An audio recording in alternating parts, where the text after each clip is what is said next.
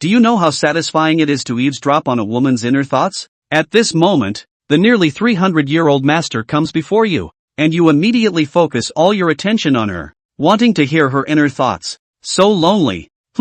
So lonely. Is this the inner voice that a serious and aloof fairy should have? You are somewhat surprised and quickly continue listening. 300 years have passed. Are all the men in this world blind? I, such a great beauty, have no one coming to pursue me. So lonely, so cold. You finally confirm that this is indeed Yin Qingshue's most genuine inner voice. It turns out that deep down in the master's heart, she is so sultry, but on the surface, she still has to pretend to be serious, aloof, and unapproachable, which is simply too fake. You smile inwardly, thinking, since that's the case, then I will expose your disguise. The disciples respectfully serve tea one by one, and finally it was your turn. Disciple Su Luo pays respects to master. You carefully handed the tea to Yin Qingshue's hand. Unlike others, you always looked into Yin Qingshue's eyes. Yin Qingshue was quite surprised and felt that you were very courageous. Not bad, daring to look directly into my eyes. Indeed different from others. When other disciples see me, they are all meek and submissive. Really? Am I that scary? I won't eat them. Yin Qingshue greatly praised you, extending her pure white jade hand to receive the tea you handed over. Listening to her thoughts, you knew that the beautiful master did not dislike you, so you became even bolder. In the moment when Yin Qingshue took the teacup, you quickly brushed lightly over Yin Qingshue's jade hand. Although it was fleeting, I really felt the touch of Yin Qingshue's hand. Yin Qingshue's body instinctively trembled, shocked in her heart. Good. Such audacity. Daring to touch my hand. Was it intentional? It shouldn't be intentional. How could a mere disciple have the courage to do this? Yes, it must not be intentional. Maybe it was accidental while serving tea. I am broad-minded and magnanimous. Why would I argue with a disciple? Let it go. That's it. I will spare him this time. However, it's the first time my hand has been touched by a man. This kid is really lucky. Is this what it feels like to have a man touch your hand?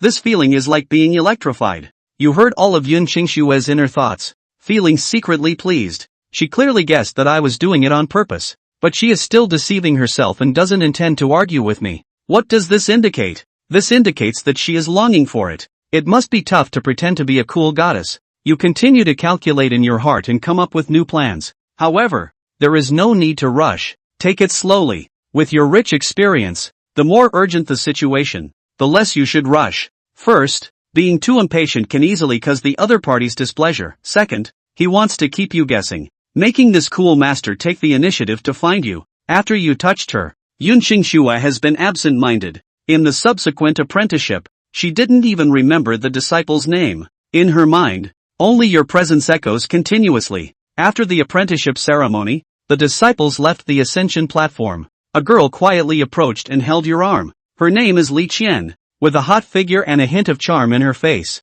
After more than a year of entering the sect, she always clung to you, benefiting a lot from you, such as borrowing money. You may lack talent, but you are truly wealthy. Your father is the richest man in the county. The pocket money he gives you every month amounts to tens of thousands of taels. Li Qian has made a habit of taking money from you. A few sweet words from her can easily borrow hundreds of taels of silver from you. Of course, it's just borrowing in name. She knows your prestigious background and never intends to repay. This fool, there's no need to repay him when borrowing money. He's just a playboy rich second generation, sent by his family to the immortal sect for a golden plating. What's so great about that? Brother Mo was right. He's just a fool with money. I say a few nice words, and he obediently gives me money to spend. I'll have to borrow more money in the future. When I save enough money, purchase sufficient cultivation resources, break through to the foundation building stage, I'll be qualified to dual cultivate with Brother Mo, and I won't have to pretend to please him anymore.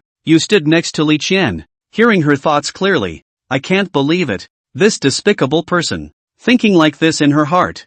I pitied her, lent her money, didn't even want her to pay it back originally. She doesn't appreciate it, still cursing me in her heart for being foolish and having too much money. You are very angry. If the system hadn't exposed Li Qian's true thoughts, you wouldn't have known that Li Qian was actually this kind of woman. The senior brother Mo mentioned in Li Qian's heart. Su Luo also knows, named Mo Tianhai, is a senior disciple of 10 years, with impressive strength, already in the middle stage of foundation building. Moreover, this Mo Tianhai handsome and charming, is favored by many female disciples. I'm angry, spending my money, still thinking about cultivating with other men. Luckily I found out early, otherwise, I would have become a big grassland on my head. Such a pure wrong seed. It's really hard to know a person's true intentions. You are burning with anger, but on the surface, you remain calm to see how much Li Qian can pretend. The two walk side by side, and at that moment, Li Qian suddenly held your wrist,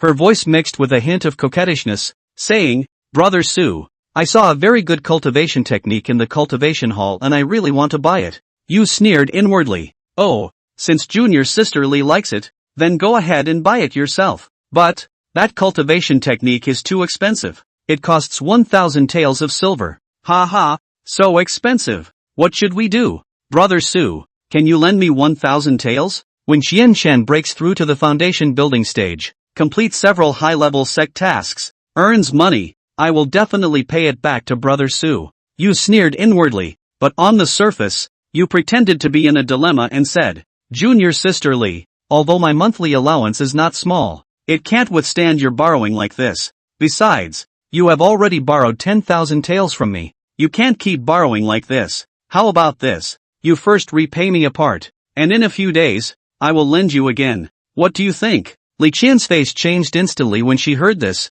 cursing in her heart, "This fool suddenly became clever, and now he wants me to repay the money without even giving me a chance. I need to come up with a way to make him continue lending me money." Although Li Qian was angry inside, she put on a pitiful look on the surface and said, "Senior Su, you know my family's situation. I really can't come up with so much money to repay you. Besides, that cultivation method is very helpful for my practice. If I miss this opportunity and it's bought by someone else, I won't have another chance. Senior Su, please lend me again. When I break through to the foundation building stage, I will definitely work even harder, complete more sect tasks, and repay you with interest." You sneered inwardly. "You want to cheat me out of my money. You just cursed me in your heart a moment ago, and I heard it loud and clear." You didn't waste any more words, extending 3 fingers and coldly saying, "I'll give you 3 days to repay all the money you borrowed from me, or else, you'll bear the consequences." After saying that, you snorted and left with your hands behind your back, leaving Li Qian standing in place all dumbfounded. "How? What's going on? You didn't get the money and you have to pay back what you had before? This Su Luo, why is he being so harsh on me? The money I borrowed before is all spent. 3 days? Where will I get it myself? Woohoo!" Li Qian wanted to cry and was regretting it. Chapter 3, Boyfriend? A shield? Ding! Detained character, Li Qian. Identity, newly promoted disciple of Bishui Peak of Tianyan Sect. Detention value, 5. Su Luo successfully obtained Li Qian's custody information. The bond value is surprisingly 5. Is it because she borrowed my money and the bond is deeper than others? The bond values now add up to 6 points. For more points and you can draw. Su Luo does not care about Li Qian to borrow money from himself. He is angry that this even scolded himself in his mind. Really take himself as a wrongdoer? If you can tolerate it, you can't tolerate it. He was completely kind to relieve her, but she scolded himself in his heart for being stupid and having too much money. Is it so hard to be a good person in this immortal cultivation world? 2. Ding! Trigger hidden mission. If Li Qian can't pay back 10,000 taels within 3 days, smack her in public. You can get the heavenly ranked dual cultivation technique.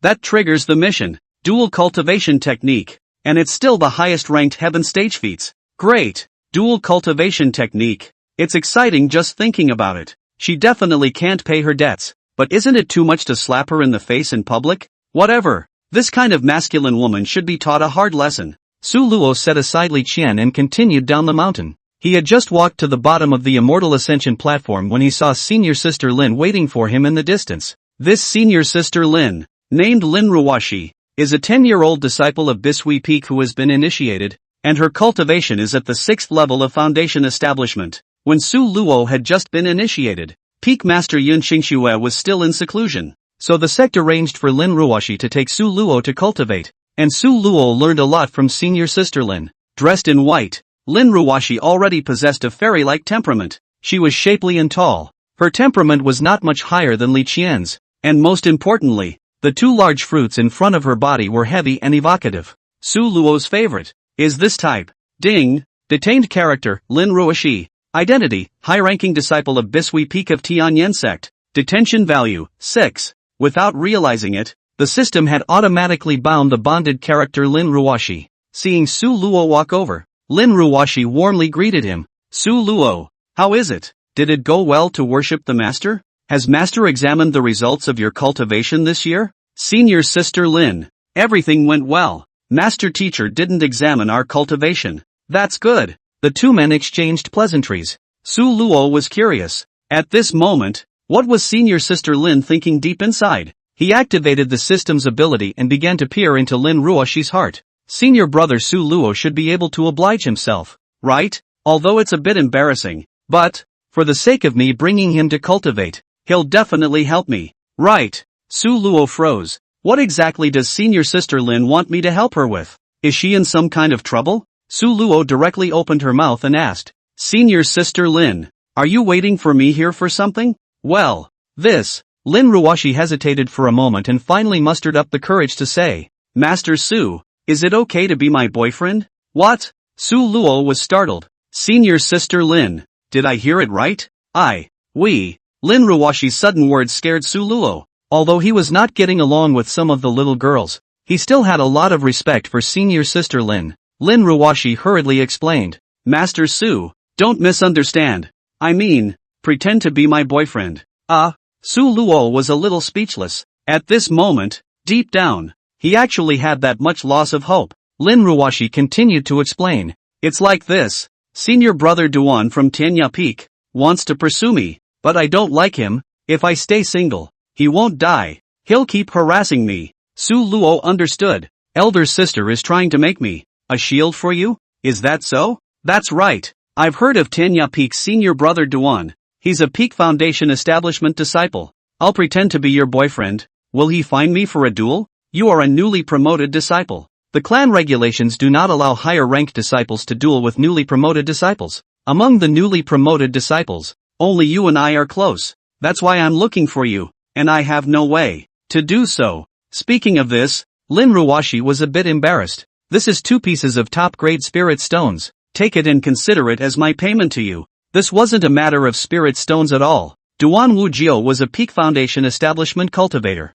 Even if a high-ranked disciple couldn't challenge a low-ranked disciple, he would definitely hold a grudge against himself, and would even wait for an opportunity to retaliate against him. It's dangerous. Su Luo was hesitating when the system's voice suddenly sounded. Ding! Trigger the hidden mission. Agree to Lin Ruoxi's request. Pretend to be her boyfriend, and hit Lin Ruoxi's suitors in the face in public. You can get 10 male wind pills. Stamina Dan? What's this? The pill of stamina. After taking it, you will have a powerful stamina, and you will be able to bombard for 3 hours. No matter what. That fierce? Since the system had already released the mission, Su Luo didn't hesitate anymore. Senior sister Lin, I promise to pretend to be your boyfriend. Really? That's great. Thank you. Lin Ruoxi was very happy. Tomorrow, junior sister Zhao from Li Qian Peak invites disciples from all the major peaks to go to her to exchange their cultivation achievements, and Duan Wuyou will be attending as well.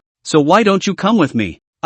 Okay. Su Luo agreed. Ding. Promise Daryl Lin to pretend to be her boyfriend. Gain 1 point of bonding value. At this time, the bond between Lin Ruoxi and Su Luo also increased from 6 points to 7 points. Su Luo's heart was happy. Now that he already had 13 points of bond value, he could completely draw the lottery. Master Su, then it's a deal. I'll come find you tomorrow. Aha! See you later. Senior sister Lin. Su Luo looked at Lin Ruoxi's departing back, and that delicate figure made him mesmerized. His mind reeled. Senior sister Lin, I'm risking my life by letting me pretend to be your boyfriend. To buy me off with only 2 pieces of spirit stones, how can it be that good? Since you're a boyfriend, even if you're pretending, it shouldn't be too much to touch your hand, put your arm around your waist, and kiss your mouth, right? Su Luo had her own ideas, and when it really came to that, it was not up to Lin Ruoxi. He. Su Luo returned to his residence and summoned the system panel.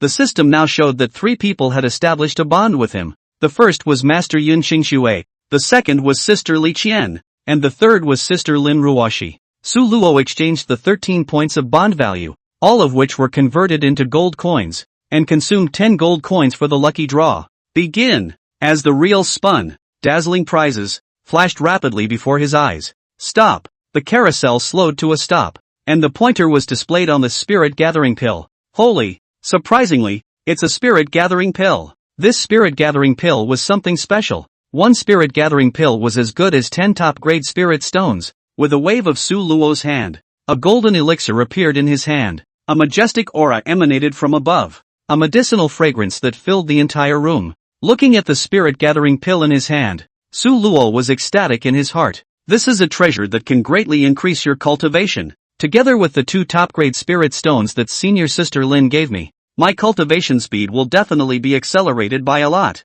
Chapter 4 Little Qian Peak Exchange Conference. After consuming 10 gold coins for the lottery and obtaining a spirit-gathering pill, Su Luo was satisfied. There are 3 gold coins left. Let's see what else is in the mall. Su Luo opened the mall, and there was really a wide range of goods inside, including techniques, pills, weapons, talismans, herbs, and so on, a complete variety of everything. Ding! In view of the host's first visit to the mall, today's products are all on sale at 10% off. I wish you a happy order. A 10% off sale? Great! My current cultivation speed is too slow. It would be too good to have an advanced cultivation technique. Su Luo rummaged around in the mall, and it really let him find a local rank technique, Taishang Induction Sutra. And this book, Taishang Induction Sutra, which was originally priced at 30 gold coins, is now on sale at a 10% discount for only 3 gold coins. Just enough gold coins. That's it. Su Luo consumed 3 gold coins and purchased the Taishang Induction Sutra.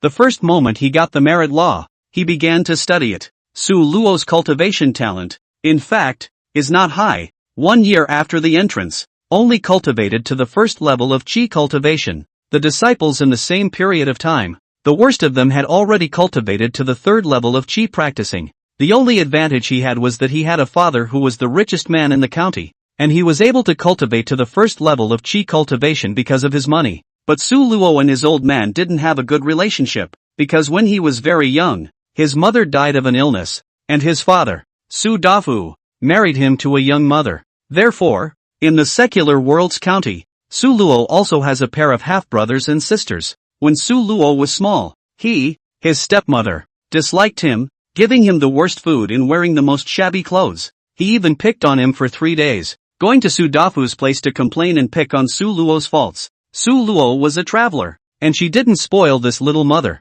and she managed to tease her with a little trick every time. This led to the fact that Su Luo was not on good terms with the whole family, and he had caused a lot of trouble for the Su family as he often went out to tease young girls. Because of this, he was sent to the Tianyan sect by his old man Su Defu. Out of sight, out of mind. Good thing his old man Su Defu, still remembering the love of father and son, every month to send 10,000 taels of silver to him to spend. After all, it's his own son. Su Luo feels that this is actually quite good. Everyone well water does not offend the river water. He is in the Bishui peak, but also happy to get away with it. It was a pity that his cultivation talent was too poor, and even after a year of initiation, he was only at the 1st level of Qi cultivation. But it was different now. He had the spirit-gathering pill, and the earth-ranked technique, the Taishang Induction Sutra, which would at least allow him to break through to the 5th level of Qi practicing in a single breath. This is the advantage of having a system.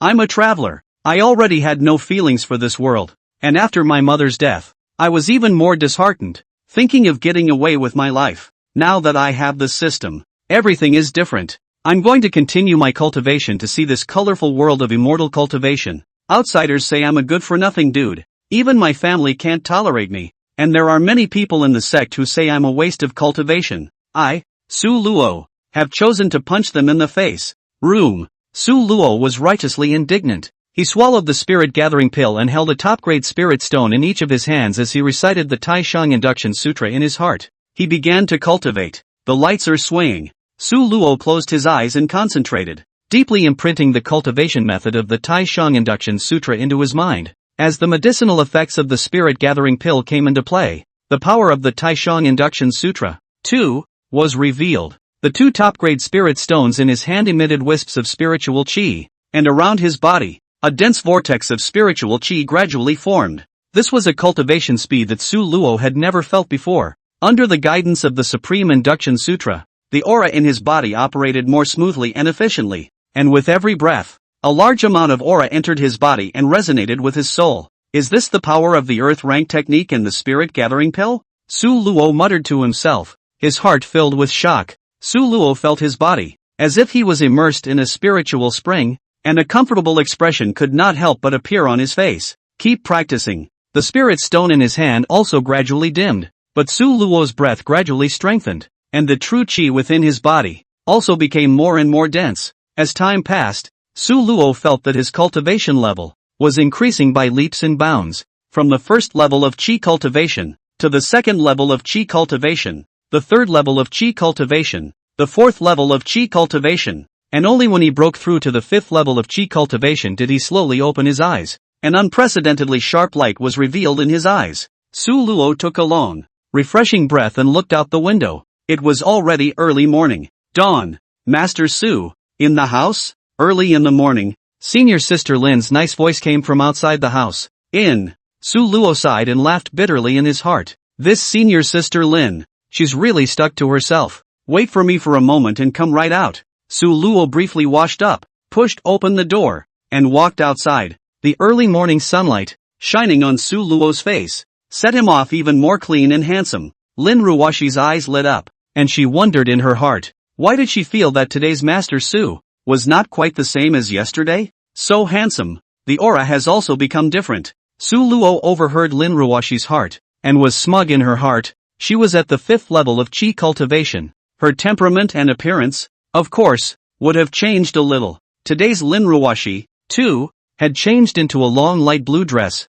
like a fairy, with a smile on her face. Senior sister Lin, you look so good today. Oily mouth. Lin Ruoxi scolded, but in her heart, she was very happy. This Master Su, he's quite good at talking. Su Luo skimmed her mouth and laughed in her heart. Women always heart and mouth. Obviously like others to praise her, but still do not want to show it. Let's go, Lin Ruoxi reminded. Where to? Little Qiong Feng you promised me yesterday, and also promised to pretend to be my boyfriend. Speaking of this, Lin Ruoxi was still embarrassed. Oh, let's go then. The two of them walked side by side to Little Qiong Peak. Along the way, Lin Ruoxi introduced Su Luo to this exchange meeting. This exchange meeting was hosted by junior sister Zhao from Little Qiong Peak, and besides Duan Wuyou from Endless Peak, there were also outstanding disciples from other peaks attending. Senior sister Zhao is a very enthusiastic person. She organizes this kind of exchange meeting every year so that everyone has the chance to learn from each other and improve their relationship,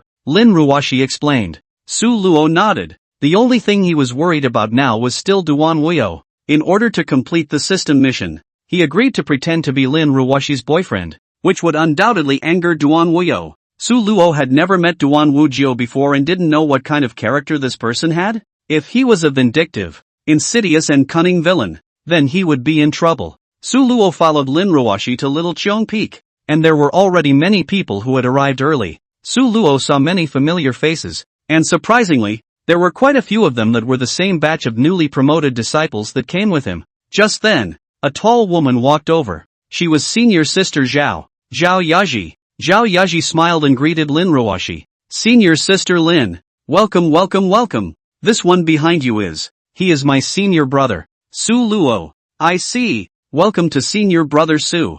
Zhao Yaji was still enthusiastic, but she was only superficially polite. Because Su Luo eavesdropped on her heart and found that she had no ripples in her heart, and was completely treating Su Luo as air. This is also human nature. Who cares about an unimpressive little disciple? Su Luo could completely understand. After everyone was introduced and a few words of politeness were exchanged, Zhao Yaji led Lin Ruoxi and Su Luo to the venue. Above the venue, although there were many people, they were roughly divided into several small circles. For example, Tianya Peak and Shaoqiong Peak. The disciples of the two peaks had been friends for generations, and for this exchange meeting, 7 or 8 disciples from these two peaks were gathered together, discussing something. Then, for example, Danding Peak and Spirit Medicine Peak, the disciples of the two peaks, one majoring in Dandao and the other majoring in medicine refining, with similarities in Gongfu and martial arts, gathered together to discuss as well. Only Bishop's Peak looks out of place,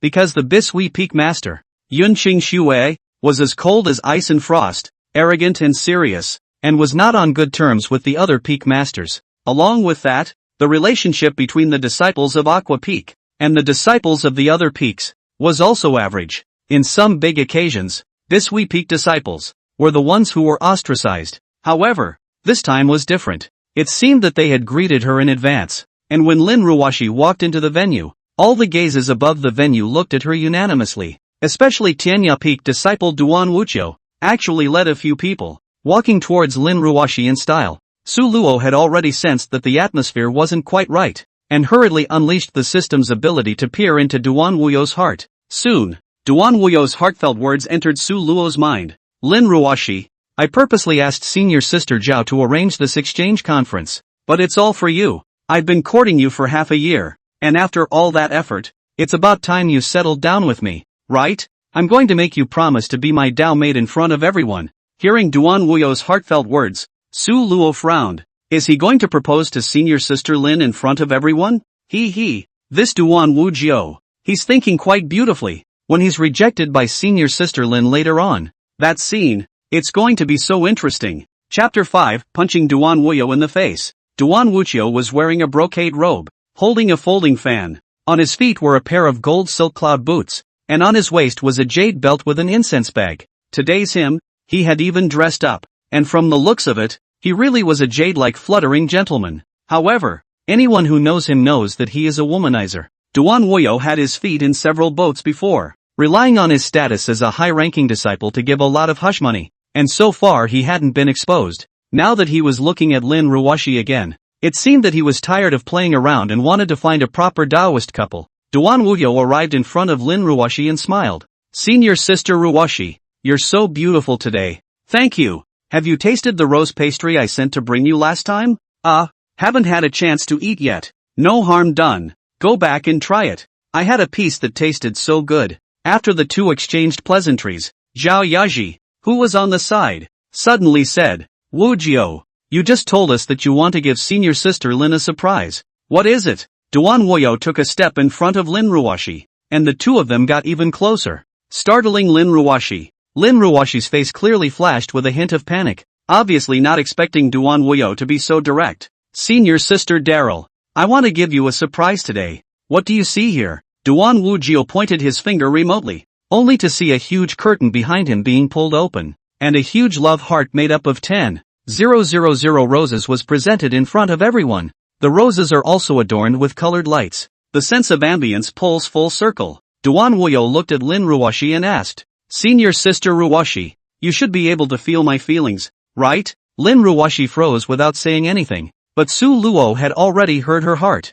I feel my ass, it's embarrassing me. I could pick my toes out of two caves right now. Seeing that Lin Ruoxi didn't say anything, Duan Wuyou continued. I know that you must be very touched right now, and I want to say to you, be my woman, okay? I'm not moved. I don't dare to move at all. Lin Ruoxi finally couldn't help herself and took 2 steps backward. Senior brother Duan, actually you don't have to be like this. I think you've been mistaken all along. I really don't have that kind of feelings for you. It's better for you to don't go any further. What? Duan Wujio's mind was blank. He was even rejected. He was a master of emotions. No woman had been able to reject him before. Now it was surprisingly rejected by Lin Ruoxi. His face grew grim. Daryl, don't you have any feelings for me? Really no. I've always treated you as a senior brother nah. But, I send you Cultivation secret book. You accept it. Sent you Rose Crisp. You also received. Asked you to have dinner twice. You also came.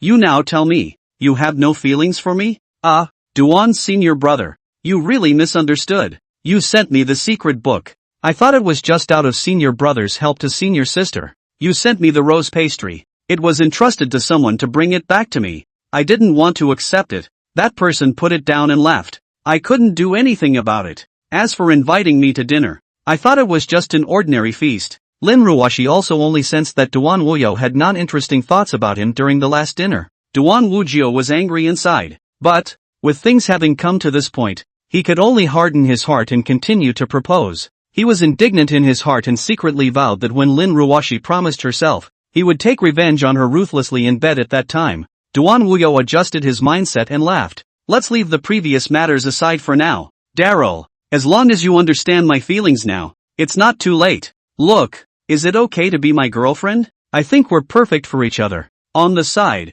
Zhao Yaji also came to round up the situation. Sister Ruoxi, senior brother Wuqiu is infatuated. Besides, he's such an excellent person. Just say yes to him. Duan Wuyou pressed step by step. There was also Zhao Yaji persuading from the side. It was obvious that they had prepared for this. It was fortunate that they had brought Su Luo with them today. Lin Ruoxi shook her head and had to say, I'm sorry, Senior Duan, I actually already have a boyfriend. We're really not suitable. What? What did you say? Who is it? I don't believe it. I can't beat him. It's me. Su Luo walked over and took Lin Ruoxi's hand in a dignified manner. Lin Ruoxi's body trembled. She also didn't expect that Su Luo would be so bold. Su Luo promised to pretend to be Lin Ruoxi's boyfriend, so naturally he would keep his promise. And now that Lin Ruoxi was in a quandary, he had to step forward. Senior Duan, I'm Lin Ruoxi's boyfriend. Duan Wuyou's face instantly collapsed as he looked at Lin Ruoxi and questioned. Really?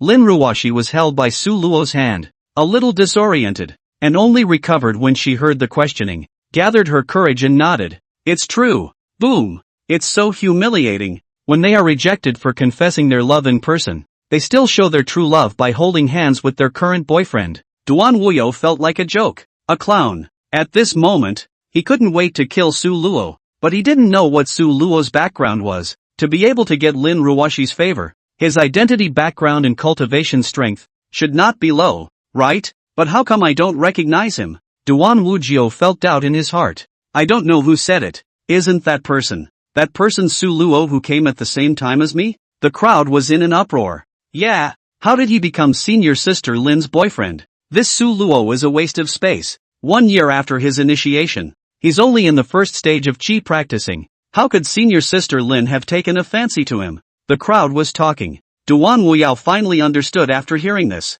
Lin Ruoxi, even if you don't like me, why do you need to find a loser to put me off? Senior brother Duan, what do you mean by that? Humph, he's nothing but a loser. I don't believe you're willing to find a loser as a boyfriend. Su Luo was not happy. This person had a mouthful of trash. He really didn't put himself in his eyes. So he was also angry. Since you don't give me face, I will no longer give you face. Su Luo let go of Lin Ruoxi's hand and instead wrapped her arms around Lin Ruoxi's waist, sticking out her chest and retorting very proudly. Senior brother Duan, you're wrong about this. If two people truly love each other, what does it have to do with cultivation strength? Senior sister Lin and I get along well and truly love each other. So what's the problem? Saying that, Su Luo touched Lin Ruoxi's belly twice more, showing the intimacy between the two. Lin Ruoxi blushed. In her heart, she cursed Su Luo 800 times. This guy even took the opportunity to eat my tofu. Let you pretend to be my boyfriend. How come you really touched up?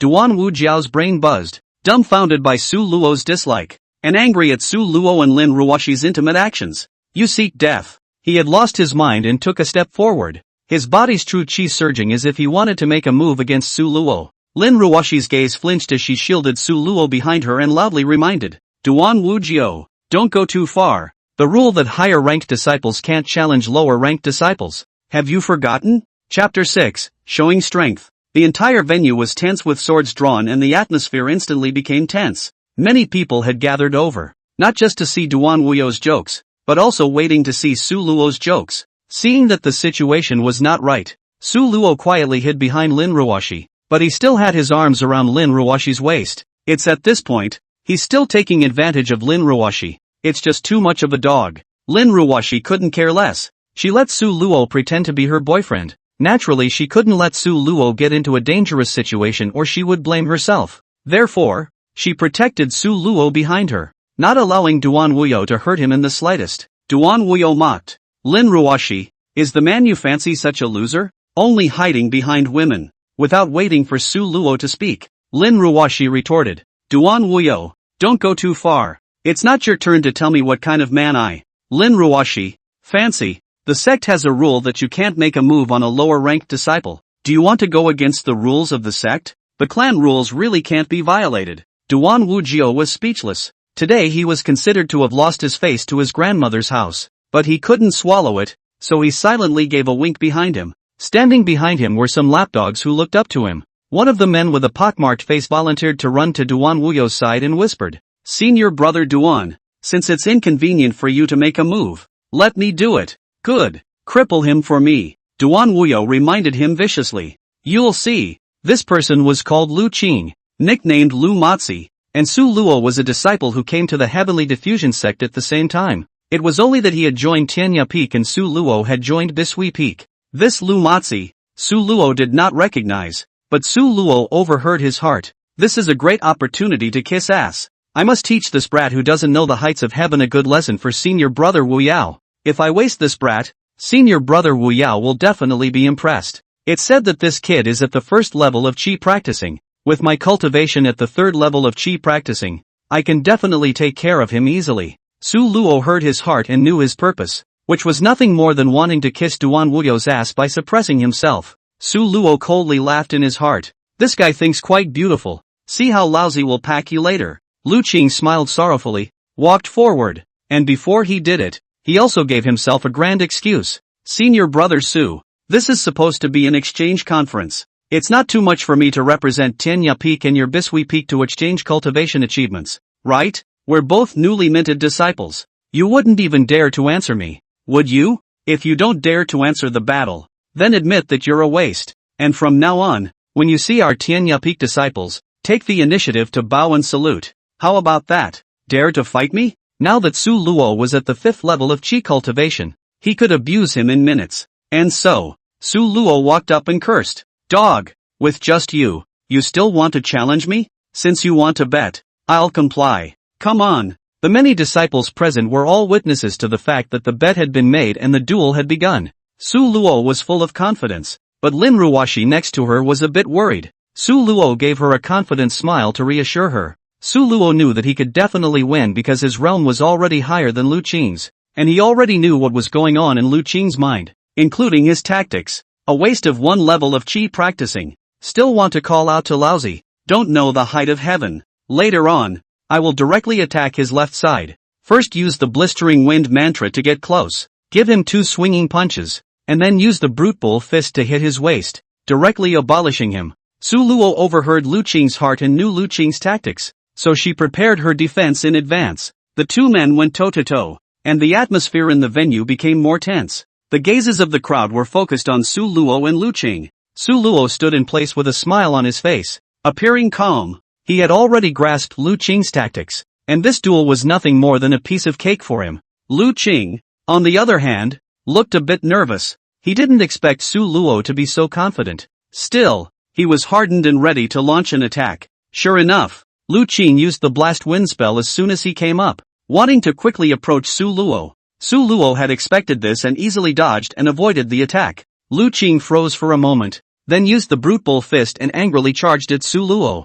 Look at the punch! Liu Qing bellowed and swung his fist towards Su Luo's waist. Su Luo smiled faintly. His figure fluttered like a ghost, once again easily avoiding Liu Qing's attack. Then, he suddenly accelerated and instantly appeared behind Liu Qing, slapping his palm on his back. This palm, powerful and heavy, although it did not use any martial arts skills, it was infused with the hegemonic true chi of the 5th level of chi cultivation. Poof! Liu Qing fell heavily to the ground and spat out blood violently, grimacing in pain and unable to move. Obviously, Solo won. Su Luo stood in place, looking at Liu Qing who had fallen to the ground and sneered. Is this your so-called 3rd level of chi cultivation? I think it's not as good as a dog. The crowd was stunned at the sight. They didn't expect Su Luo to defeat Liu Qing so easily. Lin Ruoxi also breathed a sigh of relief as she looked at Su Luo, a trace of appreciation flashing in her eyes. Duan Wuyao's face, on the other hand, became extremely ugly. He didn't expect that the dog legs he had sent out would be so unbearable.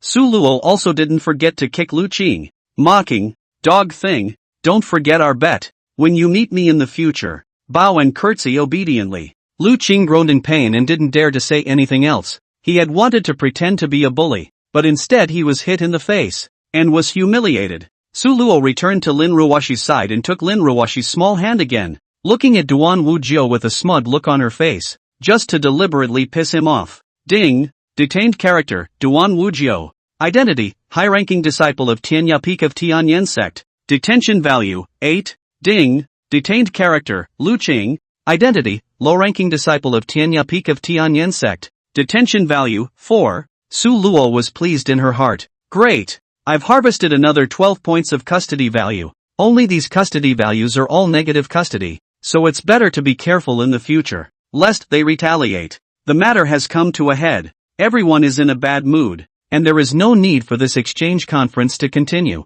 Su Luo and Lin Ruoxi bid farewell to everyone and left Little Qian Peak, and from the beginning to the end, the two of them were holding hands, infuriating Duan Wuyou enough. After the two left, Duan Wuyou directly threatened, "All the things that happened here today, no one is allowed to spread them, otherwise you're going against me." Duan Wuyou, "I will not spare him. Why don't you let it get out?" "Because it's too embarrassing." Of course, Liu Qing's defeat in battle was a small matter. His proposal being rejected by Lin Ruoxi was the real disgrace. That's why Duan Wuyou ordered that no one else be allowed to talk about it, which led to the fact that the news that Su Luo was at the 5th level of qi practicing hadn't been spread out as well. The other people in the sect still thought that Su Luo was still just a waste at the 1st level of qi practicing. Su Luo held Lin Ruoxi's hand and didn't let go until after he left Little Qian Feng. Lin Ruoxi snapped, "You guy, you turned out to be so dishonest. Just now you even took the opportunity to take advantage of me. He.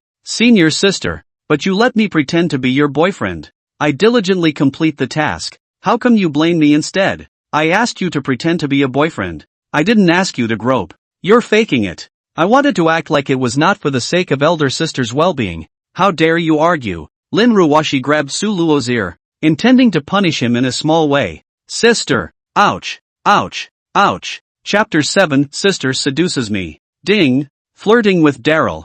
Daryl's bond value increased to 10 points. The bond between the two deepened again. Playing is fun. Fooling around is fun. Lin Ruoxi is still quite good to Su Luo. Su Luo. This is a protective amulet that can withstand a single fatal attack from the peak of Foundation establishment. You must bring it with you. In case someone backstabs you, it can save your life. It's all my fault, letting you offend Duan Wuyou. It's okay. I volunteered to help you. Duan Wuyou doesn't dare to do it blatantly, so he's afraid that he'll stab him in the back, so you must be careful. I see. I'll take this amulet for now. Aha! If he dares to bully you, I'll go get him. Lin Ruoxi clenched his fist and shook it in front of Su Luo's eyes, indicating that he would definitely protect Su Luo. Thank you, senior sister. Su Luo was touched that he was able to eavesdrop on his heart and realized that Lin Ruoxi was indeed a relatively simple girl. Su Luo understood that the amulet could only protect himself once, and the most important thing right now was to quickly improve his strength. As long as one is strong, one is not afraid of anyone. Ding! Congratulations to the host for completing the mission. Punching Lin Ruoxi's suitor in the face and obtaining 10 stamina pills, Su Luo saw 10 more golden pills in the system's storage space. Returning to his residence, he couldn't wait to summon the Xiongfeng Dan, and the whole room was filled with the fragrance of the Dan, which was not a mortal product at first glance. Simply just smelling the Dan fragrance, Su Luo felt that his body was dry and hot, and there was no place for his masculinity to be released. And the chicken biang hard. Indeed, it was a little too powerful. I can't use this Xiongfeng Dan right now. Let's see if we can find a chance to exchange it for some other cultivation resources. Su Luo hurriedly put away the stamina Dan. He started summoning the system panel again, looking for ways to improve his strength. Now with 15 points of bond value, the stuff in the mall was too expensive, so he could only take his chances with the lottery again. Spend 10 points of bond value to start the lottery. The turntable rotates. When the reels stop, the pointer points to the spirit stone icon. Ding! Congratulations to the host. You've obtained 3 top-grade spirit stones. 3 pieces of spirit stones? Compared to the spirit gathering pill, the prize this time is a bit poor. The same 10 points of bond value is consumed. 1 spirit gathering pill tops 10 top-grade spirit stones, but this time there are only 3 top-grade spirit stones, and that's okay, it's acceptable. After all, it's a lottery, and not every time you're this lucky. 3 top-grade spirit stones isn't bad. Next time, I'll make sure to save up some more bond values to buy treasures at the mall. That night, Su Luo was still cultivating intensely. With the Taishang Induction Sutra and 3 top-grade spirit stones in hand, his cultivation realm, again, could break through by a large margin. In one night, Su Luo had already broken through to the 6th level of qi cultivation. Early morning, the sun shone on his face through the window. Su Luo took a long breath. This speed, it's just too fast. The current Su Luo was already the best amongst the newly promoted disciples, and there was no one with a higher cultivation level than him. Dang. Early in the morning, there was another knock at the door. Is senior brother Su in? A delicate voice asked. Su Luo inside the house frowned. It's Li Qian. Why is she here? Could it be that she came to pay back the money? No. In just one day, she definitely can't come up with 10,000 taels of silver. The two of them were separated by a door. Su Luo was still able to activate the system's ability to hear Li Qian's heart. 10,000 taels of silver. It's impossible to pay it back. But this girl has her own way. When he opens the door later, I'll jump into his arms and seduce him, even at the cost of my own body, as long as I don't have to pay him back. If he doesn't, I'll mess up my clothes, yell and scream to draw people in and sue her for molesting me. The sect has a rule that forcing a female disciple to double cultivate is to be expelled from the sect, so as long as he's expelled,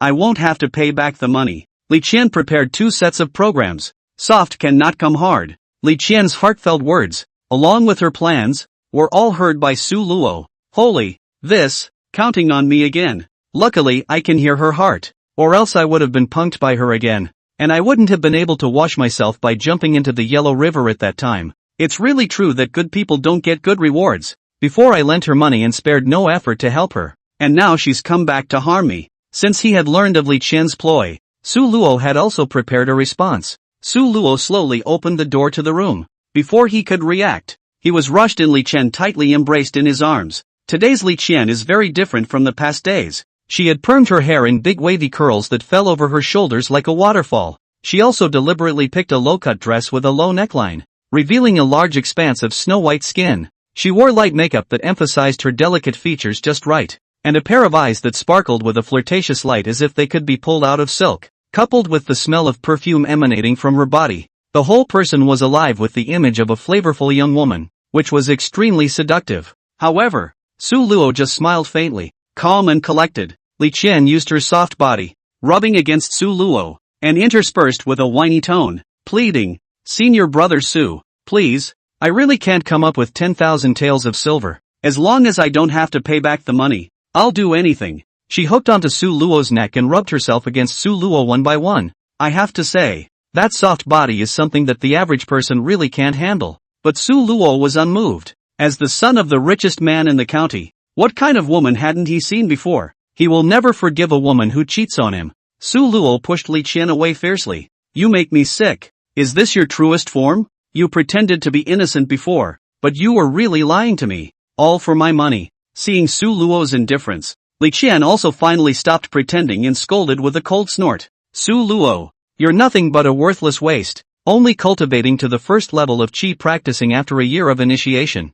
I despise you from the bottom of my heart. Don't you just have a few stinking dollars? What's so great about it? To tell you the truth, I've just been lying to you and cheating you out of your money. I'm now officially telling you that I won't pay back a single cent of your money, and moreover, you don't want to continue staying in the Heavenly Diffusion sect. Having said that, Li Qian then tore her clothes and messed up her hair, intending to falsely accuse Su Luo of forcing her to double cultivate. Su Luo unhurriedly sat on the chair, looked at her with teasing eyes, and leisurely said, "Hee hee, finally stop pretending? Finally revealing your true nature? I advise you not to be impulsive. Look what's on the roof." When Li Qian looked at the roof, she saw a jewel-like crystal, suspended in the sky above, spinning. What is this? Tell you what, this is a photography crystal. What you just said and did was all recorded by it. What? Li Qian was shocked. Su Luo summoned the photography crystal into his hand, and played the image he had just recorded, to Li Qian to watch.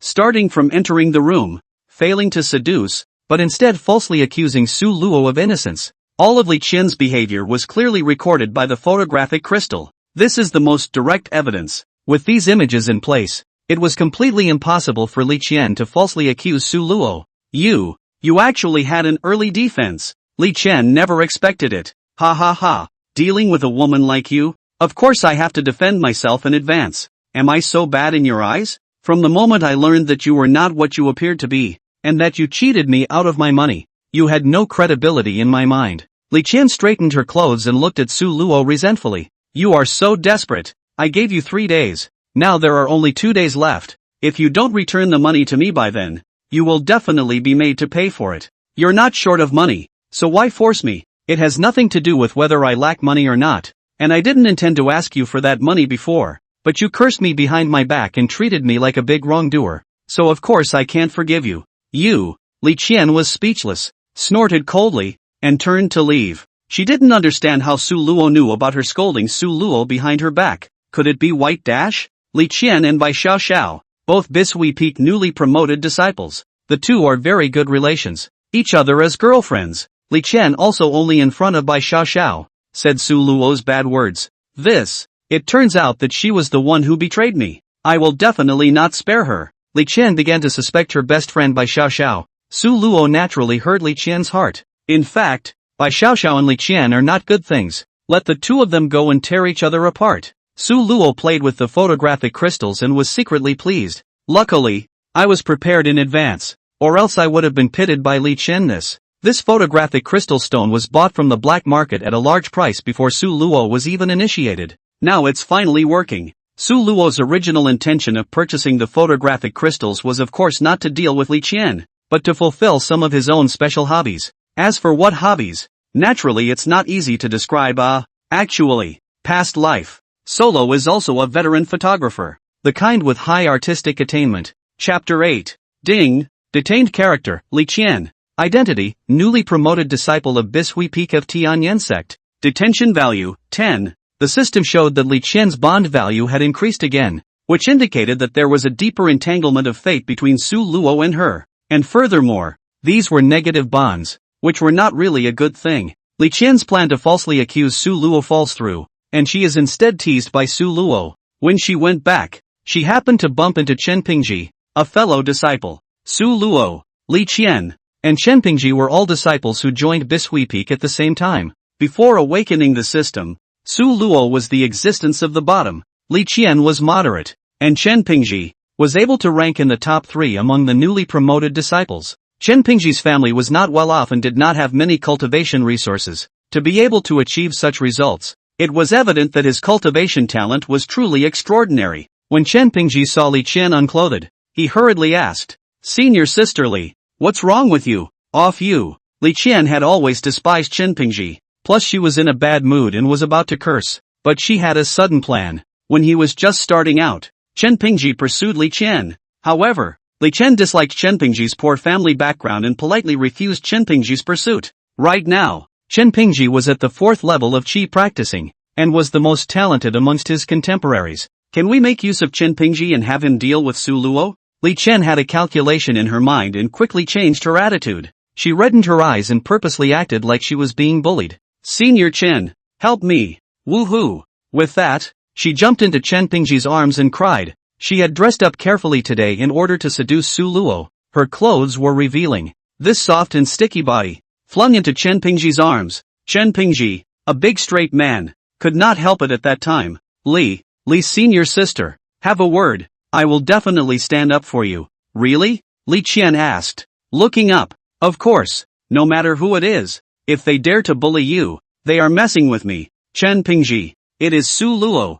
I borrowed some money from Su Luo and didn't pay him back on time, but I didn't expect that he would use it to blackmail me and make a move on me. Look, my clothes were torn by him." Chen Pingzhi looked down and saw 2 groups of snowy white, shaking people's eyes, and suddenly became dizzy. It's too tempting. Su Luo is too much, too shameless. Chen Pingzhi was mesmerized and followed in agreement. "Senior brother Chen, are you willing to help me teach him a lesson?"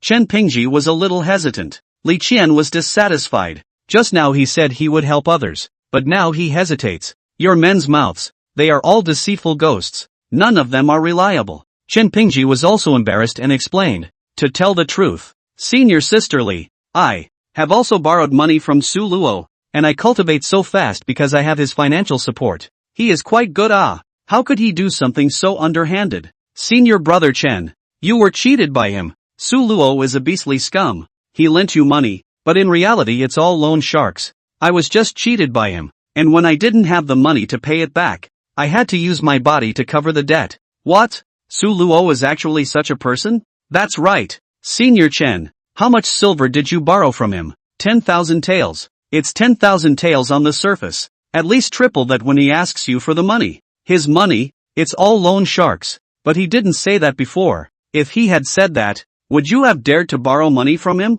This is all just his ruse. I'm a living example. Doesn't Senior Chen believe me?" Having said that, Li Qian jumped into Chen Pingzhi's arms and cried again. Chen Pingzhi has not even touched a woman's hand since he was a child. Where can he stand this temptation of Li Qian? He couldn't help but hug Li Qian tightly, embracing her into his arms, holding on tightly without letting go. His mind went blank, and his body couldn't help but tremble. He has lost his mind. Senior sisterly, don't say it. I'll help you. I'll help you get rid of Su Luo. 2 days later, seeing that today is the day to pay back the money, Li Qian is anxious. Aqua Peak. Inside Chen Pingzhi's room. Chen Pingzhi, are you still a man? What you promised me, why haven't you honored it until now? You said that you would help me kill Su Luo. Li Qian glared angrily, obviously angry. For the past 2 days, Chen Pingzhi had been torn and had never made up his mind. He regretted how he had agreed to Li Qian's request at that time. In retrospect, Su Luo is actually not bad for himself. He borrowed 10,000 taels of silver from Su Luo, and has not asked him for it until now. Also, Li Qian's claim that Su Luo's money is all loan sharks is just her side of the story. Chen Pingzhi didn't want to harm Su Luo, but Li Qian's body really made him lust. He's torn and confused right now. Senior brother Chen, you promised me, right? Li Qian changed her attitude again, pouncing into Chen Pingzhi's arms and pampering him. Helping me to get rid of Su Luo will be good for both of us, and you don't have to pay back the money you owe him. Chen Pingzhi's body, another evil fire rose, could not help but take Li Qian into his arms again. He hated himself for being so unproductive, but the instinctive desire in his heart really couldn't be controlled. I promise you, we'll go and kill him today. A hint of viciousness flashed in Chen Pingzhi's eyes. He was already blinded by lust and could not care about anything else. Seeing that Chen Pingzhi finally agreed, Li Qian was overjoyed and pouted. Senior brother Chen, you're so nice. I knew that you wouldn't let me down. Chen Pingzhi was coaxed by Li Qian and couldn't help but tremble as he tightly hugged Li Qian's body. The last 2 days, Su Lok is very low-key. After Xiao Qiongfeng punched Duan Wuyou in the face, he was worried that Duan Wuyou would send someone to retaliate against him, and he had been cultivating in his house. However, today is the day the mission is due. Mandate. If Li Qian can't pay back the 10,000 taels within 3 days, she can get the heavenly dual cultivation technique by smacking her in public. This is a heavenly ranked dual cultivation technique. It's quite tempting, nah. Go to Li Qian. It's time to make an end. However, Su Luo had just gone out the door when she bumped into Chen Pingzhi. Senior brother Su, I found a spiritual spring in the back of the mountain. This is a treasure place for cultivation. I'm only telling you one person. I'll take you to take a look. Chen Pingzhi's tone was calm, but his eyes flickered and he never dared to meet Su Luo's gaze. Su Luo frowned. He had heard Chen Pingzhi's heart. Master Su, I was also coerced by Li Qian, that woman. It was she who told me to kill you. Later I will give you a pain. Let you leave this world without pain. Su Luo never expected that Chen Pingzhi would want to harm himself as well. Chapter 9, The Human Heart. WOJ. Why are all these people trying to harm themselves? This Chen Pingzhi. I haven't done anything to wrong him either. He borrowed money from me before and I lent it to him. So how can he harm me too? The hearts of men are unpredictable. Did you commit too many sins in your past life and get retribution in this one? Coming to this world, I've obviously been very restrained. Those big girls and little daughters-in-law, they all volunteered to do that with me. But I've never actively seduced them before, especially after coming to the Heavenly Diffusion Sect. Su Luo had been careful to keep a low profile and rarely went to spend his days drinking. He was not short of money, and when his master and brothers approached him to borrow money, he was very quick to agree, because he had heard people say that the cultivation world was more concerned about human feelings. One more friend, one more way. Maybe you can rely on your friends to save your life at the critical moment, but now it seems that he was wrong. The people he helped wanted to harm him. Li Qian was like that, and so was Chen Pingzhi. A chill surged through Su Luo's heart. Being strong on one's own is the hard way. What a big mistake to think before. It's still up to you. In the face of Chen Pingzhi's invitation, Su Luo did not move and smiled slightly, deciding to go with Chen Pingzhi to have a look, but he secretly had already prepared a response. The two of them walked together toward the back of the mountain. Along the way, Chen Pingzhi kept searching for topics to talk about, trying to hide his inner tension and uneasiness. Su Luo, however, was bland and his heart was like water, because he knew that whatever plot Chen Pingzhi had, it was not enough to worry about. He himself was at the 6th level of Qi practicing. Walked away for a few moments. The two had entered the back of the mountain. The back mountain of Bishui Peak, rarely visited by people, is really a good place for killing and burying corpses. Senior brother Chen, where is that spirit spring? Has it not arrived yet? Su Luo deliberately asked. In reality there is no spiritual spring. It is all just Chen Pingzhi's nonsense and lies to trick Su Luo to come over. This, Master Su, don't be in a hurry. Ahead is it? Chen Pingzhi laughed, trying his best to hide his inner embarrassment. Senior brother Chen, you seem to have something on your mind? Chen Pingzhi's heart tightened, not expecting Su Luo to be so perceptive. Which there is. What can I have on my mind? Su Luo sighed. By now,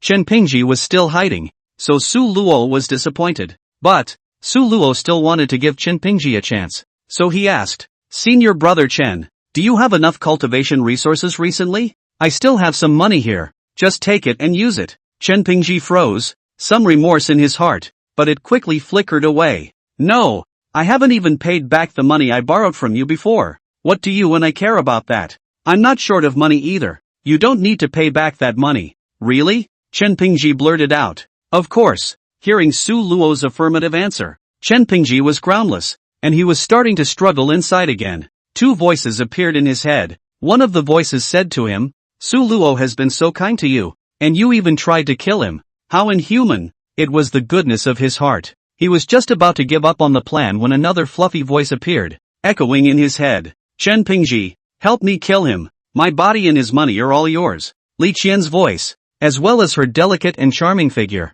lingered in Chen Pingzhi's mind. Finally, Chen Pingzhi's Taoist heart was completely destroyed by Li Qian, and his heart changed greatly. He shook his head, his eyes fierce and determined. Things have come to this, there is no turning back for me. I can only kill him. Senior brother Su, you can't blame me. Seeing that he had already reached the depths of the dense forest, it was the right time to kill. Chen Pingzhi quietly retreated behind Su Luo, and suddenly drew out the sword at his waist, stabbing Su Luo with a sword. Su Luo had been eavesdropping on Chen Pingzhi's mind, inciting his every move, and had long been on guard. Facing Chen Pingzhi's sudden attack, Su Luo easily responded with a sidestep and dodged the sword chi. He looked at Chen Pingzhi, disappointed. Senior brother Chen, I truly treat you as a friend, and you're actually trying to put me to death? Chen Pingzhi's heart was weak, but he was already mesmerized by Li Qian's beauty and couldn't help himself. He gritted his teeth and said, Senior Su, I'm sorry, it's either you or me today. After saying that, he once again swung his sword at Su Luo. Su Luo sighed. His cultivation at the 6th level of Qi cultivation suddenly burst out. His whole body's true Qi was dazzling and incomparably thick. How are you? You so strong? Chen Pingzhi was stunned, his heart incomparably shocked. I've given you a chance, and you're still trying to hurt me, so don't blame me. Su Luo slapped out a palm, true Qi raging, instantly engulfed Chen Pingzhi. Facing the 6th level of Qi cultivation Su Luo, Chen Pingzhi had no power to fight back. In a few breaths, Chen Pingzhi was beaten up by Su Luo, a puddle of mud, leaning next to a withered tree, his ribs unknown how many broken. Solo didn't kill him. After all, it was within the sect, and he hadn't lost his heart to the point of killing people indiscriminately. Besides, killing this kind of person, Su Luo was afraid of dirtying his hands. Just let him fend for himself. But, before leaving, Su Luo took out the photographic gem and recorded a statement for Chen Pingzhi. Chen Pingzhi knew that he had been pitted by Li Qian and had no intention of letting Li Qian go. He told Su Luo all about how Li Qian had tempted him to mutilate his fellow disciples. There are image records. It is considered evidence, even if there are sect elders checking up. He, Su Luo, also has a reason to refute. Aqua Peak, Martial Arts Arena. Today was the monthly martial arts competition, and many disciples would come here to spar. Li Qian was at the martial arts arena, waiting for Chen Pingzhi's good news. She paced anxiously around the martial arts arena, looking around every now and then in anticipation of Chen Pingzhi's appearance. She was secretly calculating in her mind that as long as Su Luo died, she could get rid of her debts and also get a considerable amount of wealth. It was hard not to be excited at the thought. However, as time ticked by, Li Qian's heart began to feel uneasy. What the hell? Why hasn't Chen Pingzhi come yet? Has it failed? That's not possible, is it? Chen Pingzhi is at the 3rd level of Qi cultivation. Is it not easy to deal with a Su Luo? Li Qian was upset. Senior sisterly, have you used up the beauty flower I gave you last time? A man walked over and asked. This person's name was Zhao Tianchen, a disciple who had been initiated for 5 years. His cultivation was at the early stage of foundation establishment, and he was also one of Li Qian's spares. Unlike Chen Pingzhi, Li Qian didn't dare to be reckless in front of him and kept her image as a good girl. Thank you, senior brother Zhao. I just ran out. I guessed it right away. Here, this is the Tianshan Snow Lotus Cream, which is more effective than the Beauty Flower Lotion. It's for you. Great. Thank you, Senior Brother Zhao. It's still Senior Brother Zhao who loves me. Li Qian was talking about love with Zhao Tianchen when she suddenly glimpsed a figure appearing at the entrance of the martial arts arena. And it was none other than Su Luo. Su Luo's expression was calm and her steps were relaxed, as if nothing had happened. Li Qian's heart sank violently as she realized that Chen Pingzhi's plan had failed. Su Luo swept a glance at the martial arts arena and came in front of Li Qian. His gaze was cold and open to questioning. Li Qian, 3 days have come and gone. Pay me back what you owe. What? Money? I didn't borrow your money. Straight up cheating? Without hesitation, Su Luo raised her hand and slapped it over. Pop! A crisp slap rang out, and a bright red palm print immediately surfaced on Li Qian's face. She covered her face, tears welling up in her eyes. You actually hit me? Li Qian felt too humiliated. Disgrace was secondary. Once the matter of him compelling Chen Pingzhi to kill someone was exposed, according to the rules, she would be expelled from the sect, and the path of cultivation would end. Therefore, even if she received a slap from Su Luo, she didn't dare to make a scene in front of Su Luo and could only endure it silently. She was nervous and remorseful. Why had things come to this? Zhao Tianchen, who was on the side, didn't know what Li Qian had done. He only knew that Li Qian had been smacked by a man, and as Li Qian's suitor, he couldn't ignore it. How dare you? How dare you make a move on a woman? Are you a man? Don't you just owe you money? How much do you want? I'll pay you back for her. Chapter 10, Smack You in the Mouth. Zhao Tianchen protected Li Qian behind him, wanting to stand up for her in exchange for Li Qian's heart. Su Luo laughed. Another big wrong seed. It had to be said that Li Qian's means of playing with her feelings was indeed very clever, and if it wasn't for Su Luo's ability to hear her heart, she would have become one of her spare tires. But commotion over here drew a lot of onlookers. They didn't know the cause and effect of the incident. They only heard that Su Luo had hit Li Qian in the mouth. One group was furious. Someone shouted, Su Luo, it's too much for a man to hit a woman. Yeah, even if Li Qian owes you money, you can't do it like that, right? You're a big man. Don't you have any bearing at all? The crowd blamed Su Luo. Su Luo didn't care about the gossip.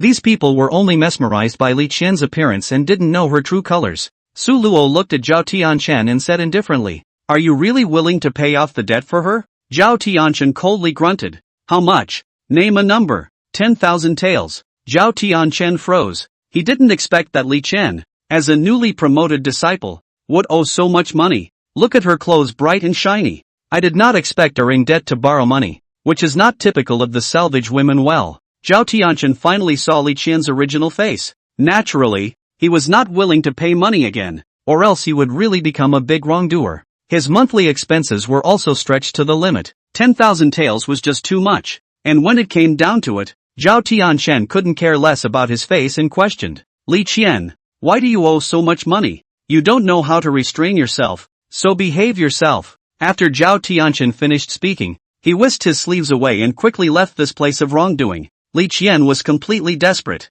Now the debt is only a small matter. She is most worried. Is Su Luo will be her mutilation of fellow disciples things exposed. At that time, Tianyan's sect will really not have her foothold. But Solo didn't do that. Li Qian, I don't care about the little bit of money I lent you. What I'm angry about is that you even scolded me behind my back. I helped you so much and you scolded me. Do you really think I'm a wrong seed? All of this is your own fault. That 10,000 taels, I don't want it anymore. Come to provoke me less in the future. Or else, the entire Tianyan sect, there is no place for you. After Su Luo finished speaking, she quietly took out the photography gem as a threat. Li Qian's heart trembled. She understood that Su Luo must have recorded Chen Pingzhi's confession. Mustn't. Li Qian hurriedly knelt down and apologized.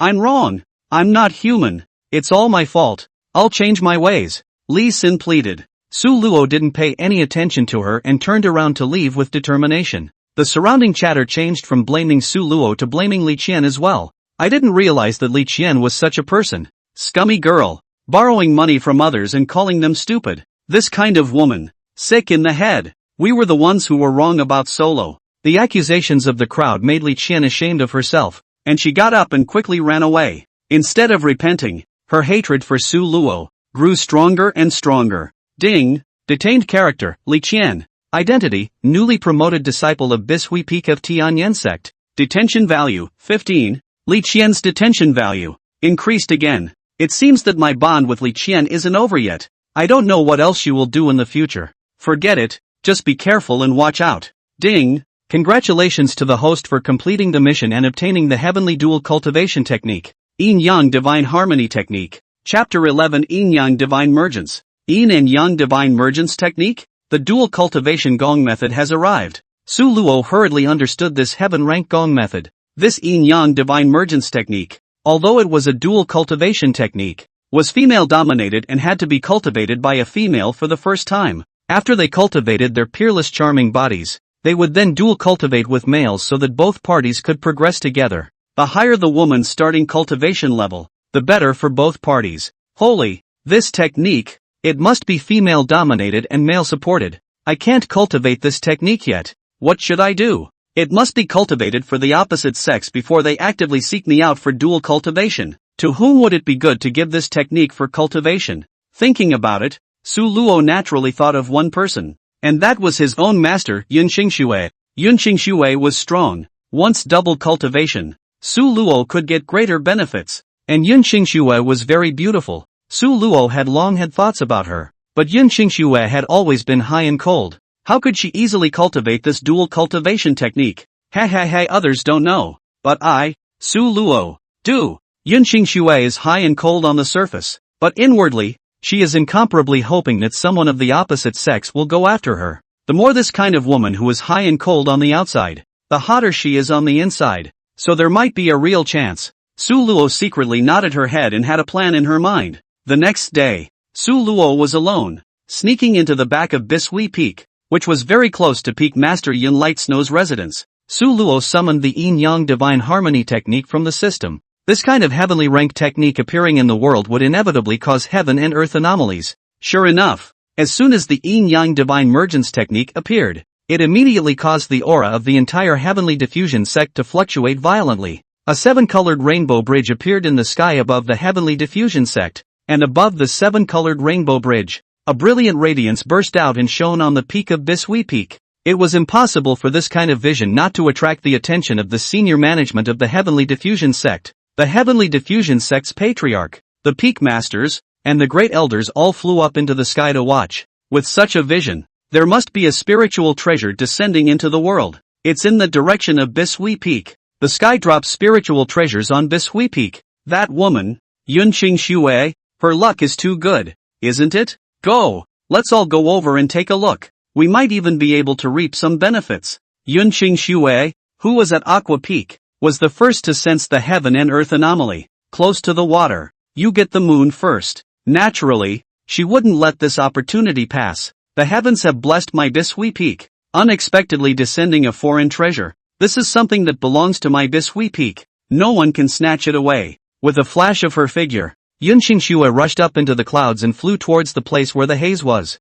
At the same time, she also turned on the mountain protection formation, not allowing anyone to approach Bishui Peak. Following the seven-colored haze, Yun Xingxue landed on the back mountain. To her surprise, she was not the first to come to the back of the mountain. Disciple Su Luo, greetings to Master. Su Luo was all smiles as he waited for Yun Xingxue to arrive. It's you? Yun Xingxue's clothes fluttered as she stepped on her long and slender legs and came in front of Su Luo. She was taller than Su Luo by quite a bit. Her cold face and icy temperament were intimidating, and ordinary disciples didn't dare to approach at all. She remembered Solo's name. Among those newly promoted disciples, she also only still had some impression of Su Luo, because Su Luo had even touched her hand when the newly promoted disciples toasted tea. What a ballsy guy. Why are you here? Yun Xingxue asked. Su Luo bowed, pretended to be humble and said, Disciple was cultivating here. Suddenly the sky was auspicious. There was a haze descending from the sky. Disciple ran over to take a look, and then I found this jade tablet, which seemed to record a gong method. With that, Su Luo cupped his hands and respectfully handed over the feat jade medallion to Yun Xingxue. Yun Xingxue took a look at it and saw that the jade plaque had 5 big words written on it: Yin Yang Divine Harmony Technique. What kind of gong method is this? How come I've never heard of it before? Yun Xingxue's divine sense probed into the jade tablet and was instantly shocked. This is actually a heavenly rank technique. She then blushed. Not only is it a heaven stage technique, but it's also a set of dual cultivation techniques. The 108 stances recorded therein were flexible and varied, with endless wonders that she could never have imagined. This is really a good and profound technique. Yun Qingshue's cheeks flushed red. This kind of dual cultivation technique was also the first time she had come into contact with it, and while she felt mysterious, her body unconsciously became different. Master, what's wrong with you? Why has your face turned so red? Su Luo knowingly teased. Have you, perhaps? The master was too excited to see this heavenly rank gongfu. By the way, this gong method, have you ever read it? Disciple's strength is low, and his spiritual sense is not yet able to probe the contents recorded in this jade tablet. Yun Qingxue let out a long breath. That's good. This is a heavenly ranked technique. A disciple of your cultivation level might go off the deep end if he rashly explores it. Su Luo skimmed his mouth and thought, beautiful master, you are lying to the ghost? I have heard all of your heart. At this moment, Yun Qingshue's heart was like a shocking wave that could not be calmed for a long time. It's too wonderful. It's worthy of being a heaven stage technique. It's really subtle. The cultivation methods recorded therein. I can't help but want to try. Pity. This technique requires cultivation with the opposite sex, and in this huge heavenly diffusion sect, there isn't even a single man who dares to pursue this honored one. Jesus, are you playing a trick on me? Who doesn't know that I, Aqua Fairy, am a famous ice beauty, and I've let this dual cultivation technique fall into my hands. What am I to do? This is not sincerely making me itchy. How am I supposed to keep up my cool persona? Definitely can't let others know that I got the dual cultivation technique, or else I'll be disgraced. It's fortunate that Su Luo doesn't know what's in the gongfu. Otherwise, how can I, as a master teacher, still be a teacher? Yun Qingshue's heartfelt words were all heard by Su Luo. Su Luo also couldn't help but sigh. Yun Qingshuo was just too much idle baggage and too thin-skinned. It causes her to always look superior and cold, unable to pull herself together to engage with the opposite sex. Who dare marry you with that kind of temperament? Then let me, Su Luo, go ahead and completely transform your character. Sooner or later, I'll turn you into a supple kitten in my arms. Su Luo thought like this, but he wasn't in a hurry. He wanted Yun Qingshuo to personally come to himself for dual cultivation. Su Luo, this feat jade medallion is also considered to be something you found. Master will give you great credit. What do you want? As long as Master can do it, all can be promised to you. Really? Of course it's true. Then, Master, can you be my woman? What? Yun Qingshue's face changed. Adverse disciple. How dare you think ill of your master? Chapter 12, Adversary. How dare you think what you want? Yun Qingshuo instantly widened her eyes, looking at Su Luo in front of her incredulously. What did you say? Her voice trembled, obviously not expecting Su Luo to say such words. Are you serious? Su Luo didn't rush to answer, but began to probe Yun Qingshue's heart. This rebellious disciple, how dare he say such words to this honored one? And how dare he think ill of this honored one? Who gave him the nerve? Even if I, Yun Qingshuo, don't have a man to pursue, it's not his turn to be a tiny disciple. Let's see how I punish him. Su Luo heart secretly said bad. Just now he was just testing Yun Qingshuo, did not expect Yun Qingshue's resistance is so big, so it seems that it is not yet the time to show down with Yun Qingshuo. Think about it. Whether it was cultivation strength or status, the gap between himself and Yun Qingshuo was like a chasm. Even if Yun Qingshuo was short of men, she wouldn't consider herself in the first place, unless she became incomparably excellent and was able to impress her. Thinking of this, Su Luo hurriedly explained. Master, of course I was joking. How could I dare to have any improper thoughts as a small disciple? Ha! So it was a joke. You brat. You've got some guts. How dare you joke about Master? I'll spare you this time. If there's a next time, Master will break your third leg.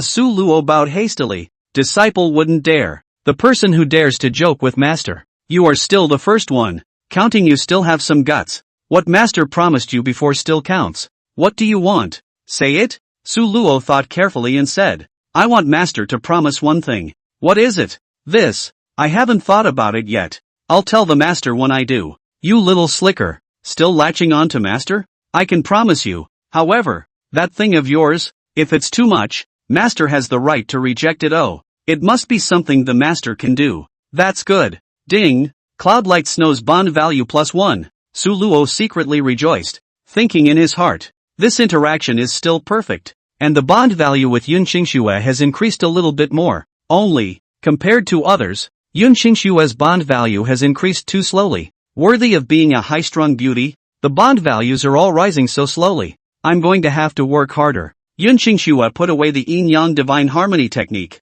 and the heaven and earth anomalies thus converged on the multicolored haze, and the Bisui Peak returned to its usual calmness. But Yun Qingxue clearly sensed a few powerful auras, flying towards this side of Bisui Peak at breakneck speed. Humph, these old denizens, net thinking of taking advantage of me. Yun Qingxue flew into the air, and with a pair of jade feet, she stepped on the sword with a green cloud pattern and levitated. She had a cultivation level that was second only to the Heavenly Diffusion Sect's patriarch, and she usually had this high and cold temperament, and at this moment, she was even colder than ice, and the air around her seemed to be frozen. Su Luo couldn't help but sweat, thinking, this woman is really not to be messed with. He hid in the mountain forest and began to observe the situation, wanting to see how Yun Qingxue would respond. Not much longer. 7 or 8 figures flew in from all directions. Fairy Bisui. We saw a heaven and earth anomaly descending on Bisui Peak. What exactly is the reason for this? I think there must be an exotic treasure descending.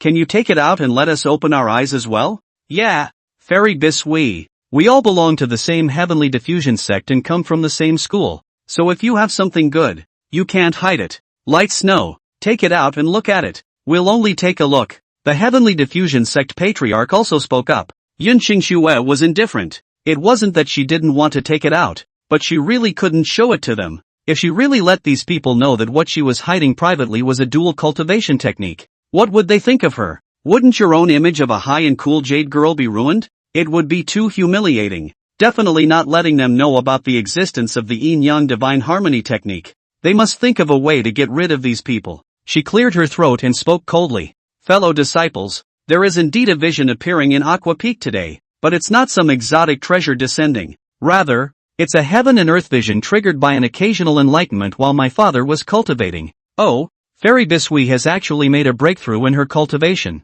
It's really something to be congratulated. The patriarch smiled. Yes, Fairy Bisui is gifted and her cultivation speed is amazing. We admire her. Some peak masters also chimed in. Yun Qingxue nodded slightly and continued.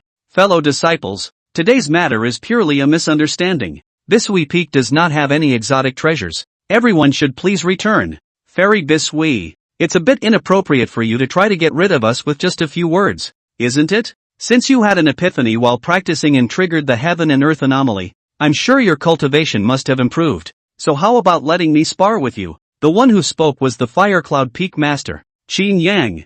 Firecloud Peak and Aqua Peak had always been at odds, and since the last Peak Master, several conflicts had erupted. When it came to Qin Yang and Yun Qingshue's generation, from the disciple period, the two of them would start fighting almost at the drop of a hat. Qin Yang Piker, at the entrance of my father's house, you dare to act recklessly? Yun Qingxue also did not spoil him. Her body's true qi surged. A powerful aura erupted from her body. The surrounding temperature lowered to freezing point. The whole mountain forest, shrouded in a layer of white frost, as if coming to winter. A cold light flashed in Yun Qingshue's eyes. Although she didn't want to cause trouble, if someone dared to provoke her majesty, she would definitely not be soft. Qin Yan laughed out loud. His body swayed and appeared in front of Yun Qingsue. A hot fire attribute true qi surged out from his body, colliding with Yun Qingshue's icy breath, making a snorting sound. Yun Qingsue, the last time I fought you was 6 years ago. Let's have a sparring session today to see whose cultivation is better.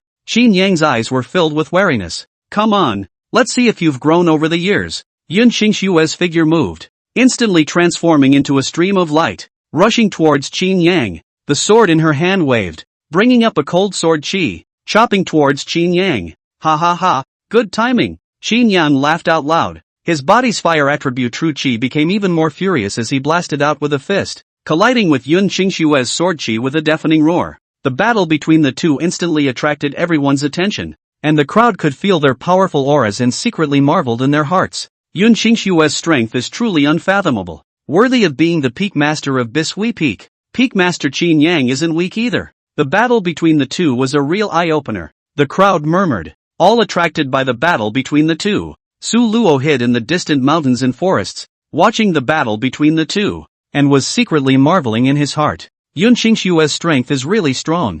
However, she hasn't cultivated the yin-yang divine mergence technique yet. If she cultivated this technique, her strength would definitely be on a higher level. It seems that I have to raise my strength as soon as possible, and strive to dual cultivate with her as soon as possible to raise my cultivation level together. Su Luo secretly resolved in his heart. He knew that only by becoming stronger could he be worthy of Yun Qingxue and have a chance to dual cultivate with her. Meanwhile, the battle between Yun Qingxue and Qin Yang had entered a white-hot stage. The true qi of the two collided, erupting into a roar as the space around them seemed to be torn apart. Yun Qingxue waved her sword in her hand, and a cold sword qi intertwined together to form a sword net. Frozen miles. Yun Qingxue lightly drank, her body's true qi revolved, and the air around her turned into a path of ice crystals that shrouded Qin Yang. Fire dragon burning sky. Qin Yang was also not willing to show weakness. The fire attribute true qi in his body became even more violent, transforming into a huge fire dragon that collided with Yun Qingxue's ice crystals. Rumble. With another loud bang, the ice crystals and the fire dragon exploded at the same time, creating a powerful shockwave that spread out in all directions. Yun Qingxue and Qin Yang backed up at the same time, both of their faces showing a look of gravity. Neither one was convinced and wanted to fight again. The Heavenly Diffusion Sect's patriarch and a few of the Supreme Elders couldn't sit still. If they were allowed to fight on, sooner or later, it would spread to the territories of the other peaks. Enough! The patriarch and the 3 Supreme Elders flew forward and stopped between the two. The 2 peak masters shouldn't be angry. We are all fellow disciples, and the sparring should be done in moderation. Yun Qingxue's small face was cold to the core. In that case, don't let this old bastard hurry up and roll. Peak Master Qin Yang still wanted to retort, but he was pulled by the Patriarch and a few of the Supreme Elders and left Bisui Peak. They also only dared to go and dissuade Peak Master Qin Yang. Who would dare to mess with Yun Qingxue in this situation? It was not guaranteed that if they just went over, they would have to receive a big mouth. And no one dared to touch Yun Qingxue's mold. With the departure of the elders and peak masters, Bisui Peak finally regained its calmness, and those who had witnessed all of this gained a deeper knowledge of Yun Light Snow again. That is, absolutely not to provoke this woman. The major peak masters, the supreme elders, the head of a clan, all have to be courteous. Who dares to go close to her? After shooing away these people, Yun Qingxue's heart couldn't help but feel empty. She also wanted to live peacefully with people. But the character she had formed since she was a child made her cold as ice, and she rarely got close to people. She was also secretly depressed. At this rate, when will we find a dual cultivation Daoist couple? Chapter 13, The Black Market. It wasn't long before Yun Qingxue announced her closed-door cultivation, and everyone guessed that Yun Qingxue must have gotten a powerful treasure from the heaven and earth visions to announce her closed door in such a hurry. Only Su Luo knew that Yun Qingxue's closure must be because she couldn't wait to hurry up and experience the mysteries of the Yin-Yang Divine Harmony technique. In order to catch up with Yun Qingxue's cultivation as soon as possible, Su Luo had not been idle. He spent all his savings and exchanged 3 top-grade spirit stones, and he also began to close his eyes to cultivate. 7 whole days. He then went from practicing qi at the 6th level, to practicing qi at the 9th level, just one step short of the foundation establishment stage. In just 10 days, from the first layer of qi cultivation to the 9th layer of qi cultivation. This kind of cultivation speed, it is too fast, inevitably cause other people's suspicion. Then it will not be easy to explain. Su Luo had his own way. He planned to hide his cultivation from the system mall. He spent 10 points of bond value and exchanged it for a feat. It's called turtle breathing Xian Wu Gong. This turtle breath Xuanwu technique was able to allow his breath to be completely internalized, making it difficult for even cultivators with high cultivation levels to detect his true cultivation level. In addition to hiding his cultivation, the turtle breath Xuanwu technique could also improve his defense,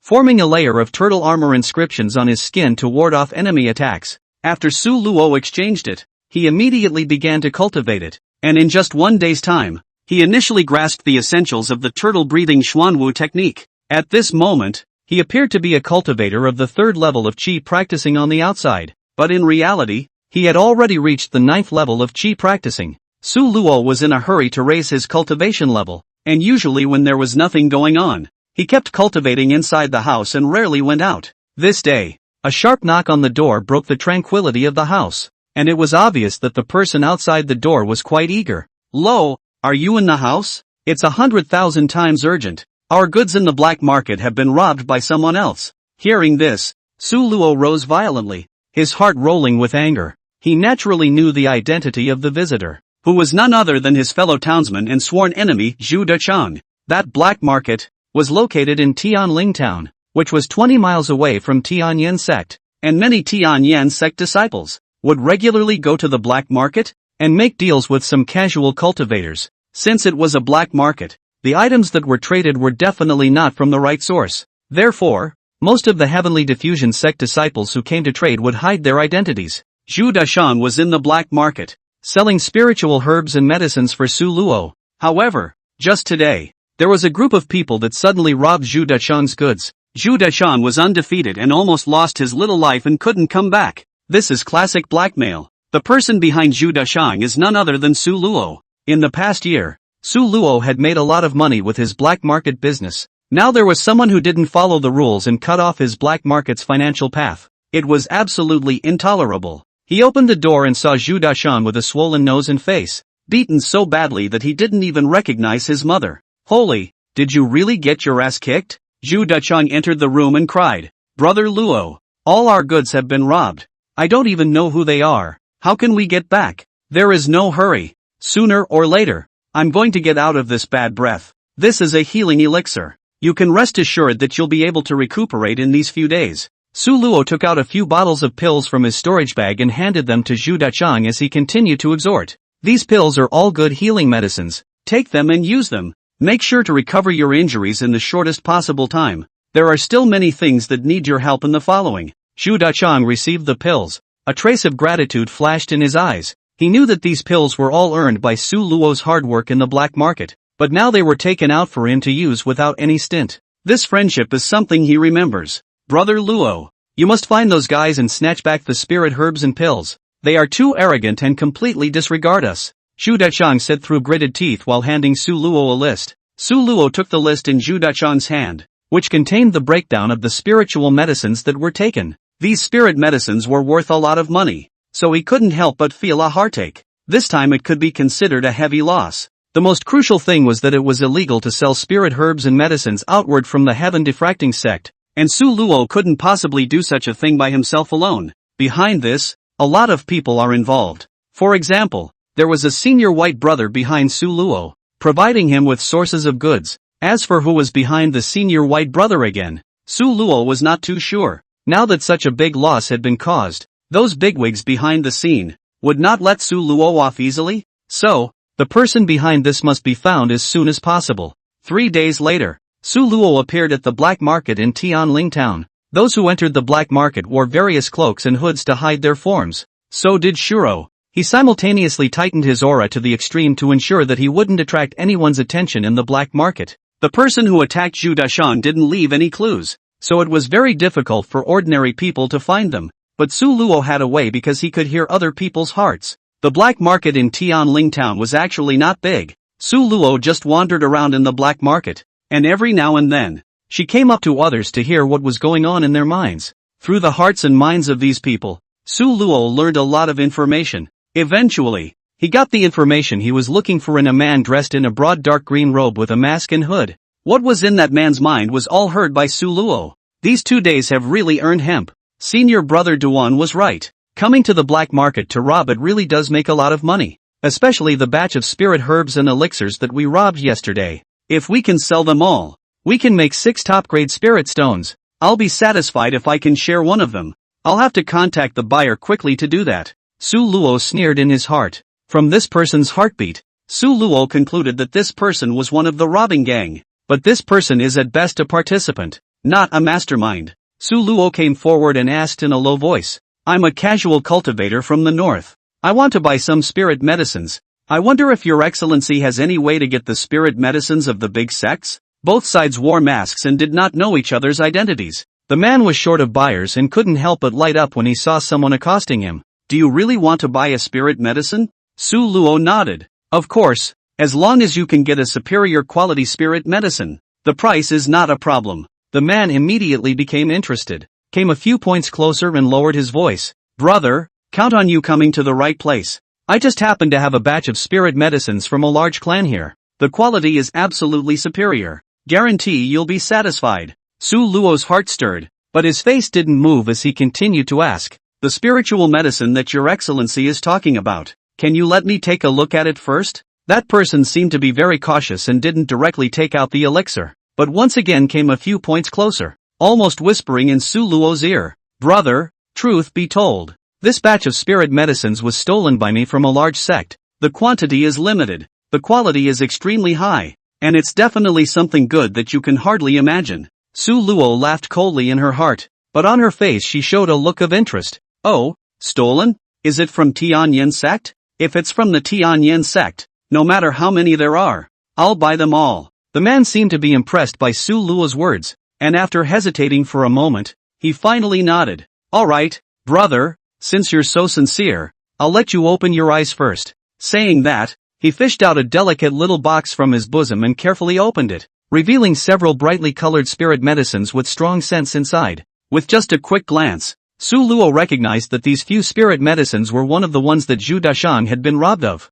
Su Luo was secretly happy in her heart. Since he had locked his target, he was no longer merciful and immediately took out his dagger and pressed it against the man's waist, while releasing his cultivation aura to suppress him ruthlessly. Robbery! Don't you move! Chapter 14, Recapturing the Elixir. The man's body trembled, shocked by Su Luo's cultivation, no longer daring to move. Maybe he didn't expect that he would meet a blackmailer here. Su Luo snatched the elixir over, but it was only a small portion. Su Luo guessed that the rest should have been hidden elsewhere by these people. Su Luo brought this person to a remote alley, the tip of the dagger already pushed into his body. Spare your life. Don't kill me, the man pleaded. Su Luo also did not talk nonsense. With a big wave of his hand, he knocked off this person's mask and sought his appearance. Surprisingly, it was Liu Qing from Tianya Peak. That day at the Little Chung Peak Exchange Conference, Liu Qing took the initiative to provoke Su Luo in order to curry favor with Duan Wuyou, and as a result,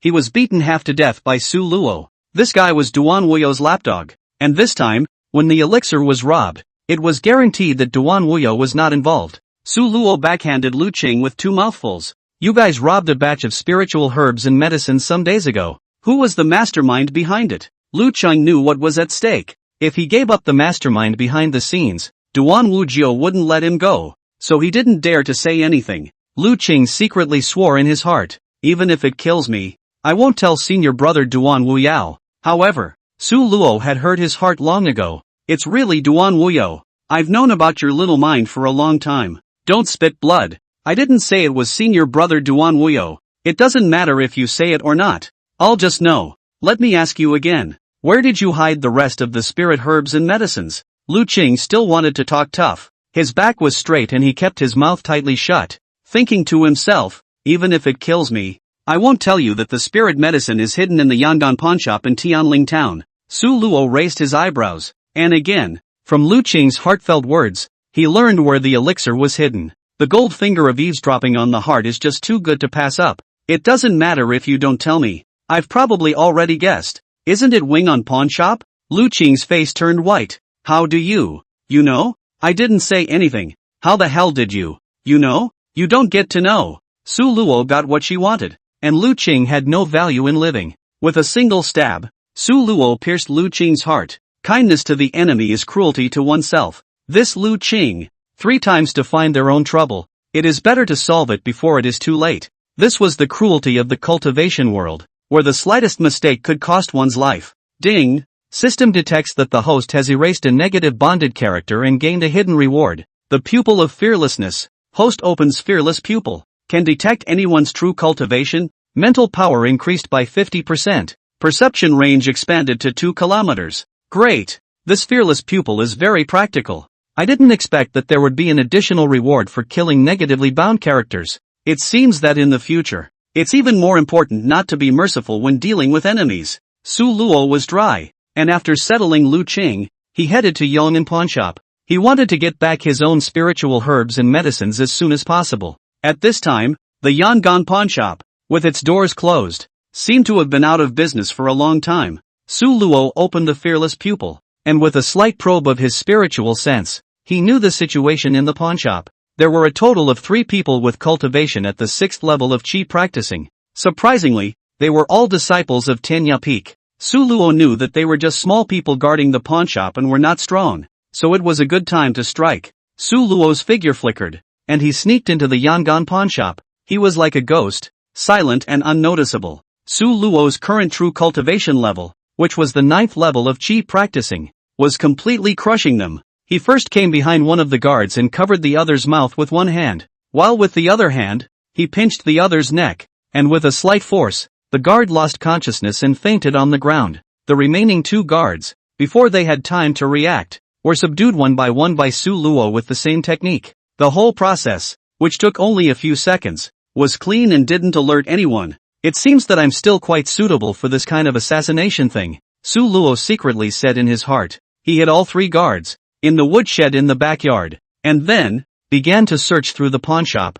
Soon, he found the place where he hid the spirit herbs and elixirs, a secret room. In addition to the spiritual herbs and medicines that belonged to them, there were also a lot of things that were original to the pawnshop here. Gold and silver jewelry, calligraphy and painting, elixir. This robbery, the harvest is quite rich. Su Luo was also not polite, and put all the treasures in the secret room into his storage bag. Earned a lot. It's really cool. Su Luo was secretly pleased in his heart. Su Luo knew that she couldn't stay here for long and quickly left the Yangon pawnshop. Before leaving, he also set fire to the Yangon pawnshop and burned it cleanly. After Su Luo left the Yangon pawnshop, the night was already deep. He didn't rush to leave Tianling town, but chose to cultivate in a hidden cave outside the town. Inside the cave, he counted his harvest this time, calculating in his mind how to utilize these resources to enhance his cultivation. He first categorized the spiritual herbs and medicines, placing those precious herbs that could aid in cultivation separately,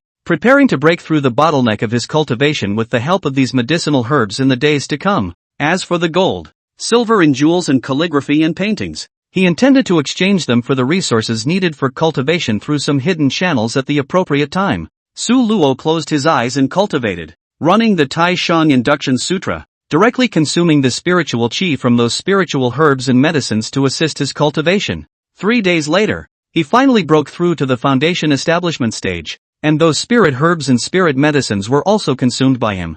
For foundation establishment stage disciples, the strength of their bodies and the purity of their spiritual energy would be significantly increased. Su Luo felt his body, as if it was filled with an invisible force, and every cell was cheering. He opened his eyes, a sharp glint flashed in his eyes. Feeling the surging power in his body, he knew that he had stepped into a brand new realm, foundation establishment. These days, it wasn't easy for Duan Wuyou of Tenya Peak. The Yangon pawnshop in Tianling town, a property he took care of for an elder, was burned down by a fire 3 days ago. The 4 minions who followed him also all died horribly. The spiritual herbs and medicines, treasures and curiosities in the pawnshop were all looted. It can be a big loss. Who the hell did this? Let me find him, and I'll be sure to break him into pieces. Duan Wuyou clenched his fists so tightly that his nails were almost piercing into his palms, but he was oblivious. His mind was filled with doubt. Who had the guts to be so bold as to spill their guts on his territory? Not long after, a disciple behind him came to report.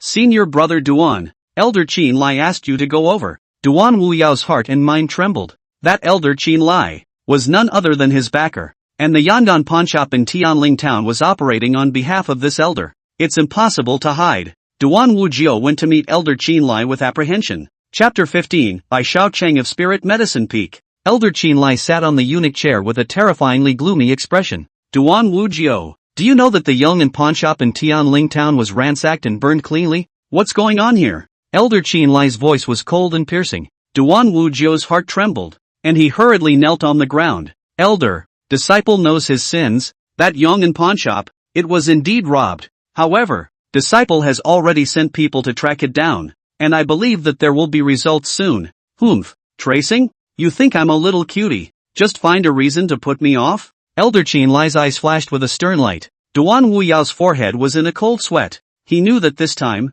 this incident had caused Elder Qin Li's wrath. Elder, calm your anger. Disciple will do his best to recover all the losses. Duan Wuyou said with fear and trepidation. Recovering the losses? Do you think that those spiritual herbs and medicines, treasures and curiosities, are that easy to retrieve? Do you know how important those things are to our Tianya Peak? Elder Qin Li's voice was getting colder and colder. Duan Wuyou was so fearful in his heart that he didn't dare to raise his head to look into Elder Qin Li's eyes. Elder, disciple knows his sins, please punish him. Duan Wuyou kowtowed as if he were pounding garlic, but his heart was filled with despair. He knew that this time, even if he did everything he could, he wouldn't be able to undo Elder Qin Li's wrath. 3 days, I'll only give you 3 days to find the mastermind behind this and take back the pawnshop's items. Otherwise, there will be no place for you in this heaven diffraction sect. I, disciple obey. Duan Wuyou led the way. After Su Luo entered the foundation establishment stage, his confidence increased greatly,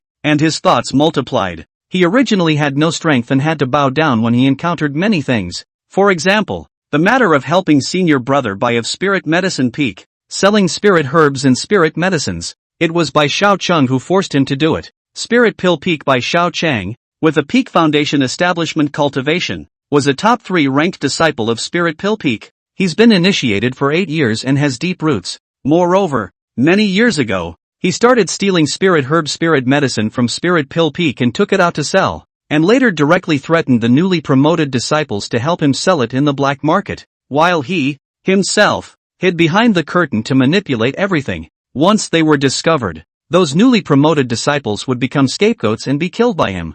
This is not something that has happened once or twice. Half a year ago, Bai Xiaoqiao found Su Luo and forced her to help him sell the stolen herbs. Su Luo was coerced into agreeing, and he gets only 10% of the profits, a serious imbalance between risk and reward. To be honest, Su Luo had never been so suffocated. He had long wanted to break bread with Bai Xiaoqiao. Every month, Su Luo would meet with Bai Xiaoqiao to report on the earnings. This day, as promised, Su Luo came to the back mountain of Spirit Medicine Peak and met with him. Disciple Su Luo, greetings to senior brother Bai. Bai Xiaoqiao sat on a green stone and looked at Su Luo with a smile on his face. There was a hint of cunning and unfathomability in his smile. Solo, how are your earnings this month? Bai Xiaoqiao asked lightly, his voice carrying an unquestionable majesty. Senior brother, this month, we have suffered heavy losses. We were robbed in the black market, and all of our spiritual pills were taken away. Su Luo was a bit hesitant. He knew that these words might cause Bai Xiaoqiao's displeasure.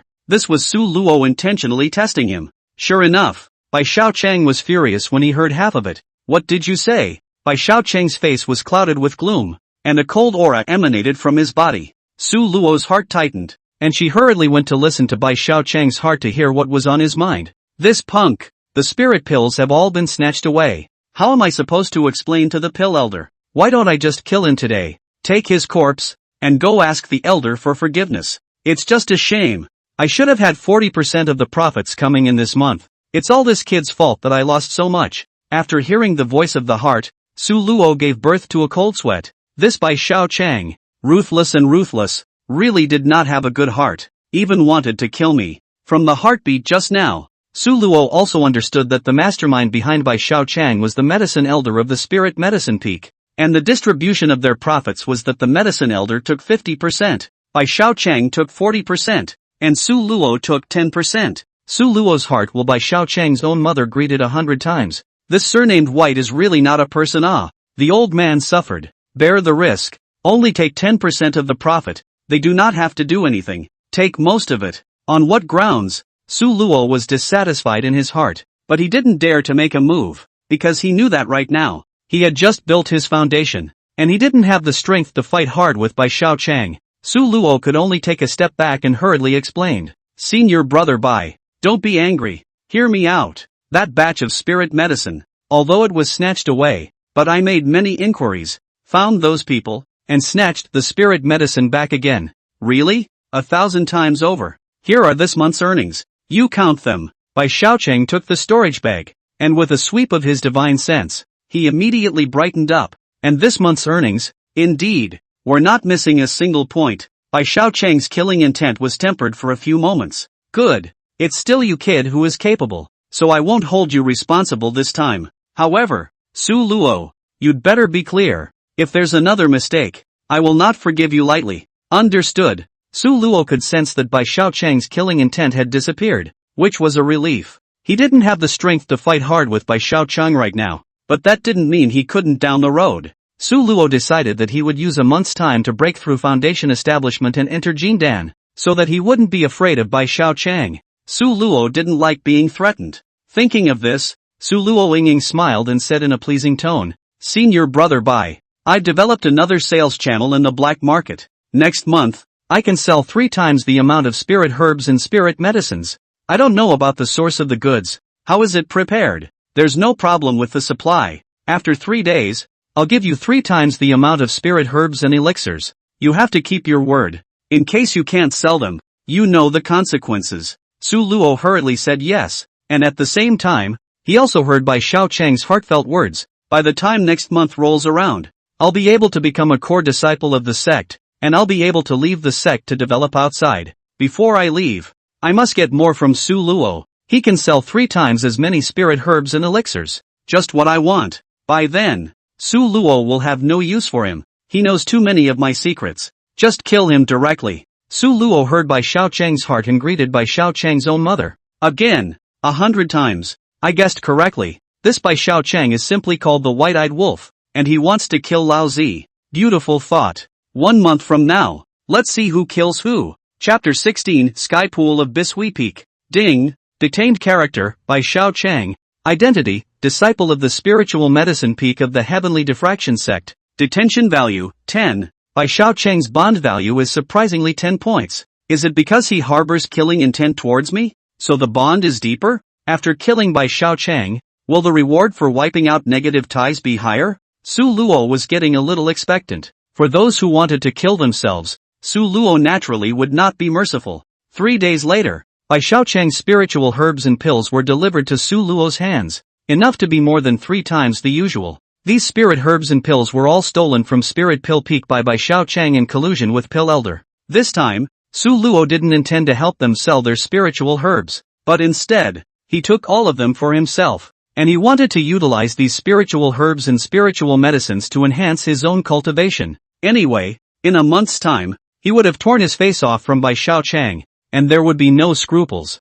With all these spiritual herbs and medicines, it would be even better if there was a cultivation treasure. The cultivation treasure of Aqua Peak was in the Heavenly Pond. Only, those who cultivated in the Heavenly Pool were all old disciples who had been initiated very early, and he was not qualified to enter the Heavenly Pool to cultivate. Go find senior sister Lin. She'll definitely help me, and I can use her identity belt tag to enter the Heavenly Pool to cultivate. Su Luo made up her mind in her mind and went to find Lin Ruoxi. Lately, Lin Ruoxi was preoccupied. That day, she had publicly rejected Duan Wuyou's advances and pushed Su Luo out as a shield. And this matter, surprisingly, was known by her own third grandfather. Lin Ruoxi's third grandfather was an elder of Bishui Peak. I don't know where he got the news from, but he found Lin Ruoxi on the same day and counted her out. Ruoxi, you even rejected Duan Wuyou's marriage proposal, and you even pushed out that punk Su Luo as a shield. You're trying to piss me off. Lin Ruoxi's third grandfather,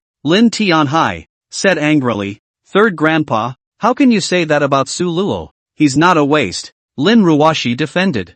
Humph, not a waste? A year after entering the sect, just practicing qi at the first level. What is it if it's not a waste? Third grandpa, Su Luo, he has potential. He will definitely rise. Potential? Humph. Ruoxi, don't be fooled by his appearance. He doesn't deserve you at all. Third grandpa, Su Luo he. Alright, you don't have to say anymore. I've already decided. I'll help you find a better home. And Duan Wuyou is the most suitable candidate. Lin Tianhai interrupted Lin Ruoxi and said directly. When Lin Ruoxi heard this, her face immediately changed. She knew that her third grandfather was determined to marry her off to Duan Wuyou. Third grandpa, I don't agree.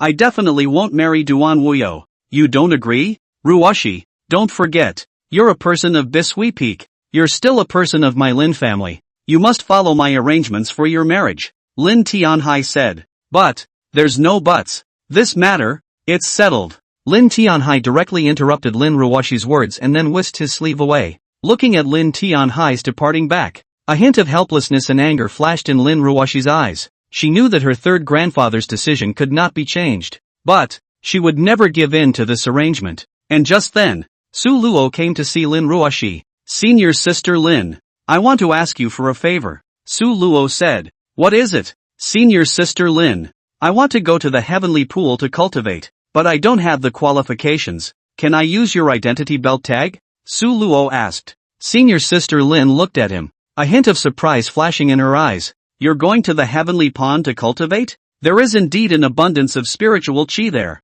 However, the competition is also fierce, and there might be people looking for trouble from you. It's okay, I can handle it. Don't forget that a high-ranked disciple can't just challenge a low-ranked disciple. That's true. Alright, I'll trust you. This is my identity belt tag. Take it and use it. But remember, don't get into conflict with people easily. Thank you. Senior Sister Lin. Su Luo happily accepted the waistplate and was about to leave when Lin Ruoxi asked again. Su Luo, in the past few days, Duan Wuyou didn't find you in trouble, did he? Not yet. That's good then. You must be careful. He won't let up. I don't know what tactics Duan Wuyou used to convince my third grandfather. Elder Lin is also involved? Right. Now, my third grandfather is forcing me to marry him. Alas, you must quickly raise your cultivation so that I can have an excuse to continue refusing my family's arrangement. Su Luo patted his chest. Don't worry, Senior Sister Lin. With me, Su Luo, no one can force you.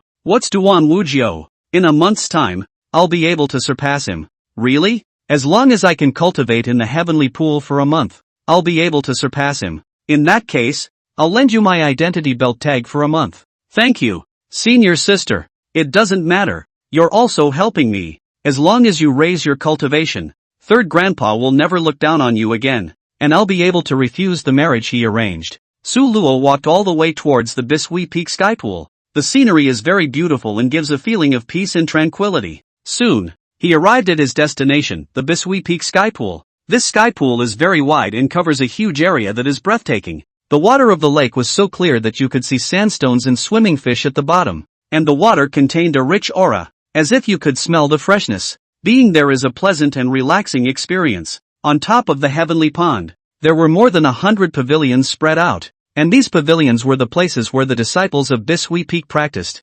However, since there were a limited number of pavilions, many people had to wait for days for a turn to practice. The closer to the center of the area, the more abundant the aura would be, and therefore the personnel would be more concentrated. With Lin Ruoxi's belt tag, Su Luo smoothly entered the heavenly pool. He secretly rejoiced that he was lucky today, and at a glance, he saw that there was a cultivation pavilion platform that was in a vacant state. Without hesitation, he walked towards that pavilion platform, quickly sat down, took a deep breath, felt the rich aura around him, and began to cultivate. When Su Luo entered the heavenly pool, he also attracted the attention of many people, especially those who entered after Su Luo. Their eyes were still filled with indignation. They had similarly come to cultivate, only to find that the last cultivation pavilion platform happened to be occupied by Su Luo. These people, all disciples who had been initiated for 3 years, had cultivation levels around the foundation establishment stage. Compared to those old disciples who had been initiated for 7 or 8 years,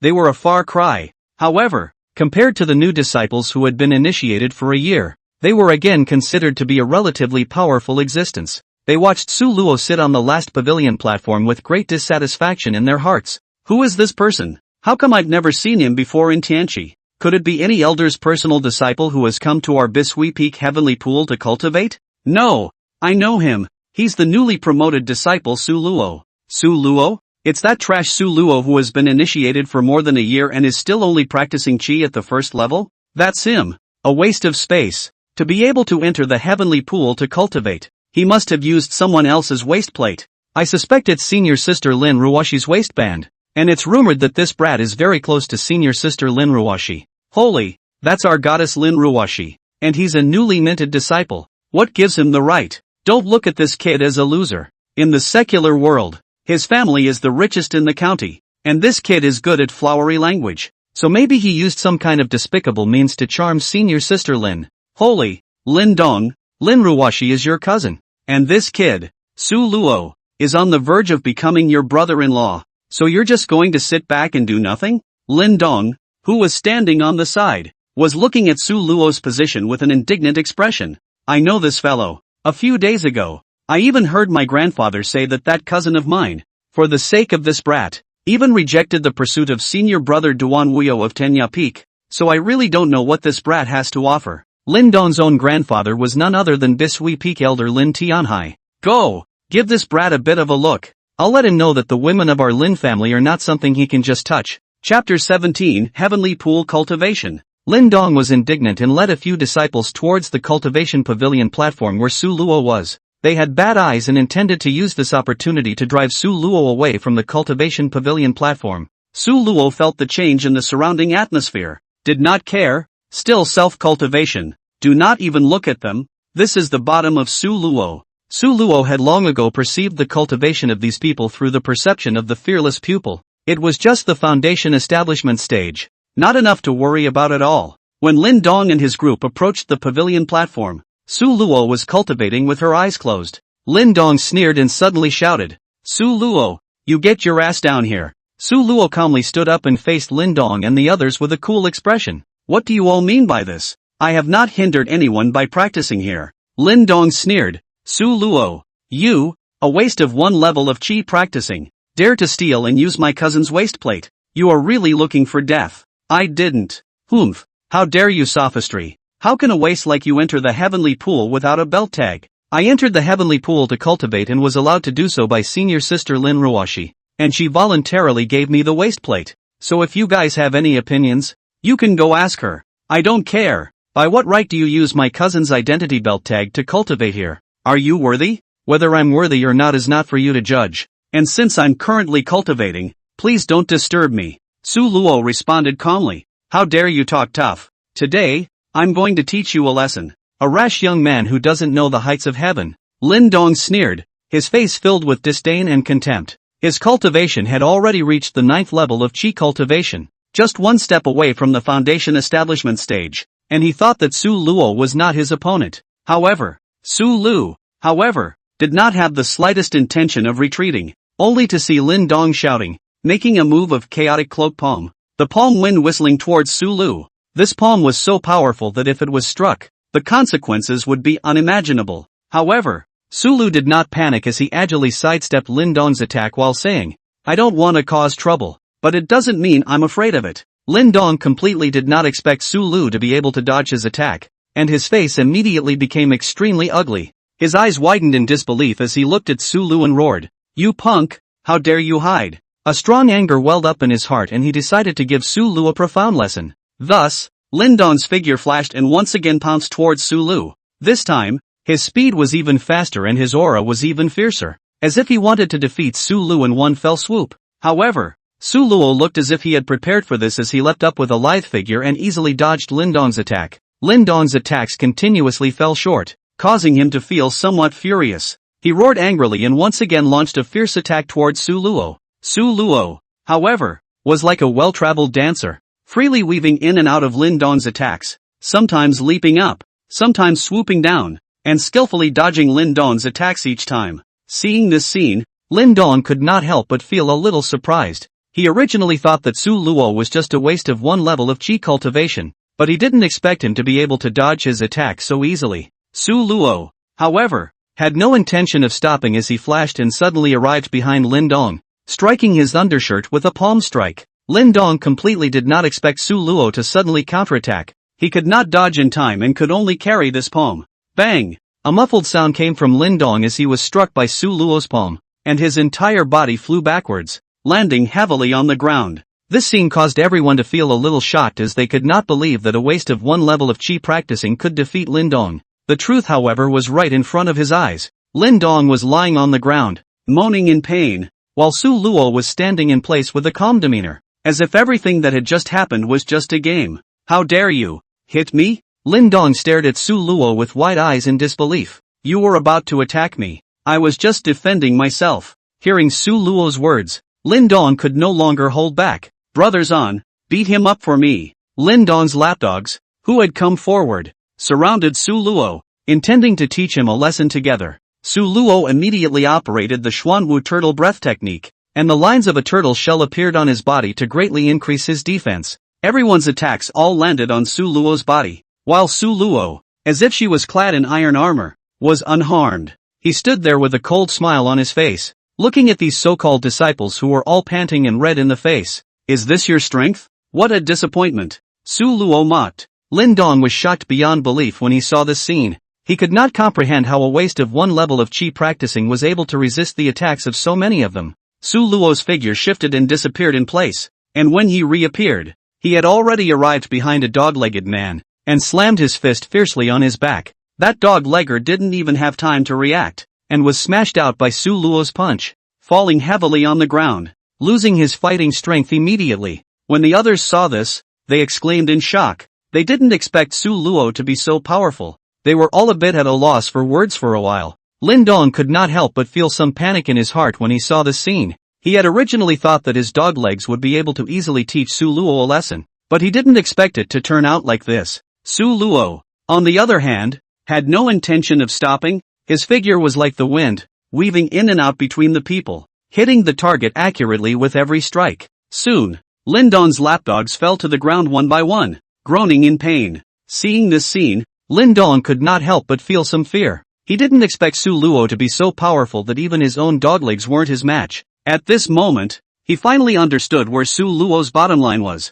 Who the hell are you? Lin Dong asked with a trembling voice. Me, I am Su Luo. Su Luo replied indifferently. How can you be so strong? Lin Dong asked incredulously. Humph, there's a lot more you can't think of. Hurry up and get lost. Don't disturb my cultivation. If you dare to come again, I don't care who you are. I'll directly break your dog's legs. Su Luo's words were filled with confidence and dominance, causing Lin Dong and the others to feel a little chilled. They gave Su Luo a deep look before picking up their companions and leaving the cultivation pavilion platform in ashes. Looking at the departing back of Lin Dong and the others, a hint of disdain flashed in Su Luo's eyes. He was clear about his own strength and understood that these so-called disciples were simply unbeatable. The reason he didn't strike hard was that he didn't want to get himself into trouble. Returning to the cultivation pavilion platform, Su Luo continued to cultivate with his eyes closed. A month's time was already tight, and he was not willing to waste his time on these losers. Chapter 18 Intimate Interaction. During these 2 days, Su Luo had been cultivating in the heavenly pool. His cultivation steadily increased. Of course, he had consumed quite a lot of spiritual herbs and medicines. Just then, a mellifluous bell sounded from Bishui Peak. The sound of this bell was like heavenly music, echoing between the entire mountain peaks, as if it possessed a magical power,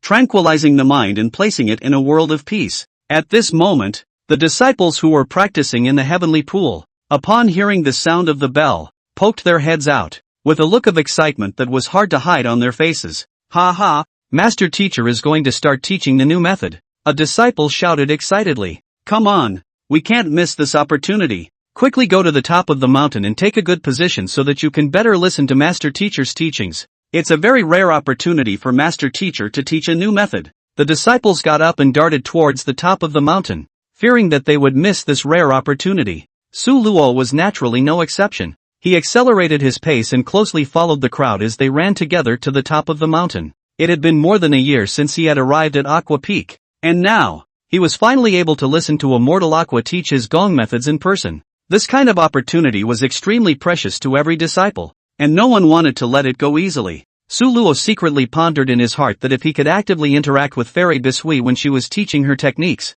he might be able to increase the bond value between them. Maybe there would even be unexpected gains from this. Thinking of this, Su Luo couldn't help but feel a hint of excitement. Soon, Su Luo arrived at the top of the mountain. Numerous disciples were already sitting around the Dharma transmission platform, quietly waiting for Immortal Aqua to arrive. Su Luo came quite early. After arriving at the summoning platform, he found a quieter place to sit and wait. Not long after, only a melodious immortal music could be heard, followed by a white figure that appeared in the sky. The figure, stepping on an auspicious cloud, slowly landed on the transmission stage, and it was none other than the Aqua Fairy Yunqingxue. Today's Yunqingxue, dressed in a long dress as white as snow, with a light blue ribbon tied around her waist, fluttering in the wind. Her face is so clear and beautiful that you can't help but fall in love with her. The most striking thing was her long, straight legs, hidden under the hem of her skirt, adding a bit of mysterious charm.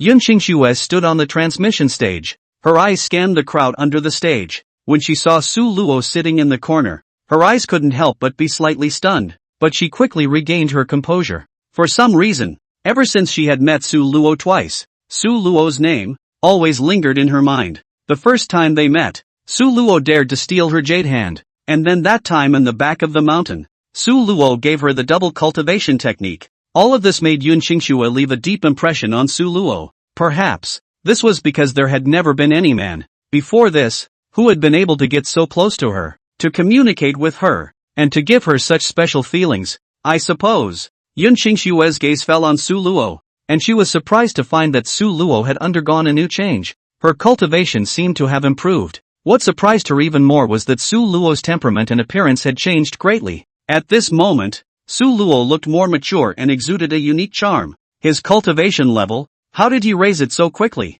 This is really unbelievable. We must find a chance to ask him later. Yun Qingxue secretly pondered.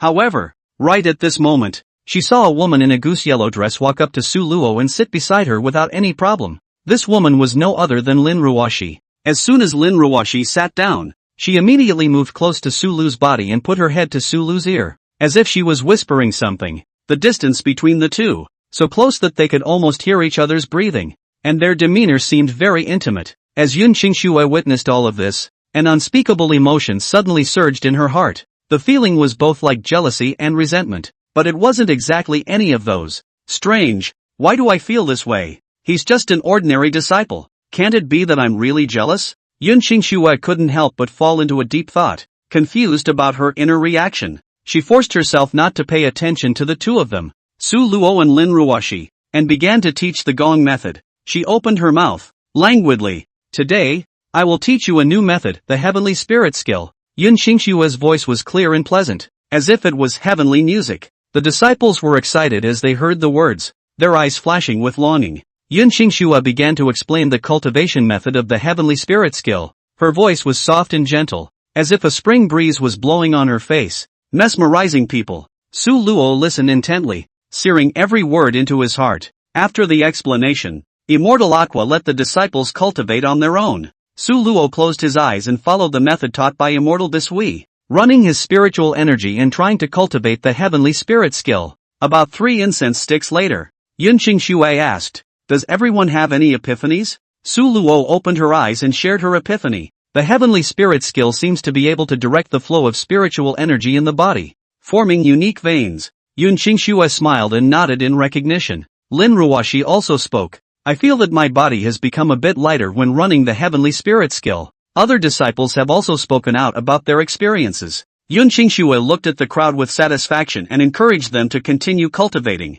Suddenly, she noticed that Su Luo's brows were slightly furrowed, seemingly puzzled, so she walked over to Su Luo's side and asked softly, "But is there anywhere that you don't understand?" Su Luo scratched his head with some embarrassment, pointing at the dantian in his lower abdomen. He asked, "Here, I always feel a sense of blockage, unable to run my spiritual energy smoothly. You come up with me." Yun Qingxue brought Su Luo, walked to the front of the Dharma transmission platform, and in front of the crowd, stretched out her delicate hand and gently placed it on top of Su Luo's dantian. This was Yun Qingxue, the first time she took the initiative to contact a man, and she couldn't help but be nervous. The many disciples under the stage, inwardly trembled wildly. The always high and cold Bisui fairy, even personally instructed the disciples in cultivation, and even took the initiative to touch the male disciple's body. This blasted scene left no one indifferent. Yun Qingxue input a stream of pure spiritual energy into Su Luo's body. Su Luo felt much more fluent and looked at Yun Qingxue gratefully.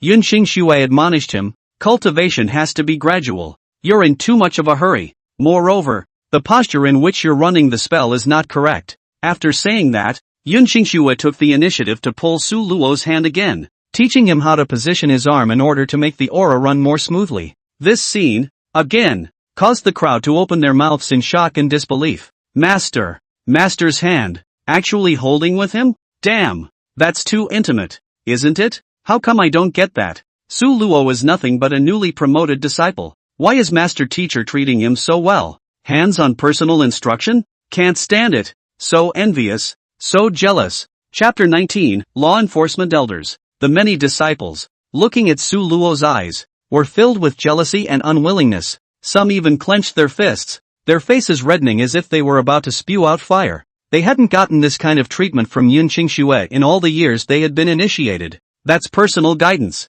And it was still such a close proximity to a peerless beauty like Yun Qingxue. How can you not be envious? What is he, Su Luo, capable of? The crowd roared in their minds. At this moment, they were completely unmotivated to listen to Yun Qingxue's transmission of the Dharma. In the back of everyone's mind, there was only one thought. That would be a brutal beating of Solo. And just then, on the Dharma transmission stage, there was a new change. Yun Qingxue, in order to continue to help Su Luo cultivate, reached out her hand and gently touched Su Lu's shoulders, back, waist, and arms, feeling the solid touch. Every contact made her heart beat faster and her body tremble slightly. as if an electric current had passed through her body. She'd never been this close to a man before, let alone been physical with one in front of a crowd. Even though she kept a high profile on the outside, she had long been in waves on the inside. This feeling is so new. She couldn't help but gaze at Su Lu's side face, a strange light flickering in her eyes. It was actually discovered that Su Luo's features were deep and three-dimensional,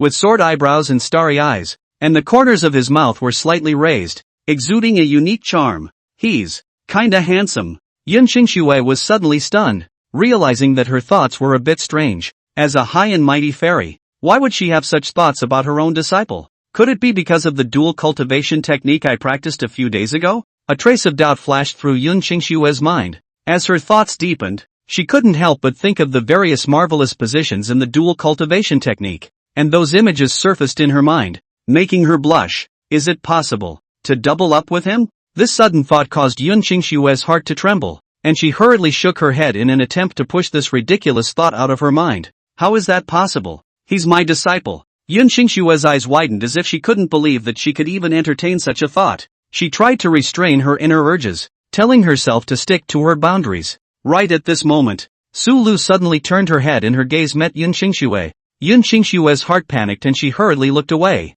her cheeks flushed with a blush. Master, what's wrong with you? Your face is so red, Su Lu asked with concern. Yun Qingxue stammered. No, nothing, it's probably too hot. Su Lu raised her head and looked at the sky. Today's weather isn't hot either. However, Master, when you were touching me just now, I felt a wave of hot air pass into my body. It was very comfortable. What kind of dharma is this? Yun Qingxue instantly became embarrassed and made up an excuse, saying, this is a massage technique created solely by the master, which can unclog the meridians and strengthen the body. When Su Lu heard this, a trace of excitement flashed in her eyes. So that's it, then can master teach me? This technique needs to be paired with a special mind technique. I'll teach you later. Okay. The two of them stood on the transmission stage, and as if they had forgotten the passage of time, they actually began to chat. For every question Su Luo asked, Yun Qingxue would answer seriously with a smile on her face. Such an image made the crowd on stage stare in envy.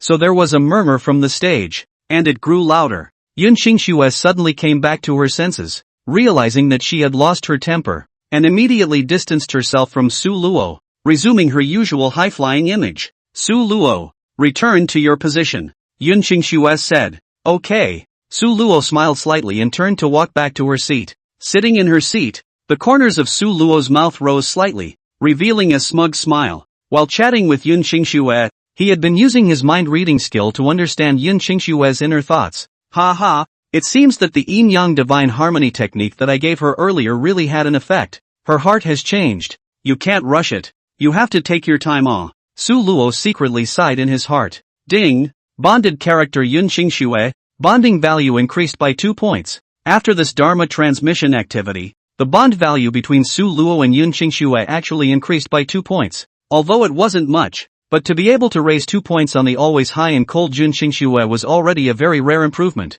Time passed, and this Dharma transmission activity lasted until the evening before it came to an end. When everything was over, Yun Qingxue once again stepped onto that auspicious cloud and leisurely flew back to her place of seclusion, devoting herself wholeheartedly to the cultivation of the yin-yang harmony technique. The physical contact between her and Su Luo today had given her a brand new sense of this dual cultivation technique. After Yun Qingxue left, the many disciples under the stage also began to disperse. Brother Liao, Master actually allowed to upload the magic stage and personally guide you in your cultivation, making my brother envious. Worthy of being my brother Luo, my idol. Zhu Deshan was full of excitement as he ran to Su Luo's side and started kissing his ass. Merely a bit of luck. Brother Lo, if you hadn't stepped forward and managed to recapture those stolen elixirs last time, we would have suffered huge losses. How should we arrange this month? How many spirit medicines are you going to take to the black market to sell? Take a good break from selling this month. You don't need to sell for a while. I have other plans,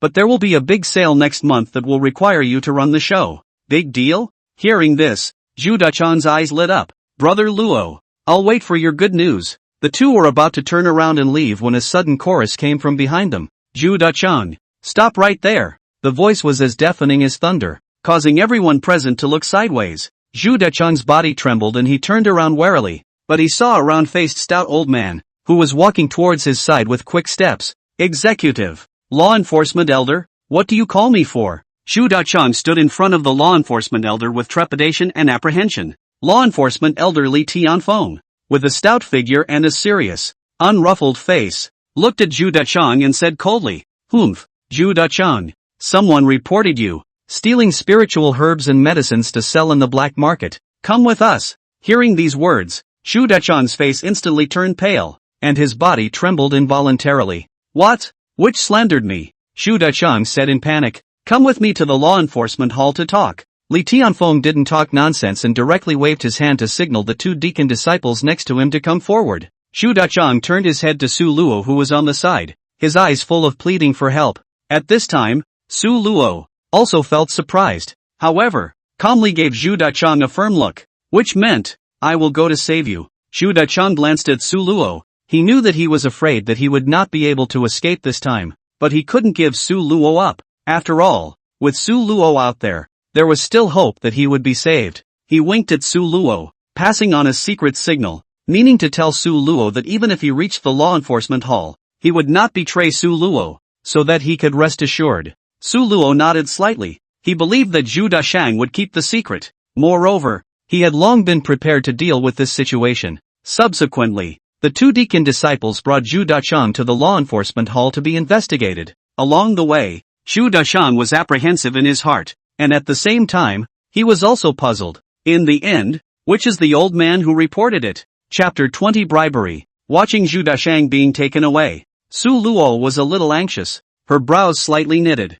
He knew that time was running out and he had to come up with a foolproof plan to rescue Zhu Dachang as soon as possible. Once the law enforcement hall found out the truth of the matter, Zhu Dachang would definitely be severely punished and would implicate himself. In Su Luo's mind, he was rapidly thinking about various possible solutions, but eventually realized that the only feasible method at the moment was to find a breakthrough from this elderly. He had no friendship with the people of the law enforcement hall, and the Li Tianfeng in front of him was already his last hope. Su Luo took a deep breath and without hesitation walked over quickly, respectfully cupping his fists and saluting. "Elder, please stay. Disciple has something to tell you." Li Tianfeng stopped his steps and coldly swept a glance at Su Luo, his eyes revealing a hint of disdain. He slowly spoke. "What is it? Could it be for that Zhu Dachang? What exactly is your relationship with Zhu Dachang? Could it be that you are accomplices?" In the face of Li Tianfeng's questioning, Su Luo's heart sank, but he did not panic and explained calmly. "Elder has misunderstood.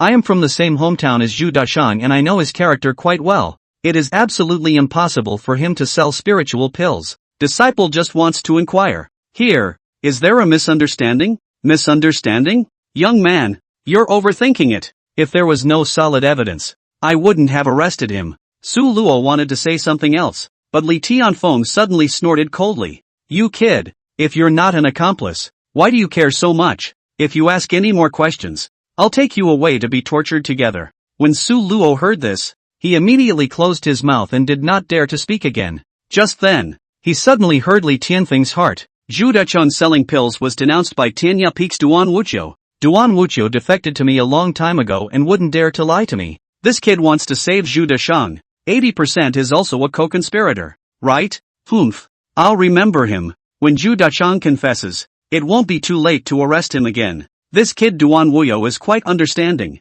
exposing Zhu Dachang's crimes, adding to old man's performance, and sending two little beauties. It really makes old man happy. Pity, those two beauties are too powerful, and old me has no power left. Pity, pity. If I were young, wouldn't the old man toss and turn a dozen times a night? Thinking of this, Li Changfeng's face collapsed and his mood became even worse. Li Changfeng's heartfelt words were all heard by Su Luo, who had a plan in mind. "I didn't realize that it was actually reported by Duan Wuyou. That's a lot of wrongdoing. It's probably because when he robbed Zhu Dachang, he recognized Zhu Dachang's identity and backhandedly reported Zhu Dachang. It's really bullying. Robbing spiritual herbs and elixirs in the black market is just enough. But you also want to report Zhu Dachang, even though I, Su Luo, am not a good person myself. I haven't been this shameless. Eating from someone else's pot and trashing it is not bullying." And this Li Changfeng, as a law enforcement elder, two beauties bought him off. He's simply an old lecher.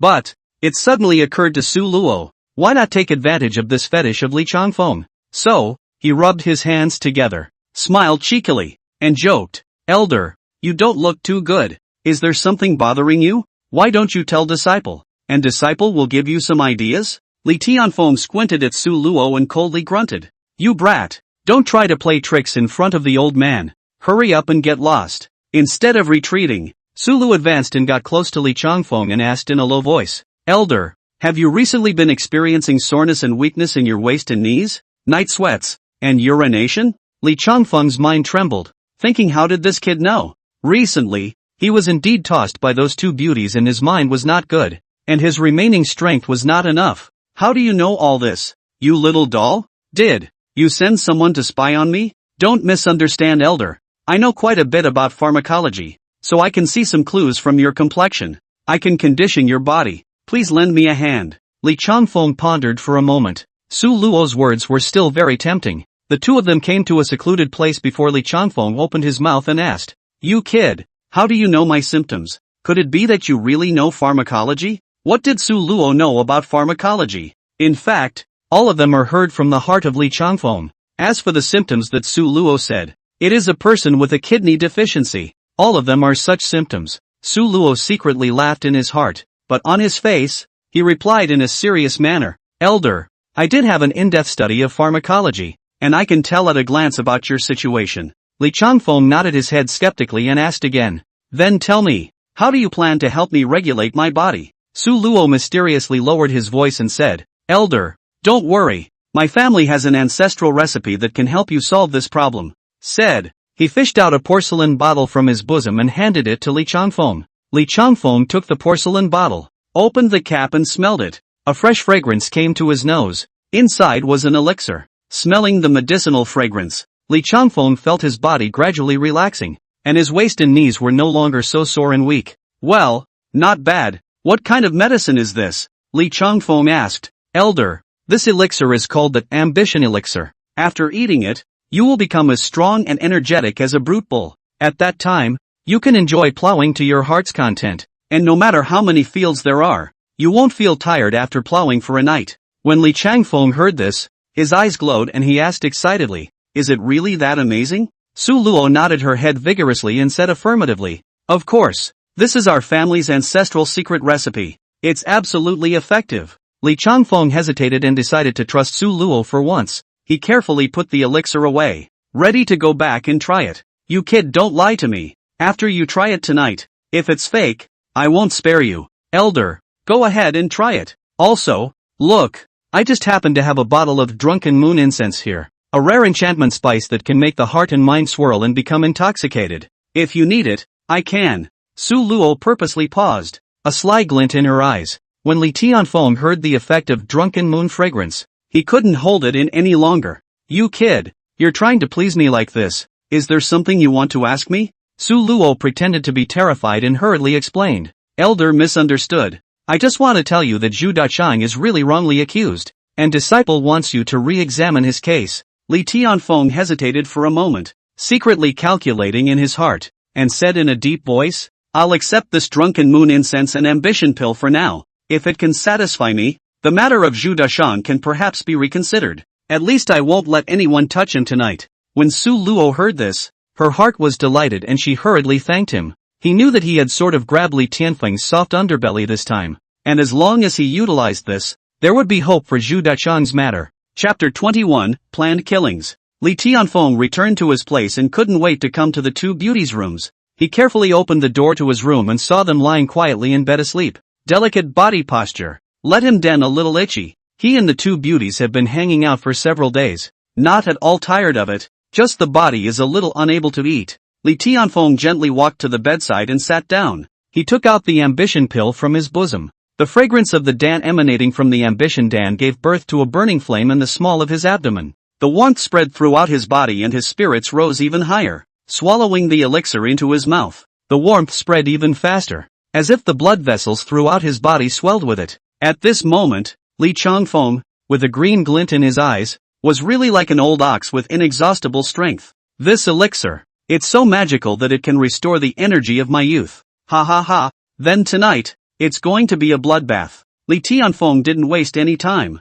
took out the bottle of drunken moon incense given by Su Luo, and gently sprinkled it in the corner of the room. and beside the pillows of the two beauties. This spice is said to be able to make the mind and emotions run high. Li Qian wanted to create the perfect atmosphere to make the night more emotional. After preparing everything, Li Qian turned to look at the two beauties on the bed and woke them up. Early the next morning, the first ray of sunlight shone into the room. Li Qian woke up leisurely. Last night, the unprecedented fulfillment made him stay unable to control himself, but he looked at the empty bottle of ambition dan, and fell into despondency. This elixir, Su Luo, there is still no awe? Of course there is. For the next few days, Su Luo gave Li Changfeng every day, and Xiong Feng Dan. While enjoying these benefits, Li Tianfeng gradually developed trust in Su Luo. Occasionally, when he broke a day, he would seek out Su Luo to ask for it. Late one night, Li Tianfeng called Su Luo over and asked in a low voice, Su Luo, all those things you sent me are very effective, especially that ambition dan, which revitalized me, and I won't take it from you for nothing. Tell me, what are your requirements? Su Luo was secretly happy in his heart, but on the surface, he put on a difficult look and hesitated for a while before saying, Elder, in fact, I don't have any special request, I just hope that you can do me a favor. Li Tianfeng nodded, signaling Su Luo to speak on. Su Luo took a deep breath and spoke out his request. Elder, I am indeed from the same hometown as Zhu Dashang. We grew up together since childhood and have a deep bond. No matter what he has done, I have to save him. Therefore, I hope that you, Elder, will release him. Li Tianfeng pondered for a while, then slowly nodded his head and said, regarding Zhu Dashang's matter, I no longer have the heart to care. As for what relationship he has with you, I won't ask about it anymore either. However, that ambition pill. Hearing this, Liu Qian immediately replied, I can assure the elders that I will send over 10 ambition pills every month. Li Tianfeng smiled in satisfaction and said, very well. Since this is the case, I will help you once. However, this matter must be done in secret, and absolutely not let a third person know about it. Otherwise, once it gets out, I will definitely not let you off the hook. Su Luo nodded repeatedly, indicating that he understood. Li Tianfeng sighed. There's one more thing I want to tell you. The person who denounced Zhu Dachang this time is Duan Wuyou from Tianya Peak, and Duan Wuyou's master has some friendship with me, and he has given me a lot of favors. So, for this matter of Zhu Dashang, you should understand what I mean, right? Liu Qian frowned slightly, secretly pondering the deeper meaning of Li Tianfeng's words in his heart. Elder, you are telling me this because you want to. I'm telling you this to show that, right now, the two of you have the same status with me, and if I let Zhu Dachang go and can't account for it with Duan Wuyou, he'll come to me in case. No harm done. Won't I just keep him from coming to you? That's your business.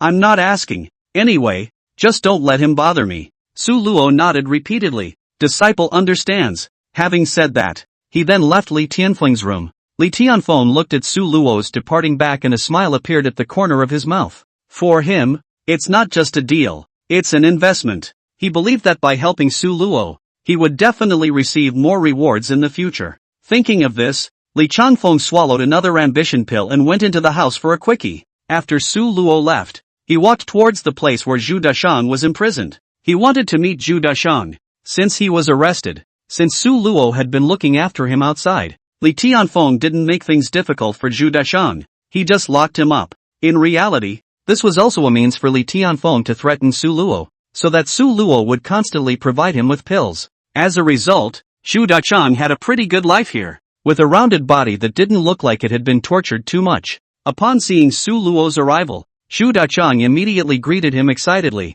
Brother Luo, you're finally here. How is the situation outside? When can I go out? Su Luo comforted. Don't worry, everything is going well. It won't take long for you to get out. Zhu Dashang angrily asked. Asterisk. Who the hell ratted me out? Brother Liao, have you found out? It's Duan Wuyou. He was also the one who did the robbing of the elixir before. Now, that old fox Li Changfeng wants me to fight with him, and only the victorious party will be recognized by Li Changfeng. And in order to save you out, I have to win this fight. Zhu Dashang anxiously asked. What should we do then? Su Luo clenched his fists. A hint of killing intent flashed in his eyes. We can only kill Duan Wuyou, Zhu Dashang said worriedly. Brother Luo, are you sure? Humph, isn't it easy to kill him? However, he can't be killed in the sect. Where to? Su Luo pondered for a moment. We have to find an opportunity to lure him out of the clan. Then, but but how to draw him out. Zhu Dashan was a little worried. Su Luo smiled faintly. Don't worry, I have my own plan. This person, Duan Wuyou, is conceited and greedy. As long as I put out a little bait, he will naturally obediently take the bait. The next day, Su Luo bought out the guard guarding Zhu Dashang and had this guard release a message to Duan Wuyou. Let's just say that Zhu Dashang has given a full account, and that there is also a stronghold in the black market where stolen goods are stored, where a large number of elixirs are kept. As expected, not as expected by Su Luo, Duan Wuyou immediately moved after hearing this news. If this was true, he would be able to redeem himself, and he decided to head to the black market himself to find out. Unbeknownst to him, Su Luo had already been there waiting for him. Chapter 22, Killing Duan Wuyou. This person, Duan Wuyou, was very greedy. When he learned of the news released by Su Luo, he couldn't wait to hurry up and head to the black market to get those spiritual herbs and medicines in his pocket.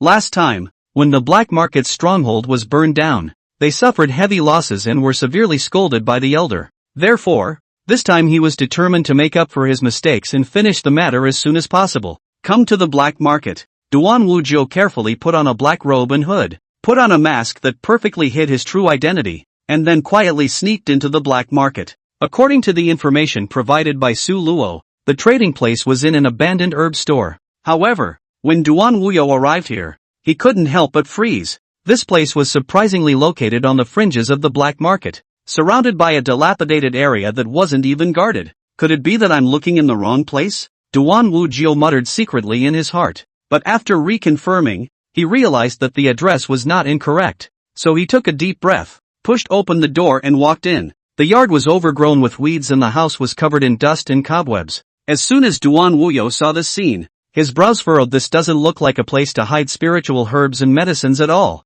Suddenly, a chill rose up his spine and he realized that he might have been duped. Suddenly, an extremely powerful aura locked onto him. Duan Wuyou's heart shook as he violently looked back, only to see Su Luo standing not far away with a cold smile on her face. Su Luo didn't wear a mask. He just stood abruptly in front of Duan Wuyou, his right hand tightly gripping a long sword with a cold light. Duan Wuyou, you're finally here. Solo? It's you? How did you recognize me? And how did you appear here? Duan Wuyou's face changed wildly. He really didn't expect that he would meet Su Luo here. Could this all be Su Luo's plot? Duan Wuyou, your every move is within my calculations. You should understand now, right? Offending me doesn't have a good ending. Big talk. Duan Wuyou took off his mask. Since his identity was recognized, there was no need to continue the disguise. He had panicked just now solely because Su Luo had suddenly appeared and recognized him. But he wasn't afraid of Su Luo. He knew that Su Luo's cultivation, which was only at the 3rd level of qi refining, was like an ant in front of him. So, at the corner of Duan Wuyou's mouth, a cruel smile appeared. Su Luo, I didn't expect you to be so stupid as to dare to come against me alone. Today is the day of your death. A hint of killing intent flashed in Duan Wuyou's eyes, and he decided not to hesitate any longer, immediately striking out to kill Su Luo. He believed that with his strength, he could easily take care of this guy who didn't know what he was doing. Duan Wuyou waved his hand, and a powerful sword qi chopped toward Su Luo. However, in the face of Duan Wuyou's attack, Su Luo was not the least bit afraid, only to see the long sword in his hand swing, similarly sending out a sword qi that collided with Duan Wuyou's sword qi. Only a loud bang was heard, and both sword qi dissipated into the air at the same time. Duan Wuyou was slightly shocked. He didn't expect Su Luo to be so strong that he could easily block his strike, but instead of retreating, he attacked again. This time, he executed a more powerful sword technique, and his sword swept towards Su Luo like a raging storm. Su Luo didn't have the need to continue the disguise anymore, dispersing the hidden aura of the Xuanwu turtle breath technique and revealing his entire cultivation. At this moment, his aura was powerful and stern, as if he was a dragon about to awaken. His body exuded an unrivaled pressure that was suffocating. Duan Wuyou's eyes widened in disbelief as he stared at what was in front of him. He couldn't accept the fact that a person he regarded as an ant was actually hiding such a terrifying strength. This is impossible, Duan Wuyou hissed, his voice filled with shock and anger. However, reality was so cruel. No matter how much he denied it, he couldn't change the fact that Su Luo had already broken through to the foundation establishment stage. A deep fear surged in Duan Wuyou's heart as he realized that he might really be in trouble this time. But he wasn't willing to fail like this. He decided to let go and put his best foot forward to fight Su Luo. Duan Wuyou clenched his teeth and fully energized the aura in his body, converging it on the magic treasure in his hand. Instantly, the magic treasure radiated a dazzling light, multiplying its power. He brandished his magic treasure and lunged towards Su Luo, wanting to salvage the situation with his last strength. Facing Duan Wuyou's desperate strike, Su Luo had no fear on his face. He smiled gently and quickly formed seals with both hands, executing the Xuan Wu Gong. With the completion of the hand seals, a layer of hard armor appeared on his body surface, shimmering with a metallic luster. Not only was this layer of armor incredibly defensive, but it was also able to enhance his attack power. Duan Wuyou's attacks came like a raging storm, but they were easily parried by Su Luo. Each of his attacks were as useless as if they had hit a steel wall. Instead, Su Luo took the opportunity to counterattack and blasted Duan Wuyou with a fist. Although Duan Wuyou had the boost of a magic treasure, under Su Luo's strong attack, he gradually fell into a disadvantage. His attacks became more and more feeble, while Su Luo fought harder and harder, completely gaining the upper hand. Duan Wuyou's heart was in a panic. He had never thought that he would lose so badly. At this moment, he realized how foolish he had been in belittling Su Luo earlier. Su Luo didn't give Duan Wuyou a chance. Today he made his move. Duan Wuyou would definitely die. With a flash of his body, he instantly appeared in front of Duan Wuyou's body, and his fist fiercely blasted at Duan Wuyou's chest. Bang! With a loud bang, Duan Wuyou's body flew out backwards like a kite with broken strings, crashing heavily into a wall. He sprayed out a mouthful of blood, his face as pale as paper, his eyes filled with panic and despair. How can you be so strong? Duan Wuyou opened his mouth with difficulty, his voice so weak that it was almost inaudible. Su Luo didn't answer him. She just gave him a cold look, then took a step towards him. Duan Wuyou, if you dare to mess with me, today is the day you die. Su Luo's voice was as cold as ice, without a trace of emotion. A hint of despair flashed in Duan Wuyou's eyes when he heard this. He knew that he was afraid that he would not be able to escape today. He struggled to stand up, but his body was unable to move as if his strength had been drained. Su Luo walked in front of him and raised her hand to stab his heart with a sword. Put! With a muffled sound, Duan Wuyou's body violently trembled before slowly falling to the ground. His eyes were wide with death. Su Luo sheathed his sword and turned around to leave this abandoned herb store. Su Luo had just returned to Bisui Peak, and before he could go up the mountain, he saw a pillar of blood-colored air suddenly rushing out from the top of the mountain,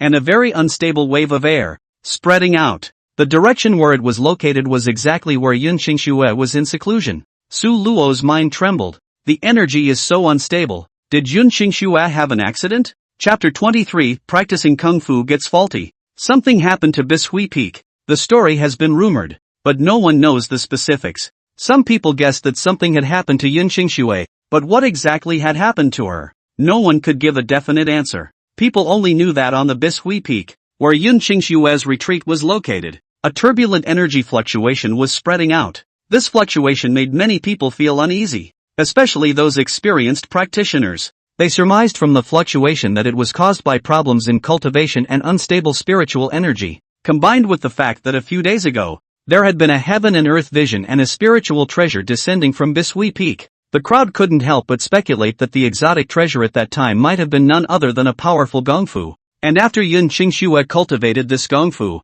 it went awry. Su Luo also had a guess. His heart tightened and he immediately rushed towards the direction of Yun Qingxue's seclusion. He was worried about Yun Qingxue's safety, and at the same time, he wanted to figure out what had happened. At this moment, the atmosphere of Bisui Peak was tense, as if it was facing a great enemy. In order to deal with possible dangers, Aqua Peak had already turned on its defense array. This was because there were quite a few peak masters who coveted the resources of Aqua Peak and were already hovering at the edge of Aqua Peak. These people wanted to take advantage of the chaos to get a piece of the pie. And if it was really certain that something had happened to Yun Qingxue, then Bisui Peak was afraid that it would lose a lot of resources. When Su Luo arrived at Master Yun Qingxue's place of seclusion, he found that many disciples had already gathered at the cave. They were all nervously guarding the outside of the Cave of Heavenly Bliss, as if they were waiting for some important news. However, despite the crowd's anxiety, no one dared to trespass into it without permission from Yun Qingxue.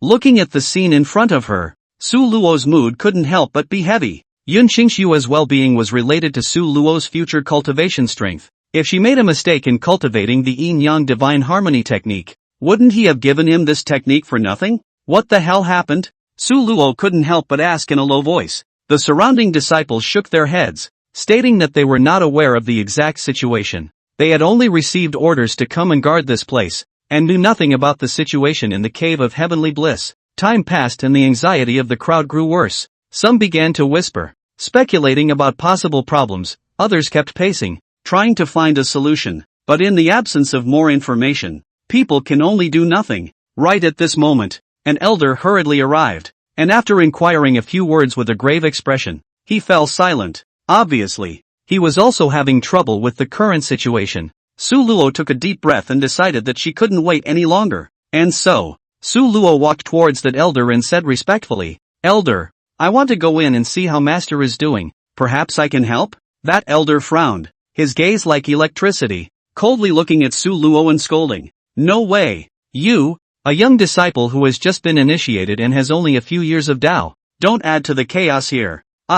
Su Luo was so angry that he really wanted to dislike him. But, as this elder said, his seniority was too shallow. No one will believe a word he says. At this point, a strange sight suddenly appeared outside the Cave of Heavenly Bliss. Above the sky, the originally clear sky suddenly became gloomy and a layer of blood-colored clouds appeared. A hazy mist rose up from the clouds and quickly spread out, enveloping the entire mountain peak. Within the mist, the figure of a giant dragon could be vaguely seen emerging. The dragon was huge and sinuous. Its scales shimmered with pink light, blending in with the red mist around it, making it look mysterious and majestic. However, the dragon seemed to be in extreme pain as its body continued to writhe. The crowd looked at the giant dragon phantom in the sky in surprise, with stunned expressions on their faces. It was an illusory shadow, yet so realistic that one could not help but be in awe. What the hell is going on? Why did the giant dragon figure appear? This giant dragon illusion. And whose Dharma body is it? At this point,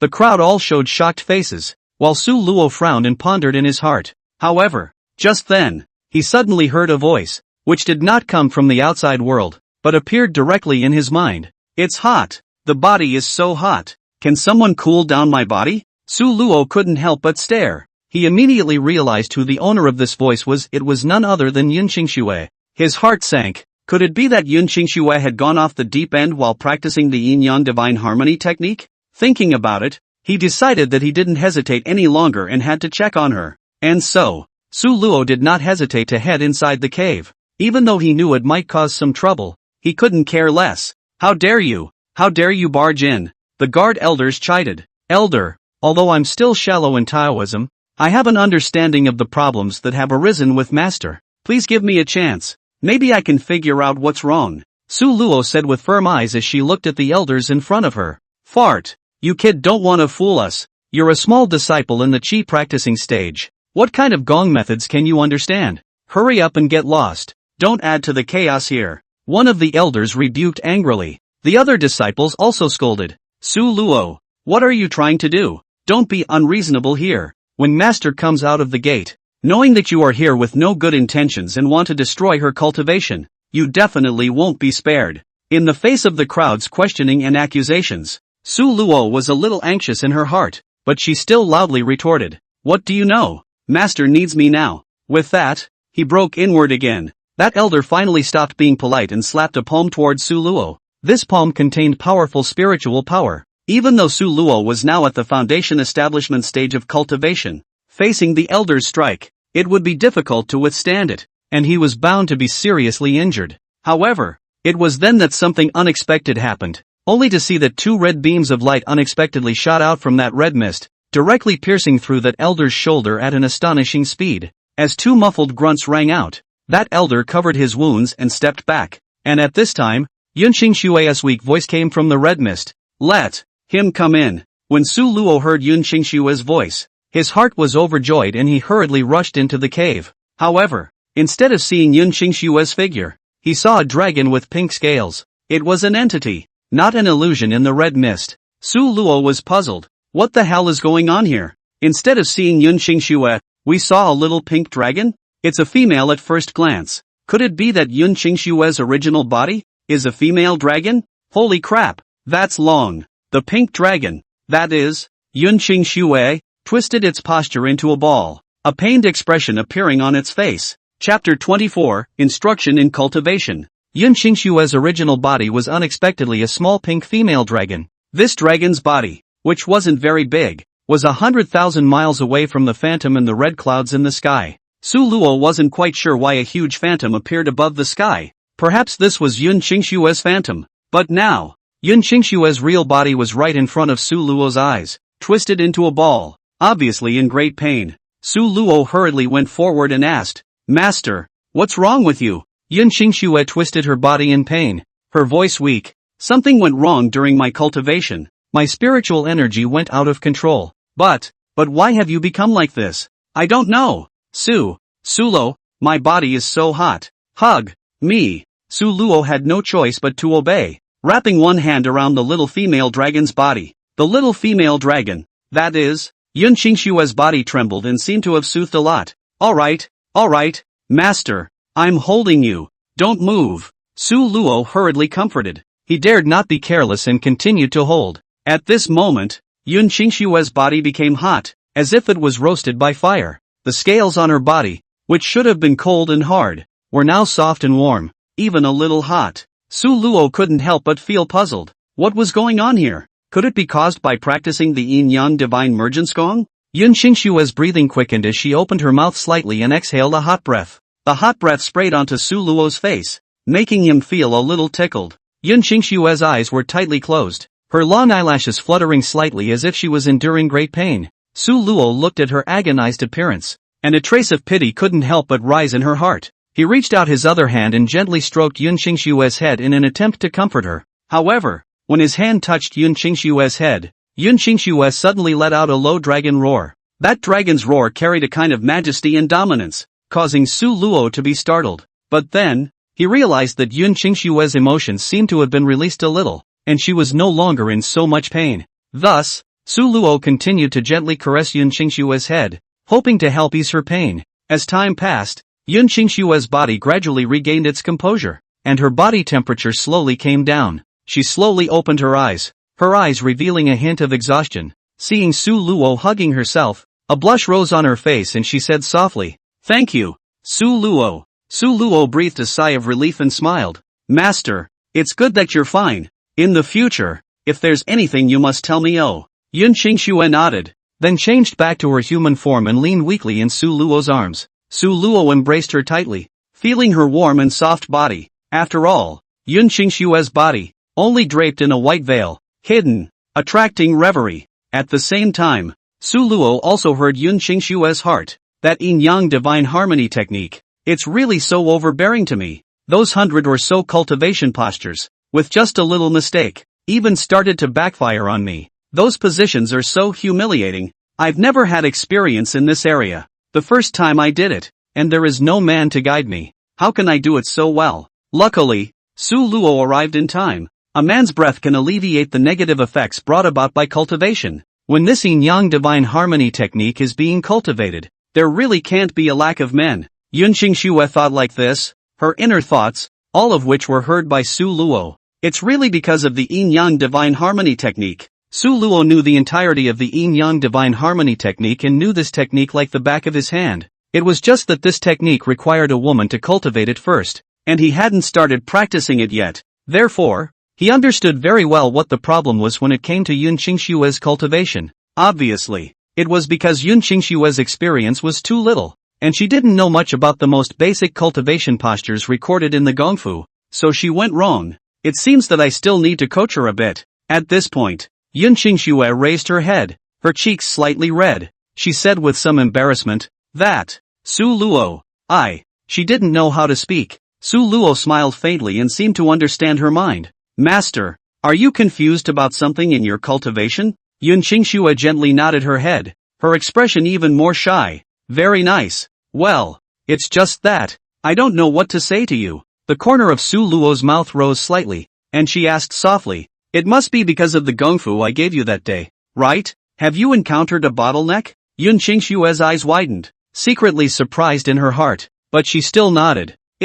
How do you know? Could it be that you already knew the contents of that gongfu?" Su Luo nodded. Yun Qingshuo's cheeks turned even redder. Su Luo actually knew that she practiced dual cultivation techniques. It was simply humiliating. "Then you can't tell anyone. Yun Qingxue whispered. Su Luo hurriedly promised, "Don't worry, Master, I definitely won't say anything. However, since Master has encountered a problem, as a disciple I naturally have to help." Su Luo looked at Yun Qingxue with a serious face. "Let me guide Master in his cultivation." Yun Qingxue's body trembled. "How can this work?" Su Luo smiled. "It's okay, Master. There's no need to be formal about this between us. Moreover, this is also so that Master can better grasp the gongfu." Yun Qingxue hesitated for a moment and finally nodded. "Then I'll trouble you." Yun Qingxue was shy on the surface and looked reluctant, but in reality, she had long been unable to hold back inwardly. She was now being held by Su Luo,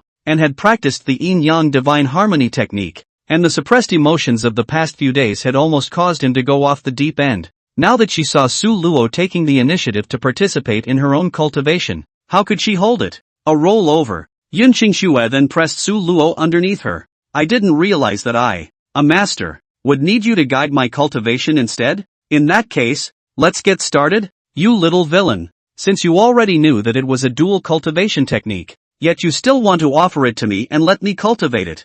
I'm afraid you don't have any good intentions, do you? That's just it. I, Yun Qingxue, am innocent, but in the end, I let you, this little villain, take advantage of the situation." Yun Qingxue unexpectedly directly provoked the relationship between the two. A pair of jade arms ringed Su Luo's neck. "Su Luo, is this cultivation posture correct? It still needs your guidance. After all, people don't have experience." Su Luo was ecstatic in his heart. He knew in his heart that as long as he broke the barriers, with the first time, there would be a second time, and a third time. Yun Qingxue was already inseparable from him. Su Luo began to instruct Yun Qingxue to cultivate the yin-yang divine harmony technique. He patiently explains the points and precautions of each pose and demonstrates them himself. Yun Qingxue also gradually let go of her shyness and reserve and studied earnestly. In the process, the two became closer. Chapter 25 East Sea Dragon Palace.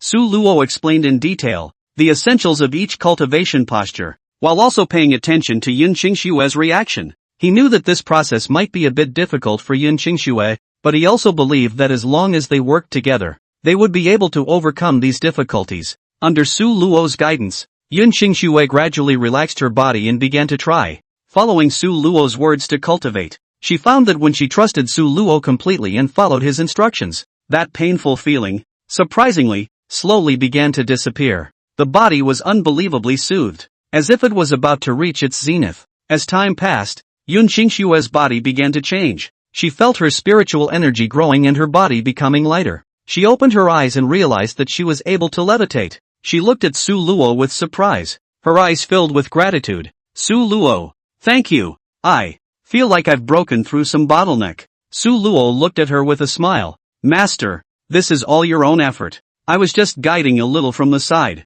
Yun Qingxue shook her head. "No, if it wasn't for you, I'm afraid I would have gone off the deep end long ago. Master, there is no need to be so polite between us. Moreover, I'm glad to be able to help you." The two men looked at each other and smiled. Yun Qingxue knew that she might not be able to leave Su Luo in the future. Ding! Cloudlight Snow's bond value has skyrocketed to 20. As a result of participating in the cultivation of the yin-yang divine harmony technique, his cultivation strength skyrocketed and he was promoted to the peak of foundation establishment. Holy, too powerful. Su Luo was incomparably excited. "I haven't even formally dual cultivated with Yun Qingxue yet, and just a little bit of physical contact alone, and then instructing her on her cultivation, has allowed me to raise my cultivation by so much. Then if I were to formally dual cultivate with her, my cultivation, wouldn't I have to raise my cultivation by several great realms?" Su Luo looked at Yun Qingxue's body and now showed a greedy gaze. Not just that primal desire,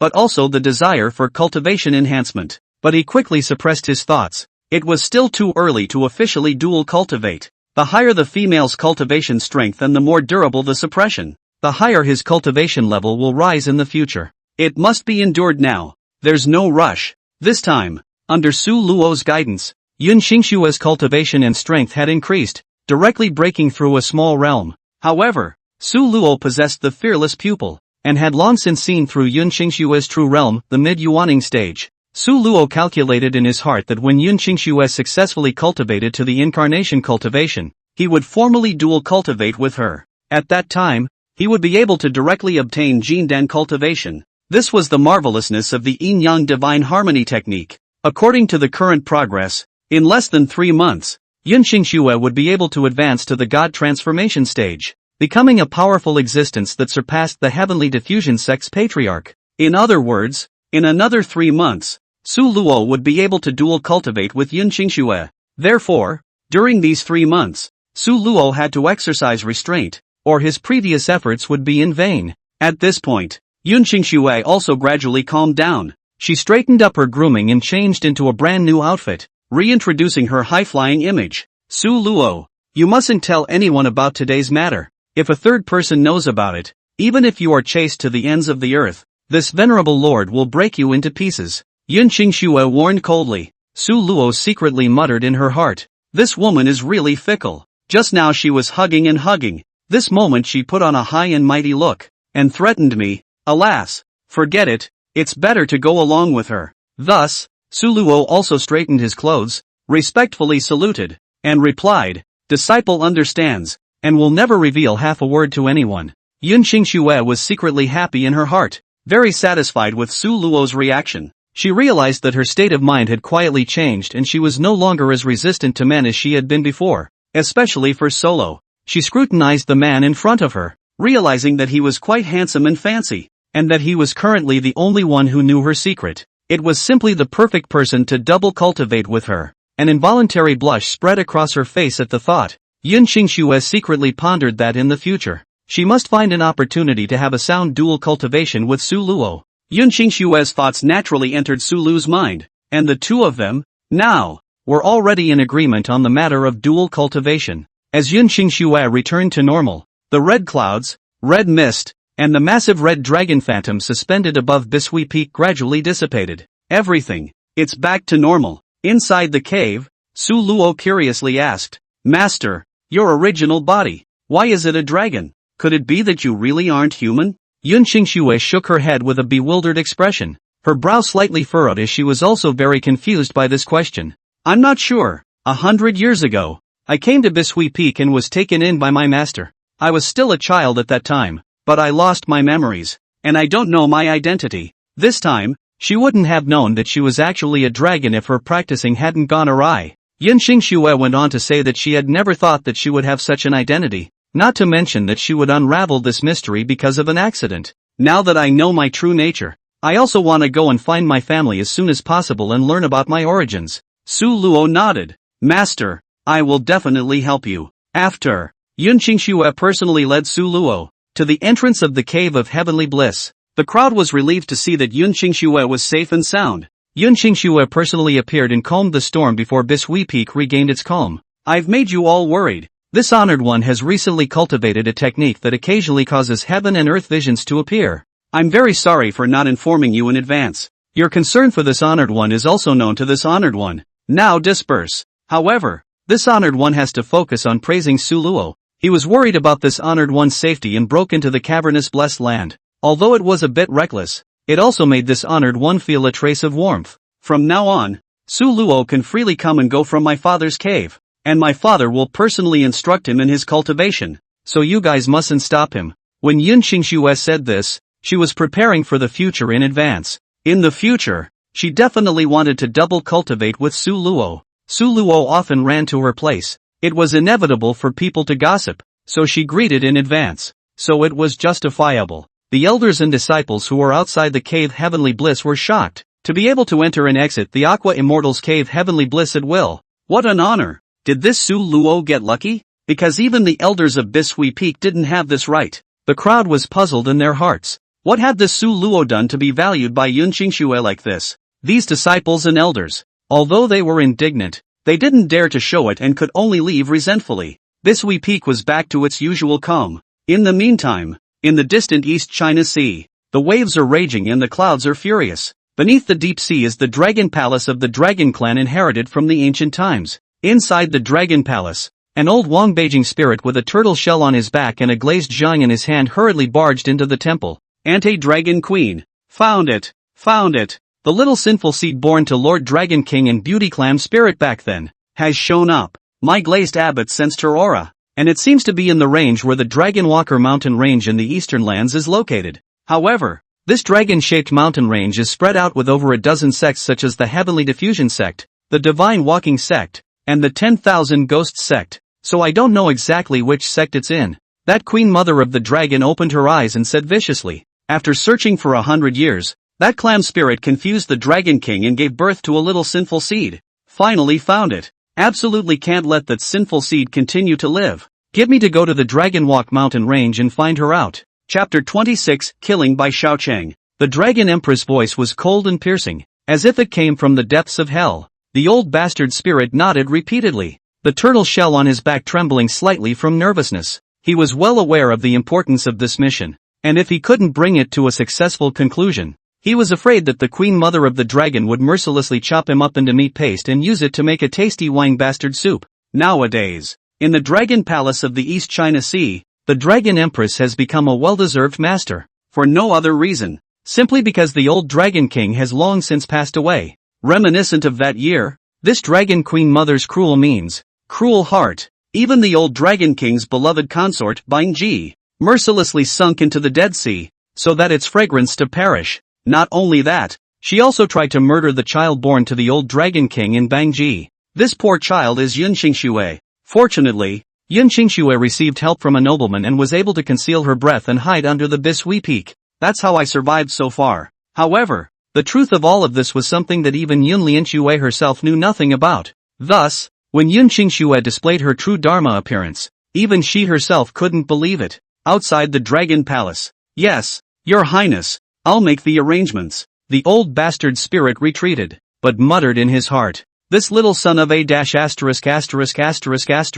If she's really in the Eastern Earth's Dragon Walk mountain range, that's a real problem. There are so many sects there. It'll take a lot of effort to find her out. However, it doesn't matter. The person my East Sea Dragon Palace is trying to find. How could these human sects in the Eastern lands dare to hide it? Let's just find them one clan at a time. Let's go to the Divine Walking Sect first. Yun Qingxue and Su Luo knew nothing about what happened in the Dragon Palace in the East Sea, and they continued to live a peaceful life, acting according to their own plans. Ever since the Cave of Heavenly Bliss, the relationship between the two had become even closer. Su Luo had the privilege of freely entering and exiting Yun Qingxue's residence, in which case it would be even more convenient for the two of them to interact. After that day, Yun Qingxue had been cultivating in seclusion, and with Su Lu's guidance, she no longer had any embarrassing scenes because of her cultivation posture. Su Luo, on the other hand, focused on consolidating his cultivation. Due to his cultivation growing too fast, he did need time to stabilize his foundation. He always kept his goal in mind. 1 month later, kill Bai Xiaoxiao.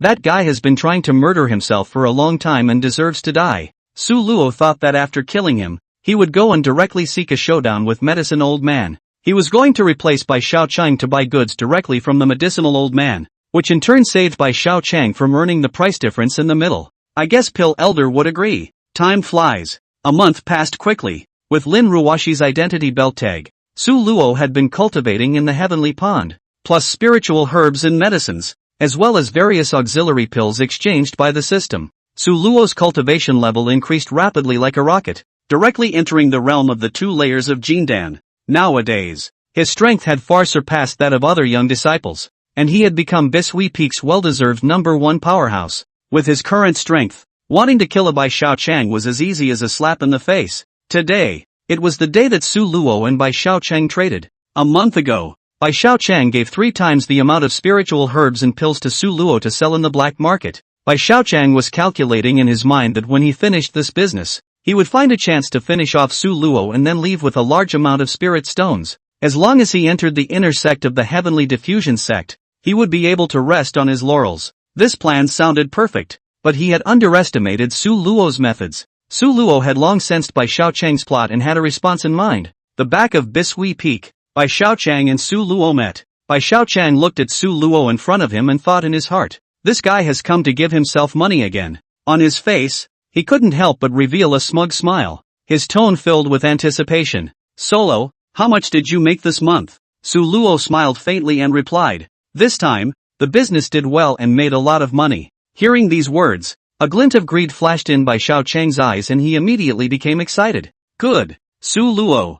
You're really my right-hand man. Hurry up and give me the money you earned. However, Su Luo didn't do what Bai Xiaoqiang wanted. He secretly sneered in his heart, feeling disdain for Bai Xiaoqiang's greed, but on the surface, he kept his cool and even said somewhat teasingly, "Senior brother Bai, I'm so dedicated to making money for you. This time, how much can I share?" Bai Xiaoqiang's face instantly changed for a moment. He didn't expect Su Luo to ask such a question. He forced a smile while observing Su Luo's reaction. "Ha ha, well said. How much do you think is appropriate to share with you?" His eyes flickered, obviously very dissatisfied with Su Luo's request. Su Luo smiled faintly and replied without fear, "Senior brother Bai, I'm only acting according to the agreement. If you are not willing to keep your promise, then who would be willing to work with you in the future?" His words revealed a firmness and confidence that made Bai Xiaoqiang unable to help but feel a little weak. "Senior brother Bai, do you think it's appropriate for me to keep working for you like this?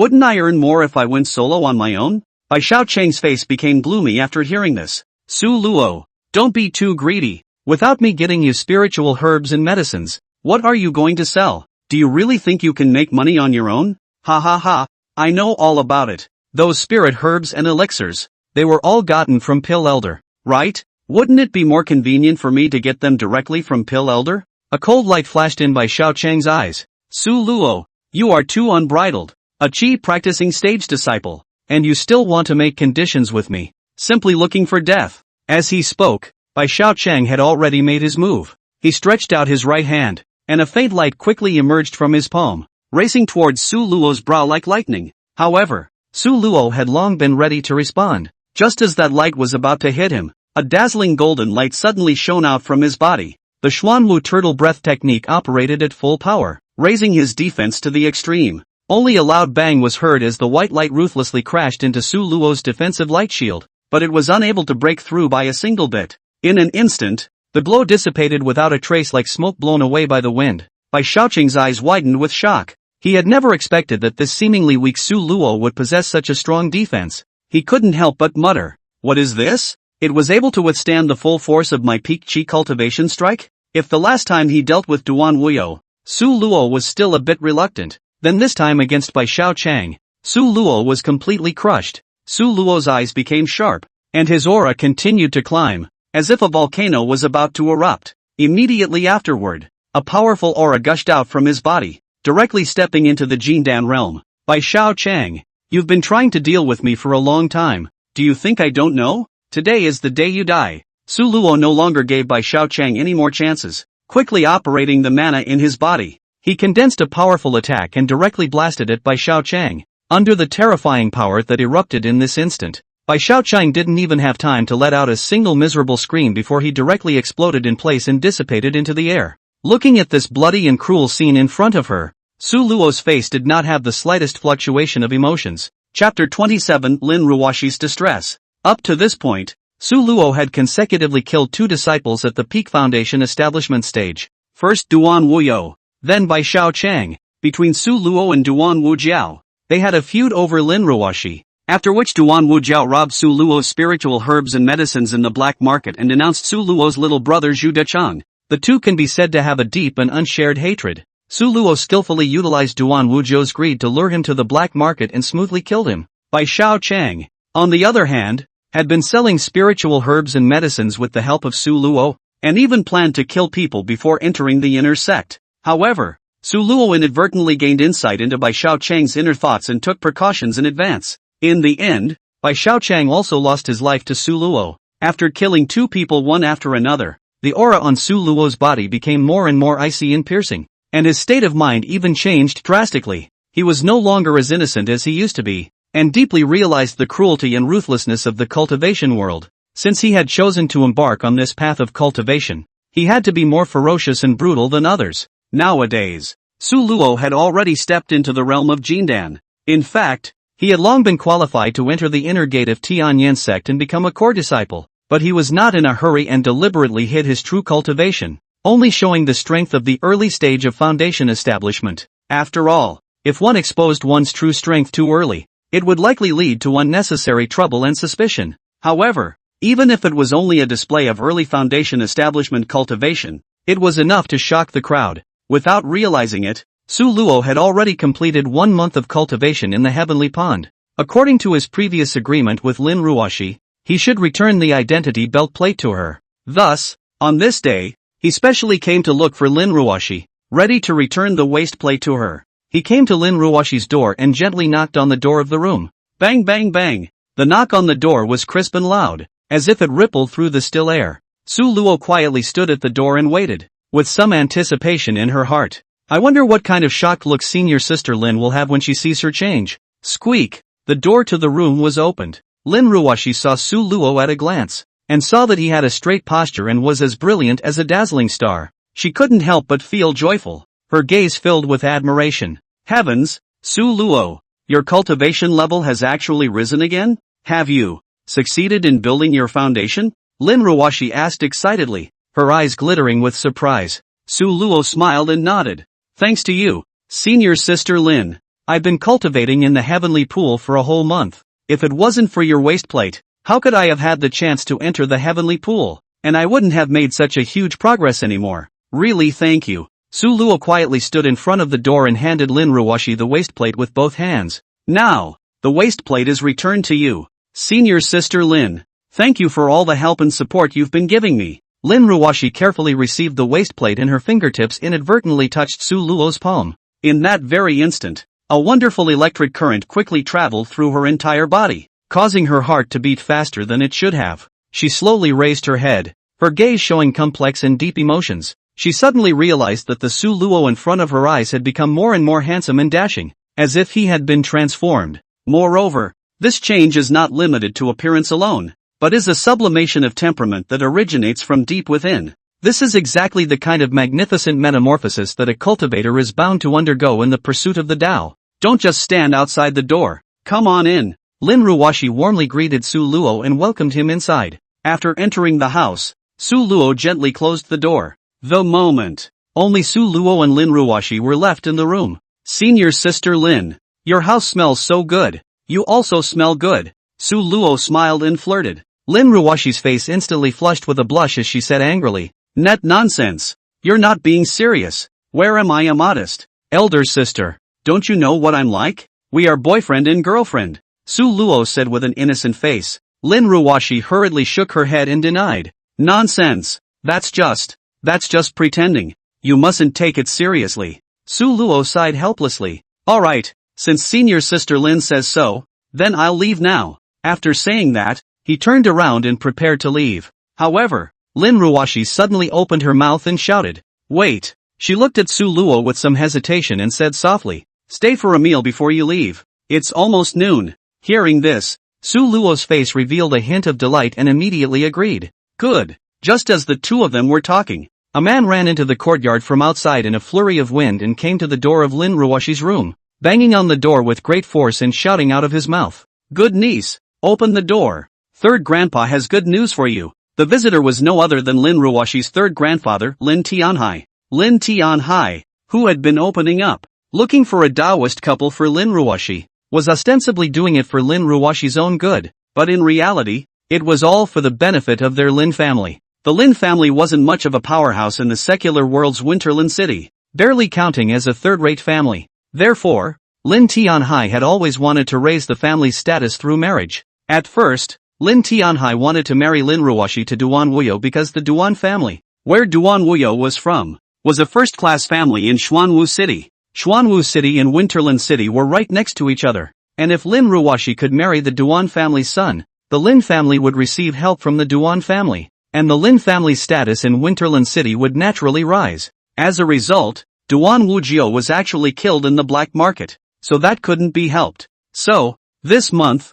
Lin Tian went overseas and found another marriage for Lin Ruoxi. When Lin Ruoxi heard the knock on the door, she was also filled with helplessness. She walked over and opened the door to see Lin Tianhai standing outside the door with a happy face, while she, herself, became sad. Third grandpa, what's wrong? Looking for me in such a hurry? Lin Tianhai said excitedly. Good niece, I've just made a deal with the Zhao family's family head. They promised to let you marry Zhao Yunlong, the Zhao family's son. The Zhao family is a first-class big family in Winterland City. Now our Lin family can be considered to be in high places. After Lin Ruoxi heard this, the expression on her face became complicated, and she looked at Su Luo with mixed feelings in her heart. Su Luo, on the other hand, frowned slightly. He could feel Lin Ruoxi's difficulty, but he also knew that this was the norm in the cultivation world, and that many times an individual's wishes had to give way to the interests of the family. Third Grandpa, can we reconsider this matter?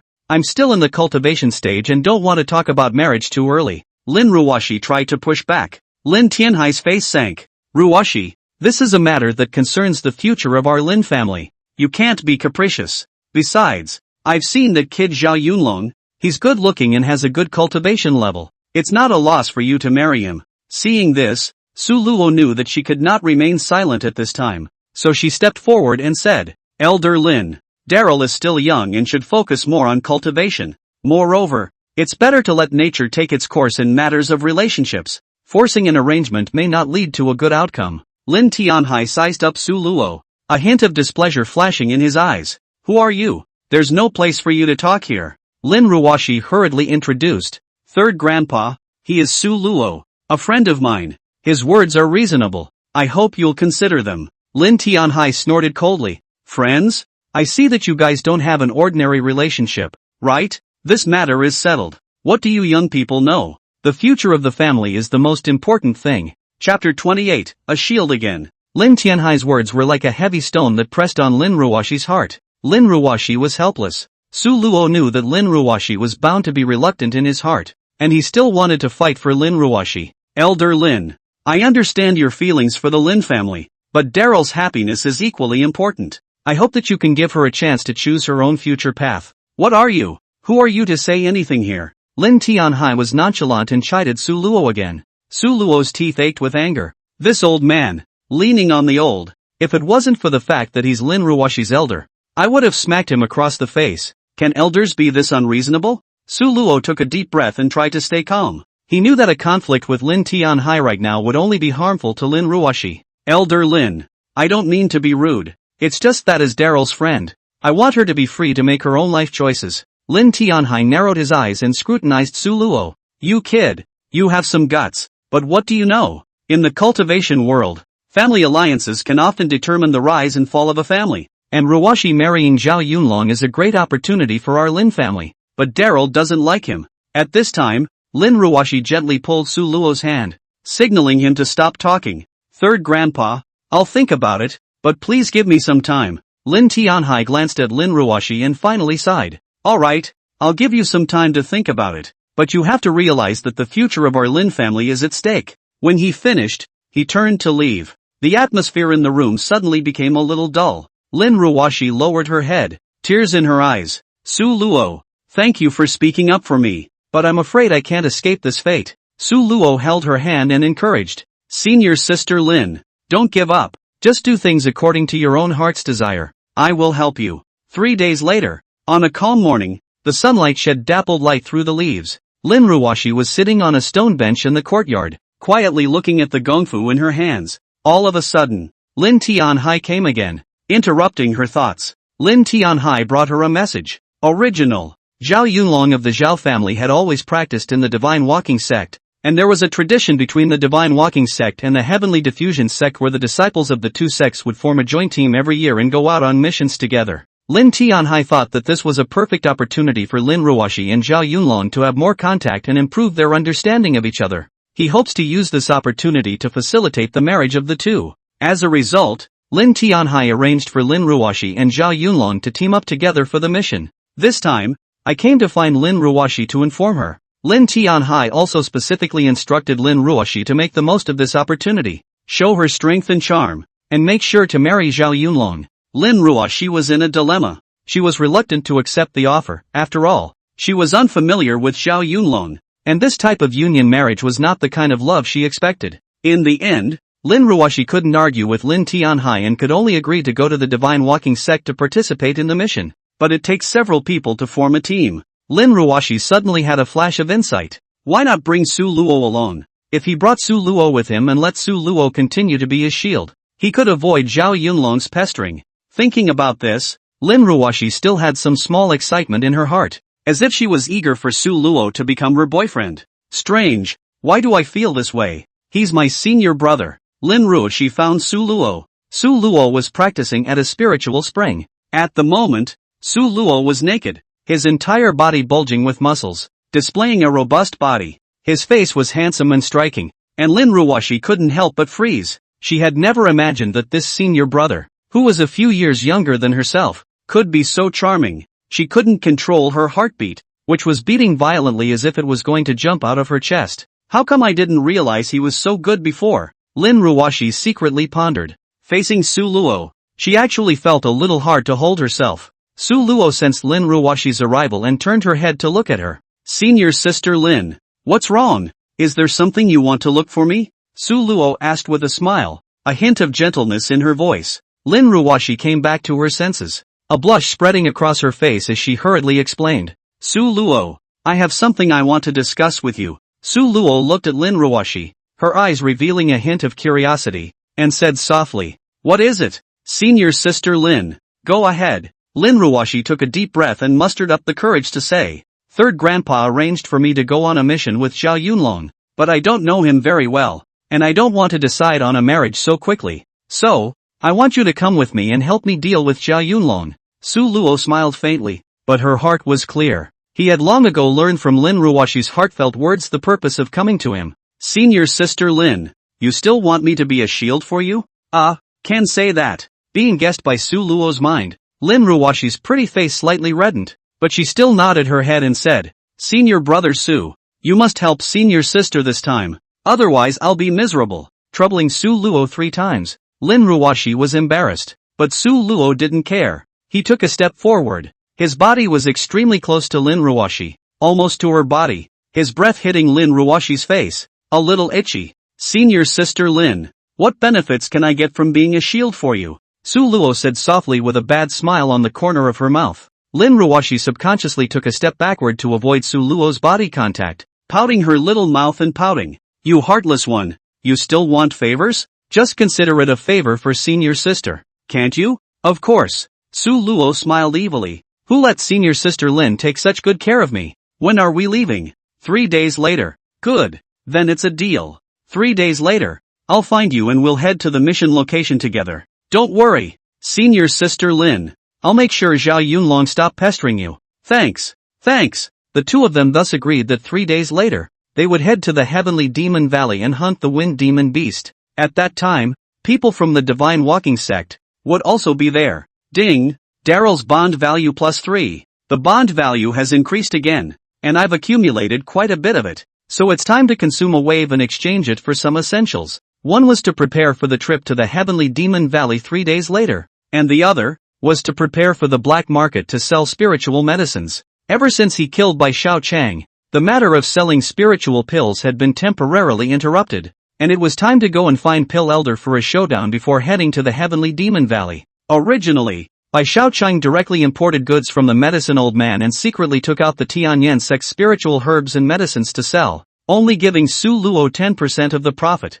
Now that Su Luo had killed Bai Xiaoqiang, Su Luo was going to take his place and buy goods directly from the medicine elder. Sure, it wasn't easy. First of all, he had to get Pill Elder's approval, and he couldn't do it without giving some benefits. Chapter 29, Traveling to the Heavenly Devil Valley. Su Luo was preparing to go away for a while, so she had to get everything organized in advance. First, he used the bond value to exchange enough Xiongfeng Dan from the system store and personally delivered it to Elder Li Changfeng of the Law Enforcement Hall. After all, if one wanted to sell spiritual medicines, one couldn't do so without the shelter of the Law Enforcement Hall. Ever since Su Luo had beheaded Duan Wuyou, Li Changfeng had completely fallen to Su Luo's side. Even Zhu Dashan had been released by the Law Enforcement Hall. After dealing with Li Changfeng's side of things, Su Luo rushed to Spirit Pill Peak without stopping and started negotiations with Pill Elder. This Pill Elder, whose real name was Pill Dust, was a top 10 ranked elder of Spirit Pill Peak, but this guy has always been a master of eating and stealing, often stealing spiritual herbs and medicines from the Spiritual Medicine Peak, and then reselling them to Bai Xiaoqiang so that he can sell them in the black market. Now that Bai Xiaoqiang is dead, the medicine elders have naturally cut off their sales. Moreover, it was too much of a drop for him, a hall elder, to personally run to the black market to sell things, and he was worried that he couldn't find a suitable disciple to do the job for him. Su Luo was precisely looking at this point, which was why he had the confidence to take down Pill Elder. Just like that, Su Luo arrived at Spirit Pill Peak, Elder Pill Dust's residence. Pill Dust was frowning sadly inside the house. He had been lingering over Bai Xiaochang's death. Who the hell killed Bai Xiaochang? It's simply cutting off my path to wealth. Let me find him and I will definitely break him into pieces. As Pill Elder was thinking, Su Luo had already arrived in front of the door of his residence. Pill Elder. Disciple Su Luo pays his respects. Su Luo said respectfully. Su Luo? Which mountain are you a disciple of? What are you doing here to see me? Pill Elder didn't open the door, but only asked coldly through the door. Disciple is a disciple of Bishui Peak. This time I'm here because of Senior Brother Bai's matter, and I know who killed Senior Brother Bai. Hearing this, a layer of killing intent suddenly enveloped Pill Dust's entire body. With one big move of his hand, he ingested Su Luo through the door and into the house. However, Su Luo was prepared. He secretly utilized the Xuanwu turtle breath technique, making his body shrouded under a layer of turtle shell. Even though Pill Dust's power was strong, it was surprising that it couldn't hurt him even a bit. After Su Luo was ingested into the house, she still had a calm and relaxed demeanor, which caused Pill Dust to be taken aback. Is he really an ordinary disciple? How could he withstand my intimidation? Pill Dust was secretly surprised in his heart and developed a hint of curiosity towards Su Luo. Pill Dust collected his aura and asked rhetorically, "Speak, who killed Bai Xiaochang?" Su Luo looked at Pill Dust without changing his color and said, "I don't dare to hide it from Elder Pill. It was me who killed Bai Xiaochang." "It was you? You came to me, so you must know the relationship between Bai Xiaochang and I. Since you admit that you killed Bai Xiaochang, aren't you just throwing yourself into the net?" When Pill Dust saw Su Luo, a trace of anger flashed in his eyes, and his aura instantly became stern. This Elder Pill Dust was not an ordinary person, but a peak Jindan cultivator with considerable strength. Su Luo naturally didn't dare to confront him directly, and hurriedly explained, "Pill Elder, calm down. I didn't come here to provoke, but rather I want to talk about a business with you." Hearing this, Pill Dust's face eased slightly, but he still said indifferently, "Humph, what's there to talk to me about?" Su Luo replied unhurriedly, "Medicine Elder, you should also be clear that now that Bai Xiaochang is dead, you have lost an important outlet. I, on the other hand, can help you solve this problem." Pill Dust's heart stirred, but on the surface, he still pretended to be unconcerned and laughed coldly. "Just buy you? What can you do?" Su Luo smiled and said confidently, "Pill Elder may not know that the spirit herbs and spirit medicines that Bai Xiaochang took from me before were all taken by me to the black market for sale. Therefore, I have a complete sales channel. As long as we work together, your spirit herb spirit medicine will continue to sell well." Pill Elder's eyes lit up as if he was interested in the proposal, but he was also an old fox after all, and would not show it easily. Only frowning slightly he asked, "Oh, then how do you plan to cooperate?" Su Luo smiled faintly. He knew that Elder Pill Dust had already been persuaded. He said unhurriedly, "Pill Elder, we can cooperate like this. Bai Xiaochang originally took 40% of the profits from you. I only need 30% of the profits. You provide the spiritual herbs and medicines. I'll be responsible for the sales. How about it?" A hint of greed flashed in Elder Pill Dust's eyes, but it was quickly concealed by him. He pretended to be calm and said, "How do you want me to trust you?" Su Luo secretly laughed in his heart. He had long predicted that Pill Dust would make such an offer. He pretended to hesitate and pondered for a moment before saying, "Pill Elder, let's put it this way. You give me a chance. Within a day, I will be able to sell the spirit pills out of the black market, and also let you see what I can do." Elder Pill Dust was silent for a moment, seemingly weighing the pros and cons. He knew that selling spirit herbs and spirit medicines from the black market did require great connections and resources. These were his shortcomings, so he desperately needed to find a reliable partner, or else his spiritual herbs and elixirs would rot in his hands. In the end, Elder Pill Dust nodded and said, "All right, let's do as you say. However, I still have one more condition. You must guarantee that all spirit herbs and spirit medicines will be sold through your people, and that no one else can interfere or reveal my identity behind the scenes." Su Luo's heart rejoiced. He knew that Elder Pill Dust had agreed. He immediately promised, "Don't worry, Pill Elder, I will definitely keep my word.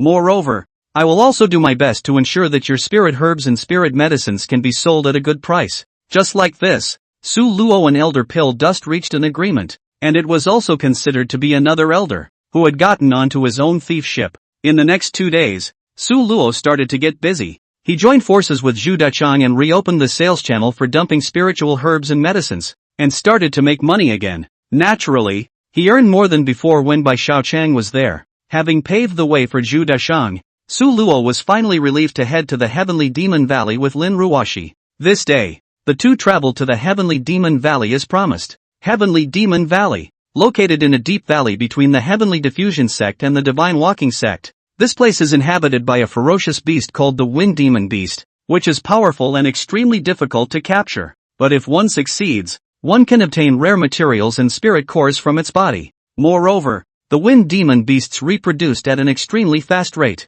and every year, many sect disciples would come to hunt the Wind Demon Beasts. Next to the Heavenly Demon Valley, a town slowly formed, named Demon Hunting Town. The two of them arrived at the Demon Hunting Town and temporarily rested their feet while waiting for Zhao Yunlong from the Divine Walking Sect to arrive. Demon Hunting Town was a lively place where most of the town's inhabitants hunted wind demon beasts for a living. Thus the martial arts style here was very strong. Most of the buildings in the town were mainly stone and wooden structures, ancient and sturdy, and both sides of the streets were filled with all kinds of stalls selling all kinds of weapons, defense tools, elixirs and spiritual herbs. Su Luo and Lin Ruoxi found an inn to stay in. This inn is called Wind Demon Inn. It is one of the biggest inns in the Demon Hunting Town. The owner of the inn was a big man with a stout figure named Tainyo, who was also a demon hunter in the Demon Hunting Town, and his strength was not bad. When Tainyo saw Su Luo and Lin Ruoxi, he warmly greeted them. Two honored guests, welcome to the Wind Demon Inn.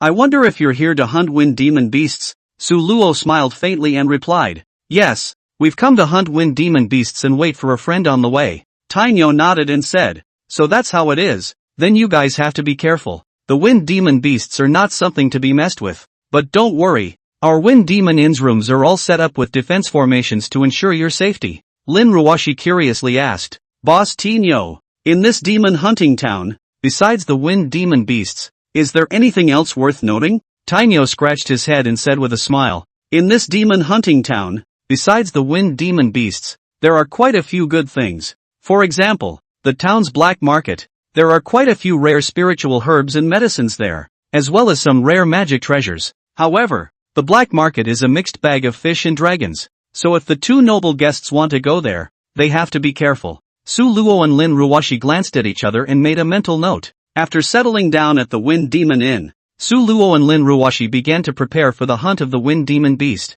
They first went to the town's weapon store and picked out some handy weapons, and then went to the elixir store and purchased some healing and recovery elixirs. Just as they were about to leave the elixir store, they suddenly heard a clamor from outside. Look, it's the Divine Walking Sect's people coming. I heard that this time, the Divine Walking Sect sent their genius disciple Zhao Yunlong, who is the best of the younger generation. Su Luo and Lin Ruoxi glanced at each other and knew that Zhao Yunlong was the person they were waiting for, so they immediately walked out of the elixir store and headed towards the direction of the noise, only to see that at the entrance of the town, a group of disciples dressed in Divine Walking Sect's attire were slowly walking towards the town, led by a tall and handsome young man whose eyes were sharp as knives, giving off a feeling of unruffled authority. This person was none other than Zhao Yunlong. When Zhao Yunlong saw Su Luo and Lin Ruoxi, a hint of surprise flashed in his eyes, but it was quickly concealed by him. He walked forward, smiled slightly, and said, Sister Daryl,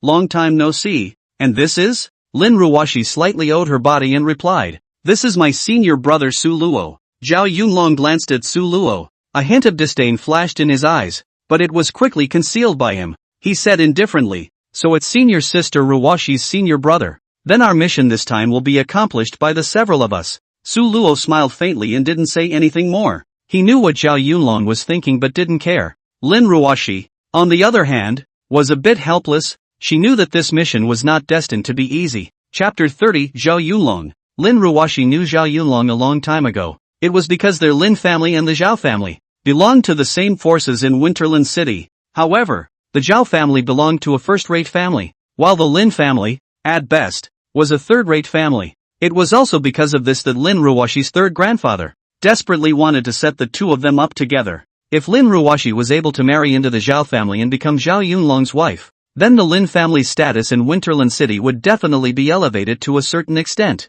However, Lin Ruoxi had nothing good to say about Zhao Yunlong. After all, when they were children, they all lived in the same city, and Lin Ruoxi still had more or less some understanding of this person, Zhao Yunlong. It had to be said that Zhao Yunlong, a man who looked tall and powerful in appearance, was quite handsome, and I'm afraid that an ordinary girl would be deeply attracted to him when she saw him. But the problem was that Zhao Yunlong's character was really too bad. On the surface he seemed to be excellent, but in reality his heart was dirty, and he didn't know how many innocent women had been poisoned by him. How could Lin Ruoxi be willing to marry such a person? The third grandfather only knew how to act in the interest of the family, without any concern for his own feelings. Now the two have met. Beside Zhao Yunlong, he brought along 3 tall and imposing people, and after Su Luo used his fearless pupil to scan his eyes, he realized that these 3 people were all mid-stage foundation establishment disciples. Zhao Yunlong, on the other hand, possessed the powerful strength of an early-stage Jindan.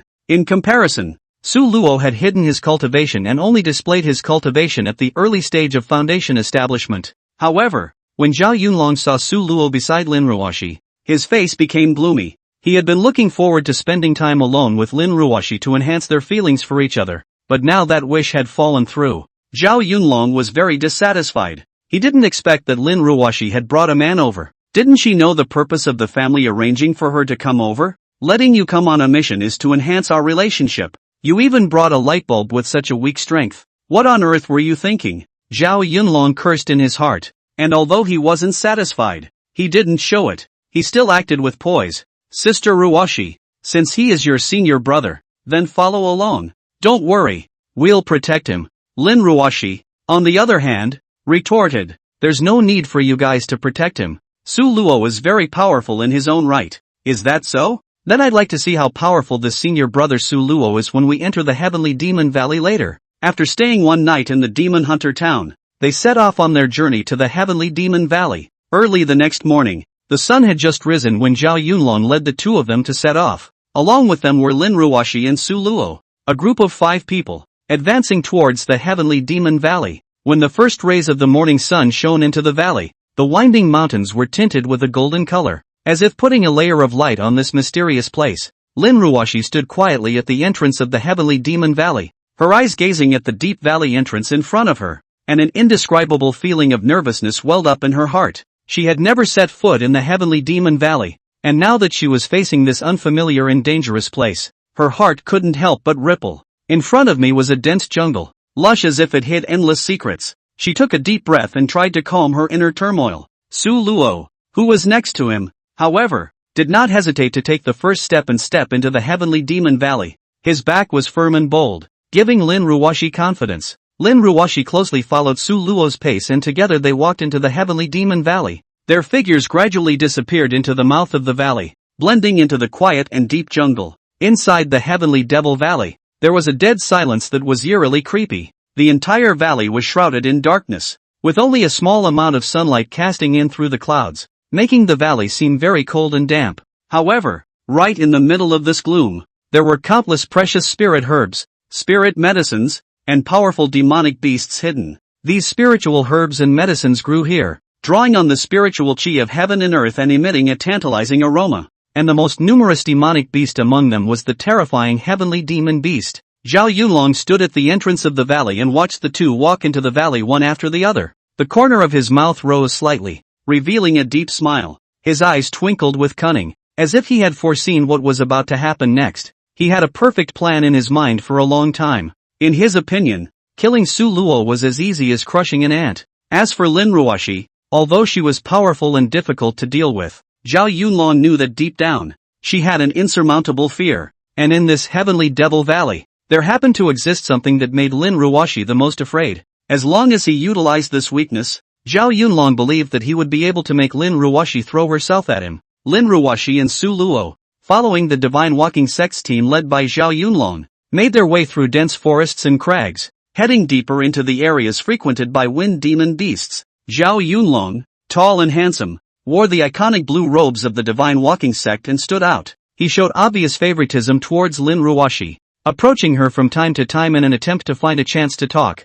However, whenever he approached, Lin Ruoxi always skillfully avoided and kept a certain distance. Su Luo understood Lin Ruoxi's uneasiness in her heart, so she always appeared by her side at the right time, blocking Zhao Yunlong's further approach. With Su Luo's help, Lin Ruoxi gradually felt relaxed, but Su Luo also completely offended Zhao Yunlong. Sure is an annoying guy, ruining my good deed with Lin Ruoxi. However, this place will soon be close to the Wind Demon Beast's colony. Su Luo, I'll see how miserably you die later, Zhao Yunlong thought in his heart. But his heart was all heard by Su Luo. Solo was also prepared for defense. There are unruly people trying to harm me again, so don't blame me for not being polite. Su Luo and Lin Ruoxi carefully traveled through the valley, alert to any dangers that might appear around them. Suddenly, a gust of wind swirled up and a black shadow descended from the sky, pouncing directly on Su Luo and Lin Ruoxi. Look out! Su Luo shouted, pulling Lin Ruoxi behind him as he ran his truchi at the same time,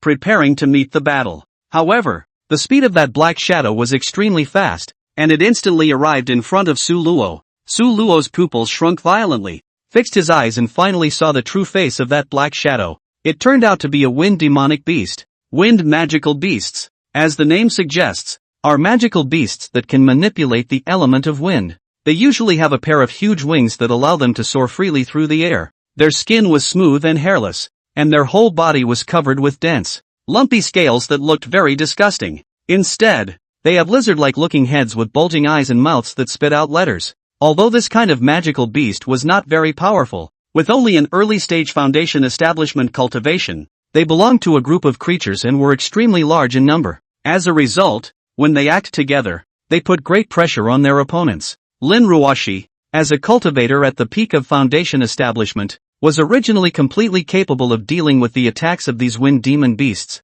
However, she has an Achilles heel. She grew up with a fear of the scaly lizards, so when she saw these wind demon beasts, the memories in her mind were instantly awakened, and her body involuntarily weakened, unable to exert any strength to resist at all. Lin Ruoxi was out of shape. Her body was weak and she couldn't help but wrap her arms around Su Qiuo's waist, holding on to keep from collapsing. The two's intimate gestures were seen by Zhao Yunlong, and the hatred in his eyes rose steeply. This, even did not take the initiative to come to my side to hug me, but instead went to hug Su Luo. The two of them must have a problem. Cuckolding me? Looking for death. Chapter 31 Exasperation. The close interaction between Lin Ruoxi and Su Luo made the jealousy in Zhao Yunlong's heartburn even brighter. He decided not to wait any longer and had to take immediate action to make Su Luo disappear from this world. The wind demon beast in front of him let out a hiss. The voice seemed like a sharp sword, piercing straight through one's eardrums, causing a sting and discomfort. This kind of demonic beast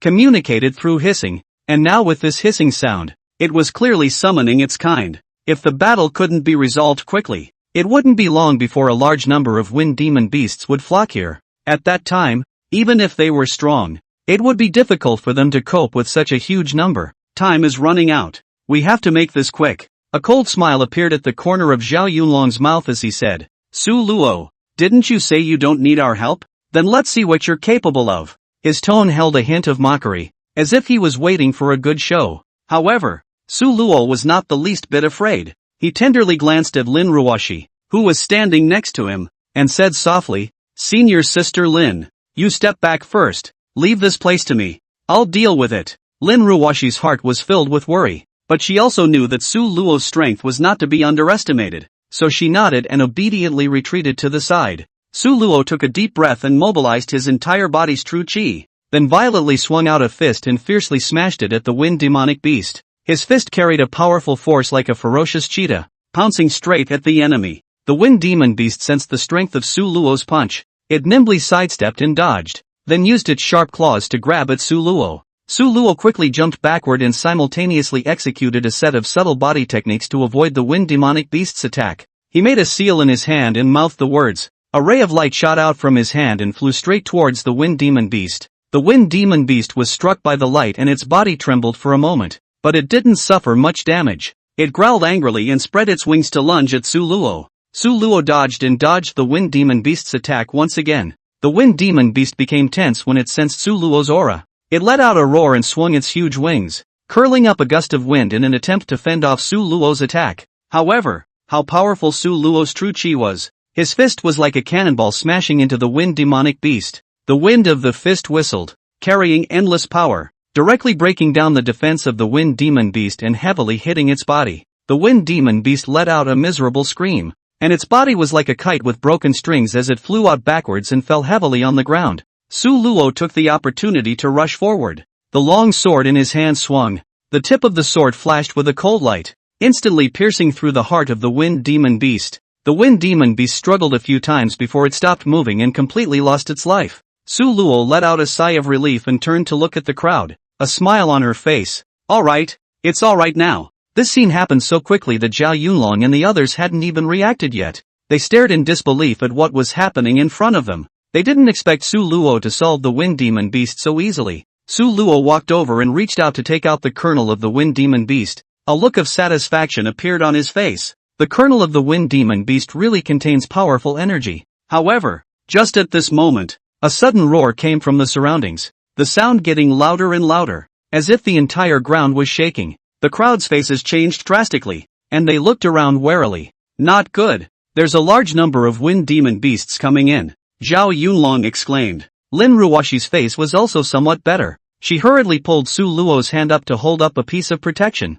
Let's go. After saying that, she brought Su Luo along and swept away. Zhao Yunlong couldn't help but feel a sense of loss welling up in his heart as he watched the two of them holding hands. But he knew that now was not the time to dwell on this, so he hurriedly followed. The group quickly fled and finally arrived at an open valley. This valley was very wide, surrounded by towering mountain peaks, with green grass and fresh air inside the valley, just like a fairyland. It was really not easy to still have this place within the heavenly demon valley. It should be safe here, right? Zhao Yunlong panted. Su Luo nodded. It's safe for the time being, but those wind demon beasts won't stop. We still need to be careful. The crowd began to recuperate in the valley. Lin Ruoxi felt an instinctive fear of those lizard-like wind demon beasts, so much so that she completely lost her ability to fight and had to rely on the care of others. Thus, Su Luo had been guarding her side, not giving Zhao Yunlong the slightest chance to get close to Lin Ruoxi. At the moment, Lin Ruoxi was sitting quietly on a rock by the river with her bare feet.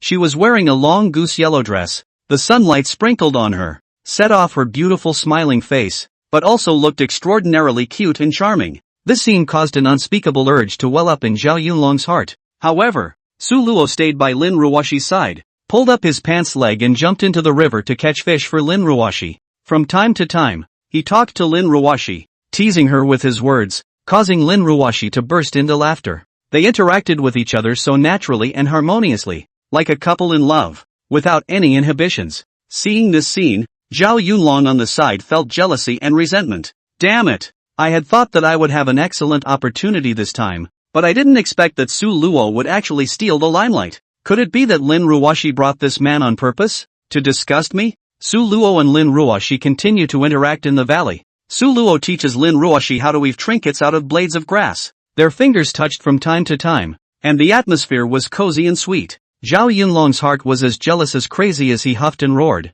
Lin Ruoxi, what do you mean? Lin Ruoxi was startled by Zhao Yunlong's sudden questioning. She looked up at him with confusion in her eyes. Zhao Yunlong, what's wrong with you? Zhao Yunlong's face was so gloomy that it seemed as if water could drip out of it. He stared at Su Luo and Lin Ruoxi with a deadly glare and said through gritted teeth, "Why are you always with him? What exactly is your relationship?" When Lin Ruoxi heard this, she couldn't help but frown and asked rhetorically, "What does it have to do with you if we're together?" When Zhao Yunlong heard this, he was so furious that he was trembling. His eyes widened as he stared fiercely at Lin Ruoxi, his voice carrying obvious jealousy and anger. "Don't you realize? Your third grandfather has already agreed to the marriage between us. Are you sincerely disgusting me?" However, Lin Ruoxi, was unmoved as she straightened her body and answered righteously, "But I didn't agree to third grandpa's request, did I? I should be the one to make my own decisions about my marriage, not someone else." Hearing this, Zhao Yunlong was so furious that his 7 orifices were filled with smoke.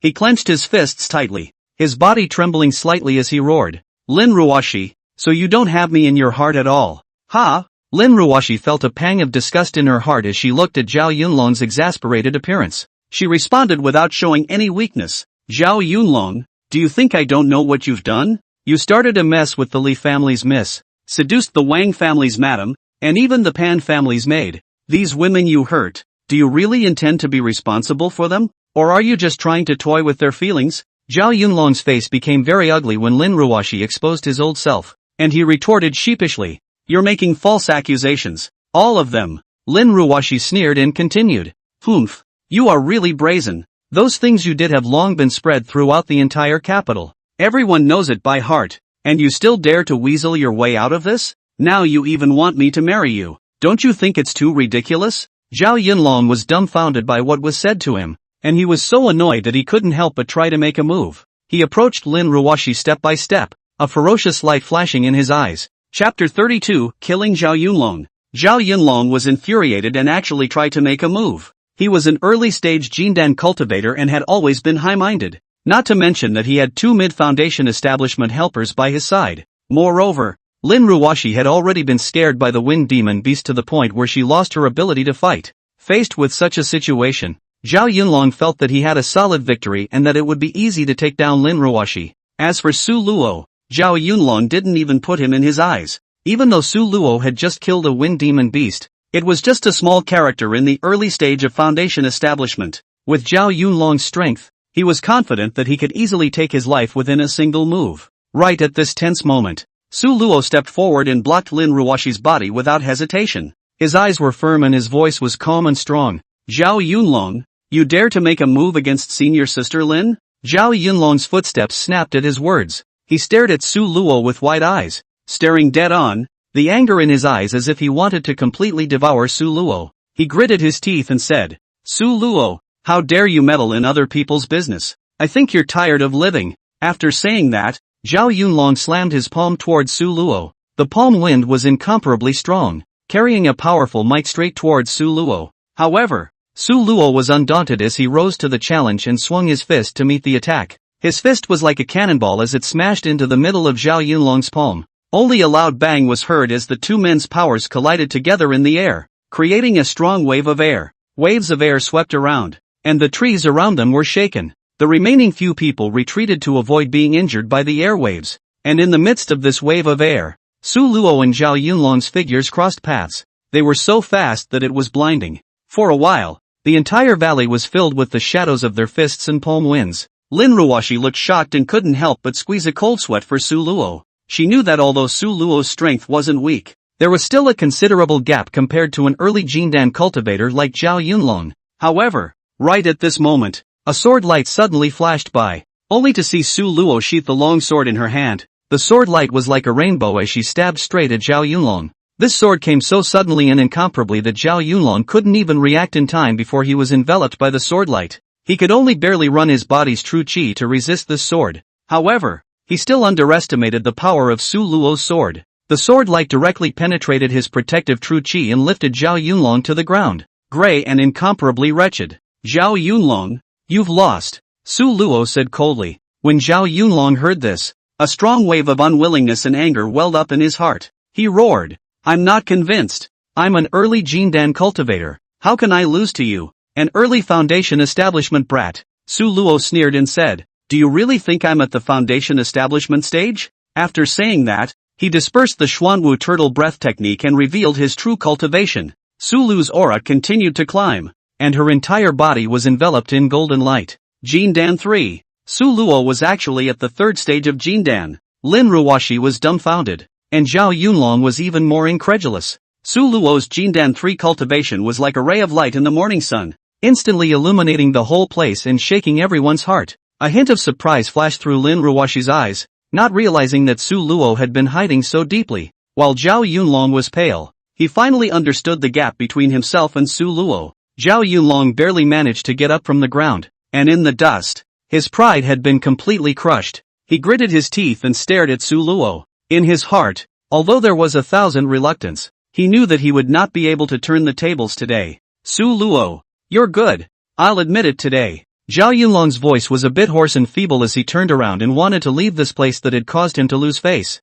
However, Su Luo did not let him off the hook. Zhao Yunlong, if you want to leave, it's not that easy. Su Luo's voice was calm but carried an unquestionable coldness. Those who want to kill me must die. You dare to kill me? Why wouldn't I dare? Su Luo's eyes were determined to kill, and his figure instantly approached Zhao Yunlong like a ghost. Zhao Yunlong felt a shadow of death looming over him as he stepped back in terror, trying to dodge Su Luo's attack. However, in front of the cultivation of the 3rd stage of Jindan, his speed seemed so sluggish. Only Su Luo's body was seen moving swiftly like a ghost, and the light of the sword in his hand flashed once again. This time, his sword was no longer just a threat, but went straight for Zhao Yunlong's vitals. Zhao Yunlong was shocked in his heart and hurriedly used the lance in his hand to parry. but Su Luo's swordsmanship was too overwhelming for him to block. Only a pff sound could be heard as the tip of Su Luo's sword directly pierced through Zhao Yunlong's chest. Zhao Yunlong wailed, his eyes full of unwillingness and anger, staring at Su Luo with a deadly stare,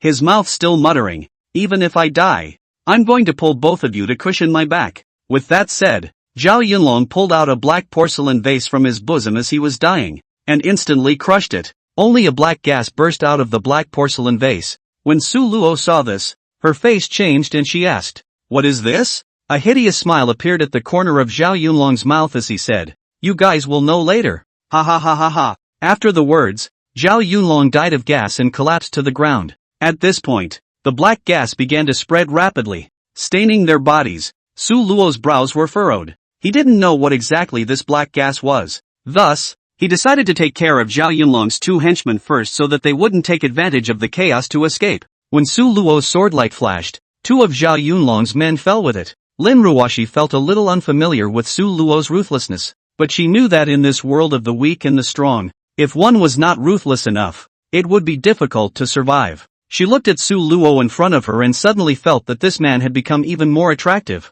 Su Luo quickly walked to Lin Ruoxi's side, gently held her hand, looked at her with gentle eyes, and said softly, "Senior sister Lin, let's go." Lin Ruoxi nodded slightly and obediently let Su Luo hold her hand. However, just as they were about to leave, the ground suddenly shook violently, the wind whistled past, and a haunting aura filled the wind. Immediately afterward, a group of gigantic wind demonic beasts surged like a tidal wave, covering the sky. Faced with such an amazing scene, Su Luo couldn't help but be shocked. Could this be the outbreak of a beast tide? He suddenly turned around, and his gaze went to the porcelain vase that Zhao Yunlong had crushed before he died. Moment! It dawned on him. It turned out that this porcelain vase contained secretions extracted from the female wind demon beast's body. Due to the scarcity of female wind demon beasts, the odor of this secretion was unusually weak, but it attracted a large number of male wind demon beasts. And now, because of Zhao Yunlong's actions, it caused the beast tide to break out. Su Luo realized the seriousness of the problem. Crap! We're already tainted with the scent of female wind demon beasts, and no matter where we escape to, we'll be hunted down by these male wind demon beasts. He quickly calmed down and began to analyze the current situation. Lin Ruoxi's face was pale and terrified, completely at a loss as to how to deal with the situation in front of her. What can we do about this? With so many male wind demon beasts rushing over, we have nowhere to run. Chapter 33, Heavenly Demon's Secret Realm. Male wind demonic beasts, coming from all over the sky. They smelled the scent of a female and didn't even want to live, frantically storming this way. It was dense, like a plague of locusts. In this situation, even if a Yuaning powerhouse came, they couldn't kill and decimate all of them, let alone Su Luo and Lin Ruoxi. Lin Ruoxi was afraid of these lizard-like wind demon beasts. Her legs were weak, and she had no fighting power at all. Seeing that the situation was critical, Su Luo carried Lin Ruoxi on his back. "Senior sister Lin, I'll take you away." Lin Ruoxi was all desperate, not expecting to end up with Zhao Yunlong's backstabbing. "Solo, is there any hope?" "With faith, there is hope." Su Luo operated the Xuanwu turtle breath technique. His entire body was draped under the protection of the turtle armor shield. The strength of his body had already reached an extremely terrifying point, and he wouldn't be injured even if he was bitten by a wind demon beast. However, facing so many wind demon beasts, Su Luo still felt a bit overwhelmed. After all, 2 fists can't beat 4 hands. Lin Ruoxi hugged Su Luo's shoulders tightly, her heart filled with fear. She knew that if it wasn't for Su Luo, she was afraid that she would have died here a long time ago. "Senior sister Lin, don't be afraid. I'm here. There's a lake there. We can jump into it and wash off our breath." Lin Ruoxi's eyes lit up. "Good idea. Watch the moment and make a dash for the lake next to you." His speed was extremely fast, and in the blink of an eye, he arrived at the edge of the lake. However, right at this moment, a huge wind demon beast suddenly appeared in front of them, blocking the way. This wind demon beast was much larger than all the others, and underneath it, tentacles over 3 meters long were already sticking out. Attached to the slime, it swept towards the 2 Su Luo. "Disgusting. That's disgusting." Su Luo was shocked in his heart, and he hurriedly performed a light skill to avoid the wind demonic beast's attack. Bang! Only to see the aura on Su Luo's body erupt violently, while a burst of fist shadows erupted at the same time. Only a loud bang was heard, and that wind demon beast was directly sent flying backwards. falling heavily to the ground. It then burst into flames. Seeing this, Su Luo didn't dare to fight anymore and quickly carried Lin Ruoxi on his back and continued to rush towards the lake. Su Luo glanced around and realized that the areas that were drenched in black mist were unexpectedly all tainted with the aura of female wind demon beasts. Even Zhao Yunlong's corpse, Su Luo saw with his own eyes. Zhao Yunlong's body was surrounded by dozens of wind demon beasts, and these wind demon beasts did not eat him. Instead, they lovingly licked his body with their tongues, and there were even dozens of tentacles that began to explore his body. The scene is just too deranged. If they were caught by these wind demon beasts, the consequences would be simply unimaginable. Thinking of this, without the slightest hesitation, Su Luo turned around and picked up Lin Ruoxi, jumping into the lake. The lake water was cold and biting, but Su Luo couldn't care less. He just wanted to get out of this place as soon as possible. The lake had really obscured the female wind demon beast's aura, and Su Luo led Lin Ruoxi to dive continuously, not daring to show her head at all. At least there were no wind demonic beasts chasing them now. Su Luo had the shield of Xuanwu turtle breath technique and could hold his breath for a long time under the lake. He planned to wait for the beast tide of the wind demon beasts to calm down before returning to the top. Su Luo, what's that? Lin Ruoxi suddenly asked, pointing down, beneath the heavenly mill lake. There was a strange luster flashing, and Su Luo couldn't help but be curious. Could it be that at the bottom of the heavenly mill lake, there could still be exotic treasures? Go down and take a look. The two men kept diving down, closer to the bright light. Getting closer, the two were surprised to realize that this was actually a cave at the bottom of the lake. The light was coming right out of the cave and it was full of aura. There seems to be an unbelievable treasure inside the cave. Su Luo and Lin Ruoxi glanced at each other, both seeing the color of surprise in the other's eyes. Be careful, it might be dangerous, Su Luo reminded. The two approached the cave cautiously, ready to enter and explore it. However, right at this moment, a powerful suction force suddenly erupted from the mouth of the cave, and Su Luo and Lin Ruoxi were unable to resist it at all, and were directly sucked into the cave. The two men went black and then lost consciousness. When Su Luo opened her eyes again, she found herself lying by a lake. He sat up and rubbed his head, feeling only slightly dizzy. After a while, he gradually recovered and began to observe his surroundings. This lake, with its endless expanse, was many times larger than the heavenly mill lake. The lake is so clear and sparkling that it looks like a huge mirror. The lake is flat and grassy, like a green carpet. The sky was as blue as a jewel, and occasionally a few pleasant bird songs were heard. Most importantly, the spiritual chi here was incomparably abundant, more than several times denser than the sky mill lake. Su Luo's heart stirred. What is this place? How could there be such a rich aura? He concluded that this must not be the Heaven's Mill Valley, as the aura within the Heaven's Mill Valley was not this dense. Could it be that this is a secret realm?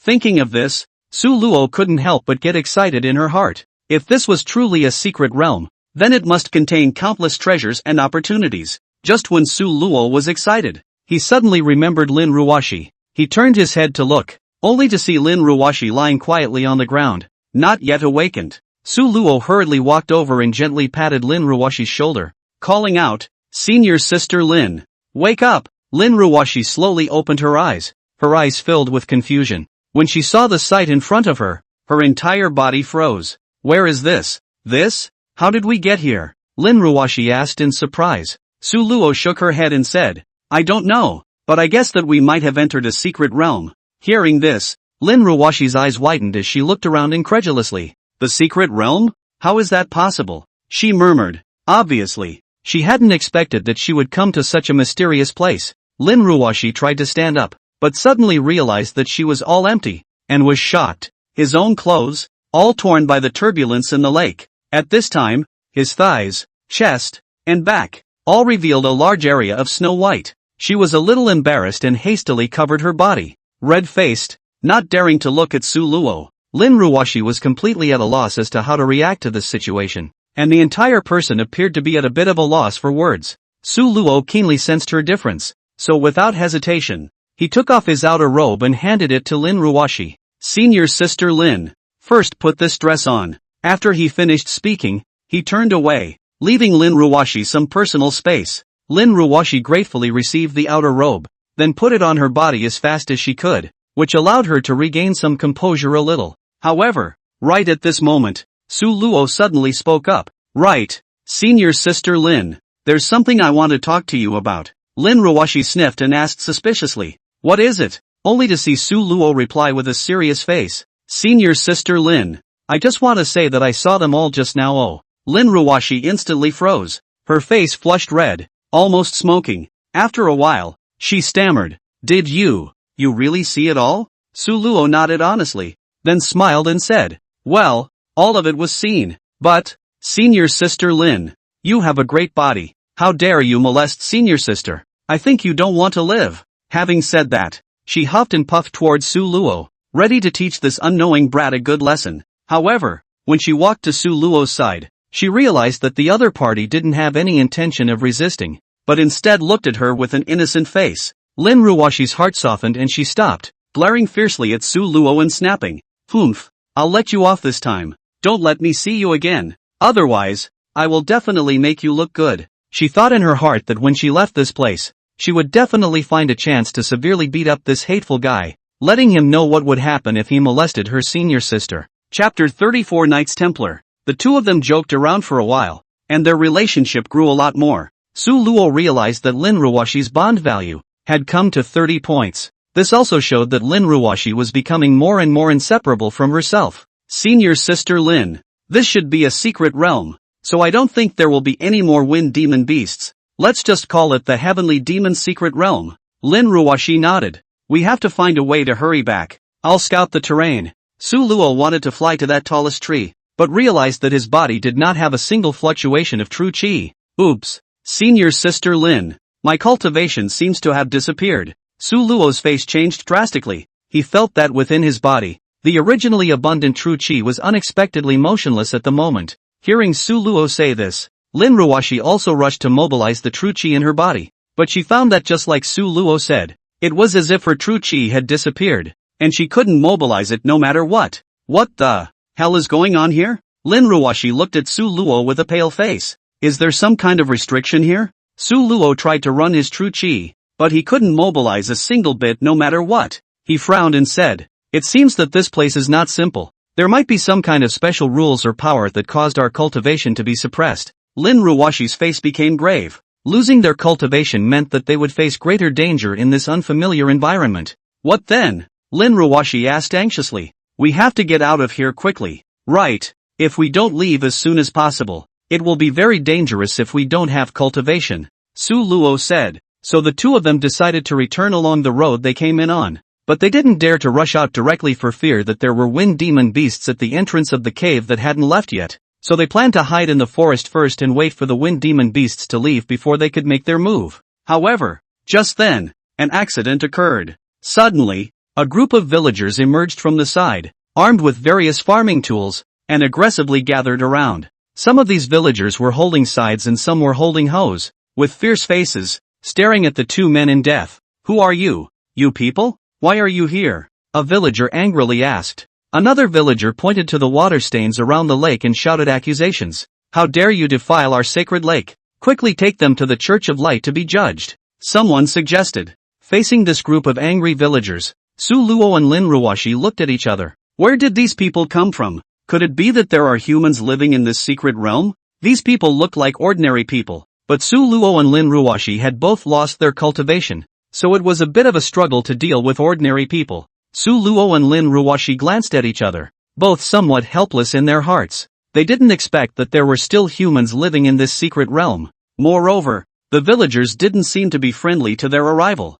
Folks, we don't mean any harm. We just came here by mistake, Su Luo said in as calm a tone as possible, trying to ease the tense atmosphere. However, the villagers didn't seem to buy it. They were getting more and more agitated, and a few of them had even started to approach them, ready to strike. Seeing this, Lin Ruoxi knew that she couldn't delay it any longer, and she whispered to Su Luo, we have to get out of here as soon as possible, or the situation will get worse. Su Luo nodded. He knew Lin Ruoxi was right. They had lost all of their cultivation now, and facing these angry villagers, the consequences would be unimaginable if there was a clash. Gentlemen, please listen to me. Su Luo spoke again, trying to buy time. We really don't have any malicious intentions. We just want to leave this place. If you guys can let us leave, we promise we won't come back. However, the anger of the villagers seemed to have reached its peak. and they no longer listened to Su Luo's explanations as they raised the farming tools in their hands and prepared to attack.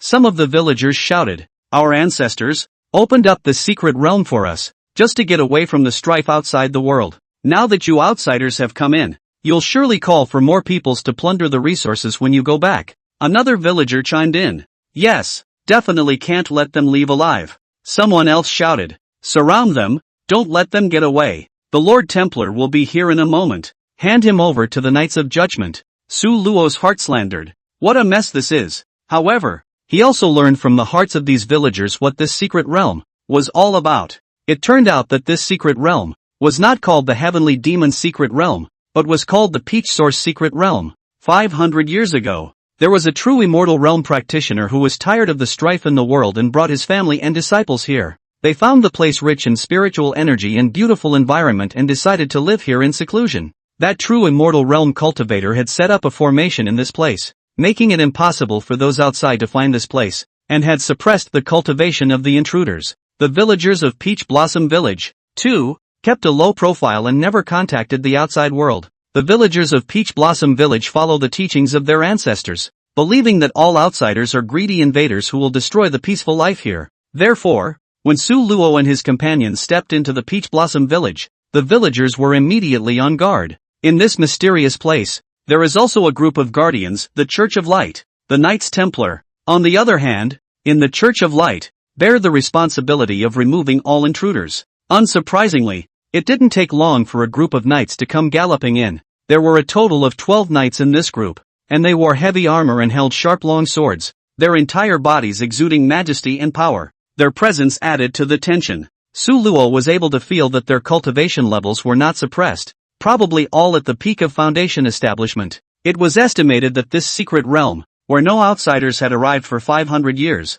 the cultivators in this place, even though they were not restricted by the rules, did not think about making progress, and no strong people had appeared. If Su Luo hadn't had his cultivation suppressed, he would have been able to take care of them in minutes. But now, people had the blessing of their ancestors, and his cultivation was suppressed here and was no different from that of an ordinary person, so he simply couldn't do anything with these knights. One of the leaders of these knights approached. "Foreign evil spirits must be purified by the light. Let's use the holy fire of light to purify these defilements." With a wave of the knight leader's hand, these knights swarmed Su Luo and Lin Ruoxi and tied them up. The two were defenseless. "Take them to the Plaza of Light, to be sanctioned, and the holy fire of light will purify them." Su Luo's gaze flinched. Is this going to be taken away by them and burned to death? Chapter 35, The Virgin of Light. Su Luo and Lin Ruoxi were tied up, unable to use the slightest bit of cultivation. They could only allow the group of knights to drag them towards the so-called light square. The scenery along the way was still beautiful, but for the two men, it was like walking on the path of death. The surrounding villagers came out of their homes and followed behind, their faces written with anger and disgust, as if Su Luo and Lin Ruoxi were some kind of unforgivable sinners. "Are we really going to be burned to death by them?" Lin Ruoxi whispered, her voice filled with helplessness and fear. Su Luo's heart was also cold, but he still tried to maintain his composure. "Don't be afraid. There must be a turnaround. We can't give up any glimmer of hope." In spite of that, he himself felt more powerless than ever. Upon arriving at the Square of Light, a huge wooden pyre stood in the center of the square, with more crowds gathered around it. The knights mercilessly pushed Su Luo and Lin Ruoxi towards the stake. "You outsiders, how dare you desecrate our holy land? Only by purifying your souls with the bright sacred flame can we appease the anger of our ancestors," the knight leader proclaimed loudly, his voice filled with a sense of justice and unquestionable authority. The torch had already been lit, and with a single throw, it would fall into the woodpile below, starting a blazing fire that would burn Su Luo and Lin Ruoxi alive. The situation was extremely critical. Every second was full of life and death tests. Su Luo's brain was spinning rapidly, thinking as fast as lightning, trying to find a way to live. He knew deep down that the only thing he could rely on now was the ability granted by the system eavesdropping on the heart. It is only through this avenue that valuable intelligence can be gained to find a solution to the problem. Su Luo's eyes widened as he nervously looked around, the hearts and minds of all the people around him flooding into his mind like a tidal wave. He paid full attention, listening carefully to the inner voices of each person, trying to sift out the valuable information from the jumble of heartfelt voices. Just then, the heartfelt voice of a person caught Su Luo's attention. "No wonder the Holy Maiden of Light is sick. So it's because of the invaders that have come, by burning the filth that invaded this pure land. The Holy Maiden of Light's sickness should be better. It was a thought tinged with malice and anger, but he didn't say it out loud. However, to Su Luo, who possessed the ability to read minds, this inner voice was clearly audible. He realizes that these people are hostile to him and believe that he is the cause of the illness of the Virgin of Light. This heartfelt voice, Su Luo noticed, came from that Templar knight leader. He was dressed in magnificent armor and wielding a long sword, and looked serious, as if he was suspicious and wary of himself. By reading his mind, Su Luo quickly learned that the Holy Maiden of Light had an exalted status in this Peachland mystic realm and was highly admired. Now, however, this Saint of Light is suffering from a serious and life-threatening illness. This caused the entire Peach origin mystic realm to fall into a state of worry. Su Luo's heart fluttered, and he immediately seized the opportunity to shout, "I'm not an intruder. I'm not an evil spirit invading the Peach source mystic realm. I'm a bright divine messenger descended from my ancestors. I'm here to heal the bright Holy Maiden." Her voice resounded throughout the space, drawing everyone's attention. The originally tense atmosphere suddenly became even more gloomy. Su Luo's words caused an uproar. All eyes were focused on him, including that Templar knight leader. Their expressions changed from anger to surprise and skepticism, clearly shocked by Su Luo's words. You're a light god envoy?" The knight leader's voice was filled with uncertainty. Su Luo firmly nodded his head and continued his performance. "Yes, I was sent by my ancestors as an ambassador of the God of Light. My ancestor's spirit in heaven told me that the Holy Maiden of Light is sick because of a rare curse, and I have the special ability to lift this curse." The crowd around them began to whisper, and a glint of hope began to shine in their eyes. For them, the Holy Maiden of Light's condition was the biggest crisis at the moment, and they were willing to try everything possible if there could be a turnaround. The knight leader's brow furrowed as he turned to his deputy beside him to discuss the matter in a low voice. After a moment, he turned to face Su Luo, his tone slightly slowing down. "If you are truly a light god's envoy, I will take you to cure the Holy Maiden, and if you fail to do so, what awaits you will be a harsh judgment." He took a deep breath, closed his eyes, and folded his hands in a gesture of prayer. "May the Holy Virgin be well. Take me to the Holy Virgin." The two were miraculously saved, but it was only temporary, and if they couldn't cure the Virgin, they still couldn't escape being burned to death. Solo planned carefully to find a way out for himself. Lin Ruoxi put all her hopes on Su Luo's body, as she had no good solution either. Su Luo and Lin Ruoxi were brought to the Church of Light, and they saw a magnificent palace, which was silver white, as if it was cast in silver, and the walls were inlaid with countless brilliant gems, emitting a dazzling light. Walking into the palace, what met his eyes was a large luxurious bed, on which lay a beautiful young girl, her eyes tightly closed, her face as pale as paper, obviously very seriously ill. The young girl was extremely beautiful, like a delicate porcelain doll, so that people couldn't help but want to protect her. "This is the Holy Maiden of Light," the knight leader introduced in a heavy tone, a deep look of pity in his eyes. Su Luo walked over to the bedside and carefully observed the Holy Maiden's condition. He noticed a faint black mark on her forehead, like a hideous demon, which seemed to be some kind of powerful curse. "I need some time to study this curse," Su Luo said with a frown. The knight leader hesitated for a moment after hearing this, but nodded. "Good. I hope you can find a solution soon." After saying that, he led the others to exit the room, leaving Su Luo alone. However, the knight leader did not completely trust Su Luo. He stood outside the door, his eyes staring at Su Luo's every move through the doorway. Su Luo didn't care about this as he focused on the holy woman in front of him. He didn't know what kind of disease the Holy Maiden of Light had, much less how to heal it, but as he got closer, he unexpectedly heard the heart of the Holy Maiden of Light. Man, I want man." Su Luo was stunned. What's going on? Is this seemingly ice-clear Holy Maiden of Light so straightforward? But Su Luo also saw something, because the symptoms of the Holy Maiden of Light were the same as those of Yun Qingshui at that time. Could it be that this Holy Maiden of Light, too, has secretly practiced dual cultivation techniques? Chapter 36. You don't want anyone to know either,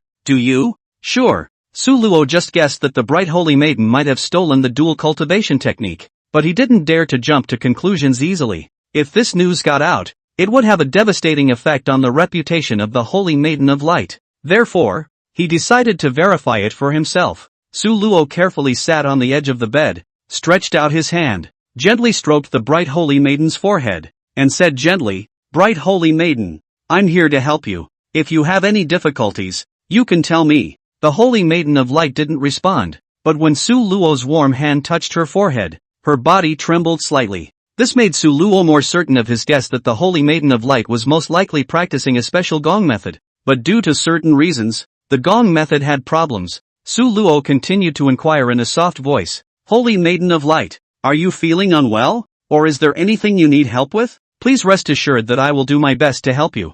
Though the Virgin of Light remained silent, her inner voice resounded once more, "Men. I need men." This made Su Luo more and more certain in his heart that the gong method the Holy Maiden of Light was practicing should be related to dual cultivation, and that she was now in the stage of gong method backlash. Thinking of this, Su Luo's eyes suddenly lit up, and an idea came to her mind. He was well aware that the Knight Leader, at that moment, was hiding outside the door and secretly observing the situation inside the house. So, he deliberately raised his voice and shouted, "Lord Knight, I have found a way to break the Holy Maiden's curse. But you are so distrustful of me, so how can I wholeheartedly treat the Holy Maiden?" Hearing this, the Knight Leader had to step out of the shadows. With a serious look on his face, he asked, "What do you want?" Su Luo took a deep breath and said firmly, "I need to stay here alone, so you all leave immediately. Meanwhile, please make sure to take care of my companions. In just 1 hour, I will be able to awaken the Holy Maiden." The Knight Leader frowned and said with some hesitation, "How can I trust you if you are alone in a room with the Holy Maiden, in case something happens?" Before the Knight Leader could finish his sentence, Su Luo interrupted him and bellowed in anger, "Lord Knight, at this moment, only I can save the Holy Maiden of Light. If I don't, she will surely die. Please weigh the pros and cons carefully." The Knight Leader's face showed a hint of helplessness after hearing this. He sighed deeply and finally made a decision. "All right, after an hour, if you fail to come out, I will definitely bring people to break in and take your head." Lin Ruoxi and the Knight Leader all left the room, leaving only Su Luo and the Holy Maiden of Light alone. The corner of Su Luo's mouth spread a bad smile. Then he got up and unlocked the door of the room. Now, he was completely relieved. He walked quickly to the bedside of the Virgin of Light and scrutinized the woman. She had a better figure. Her long light yellow hair fell over her shoulders like a waterfall, and her skin was as fair as snow and as warm as lamb's fat jade. Her delicate face was as if it had been carefully carved by heaven. And under her firm little nose, her lips were slightly upturned, exuding a charming charm. Her eyes were tightly closed, but one could imagine how bright and moving they were when they were open. In turn, her body gave off a light body odor that was intoxicating, especially the gemstone hanging around her neck, crystal clear and shining with a mysterious light. Curious, Su Luo took off the jewel and found a line engraved on it. "Elise, Alice? That should be her name," Su Luo muttered. The Holy Maiden of Light actually has such a cute name. However, then he remembered something important and frowned slightly. "Humph, as the Holy Maiden of Light, you even practiced dual cultivation techniques. How would your people view you if they knew about it?" But now was not the time to think about that. Su Luo decided to wake her up first. He took a deep breath and gathered his own masculine aura, which was the breath of a man, and then poured it into the bright Holy Maiden's body in a steady stream. As the breath was injected, the Holy Maiden's originally calm face gradually reacted.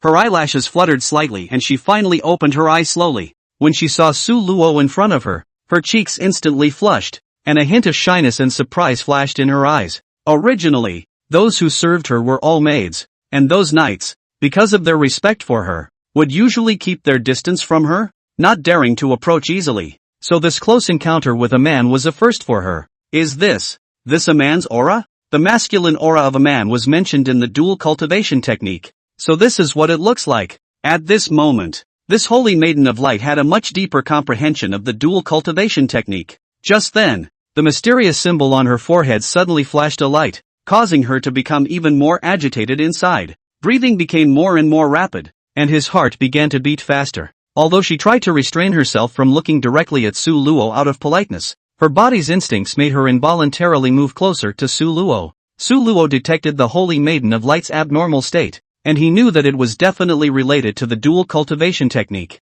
Thus, he softly inquired, "Holy Maiden of Light, do you cultivate a dual cultivation technique?" The Holy Maiden of Light's heart skipped a beat as she hurriedly replied, "Yes, I did cultivate the dual cultivation technique, but I didn't know that it would even have such an effect. I can't control my behavior at all." "I understand. You practiced the dual cultivation technique, but your status is honorable and you don't have the power of masculinity by your side to mediate, causing your cultivation to go awry.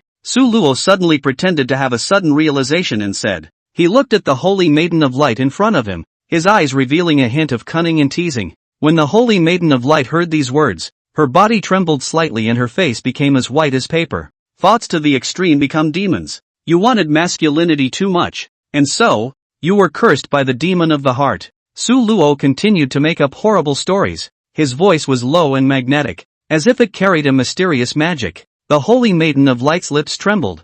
What is to be done about this? Her eyes were filled with helplessness and confusion, as if she had completely believed everything Su Luo said. As long as one cultivates the dual cultivation technique, there's no turning back. So your highness, you don't want your people, either, to know that you secretly cultivate the dual cultivation technique, do you? Su Luo pressed on step by step, his tone serious and earnest. The holy maiden of light's face became even paler as she shook her head vigorously, tears glistening in her eyes. No, of course I don't want to. Please don't say anything. There was a plea in her voice. Su Luo nodded with satisfaction. The corner of her mouth hooked into an imperceptible smile. The only one who can save you now is me. Use my masculine energy to help you cultivate. The holy maiden of light raised her head, a hint of doubt in her gaze, but more than that, a desire to survive. She asked softly, so what should I do? The corner of Su Luo's mouth hooked, revealing an evil smile. It's very simple. Follow your heart. Do whatever you want to do to me now. Release your nature. The heart demons will naturally be far away, and your dual cultivation technique will gradually be perfected. Hearing this, Alice's eyes were a little confused, but more than that, she was struggling. Su Luo continued to compel. Don't worry. Your current situation is because you've been suppressing your inner desires. As long as you release them, everything will be fine. Alice looked at Su Luo with a blank expression, as if what he said was the truth. Releasing the original mind? Alice murmured. Alice, the Holy Virgin of Light, was Su Luo a lull? God has been a bit of a trance. She trembled from the bed, constantly close to the Su Luo. Su Luo's body, exuding a strong masculine aura, was as hot as a small furnace, emitting gusts of heat waves that scorched Alice's pink face. Alice's body, too, couldn't help but start to burn as if it was set on fire, and she couldn't help but swallow a mouthful of saliva, her throat a little dry. She stared closely at Su Luo, a strange light flickering in her gaze, secretly sighing in her heart. This man is unexpectedly so handsome. Su Luo's face was well-defined and handsome, even a few points more handsome and more realistic than the perfect man she had fantasized about. Every time she was in her dreams, Alice's heart beat faster and faster, as if it was going to jump out of her chest. Unable to restrain the impulse within her any longer, she lunged forward. Chapter 37, Rescuing the Holy Virgin. Alice became unusually enthusiastic and even took the initiative to pounce toward Su Luo. Seeing this scene in front of her, Su Luo secretly rejoiced in her heart, thinking that she was finally going to get her way. But on the surface, he still put on a look of surprise, as if he hadn't expected such a thing to happen at all. Holy Maiden of Light, what do you mean by that? A man and a woman can't be kissed. It's not allowed. It's absolutely not allowed. Don't come over. Su Luo purposely raised her voice and acted very firm, as if she had suffered a great deal. In fact, this heart is very clear. Now this situation, for him to be more favorable, he has been waiting for the bright saint girl to take the initiative to pounce over it. Alice's face instantly reddened, and her voice became low, as if it was somewhat difficult to speak. I don't know why. I just feel hot in my body, and there's a strange force that's driving me ever closer to you. Su Luo understood all this in his heart, but he still pretended to sigh with an innocent face. Is this what happens when you practice dual cultivation techniques? Alas, as a holy maiden, how can you cultivate this dual cultivation technique? Alice was so ashamed by his words that she was almost ashamed of herself. However, it was as if her body was controlled by an irresistible desire that itched strangely. At this critical moment, she couldn't care about anything else. She only wanted to immediately jump on Su Luo. So, without hesitation, she rushed over and hugged Su Luo tightly. Alice buried her head on Su Luo's chest, feeling the blazing masculine energy that was constantly pouring into her body. She couldn't help but shiver slightly at the wonderful feeling that made her so horny. Alice's heart beat like a drum, and she felt a wave of warmth and security she had never felt before. She closed her eyes and allowed Su Luo's masculine qi to surge into her body, mingling with her feminine qi. As the breaths mingled, Alice felt a powerful surge of strength through her body. The harmonization of yin and yang was the basic reasoning behind dual cultivation techniques. Without the harmonization of yang, the cultivator would easily go off the deep end and fall into a dangerous situation. Even a powerful figure like Yun Qingxue could not completely avoid this situation. For Alice, she was relatively weak and had limited control over herself. At this moment, she could only sigh powerlessly. I can't control myself. Right at the moment when their bodies were in close contact, Su Luo similarly felt the subtleties of this gong method. The gong method that Alice practiced was different from the yin-yang divine harmony gong that he had given to Yun Qingxue, but it had a different flavor. This made Su Luo feel incredibly surprised,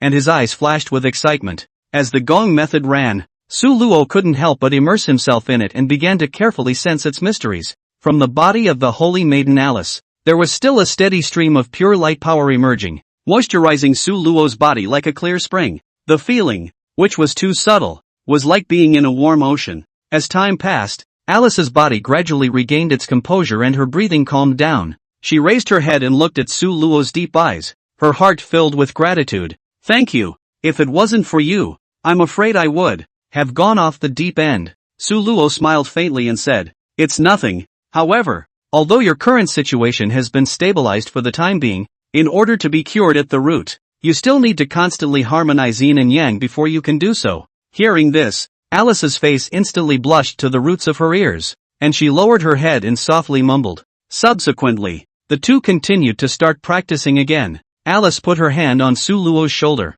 feeling the scent emanating from his body, gradually becoming intoxicated and unable to extricate herself from it. Su Luo, on the other hand, had a look of enjoyment on his face. He knew that Alice had already developed a good feeling towards him, so he wasn't in a hurry. He just slowly guided Alice to cultivate. This time, Su Luo suddenly felt that an even more powerful force was surging out of Alice's body, a force that was very pure and without the slightest impurity. Su Luo was shocked in her heart. What kind of force is this? Alice stabilized Solo's body. Don't move. This is the source of light, the purest and purest power of light. Su Luo hurriedly operated his gong method and introduced this heaven and earth spiritual qi into his body, then ran his entire body through his meridians. He only felt as if his body had been rinsed by a fresh spring, becoming exceptionally refreshing and comfortable. At the same time, Alice's body changed dramatically. Her originally pale face became rosy, and her body gave off a faint aroma. Her eyes became brighter and her whole body looked refreshed.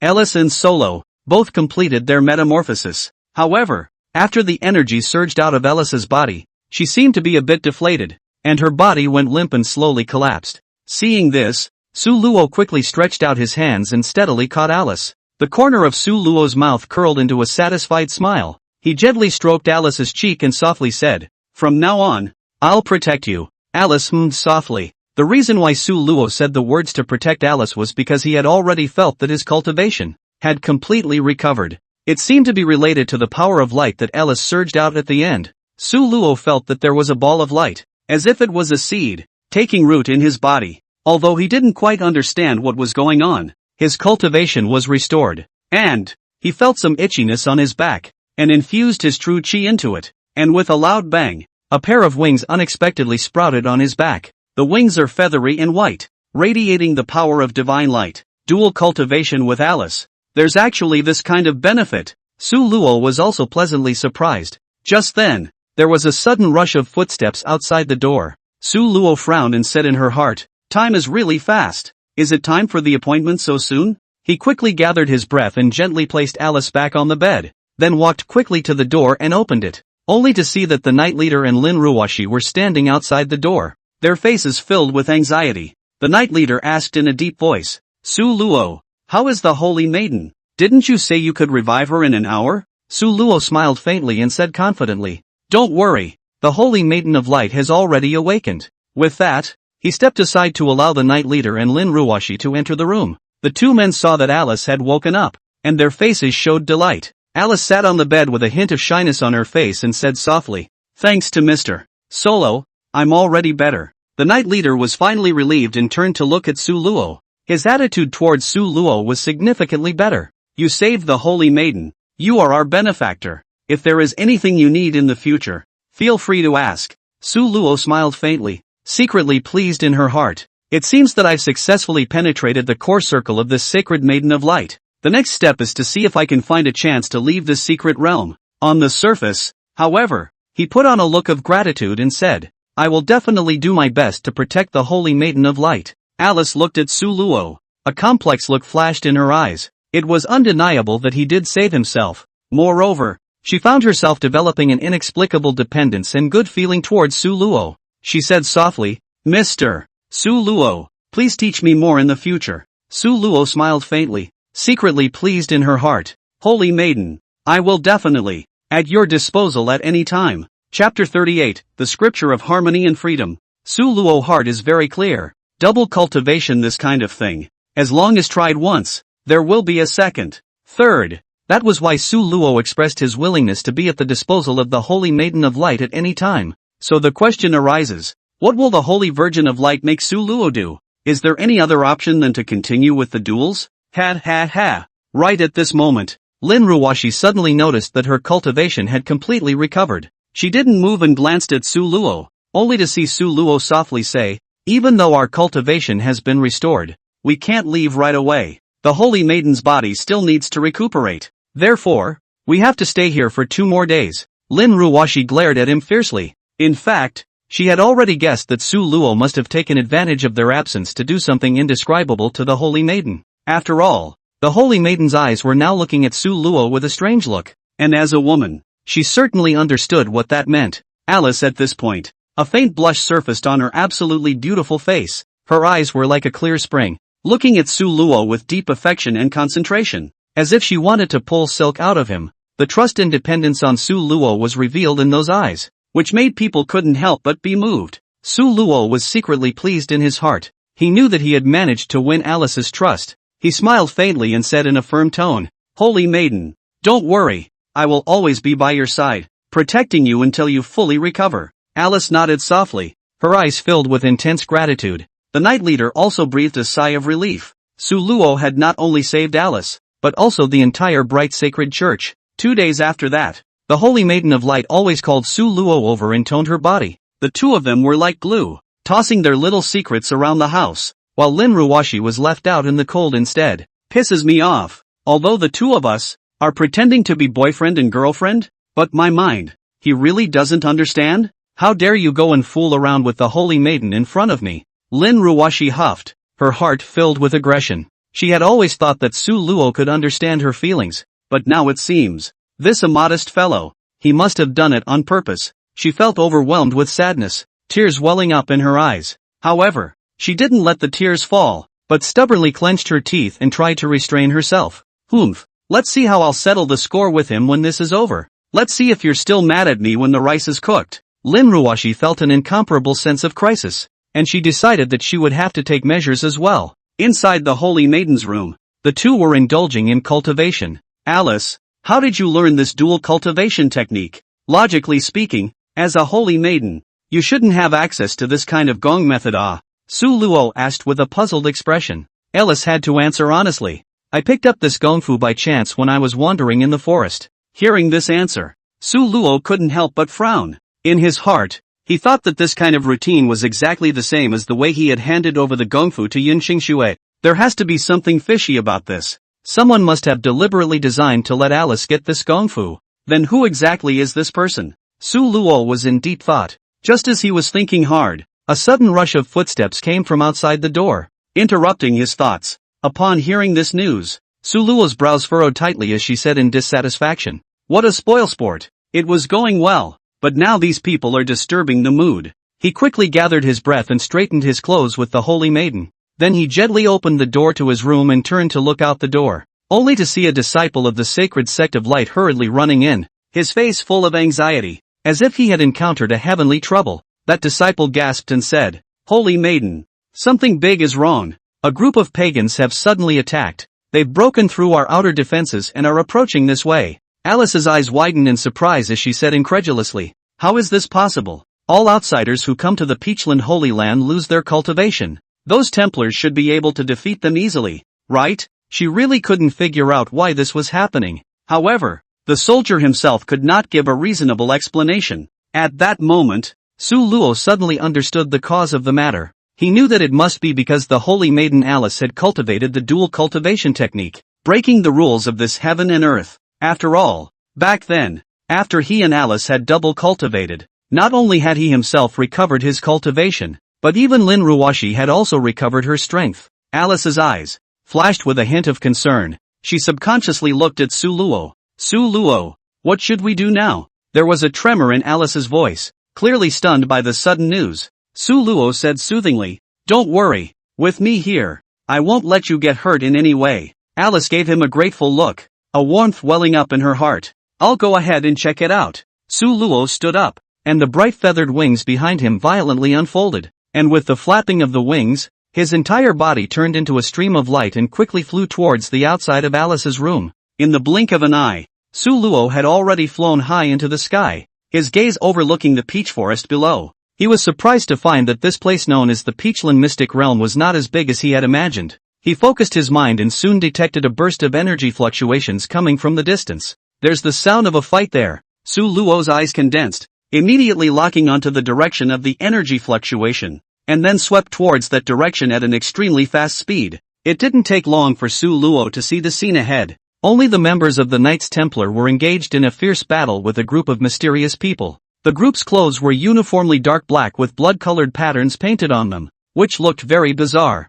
These people seemed to be disciples of some organization or sect. Su Luo secretly guessed in his heart, "Wait, isn't this the Acacia Sect's costume? How did they appear here? Could it be that the gongfu that the Holy Maiden of Light picked up is their Acacia Sect's Acacia Prosperity Sutra?" Su Luo had a rough guess in her heart. He thought to himself that there must have been a disciple of the Acacia Sect who had mistakenly broken into the Peach Source Mystic Realm. As it happened, the Templars hadn't found him yet. However, this Acacia Sect disciple had lost his cultivation and didn't dare to act rashly, so he could only hide and wait for the right moment. After exploring the secret realm a bit, he stumbled upon the Holy Maiden of Light and hit on her. He intentionally let the Holy Maiden pick up the Acacia escape scripture, and as long as the Holy Maiden cultivated this technique, she would be able to break the restrictions of this secret realm. When that happens, he will be able to bring in people to take over the place. Su Luo sneered and said, "Humph, what a good plan. Unfortunately, your ill-intentioned plan fell through,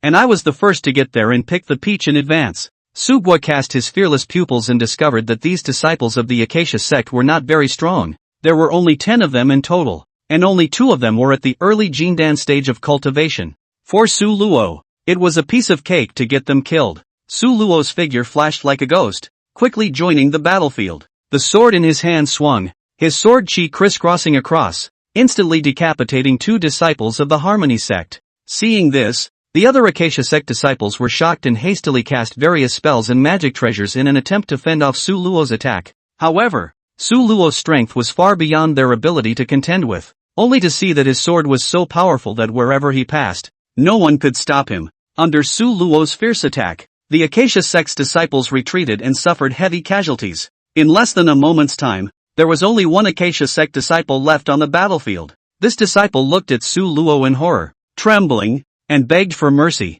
"My lord, spare my life. We just accidentally trespassed into this place. We didn't mean any harm. Please spare me, my lord." Su Luo looked at him coldly, without the slightest hint of pity in her eyes. He laughed coldly. "Oh, you only know to beg for mercy now? It's too late. How dare you covet my things? This is the end." After saying that, Su Luo swung out his sword and killed the last disciple of the Acacia Sect. Chapter 39 Winterland City Zhao Family. It turned out that what the Holy Maiden cultivated was actually the Harmony Sect's Harmony Easy Sutra. This Acacia Sect, however, was following the path of a cult, and people normally wouldn't worship this kind of sect. It was because this Acacia Sect, the technique it practiced, was the yin-yang dual cultivation technique. However, it is not the dual cultivation between Dao couples, but the cultivation level is raised by picking up the opposite sex. Therefore, this Acacia Sect didn't have a good reputation and everyone thought they were a cult. However, this Acacia Sect was very powerful because of their gong methods,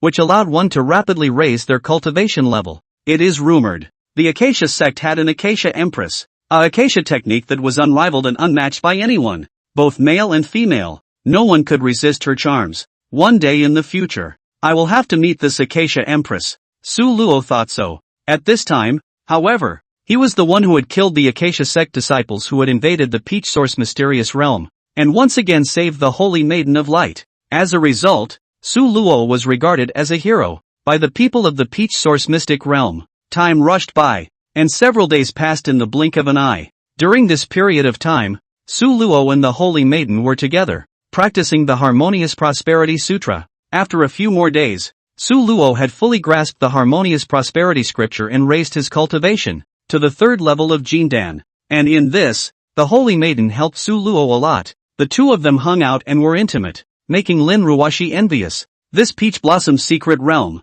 She could not stay for a moment longer. Then he began to urge Su Luo to hurry up and leave. Su Luo naturally understood Lin Ruoxi's thoughts, and he also knew that it was time to say goodbye. The Holy Maiden of Light Alice's heart was filled with reluctance. How she wished Su Luo could stay and accompany her. However, she understood that Su Luo did not belong to this world, and that he had a wider world to venture into. Faced with this unchangeable fact, Alice felt helpless and hopeless. "Will you really come back again? Will you miss me?" Alice asked softly, an expectant glint in her eyes. Su Luo nodded firmly and said tenderly, "Of course, how could I forget you? After I cultivate into an immortal and succeed in proving my path, I will definitely take you with me to ascend to the immortal realm." Hearing Su Luo's promise, Alice's heart was instantly much more solid. As long as Su Luo remembered herself, then it was all worth the wait. "With your words, I am satisfied." A happy smile appeared on Alice's face. Then, Su Luo told Alice that when he left,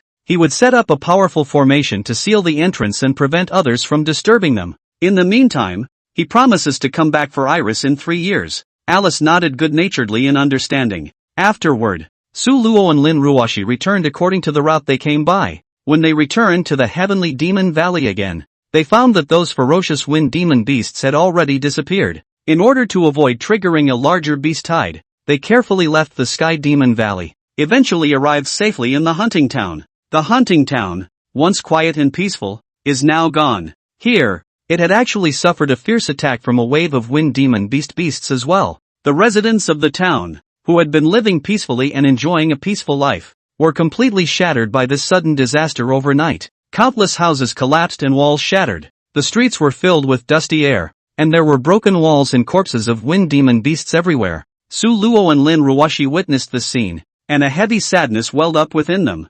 Fortunately, the wind demonic beasts that had destroyed the town seemed to have all been killed. However, the two knew deep down that with just the defense of this town, it would never be able to withstand a beast tide of this magnitude. Obviously, a powerful clan must have stepped in to help. As expected, not long after the two appeared, two groups of people poured out from the surrounding area and quickly surrounded them tightly. Upon closer inspection of these people's attire, they were actually disciples of the Heavenly Diffusion Sect and the Divine Walking Sect. "Daryl, I'm so glad you're okay." A familiar voice came, followed by an old man who came flying like a speedy wind. He was actually Lin Ruoxi's third grandfather Lin Tianhai. Third grandpa. Seeing her relatives, Lin Ruoxi's heart was happy, even though Lin Tianhai forced her to marry Zhao Tianlong, making her resentful towards this third grandfather. But after all, blood is thicker than water. If it wasn't because Lin Tianhai was worried about Lin Ruoxi's safety, how could he have led so many people to come and look for him?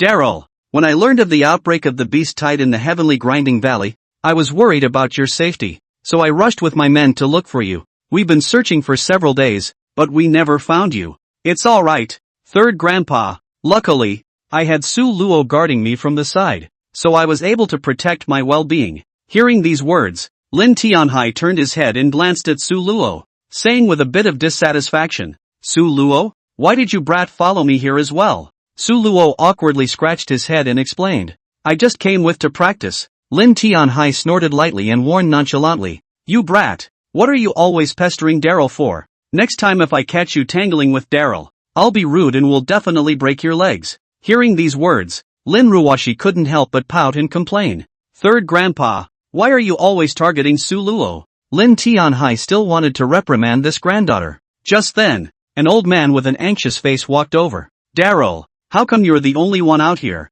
Where's Zhao Tianlong? Didn't he come out with you?" It turned out that this old man was Zhao Tianlong's grandfather, Zhao Wuji. Ever since he heard that a beast tide had occurred in the Heavenly Mill Valley, Zhao Wuji had rushed here in a hurry. However, there was no sign of the grandson when he looked around. Lin Ruoxi sighed softly and said, "Zhao Tianlong he's dead." Hearing this, Zhao Wuji froze as if he had been struck by a bolt of lightning. His eyes widened in disbelief as he asked, What did you say?" Lin Ruoxi said with renewed certainty, He has died in the Heavenly Mill Valley. Zhao Wuji's face instantly turned pale and his body shook. He muttered, "Impossible. This is absolutely impossible. How could my grandson die just like this?" He couldn't accept this harsh truth and almost went insane. "Nope.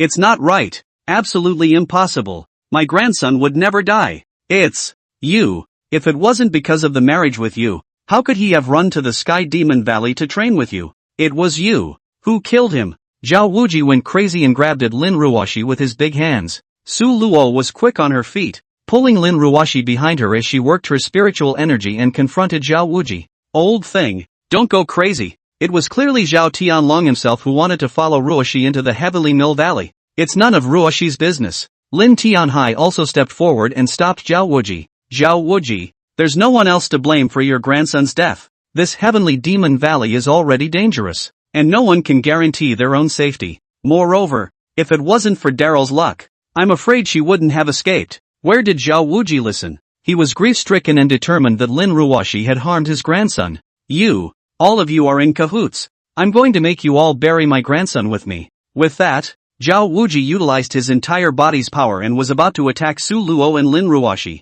Chapter 40, Inviting the Master. When Su Luo saw this, her heart couldn't help but flinch. He knew deep down that Zhao Wuji had completely lost his mind at this point, and if no one stopped him in time, then he was afraid that he would suffer a great loss next. After all, Zhao Wuji was a mid-Jindan powerhouse, and the current Su Luo was still far from having the strength to fight against him head-on. Thus, Su Luo could only secretly condense his true qi, tightly pulling Lin Ruoxi backward, while leaving the space in front of him for emergencies. However, Su Luo knew very well in his heart that Lin Tianhai would definitely not sit back and do nothing about this situation, because Lin Ruoxi was his own granddaughter. As expected, right at this moment, Lin Tianhai quickly struck out, instantly releasing his powerful aura. A surging wave of spiritual energy spread out like a tidal wave, successfully suppressing Zhao Wuji's overwhelming attack for the time being. "Zhao Wuji, calm down first. We are all deeply saddened and sorry for Zhao Tianlong's passing. However, Ruoxi wasn't at fault in any way, so if you're so angry with her, aren't you afraid that Zhao Tianlong won't be able to rest in peace even in the Ninth Fountain?" Lin Tianhai said to Zhao Wuji with a serious face and a low tone. Just as Zhao Wuji was about to strike, a powerful aura erupted from Lin Tianhai's body like a lofty mountain, causing Zhao Wuji's attack to instantly stop. However, the anger in his eyes grew stronger. At this moment, the atmosphere between the two became unusually tense, and if this stalemate continued, it would be an extremely unfavorable situation for both sides. Lin Tianhai took a deep breath and tried to calm himself down as he said to Zhao Wuji, "Brother Zhao, we all deeply regret and lament Zhao Tianlong's death. However, since the matter has already happened, it's all the more important for us to think of ways to solve the problem instead of blaming each other here." Hearing this, Zhao Wuji angrily roared, "Put your mother's ass on the line. The person who died wasn't your family's grandson. My grandson lost his life like this. What else can you guys do to fix it?" As he said that, he stared at Lin Ruoxi dead in the face, his eyes filled with resentment and murderous intent. "This granddaughter of yours, she's simply a redoubtable scourge. If it wasn't for her, Tianlong wouldn't have ventured into the Heavenly Demon Valley." As soon as the words left his mouth, Zhao Wuji was once again ready to strike, wanting to put Lin Ruoxi to death. Seeing this situation, Lin Tianhai was no longer polite and directly released his cultivation at the 6th level of Jindan. Powerful auras were like surging ocean waves, surging towards Zhao Wuji in an overwhelming manner. He roared, "Zhao Wuji, you old piker, you actually dare to be so rude and unreasonable. Do you really think that I, Lin Tianhai, would be afraid of you? If you want to kill Lin Ruoxi, then you'll have to go through me first." Lin Ruoxi was, after all, just a young junior, and Lin Tianhai, as the family elder, naturally couldn't just watch her get hurt. Therefore, he did not hesitate to stand in front of Lin Ruoxi and protect her. "Fine, let's have a real fight then. Let's see who is the final winner." Zhao Wuji gritted his teeth and responded, at the same time utilizing his entire body's power. Preparing to start a life and death struggle with Lin Tianhai, Zhao Wuji roared, his entire body's spiritual energy surging out like a raging torrent, like an angry lion that wanted to tear the enemy in front of him into pieces. His eyes flashed with a blazing light, and the aura on his body continued to climb, as if it was going to break through the sky. He similarly released his spiritual energy and formed a confrontation with Zhao Wuji. The space between the two of them seemed to be distorted due to the powerful force that was being exerted. The surrounding crowd felt this powerful pressure and retreated, making way for these two Jindan stage powerhouses to vacate the battlefield. They knew that the battle would be exceptionally fierce and might even affect them. Su Luo held Lin Ruoxi's hand tightly, her heart filled with worry. Just then, Zhao Wuji and Lin Tianhai's figures suddenly moved. They crossed paths like two streaks of lightning, so fast that it was almost impossible to catch their movements.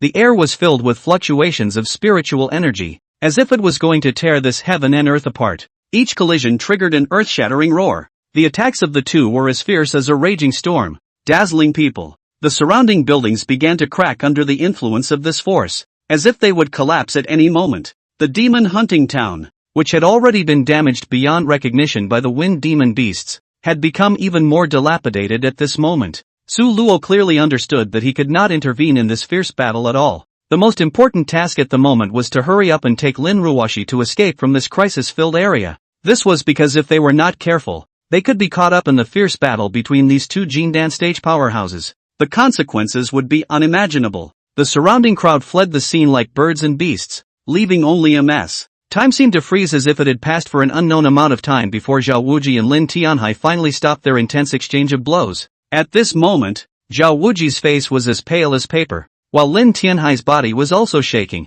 making it difficult for him to stand still, and both sides were surprisingly hard to distinguish between victory and defeat, and fought to a draw. Zhao Wuji said viciously with a fierce glint in his eyes, "Lin Tianhai, this matter will never end easily. From today onwards, in Winterland City, my Zhao family and your Lin family will definitely become mortal enemies. Immortal or not, you'll just wait to meet the monstrous fury of our Zhao family." Lin Tianhai responded expressionlessly. "Any time." Zhao Wuji snorted coldly. He knew in his heart that there was no practical point in fighting like this anymore. "So let's wait and think long and hard when we get back." In Winterland City, the Zhao family was a first-rate family, and the Lin family was only a third-rate family. He didn't mind waging a family war to erase the Lin family from Winterland City. Zhao Wuji turned around and led the crowd away. Lin Tianhai looked at their backs as they left, and sighed in his heart. After this incident, the Lin family was afraid that they would be caught in a passive situation. Lin Ruoxi, this girl, is really good at causing trouble. On the other hand, Su Luo brought Lin Ruoxi to a safe place. Third grandpa, will he be alright? Lin Ruoxi asked worriedly. Su Luo comforted. Don't worry, Elder Lin is highly powerful. There won't be any serious harm. Lin Ruoxi bit her own lips and said worriedly, Zhao Wuji won't let it go. I'm afraid that the Lin family will be targeted by the Zhao family because of me. What should we do? I know that Zhao Wuji will definitely not let me off easily. He will definitely find a way to take revenge on me. And the Zhao family will definitely not sit back and do nothing. If they really go after the Lin family, the consequences will be unimaginable, and the Lin family might suffer extinction as a result. I really don't know what to do right now. Lin Ruoxi is a girl after all. The first time she met this kind of thing, the matter of the family's life and death. Surprisingly, she also became bewildered. Su Luo gently patted Lin Ruoxi's shoulder and comforted. Don't worry, let's return to the Tianyan sect first.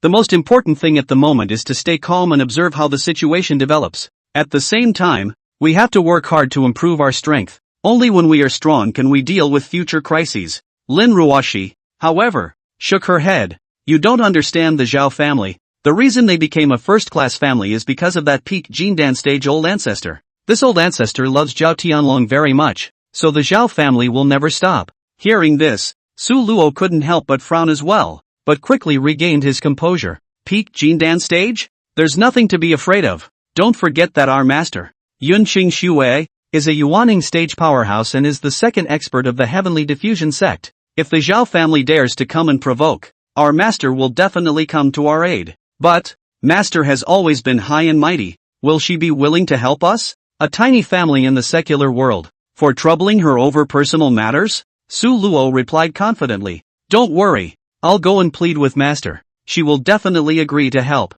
Lin Ruoxi looked at Su Luo with some doubts. Will master really listen to you? Of course. I'm on good terms with master. Chapter 41, Come, lick my feet. Su Luo's confidence was not without reason. Nowadays the relationship between him and Master Yunqing Xue had become very special. Ever since the last time Yunqing Xue had problems cultivating the yin-yang divine harmony technique and Su Luo helped her to regulate her body, the two of them had grown closer. Moreover, Su Luo had also obtained the permission to freely enter and exit the Cloud Lightning Snowland residency. This clearly showed that Yun Qingshue's reliance on him was getting higher and higher. When Lin Ruoxi heard Su Luo's words, the worry in her heart was slightly alleviated. She knew very well that Su Luo wasn't the type of person who would say anything off the cuff. Since he said that, he must have some certainty. And so, she gently nodded. Alright then, we'd better go back to the Heaven Diffraction Sect first and see what Master says. The two of them stopped talking and immediately set off for the Heavenly Diffusion Sect. Along the way, Su Luo kept comforting Lin Ruoxi and said she would do her best to help her. Su Luo added to Lin Ruoxi, Ruoxi, you shouldn't worry too much. Although the Zhao family is powerful, our Heavenly Diffusion Sect isn't a vegetarian either. As long as we return to the sect and inform Master Qingxue of this matter, I'm sure she will find a way to resolve it. She is the second expert of our Heavenly Diffusion Sect. Her prestige and influence are unrivaled. Lin Ruoxi's heart settled down a little. She knew that Su Luo was right. As the Tianyan sect was one of the top few sects on the continent, its strength was naturally not to be underestimated. Moreover, Yun Qingshue's prestige and influence as the second expert within the clan was unrivaled. Therefore, as long as they were able to arrive at the Heavenly Diffusion Sect in time to tell Yun Qingxue about this matter, there might still be a chance for a turnaround. So, the two of them sped along, not daring to have the slightest delay. Finally, at sunset, they managed to arrive at the Heavenly Diffusion Sect. Looking at the familiar buildings and environment in front of her, Lin Ruoxi's heart immediately surged with a sense of affection and security. After returning to his residence, Su Luo didn't rush to find Master Yun Qingxue, but first settled down Lin Ruoxi and instructed her to keep an eye on the family's movements. He told Lin Ruoxi that if the Zhao family really made a move, he would then ask Master Yun Qingxue to make a move. Lin Ruoxi heartily agreed. Although she had full trust in Su Luo, she still felt a little uneasy about the situation she was about to face. However, right now, she could only trust Su Luo to arrange it. The reason why Su Luo didn't rush to find Yun Qingxue naturally had his own plans. He understood that with Yun Qingshue's character, as long as he delayed a little, Yun Qingxue would definitely be unable to hold back and actively come to him, and all he had to do was wait for the moment to come. As expected, that very night, Yun Qingxue sent someone to summon Su Luo. Hearing this news, the corners of Su Luo's mouth spread into an imperceptible smile. He knew that his plan had worked. Thus, with a faint smile, Su Luo calmly traveled to meet with Yun Qingxue. Su Luo was actually teasing Yun Qingxue by deliberately stalling for time like this. This woman, she always had a high and cold look on weekdays, but Su Luo knew that she had cultivated the dual cultivation technique, and deep down she was actually very eager to communicate with him. On the way to where Yun Qingxue was, Su Luo secretly calculated the next thing in his mind. Su Luo followed the winding path and arrived at the cave where Yun Qingxue usually practiced, only to see a huge cave open up before his eyes. The cave was surrounded by clouds and mist, and the walls of the cave were engraved with dense runes, so it was obvious that some sort of formation had been laid here. And in the center of the cave, there was an exquisite stone bed, on which sat a clear and beautiful woman. Cloud-like snow. At this moment, Yun Qingxue was sitting on a stone bed with her eyes closed. She was dressed in a long white dress with an elegant posture, and her long hair fell like a waterfall around her waist, as if it had merged with the surrounding clouds. Su Luo looked at Yun Qingxue and couldn't help but feel an impulse in his heart. He took a deep breath, stepped forward, and respectfully bowed. Master, disciple Su Luo has come to see me. I wonder what Master has summoned me for. Hearing Su Luo's voice, Yun Qingxue slowly opened her eyes, a trace of imperceptible shyness flashing in her eyes. She frowned gently and said, "What is it? You little ingrate, don't you know what it is?" Su Luo shook her head with an innocent face. "I don't know." Yun Qingxue glanced at Su Luo angrily and scolded in a petulant voice. "Humph, how dare you pretend to be confused with your teacher? Disciple does not dare." Su Luo hurriedly lowered his head, but secretly muttered in his heart. Seeing this, Yun Qingxue's tone eased slightly, but still carried a few points of majesty. "I'm asking you, where have you been these past few days? Where have you been?" Su Luo thought to himself that he had indeed been somewhat negligent during this period of time, so he answered truthfully. Disciple went out to practice. Practicing? Yun Qingxue stared at Su Luo with a wry smile. "I'm afraid I went to fool around with that girl Lin Ruoxi, right?" When Su Luo heard this, she immediately understood. So Yun Qingxue was jealous. "Master, don't frame me. Disciple and senior sister Lin are innocent," Su Luo said with an aggrieved face. "Humph, look at how nervous you are. Come over and rub my shoulders." Yun Qingshue's tone carried a hint of displeasure. Master, is this appropriate? Su Luo asked with some hesitation. What's inappropriate? Last time you even hugged this honor. Yun Qingxue thought of the last time she went wrong with her practice and was hugged by Su Luo. Her face couldn't help but blush. Su Luo had no choice but to walk behind Yun Qingxue, stretching out a pair of large hands and gently placing them on her snow-white dazzling back. The warm touch came, causing Yun Qingxue's delicate body to tremble slightly. She thought darkly in her mind, it's really comfortable. As soon as he touched my body, the confusion that had accumulated over the past few days of practicing the dual cultivation technique was cleared up.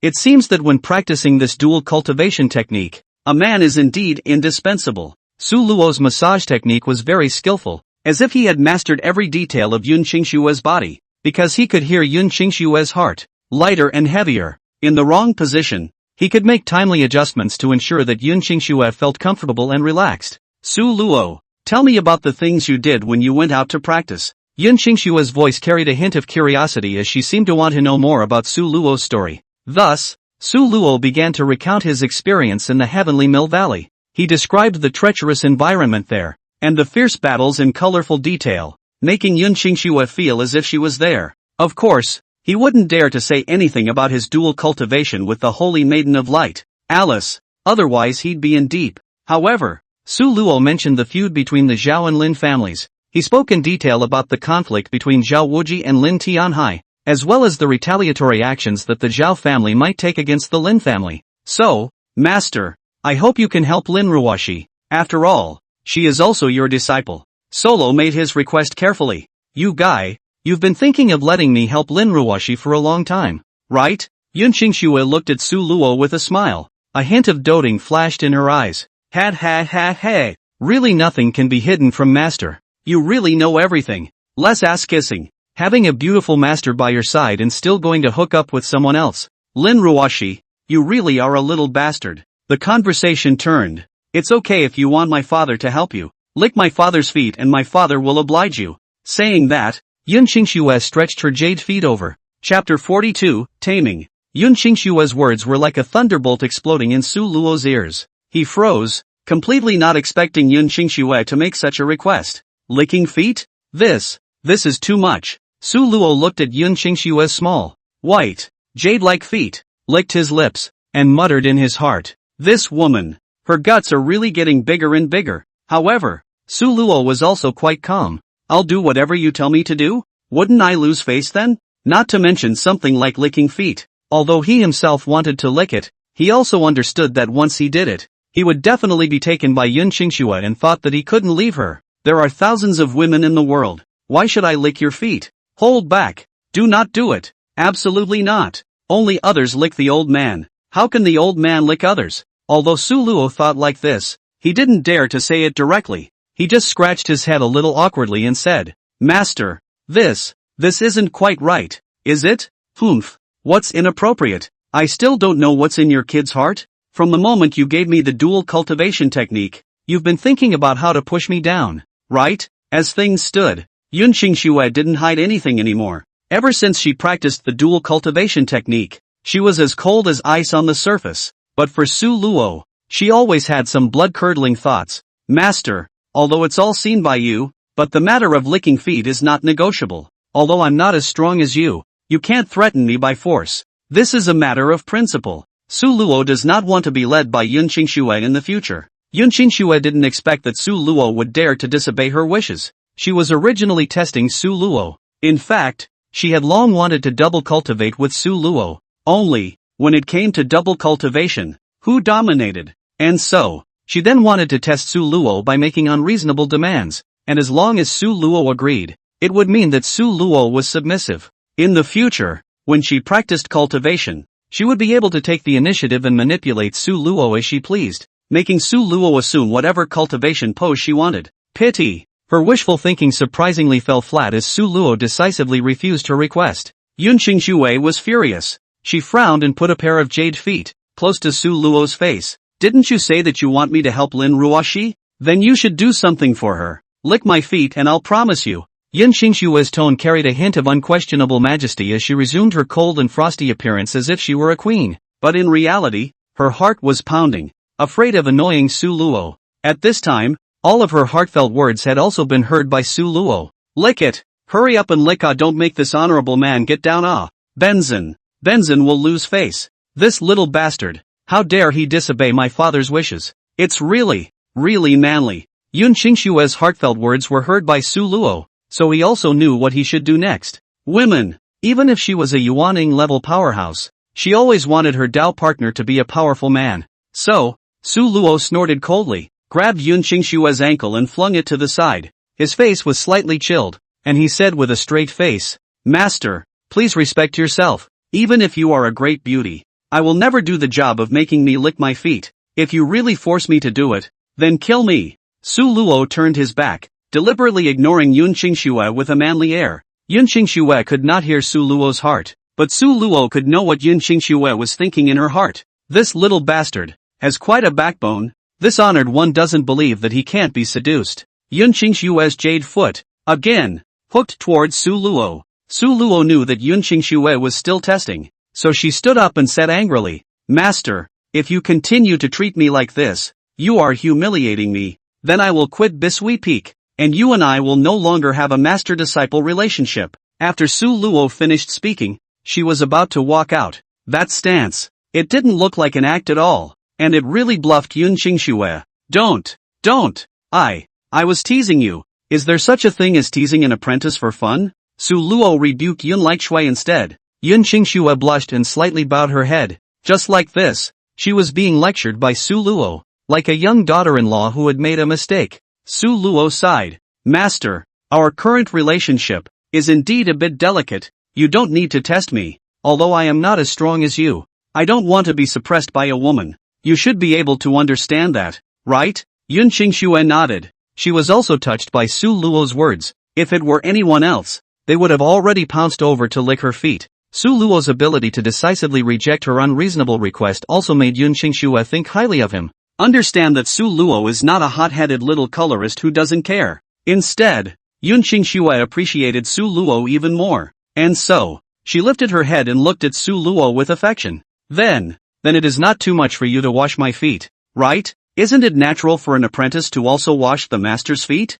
She pouted her little mouth, all but losing her high and mighty queenly demeanor, instead looking like a bratty little daughter-in-law pouting with her man. That's more like it. It's like a man who's asking for a favor. Su Luo thought like this in her heart and couldn't help but touch Yun Qingxue's head. "Seeing you in this manner, I'll promise you, but just this once." Oh. Yun Qingxue's cheeks flushed red to the roots of her ears, and she gave a small, shy hm. It's the first time a man has ever touched her head. She was secretly angry in her heart. Of course she was angry at herself. She cursed herself for not being able to compete. She had wanted to tame Su Luo, but instead she was tamed by Su Luo. What's going to happen? Wouldn't you be led by Su Luo? Just think of the excitement. At this time, Su Luo also called for hot water. "Let's start. Stick your feet out." Yun Qingxue obeyed and stretched her jade feet out in front of Su Luo. Su Luo looked at those jade-like feet, and a strange feeling could not help but well up in his heart. He took a deep breath and slowly reached out his hand to hold those slender jade feet,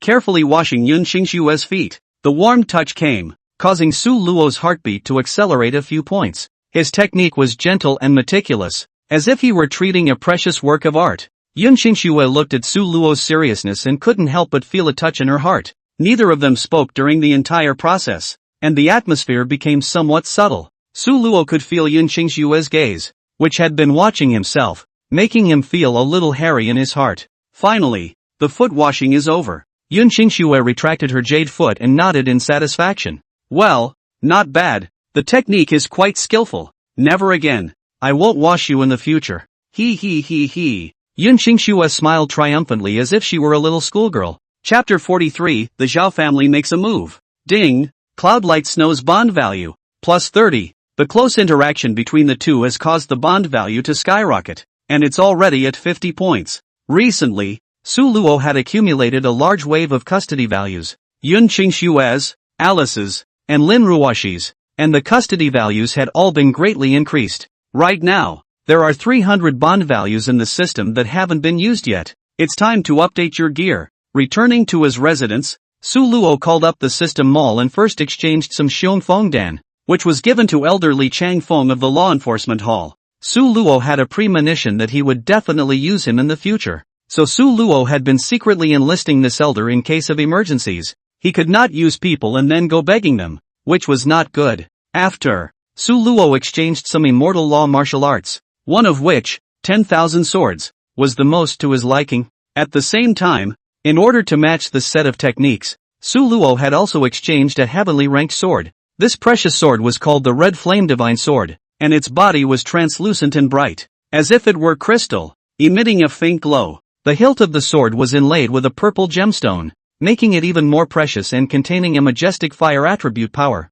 Su Luo held the Red Flame Divine Sword in his hand, and unfolded the two bright feathered wings on his back, a look that made him think of the Angel of Judgment in his previous life. He decided to head to a wasteland outside the city to try out the sword's power. After arriving at the wasteland, Su Luo transported his internal energy and injected it into the Red Flame Divine Sword. Moment! The sword body flashed out a dazzling light, and the sword chi crisscrossed the surrounding mountains and rocks. Su Luo was ecstatic as he felt the powerful force of the Red Flame Divine Sword. Afterwards, he began practicing the 10,000 swords returning sword technique. As Su Luo danced, the sword chi emanating from the Red Flame Divine Sword grew stronger and stronger, and finally formed a huge flaming tornado, interspersed with overbearing sword chi. The flaming tornado roared by, burning everything in front of it to ashes. Su Luo's heart was filled with joy and confidence. He knew that he had grasped the essence of this sword. Su Luo nodded in satisfaction, the corners of his mouth slightly rising,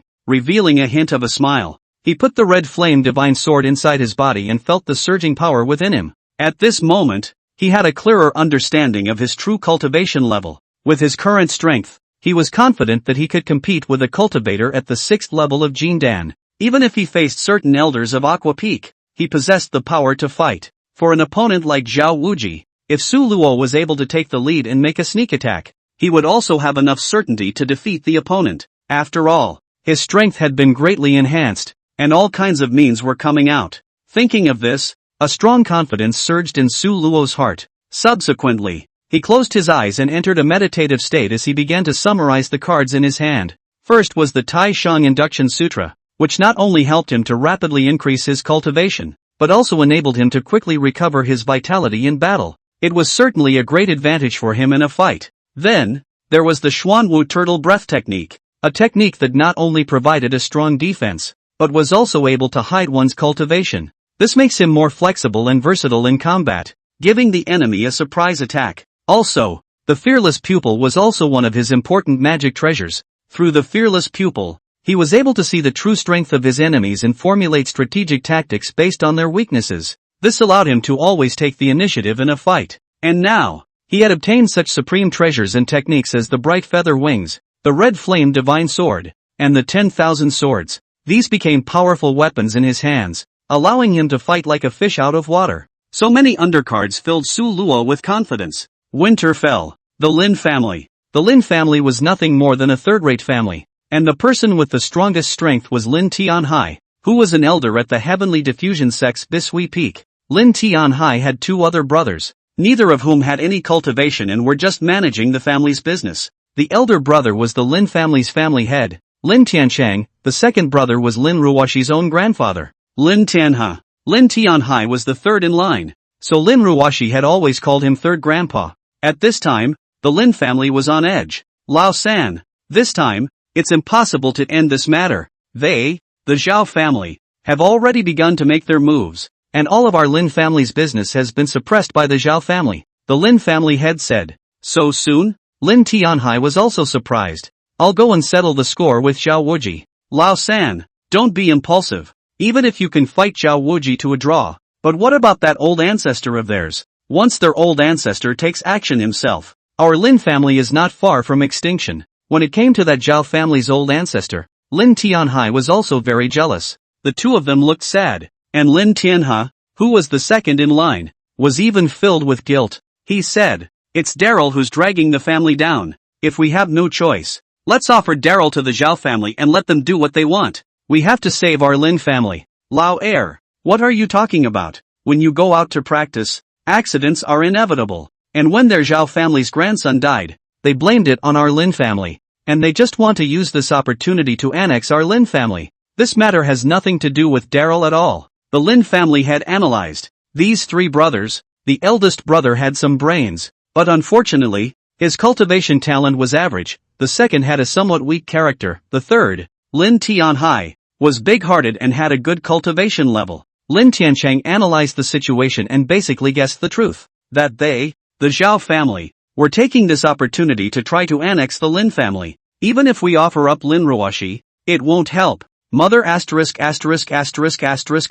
Too much bullying. Lin Tianhai's temper flared and he slapped the desktop in front of him. Old 3, don't get excited. It's come to this. We can only choose to leave Winterland City and contribute our entire family business. 10 years of hard work to run the family business, and just give it away like this. I, Lin Tianhai, am not convinced. Another way to do this is, just what? Old 3, you're the elder of the heavenly diffusion sect's Bishui Peak. Can you use the power of the Bishui Peak to ask Immortal Bishui to help us get through this difficult time? Let the Peak Master step in? Lin Tianhai hesitated for a moment and sighed. You guys don't know Fairy Bishui's temperament. She seldom cares about worldly fights and is as cold as ice. I am afraid I can't invite him. The Lin family head sighed. In that case, we can only choose to leave Winterland City. The three brothers sighed in unison, filled with helplessness. At the same time, Lin Ruoxi also got the news, and the family told her to return quickly and cooperate with the Lin family's transfer.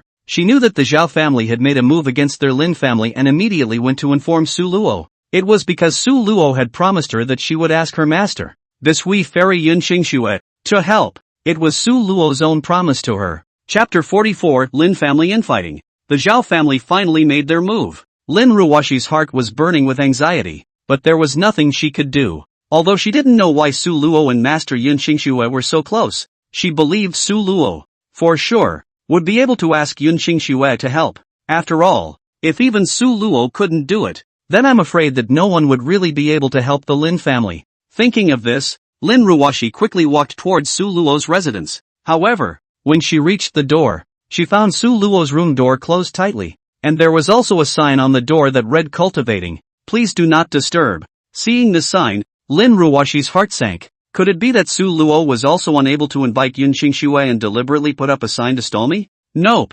Solo is not like that. She stood in front of Solo's door, pacing back and forth anxiously. Su Luo, come out quickly. Our Lin family needs your help. Lin Ruoxi silently prayed in her heart, hoping that Su Luo would show up soon. Right at this moment, Su Luo inside the house steeply opened his eyes. He had heard Lin Ruoxi's heartbeat outside the door. Has the Zhao family finally made their move? Su Luo muttered, then stood up, opened the door of the room and walked out. When he saw Lin Ruoxi, he didn't talk nonsense and directly pulled Lin Ruoxi's hand. Let's go. Go to Winterland City. I'll take care of your Lin family's affairs. Lin Ruoxi looked at Su Luo's eyes that were so determined. Her heart couldn't help but warm up, but she still said with some worry, but won't you go find Master together? Su Luo smiled and comforted. Don't worry, I've long talked to Master. He'll make a move. Let's go ahead first. Hearing Su Luo's words, Lin Ruoxi then put her heart down and nodded. In fact, she knew in her heart that if it wasn't for herself,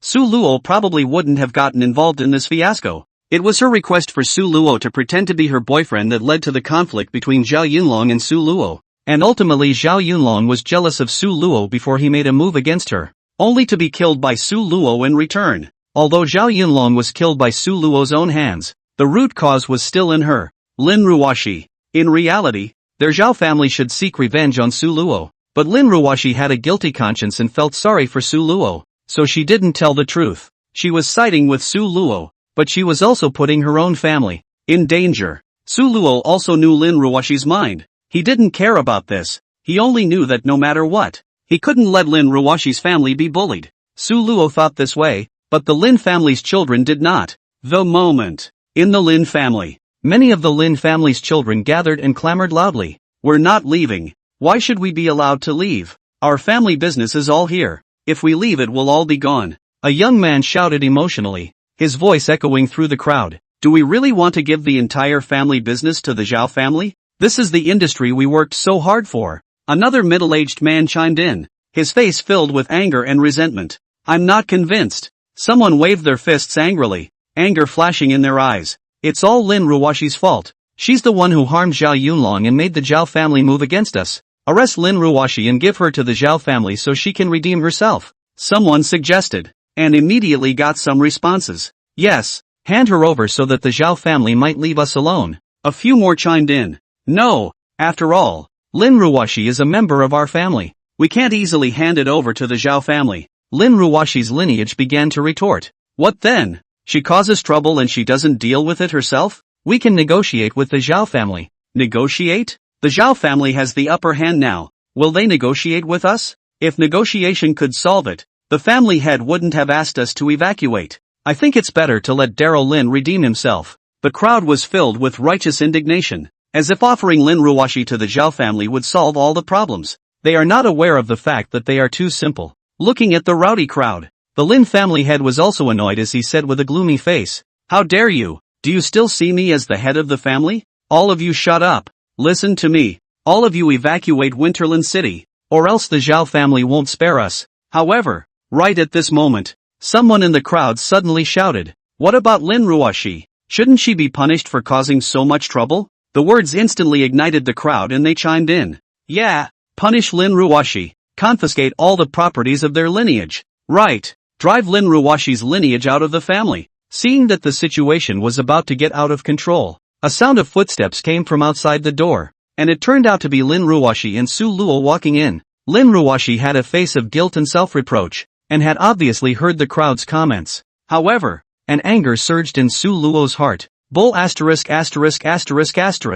I'll see who dares to bully senior sister Lin. I'll kill him. Su Luo walked aggressively to the crowd, angry eyes. Seeing this, one of the young disciples asked defiantly, "And who are you?" Su Luo sneered and said, "Me, I'm Lin Ruoxi's senior brother. I was present at the time when we were practicing in the heavenly grinding valley. Zhao Yunlong's death was entirely his own fault, and it had nothing to do with senior sister Lin. What are your intentions in targeting senior sister Lin like this?" The crowd was in an uproar at these words. Lin Ruoxi also blushed, but looking at Su Luo's determined back, her heart was inexplicably at ease. "You're an outsider. What qualifications do you have to meddle in the family affairs of our Lin family?" Su Luo was not humble and disliked back. "I'm just angry. Before, you guys let senior sister Lin marry Zhao Yunlong just because you wanted to appease the Zhao family. And now that Zhao Yunlong and senior sister Lin died while practicing together, and when the Zhao family blamed it on you, you guys imposed all the blame on senior sister Lin. In your eyes, what is senior sister Lin? Is she your tool?" Su Luo disliked these Lin family children who were dumbfounded. Lin Ruoxi's eyes were slightly red, tears welling up in her eyes. "Yeah, she's too aggravated." Su Luo said all the grievances that she didn't dare to say, making her heart incomparably warm, feeling that Su Luo was her own backer, making her incomparably at ease. Su Luo swept his gaze over the crowd and continued, "Let me tell you, senior sister Lin is not at fault. Zhao Yunlong is to blame for his death. If you guys really want to fight for a chance of survival for the clan, you should unite instead of fighting amongst yourselves here." Solidarity? How can we be united? The Zhao family is so powerful. How can we be a match? Someone retorted. Su Luo took a deep breath and said, "No matter how strong the Zhao family is, they are not invincible. I've already discussed this with Master Yun Qing, and she will step in to help us. So, you guys don't need to worry at all." Hearing Yun Qing's name, the crowd was shocked. The Tianyan Sect's Bisui Peak Master, the so-called Bisui Fairy Yun Qingxue? What kind of person is Yun Qingxue? That was the Heavenly Diffusion Sect's Yuaning powerhouse second only to the Patriarch. Hearing this news, the most shocked than Lin Tianhai, he as the Bisui Peak Elders, cannot ask Cloud Light Snow to help Su Luo, a small disciple. And on what grounds? The only explanation is that Su Luo is lying. He walked forward trembling and said angrily, "Su Luo, don't be credulous. I couldn't even invite the Aqua Fairy. So what qualifications do you have to invite her to fight?" Chapter 45, Su Luo's Authority. What kind of logic is that? If you can't get it, does that mean I can't get it? This old codger. Su Luo cursed in her heart. Yun Qingxue was high and cold by nature. Even the elders and disciples who were in the same Bisui Peak, she had never put them in her eyes, and seldom participated in the feuds in the world. This was also the reason why Lin Tianhai confirmed that Yun Qingxue wouldn't help himself, so he didn't even look for it because he knew the character of this beautiful peak master very well. But now, a junior disciple jumped out and said that he had invited Yun Qingxue over to help? Who would believe that? It's just make-believe and nonsense. Lin Tianhai didn't believe it, And the Lin family disciples believed it even less. Hearing Su Luo's words of conviction, they all laughed out loud one by one. Big talk. Third grandfather is the elder of Bisui Peak. He couldn't even ask Bisui Fairy to help. Where did you get this kind of ability? It is. Who do you think you are? A tiny disciple. I'm afraid he hasn't even reached the foundation establishment stage yet, and he dares to talk big? You're not helping our Lin family. You're harming us. Lin Ruoxi must have been tricked by this kid. This woman. Does she have a brain or not? She net causes trouble for the Lin family. The people were talking to each other, and their words were getting harder and harder to hear. Enough. What do you guys understand? I am Fairy Bishui's most valued disciple. My relationship with her is not something you guys can understand? After saying that, Su Luo pulled Lin Ruoxi's hand and walked into the courtyard in a dignified manner, and sat down on a chair in front of all the people in a big prickly manner, not giving these people the slightest bit of face. Su Luo, you're unbridled, Lin Tianhai said angrily. It's even if the Zhao family bullies us, but even you, a junior disciple, dare to disregard our Lin family? Su Luo coldly grunted. Believe it or not, I'm not here specifically to curry favor with you either. If it weren't for senior sister Lin's face, I wouldn't bother with you. Su Luo was also impatient. In order to ask Yuncheng Shui to help, he had to wash Yuncheng Shui's feet. He had sacrificed so much for their Lin family, and this old dang still wanted to question himself? Aggrieved. It's too aggravating. Lin Ruoxi also felt aggrieved on Su Luo's behalf. She ran to a few elders and suddenly knelt down. Elders, things started because of me. It's all my fault. I'm the one who dragged the Lin family down. However, Su Luo really came to help us. Please don't treat him like this. Seeing Lin Ruoxi like this, the elders of the Lin family, naturally, no longer said anything. However, there are always some unintelligent juniors who are still unforgiving. A son of the Lin family stepped forward. Cousin, you're too simple. This guy is a liar. He said he's Fairy Bishui's most valued disciple, so he must have a good cultivation. Let me test the waters. How many kilograms this guy has? This Lin family's son was called Lin Lord, worshipped a loose cultivator master, and now he was also a cultivator of the third stage of foundation establishment. A young generation that the Lin family focused on cultivating. Aside from Lin Ruoxi, it was this Lin Lord who received the most attention from the family. Lin Lord ran up his true chi spells and was about to perform a shrinking ground technique to surprise attack Su Luo. Lin Ruoxi was shocked. Stop. You're no match for Su Luo. Cousin, you're favoring him, aren't you? I just don't believe it. How powerful can he be as a young disciple of 18 or 19 years old? After saying that, this Lin Lord had already run the spell of earth shrinking technique and was about to rush towards Su Luo.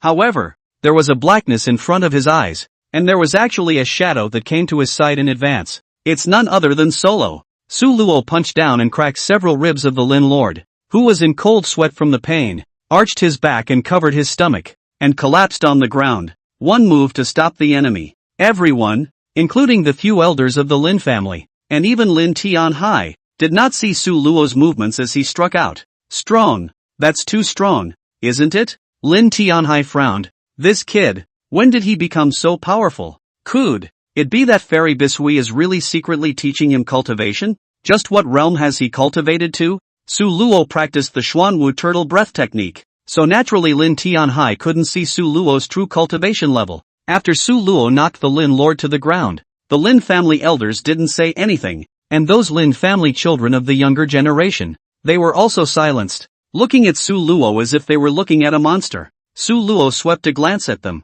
his eyes filled with contempt, as if telling them that if they dared to question him again, he had even more powerful means. Seeing this, Lin Tianhai could only stiffly step forward and said to Su Luo, Su Luo, what happened just now was my Lin family being rude. Please don't take it to heart. Elder Lin, don't worry, since I said I would help you guys, I will definitely help you. However, in the future, you guys can't make things difficult for Lin Ruoxi anymore. Lin Tianhai hesitated for a moment, but seeing Su Luo's cold eyes, he could only nod. Okay, I promise. The infighting over here had just subsided, but the sky above the Lin family was overcast. A large dark cloud converged from the sky and enveloped the sky over the Lin family. Hidden thunder rolled among the dark clouds, seeming to signal the coming storm. This is the Zhao family's cultivators coming. An elder of the Lin family shouted with a trembling voice. The dark clouds covered the sky, and the pressure came on the people, making them shiver. Su Luo could feel that within the dark clouds,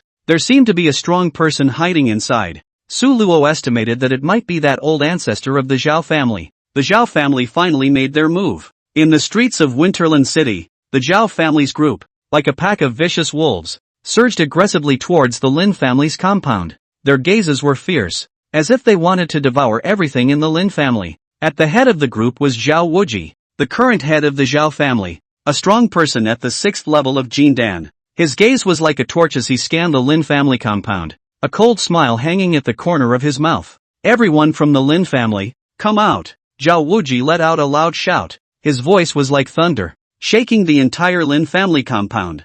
The Lin family's faces turned pale as they heard this. The Zhao family was a first-rate family in Winterland City, and there were numerous strong people in the younger generation. On the contrary, the Lin family was only a third-rate family, and apart from Lin Tianhai, Lin Ruoxi, and the Lin Lord who had just been knocked out by Su Luo, there was no more fighting force. This is the difference between a first-rate family and a third-rate family. The faces of the Lin family's children all wore panic and uneasiness. Facing a behemoth like the Zhao family, they simply had no power to fight back. Lin Tianhai stood in front of the crowd, his face grave as he took a deep breath and said aloud, Zhao Wuji, do you really want to push us to the brink? Zhao Wuji laughed out loud. What's the point of talking so much when it's so late? Let your Lin family disappear from Winterland City today. Big talk. Lin Tianhai had a fiery temper and rushed up to battle Zhao Wuji. The two of them were of equal strength, and for a while, it was difficult to tell the winner from the loser, and Lin Tianhai had no time to take care of the family's children. However, on the Zhao family's side, there were many strong people above foundation establishment in the younger generation, about a dozen of them. These foundation establishment stage Zhao clan disciples came forward with great strides, forcing the Lin clan disciples to keep retreating. Only Su Luo, still standing there quietly, faced the dozen or so Zhao family members alone. Keep them out. Chapter 46, Old Ancestor Save Me. There were a dozen or so disciples of the younger generation of the Zhao family who were already at the foundation establishment stage. The rest of them were also practicing qi and body refining, each with a big waist and a powerful aura. This was the Zhao family's heritage in Winterland City. There were more than 100 children of the Zhao family who had come to besiege the Lin family. On the Lin family's side, there were only 40 or 50 of them. Regardless of quality or quantity, they could not compete with the Zhao family. So, when the Zhao family's children rushed in, all the Lin family's children subconsciously stepped back, simply wimpy. Only Su Luo and Lin Ruoxi were left standing in front,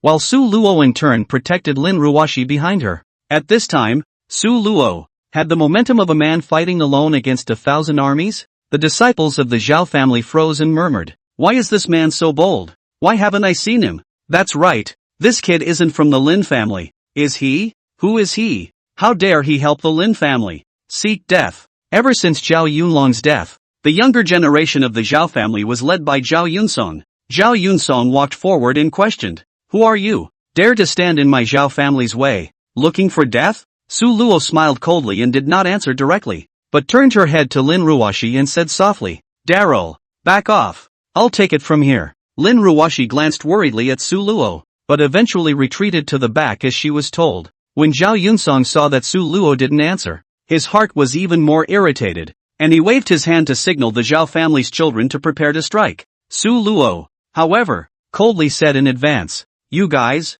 come on together. Big talk." The younger generation of the Zhao family, seeing Su Luo being so arrogant, were all enraged, and they all activated their own true qi spells and attacked Su Luo. However, Su Luo was like a god of war, standing still and letting their attacks fall on him. Boom, boom, boom. A true qi bombarded Su Luo's body, just like a mud cow entering the sea, without making any waves. Su Luo's Xuanwu turtle breath technique had already been cultivated to an extremely high level, and his defense had already reached an unimaginable level. How can these mongrels be shaken? How is this possible? Su Luo was like an insurmountable mountain, making their attacks useless. They were cultivators of the foundation establishment stage, and with their joint attack, Su Luo was unexpectedly unharmed. The young generation of the Zhao family, each and every one of them were shocked beyond belief. "You guys are too weak," Su Luo said in a cold voice. Then, Solo moved.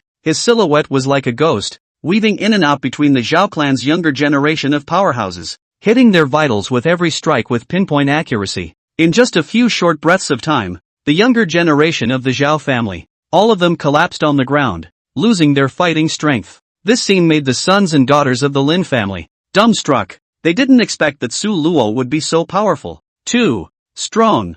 I'm afraid he's already a peak foundation establishment cultivator, right? A Lin family disciple was surprised. I think it's more than that. Even Lin Ruoxi, who thought she knew Su Luo, was a bit confused. When did Su Luo become so strong? Did Master really teach him alone? The Zhao family's children were unbeatable, and the situation was instantly reversed because of Su Luo's strike. What kind of monster is this, kid? A hint of panic also appeared in Zhao Wuji's eyes. Although he was fighting with Lin Tianhai, out of the corner of his eye, he was keeping an eye on this side. He didn't expect that Su Luo would so easily defeat the younger generation of his family. Zhao Wuji took a deep breath and forcefully suppressed the shock in his heart. If this continued, their plan would fall through. Zhao Wuji knew that he had to end the fight with Lin Tianhai as soon as possible. He took out a red pill and gulped it into his mouth as his body's blood qi surged. This was a forbidden medicine, capable of boosting one's strength in a short period of time. Of course, the price was high, and only the first-class families in the secular world were able to get their hands on this forbidden medicine. This is the depth of the Zhao family. Zhao Wuji couldn't care less. He had to finish off Lin Tianhai as soon as possible and then go support his junior. With a fierce roar, Zhao Wuji's figure was like a cannonball as he rushed towards Lin Tianhai. Lin Tianhai's face changed when he saw this. He knew that Zhao Wuji had taken the forbidden medicine and his strength had increased greatly, so he had to be careful in dealing with it. The two of them exchanged blows again, and this time, Zhao Wuji's strength had really increased a lot. Lin Tianhai was having some trouble coping. Suddenly, a powerful aura erupted from Zhao Wuji's body. He blasted out with a fist, and a golden true qi, like a giant dragon, rushed towards Lin Tianhai. This punch contained all of Zhao Wuji's strength, and it was incomparably powerful. Lin Tianhai couldn't withstand it and violently spat out a mouthful of blood as his body fell straight down. Lin Tianhai was defeated. The hearts of the Lin family's children were once again tangled. Lin Ruoxi was very nervous and rushed over to check Lin Tianhai's state. Su Luo also frowned as Zhao Wuji's spearhead began to turn towards him. Zhao Wuji had taken the forbidden medicine, and his current cultivation level, which was about the same as the 7th level of Jindan, was gaining momentum. Moreover, within that dark cloud, there was an old ancestor of the Zhao clan watching intently. Su Luo knew that he had to show his true cultivation today. Maybe the full bottom card will be used as well. Sure enough, after Zhao Wuji injured Lin Tianhai, he came straight to Su Luo. Run! Solo! Darrow Lin shouted worriedly. The Lin family's children also began to worry about Su Luo. Su Luo had just defeated all of the Zhao family's younger generation by himself, already deeply convincing them and making them admire him. However, Su Luo, didn't have any fear and didn't hide or avoid. He activated the Xuanwu turtle breath technique, and a powerful true qi erupted from his body, forming a black true qi shield. Boom! Zhao Wuji's golden true qi hit Su Luo's true qi shield with a loud bang. However, Su Luo's true qi shield, was like a bronze wall without the slightest breakage. This is impossible. A hint of panic appeared in Zhao Wuji's eyes. He didn't expect that his full force strike would not be able to shake Su Luo's defense. Su Luo coldly smiled, and with a single movement of his body, he disappeared in the same place. The next instant, he appeared beside Zhao Wuji. Su Luo didn't move, but once he did, he had to kill, and he mobilized all of his cards. Bright feathers unfolded, summoning the red flame Excalibur, and a divine aura enveloped his entire body. The light was dazzling, like a god. What was that? Zhao Wuji's eyes were filled with panic. Su Luo's aura had been raised to the 6th level of Jindan, although it was still inferior to Zhao Wuji. However, the 10,000 swords returned, which Su Luo had executed, made up for the disadvantage. The pressure was growing. Zhao Wuji couldn't even stand it anymore. He felt death coming. Although Zhao Wuji reacted extremely quickly, he was still unable to completely dodge in this short moment. Countless sword qi from the sky. Boom! In Zhao Wuji's heart, he was filled with despair, and he shouted with all his strength, "Old ancestor, save me!" Chapter 47, Yun Qingshui appears. A time of life and death. Zhao Wuji hissed and called out to the Zhao clan's old ancestor. With his roar, the dark clouds in the sky suddenly cracked open. A piercing coldness surged out from the cracks, and immediately afterward, a figure descended from the sky. The Zhao clan's old ancestor finally made a move. He wore a bronze mask, his white hair dangling behind him, his gray robes hunting. His appearance instantly changed the atmosphere of the battlefield. making people feel an invisible pressure. The strength of the Zhao clan's oldest ancestor was far beyond that of Zhao Wuji. Rumor. His cultivation had reached the 9th level of Jindan, but in reality, Su Luo had long since detected his true cultivation level through his fearless pupil. Early stage of Yuaning. The Zhao clan's old man's aura was so powerful that it was suffocating. He looked at Su Luo in front of him, his heart filled with anger. This young man was able to force his hand. It was really beyond his expectations. Boy, you do surprise me. The Zhao clan's old man's voice was low and hoarse, as if it came from the depths of hell, making people's bones creepy. His gaze was as sharp as a falcon, locking onto Su Luo tightly, revealing endless killing intent. Su Luo also did feel the crisis, but he wasn't afraid and didn't have the slightest intention to retreat. The red flame divine sword in his hand, still chopped down fiercely. Today, I will kill Zhao Wuji. 10,000 swords return. Tens of thousands of sword chi suddenly appeared in the sky. Each of them contained sacred flames, falling like meteors and rushing straight towards Zhao Wuji. The Zhao clan's ancestor's face changed as he sensed the terrifying power of this move. If he didn't stop it, Zhao Wuji would die. The Zhao clan's oldest ancestor waved his hands and a white bone phantom descended from the sky, grabbing Su Luo. I told you to stop. The voice of the Zhao clan's oldest ancestor echoed in the air like thunder. Zhao family ancestor, you think you can save the Zhao family? Su Luo looked calm. Master, it's time for you to take action, right? Su Luo finished. A powerful aura appeared out of nowhere above the head of the Zhao clan's ancestor, and a beautiful figure slowly descended. She was elegantly dressed in a white robe. It was none other than Yun Qingxue. Yun Qingxue appeared and gently waved her hand, a powerful force that instantly shattered the white bone phantom of the Zhao clan's ancestor. Su Luo was safe and sound, while Zhao Wuji, however, was zapped by Su Luo's 10,000 swords. The Zhao clan's oldest ancestor turned around in horror and saw Yun Qingxue's appearance. He could sense that Yun Qingxue was an even more powerful existence than him. Who are you? How could a small Lin family, a third-rate family, invite such a powerful figure to make a move? The Zhao family's old ancestor's face was ashen. On the contrary, on the Lin family's side, each one was ecstatic. Many of the Zhao family's children, who didn't recognize Yun Qingxue, exclaimed in admiration.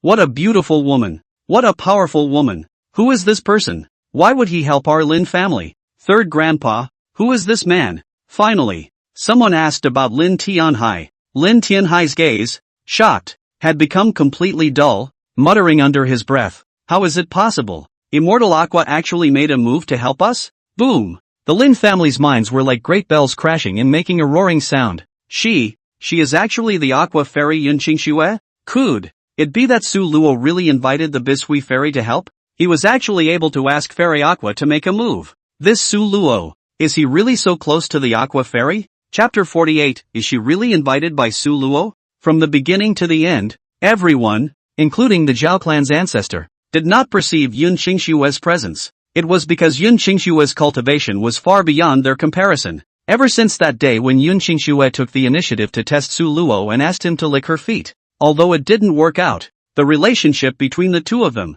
however, became even closer. Yun Qingxue also unraveled her heart and her strength sword. The current Yun Qingxue was already in the middle stage of Yuaning, and was no match for the Heavenly Diffusion Sect's patriarch. To know, for Yuaning stage cultivators, even a small realm difference was a world of difference. Su Luo had intimidated the younger generation of the Zhao family and personally killed the Zhao family head. The only hidden danger was the Zhao family ancestor who was at the early stage of Yuaning. Su Luo admitted that he couldn't beat the Zhao family's old man. However, Yun Qingxue's appearance directly reversed the situation on the battlefield. As soon as Yun Qingxue appeared, she crushed the Zhao clan's old ancestor's fatal strike on Su Luo, and the pressure of her entire body forced the Zhao clan's old ancestor to retreat back and forth, not daring to face the front directly. Although Su Luo was relieved, she also cursed Yun Qingxue that this didn't have a good heart. She clearly could have done it earlier, but she had to wait until I put my best foot forward and used all my cards before doing so. This woman isn't stupid either. She's also testing my cards. Ugh, this time it's a complete exposure. Her true strength is known to her. But Su Luo wasn't worried because Lin Ruoxi and Yun Qingxue were both people he trusted. Su Luo burst into foul language without regard for his image, shouting at Yun Qingxue above the sky. Master, this old guy is bullying people. Beat the hell out of him. Su Luo's tone was very casual, further emphasizing that his relationship with Yun Qingxue was not ordinary. Yun Qingxue also very much gave Su Luo face. At Su Luo's request, Yun Qingxue gently smiled, and that smile carried a hint of coldness, as if it was a plum blossom blooming in winter, beautiful and cold. Her gaze turned to the Zhao clan's oldest ancestor and she said indifferently, "Since my disciple has asked for my help, I'll let you and the others see true power today." Before the words fell, Yun Qingxue lightly raised her hand, and the sky and the earth changed color. The wind and clouds suddenly changed. A pressure emanated from her body, pushing straight towards the Zhao family ancestor. The Zhao clan's old ancestor felt an unprecedented threat. An incredulous look appeared on his face. How could he not expect that he would feel the fear of life and death at the hands of a young woman? "What the hell are you?" The Zhao clan's old ancestor's voice trembled as he tried to resist the pressure with all his might. But the power of a mid-Yuaning stage was not something he could resist. Yun Qingxue didn't directly answer his question, but only faintly said, "Annihilation." The voice was soft, but it was like an adjudicator's hammer, striking heavily on the heart of the Zhao clan's ancestor. With a rumbling sound, the Zhao clan's old ancestor unexpectedly burst into flames. The crowd was stunned. Is this the strength of a Yuaning powerhouse? You can follow your words? You can kill without even lifting a finger? Su Luo also couldn't help but gulp, thinking, this woman is really ruthless. No wonder no one originally pursued her. Su Luo didn't have time to think carefully and immediately shouted, "The Zhao family's ancestor is dead. From now on, Winterland City will be taken over by the Lin family." When these words came out, the Lin family's children's blood boiled, and they all wanted to rush up and fight the Zhao family immediately. Who gives a? Of course it was Su Luo. Of course it was Yun Qingxue. The Lin family's crisis was thus lifted. Lin Tianhai was incredulous, yet he had to admit that Su Luo had indeed helped the Lin family a great deal. Su Luo is the Lin family's great benefactor. At this time, I don't know which young son of the Lin family was the one who was so mouthy that he was actually skeptical. Then, the fairy on that day, is it really invited by Su Luo? Chapter 49, she's the one Su Luo invited. Surprisingly, there were still people questioning if Yun Qingxue was invited by Su Luo. The disciple had just finished speaking. Lin Tianhai's big slap came over. Snap! A heavy slap on the back of the man's head. What's all this nonsense? You bastard boy? Don't you understand yet? Aside from Su Luo, who among all of us present has the ability to invite the Aqua Fairy? Lin Tianhai's slap, a solid slap, confused the jerk. It's ironic to say the least. The first one to question Su Luo was Lin Tianhai, and the first one to admit it was also Lin Tianhai. A proper punch in the face. Hearing Lin Tianhai's words, the crowd had to admit that Yun Qingxue was the one Su Luo had invited. The way they looked at Su Luo had completely changed. Envy, jealousy, and gratitude. They envied Su Luo for being able to have such a good and beautiful master, and they were also jealous that the relationship between Su Luo and the beautiful master was so good. And of course, they were also grateful that Su Luo was able to invite Yun Qingxue to help them. This complexity of feelings was reflected in these Lin family men. The close relationship between Su Luo and Yun Qingxue was envied even by Lin Ruoxi, who was also Yun Qingxue's disciple. Speaking, Yun Qingxue's figure had fallen down in a flutter. She descended from the sky, her clothes fluttering, and she landed lightly, just like a fairy descending to the earth. Her beauty and temperament mesmerized the crowd.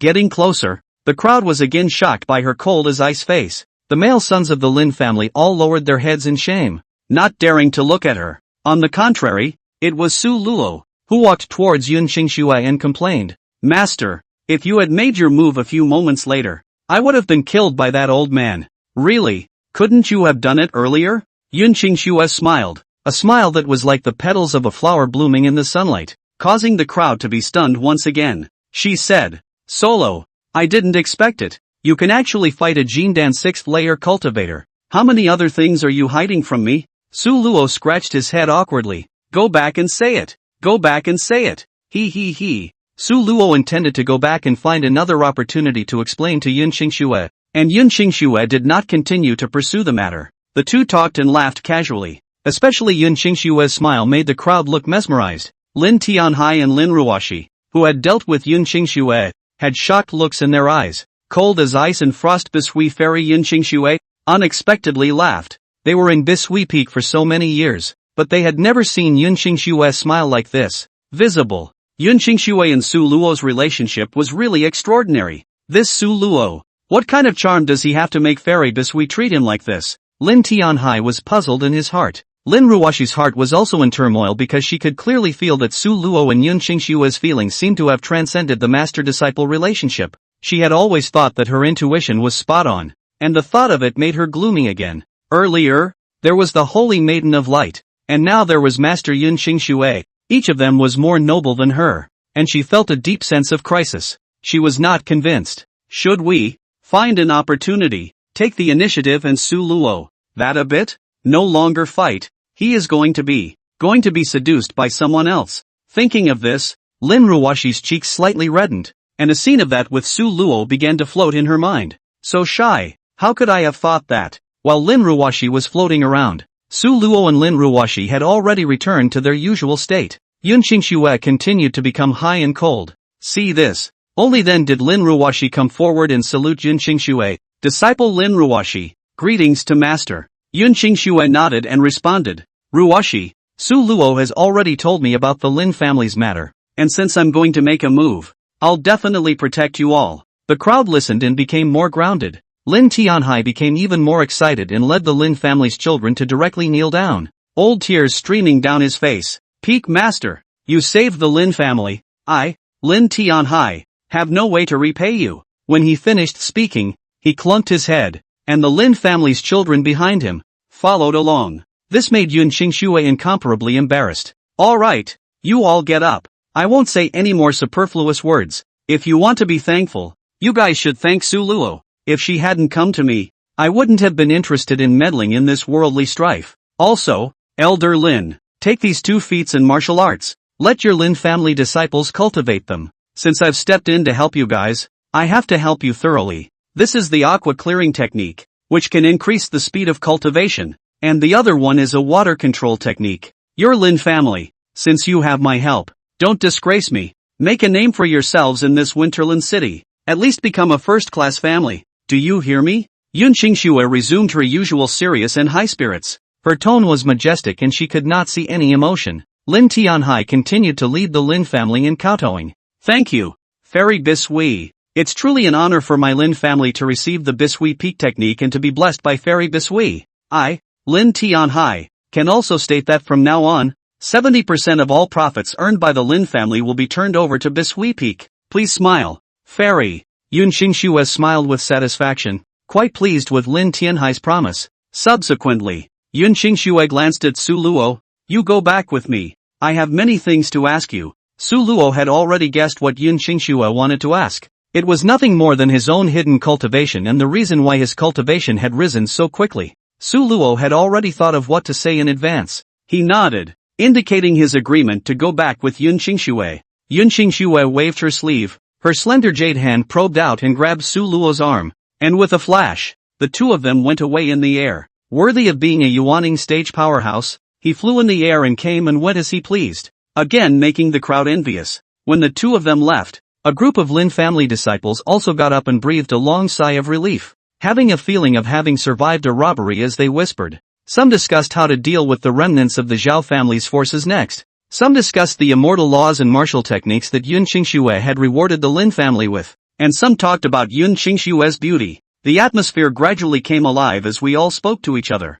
Only Lin Ruoxi, still standing in place, looked blankly at the direction Yun Qingxue and Su Luo left. She suddenly realized that she never seemed to truly understand this junior apprentice brother, and she felt that Su Luo was becoming more and more mysterious. The more mysterious you feel, the more you want to know. Su Luo's figure had taken over her mind and heart. At this time Lin Tianhai walked over and quietly said to Lin Ruoxi, Ruoxi ah, Su Luo, this child is good. You should know how to cherish it. When it's time to make a move, make a move. It's best to cook the raw rice earlier. Third grandpa, what you're saying is, who's the raw rice? And who is cooked rice? It's up to you to realize that. Third grandpa, you didn't agree with us being together before. Before is before. Before is I don't know Tai Shan. Is I have eyes but no pearl. Is I want a blind heart. Anyway, child, Su Luo is good. The future is boundless. You should grasp. Lin Ruoxi blushed in shame, gave a small grunt,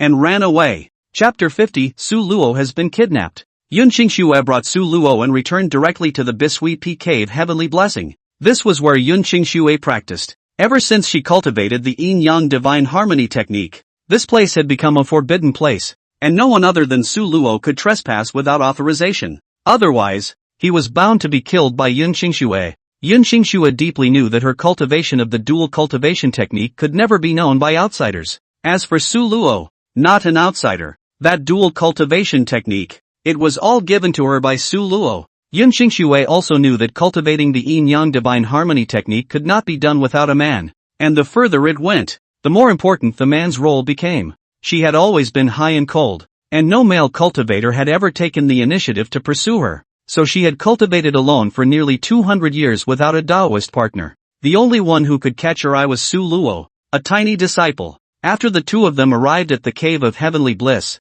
Yun Qingxue no longer acted so high and mighty. It was only in front of Su Luo that she could release her inner self and show her flirty and sexy side. This was the reason why she was becoming more and more dependent on Su Luo. That old man from the Zhao clan caused me to personally make a trip to the secular world. And come to think of it, it's true that I haven't had a fight in a long time. Yun Qingxue grumbled, while her arms wrapped around her shoulders and kneaded them, seemingly quite tired. Solo, go wait in my bedroom.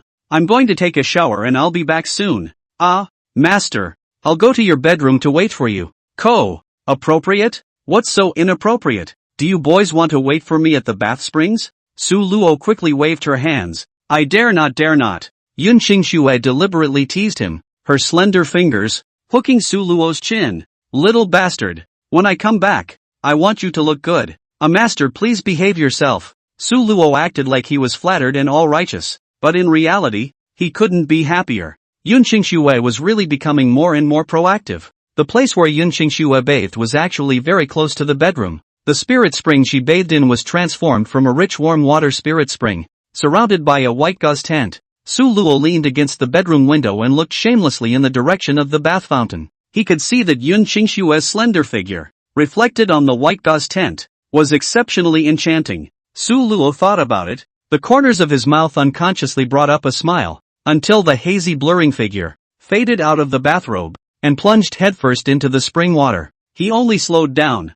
The distance is really close. Su Luo could even hear the sound of Yun Qingxue playing in the water. This woman, she's getting more and more out of line. She's clearly seducing me. Su Luo bristled. Let's see how I'll clean you up later. Even if you're a Yuaning powerhouse, you're still a woman after all. With this thought in her mind, Su Luo's gaze began to look around in Yun Qingxue's bedroom. Throughout the room, a faint fragrance filled the room. It was a special kind of burning incense, an aroma that was also beneficial to cultivation. Near the window stood a dresser, covered with all kinds of fine jewelry, and a bright bronze mirror. Su Luo couldn't help but imagine Yun Qingxue grooming herself here, as if she could see her beautiful figure. The decor of the room is very minimalist, but it exudes a fresh and uncluttered beauty. On the table were some fruits, bright green cucumbers, golden bananas, sweet sugarcane, crispy croissant crunch, and even a big white carrot. Ha! Su Luo suddenly noticed something and a look of surprise appeared on her face. It's like discovering something extraordinary. Ha ha ha. This Yun Qingxue knows quite a lot. Next to the east wall is the closet. The closet door was not completely closed, and there were a few pieces of close-fitting clothing scattered outside. It's so unlikable. Where does it look like a high-flying beauty? So unkempt, not even tidying up her clothes properly. Su Luo muttered while picking up those clothes and putting them in front of her nose and smelling them. Surprisingly, they were still worn. He frowned and threw them into the closet with some disgust. Then he walked over to the bed and sat down, feeling the softness and warmth of the bed and feeling very comfortable. The bed exuded Yun Qingxue's faint body fragrance, making him feel a sense of relaxation and couldn't help but want to climb onto the bed and roll around on it a few times properly. The bedding in particular had a much stronger scent. Solo didn't hold back, yanking it over and putting it under his nose for a sharp inhale. Just as he was getting lost in his thoughts, a soft footstep interrupted his reverie. Yun Qingxue had already finished bathing, wearing a plain-colored long dress. Her hair was slightly wet, and a few strands of green silk fell casually on her shoulders, adding a few points of charm and style. She held a dry cloth and gently wiped her hair, a sly glint in her eyes. Had enough sniffing? There was a hint of laughter in Yun Qingxue's voice, as if she didn't mind Su Luo's behavior. Su Luo hurriedly threw the bedding aside and scratched her head awkwardly. I didn't mean to. Yun Qingxue walked in front of him and gently picked his chin. The corner of her mouth hooked up in a playful smile. Really? You didn't do it on purpose? I think you did it on purpose, didn't you? Master, if you act like this, it's really hurtful, too indecent. Humph, you little bastard. Still pretending for me? Don't think I don't know what's in your heart? You want to pin me down? Want me to take the initiative to do something to you? I'm telling you, no way. Yun Qingxue suddenly changed her attitude and reverted to her high-flying appearance, her whole body radiating heat, drying the moisture on her body and changing into a pink robe. It's even sexier. From somewhere, she pulled out a soft twine, a throw into the air. The hemp rope seemed to come alive, and went straight to Su Luo, tying Su Luo up, binding a knot, and hanging above the beams of the room. Master, what are you doing? Don't mess around. Yun Qingxue licked her lips. Su Luo, you still don't give an honest explanation? I explain what? Tell me, this cultivation of yours, where did it come from? Why is the cultivation speed so fast? Su Luo sighed. Just for this? You kidnapped me? It's not that bad, is it? I'll tell you. Come on. Of course it's because I have high cultivation talent. Ha! I still don't know what your original talent was? How dare you lie to me? Looks like I'll have to make you suffer a bit. After Yun Qingxue finished speaking, she summoned a lightning spell that descended from the sky and directly struck Su Luo. Yun Qingxue knew the difference and didn't hurt Su Luo, but only made Su Luo's whole body tingle and couldn't help but twitch and spasm. Master, you this move, tied me up and electrocuted me? You this is also too good at playing, right? Yun Qingxue smiled faintly. What? Surprised? I learned it from that dual cultivation technique you gave me. What? You've already cultivated to the second level of the Yin-Yang Divine Harmony technique? Solo was shocked. That second level realm of the Yin-Yang Divine Harmony technique was no longer satisfied with some basic cultivation postures, but had begun to satisfy some even crazier desires deep within. The fact that he was now bound by Yun Qingxue and was still being electrocuted by the lightning spell was the best proof of this. This Yun Qingxue actually cultivated the Yin-Yang Divine Mergence technique to the second layer, which really surprised Su Luo. Chapter 51, Snubbing Yun Qingxue. It's insane. This aqua fairy Yun Qingxue, in front of outsiders, was a high and cold ice beauty, but once she was alone with Su Luo, her nature was exposed, especially after the two had a complete showdown. This time, she even directly tied Su Luo up and hung him from the beams of the room, and even used lightning to electrocute him. Crackle! Su Luo was wincing and twitching from the electricity. Hearing Su Luo's heart-rending screams, Yun Qingxue unexpectedly became even more excited. Scream! No one will come to save you even if you scream your throat out. Su Luo hurriedly begged for mercy. Master, please respect yourself. People are going to be wasted. Yun Qingxue just grunted coldly. Then why don't you give an honest explanation? Your cultivation strength, why did you raise it so fast? Is it because you practiced some devilish technique? No, injustice. Su Luo wanted to cry. He really didn't practice any magic or evil arts. He just has a system. Of course, Su Luo couldn't tell anyone about the system yet. Humph, not telling the truth. Are you? I'll see how long you can hold out. Saying that, Yun Qingxue increased the strength of the thunderbolt again. Zip, zip, zip. Su Luo was electrified to death. Yun Qingxue pulled out another small leather whip and snapped it on the ground. Su Luo's face turned pale. Master, spare your life. I say, I'll say it. Wouldn't you have said so earlier? Waste of my time. Yun Qingxue smiled smugly. Su Luo, however, was cursing in her heart. This is really getting more and more ruthless. Satisfied, Yun Qingxue retreated 2 steps backward and gracefully sat on the edge of the bed. Her legs crossed and the hem of her skirt gently slipped down, revealing a large portion of snow-white skin. With a hint of teasing and curiosity in her eyes, she gazed at Su Luo and asked softly, "Tell me, what's going on?" Su Luo's heart tightened, but he quickly regained his composure and replied in a deep voice, "It's because I have gained a strange encounter, and there is a high person who secretly helped me. That's why my cultivation has risen so quickly." Yun Qingxue frowned slightly, a flash of doubt in her eyes as she asked after him, "Higher person?" Su Luo nodded heavily and responded, "Right." Yun Qingxue fell into deep thought, and after a moment slowly said, "I did hear that in the cultivation world, some sons of fortune would accidentally obtain strange encounters. 800 years ago, Emperor Yan of the Shao clan, because of the help of an old grandpa in the ring, he eventually accomplished greatness and ascended to the heavenly realm." Su Luo's eyes lit up and he quickly agreed, Right, Master, I am that son of Qi." The corner of Yun Qingxue's mouth hooked into a light smile as she teased, "Oh, That means you also have a mysterious old grandpa to help you? Su Luo blinked and replied with a smile. Master, your thinking is still too conservative. Why would it be an old grandpa? Can't it be a pretty fairy?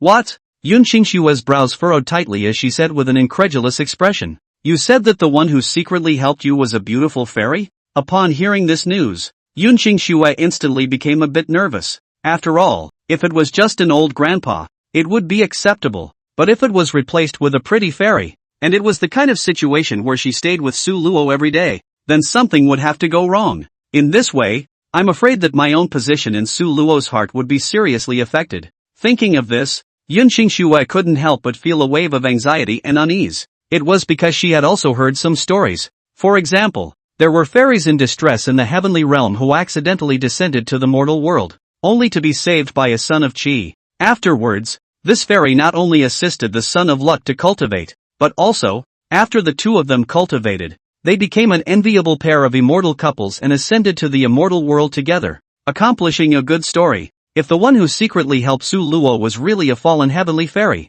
then she must be very outstanding, right? She must have a very deep background, right? Since she was willing to help Su Luo cultivate. In the future, would she also choose to become a Taoist couple with Su Luo? These questions made Yun Qingshua more and more flustered and worried. Where is she? Where is she hiding? What strength is it? Yun Qingshua couldn't help but press the question. Master, can you put me down first? It's hard for me to feel bad when you're tying me up like this. If you don't put me down, I'll get really angry and never ignore you again. Su Luo frowned and said with a serious face as she looked at Yun Qingshua. Yun Qingshua hesitated for a moment, seemingly pondering whether or not to listen to Su Luo's words. But seeing Su Luo's determined eyes, she couldn't help but feel a little flustered in her heart. What if Su Luo was really angry with her and wouldn't care about her anymore in the future? Thinking of this, Yun Qingshua finally decided to untie Su Luo. As she untied the rope, she carefully watched Su Luo's expression, fearing that he was still angry. However, when she saw the smile on Su Luo's face, her heart let out a sigh of relief. It seems that one has made the right decision. In the end, this woman was still very dependent on Su Luo, and just now tying Su Luo up and electrocuting Su Luo with lightning was just a little game she played on the spur of the moment. The control of the strength was still in place, and it didn't cause any substantial damage to Su Luo, except for causing some shame. Even Su Luo felt a little bit of pleasure. But, it's cool. It's two different things. How can a big man let a woman tie him up and beat him? It should be the other way around. Su Luo wouldn't give Yun Qingshua too many such opportunities. Now, Su Luo was going to start teaching Yun Qingshua a lesson. Master, you've been tying me up for so long. Your hands and feet are too numb to walk. Help me over. Su Luo pointed to the table and chairs next to him. Yun Qingshua glanced at her and had no choice but to agree to Su Luo's unreasonable request and personally support him. Su Luo, however, took the opportunity to take advantage of the situation. One arm resting on Yun Qingshua's shoulder, presenting an encircling posture, his entire body hanging heavily on Yun Qingshua's side. The two were stuck extremely close together. Yun Qingshua looked at him without a good look and finally heavily slammed Su Luo to the ground. You're taking advantage of me again. She heaved the small leather whip in her hand twice. Taking advantage? Crawl over there yourself. Su Luo simply didn't pretend anymore. Climbed up himself, sat down at the table, picked up the teacup that Yun Qingshua had drunk, and gulped down a few mouthfuls. Yun Qingshua gritted her teeth. I don't know if it was because she was angry with Su Luo, or because Su Luo was shy about drinking the tea she had just used. Why else are your cheeks red? Su Luo finished the tea, stuck out her tongue and licked her lips, exclaiming, good tea. Yun Qingshua then scolded, little bastard, can you say it now? That mysterious fairy who taught you cultivation. Where is she? Su Luo hemmed and hawed and touched a ring from his bosom. Chapter 52, The Fairy Who Doesn't Exist. Master, what do you see here? Su Luo handed the ring to Yun Qingshua. Yun Qingshua fixed her eyes on the ring, only to see that the ring, which showed a silvery white luster all over, had ancient runes engraved on it, emitting a faint glow. It is like the twinkling stars in the night sky and the river of stars flowing in the universe. Yun Qingshua's gaze condensed. She could sense that this was by no means a mortal object. She stretched out her slender fingers and gently touched the texture on the ring, feeling the cool touch, and the power contained within. She couldn't help but frown. Could it be that in this ring,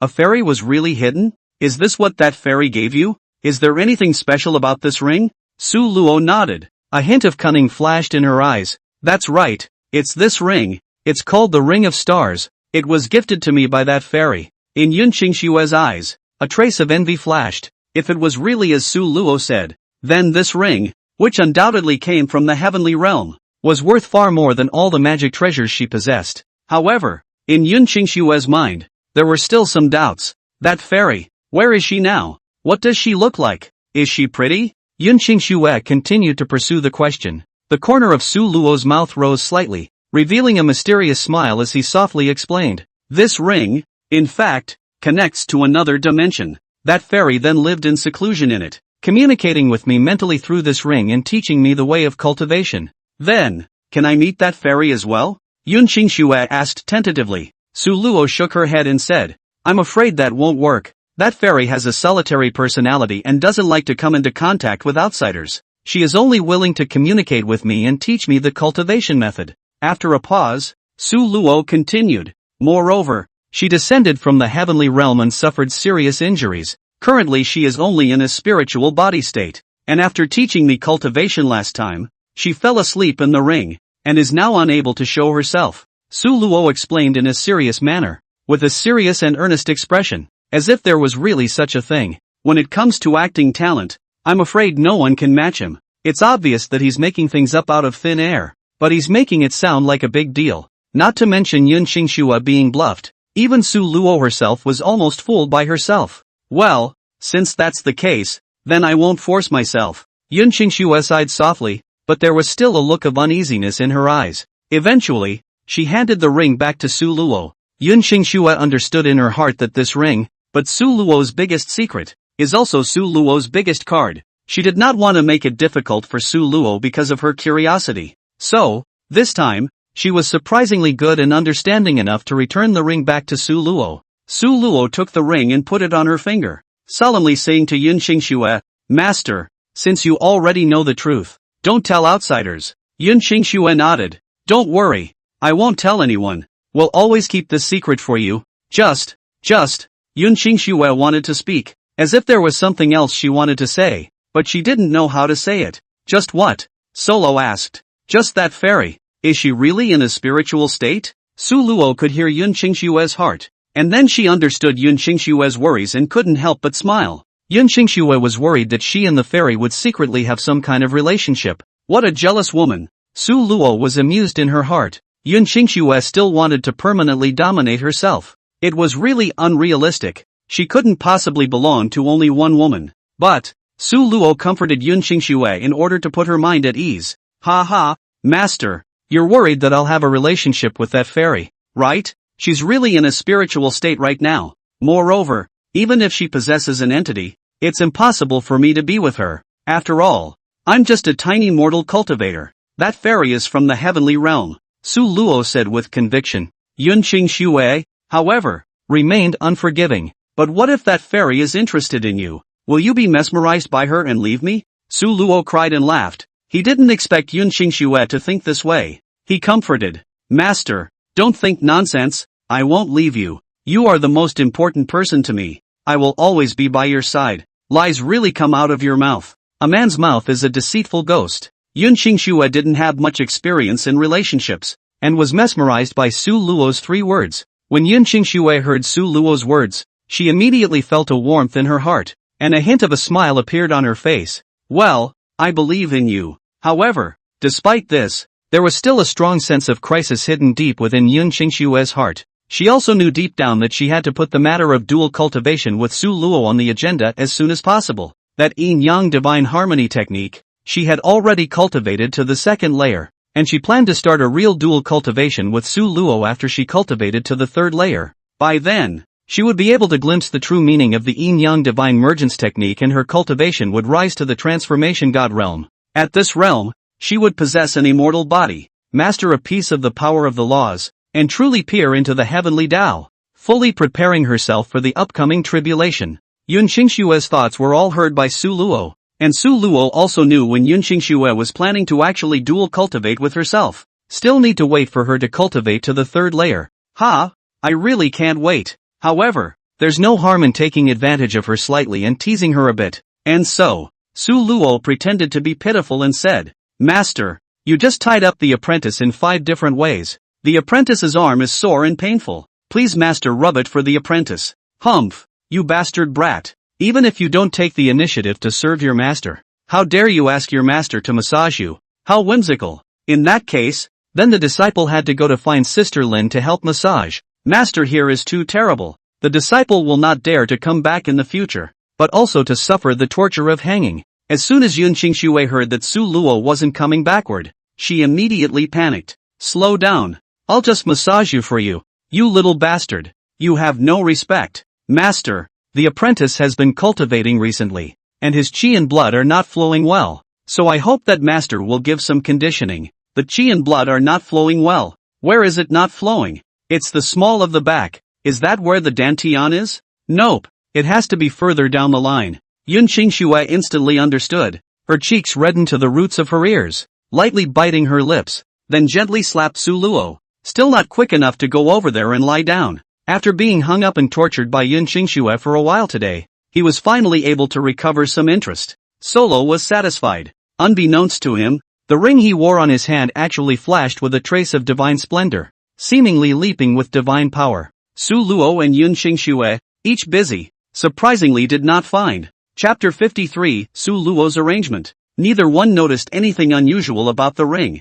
In fact, this ring was something Su Luo had traded for from the black market for a few gold coins. He looked at the ring as being quite old, so he bought it and deliberately used it to deceive Yun Qingxue. The fact that there were fairies in the ring to teach him cultivation was a reason he had long thought of. So far, it had temporarily fooled Yun Qingxue.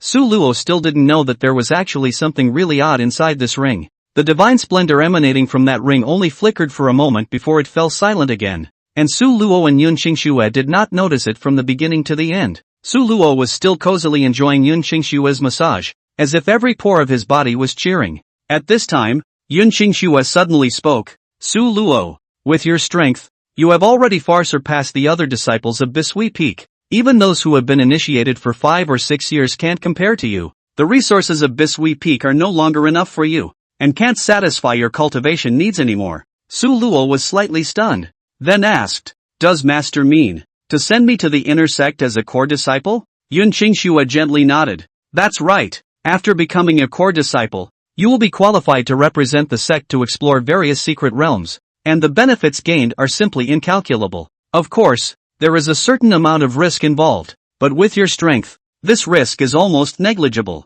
A trace of excitement flashed in Su Luo's eyes, and she nodded without hesitation. Then, I am willing to enter the inner sect. Yun Qingxue continued. 1 month later, I will recommend a few disciples to enter the inner sect. Besides you, there is also Lin Ruoxi as well as 3 other disciples who have been practicing at Bisui Peak for 6 years. Wanting to enter the inner sect was not an easy task. One first had to reach the 9th level of Foundation Establishment Cultivation Realm. However, this was not a problem at all for Su Luo. After all, his current true cultivation level was the 6th level of Jindan. Therefore, as long as he slightly hit his cultivation, he would be able to smoothly blend into this group of disciples. Thinking of this, Su Luo couldn't help but feel some anticipation in his heart. Yun Qingxue and Lin Ruoxi, those were Su Luo's people. They were firmly on Su Luo's side. It was impossible for them to reveal Su Luo's true cultivation. So, this matter was decided so happily. A month later, Su Luo would be stepping into the inner gate of the Heavenly Diffusion Sect.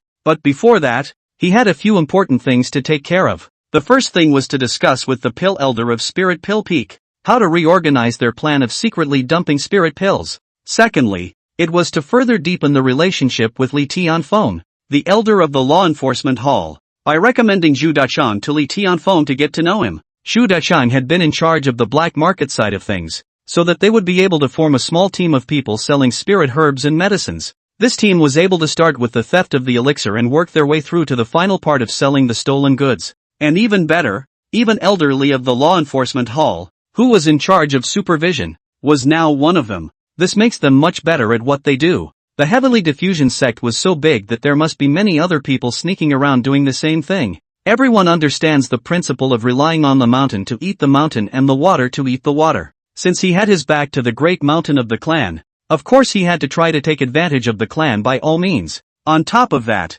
Solo wanted to make a trip home. Though, The home didn't hold much warmth or affection for him. His mother had long since passed away, and his father's young mother, who had renewed his marriage, as well as the 2 children born to her, did not deal well with Su Luo. For such a family relationship, Su Luo had not wanted to go back. However, for the last 2 months, his allowance has been surprisingly cut off. Even though he had made a lot of money by selling elixirs, the 10,000 taels of pocket money per month was something he deserved. Now, having not received the money for 2 months in a row, he had to go home to get a statement. Isn't this pure bullying? Even if it was raised by a stepmother, this is too much bullying? Su Luo could not swallow this breath. Originally he did not have the strength. Koi did not dare to retaliate, but now, mundane people, he waved his hand. He can make it ashes. I, Su Luo, am not a good person, nor do I want to be a good person. If you mess with me,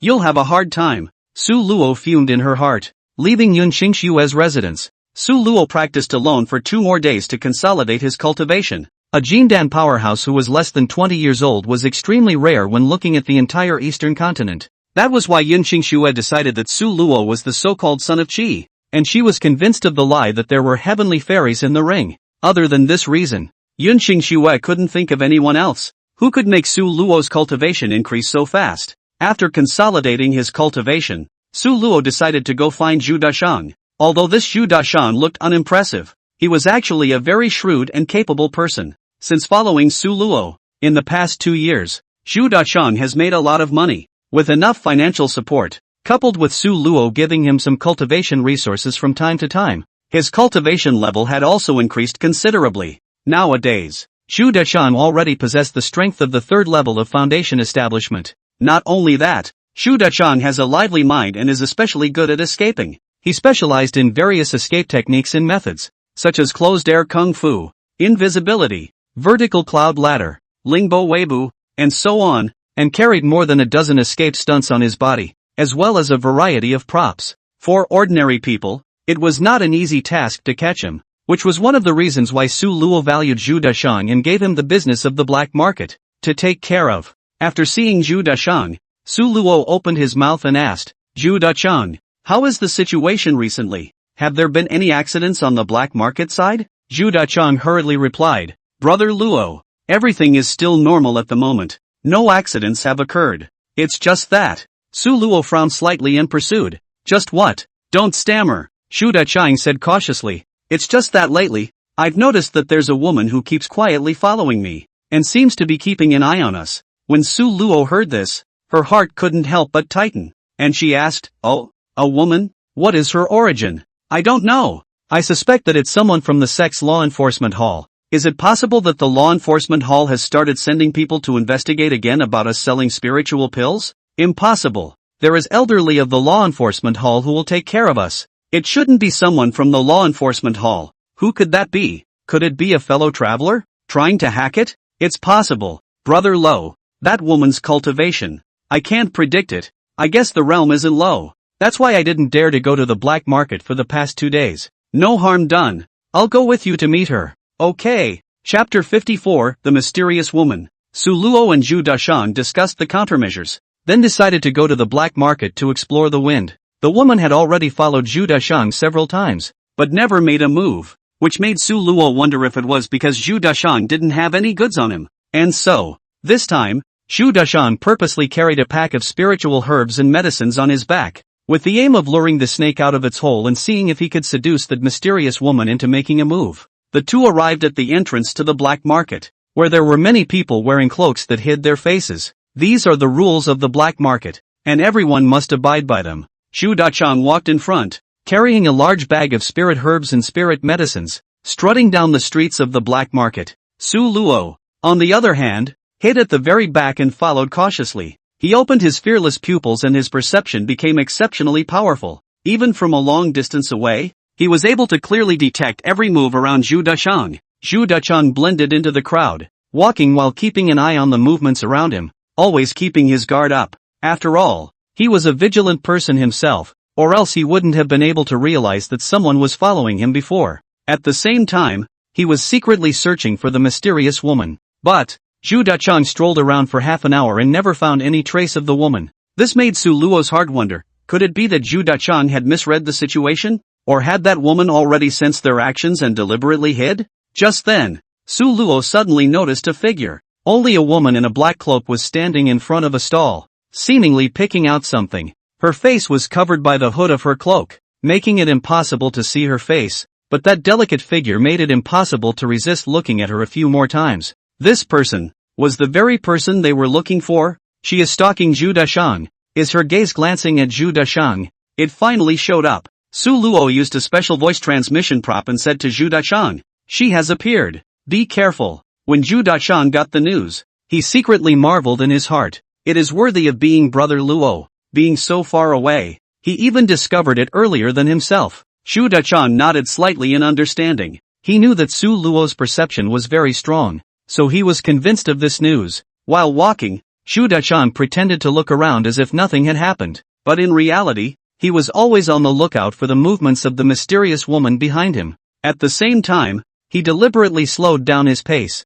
as if he intended to create opportunities for his opponent. At this moment, with Su Luo following him around, he still had more or less some confidence in his heart. However, what made Zhu Dachang feel surprised was that despite the fact that he had been wandering around the black market alone for a long time, and had even gone to some extremely remote corners, that mysterious woman had never laid a hand on the spirit medicine in his hands. This made him wonder, could it be that this woman did not want to eat black? Zhu Dachang couldn't help but ask Su Luo, "Brother Luo, what can we do? She looks as if she's just following me and isn't trying to rob my elixir." Su Luo frowned and thought for a moment before suddenly speaking. Could it be that she was really sent by the Heavenly Diffusion Sect's law enforcement hall? The purpose is to investigate our private sale of spirit medicines? Hearing this, Zhu Dachang immediately changed his face and anxiously asked, what should we do then? Test her. If it's someone from the law enforcement hall, surely they'll wait until you make a deal to arrest you. So go ahead and make a deal now and see how she reacts.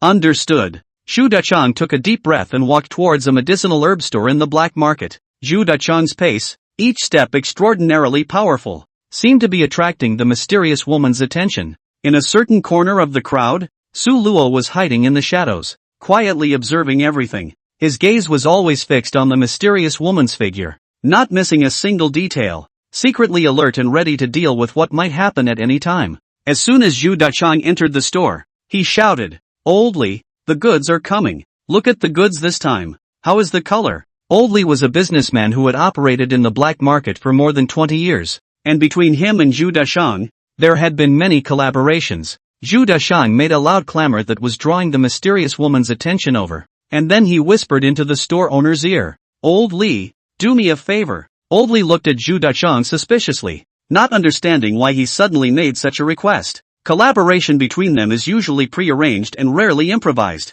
Zhu Dachang continued to explain, "I suspected that someone was following me, and I wanted to come and verify it. If she is really someone from the law enforcement hall, she will definitely strike during the transaction. Of course, don't worry, we have ways to deal with her." After hearing this, Old Li nodded. "Alright, since you said so, I'll help you this once." He knew that Zhu Dashang was a prudent person and would not make such a request for no reason. Zhu Dashang took out the packet of elixir from behind him and handed it to Old Li. Old Li took the elixir and pretended to inspect it before pulling out a bag of gold coins from his pocket and handing it to Zhu Dashang.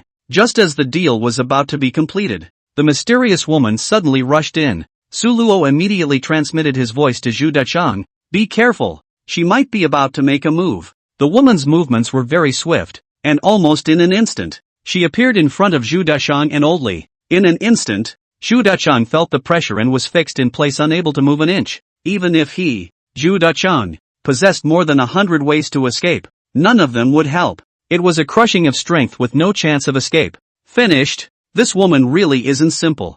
Zhu Dachang was disheartened and could only hope for Su Luo. The woman stared sharply at Zhu Dachang and questioned in a stern voice, "All of these medicinal herbs, they were stolen from the Heavenly Diffusion Sect, weren't they? Don't you know that this is illegal?" Zhu Dashang had the expression of a dead pig and shut up. Just then, Su Luo also made a move. He rushed from the distance and grabbed the woman by the wrist. With a flick of his wrist, he broke her pressure, and Zhu Dachang instantly regained his mobility and quickly retreated, distancing himself from the mysterious woman. That woman obviously did not expect that someone would suddenly make a move. She froze for a moment, then quickly reacted and tried to break free from Su Luo's control. However, Su Luo's strength was very strong, and he tightly grabbed the woman's wrist to prevent her from breaking free. Zhu Dachang finally breathed a sigh of relief. With Su Luo around, they were safe for the time being. It looks like Solo still has the upper hand. Su Luo coldly looked at the mysterious woman and asked, "Who are you? Why are you following us?" The woman didn't reply. Her whole body erupted in a wave of qi, surprisingly shaking Su Luo away from her alive. Su Luo was also startled. This person, his strength is not simple. Chapter 55 Captivity. Ruthless torture, above. In fact, as early as the first time Su Luo met her, he used his fearless pupil and saw her cultivation level. Early Jindan stage. This gave Su Luo an inner boost as well. He thought to himself that with his current strength, he could easily defeat this woman. However, things took an unexpected turn. The mysterious woman who had originally been firmly grasped by Su Luo's wrist unexpectedly erupted with a powerful force, breaking Su Luo's bonds free. What was that wave of air just now? Could it be some kind of powerful technique? Su Luo and Zhu Dachang glanced at each other. Each could sense the doubts in the other's heart. After that mysterious woman broke free from her control, she didn't immediately attack. Instead, she took a few steps back and distanced herself from them. Her gaze swept back and forth between Su Luo and Zhu Dachang, a look of gravity on her face, obviously not anticipating Su Luo's strength to be so powerful either. Zhu Dachang's heart tightened. He knew that this woman would definitely not let up, and it was highly likely that she was from the Heavenly Diffusion Sect's law enforcement hall. If we let her go, we'll be in trouble. Lo, what should we do now? Don't panic. Calm down. Su Luo calmed Zhu Dachang's nervousness. You leave here first and hide. When Zhu Dachang heard Su Luo tell him to go first, his heart was relieved, but he still couldn't help but ask, "Hey, brother Luo, then I can really go?" Su Luo replied without any good humor. "Nonsense. Hurry up and get lost. Staying is also a burden." Zhu Dachang scratched his head and turned to run. He knew how powerful Su Luo was, so he would not be polite with Su Luo. When the mysterious woman saw Zhu Dachang trying to run, she immediately tried to chase after him. However, Su Luo had already blocked in front of her. "If you want to chase after him, go through me first." The mysterious woman snorted coldly and said in an icy tone, "Then let me see what you're capable of." After saying that, she waved her hands, and several small swords instantly appeared. The tips of these small swords flashed with a cold light, like poisonous snakes coming at Su Luo. Su Luo's face did not change. He quickly operated the spiritual energy in his body. His hands formed seals, a spiritual light shot out from his hands, colliding with those small swords. Rumble! After a loud sound, those small swords were unexpectedly repelled by Su Luo's spiritual light, while Su Luo himself was unharmed. The mysterious woman's face changed. She didn't expect that her attack would be easily cracked. The two fought in the streets of the black market. In the black market, fish and dragons were mixed up, and fights and brawls happened from time to time, but Jindan stage fights were indeed extremely rare. Su Luo didn't want to delay any longer because he was worried that this woman had help. So, Su Luo immediately executed a fixation technique, wanting to rely on his cultivation realm to crush that woman. Sure enough, the woman was once again pinned down by Su Luo.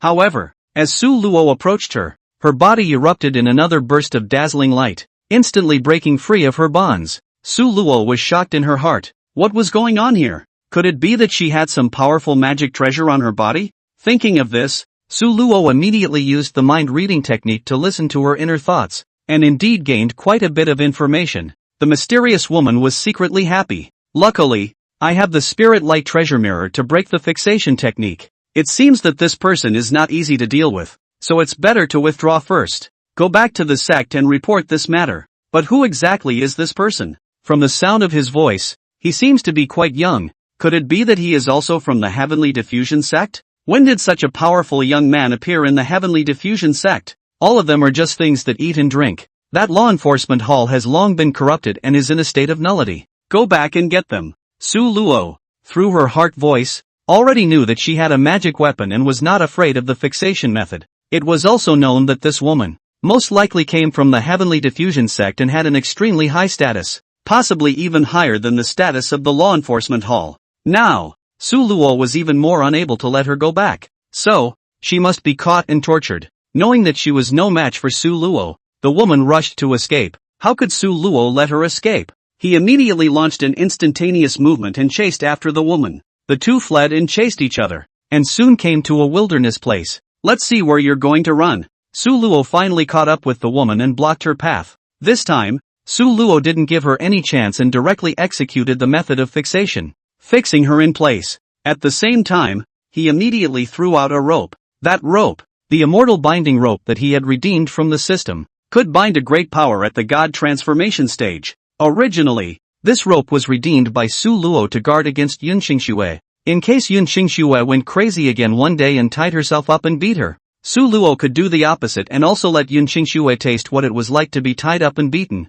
However, this immortal binding rope was not used on Yun Xingxue, but was used on this woman. Hey, they're all big beauties. Who's not tied up? Su Luo secretly laughed in his heart and manipulated the immortal binding rope, tightly binding the woman. That woman was tied up by the immortal binding rope, but she even tried to break free with the help of the spirit light treasure mirror. But at this moment, the spirit light mirror was also not working. One must know that this immortal binding rope was not an ordinary magic treasure. It was a heavenly ranked treasure that was able to easily bind even a powerhouse of the transformation spirit realm. Therefore, wanting to rely on the spirit light treasure mirror to fight against the immortal binding rope was simply a fool's errand. Faced with such a situation, the woman finally panicked. Su Luo was not polite with her. Striding forward, a hand ripped off the mask on the woman's face. He was delighted. It's really a great beauty. The woman in front of her, her skin was snowy, her eyebrows were picturesque, and her cool temperament was like a cold plum in the wind and snow. This high and cold little look was surprisingly similar to Yun Light Snow. A rare beauty indeed. Su Luo frowned and asked in a cold voice, "Tell me, who exactly are you? Why are you following us?" The woman bit her lips tightly and didn't say a word, a stubborn look flashing in her eyes. Seeing this, the corner of Su Luo's mouth rose slightly, revealing a playful smile. "Since you won't talk, I'll have to do it myself," said Su Luo. Slowly reached out his hand, stroking the woman's cheek and occasionally pinching it a few times. The woman was terrified. Her body trembled slightly, and a look of shame and indignation appeared in her eyes as she drank. "Dog thief, don't touch me. The sex is pretty strong." Suddenly, Su Luo pinched her mouth, took out a pill, and stuffed it in. The pill was ingested and instantly turned into a liquid that merged into the woman's body. The woman's body was soft, but she couldn't use a trace of strength, and she crookedly fell beside Su Luo. "What did you give me to eat?" "Dissipation elixir. Can't you feel it? Your cultivation. It's all gone. You can only recover after 3 months. Now you're no different from an ordinary woman. What do you want?" The woman was on the verge of tears. "You'll see later." After saying that, Su Luo carried her on his shoulder and walked toward a mountain forest. Chapter 56 Captivity. Torture tough. Next, Su Luo carried the woman and walked into a deep mountain forest. The ancient trees here are in the sky. The sunlight sprinkles dappled light through the cracks, and the air is filled with the fresh smell of grass and trees. There was silence all around, made even more so by only the occasional chirping of birds. The woman was carried on Su Luo's shoulder. Her heart was shy and indignant, and she was also a bit scared. How had she ever been so humiliated since she was a child? "There's no one around here. He's not going to do anything to himself, is he? Shameless scum. What would he do to himself if he did do something like that to himself?" The mysterious woman's heart raced as she tried to mobilize the true chi in her body. However, the effect of the dissipation pill prevented her from mobilizing an ounce of true chi, and she was now no different from an ordinary person. Her body instinctively struggled, but the immortal binding rope, the more she struggled, the tighter it would be tied. Taking her figure and outlining it, coupled with Su Luo's powerful arms, he held her in a deadly embrace, making it impossible for her to even struggle. After walking for a while, almost to a hidden place, Su Luo put the woman down. Looking at the woman's shy and indignant eyes, as well as the teardrops hanging from the corners of her eyes, Su Luo secretly laughed in her heart. "You know you're scared now?" Su Luo said while carefully looking up and down at the woman's figure. Her eyes were like a knife, making the woman uncomfortable. Originally, her body was very hot, and now that she was being tightened by the rope, it was even more tempting. Fortunately, Su Luo usually see more beautiful women. Their own determination is also good. If other people would have long been her on the ground. "What do you really want?" The woman's voice trembled with a hint of crying. "I'll ask you again. Who are you? Why are you following us? Turn me loose and I'll tell you. Are you lying to children here? Do you really think I wouldn't dare to lay a hand on you?" Solo touched her on the waist. "Bah!" The woman sprayed a mouthful of saliva on Su Luo's face. "Dog thief! Don't want me to tell you. Asterisk asterisk asterisk asterisk. You're still quite stubborn. I'll make you beg me on your knees later. I have plenty of time to play with you. Knowing that there was a cave nearby, Su Luo brought the woman directly to this deep cave. After entering the cave, Su Luo placed the woman on a stone bed to the side, and began to set up some concealment formations to prevent anyone from tracking her. Only after doing so did he return to the woman, ready to begin his interrogation. Tell me, your name? Su Luo asked again. I won't tell you. I advise you to let me go. If something happens to me, you won't be able to eat it. How dare you talk tough? Su Luo also stopped talking nonsense, walked over, and directly through her two big mouths. Snap,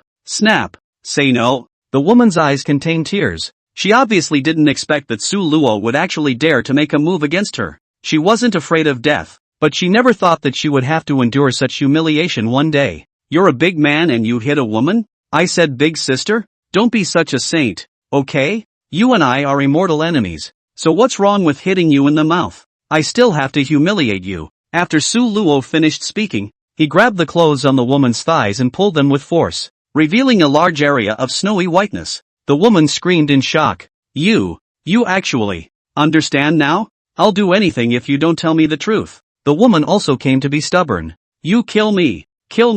You think I wouldn't dare? Even if I die, I won't let you go. The woman gritted her teeth, but her trembling body showed that she was afraid. Die? It's too cheap. Su Luo cupped her small mouth and sent another elixir into her mouth. It's a softening pill. After you eat it, you won't be able to do anything. You'll truly be at my mercy. If you take the soft tendon powder, you will no longer need the immortal binding rope. Su Luo untied the woman, who literally went limp, unable to use a single ounce of strength. Su Luo tore her clothes and stomped on her again, eventually taking out the camera gem to record an unpleasant scene. This beautiful body of yours, I've recorded it all. In fact, if you don't say it, I can still guess a rough idea. You should be from the Heavenly Diffusion Sect, right? I'm afraid that your status level is even higher than that of a law enforcement hall elder. Since that's the case, I can't let you go even more. To be honest, I really can't bear to kill you, little beauty. So I'll just keep you here for now.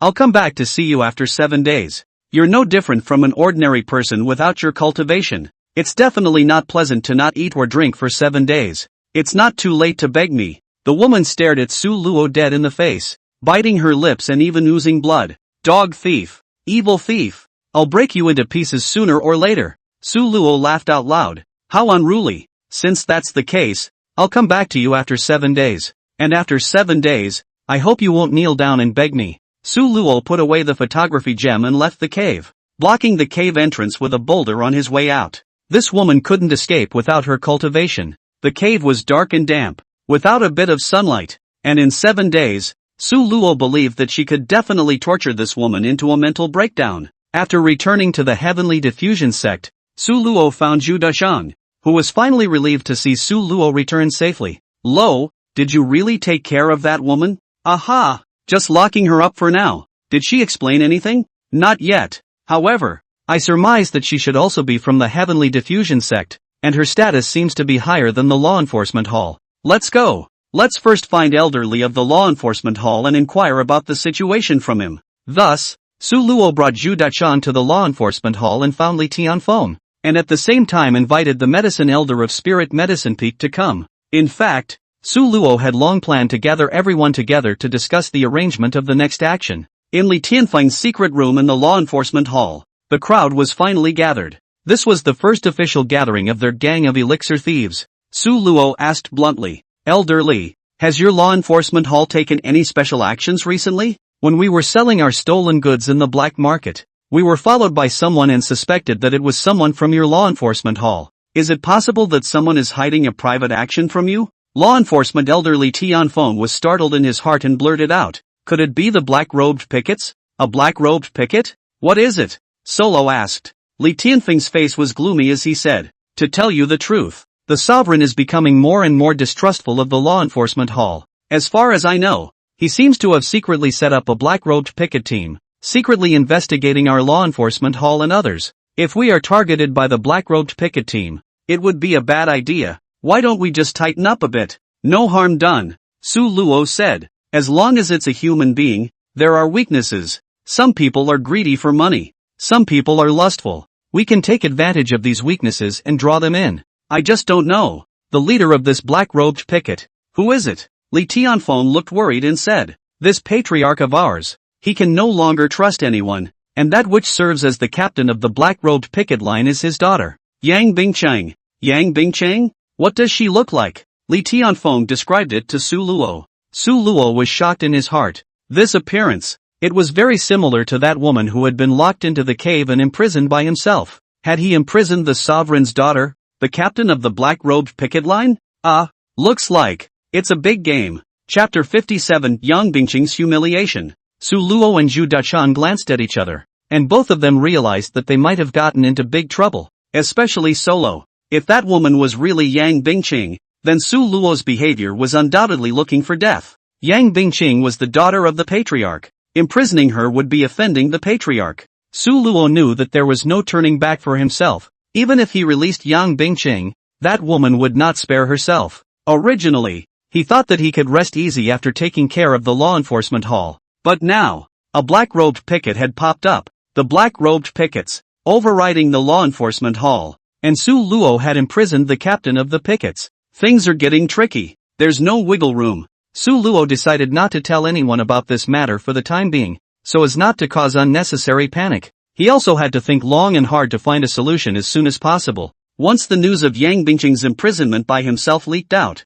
he would face the pursuit of the Tianyan sect patriarch. Su Luo pondered for a while, raised his head to look at Li Qian, and slowly opened his mouth. Elder Li, I will find a way to deal with the black-robed pickets, but I still need your help. Is there anything I can do for you? There will be no excuses whenever I can. I need some information on the black-robed pickets. The more detailed the better. And also, please pay more attention to their whereabouts. No problem. Li Qian agreed without even thinking about it. Actually, as an elder of the law enforcement hall, Li Qian had utilized his position to embezzle and accept bribes for many years, and had already been targeted by the black-robed pickets. Nowadays, he also needed to find a reliable helper, and since he had decided to stand on the same side as Su Luo, it was only natural to share information. Then, Su Luo discussed the matter of spiritual pills with Pill Elder again, and then took Zhu Dachan and left the law enforcement hall in a hurry. Returning to his place, Su Luo immediately began to think about countermeasures.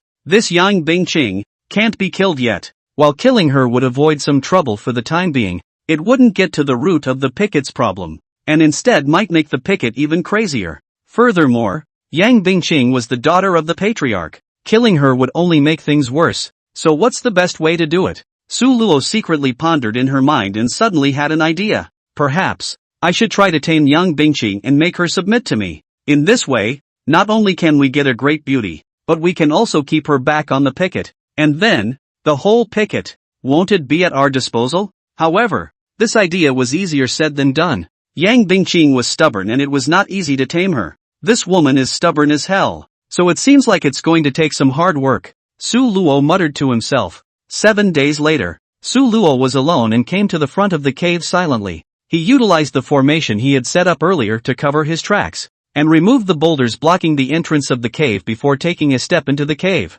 As he stepped into the cave, his gaze fell on Yang Bingcheng. At this moment, Yang Bingcheng was snuggling in a corner of the cave, her hands clasping her shoulders, curled up, a pitiful look of loneliness and helplessness. Sensing that someone had entered the cave, Yang Bingcheng was instantly on guard. When Su Luo opened the cave, warm sunlight shone in, illuminating the originally gloomy environment. Yang Bingcheng, who had lived in darkness for a long time, felt extremely uncomfortable with the sudden appearance of sunlight. Subconsciously, she reached out her hand to shield herself from the blinding light. After a period of adaptation, Yang Bingcheng was finally able to open her eyes. She slowly lowered her arms as her vision cleared and she really got a good look at the face of the one who had held her captive. The villain. This time when he came, Su Luo did not wear a hood or a mask. He no longer hid his identity. After all, if one wanted to tame the other, there was no point in continuing to hide it. Yang Bingcheng gazed at Su Luo's face and couldn't help but feel a surge of surprise in her heart.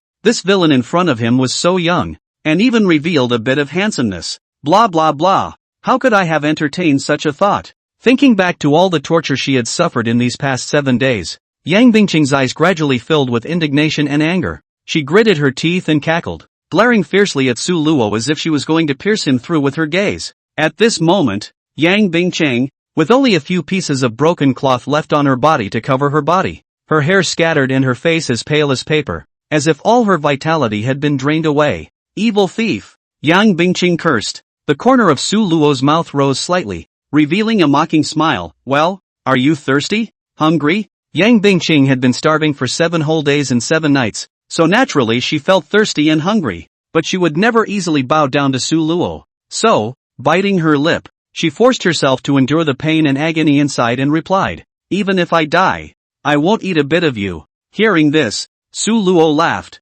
Good backbone. But, do you really think you can hold out like this? Su Luo said as she walked over to Yang Bingcheng, bent down, and gently lifted Yang Bingcheng's chin with her hand so that her face was facing her. Look at you now. How long can you hold on? What's the point of continuing to hold on? Yang Bingcheng's eyes widened as she stared angrily at Su Luo, that fierce gaze as if she wanted to eat him alive. However, right at this moment, Su Luo suddenly opened his mouth and uttered a sentence that shocked Yang Bingcheng. I already know your identity. The black-robed picket captain, Yang Bingcheng, and also the daughter of the Heavenly Diffusion Sect's patriarch, right? Yang Bingcheng's body jolted. She didn't expect Su Luo to know her identity. This sudden news overwhelmed her and she couldn't help but ask with a trembling voice, how do you know that? What can be hidden from me? I already know your identity. You're investigating the private sale of spiritual medicines, right? All the more reason I can't let you leave alive. On Su Luo's face, there was a deliberately hideous smile.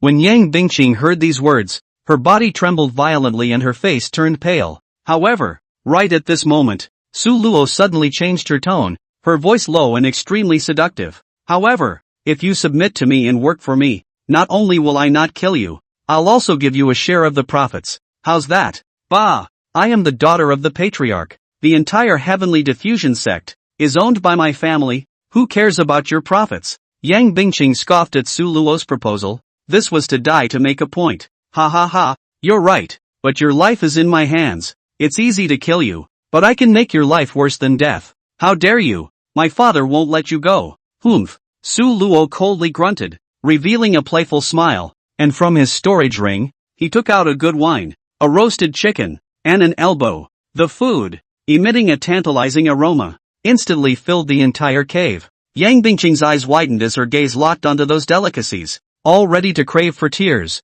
her stomach rumbling, her hunger growing stronger. After all, she hadn't eaten for 7 days and 7 nights. Well, do you want to try some? As long as you agree to my conditions, these are all yours. Su Luo deliberately placed the fine wine and food in front of Yang Bingcheng and seduced. Yang Bingcheng couldn't help but drool as she looked at the food in front of her, but her reasoning told her that she couldn't give in easily. I wouldn't eat a bit of you even if I starved to death. Then don't blame me. Su Luo simply sat down. Also do not care what expression Yang Bingcheng is. Self-centeredly began to feast. Eat that called a fragrant ah, while eating also bar mouth, deliberately gluttonous Yang Bingcheng. Yang Bingcheng couldn't help but swallow her saliva. She's really hungry. Being so far away, Su Luo could hear Yang Bingcheng's stomach grumbling. This made Su Luo secretly happy in her heart, and she picked up another piece of meat and put it in her mouth, purposely making sounds to tempt Yang Bingcheng. If you don't eat it, I'll eat it all? Su Luo continued to tease Yang Bingcheng. Yang Bingcheng simply didn't say anything, turned her back and covered her ears. Out of sight, out of mind. What an illiterate person. After waiting for the wine and food, Su Luo scolded. Asterisk asterisk asterisk asterisk. Give you the opportunity you don't know to cherish. Then I will lock you up for another 3 days. See if you can still endure it. Having said that, Su Luo then stood up, ready to leave. However, before leaving, Su Luo quietly placed a photography gem in a hidden place. As long as this thing was there, it would be able to monitor Yang Bingcheng's every move at all times. After Su Luo left, Yang Bingcheng sat alone on the ground, tears gushing uncontrollably from her eyes and sliding down her cheeks. She sobbed, her sobs echoing through the air, but soon stopped, because she was so hungry. Her gaze unconsciously went to the place where Su Luo had just eaten. In that corner, there was still leftover food from Su Luo's meal. A gnawed chicken frame and an elbow bone with a few shreds of minced meat still hanging from it. Yang Bingcheng's heart was filled with contradictions, hesitating to go over and take a look. In the end, she didn't hold back, and little by little, she moved closer to that side, and because of her weakness, she couldn't stand up at all. so she had to crawl forward with difficulty. Coming to the food, her insides were struggling again. Should she eat? Would it be too embarrassing to eat? After all, it was something left over from Su Luo's meal, and it was still covered in Su Luo's saliva. Ultimately, this self-restraint didn't last long. Driven by extreme hunger, Yang Bingqing finally put down the last trace of dignity, picked up the chicken frame and bones on the ground, and gnawed. She cried as she ate. Shame, too much shame, and the tears came back. She never imagined that one day she would be eating someone else's leftover, drool sticky food. She let it rip. The scene was deeply engraved in her mind and became a humiliating memory she could never forget. At this moment, Yang Bingqing made up her mind to tenaciously live, no matter what the cost. She swore that once she regained her freedom, she would break Su Luo into pieces to ease her heart's hatred. Chapter 58. Be my personal maid. Su Luo exited the cave and didn't really leave. He hid outside and watched Yang Bingqing's every move through the camera gem. He saw Yang Bingqing, driven by extreme hunger, put down her dignity and ate the rest of his food. Of course, those leftover food was left behind by Su Luo on purpose, just to obliterate Yang Bingqing's shame. As soon as she eats it, that's the first step to taming her. Taming this high-spirited woman must be done gradually, not in a hurry. Seeing that Yang Bingqing had given up her dignity, Su Luo also understood that the first step was considered a success. 3 days later, Su Luo once again came to the cave. This time, he brought more good food, as well as a few clean clothes. Yang Bingqing became even weaker. At first, Yang Bingqing dragged her weak body and still looked untamed. Su Luo also ignored her, and took care of herself by eating the food on the side, feasting on it. Yang Bingqing finally couldn't help herself and carefully crawled over to Su Luo's feet.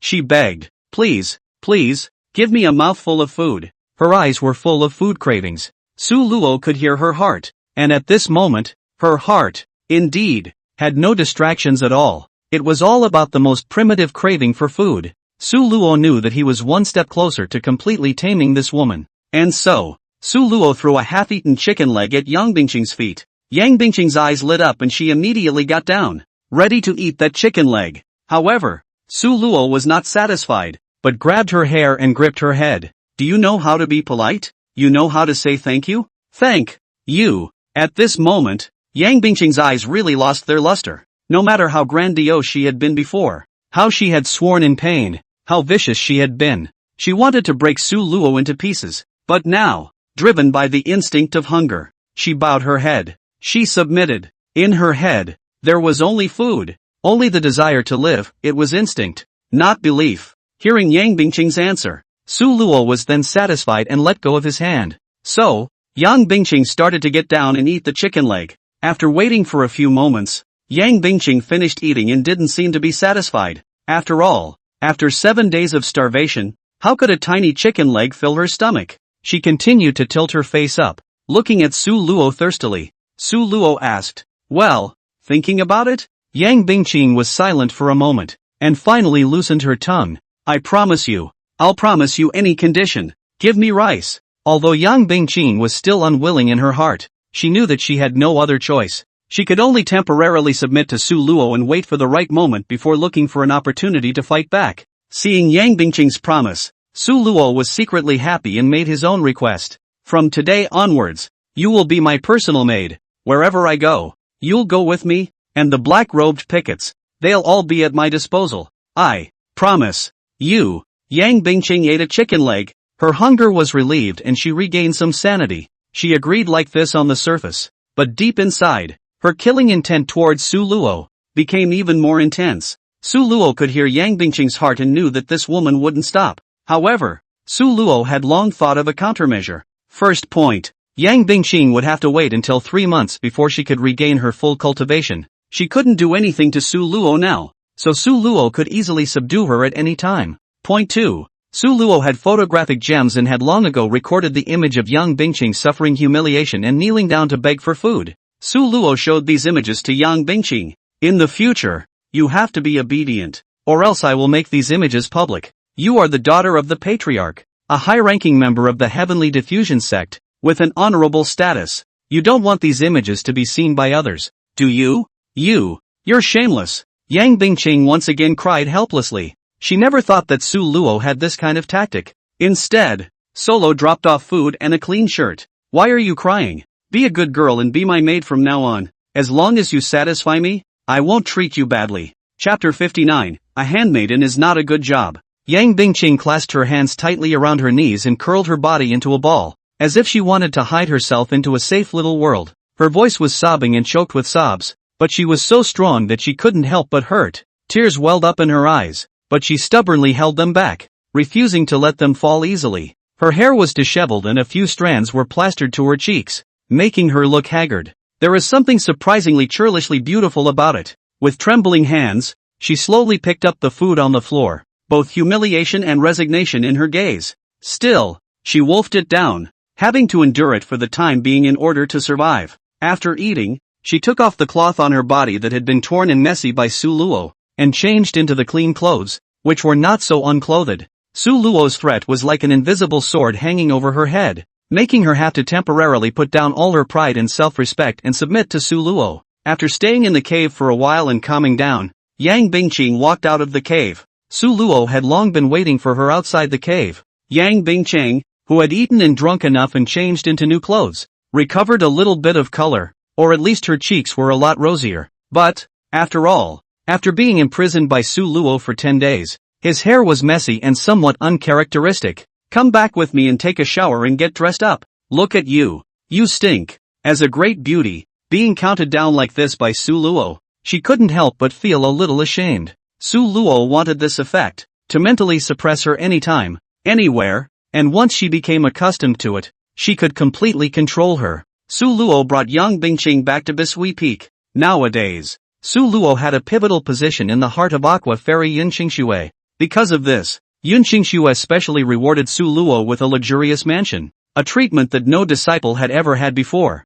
The mansion is spread over a vast area and is equipped with a variety of fine buildings and amenities. The wigwam has gurgling water. The pavilions are strewn with pavilions. The pool water is crystal clear. The practice room is spacious and bright. And all of them show the luxury and comfort. This used to be where Yunqingshui lived, and then she moved to the cave of Bishui Peak before this mansion was left unused. But the high specifications were still staggering. When Yang Bingqing stepped into this mansion, her face couldn't help but show surprise. So, you're actually a Bishui Peak disciple? To be able to live in a mansion like this, the Bishui Peak master must value you very highly, right? Yang Bingqing sidestepped and asked, as a maid servant, you have to keep your mouth shut, and when I use it, you open your mouth for me again, and don't pry nonsense when you have nothing to do. The meaning of Su Luo's words, Yang Bingqing surprisingly heard and understood. Her cheeks slightly reddened, mentally cursing. What do you mean you open your mouth when you use it? How else do you want to use your mouth besides eating, drinking, and breathing? This asshole rascal, netting words about tigers and wolves, is simply a little devil. Shame on you, asshole, scum. These words of cursing, Yang Bingqing did not dare to say them and could only mutter them in her heart, but she didn't know that Solo could hear her heart. In fact, Su Luo was just talking casually, not expecting that it would cause so much mental activity in Yang Bingqing. Su Luo secretly lamented. This Yang Bingqing is actually a sultry woman as well? Why is it that women who look high and cold are all a bit sultry inside? Yunqingshui is, and so is this Yang Bingqing. After being counted down by Su Luo, Yang Bingqing really didn't dare to ask more questions and honestly followed Su Luo. Su Luo first brought her to the bathtub and said, "You first go take a bath and freshen up. It's not good to be my maidservant and be unkempt." Yang Bingqing really hadn't taken a bath for a long time. Her body was itchy, and seeing that there was a bath here to be able to take a bath, her mood was much soothed. She wanted to quickly enter the bath and take a painful bath,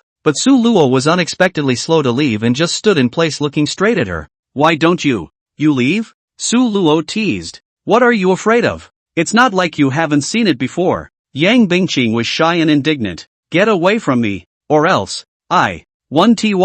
wash it if you like. It's you who's having a hard time anyway. A maid servant. How dare you make conditions with your master?" Instead of leaving, Su Luo sat down on the rocking chair by the bathtub with a big grin and leisurely swayed, her eyes staring at Yang Bingqing for a moment. "You scoundrel! Scum!" Yang Bingqing complained, but she couldn't do anything about it. Her body was too dirty and itchy. She didn't feel it originally, but now that the bath was next to her, it was probably psychological, and she felt that the itchiness on her body was even more pronounced. Hopeless. She had to compromise again.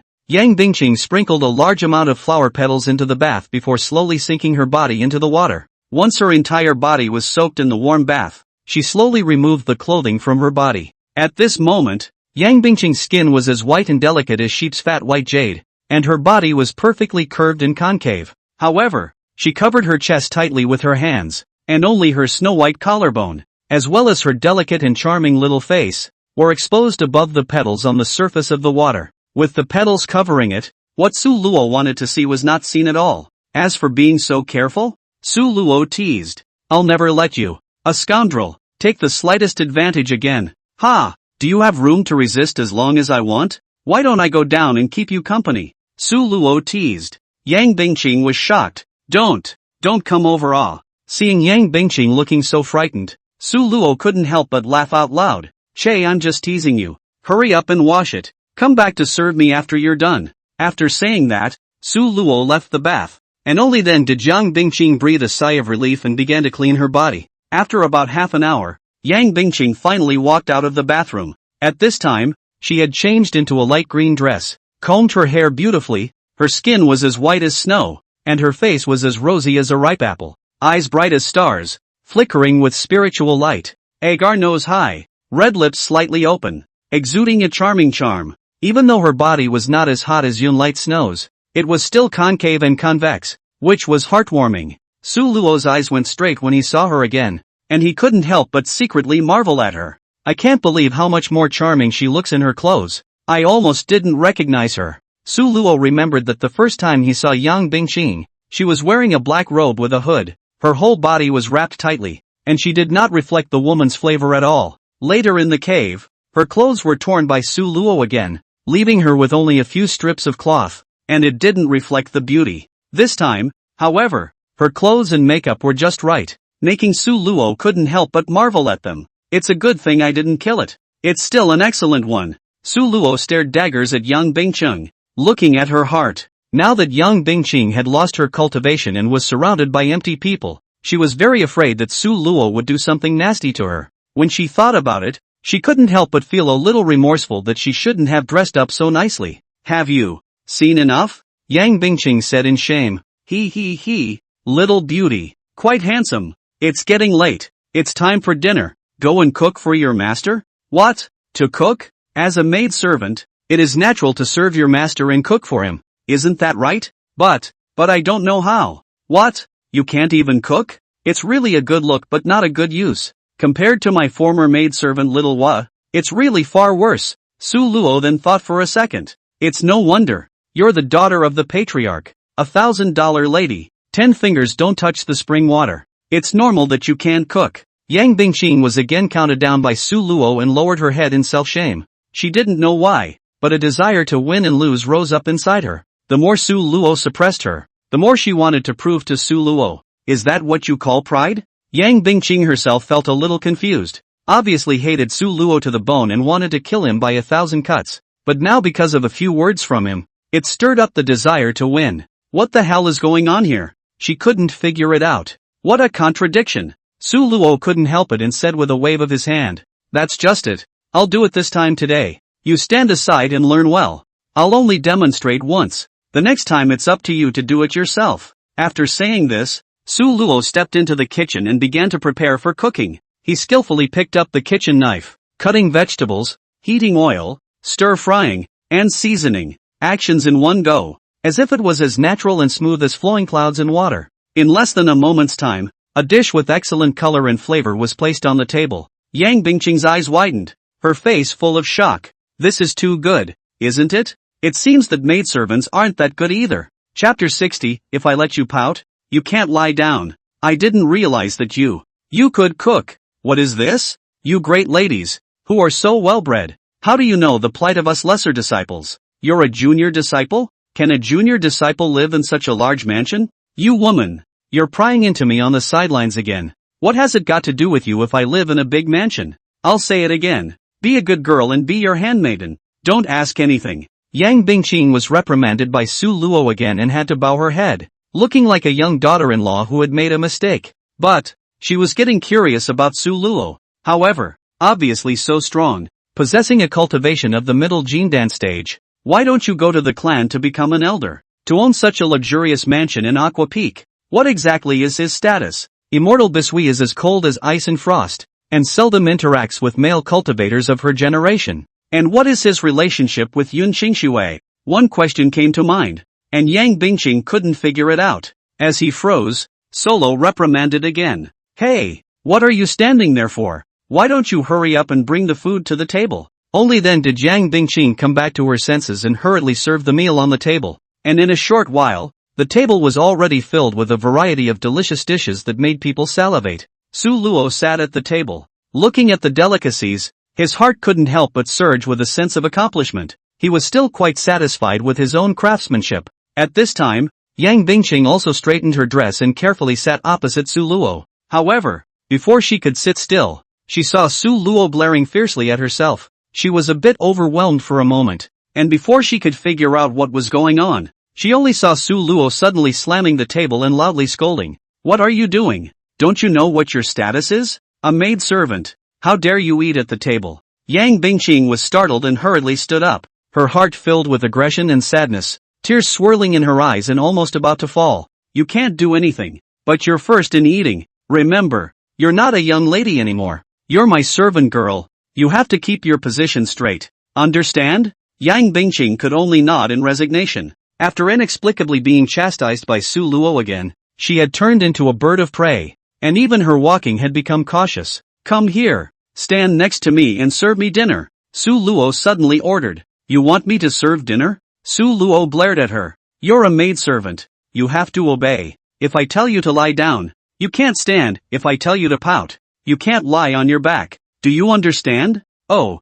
Yang Bingqing walked over and stood next to Su Luo helplessly, and began to serve Su Luo her meal. She carefully pinched, fed, and wiped Su Luo's mouth, not daring to be the slightest bit slow, for fear of angering Su Luo again. Even though Yang Bingqing's movement seemed a bit clumsy, Su Luo chose to forgive her. After all, it was also the first time for Yang Bingqing to be a maidservant and she needed time to adapt. After Su Luo finished eating, he didn't let Yang Bingqing eat, but ordered her to immediately clean up the dishes and then come quickly to give himself a massage. Just like that, Yang Bingqing didn't even have time to eat and started massaging Su Luo again. Those slender jade hands, gently placed on Su Luo's shoulders, fingers soft and flexible, like a butterfly dancing, kneading on Su Luo's shoulders. Not bad. The technique is okay, Su Luo complimented. Hearing Su Luo's compliments, Yang Bingqing's heart, surprisingly, flashed with a trace of joy. She then forced the joy down. What's wrong with me?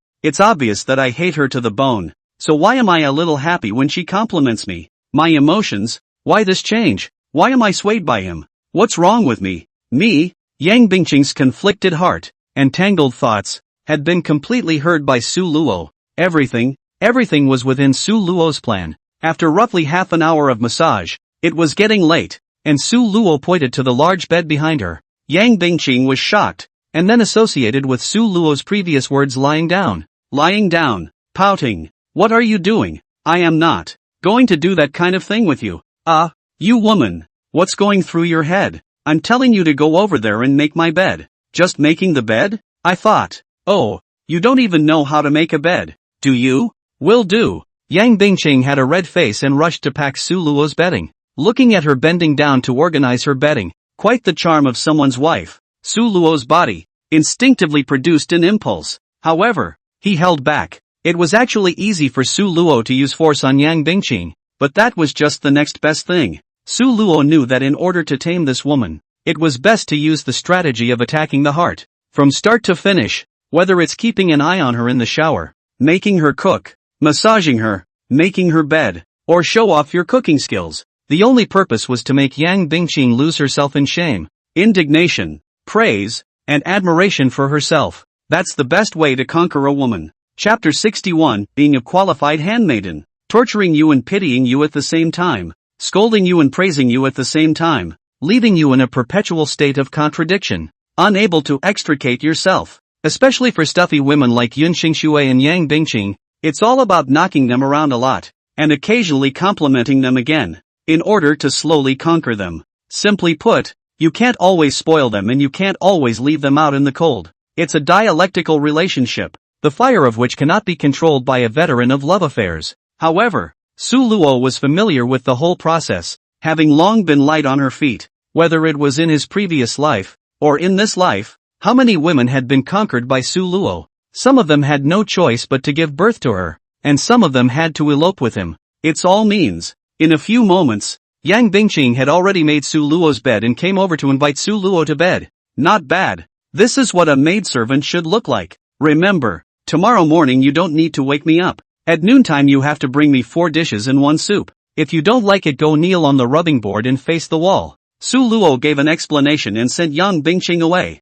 Subsequently, Su Luo sat cross-legged on the bed and laid a layer of defense formation around him and began to consolidate his cultivation. He first called up the system panel to check the system data. The bond value had accumulated to 800 points, which could be exchanged for quite a few more things in the system. Su Luo wanted to exchange some powerful immortal arts and treasures, because he was now in the middle Jindan cultivation stage, and in the future, he could possibly face strong people with Yuaning in transformation cultivation. The Taishang Induction Sutra and Xuanwu Turtle Breath technique that were currently being used were more inclined towards increasing cultivation speed and defense. As for the Yin-Yang Divine Harmony technique, it still needed Yun Qing Shui's dual cultivation to work with it. Overall, Solo doesn't have 2 powerful damage-based skills yet. One must redeem powerful immortal laws and treasures for emergencies. Su Luo had seen Yun Qing Shui's battles, and when he raised his hand, it was the power of rules, and his words followed the law. It made him envious. I also need to have the ability to fight across levels before I can do so, or at least be able to fight across a large realm. Su Luo rummaged through the system mall. Finally, there were 2 Xian martial arts with good power that attracted him. Thunder Inflammation Overlord Technique, a growth-type martial art that relies on absorbing the power of the thunder and fire attributes to grow, and can cover the entire body in defense, as well as manipulate thunder and fire to attack. Yellow Springs Death-Eating Scripture, rely on the Yellow Springs Qi to erode the enemy's life, dragging the enemy into an invisible vortex of dead Qi, killing people in an invisible manner by mere thought. These 2 immortal technique martial skills, which were very powerful, were of course also very expensive, each one costing 300 gold coins. These 2 immortal technique martial skills, both of which are growth-oriented. The more Thunder Flame and Yellow Spring Deadly Qi absorbed, the more powerful they will be. An investment of 300 gold coins in the early stages will likely grow into an immortal technique martial skill worth 30,000 gold coins in the later stages. So that's a good deal. Su Luo finally spent 600 gold coins and exchanged the Thunder Inferno Buster skill and the Yellow Spring Death Devouring Scripture. After that, Su Luo exchanged another set of flying spells, the Colorful Glazed Car. This colorful glazed car, drawn by 3 golden crows, was spacious and comfortable with its own space inside. Appearance is even more grand. Carved dragons and phoenixes, gold and blue, colorful haze open road, very windy. The defense was also high enough to withstand the full force of a transformation god realm powerhouse. Yet it's also a defense-type magic treasure. Su Luo was satisfied and temporarily put the colorful glazed car into his storage ring. There's going to be a lot of moving around in the future, and it'll be easier to have a car to get around in. A total of 800 gold coins were spent in a single tea break. Is it easy to save up a gold coin? It's like the old saying, making money is like picking dirt with a needle. Spending money is like pushing sand with water. It's time to start saving gold from scratch again. Speaking of gold coins, Su Luo began to focus on each person's bond value again.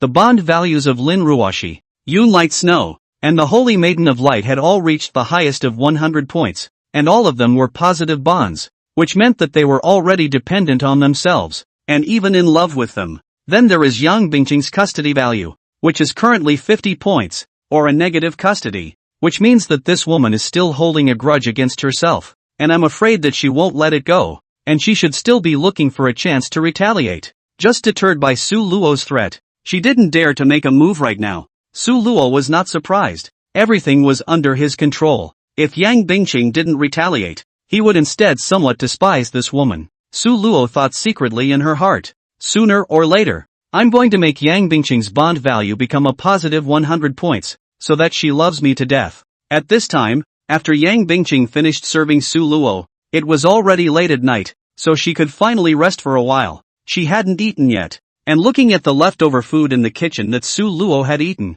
she didn't hesitate to eat it. There was no way. She had lost all her cultivation, just like an ordinary person, and she didn't know how to cook, so if she didn't eat the rest, she would have to starve, so she could only fill her stomach first. Unexpectedly, Su Luo's cooking was quite delicious. Even if Su Luo ate the rest, she ate all of it. Late at night, it's easiest to remember sad things. Thinking back over the period of time, she couldn't help but cry again. Why? Why has it become like this? I, the daughter of a patriarch, would be blackmailed into doing what these maids and maidservants do. And leftovers. Woohoo! After crying for a while, she suddenly remembered that Su Luo had also given her a task. Tomorrow at noon, Su Luo will eat 4 dishes in 1 soup, and if you do not make it to your liking, you will have to kneel on the rubbing board and face the wall. She suddenly realized that she didn't know how to cook, so how could she make a 4-course meal for lunch tomorrow? You'll get scolded again if you don't do it right. Yang Bingqing couldn't find anyone who could help her. She could only rely on herself. She wiped away her tears and stood up firmly. Isn't it just cooking? I don't believe it. I can't cook well. She herself is a woman with high self-esteem, an overwhelming desire to win, and a strong personality. To be scolded by Su Luo because of something as trivial as cooking, she was not willing, and so, she started to get busy, working on herself in the kitchen on how to cook. She followed Shuro's example, preparing the vegetables, heating the pan, boiling the oil, seasoning and cooking. Hands are busy. Making 1 scrambled egg alone broke 3 bowls, wasted half a bucket of oil, and almost burned my dress. It wasn't until the 8th time that she succeeded, only to realize at the end that she had forgotten the salt. Su Luo was in the bedroom, using his fearless pupil, sensing all this, and seeing this woman's hands and feet, very messy, yet serious appearance. He couldn't help but feel amused. Stupid woman. Su Luo's mouth was scolding her, but in his heart, he also felt relieved. At least Yang Bingqing had started to change, and it was for him. Su Luo. This was exactly the result Su Luo wanted. Perhaps, Yang Bingqing didn't realize this either. She had fallen deep into Su Luo's ruse without realizing it. The moment. In order to become a qualified handmaiden, late at night, she was still seriously studying how to make a good 4-course meal. Chapter 62, Similar Fortunes. Day 2. Noon. Yang Bingqing carefully came to Su Luo's room and asked Su Luo if she wanted to have lunch. Su Luo had also finished practicing, so he asked her to serve the food. Yang Bingqing brought up the 4 dishes and 1 soup she had prepared. Looking at the 4 dishes and 1 soup on the table, Su Luo's face was as gloomy as water. Is this the 4-course meal you made? Yes. Are you fooling around? Scrambled and fried eggs are fine, but scrambled eggs with tomatoes on 2 plates is considered a 2-course meal? That's 2 dishes. One is scrambled eggs with tomatoes and the other is scrambled tomatoes with eggs. Yang Bingqing retorted. What's the difference? More in one egg, more in the other tomato. Su Luo took a look at it. He was very speechless and reprimanded. You've been messing around in the kitchen all night, so you've been studying tomatoes and eggs, haven't you? Even the soup is tomato and egg soup. Yang Bingqing was very aggrieved. Obviously she had worked very hard, yet she was reprimanded by Su Luo. She couldn't help but cry again. Teardrops were swirling in her eyes, about to fall. She wanted to raise her hand to wipe away the teardrops, but suddenly remembered that she learned how to cook last night and burned her hand. So she turned her back and didn't let Su Luo look. What happened to your hand? Solo caught her small movement. Yesterday. Accidentally burned myself yesterday. Let's see. Su Luo didn't wait for Yang Bingqing to react, so he pulled her hand over and saw that a blister was indeed scalded on her index finger. Yang Bingqing's body trembled. Feeling the warm big hand holding her small hand, her mood was surprisingly nervous, especially when he saw Su Luo's face of concern. A trace of touching could not be avoided deep inside.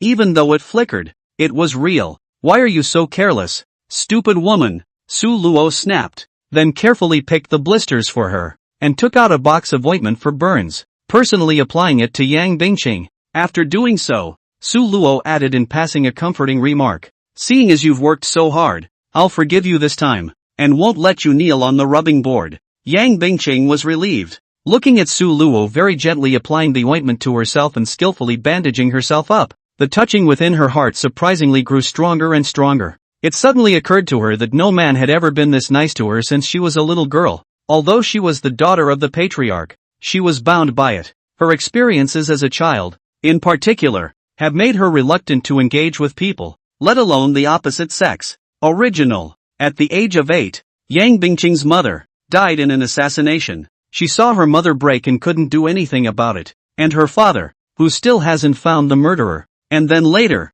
married her to a young mother. Yang Bingqing was helpless. She prayed many times for her father, to find the murderer, to avenge her mother, but the result was delayed again and again, and the matter of vengeance was left unsettled. Unwilling to do so, she desperately cultivated, hoping that one day, she would find the murderer and kill her enemy. It was her greatest wish and an obsession for many years. It was also from that time onwards that she cultivated day and night, closed herself off, seldom came into contact with people, and gradually developed a cold as ice, unapproachable character. In fact, deep down, she also longed to be cared for and loved, to be loved by her mother, to be loved by her father, and to have a Dao partner who cared for her and sheltered her from the wind and rain. And now, Su Luo's sudden concern made her a bit overwhelmed. She was internally conflicted. She had previously said that she wanted to kill Su Luo by 1,000 cuts, but now she was inexplicably touched by him. How could one get attached to this little bastard?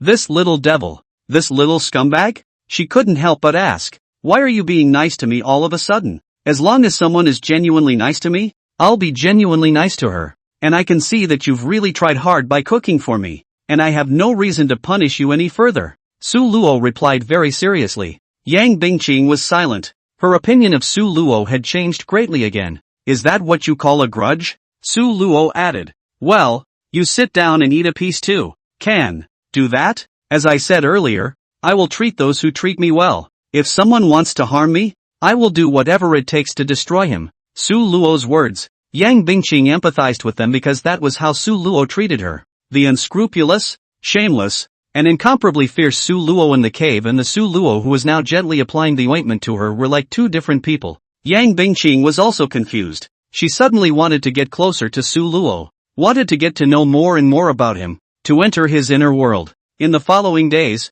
Yang Bingqing became more and more skillful in her work, and gradually adapted to this kind of life, and her resentment towards Su Luo also dissipated a lot. Su Luo could feel this change and gradually put his heart down and began to arrange the next plan. There was still half a month to go before entering the inner sect, and for the rest of the time, Su Luo planned to make a trip back to her hometown.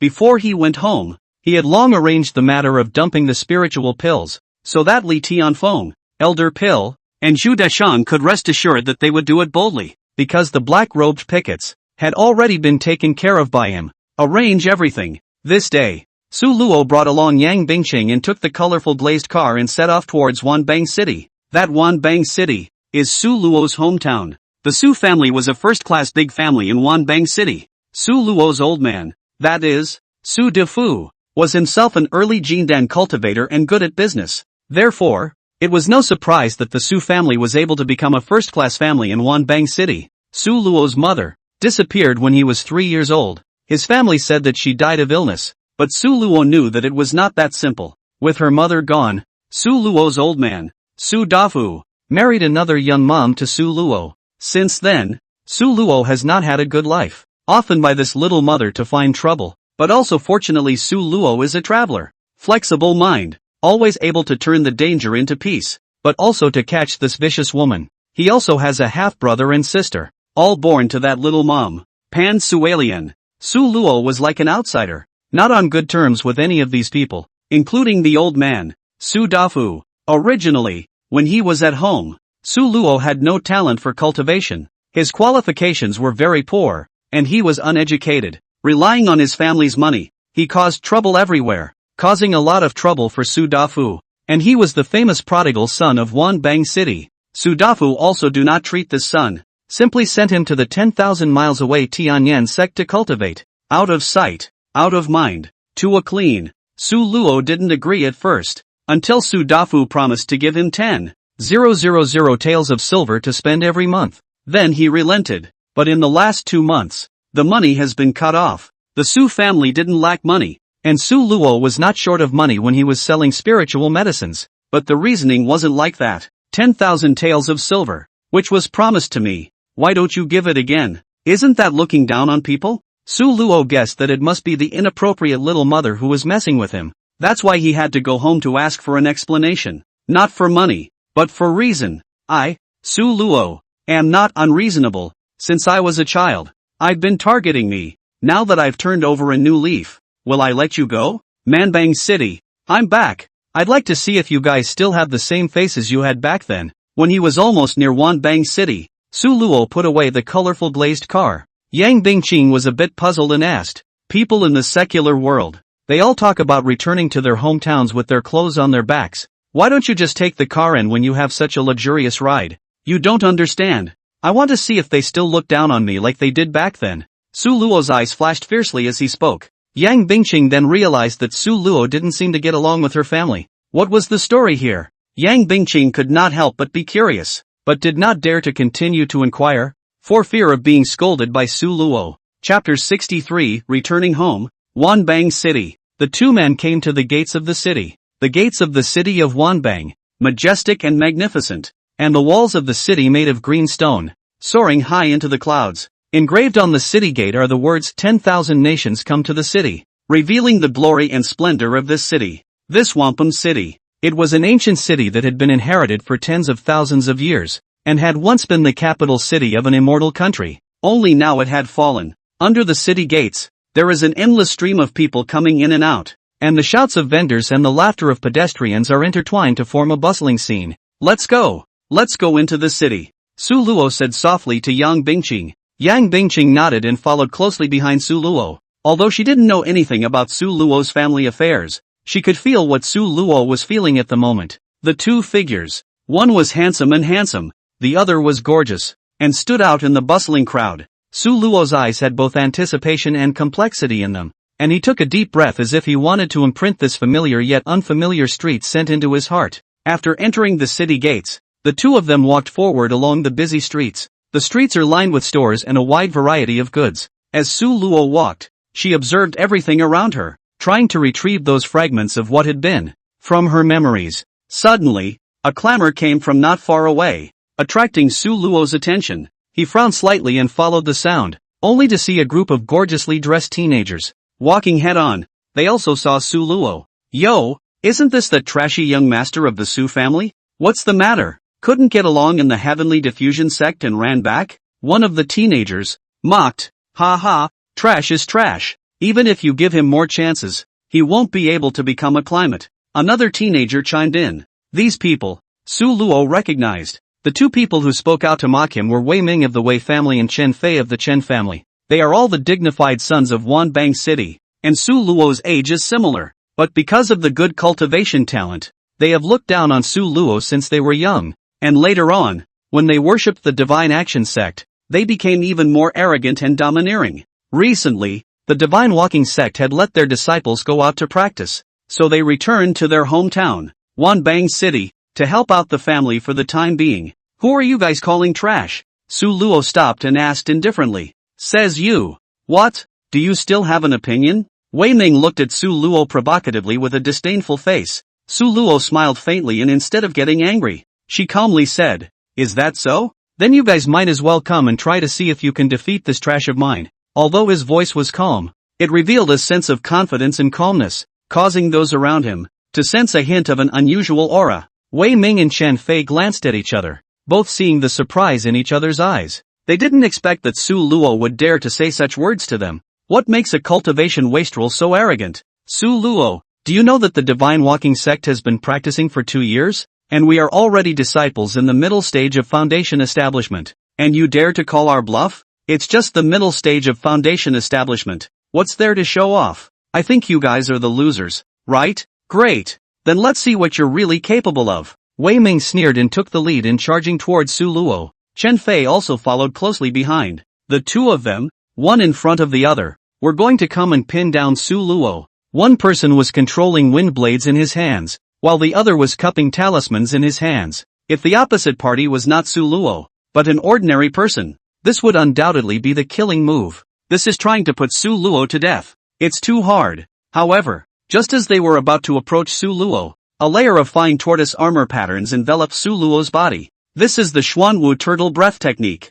The wind blades and talismans that hit Su Luo's body were like a piece of tofu falling on a thick city wall, and they were immediately shattered and split apart. It didn't work at all. Wei Ming and Chen Fei's faces were now in a state of panic, feeling unbelievable. This was their strongest move. Surprisingly, it had no effect on Su Luo. Su Luo didn't give them a second chance to strike. With a flash of his figure, he backhanded Wei Ming's chest, and Wei Ming only felt a huge force coming from him. and his entire body flew out backwards, spitting out blood violently. Then, Su Luo quickly turned to Chen Fei again and knocked him back with the same palm. The entire process, which took only a short time of one breath, left everyone around stunned. They looked at Wei Ming and Chen Fei, who were groaning on the ground, and then looked at Su Luo, who was standing in the center unharmed, and an unspeakable feeling surged in their hearts. How is this possible? When did he become so powerful? Someone exclaimed. The current Su Luo could kill these two ants with a lift of his hand,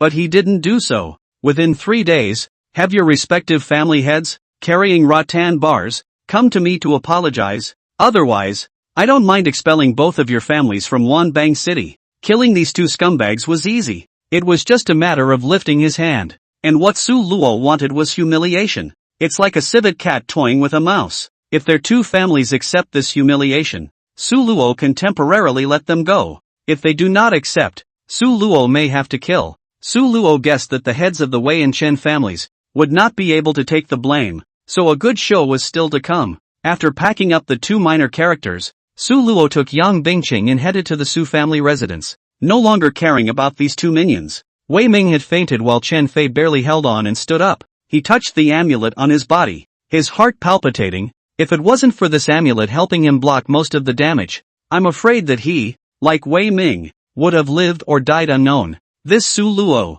why has he become so strong? Chen Fei's eyes flickered with calculation. His cultivation, it should be above the middle stage of foundation establishment. I'm afraid that there are still defensive magic treasures in his possession. I think it's better not to provoke him recently. Chen Fei was quite smart. He didn't say anything on his mouth, but in his heart, he had already conceded. However, he didn't concede thoroughly enough, and put the matter of Su Luo letting his old man take the blame completely behind his head, and he thought that Su Luo was just bluffing as well. Wampum City, Wei family residence. Wei Ming, who was unconscious, was carried into the house. Master of the house, house master, it's not good. Something has happened to young Master Ming. The butler came to report with a trot. Wei family head, Wei Chaochuan, hadn't understood what was going on when a beautiful woman followed him in. It was Wei Ming's mother. She cried, and as soon as she entered the door, she zipped into Wei Chaochuan's arms. Master, you have to do right by Minger. Look, Minger was almost beaten to death. Immediately after, Wei Ming was carried in, covered in blood. Although unconscious, fortunately not life-threatening, Wei Chaochuan was furious. Who did this? It's the Su family's eldest young master who came back and beat up young Master Ming on the street, and wants you to carry the cane and go to apologize. The housekeeper replied. Wanton, what kind of a thing is he? The Su family is simply too deceitful. Master, we can't let the Su family go. Break the legs of that Su family brat. The beautiful woman instigated. Wei Chaochuan nodded. Let's treat our son's injuries first. When your son wakes up, go to the Su family together to settle the score. Chapter 64, not even letting in the door? After such a mess. But everyone in Wanbang City knew that Su Luo had returned. The former Su Luo was a celebrity in Wanbang City. No one knows about that dude's energy. No one knows about it. Now, the major greenhouses are buzzing. The girls in the kiln were flamboyant and well-dressed, looking forward to Su Luo's visit again, while the men of each family gathered their young daughters-in-law at home, ordering them not to go out for a few days, not to mention casual shopping. That's the power of solo. Su Luo brought young Bingqing and arrived at the door of the house. As a first-class family, the Su family's residence looked very grand. A pair of mighty stone lions were placed at the entrance, lifelike, and the gate was closed, giving people a sense of majesty. And the two guards standing in the doorway were tall, muscular, and powerful. They were dressed in uniforms and gazed ahead with a serious look that made people dare not approach them. But Su Luo hadn't been home for more than a year, and the guards at the door had changed. Su Luo led Yang Bingqing inside, but was stopped by the guards. Stop! The two guards stopped Su Luo and Yang Bingqing and looked them up and down. Who are you guys? What are you doing here? One of the guards asked. Su Luo froze. Dare to stop me? Don't you guys recognize me? Don't recognize. This is the Su family residence. Is it not for you to just enter? Su Luo laughed bitterly, entering his own home, but was rejected by the guards. Where to reason? However, seeing that these two guards were doing their duty, Su Luo did not blame them, but patiently explained. Seeing that you are new here, I won't bother with you. I am Su Luo, the Su family's eldest son. Just call your butler here and confirm it. Solo? The guard furrowed his brow, seeming a bit puzzled, but quickly remembered. His face changed, and he blurted out, "You're the Su family's uneducated asshole young master?" Su Luo was furious. A guard also dared to speak out of turn, whether he was intentional or unintentional, or his emotional intelligence was too low. It touched Su Luo's reverse scale. Seek death. Su Luo's eyes instantly became stern, and it was as if a layer of invisible coldness had enveloped his body, causing the surrounding air to freeze. He took a furious step forward. Bang! Just a slap. That guard was then knocked to the ground by Su Luo, spitting out blood violently, and the ribs in his chest were shattered. This was still in showing mercy on account of it being his own guard, only using less than 1,000th of his strength to give that guard a breath. If he had really moved to kill, killing would have been enough, and he would not have had to take any responsibility at all. "You're a little guard and you dare to scorn me?" Su Luo's voice was low and strong. Every word was like a heavy hammer, striking the guard's heart. The other guard had long been stunned at the sight. Those who were able to stand guard at the entrance were the carefully selected elites of the Su family, and their cultivation level, having stepped into the foundation establishment, could also walk sideways in this Wanbang city. But Su Luo almost killed them with just one palm. So how terrifying should Su Luo's cultivation be? Who said that the Su family's youngest master is an uneducated rich second generation? And who said that the Su family's youngest master is a playboy whose body has been emptied by booze and sex? Holy, this is a trap. That guard was so scared that his legs went weak, and with a flutter, he knelt down for Su Luo. "Young master, spare your life. I have no eyes and have offended young master. Please be merciful." He kowtowed repeatedly with a sobbing tone in his voice, obviously completely shocked by Su Luo's strength. Su Luo snorted coldly. "Dog, keep your eyes peeled from now on." The guards responded repeatedly, not daring to raise their heads. The commotion on this side also attracted quite a few onlookers, and not long after, a middle-aged man ran from the courtyard. It was Su House's butler Jean Sanner, nicknamed Bucktooth Jean. Bucktooth Jean was still raging, thinking that someone had come to cause trouble, but when he saw Su Luo, his body immediately shortened by half. "Goo, if it isn't the young master. The young master is back. Please come in. Please come in." Jean Sanner was hunched over, and when he saw Su Luo, he kept baring his big teeth in a fawning smile. The two large incisors are golden, are set with gold teeth. No wonder the nickname is Bucktooth Gold. Bucktooth Gold. How do you manage the minions? They stop me even when I enter my own house? Young master, don't be so lenient with them, your honor. With that, Bucktooth Gold kicked the guard again. Su Luo nodded. "You lackey, but you still remember how good I am. Go tell my father. Just say I'm back." "Okay." Bucktooth Gold farted forward to report the news. This Bucktoothed Gold was obedient to Su Luo, not because he truly obeyed Su Luo, but because he was afraid of being beaten up by Su Luo. His two front teeth were knocked out by Su Luo. Su Luo was in Wanbang City before, although he was a scum, but as the Su family's youngest master, the famous playboy, he made a move with his own subordinate,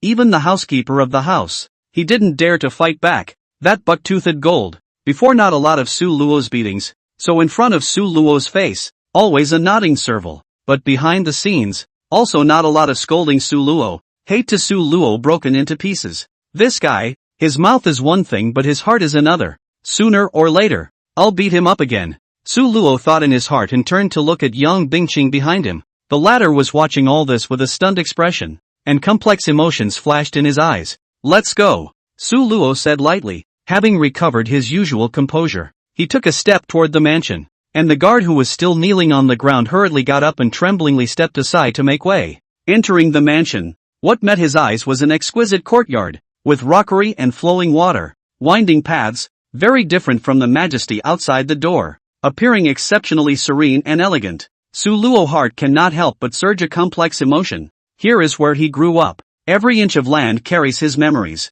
"Follow me," Su Luo said to Yang Bingqing again. The two of them walked through a corridor and headed towards the backyard, where Su Luo's residence was. Along the way, many of the Su family's subordinates saw Su Luo's return. All of them showed a look of horror, and stopped the work in their hands to respectfully salute in greeting. The news of the return of the eldest young master quickly spread through the mansion, and for a while, the entire Su family became sullen. They were all afraid of Su Luo's return. Su Luo also knew this and didn't care. Continuing to walk, he bumped into another man and a woman head-on.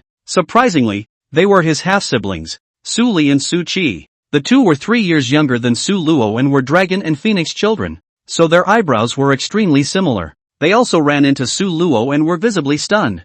However, his younger brother Su Li quickly regained his composure and said in a cold voice, "Su Luo, how did you come back?" Su Luo frowned and chided. "What did you just call me? How dare you call me by my name? Do you know how to honor me?" Chapter 65, Servant Girl Shua. Honorable and inferior? Su Li froze, then laughed. "What's wrong with that? He just did it on purpose. The meaning is clear enough. Even though you are my half-brother, I am going to call you by your first name directly. I just despise you. What's wrong with that? Do you dare to fight me?" When he was young, Su Luo didn't beat him up much. He remembered it all in his heart. Now he has a high person to guide him. At the age of only 14, he became an early-stage foundation establishment cultivator. In his eyes, he was now many times stronger than Su Luo, a waste who couldn't cultivate, so he naturally wanted to find a chance to take revenge. Seeing Su Li's emboldened look, Su Luo also understood. This was to fight with himself.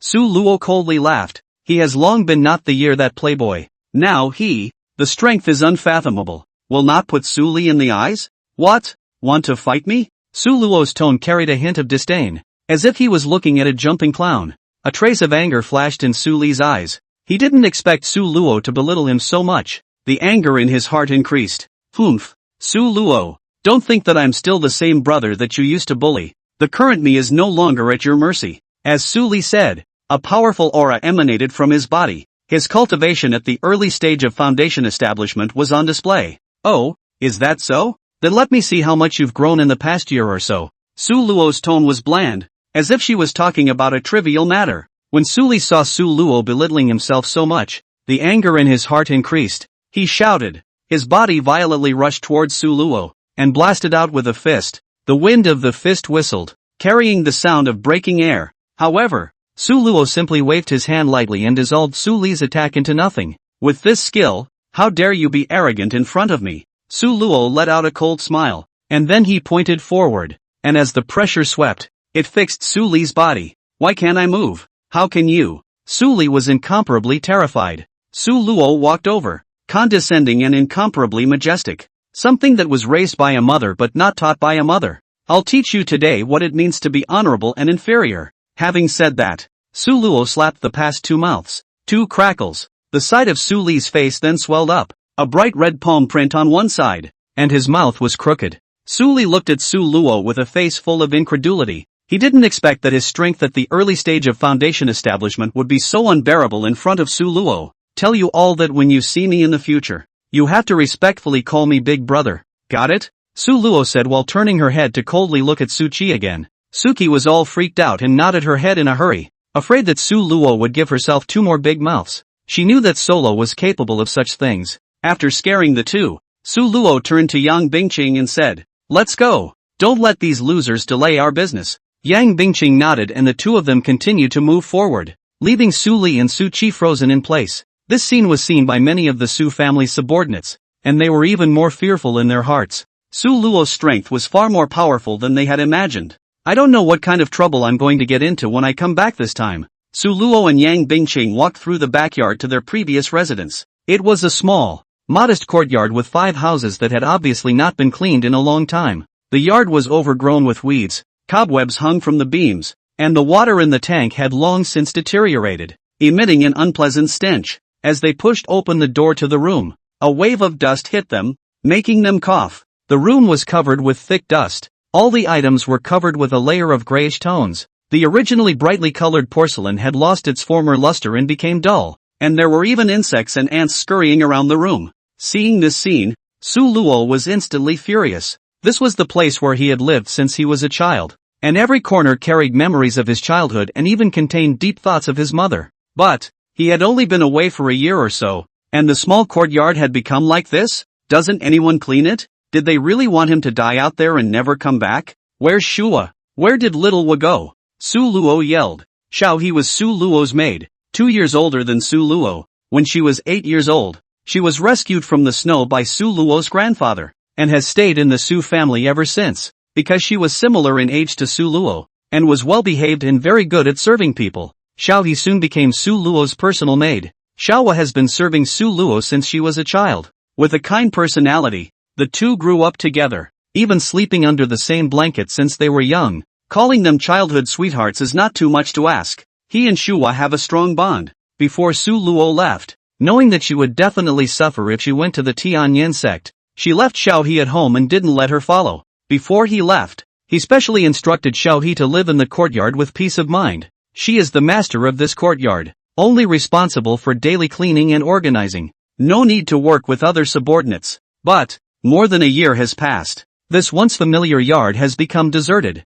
overgrown with weeds, and the house is dilapidated and forlorn. What the hell happened? Where did Shua go? Why is this place deserted like this? Countless questions welled up in Su Luo's heart. What the hell is Shua doing? Didn't listen to my words at all? Nope. Little Hua has always been very obedient. She wouldn't let the courtyard go to waste. The only explanation is that something happened to Little Hua. Su Luo's heart tightened. Yang Bingcheng, who was on the side, was also seeing Su Luo's face for the first time. With such a nervous and worried look, Su Luo immediately summoned an old servant. Uncle Dong, what happened at home since I left? Where did Shua go? That old servant didn't dare to hide it and hurriedly replied. Young master, a month after you left, Miss Xiaohe was called by the madam and became the madam's personal maid. The lady in the old servant's mouth was Su Luo's little mother, Pan Suelian. Su Luo's anger increased when she heard this. Pan Suelian has always looked at herself in a bad light, and it is inevitable that Shua will suffer when she comes under her hand. Then didn't he scold Xiaohe, right? Su Luo asked. The old servant sighed and said quietly, more than scolding, Miss Xiaohe is suffering. She can't eat enough, can't wear warm clothes, and she sleeps very little at night. Mrs. Shua lets her do all the dirty and tired work. It's not easy for that girl to live until now. What? Su Luo was like a thunderbolt. Shua was his favorite girl. The two grew up together, and since his mother left and his father married his little mother, only Shua was willing to stay by his side. For a while, this girl, Shawa, was her own spiritual pillar. I didn't expect that fearing that she would suffer after herself and not letting her follow her to the heavenly diffusion sect would harm her instead. I'm going to get that woman. Su Luo's eyes were red, and there was already killing intent in his body. This was the first time he was this angry. Yang Bingqing secretly said that it was not good. Even when she was torturing herself in the cave, she did not feel such a strong killing intent on Su Luo. Is he really going to kill someone? Yang Bingqing wanted to go and stop it, but it was already too late. Su Luo had long since flown away to the mansion where Pan Suelian lived. Yang Bingqing hurriedly followed. That old servant knew the seriousness of the matter and also rushed to report to the family head. Su Dafu. Chapter 66, The Su Family's Provider. Mr. 1. Su Luo, like the wind and lightning, rushed towards Pan Suelian's residence. Each step fell through the ground, as if with a thunderous boom. That's his anger. Yang Bingqing followed closely behind. Her heart was apprehensive. She had never seen such a Su Luo. That killing intent almost materialized. The Su family residence. The Crestview residence. This is where Pan Suelian lives. Inside the room, Pan Suelian was dressed in a gorgeous outfit, with gold jewelry on her wrists, neck and head, showing off her extravagance and looking too ostentatious. She has a mole at the corner of her eye and slightly thin lips, giving her a mean look. At the moment, in front of her, stood her son Su Li and daughter Su Qi. Su Li had just been hit by Su Luo with 2 mouths, so he ran to complain to his mother. Pan Suelian was heartbroken to see her son in such a sorry state, and cursed with incomparable anger. Which did this? How dare you hit my precious son? It's Su Luo, Su Li said aggressively. What? Su Luo has returned? Hearing this news, Pan Suelian froze, coming back really fast. Su Luo's pocket money is what she stopped without the people's knowledge, wanting to use it to bully Su Luo. I just didn't expect that Su Luo would come back so quickly. Looking at her son's highly swollen face, Pan Suelian hated her son and taught him another lesson. What are you doing? You just stand there and let that little bastard beat you? I've hired you a master to learn the skills, but you've learned them in the stomach of a dog? You're a foundation establishment cultivator, and you still can't beat that little bastard? Mother, it's because he's too powerful. Su Luo's cultivation above the foundation establishment level. He came up and suppressed me. I didn't have any room to fight back at all. Don't believe me? Ask your sister. Su Li cried out, and Su Qi on the side nodded along. What? That kid is actually this powerful? Pan Shuilian was shocked and even more frightened. She was afraid that Su Luo would come back and threaten the status of their mother and son. After all, Su Luo was the firstborn son of the Su family and was going to inherit the Su family business. At this point, Shuro happened to be looking for it. Pan Suilian was inside the house when she heard Su Luo's drunken scolding. Pan Shuilian, get the hell out of here. Give my maid, Shua, back to me. Su Luo walked with the wind and pushed the door. Pan Suilian had been a little afraid, but on second thought, she was at least his little mother. Considered an elder, he still dared to hit people out of hand? So, Pan Suilian summoned up her courage and bit back, pulling her son forward and questioning him. Su Luo, you have too much guts, don't you? Just because you didn't call you big brother, you beat your younger brother like this? You have a cruel heart. I'm teaching him respect, Su Luo said. Honorable and humble? You're being unreasonable to me like this, and when you see me, your elder, not only do you not greet me, but you also yell and call me by my first name. So you know how to honor and demean yourself? To be respected by others, you must first have the demeanor of being an elder as well. You woman, snake-hearted, transferring little Y as a personal maid just for the convenience of beating and scolding, taking personal revenge? What kind of elder are you? Tell me, where is Shua? Humph, a maid who did something wrong, so I can't beat or scold her? She's just an underling. Su Luo, hurry up and greet me, then apologize to Suli, and I will tell you the whereabouts of that girl. Su Luo didn't have time to talk nonsense with this woman and violently rushed over and choked Pan Shuilian's neck. Pan Suilian was choked by Su Luo. Her face instantly became pale. Su Luo was moved to true anger. Pan Suilian looked at Su Luo in horror. She didn't expect that Su Luo would actually dare to make a move on herself.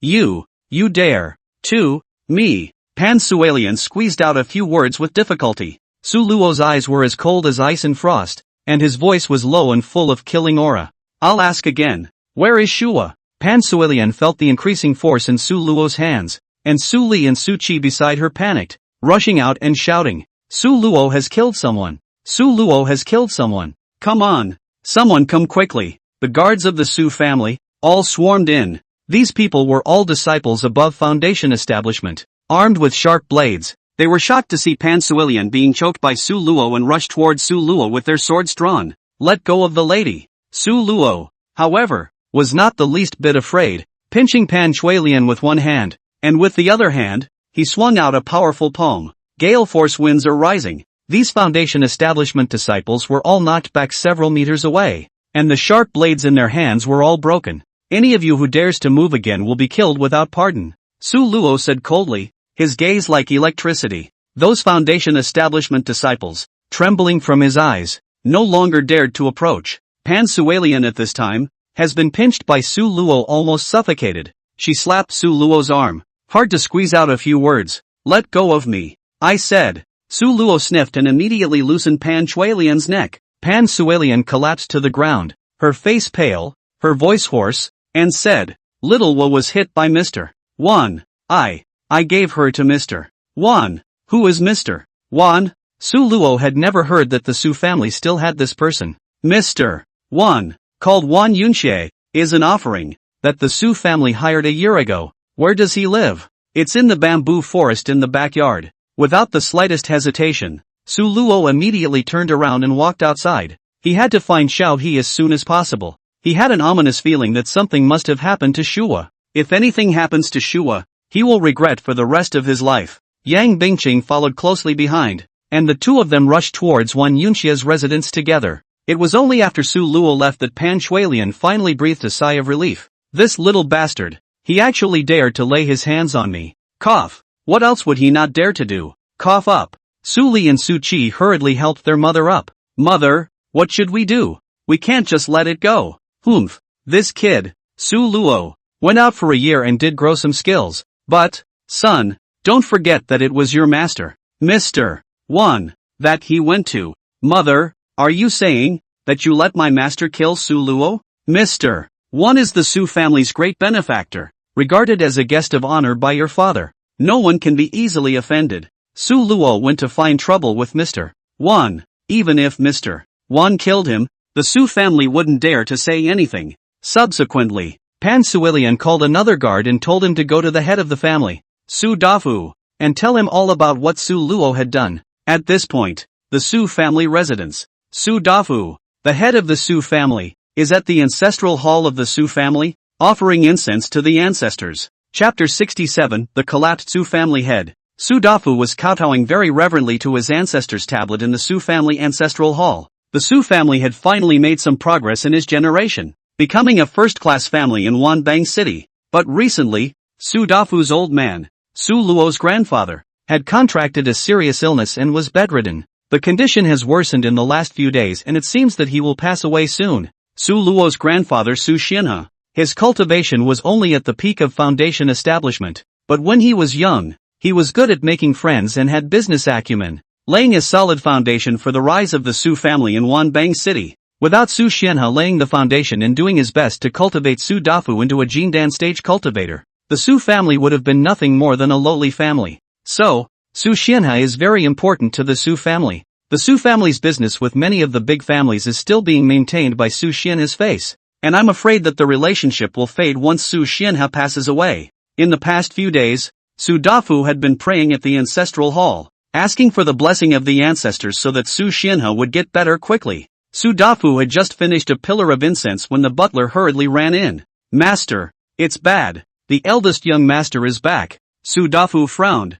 Bull asterisk asterisk asterisk asterisk. It's a good thing that the eldest young master has returned. What's not good about it? After all, Su Dafu is Su Luo's real father, although he is not used to Su Luo's behavior, but after all, it is also the flesh and blood. More than a year no see, he also quite want a son. If Pan Suilian hadn't been so careful and had to send Su Luo to the Tianyin sect, he wouldn't have sent Su Luo away. He hadn't seen him for over a year, and there were a few small surprises in his mind when he heard that his son had returned. "Where's Luo? I haven't seen you for more than a year. Have you grown up?" Su Dafu asked. The housekeeper had already held a grudge against Su Luo, so he deliberately provoked her. "Growing up? Your temper has grown. What does that mean?" "Family master." The eldest young master crippled the guard standing guard at the entrance before he even entered. "What? As soon as he came home, he caused me trouble?" Su Dafu frowned. At this time, another boy came running and hurriedly reported.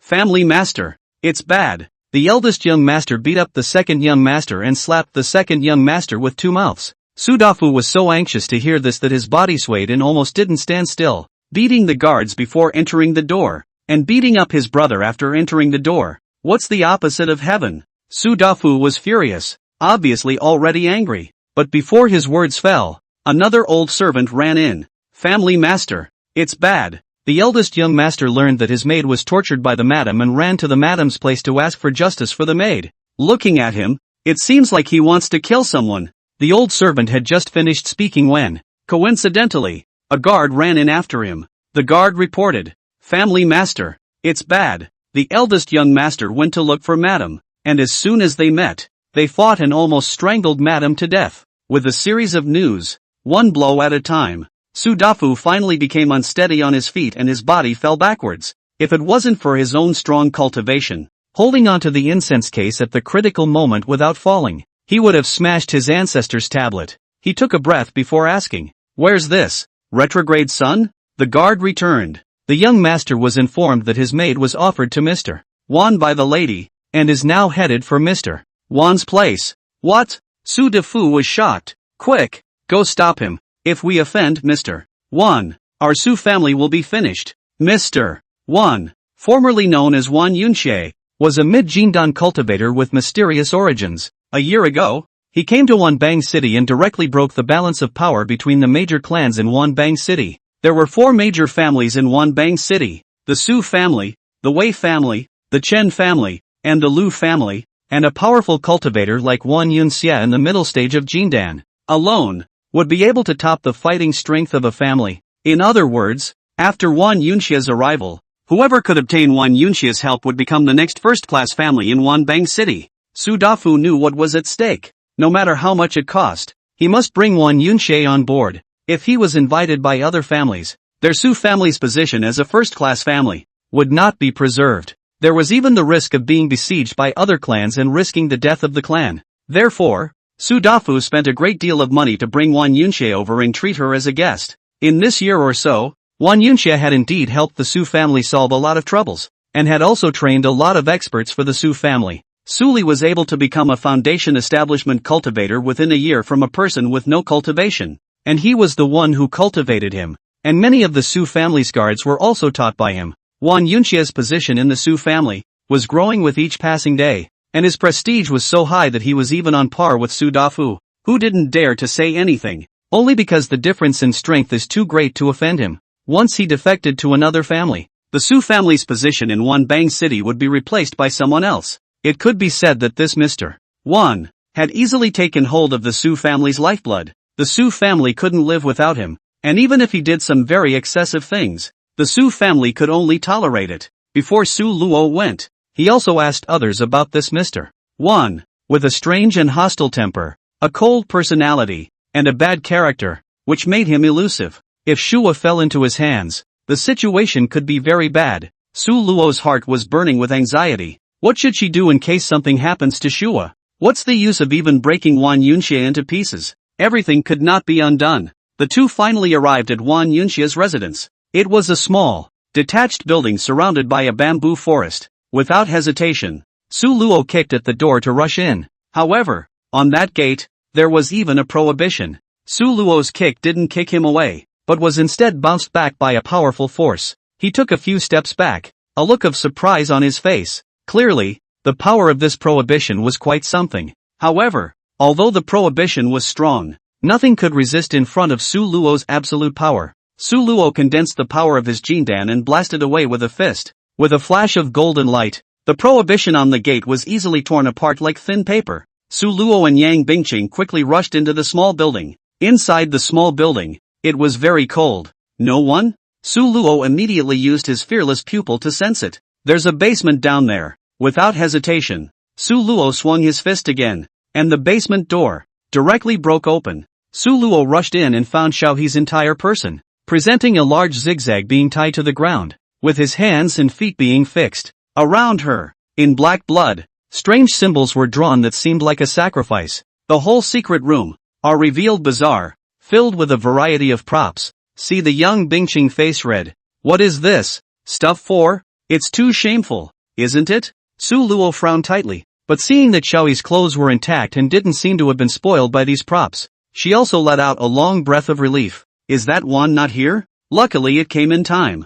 Xiaohe was already unconscious. Su Luo untied her and injected a real qi into her body before she slowly woke up. As soon as Xiaohe woke up and saw that it was Su Luo, her nose turned sour and she jumped into Su Luo's arms. Young master. Oh, chapter 68, don't believe I can kill him? Young master. Oh, you finally came back. Xiaohe buried her head into Su Luo's embrace and couldn't stop crying. All the grievances of the past year or so were vented. Yang Bingqing, who was on the side, couldn't help but follow with her tears. She also sympathized with Xiaohe's fate. Su Luo had some regrets. Why didn't she bring Little Wu along with her to the Tianyin sect at that time? In the final analysis, he had underestimated the ruthlessness of these people. Where's that bastard surnamed Wan? Su Luo asked. I don't know. He knocked me out and then I didn't know anything. Su Luo nodded and comforted. Don't worry. I will avenge you. Young master. Don't. That Mr. Wan is very powerful. The Su family doesn't dare to offend him.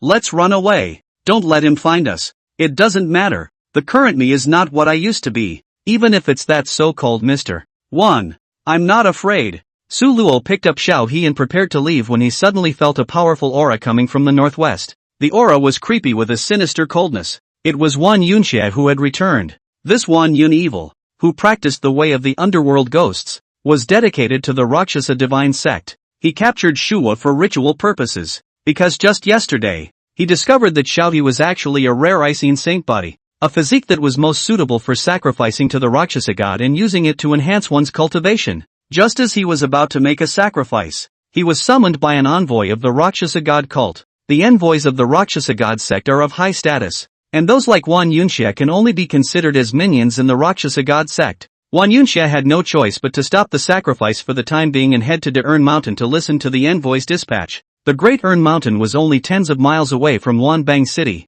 and for them, the Jindan powerhouses, it only took a few breaths of time to arrive. After arriving there, Wan Yunxia was at the beck and call of the envoy, exploring around the secret boundaries, but in his heart, he could never let go of the matter of sacrificing the Icene sacred body. so he snuck out, looking for a chance to finish the rest of the sacrifice. Once the sacrifice was completed, he was able to raise a large realm. When Wang Yunxie arrived at the small bamboo forest building and found that the defense spell formation of his residence had been destroyed, he was shocked, and his heart said that it was not good. As it happened, Su Luo was holding Xiaohe and was walking out of the small bamboo forest building. Wang Yunxie was furious. Who are you? How dare you break into my residence? Your residence? This is all my Su family's territory. What are you? Wang Yunxie, Shuwei is the closest person to me. How dare you jeopardize her life? Receive death today. Wang Yunxie was in a hurry to head to the Great Urn Mountain to explore the secret realm, so if the envoy found out that he had gone AWOL,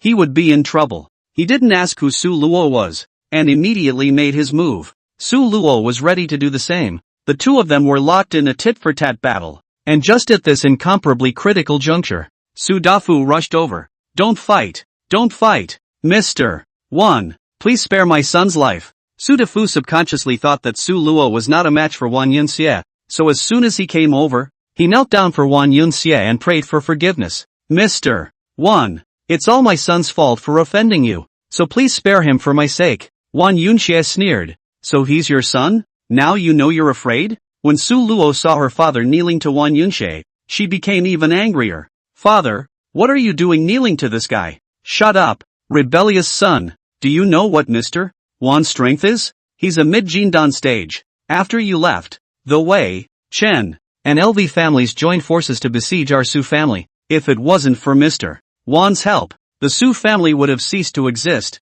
Do you know that? Su Dafu split his head and scolded Su Luo with a look of hatred. In order to save Su Luo, he didn't hesitate to kneel to Wang Yunxie. It was enough to see that he still cared about Su Luo. After all, he was his own son. It was just that this kind of way, it was too humiliating. Su Luo tightly hugged Xiaohe in his arms, his eyes filled with killing intent as he retorted. Father, Wang Yin evil has captured Xiaohe and is preparing to use her for a sacrifice. How can such behavior be tolerated? How dare you? Shuwa is just a servant girl, even if she is dedicated to Mr. 1. What can she do? Adverse son, why don't you still kneel down and make amends to Mr. 1? Su Luo laughed out loud when he heard that. Xiaohe was a maidservant in the eyes of these people, but in Su Luo's eyes, she was the closest and dearest family member, closer than anyone in the Su family. A mere middle Jindan stage is worthy of making me kneel? I'll behead this guy today. Su Dafu was furious. Adverse son, what nonsense are you saying? Are you out of your mind? At this time, Mrs. Pan also barged over and cried, Master, you must decide for your concubine. That rebellious son caused so much trouble as soon as he came back, beating us mother and son, and provoking Mr. 1. Even expelling him from the family would not be too much. Su Li also came over, covering his face that was swollen by Su Luo's slap, and screamed, Su Luo, Mr. 1 is my master. What? Afraid? Ha ha ha. Su Dafu had two big heads, thinking that at this time, what kind of mess did these two women come to add? However, with Wang Yunxie present, Su Dafu was helpless and could only continue to let Su Luo make amends. Su Luo was about to be infuriated. How can the Su family not die with you bunch of soft bones? Don't you all believe that I can kill him? Everyone thought Su Luo was crazy. Wang Yunxie was even more disdainful. Yellow-mouthed child. Big talk. I'll behead you today and let you know how powerful you are.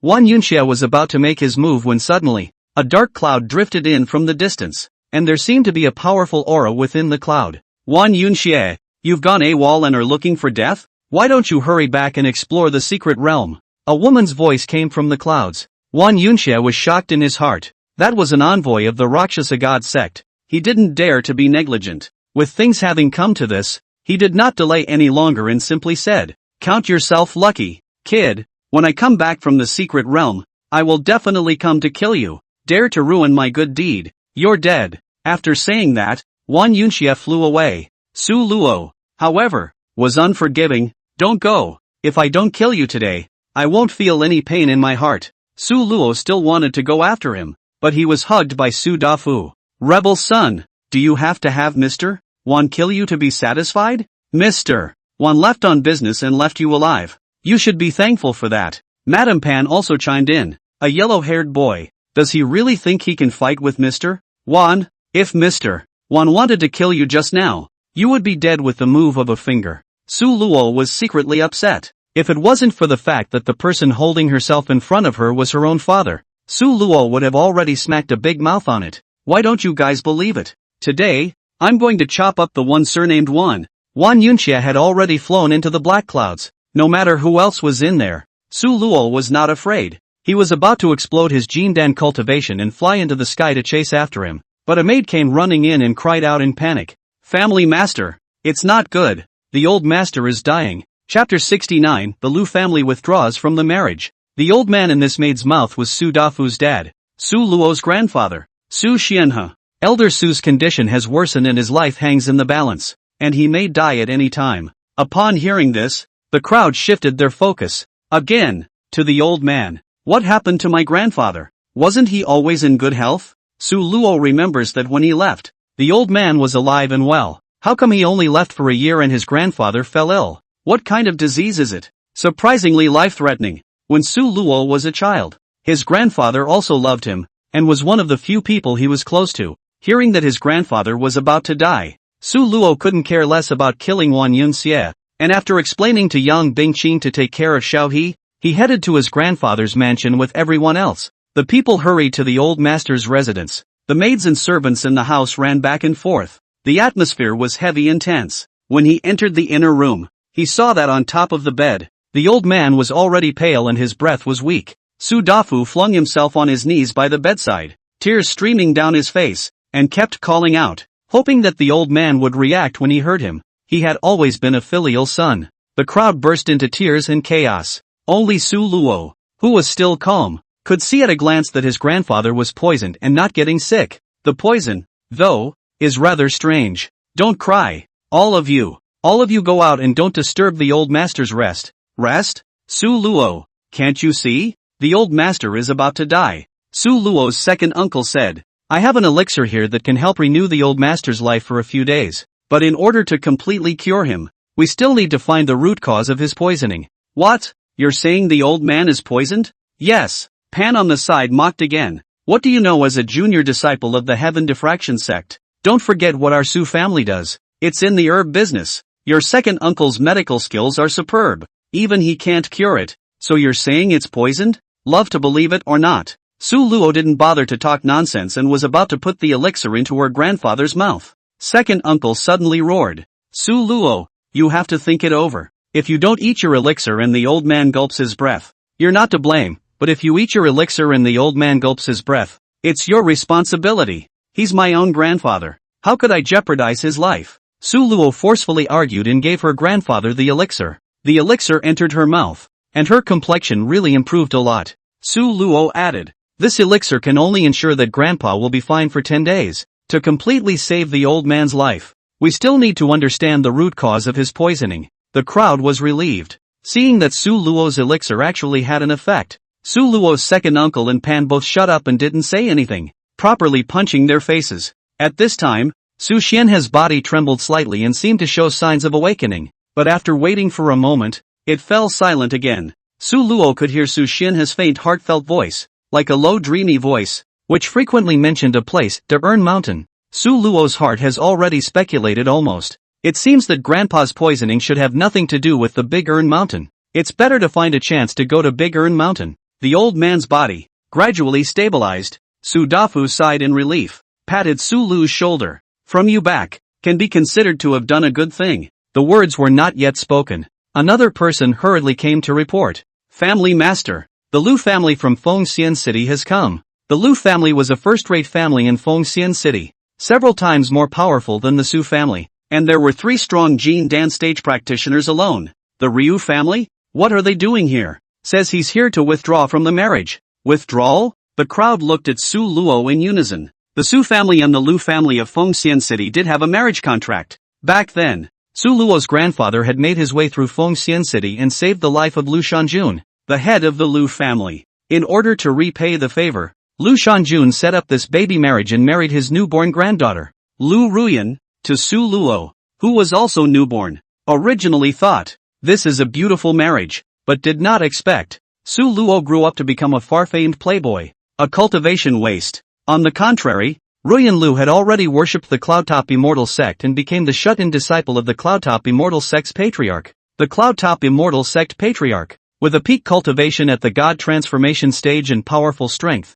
What an honor for the Lu family. If Ruyan Lu learns something, then the Lu family will be able to be among the ranks of the families. Therefore, in the eyes of the Lu family, the Su family was already unworthy of the Lu family. So how could Ruyan Lu marry a scum? The Lu family also supports Lu Ruyan to withdraw from the marriage. The big deal. Just a little more compensation to the Su family. This marriage, as evidenced by the marriage certificate, the Lu family came this time to withdraw from the marriage. However, withdrawing from the marriage was undoubtedly a slap in the face of the Su family, and the Su family would then become the laughingstock of all the great clans for miles around. The Su family knows Su Luo's virtue. Originally did not intend to marry the Lu family's Lu Ruyan. If the two families do not declare, this matter is not mentioned by anyone is just. However, the Lu family had come to withdraw from the marriage. Isn't this specially to slap the Su family's face? Su Dafu was in a difficult position. As the head of the family, this issue was really tricky to deal with. However, since people have come, there is always a need to solve this problem. Su Dafu heart, still do not expect to withdraw from the marriage. Only hate Su Luo is too uncompetitive. Su Dafu looked deeply at Su Luo and shook his head. Let's go. Go and take a look first. Inside the Su family's meeting hall, all of the Su family's clansmen were present, and the leaders of each house, the second uncle, the third uncle, and the fourth uncle were all seated on the two sides in front of the hall. They had different expressions. Some were gloating, some were worried about the Su family's reputation, and some had an attitude of not caring and were ready to eat their melon. On the side of the Lu family, only two people came. One was Lu Ruyan's eldest uncle, named Lu Feng, the same as Su Dafu, early Jindan cultivation. He wore a green-colored robe, calm and experienced, and came to negotiate the withdrawal on behalf of the Lu family. Behind him was a girl, wearing a light green short skirt, revealing a section of bare calves. Her figure could not be said to be front and center,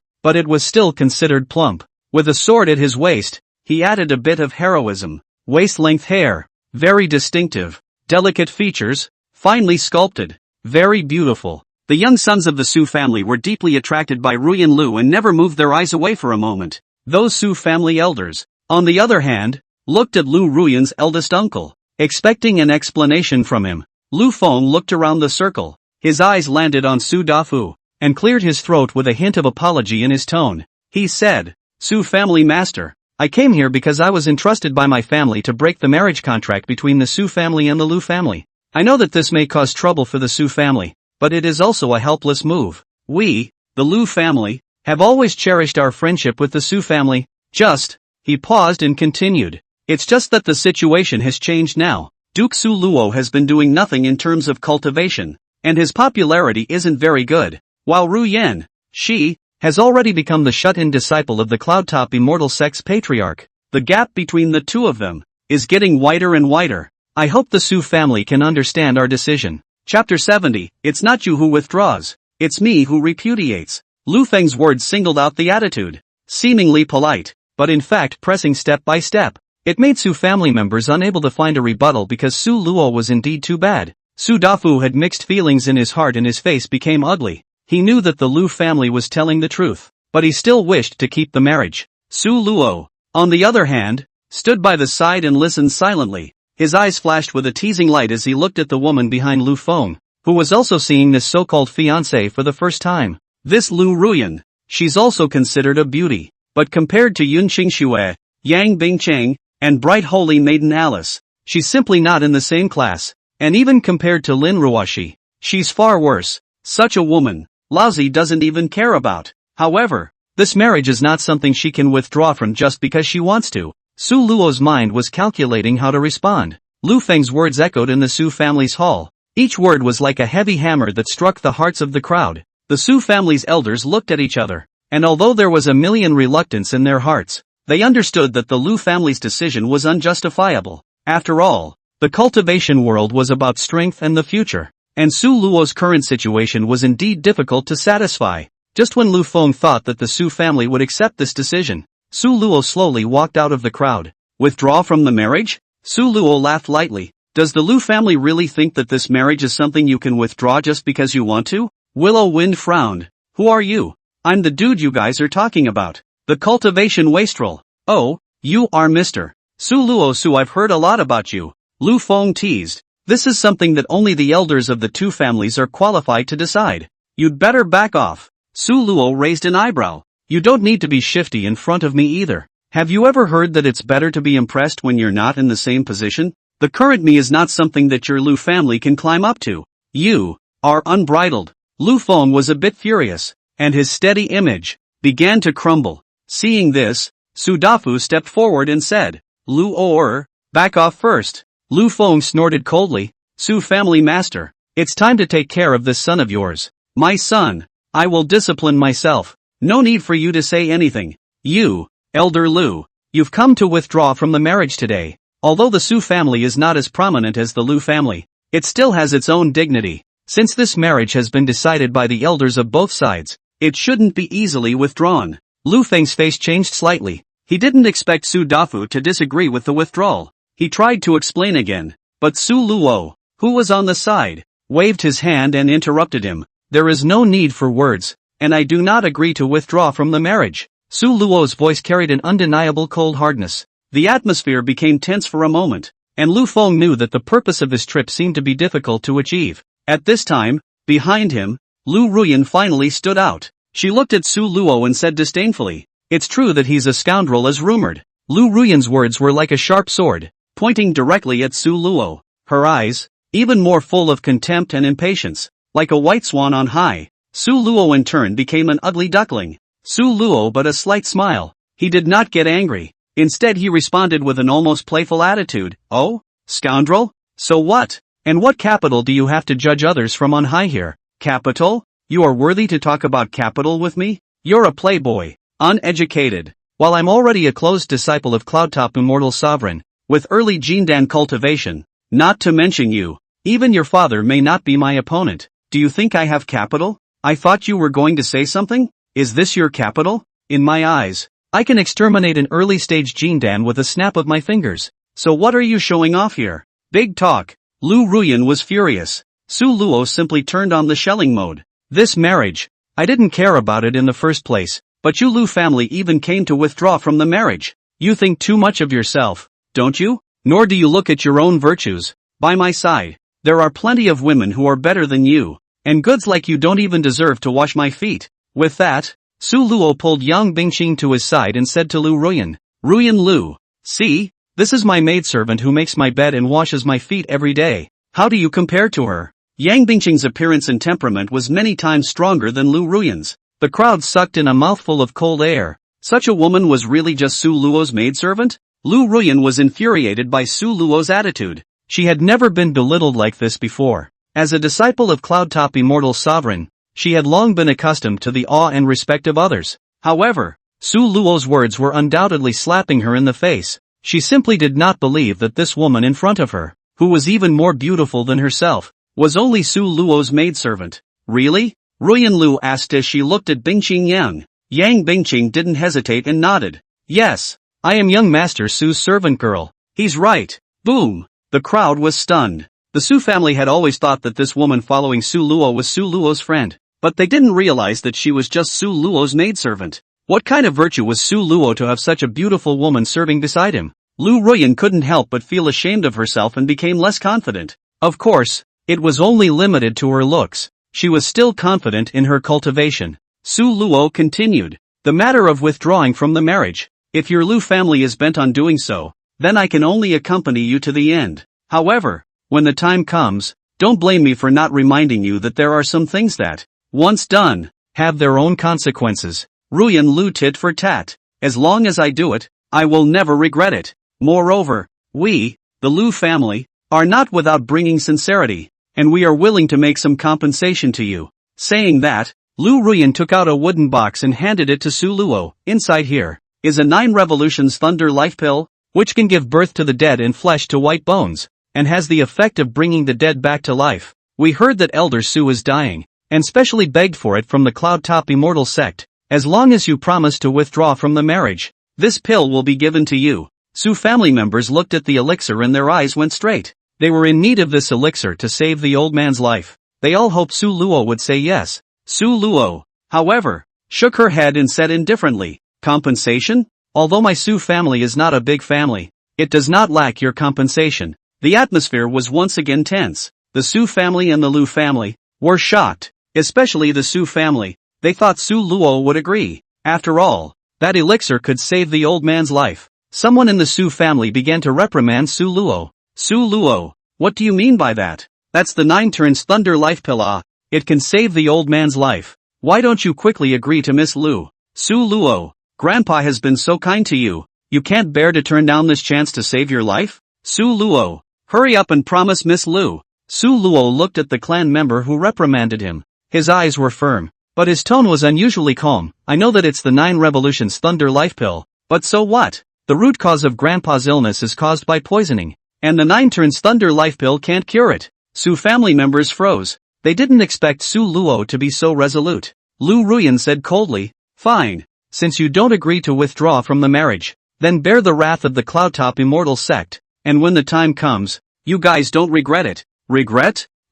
Su Luo, never regret anything. Don't you want to break the contract? I promise you. However, it's not you withdrawing from the marriage, but me repudiating my wife. Pick up your letters of withdrawal and get lost, waiting for me to go to Fengxian City to repudiate my wife. Chapter 71, Expulsion from the Family. Su Luo's words exploded in the hall like thunder, shocking everyone. It's not that you're withdrawing from the marriage, it's that I'm repudiating my wife. Take a step back and directly reverse the situation. It's okay to break the contract, but it has to be me who repudiates you. Liu Ruyan's face instantly turned iron blue. As a disciple of Cloudtop Immortal Sovereign, how had she ever suffered such an insult? Seeing this, Lu Feng hurriedly stepped forward and tried to ease the atmosphere. Mr. Su Luo, what do you mean by this? Let's get together and part ways. Why be so desperate? A good get-together? When you withdrew from the marriage before, why didn't you consider the Su family's feelings? If the Liu family really wants to break the contract,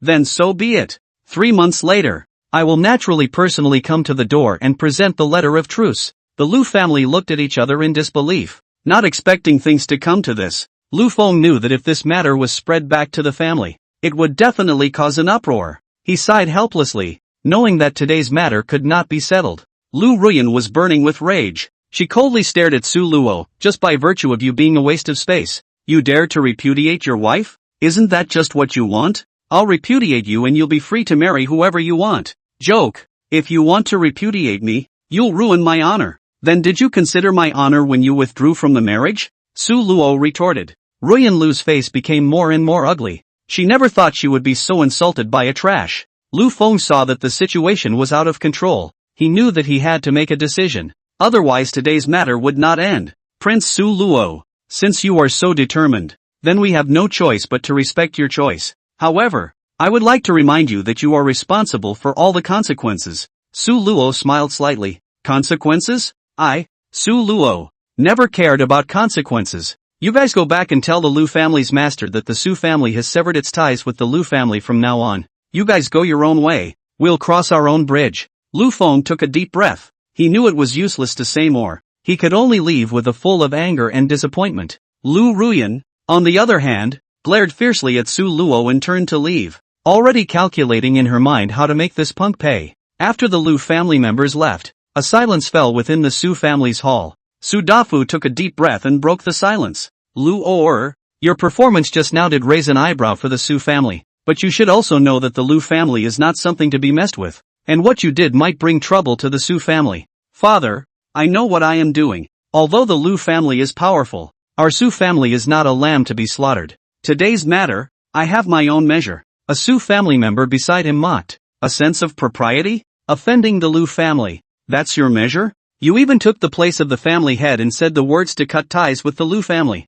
Who do you think you are? Su Luo, do you know how much profit comes in from our business with the Liu family? If we cut off our cooperation with the Liu family, do you know how much we will lose? It's better for both families if you accept the withdrawal. Do you really think you're worthy of Ruyan Lu? And repudiate your wife? 3 months from now, I'm afraid you'll be beaten to death by the Liu family. I don't know what to do. I suggest that Su Luo be expelled from the Su family. That way, Su Luo's behavior will only represent himself and won't implicate the Su family. It was suggested. When Su Difu heard this proposal, he frowned. He knew that this suggestion was made out of protection for the family, but he also realized that it was pushing Su Luo into a corner. Su Luo was his son after all. Su Luo's eyes grew fierce when he heard that someone wanted to expel him from the family. He stared at the Su family disciple who offered to expel himself from the Su family and directly opened his mouth. Shake your Naya.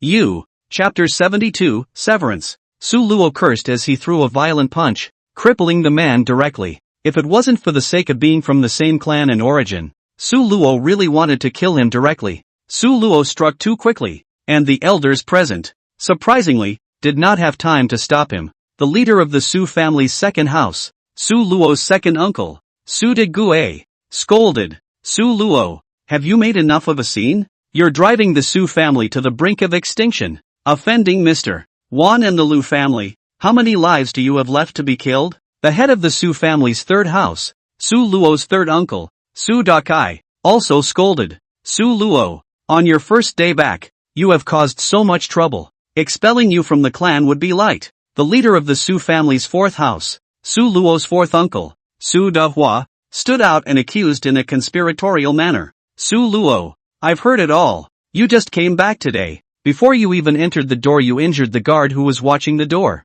Then you hit your younger brother, Su Li, and even your stepmother, Mrs. Pan. Not only have you offended Mr. Wan, but now you've offended the Liu family. You're really a good son or daughter of the Su family. Won't you die until the Su family is exterminated? Solo retorted. I beat the people who deserve it. That guard taunted me as a punk, with no respect for my honor. Should he be beaten? Su Li, as my younger brother, called me by my first name. No respect for my elders. Should he be beaten? Pan Shuilian tortured my maid. Such a cruel and poisonous woman. What kind of elder is she? She has no respect for the elderly. Should she be beaten? As for that Mr. Wan, is clearly an evil cultivator. If he did not run fast, I would have chopped him. What are you afraid of? Su Luo's words were strong and reasoned, his tongue fighting with the crowd, making them speechless. The second, third, and fourth uncles, seeing that they couldn't say anything to Su Luo, aimed their spearheads at Su Dafu again. Big brother, is this the good son you taught? If you don't care about him anymore, our Su family will be completely finished. Why don't you expel this kid from the family? Su Dafu stared at the crowd, aggressively. It was almost worse than roasting him on the fire. I declare that I will sever the father-son relationship with Su Luo from now on, and expel Su Luo from the Su family. Su Dafu was also furious and actually said something like this. The air in the hall suddenly froze after Su Dafu announced that he had severed his father-son relationship. Su Luo also couldn't help but be stunned. He never thought that his father would actually say such words. He looked around at his clan, and there was both loss and relief in his heart. He knew that he was never meant to be part of this world, and that the so-called kinship didn't exist. Su's family, the only thing left is her critically ill grandfather. Su Luo suddenly laughed out loud. Ha ha ha ha ha, that's just it. You guys are heartless, and I will no longer stay. From now on, I will leave the Su family. Xiao He was also assisted by Yang Bingqing. Young master, I'll go with you. Yes. In full view of everyone, Su Luo slowly walked towards the door, each step determined. Just as he was about to step out of the Su family's threshold, he suddenly turned around and his gaze pierced through the crowd and went straight to Su Dafu. He asked, "My mother didn't die, did she?" Su Dafu froze. He didn't expect Su Luo to ask this sentence. After thinking for a moment, he said, "It's true that your mother didn't die. However, you shouldn't think of going to look for her. That place, people like us, can't touch it for the rest of our lives. None of your business." After saying that, Su Luo led the two daughters and left the Su family's residence. Su Dafu's eyes were complicated and his lips trembled slightly, but he did not utter a word. Su Luo's back was fading away. Su Dafu looked at his son far away. His heart mixed feelings, do not know to whether he really made the right choice. At the moment, Su Dafu was in a bad mood. A few disciples beside him were still badmouthing Su Luo. He patted himself on the back and left, causing so much trouble for the Su family. What should be the explanation from the Liu family and Mr. Wan? Su Dafu angrily said, "Don't mention it again. I'll go find Mr. Wan and the Liu family to apologize." The atmosphere grew dull. Su Luo had just left not long ago. The Wei family of Wanbang City unexpectedly came. When Su Luo left, she happened to miss with the Wei family, so the two sides did not meet. The Wei family arrived, naturally for the matter of Su Luo almost beating Wei Ming to death. The Wei family's youngest master lay on a stretcher and was carried into the lobby. Wei Qiaochuan cursed. Su Dafu. Look at what your son did. He almost beat my son to death. Su Dafu had 2 big heads. How much trouble had Su Luo caused on her first day back? In the face of the Wei family's rebuke, he could only respond with a stiff upper lip. He said in a deep voice, Brother Wei, this matter is indeed a case of poor discipline on the part of my Su Mao. It's just that Su Luo has already been expelled from my family and severed his ties. His behavior has nothing to do with the Su family, and you've come to the wrong person to find me. Wei Qiaochuan snorted coldly, clearly not satisfied with Su Dafu's explanation. He coldly said, Su Dafu, the trouble your son has caused, can't it be ended by saying it's not related? If you don't give a statement today, my Wei family will never give up. Su Dafu's heart tightened, having offended Mr. Wan and the Liu family. If he were to form another bond with the Wei family, the Su family's life would be even more difficult. He took a deep breath and spoke in a deep voice. Brother Wei, I am willing to compensate for all the losses of the Wei family, and only ask that this matter be put to rest. Wei Qiaochuan's face slightly slowed down when he heard this, but he still said in a cold voice, compensation is deserved, but what my Wei family values more is face. Su Dafu, if you want to quell this matter, you must apologize to my Wei family in public. Su Dafu's heart sank. Your Wei family wants face, but my Su family doesn't want face? I said.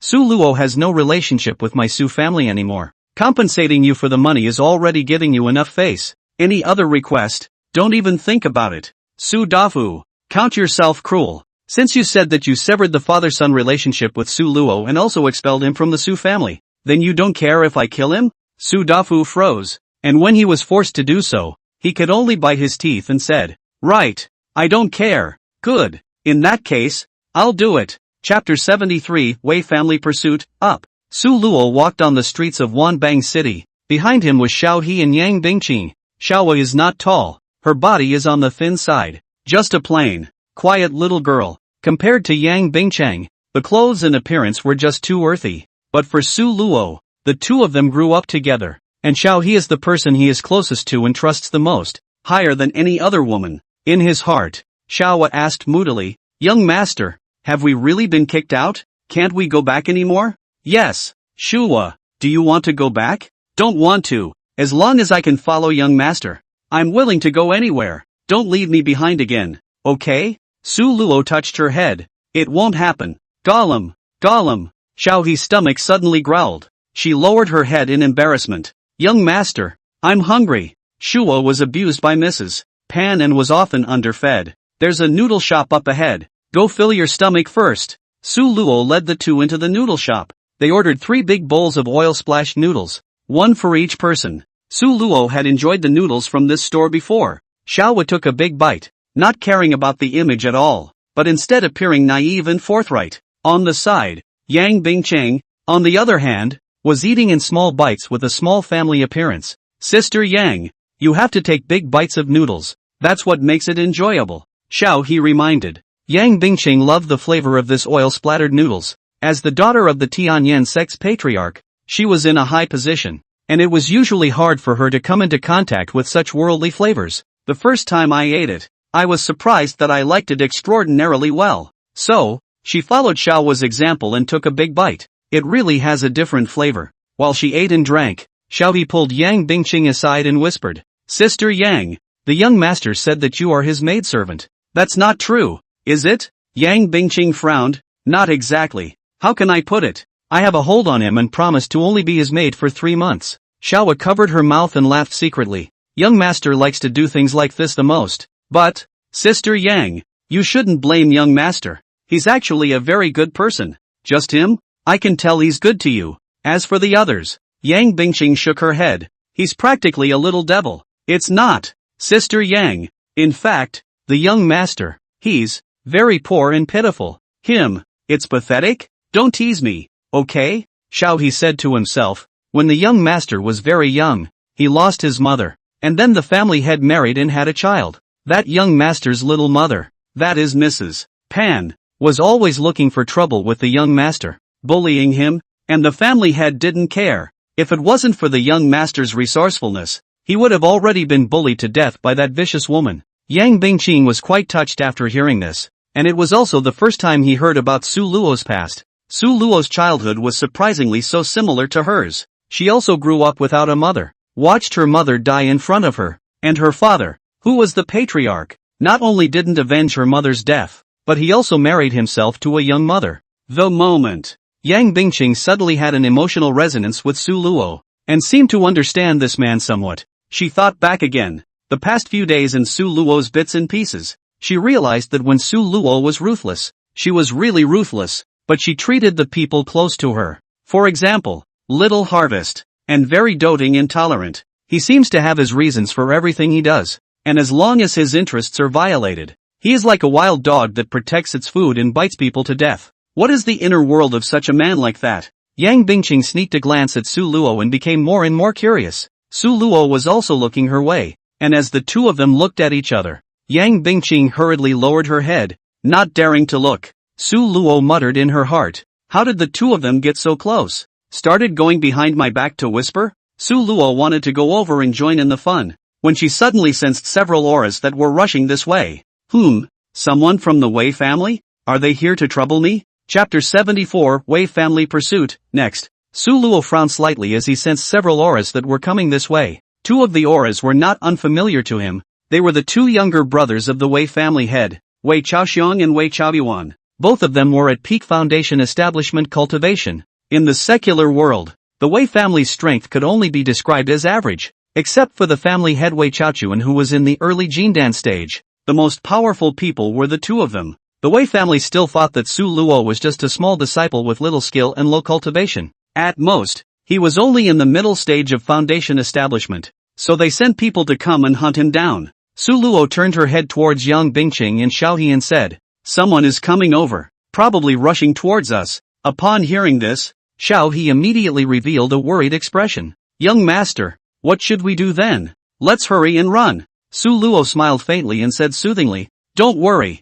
I'm here and will protect you. The good part has just begun. Everything was within Su Luo's plan, including his expulsion from the family, which was also within his calculations. Those people in the Su family, they hate me to death, and it's only a matter of time before I'm expelled from the Su family. Once I don't have the shelter of the Su family, someone will definitely start taking revenge on me. I just didn't expect that the first one to jump out was the Wei family. A small Wei family has really turned against the heavens? Didn't I ask Wei Ming and Chen Fei to notify their respective family heads to apologize? Did you really ignore my words? The Wei family really deserves to die. Su Luo didn't hide or avoid, just sat there, waiting for the Wei family to come over. However, it was at this time, on the upper floor of the small store, but it happened to walk down 5 men. These 5 men, dressed in clothes, were not in the mold of the Eastern continent. They were uniformly dressed in clothes sewn from animal skins, and each of them had a big waist, a beard, and long,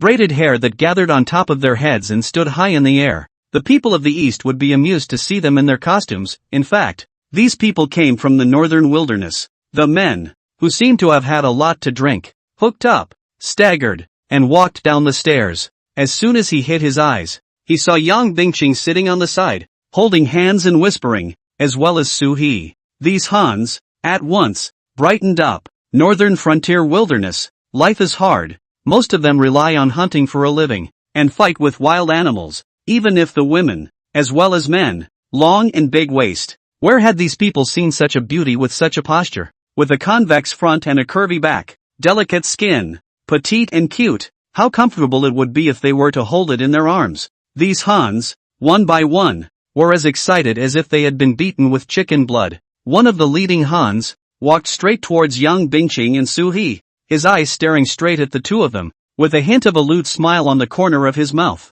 He reached out and was about to touch Sua's face. When Yang Bingqing saw this, she immediately stood up and blocked Suwa behind her. You who, both of you? I'll take them both. The leading Hanyu grabbed at Yang Bingqing again. Yang Bingqing instinctively wanted to fight with him, but she had been sealed by Su Luo's cultivation and was no different from an ordinary person. So if she touched him hard, she was bound to suffer. Yang Bingqing subconsciously looked towards Su Luo, revealing a look of distress. However, at some point, Su Luo had long appeared beside the two. Su Luo steadily grabbed the man's wrist. In broad daylight, how dare you molest my maid? Looking for death? Ha ha ha ha ha, your maid? The few Hans beside him sniffed and laughed. These two chicks are clearly our prey. With that, They surrounded them with a fierce look, trying to intimidate Su Luo. Su Luo didn't panic, and with a flick of his wrist, he directly shattered the arm of the leading man. Screaming miserably, the man thumped back a few steps and slammed into the wall, the entire small store shaking with it.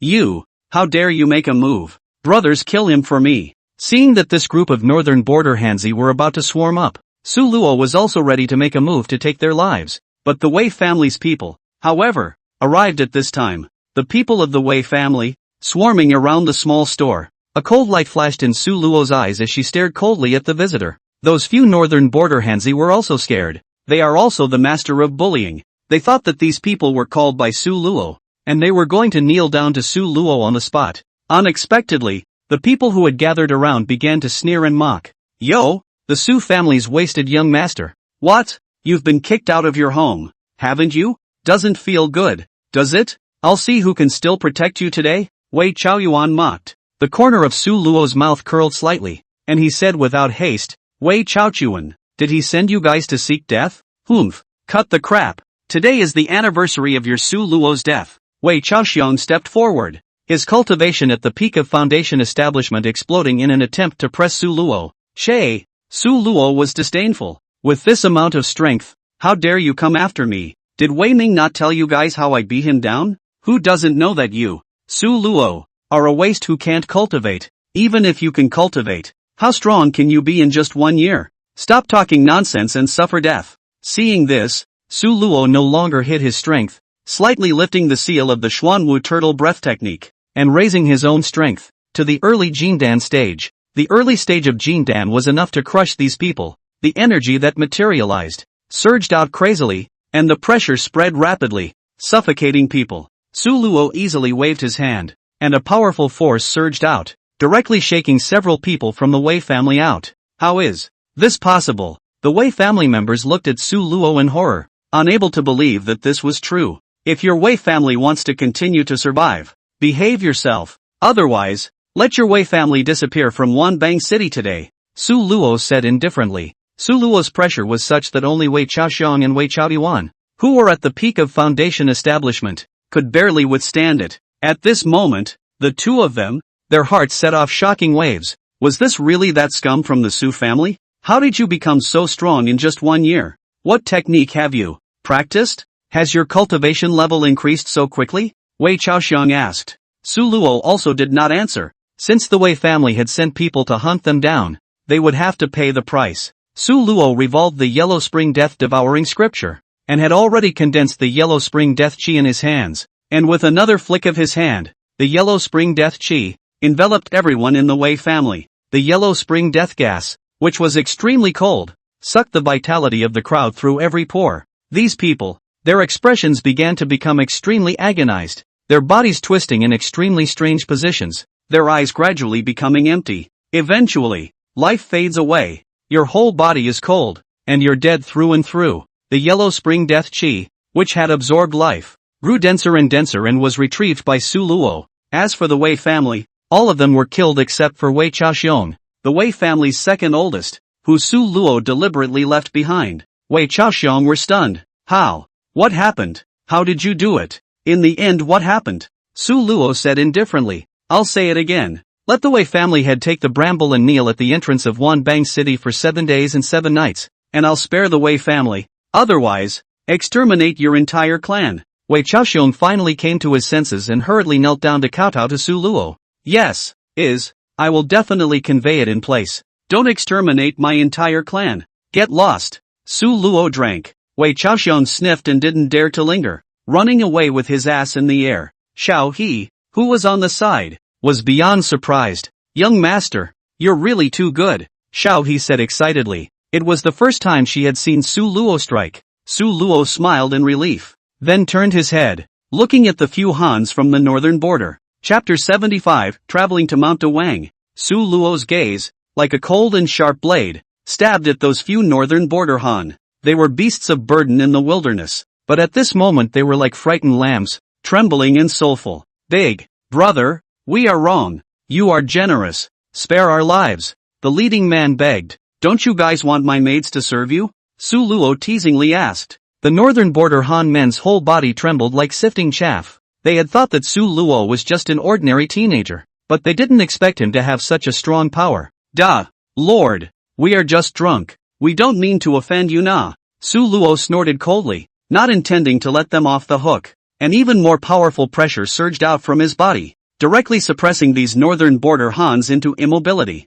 Then, with a gentle wave of Su Luo's hand, a faint light flashed, and these Hans instantly felt as if something had been drawn out of their bodies. The yellow spring death chi wrapped around them and directly drained their lives, instantly killing them violently. Xiao He looked at Su Luo, her eyes full of admiration. No matter what Su Luo did, she was firm and supported it without any reason. Yang Bingcheng, who was on the side, had palpitations. She couldn't see what technique Su Luo had used, and the spell was so bizarre that it made her very uneasy. The little bit of good feelings that had just arisen towards Su Luo was now fluctuating. What kind of person is he in the end? It is said that he kills like a man, yet they all seem to be people who have messed with him, and when he kills, he doesn't even have a single fluctuation of emotion. And what are those lives? What are they in his eyes? Yang Bingqing had a lot of thoughts. Su Luo turned around and said to the two, "Let's go. We have more important things to do." "Young master, where are we going?" Xiao He asked. "Although I've been expelled from the Su family,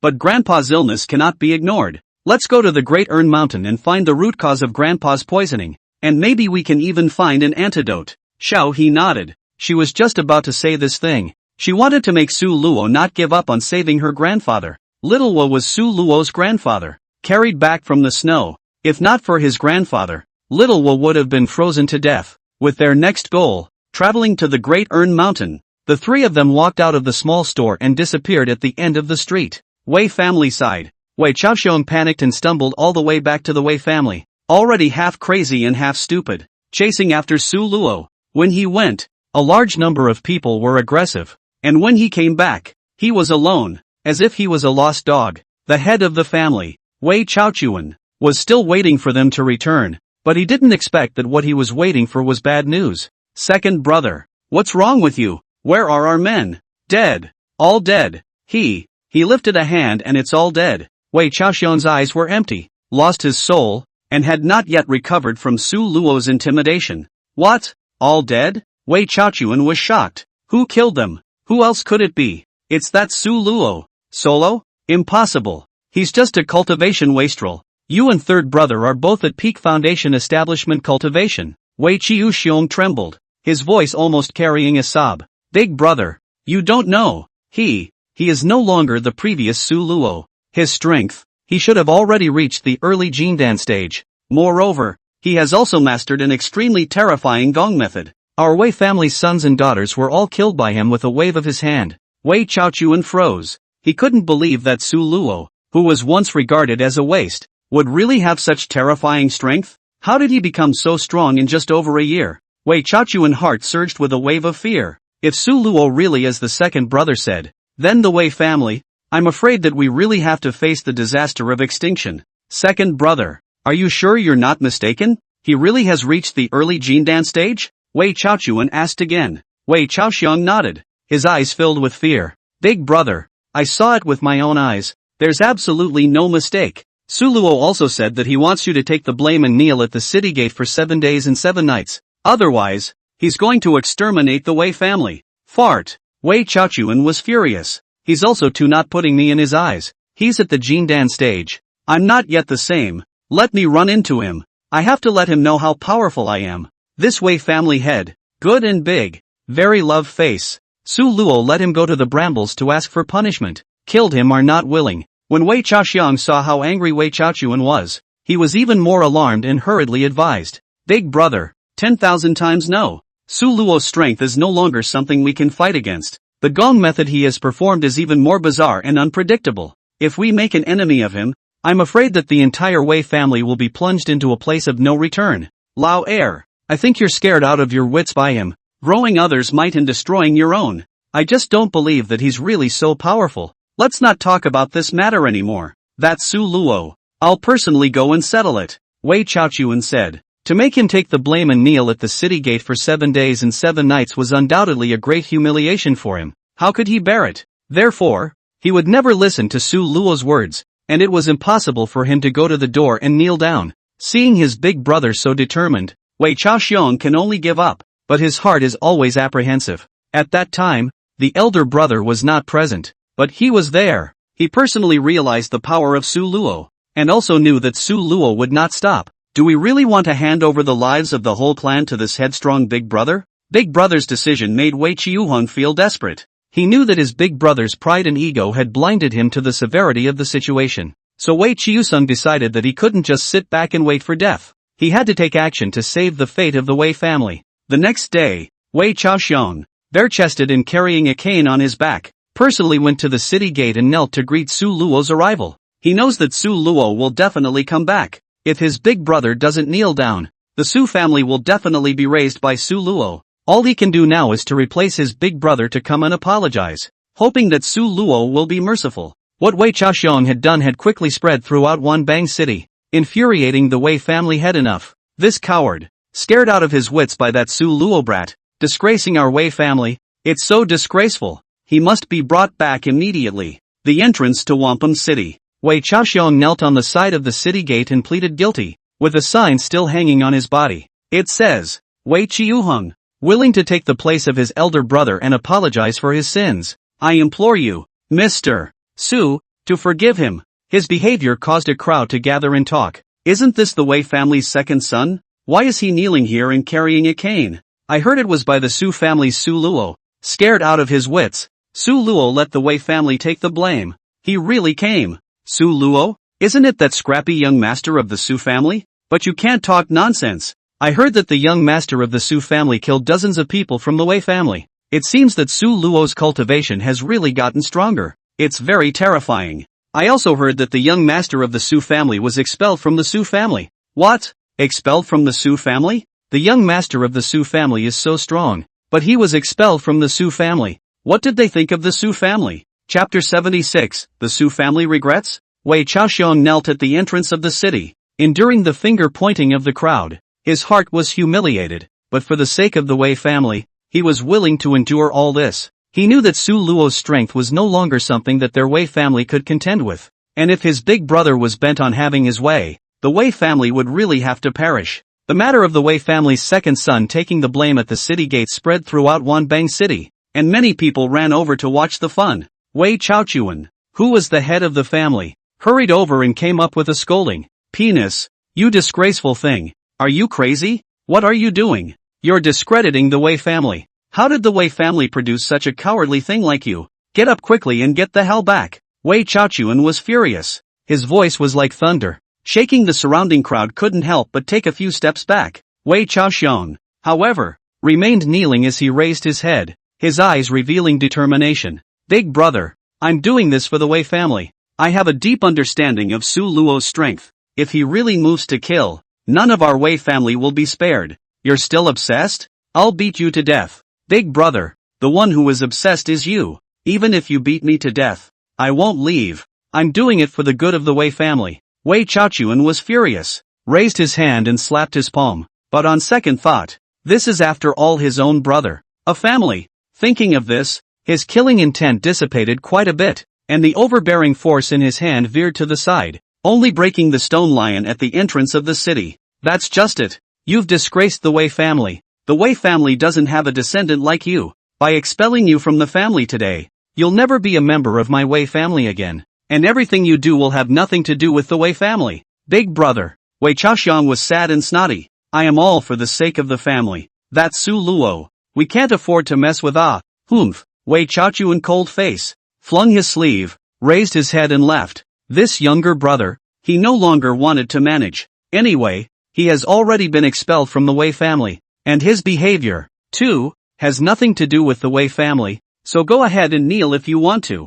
Wei Qiaoxiao did not think so. Even if he was expelled from the Wei family, he still knelt firmly at the city gate and begged for forgiveness. He was fighting for a chance to live for the whole Wei family. The people gathered at the doorway. There were also servants of the Su family, who hurried back to report this situation to Su Dafu. At this time, the Su family members were still unaware of everything that was happening outside. The old man of the Su family, after taking Su Luo's elixir, although his complexion had improved, Su Luo's elixir could only renew the old man's life for 10 days. Within these 10 days, the old man's health was still getting worse by the day. Seeing this situation, Su's family was very anxious. If the old man falls, a lot of the Su family's business, too, will be cut off. In the past few days, the Su family had been guarding the old man's side, putting all their energy into the old man, and really didn't pay attention to what was going on outside. The second oldest member of the Su family, Su Dague sighed. Old master, I'm afraid I won't be able to hold out much longer.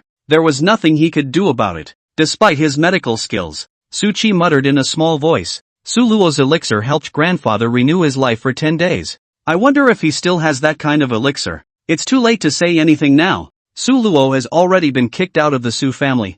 I'm afraid she won't be coming back. Elder 2. That elixir, can it really save the old master? Family head Su Dafu asked. Su Degue nodded. Yes, it does work. Although he couldn't stand Su Luo, he had to admit that the pills Su Luo took out were truly amazing. I think it's just a blind cat bumping into a dead rat. Who knows where he pounded the elixir from? I guess it's just that one. Mrs. Pan still didn't forget to denigrate Su Luo. The old master loves him so much. He just took out one elixir to renew the old master's life. Either he doesn't have it anymore or he's just a wolf with a heart of gold. Enough. Don't say it. Su Luo is not that kind of person. Treating the old master. He is still sincere. Su Dafu was also a bit tired of seeing Mrs. Pan now. Why are you yelling at me? Wasn't it you who wanted to cut ties with Su Luo and expelled him from the family? And now you're speaking for your precious son? Mrs. Pan mocked. This husband and wife, surprisingly, quarreled. Su Dafu was too lazy to be general with women and could only choose to keep his mouth shut. He frowned, recalling the situation after Su Luo's return, and had a vague feeling. He felt that Su Luo did have some changes. From the beginning to the end, no matter if he was facing Mr. Wan or the withdrawing Lu family, he was calm and collected. Could it be that his cultivation had really grown? Wasn't it too presumptuous to sever the father-son relationship with Su Luo and expel him from the family without asking questions and being compelled by these people? Su Dafu gradually regretted it a little. This time, the servant who saw Wei Qiuxiong's negative brambles and returned to the Su family, ran without stopping to report on the matter. The Su family members who heard about this were all dumbstruck. What? You're saying that the Wei family's penis kneeling at the city gate to apologize is because of Su Luo? This can't be possible, can it? Su Luo is that powerful? The Wei family's second eldest is a peak foundation establishment. How could he be afraid of Su Luo? What kind of trick is the Wei family pulling? Isn't he Wei family also not afraid of losing face? The servant rushed back. I saw it with my own eyes, said Mr. Luo. I also found out that young Master Luo killed all the people sent by the Wei family to kill him, and only left Wei Qiusung to come back to report. And then Wei Qiusung was scared out of his wits, and knelt down at the city gate to ask for forgiveness. And young Master Luo said that when he came back, he would exterminate the entire Wei family. The crowd once again sucked in a breath of cold air. Su Luo killed all the people who were chasing him? Is he so powerful now? A cultivator who can defeat a peak foundation establishment practitioner is at least of Jindan cultivation. Could it be that Su Luo is a Jindan powerhouse? How is this possible? How can you grow so fast in more than a year? The Su family members looked at each other in dismay. If Su Luo was really this strong, then was it still the wisest decision to kick him out of the family? There was no one who regretted it more than Su Dafu right now. At this time, Mrs. Pan cleared her throat and reminded, even if Su Luo has become stronger, but don't forget that he has offended Mr. Wan and the Lu family of Bangxian City, so even if he's even stronger, is he still better than Mr. Wan and the Lu family? The crowd was relieved to hear that what Mrs. Pan said was not unreasonable. Offending Mr. Wan and the Lu family was a dead end, and there was no excuse for expelling them from the family and severing their relationship, or else the Su family would be implicated along with them. As everyone thought this way, the trace of remorse that had just risen also dissipated. Only Su Dafu, who was the head of the family, was still anxious in his heart. On Su Luo's side, he had already entered the Great Ern Mountain. Chapter 77, Spanking the Auntie's Ass. The Great Ern Mountain was not far from Wanbang City. With Su Luo's speed, he could reach it in a few breaths. However, the Great Ern Mountain has always been regarded as a forbidden place by the people in the neighborhood. There is no other reason than the existence of the Taoist guile in the Great Ern Mountain. Su Luo has heard since she was a child that there is a Taoist trickster hiding in the Big Ern Mountain. So don't go there, especially when it's dark. What is the Taoist guile? No one knows, only that it's a very scary thing. The legendary Daogui cannot easily leave the De Ern Mountain, and the only way they can move around is by possessing human bodies. There was once a person who disregarded these rumors and insisted on breaking into the mountain, only to be possessed by a Taoist spirit. When this man came out of the mountain, his temperament changed drastically and he went on a rampage to slaughter his loved ones. In the end, 3 Jindan stage practitioners combined their efforts to suppress it. The moment several people had arrived at the foot of the Great Urn, Yang Bingqing couldn't help but be curious in her heart as she saw the Great Urn Mountain for the first time. The mountain, as its name suggests, is really like a large wang that holds something, wide and bulging in the center, but very flat at the top. Su Luo had also heard that this Great Urn Mountain had a terrifying legend. Legend has it that the Great Urn Mountain is the manifestation of a gigantic pottery wang, and that what was held in the wang was a man with his limbs and head cut off. A giant to be exact.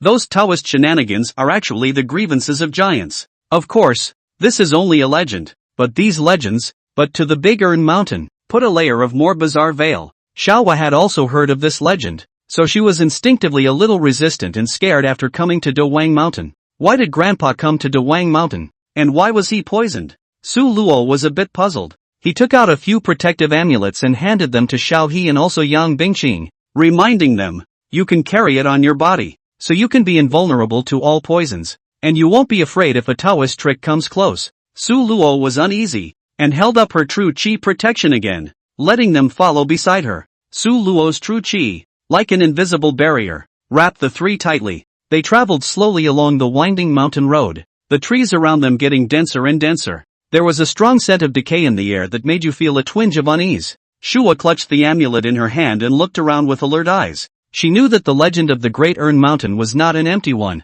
so she was extra cautious. Young master, look over there. What's that in white? Xiao He exclaimed. Su Luo had long ago realized that those things seemed to be some souls, which might be related to the so-called Dao Gui. These things look a little spooky, but there's no real threat. When they pounced on themselves, they could be easily dispersed with a single swipe. However, the number of these soul bodies, grew, as if endless. Su Luo was also too lazy to care anymore. When these things pounced over, they touched the shield and naturally followed the annihilation. Walked a little further. At this point, Solo noted, the air is getting moist. This wet air, which alerted him, seemed to carry poison, as the energy of his true qi shield was being drastically depleted. There's spookiness. Grandpa was probably poisoned here. This is soul poison. It can poison the soul. No wonder treating the physical body has no effect. Generally speaking, antidotes and poisons go hand in hand, and there should be an antidote around here.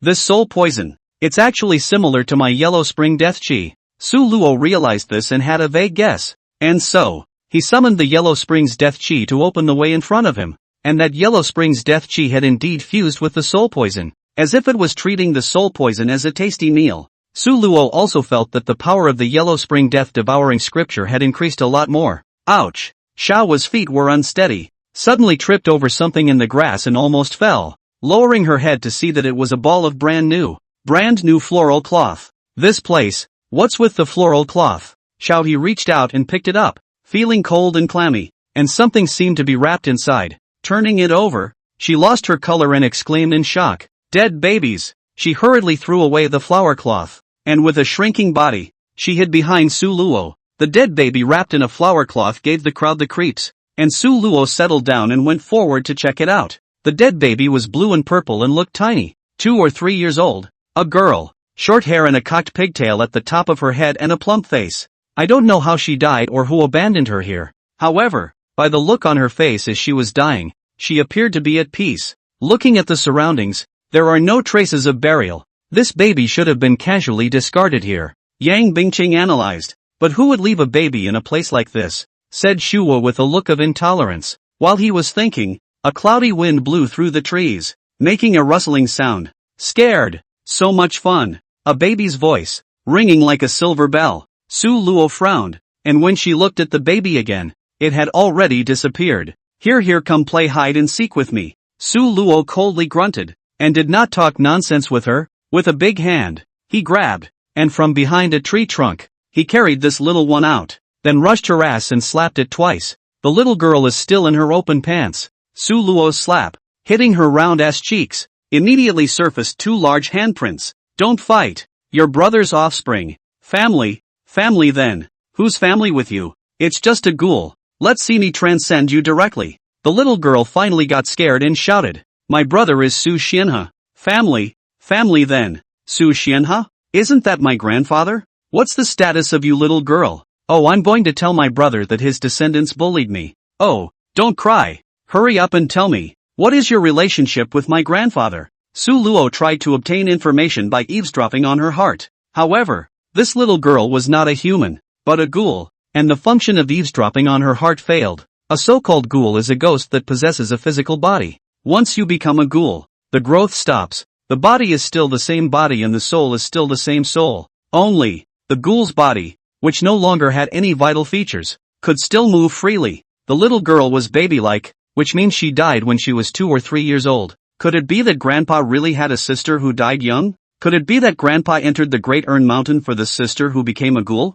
Su Luo thought secretly in his heart. If that's the case, wouldn't one still have to call this girl an aunt? 3 years old, still wearing open pants auntie. This name really can't be called. More to the point, I seem to have just spanked my auntie's ass. Chapter 78, The Rakshasa Sect. The little girl was wearing a flowery coat, and because she was a ghoul, her whole body was icy cold. Under Su Luo's coercion, he gradually told the truth. It turned out that this little girl really is Su Xianhe's sister who died long ago, named Su Xiaoxiao. In terms of seniority, Su Luo really had to call her an aunt. It was about 50 years ago. The Su family was still just a lowly family in Wanbang City. Su Xianhe was less than 10 years old, and Su Xiaoxiao was 3 years old. A serious illness took Su Xiao's life. In those days, plague, famine, and war would have been commonplace, and it is not surprising that small children died early. After Su Xiaoxiao's death, Su Xianhe's parents were devastated.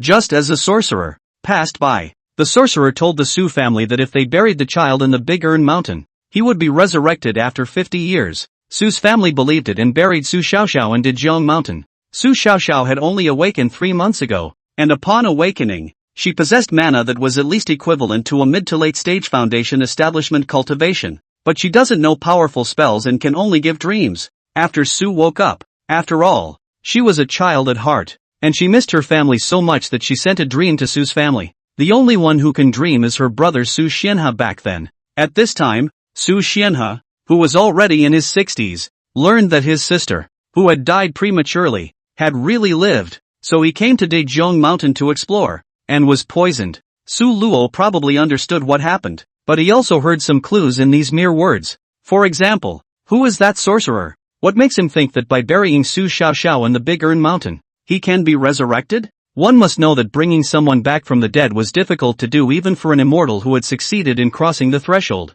Did that sorcerer know from the beginning that Su Xiaoxiao would turn into a ghoul? And for what purpose did he want to help the Su family resurrect Su Xiaoxiao? Su Luo had always believed that in the world of immortal cultivation, cultivators were all profitless people who would not make a move without benefits. There must be something fishy in this. Looking at this little thing, Su Luo was a little embarrassed. Since he was an elder, he was embarrassed to hit her, but again, in order to come to look for you, Grandpa was poisoned by the soul poison. His life is in danger. You are more familiar with the Great Ern Mountain. Is there any antidote here? Su Luo asked. There's a drop. The little girl nodded repeatedly. It's in the valley over there. But, recently, there are so many powerful people coming from the mountainside, not only looking for the treasure, but also want to catch people. People are afraid, so they hide here. Su Luo understood that those should be the people of the Rakshasa God sect, and that Mr. 1 should also be among them. Show me.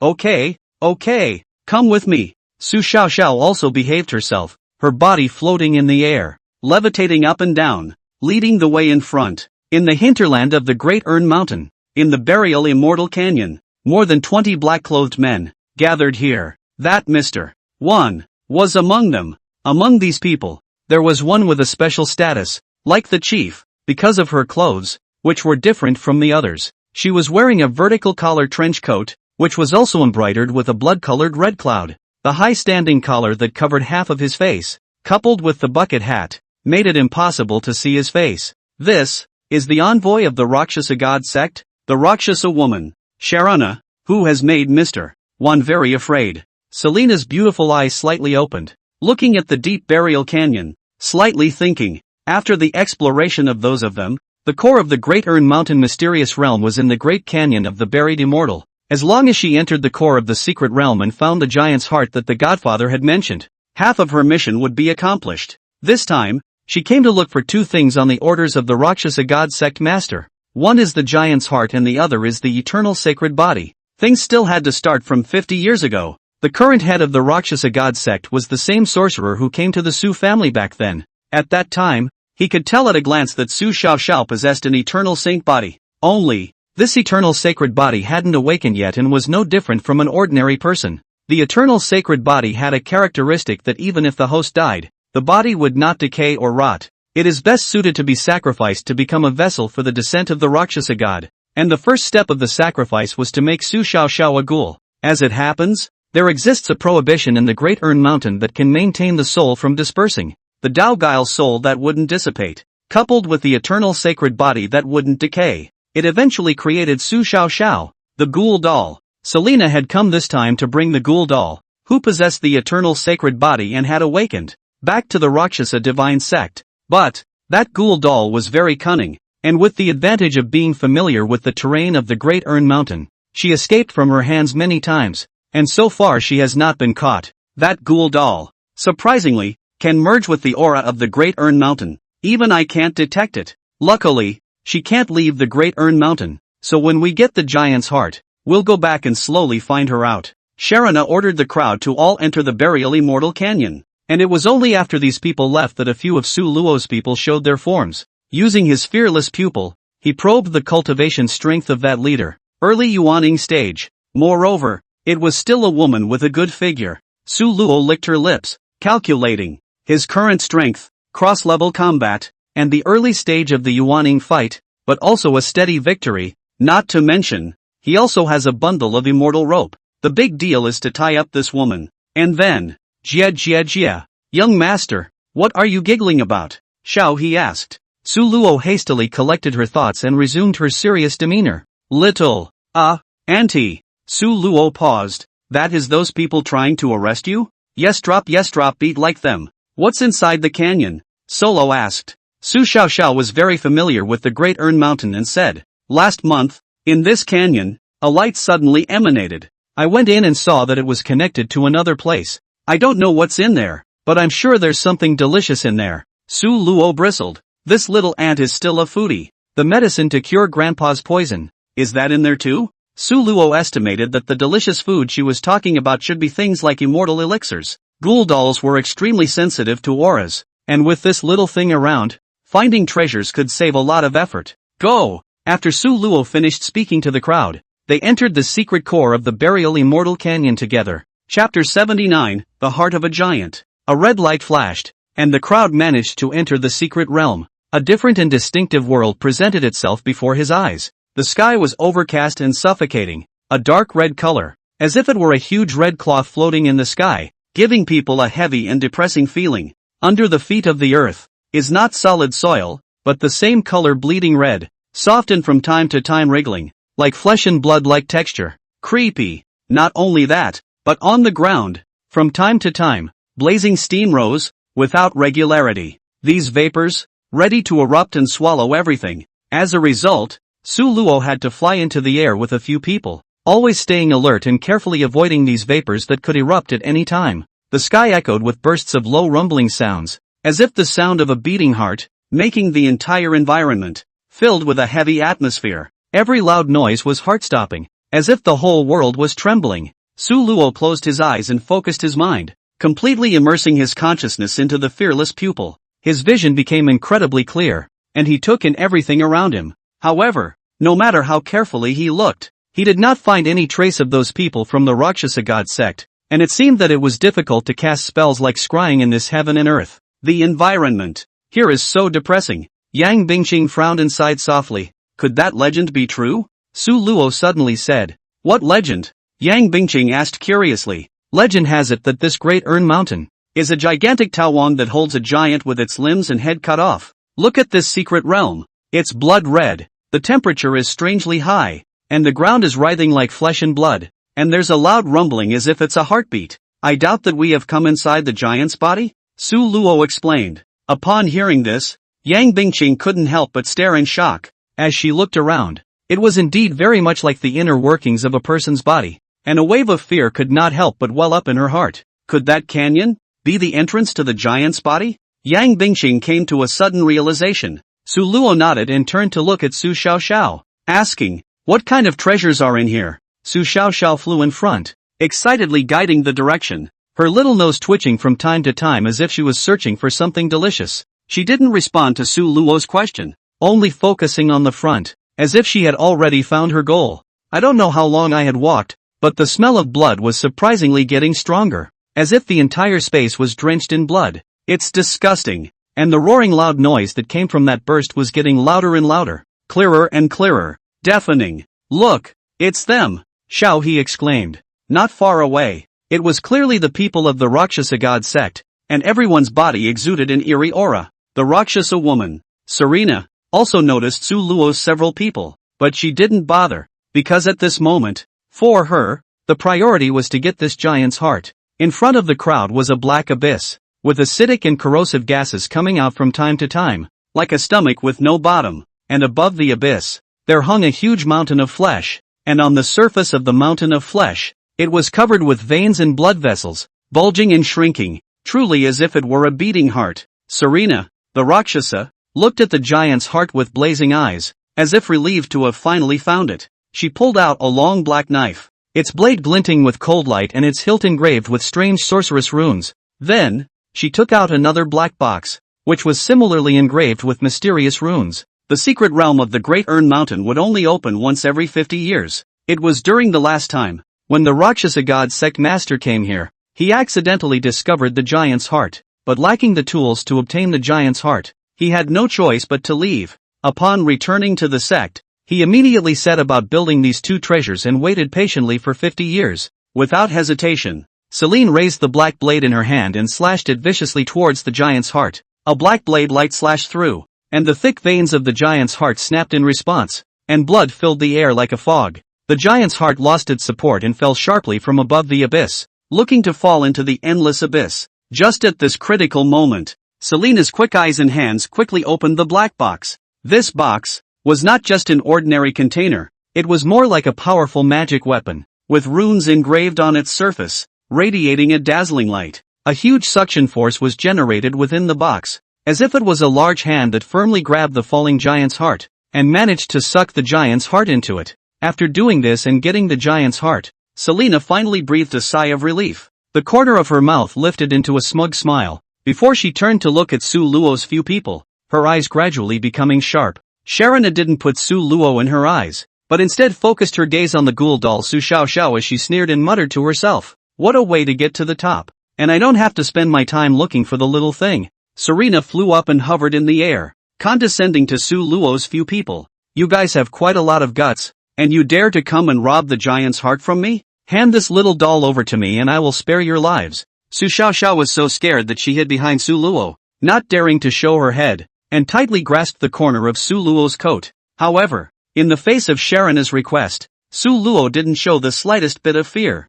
He stepped forward and locked eyes with Selena, sharp eyes that seemed to see right through Selena. "Cut the big talk. Not only am I going to get the giant's heart, even you. I want it," Su Luo provoked. Sharona's face became gloomy as she drank. How dare you speak to this honored one in such a manner?" In the face of Sharona's pressure, Su Luo's face was calm, and the corners of his mouth even carried a teasing smile. "Mr. One frowned slightly and muttered in his heart, "This guy, does he really have some kind of bottom card? To be so arrogant in front of the Rakshasa woman." He knew the power of the Rakshasa woman. That was a strong cultivator of the Yuaning cultivation, and this kid in front of him looked like nothing more than an ordinary cultivator. Mr. One was very self-aware. He didn't want to go and be the one to stand out, so he had been hiding at the back of the crowd, carefully observing the development of the situation. At that moment, Selena had already struck. She displayed the powerful cultivation of an early-stage Yuaning, and between the light dance of her jade hands, a huge wave of mana swept through like a storm. The red silk threads that filled the sky were like a dense spider web, instantly trapping Su Luo's body firmly. This was precisely the Rakshasa god sect's puppet technique. Once controlled by the red silk threads, one would become a puppet at the mercy of others. Su Luo, his body shook. and his Jindan 6th level cultivation violently erupted, simultaneously operating the Thunder Inferno Overlord body technique and the Yellow Spring Death-Eating scripture. With these two techniques, he then possessed the ability to fight across levels, easily. Just break through the red thread. Chapter 80, Kidnapped Another Chick. Red wire roots break. Then, behind Su Luo's back, a pair of children's huge feathered wings suddenly emerged. It was a pair of white wings, and when one looked closely, on each feather, there were flashes of lightning, and the edges of the wings were burning with a blazing flame. The moment this pair of wings appeared, Su Luo's entire aura changed radically. His already powerful body became even more terrifying at this moment, as the lightning and flames on his body, intertwined together, formed a unique shield, and outside of this shield, there was also a layer of bizarre yellow airflow surrounding it, which was the Yellow Spring Death Chi. What is this, Mr. Wan's eyes widened, looking at Su Luo with a face full of shock. Serena froze as well. She had never seen such a strange sight. The Su Luo in front of him was like an angel coming from hell, exuding a palpitating aura. Selena's red silk threads, large swaths of them, were burned to ashes, and no power whatsoever could ever come close to Su Luo again. Su Luo stood in the air, his eyes cold, radiating an unrivaled domineering aura. In terms of aura, it was not inferior to the early-stage Yuaning Sharana at all, even more so than ever. How is that possible? Serena murmured, a look of disbelief flashing in her eyes. Mr. Wan, who was on the side, was in a cold sweat.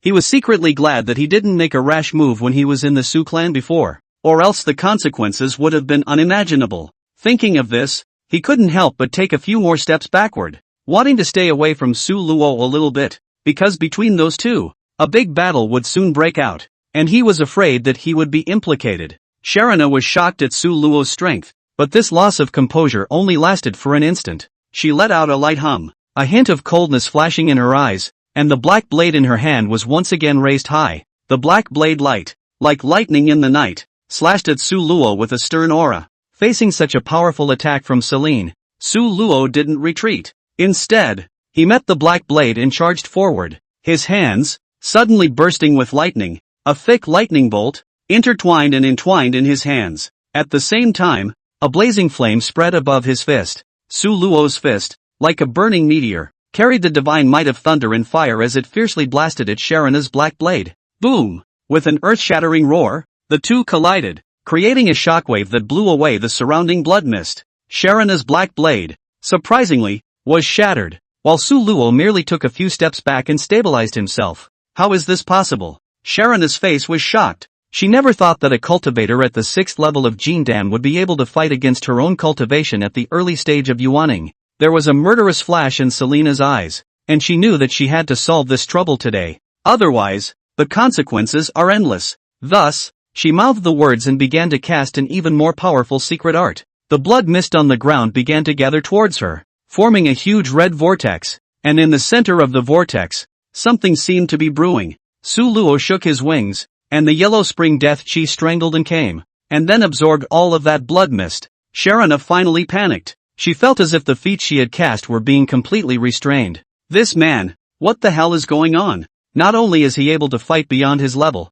even the spells he uses are even weirder than those of our Rakshasa divine sect. Serena didn't dare to continue fighting with Su Luo and began to think of a way to escape. However, before she could put it into action, she was tied up by Su Luo's binding immortal rope. At first, Selena didn't think anything of it, just assuming it was ordinary rope. But when she used all her strength, she could not break free, and the more she struggled the tighter the rope became. She realized that this was actually a heavenly ranked artifact. Chapter 81, Similar Plots. You even have this kind of powerful magic weapon? Serena twisted her body, never able to get out of her bonds. I told you, the giant's heart is mine, and you'll be mine too. Jia jia jia. When the crowd heard Su Luo's laughter, they couldn't help but get goosebumps. Where would a normal person laugh like that? Is he an evil practitioner? Serena was horrified. The Rakshasa divine cult is evil enough. This man, why does he seem to be even more evil? He wouldn't want to defile me, would he? No way. Absolutely not. As the Rakshasa goddess of the Rakshasa god cult, my body, which can only belong to the Rakshasa god, absolutely cannot be defiled by him here. If he dares to do this to me, I will kill myself and I will never let him defile my body. Serena turned her head to the men behind her. This was her last chance. Why don't you guys get on with it? Kill him for me. In this situation now, she could only order her own men to deal with Su Luo. More than 20 followers of the Rakshasa God sect all rushed towards Su Luo. That Mr. 1, however, turned and ran. Are you kidding? The Yuaning stage Rakshasa woman is tied up, and for us people to rush up there is just sending them to their deaths. I'm not going to die. Wang Yunxie turned around and ran, and coupled with the fact that he himself was good at escaping and hiding, he managed to escape the battlefield. As Wang Yun evil thought, after those people rushed up, they could really only be harvested. Su Luo's Yellow Springs death breath pressed over and directly extracted their lives. This maneuver, it's just bizarre. Serena's face was pale. She hadn't expected that her carefully cultivated men would be destroyed so easily. What kind of demonic techniques are these? It's even more bizarre than my Rakshasa divine sex techniques, she asked through gritted teeth, her heart filled with resentment.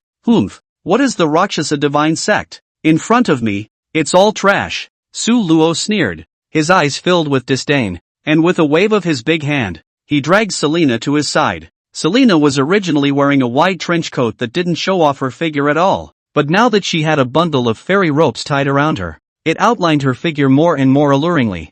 The body is pretty hot. Su Luo touched her waist with a nice touch. This scene evoked Yang Bingqing's memories. Before, Su Luo had used the same technique to tie her up and locked her up in a cave for half a month of torture. Now, a similar drama. Is it going to repeat itself? Nice figure. And you shouldn't be too bad looking either. Let me see your true colors. Solo knocked the bucket hat off Selena's head, revealing her long hidden face. Sharona let out a cry of surprise, and a shy and bewitching face appeared in front of Su Luo. Unlike all the women Su Luo had seen, this Selena's face, what was shown, was demonic, charming, and carried a soul-seducing temperament of its own. When Yang Bingqing saw it, she also lowered her head, ashamed of herself, because that face was, in fact, too bewitching. Just by looking at it, within Su Luo's body, a fire of lust sprang up. A strong desire welled up in Su Luo's heart, and he took a deep breath in an attempt to calm his inner excitement. However,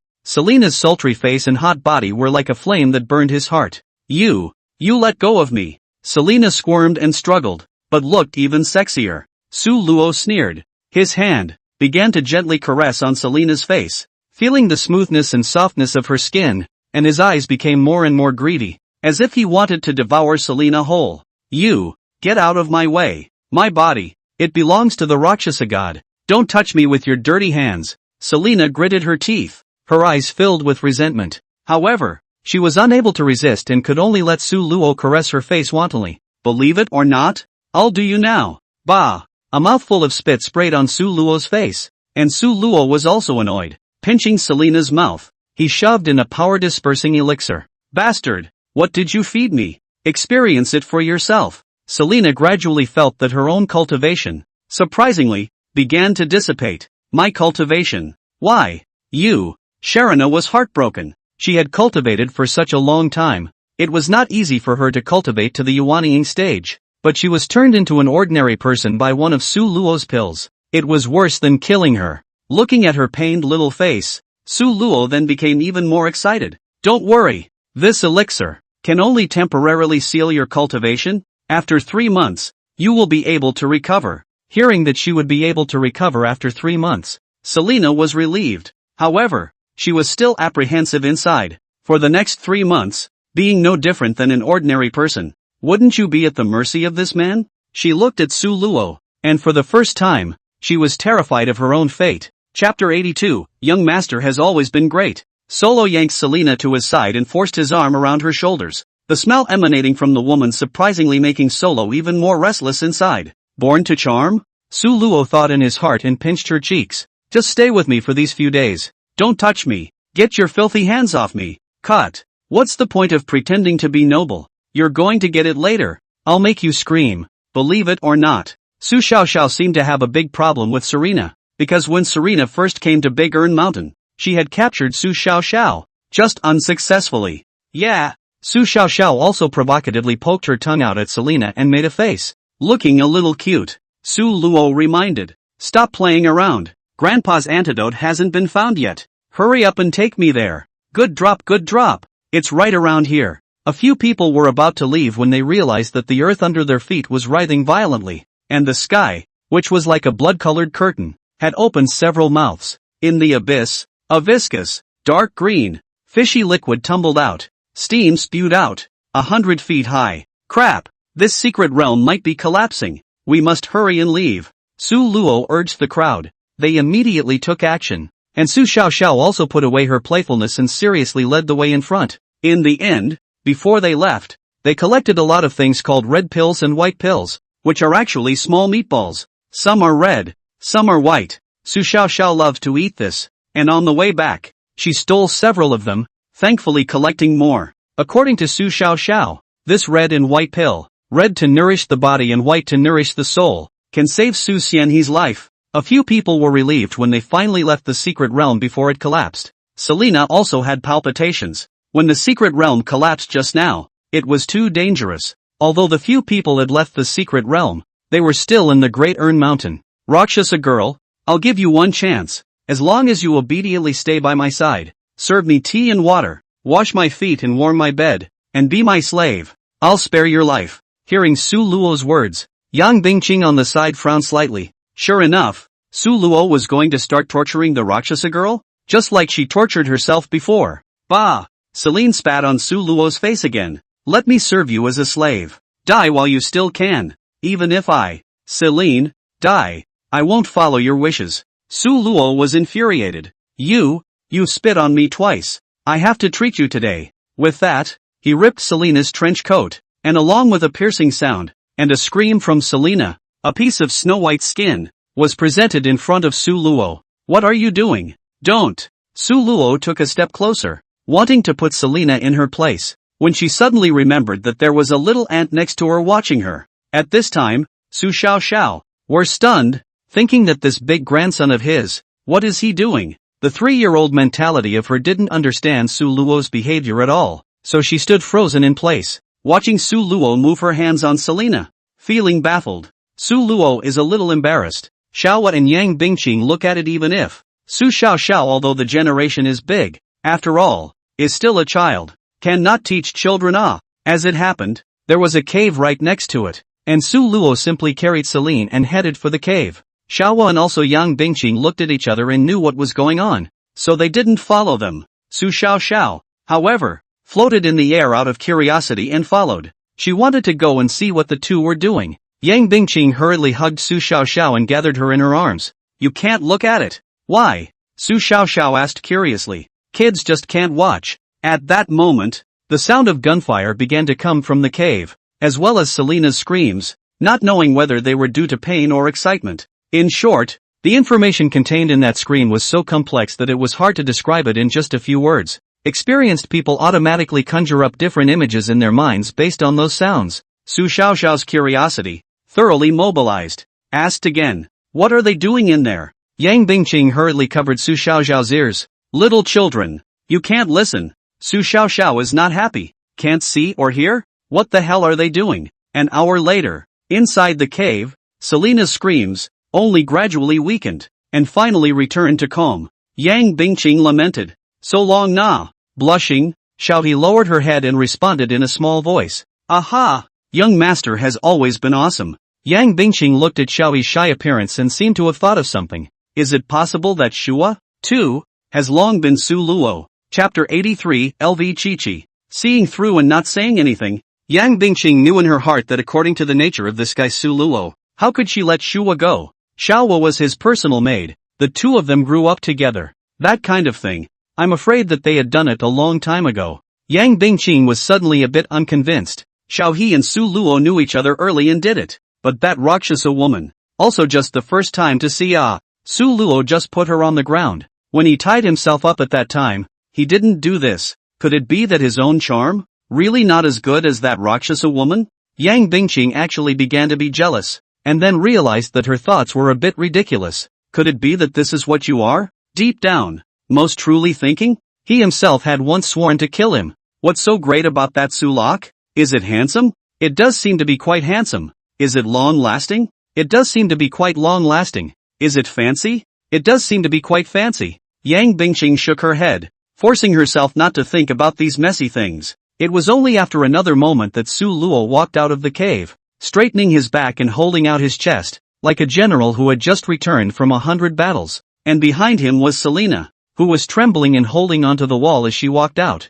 Selena was temporarily out of cultivation and didn't need to be tied up with a bundle of fairy ropes. The wide trenchcoat was ripped and temporarily worn as a solo's coat. You can tell that it's empty and you shouldn't be wearing anything. Her legs trembled with every step she took, and she seemed to have weakened to the point of exhaustion. The natural bewitchment was also tortured away by Su Luo for 9 points, leaving only empty eyes, and a small face full of shame and indignation. You little devil! The Rakshasa god won't let you go. I'll kill you sooner or later, she said in a shaky voice and suddenly fainted. Seeing this, Yang Bingqing and Xiaoyi couldn't bear it and walked over to help Selena up. Yang Bingqing glanced at Su Luo and snapped, "Just do it, you don't know to be gentle. What do you know? She didn't look like this just now and there." Yang Bingqing couldn't say anything else because she knew Su Luo's methods. Right now, she was both envious and sympathetic to Selena. In short, conflicted. You guys should rest for a while at Great Ern Mountain first. Great Ern Mountain is Little Auntie's territory,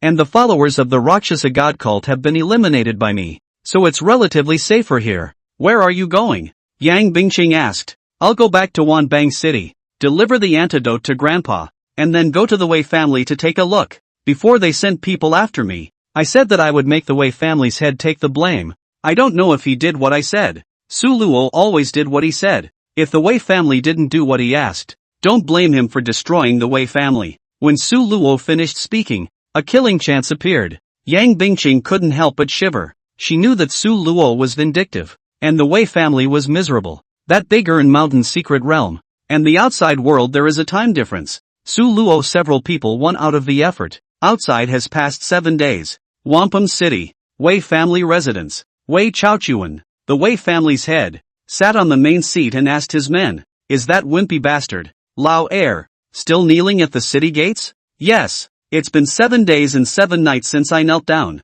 I've only drunk some water and haven't eaten a single mouthful of food. Even if I'm at the peak of my foundation establishment cultivation, I can't stand it." Wei Chaochuan's heart stirred and he frowned, somewhat unable to bear it. Although he drove Wei Chaoxiong out of the family, but after all, it is also his own brother, breaking bones and blood. He cannot stand by and watch his own brother kneel to death at the city gate. This coward. How do you think he was scared like this by Su Luo? It's been 7 days. Didn't Su Luo say he was going to destroy the Wei family? He's coming? Where is he? Why isn't he coming? I think that kid is just talking big. If he dares to come, my Wei family's sons and daughters can drown him with a spit. You guys send someone. Hurry up and fetch Lao Er back. It's been 7 days and that Su Luo didn't come. Lao Er should also recognize the reality. The servant led the way, and before leaving, reported back, "Family master, just now, the Chen family sent someone to send an invitation, saying that tomorrow is the birthday of the Chen family's old master, and inviting you to come and attend the birthday banquet. In addition, they have also specially explained that the original Su family's offering, Mr. 1, has joined the Chen family and has become a guest of the Chen family." What? Wei Chaochuan was shocked. He understood the strength of that Mr. 1, which was at the 6th level of Jindan. It could be said that whoever could get Mr. 1's help would become a first-class family in Wanbang City. Wei Chaochuan had wanted to unite with the Chen family and deal with the Su family together, and now that Mr. 1 had joined the Chen family, it was all the more important to have a good relationship with the Chen family. Go! Be sure to go! Prepare a generous birthday gift for me and bring it over tomorrow. Wampum City, the Chen family residence. Tomorrow was the birthday of the Chen family's old man, so all up and down the Chen family, the lights were decorated and bustling. Chen Tianhua, the Chen family's oldest son, sat on the main seat with a satisfied smile on his face. He knew that since that Mr. 1 had joined the Chen family, the Chen family's status had risen, becoming a hot family in the city. "Father, tomorrow's birthday banquet, I can guarantee that it will definitely be the most lively one. Our Chen family is about to become a first-class family. They can't wait to flatter them." Chen Liyun, the head of the Chen family, said. Chen Tianhua, who is already 80 years old and has a strong body, was so happy that he couldn't help but give his son a thumbs up. Good. Our Chen family, under your leadership, has finally made a name for itself. Father, with the opportunity of this birthday banquet, I will draw on the Wei and Lu families. When the time comes for the 3 of us to work together, and with the help of Mr. 1, Our Chen family will surely become the strongest family, and your old man's wish will be fulfilled. Chen Tianhua and Su Luo's grandfather had fought for their entire lives, but they hadn't fought Su Xianhe. The Su family had always been a first-class family in Wanbang City, and it was Chen Tianhua's lifelong wish to be able to suppress the Su family. Good. This birthday banquet, we must invite the Su family to be there, and also let them see how brilliant our Chen family is now. It's long overdue to suppress the arrogance of their Su family. Chen Tianhua instructed. Wampum City, the Liu family residence. Liu Kai, the head of the LV family, had naturally received an invitation to the Chen family's birthday banquet, and he attached extreme importance to it. The moment. It's already evening. In the backyard of the Liu family, the lights in a woman's boudoir wavered, and the beauty fidgeted. Schwanger, did my father really say that? To take me to the Chen family birthday banquet tomorrow? The girl called Schwanger returned. Yes, master said that we must go this time. The woman's name was LV Chi, the only daughter of LV Kai. Liu Kai, the head of the Liu family, had a total of 7 children. The first 6 were all boys, until the 7th, 1,000 gold, so he loved her extraordinarily. Impossible. Father has always loved me, and the Chen family's young master has been plotting against me, so if I follow him to pay my respects, wouldn't that be like a sheep in a tiger's mouth? Miss, I've heard that the current Chen clan has invited a very powerful envoy, and that the Chen clan is likely to become a first-class family, and the master must have asked you to go because he wants to set up a marriage between you and the Chen clan's youngest master. I don't want it. Liu Qiqi played up her little temper. I only belong to brother Su Luo alone. Chapter 84, Su Luo's Return. Brother Solo? Schwanger froze, then realized. Isn't the Su Luo that Miss is talking about the playboy young master of the Su family who's causing a lot of trouble in the city? She didn't understand why Miss would fall for such a dude. Into the night. Liu Qiqi is worried and still missing her lover. Since a year ago,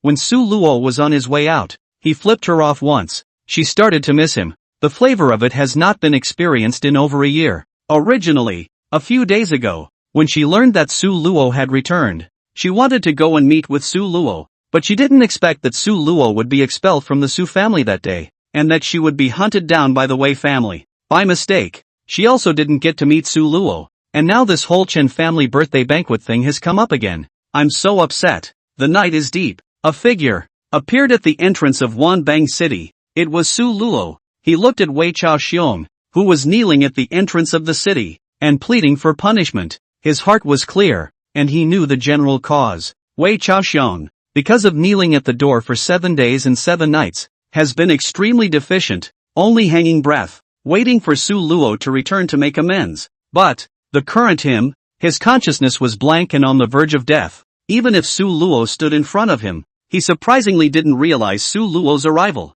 In the entire Wei family, it's you, who is still sober in the head, but you can't represent the Wei family head. After Su Luo finished speaking, he injected a trace of true qi into Wei Xiaoxiang's body, barely renewing his life. Subsequently, Su Luo then headed to the Su family. He had to go back to save his grandfather first. Wampum City, the Su family residence. Su's family members still guarded the critically ill Su Xianhe's side, each with a sad face. The 10 days are almost up, and the old man won't live for a few more days. Alas, someone sighed. That's life. This kid Su Luo, the old man loves him so much. He really won't come back to see the old man one last time? Maybe he still has the life-renewing elixir in his hand, and intentionally didn't come back just to let the old master die. The Su family expelled him from the family. He's taking revenge on us. Mrs. Pan started to denigrate Su Luo again. Big brother, you have to think of a solution, right? The third oldest member of the Su family began to press Su Dafu.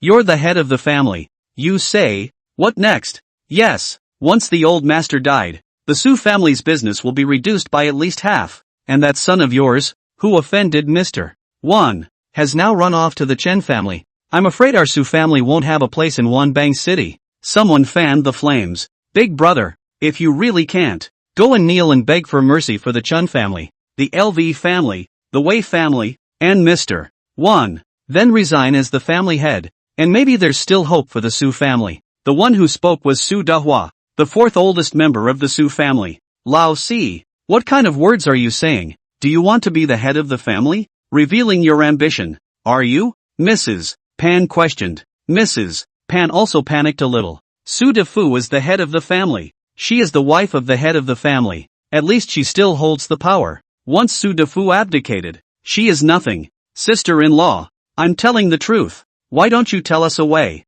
What should our Su family do? The Su family members were about to implode as you said one thing and I said another. Su Dafu finally stopped being silent and clapped his hands. Enough! My current status is still that of a family head. All decisions are not yet up to you. The crowd was intimidated by Su Dafu's aura and could only bow their heads in silence.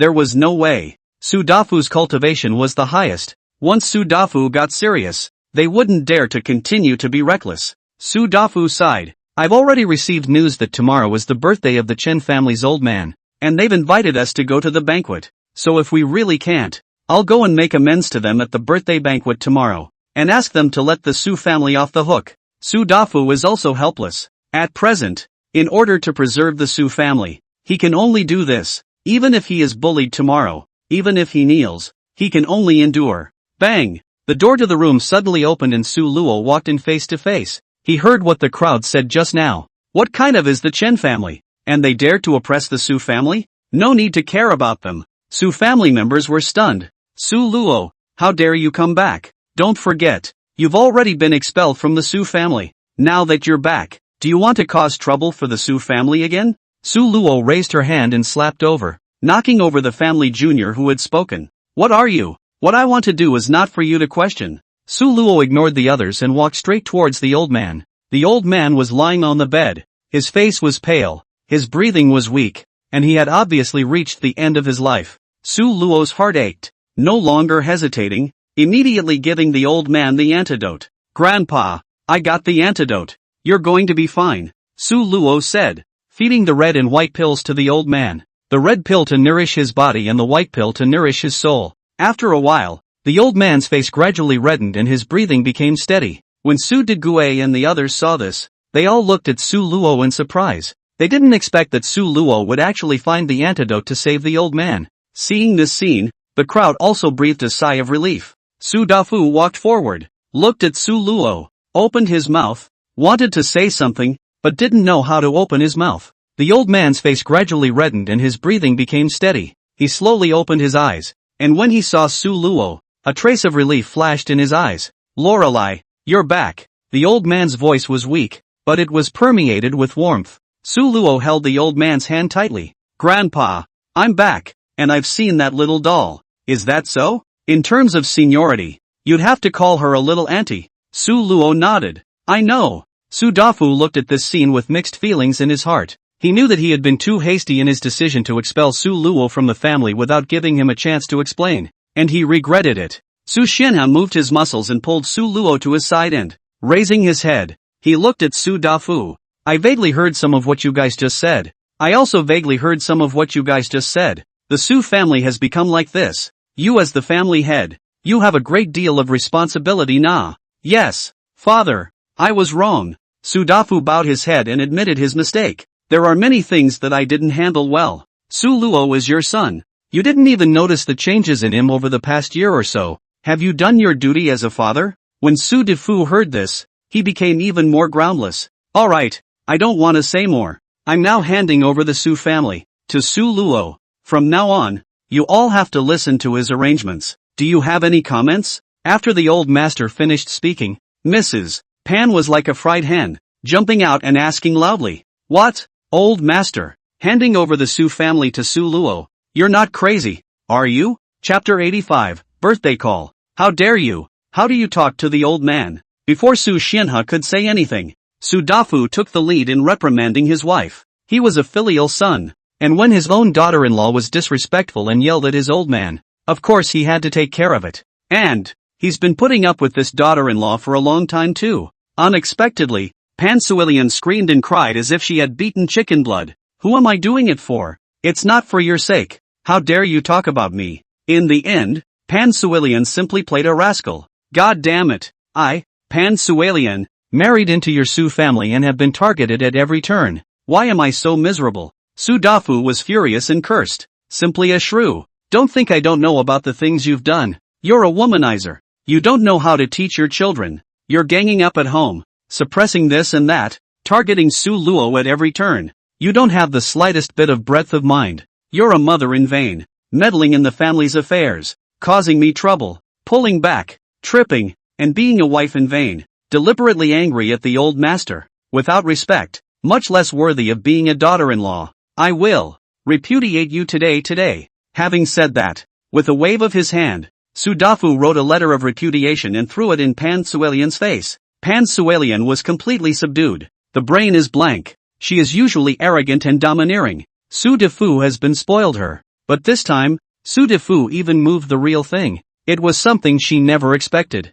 Pack your bags and get your ass back to your mother's house. The Su family doesn't have a daughter-in-law like you, Su Dafu said in a desperate voice. Pan Suelian took the letter of repudiation, could not believe that this is the truth, and was so angry that he rolled his eyes and fainted. It was only thanks to a pair of children holding her back that she didn't fall to the ground. Okay, Dafu, you shouldn't be so desperate. As the saying goes, all things prosper when the family is in harmony. First assist Pan to go down. The Su family's various rooms leaders stay behind. The others will retire first. Old Master Su Qian has said. The crowd heard this and could only retreat. In the room, only the four brothers of the Su family remained. Su Defu, Su De Gue, Su De Kai, and Su De Hua. The old master said, "You are all my sons. I also hope that the Su family can always prosper. But now, the Su family has reached a critical moment of life and death. I'll let Su Luo take charge of the entire Su family. Do you have any opinions?" The four men shook their heads.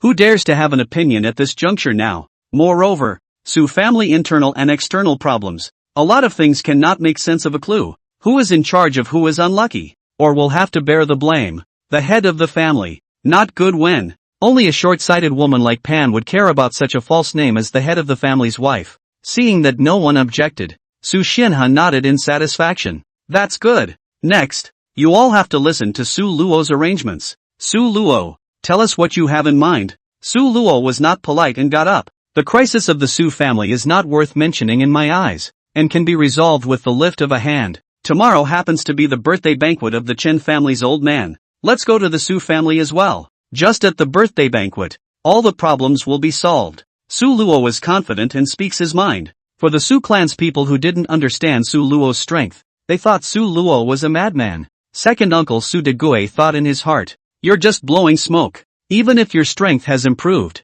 in a year or so, can you still become more powerful than even Mr. Wan?" Third uncle Su Dakai mocked in his heart, "I'll just quietly watch you pretend to be B. Let's see how long you can pretend." Fourth uncle Su Dahua has his own little plan. The Su family is finished. This kid doesn't know the sky and the earth. I'd better go back and quickly pack up the family assets and run for it. Only Su Dafu, gazing at Su Luo, thought in his heart, this kid, how did he have such a big change? This confidence of his, what exactly does it come from? Is it really strength? Could it be that he can really fight 1 against 100? And even Mr. 1 is no match for him? These people, each with their own thoughts, but also because of the old man's prestige, temporarily let Su Luo take over the Su family. The next day, it is the birthday banquet of the old man of the Chen family, the Chen family residence. From the very beginning of the morning, there was a steady stream of people coming through the door to give gifts. The entire Chen family, up and down, was busy. Right in the Chen family's birthday banquet hall, all the dignitaries of Wanbang City had arrived. Chen Tianhua, the Chen family's old man, personally greeted the guests at the birthday banquet hall, and by his side, it was no other than that Mr. Wan. When the Great Ern Mountain's secret realm collapsed, Wan Yinxie thought that Su Luo and the others had all died in the secret realm. So when he came out, he still acted as a bully in Wanbang City. He was at a mid-Jindan cultivation level, and in Wanbang City, he was indeed considered a top-tier existence. The three great families of Wanbang City, whoever could pull in this Mr. Wan would be able to sit in the position of a first-class family. With the prestigious Mr. Wan by his side, Master Chen's felt especially dignified. Today was the happiest day of his life. Wei family head has arrived. The welcome guest outside the door shouted. And he saw Wei Chaochuan, the Wei family head, leading a group of Wei family members, walking into the birthday banquet hall. Once inside, he saw Mr. Wan. A hint of flattery flashed in Wei Chaochuan's eyes and a warm smile appeared on his face. He walked quickly to Chen Tianhua and arched his hand. Elder Chen, I wish you good fortune like the East Sea and longevity like South Mountain. It's also a real honor to see Mr. Wan here today. Chen Tianhua laughed out loud and patted Wei Chaochuan's shoulder as if he were patting his little brother. Wei family master. My Chen family is flabbergasted that you've come over. Where? To be able to invite Mr. Wan to come, Master Chen. You're the one with the most face. A few people bragged about each other for a few moments, and also patted Wan Yunxia's ass in the process. The head of the LV family has arrived. The welcoming voice came again, and the LV family members walked into the banquet hall. The head of the LV family, LV Kai, stepped into the venue with 6 or 7 LV family members behind him,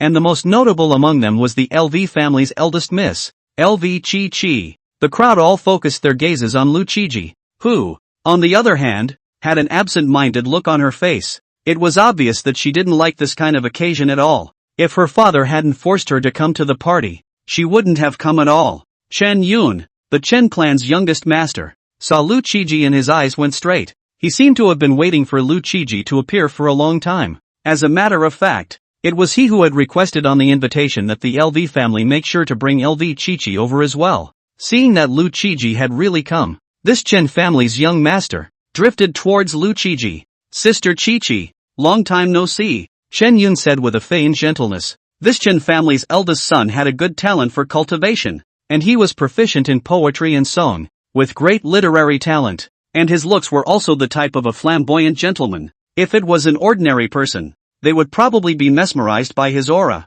but Liu Qing was not an ordinary person. That's not the type she likes. She likes the gangly brothers Su Luo. Chapter 86 Gifts. Liu Qing politely smiled slightly. Her eyes did not linger on Chen Yun for too long as she said softly, "It's been a long time." Between the words, she and Chen Yun maintained just the right distance, neither being rude nor intimate. Chen Yun didn't seem to notice Liu Qing's detachment and continued to invite warmly. "Sister Qi, today's grandpa's birthday banquet. There must be quite a lot of fun things to do and all kinds of exotic treasures. Why don't we go and take a look together?" Liu Qing gently shook her head, her gaze inadvertently skimming over the crowd as if she was searching for something. She was looking for Su family members. She hoped to see Su Luo's figure among Su family members. This was the only bit of thought she had left when she came to the birthday banquet. But she didn't see the Su family and was disappointed. "Thank you kindly, but I'm not feeling well today, so I'm afraid I can't go with you." Liu Qing politely declined Chen Yun's invitation,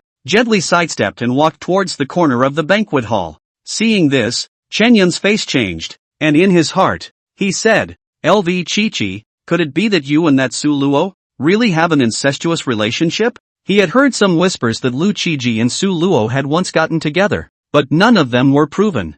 Thinking about these rumors, he could not help but feel bad in his heart. Liu Qing was a goddess in his heart. Wouldn't it be too much of a pity if she was really tarnished by Su Luo? Although he was not able to do so in his heart, he was still like a dog's skin plaster, behind Liu Qing, and followed him. LV Qi's brows furrowed slightly, already a bit unhappy. After waiting for a while, Liu Qing still didn't see anyone from the Su family, so she became even more tasteless. At this point, the party also officially started. Chen Tianhua, the Chen family's oldest son, stood on the high platform and gave a speech, thanking all the guests for coming to the banquet. He looked around the stage and did not see anyone from the Su family arrive. His heart was clear. It seemed that the Su family no longer dared to come. The Su family had conceded, so don't blame them for joining forces with several families to drive the Su family out of Wanbang City. Subsequently, Chen Tianhua also announced a series of celebrations, and guests raised their glasses to wish Elder Chen good fortune and health.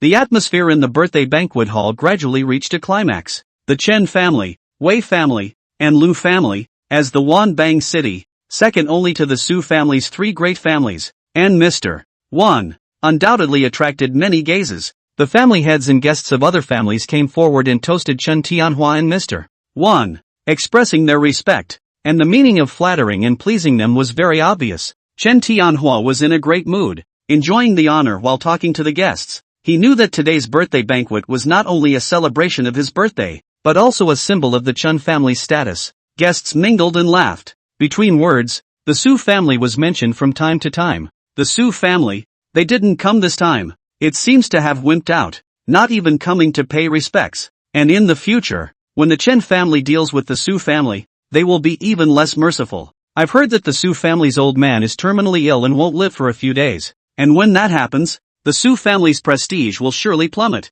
I've heard that the Chen, Wei, and LV families, after this banquet, will form an alliance and completely declare war on the Su family. And with the addition of Mr. Wan's assistance, how can the Su family not perish? It's that foppish young master of the Su family who is to blame. He even offended Mr. Wan to protect a lowly maid. If Mr. Wan was still in the Su family, even if Master Su died, the Su family wouldn't be so miserable. It's not surprising that the Su family can die out after producing such a loser like Su Luo who doesn't know what's good for him. The crowd is still talking. Just at this moment, there was a sudden shout from the door to welcome the guests. The Su family head has arrived. The gazes of the crowd instantly turned to the doorway, only to see Su Luo leading the Su family crowd, slowly walking into the birthday banquet hall. What? The Su family actually came? The Su family really dares to come. I reckon that if the Su family can come, they're also here to admit their guilt and make amends. Yeah, what capital does the Su family have to compete with the Chen family now? Wait, you guys, look, who is that leader of the Su family? Surprisingly so young. This person, isn't he that playboy young master of the Su family? Su Luo, it's really him, but why is he walking in front of the Su family? Even his father, Su Defu, is behind him? What's going on with the Su family? With the arrival of the Su family, the entire banquet hall gradually fell silent. Su Luo walked in front, tiger steps and full of confidence, followed by the Su family crowd. Liu Qing, who was sitting in the corner, immediately stood up. She finally expected it. Su Luo really came. This banquet, she didn't come in vain. The moment he saw Su Luo, in Liu Qing's eyes, an instant luster was born. Su Luo's kind of spontaneity, freedom, and freedom from the constraints of the world was just very attractive to a good girl with a strict family upbringing like her. Chen Yun, who was on the side, felt the change in Liu Qing, and his heart trembled. It seems that rumor is true. Liu Qing and Su Luo, they really got together a long time ago. Chen Yun looked at Su Luo with jealousy. His eyes seemed to be about to burst into flames, itching to go and kill Su Luo immediately. Su Luo's gaze swept through the hall, and finally settled on Chen Tianhua, the Chen family's old man, and Mr. Wan. When Mr. Wan saw Su Luo arrive, he was secretly surprised as if he had seen a ghost. He didn't expect that Su Luo would be able to escape in the Great Ern Mountain secret realm. Other people didn't know Su Luo's strength, but he knew. He was there at that time. More than 20 Rakshasa divine sect followers couldn't block a single move of Su Luo. Even the Rakshasa woman, Serena, was tied up by Su Luo. The Rakshasa woman is a Yuan cultivator. Therefore, seeing Su Luo appear again, this Mr. Wan, his legs went soft. Su Luo ignored this Mr. Wan for the time being, as he had more important things to do. Elder Chen, the Su family has come to pay you a birthday visit, Su Luo said lightly in a playful manner. Chen Tianhua stroked his beard and said, "Little doll, how old were you just? Can you represent the Su family? Is Su Xianhe senile?" Su Dafu came forward and explained, "Elder Chen, my son, Su Luo, has already taken over the Su family, and now all the matters of the Su family, both big and small, are all headed by him. Therefore, he is now equivalent to the Su family's family head." Ha ha ha ha ha. The entire guests of the banquet hall laughed. Wei Chaochuan, the Wei family's head, mocked, "Does the Su family have no successors? Sending a little doll to pay respects?" Su Luo ignored the taunts of these people and said to the Chen family's old man, "Chen family's old man, today is your birthday. I have specially prepared a gift. You must accept it." Unbridled, the Chen family head droned. Su Luo coldly smiled. A big hand. The Chen family banquet hall roof blasted, descending a black coffin. Chapter 87, Why is he so strong? Bang! With a muffled sound, the huge black coffin landed heavily in the center of the banquet hall with a deafening thud. The banquet hall, which was originally bustling with activity, instantly became silent, and the guests present retreated in horror, fearing that they would be affected as well. The entire venue was thrown into chaos as tables and chairs toppled over, glasses shattered, and food spilled everywhere, and the ground was smashed out by the black coffin, raising a puff of smoke. However, Su Luo stood there, looking at everything in front of her with a calm face. His move shocked everyone to the point where they forgot to breathe. For a while, the entire banquet hall was silent. Everyone stared blankly at Su Luo and the black coffin. They had never seen such a bold move, daring to openly provoke the Chen family in full view of everyone. The Chen family head's face turned iron blue as he clenched his fists tightly, a hint of anger flashing in his eyes. This kind of behavior was simply not putting the Chen family in their eyes. Su Luo, You dare to ruin the Chen family birthday banquet? Looking for death? The Chen family head shouted angrily. His voice was like thunder, shaking the entire hall with a buzzing sound. The Chen family's old man was also green in the face. He was so angry that he was trembling. Pointing his finger at Su Luo, he said angrily, "You little doll. How dare you make trouble at my birthday banquet? You're looking for death." However, in the face of the crowd's anger and accusations, Su Luo was undaunted as he slowly walked up to the black coffin and said coldly, "Old man of the Chen family, aren't you satisfied? I still have more." After saying that, Su Luo gently beckoned, only to see a huge bronze bell suddenly fall from the roof. When the large bell landed on the ground, it let out a dull roar, as if the entire earth was trembling for it. On the other hand, the Chen family's old man was so frightened that his face turned pale and he almost fell to the ground. Just send the coffin, and then send the clock. These two gifts can be a perfect match. This is clearly cursing the Chen family's old man to go to his death earlier. Chen Tianhua,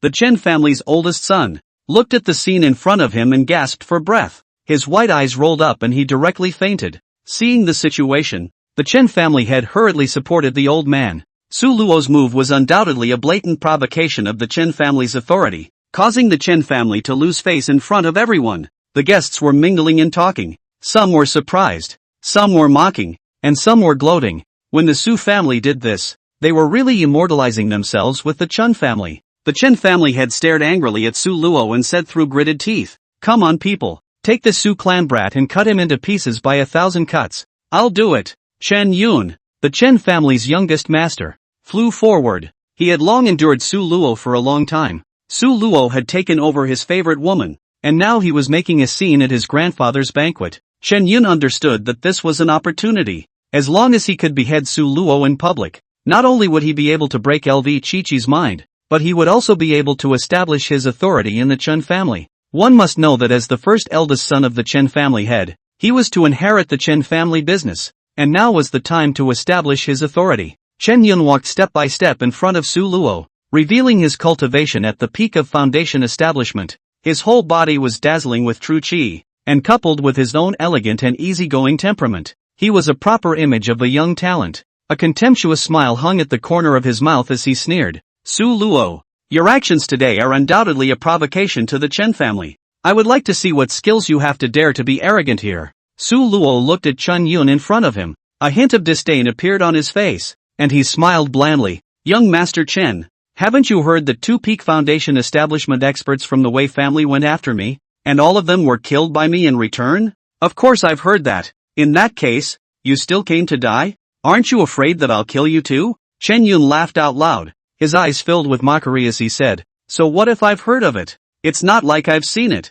I'll just take it as a rumor. I don't believe that in just 1 year, you'll be able to surpass the peak of foundation establishment." Su Luo was about to be laughed at by this guy, and helplessly shook his head, saying, "All right, since you want to see my strength so much, then I'll do as you wish." Su Luo didn't move either. With just a thought, the terrifying pressure swept over like a tidal wave, deadening Chen Yun's entire body and preventing him from moving a single bit. Chen Yun's face instantly turned pale, bean-sized beads of sweat rolling down his forehead, and he couldn't even speak a complete sentence. Waves of shock rippled through him. How? Su Luo casually picked up a compact wineglass by the table and seemingly casually threw it forward. But the wineglass was like transformed into a stern light that pierced through Chen Yun's heart at an astonishing speed. Chen Yun's eyes widened in disbelief and fear, yet he failed to utter a single word until his death. A large amount of blood gushed out from his chest, and in no time, a large puddle of scarlet blood flowed on the ground. As the crowd witnessed this, they once again let out cries of horror and fell back several meters away, their faces filled with shock. They couldn't believe what was happening in front of them. The Chen clan's youngest master was so easily defeated that he didn't even have a chance to fight back. Li Qian's mouth opened wide in surprise, revealing a look of disbelief. She looked at Su Luo, her heart filled with doubt and shock. Was this really her brother Su Luo? Why had he suddenly become so powerful? The eyes were filled with adoration. The only one who was dumbfounded as if he was demented was the Chen family head, who stared stupidly at what was in front of him. He muttered under his breath, "Yun'er." Pops was so pissed off that he fainted, and then he saw his son killed with his own eyes, with the murderer, Su Luo, right in front of him. Anger and sadness made it impossible for him to control his emotions as he immediately displayed his early Jindan cultivation and recklessly rushed forward, wanting to fight Su Luo to the death. However, Su Defu, who stood behind Su Luo, would not let him have his way. Su Dafu quickly grabbed a step forward to meet the attack of the Chen family head. The two of them instantly countered each other with a move, each taking a few steps backward. The Chen family head was upset and turned to Wan Yunxie. Mr. Wan, you're already my Chen family's envoy, so why don't you hurry up and make your move? Destroy this little bastard. He has offended you before. Wan Yunxie kept stepping back. He didn't want to get into this muddy water because he had seen how powerful Su Luo was. Originally, he was about to flee when the Chen family head said something, and the eyes of the crowd focused on him again. He was in a great hurry. I destroy Nima. Wan Yunxie made a move to pull out the heart of a black household, and the large hand that coalesced out of the void crushed the heart of the Chen family head. He understood that only by pleasing Su Luo now would he have a chance of surviving. Chapter 88, The End. Wan Yunxie decapitated the Chen family head. Su Luo coldly watched Wan Yunxie's actions and secretly nodded in her heart. This Mr. Wan was quite sensible, knowing that at this point in time, siding with the Chen family would only lead to a dead end. But, damn or die. The entire Chen family was in chaos after the Chen family head was killed by Wan Yunxie in a single move. The other sons and daughters of the Chen clan, seeing that the family head had been killed, all panicked and did not know what to do. When the Chen family head died, Wei family head Wei Chaochuan was beside him, and he asked in a trembling voice, Why, Mr. Wan, why did you kill the Chen family head? Wan Yunxie ignored him and walked over to Su Luo and knelt down with a thud. The Supreme Immortal, spare my life. I don't know your ability. I have offended you much earlier. Spare my life. Wan Yunxie's face was full of panic. His body trembled as he knelt down, clanging his head at Su Luo. Each time he knocked very hard, and his forehead soon swelled up into a big bag. At the same time, he also kept smacking himself, loud and clear, and before long his face was swollen. He begged for mercy as he kowtowed. I was wrong, Lord Immortal, please forgive me. He was genuinely scared. The young man in front of him was of unfathomable strength. Even the Yuaning stage Rakshasa woman was not an opponent. It was simply not something he could afford to mess with. Su Luo coldly looked at Wan Yunxie without a single fluctuation in her eyes. Of course, he knew that the reason why Wan Yunxie had suddenly turned against him was simply because he wanted to save his own life. This kind of person, he had seen a lot. A typical wallflower, the wind blowing on both sides. The others present, seeing that Wan Yunxie had actually acted so humbly in front of Su Luo, could not help but look at each other, their faces filled with doubt and incomprehension. They really can't figure out what's going on here. This Mr. Wan, is he out of his mind? After all, he was a powerful cultivator at the 6th level of Jindan. To actually kneel down for Su Luo? This is simply mind-boggling. Could it be that Mr. Wan really couldn't beat Su Luo? Su family members also felt unbelievable. This Mr. Wan, before when he was in the Su family, when he first met Su Luo, so arrogant, leaving for a while and then coming back, he became this kind of demeanor. The only explanation was that he had seen Su Luo's power. The Su family members looked at Su Luo with complicated eyes, and their hearts were even more ecstatic. Turns out Su Luo is really good. Wei Chaochuan was incredulous, looking at Wan Yunxie for a moment. Then Su Luo, Mr. Wan, what is wrong with you? What are you afraid of him for? The people around them all showed puzzled expressions, not understanding what was happening. Wan Yunxie, if you bully my maid, you must bear the consequences, Su Luo said indifferently, without the slightest fluctuation of emotion in her voice. Yunxie's body trembled when he heard Su Luo's words. He knew that Su Luo wanted him to die. He hurriedly kowtowed as if he were pounding garlic and begged, Supreme Immortal, I'm wrong, I'm really wrong, please spare my life. I'm willing to be an ox for you and go through fire and water without hesitation. However, Su Luo paid no attention to Wan Yunxie's pleas for mercy as she gently raised her hand, which quickly condensed a ball of yellow spring death chi. The yellow spring death chi swept towards Wan Yunxie with an icy aura. Wan Yunxie was like a drowning person, struggling twice as his body twisted and gradually became stiff. This Mr. Wan, at least is also in the middle stage of Jindan. Su Luo lifted his hand and killed. Then his strength. In the end, to what realm? Su Luo raised his hand and killed a strong person in the middle Jindan stage with his bizarre means, causing the crowd to be alarmed once again. After killing Wan Yunxie, Su Luo's gaze turned to Wei Chaochuan, the Wei family head. Wei Qiaochuan was swept by Su Luo's gaze, and immediately felt as if he had fallen into an ice cellar and was chilled all over. Wei family master Wei Qiaochuan. Your Wei family sent people after me. What exactly is the reason? Su Luo asked knowingly. This, Wei Qiaochuan stammered. Because the youngest son, Wei Ming, was injured by you. So, Wei Ming made a mockery of me. Shouldn't he be beaten? Su Luo took a step forward and said angrily. I told him before that a son who doesn't teach is a father's fault, and asked you to come to the Su family to meet me with a thorn in your side. Instead of not coming, you even sent people after me? Wei Qiaochuan's face instantly turned pale when he heard Su Luo's question. He never thought that Wei Ming's brat would provoke such an existence. Even Mr. Wan knelt. How could he not? He quickly said, Sir Su, it's all my Wei family's fault. I apologize to you. The Wei family is willing to pay compensation. I only ask that Mr. Su raise his hand and spare the Wei family. Su Luo sneered and said, compensation? Do you think that the Wei family, with this amount of family money, can afford to compensate? Today, I want everyone to know what happens when you offend me. Su Luo. After saying that, Su Luo waved his big hand, and an invisible qi instantly enveloped the entire banquet hall. All of the guests, including Wei Qiaochuan, were suppressed by this aura and could not move. Su Luo walked towards Wei Qiaochuan one step at a time, and every step that fell made Wei Qiaochuan's heart beat wildly. His life, he knew, was in Su Luo's hands. Sir Su, spare my life. Wei Qiaochuan finally couldn't help himself and knelt on the ground, loudly begging for mercy. Su Luo walked in front of Wei Qiaochuan and looked at him condescendingly, saying in a cold voice, Wei family master, weren't you quite arrogant before? Why are you begging for mercy now? You didn't come to ask for forgiveness, so go to hell today. The yellow spring death qi swept out and entangled Wei Qiaochuan,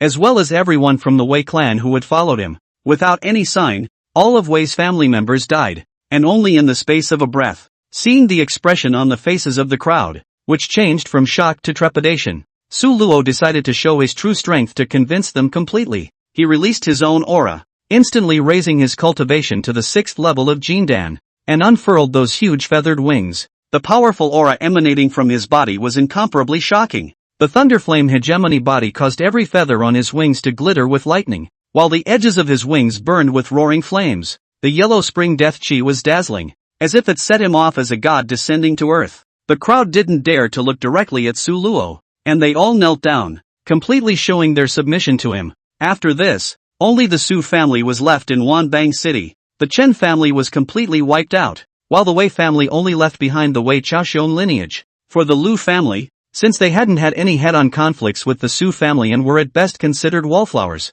Su Luo didn't make things difficult for them. The crisis facing the Su family was so easily solved in the hands of Su Luo. After Su Luo walked out from the Chen family, it was evening, the sun was setting, the clouds were coated with a layer of red, like a curtain that was about to fall. It seems to declare that it is time for the story of the city of Wampum to come to an end. Lu Qiqi came to Su Luo's side with a sad face. Brother Su Luo, Qiqi misses you so much. Think of me? Miss me for what? It's just doing that. Lu Qiqi shyly lowered her head. Chapter 89. Shuo was taken away. Su Luo made a big mess of the Chen family's birthday banquet, erasing the Chen family from Wanbang City and becoming famous in one battle. In Wanbang City, when people talk about Su Luo, they can't help but shiver, simply because his methods are too bizarre, and he can control other people's life and death between the lifting of his hands. So who isn't afraid? Su Luo completely took charge of the Su family and reorganized within the Su family. In the current Su family, no one dared to oppose Su Luo, and was obedient to her. They had appreciated Su Luo's methods. Mrs. Pan hadn't been kicked out of the Su family in the end, but now when she saw Su Luo, she was all cautious, like a mouse seeing a cat. The two half-siblings, when they saw Su Luo, immediately bowed, not daring to breathe. Solo was enjoying the treatment. Su Luo arranged the Su family's affairs and hung out with Lu Qiqi for 3 more days before finally deciding to leave Wanbang City. He had been in Wanbang City for almost half a month, and it was time to go back, because Yunqing Xue had promised him that he would join the inner sect. Counting the days, it was almost time. Su Luo came to the Great Urn Mountain and first went to look for Yang Bingqing and also Xiaohe, taking them back to the Heaven Diffraction sect together. Arriving at the two's temporary residence in Dijiang Mountain, Su Luo saw the two's sad faces. What's wrong with you guys? Why do you look so ugly? Yang Bingqing didn't dare to answer. Or Xiao he took the lead and said, that Rakshasa girl, Celine, we didn't keep an eye on her and let her get away. Young master, you won't blame us, will you? Su Luo stroked Xiaoyi's head. How come? I didn't take that woman seriously in the first place. She can leave if she wants to. It's hard to find a three-legged toad, but there are plenty of two-legged women. I thought young master was going to punish me. Of course you should be punished. Just punish you for not being allowed in my bed for 3 days. Xiaoyi's little face was red. Who rare on your bed ah? Yang Bingqing was all amused by the two. Su Luo sighed. Alright, let's go back. Back to the heavenly diffraction sect. Young master, shall I go back with you too? Of course. Great. Shua jumped up and down with joy. More than a year ago, when Su Luo left the Su clan for the heavenly diffusion sect, he didn't take her with him, and she was sad for a long time. She never wanted to leave solo again. At this time, Su Xiaoxiao also floated over. I'll go too. I'll leave the Great Ern Mountain too. My little aunt. You can't leave the Great Ern Mountain now that you're in ghoul form. Originally I couldn't, but I ate something from that box and I was able to leave. What's in the box? Su Luo had almost forgotten that in that black box, the heart of the giant was contained. You ate the giant's heart? Su Xiaoxiao nodded. It's not good at all. My little auntie, you're just trying to be nice when you've gotten a bargain. Su Luo could feel that the giant's heart contained a huge amount of energy. It was definitely a treasure. Otherwise, the Rakshasa divine sect wouldn't have gone through the trouble of coming to take the giant's heart. Just eat it. It's not cheap for outsiders anyway. It is not impossible for Su Xiaoxiao to leave with herself. The nose of the ghoul doll is very spiritual. When the time comes to hold the little ant to go treasure hunting, can save a lot of energy. It's settled. Take Su Xiaoxiao with you. Su Luo was about to call out the colorful glazed car, but above the sky, a terrifying aura suddenly drifted in. The aura, like the dreariness before a storm, was unsettling. Su Luo frowned. He could feel the owner of this breath. His strength was unfathomable. Far above him, Yang Bingqing and Xiao He, who also felt the aura,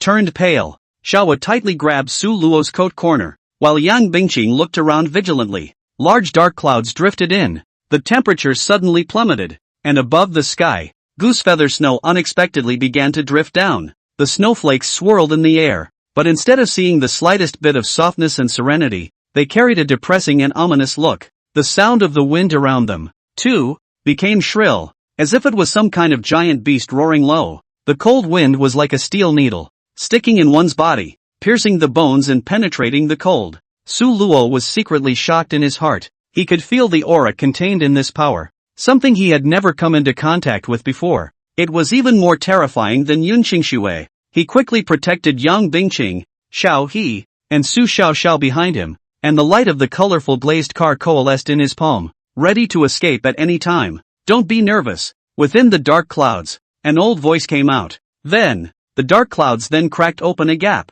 and a figure, like lightning, cut through the sky and landed. It's an old man, long hair and long beard, with white hair, beard and clothes, a fairy-like appearance. As soon as this old man came, Su Luo felt that his whole body couldn't move, as if there were some rules restricting his movements. He could feel that in front of this person, he was really like a mole cricket, not even having a chance to escape. This was the strongest person he had seen so far. If this old man wanted to kill himself, it would just be a matter of moving his fingers. Who the hell is he? Why is he on to you? What does he want? Questions rose in Su Luo's mind. Little friend, don't be nervous. I was just passing by, but I sensed the aura of a fellow clan member and I wanted to take her. The old man didn't make things difficult for Su Luo. He only fixed the bodies of Su Luo's several people and told them not to move around. Su Luo took a deep breath and stabilized his mind before asking, who does senior want to take away? The old man's gaze turned to Xiao He with a hint of scrutiny in his eyes, seemingly quite satisfied. On this child, there is the aura of my clan. I'm taking her back. Xiao was so scared that she hid behind Su Luo and clutched the corner of his coat without letting go. Su Luo stepped forward. Even though he was facing a strong man, he couldn't let Xiao He, just like that, be taken away for unknown reasons. Elder, Shua is the most important person to me. I treat her as a family member. I don't know what you mean by the scent of the same clan? The old man also stopped hiding and said, I am the Cold Spectre Sacred Sect's Supreme Elder, and this little girl is my Cold Spectre Sacred Sect's long-lost holy maiden, and as I happen to have found her trail today, I naturally want to take her away. Hearing Cold Spectre Sacred Sect, Su Luo didn't have an impression. However, since it carried the word sacred sect, it must be a first-class sect in the Eastern Land continent. A first-class sect was not something that could be compared to a sect like the Heavenly Diffusion sect. I'm afraid that the Heavenly Diffusion sect's patriarch could only be a tiny elder inside the holy sect. However, Su Luo couldn't just listen to this old man's side of the story as he asked back, "Little Wai is the sect's holy maiden? How can that be? She grew up with me as a child." The old man explained again. More than 10 years ago, the Cold Spectre Sacred Sect suffered a calamity. The entire sect was in danger. The holy maiden was young, and left the sect under the escort of others, but she suffered an accident and was nowhere to be found. And I didn't expect that she would be here. Su Luo recalled that Xiaohe was indeed picked up by her grandfather from the snow more than 10 years ago, and at that time she lost her memory and couldn't remember anything. Su Luo looked back at Xiaohe, her eyes full of questions. Xiaohe frowned. She wasn't sure about her birth, but deep inside, it seemed that some kind of memory was awakening. Su Luo couldn't bear the thought of Xiaohe being taken away, mainly because she suspected that this old man was up to no good. Thus, Su Luo asked again, "Since she's the holy maiden of your sect, why did you only find her now?" The old man nodded and complimented. "You kid, you have a delicate mind. My Cold Spectre Sacred Sect's holy maiden was born with an Icene sacred body, and in a situation of extreme weakness, the Icene sacred body would self-seal, so we couldn't sense her aura either. The reason why we are looking for her now is because the Icene sacred body automatically lifted the ceiling, which is why we sensed it." After Su Luo listened, she secretly nodded her head. It seems that what this old man said was true. Xiaohe indeed awakened this so-called Icene sacred body only a short while ago, or else the Rakshasa divine sect's Wan Yun evil wouldn't have captured her for sacrifice. Su Luo struggled in his heart. He knew that this might be a rare opportunity for Xiaohe. Following the old man away, her future was unlimited. After all, she was going to be a holy maiden when she returned. But he really didn't want to let Shuwa go either. The old man seemed to have seen through Su Luo's thoughts and said indifferently, "I won't harm her. I'll just take her back to unlock the power of the Icene sacred body. If she is willing, she can still come back to you."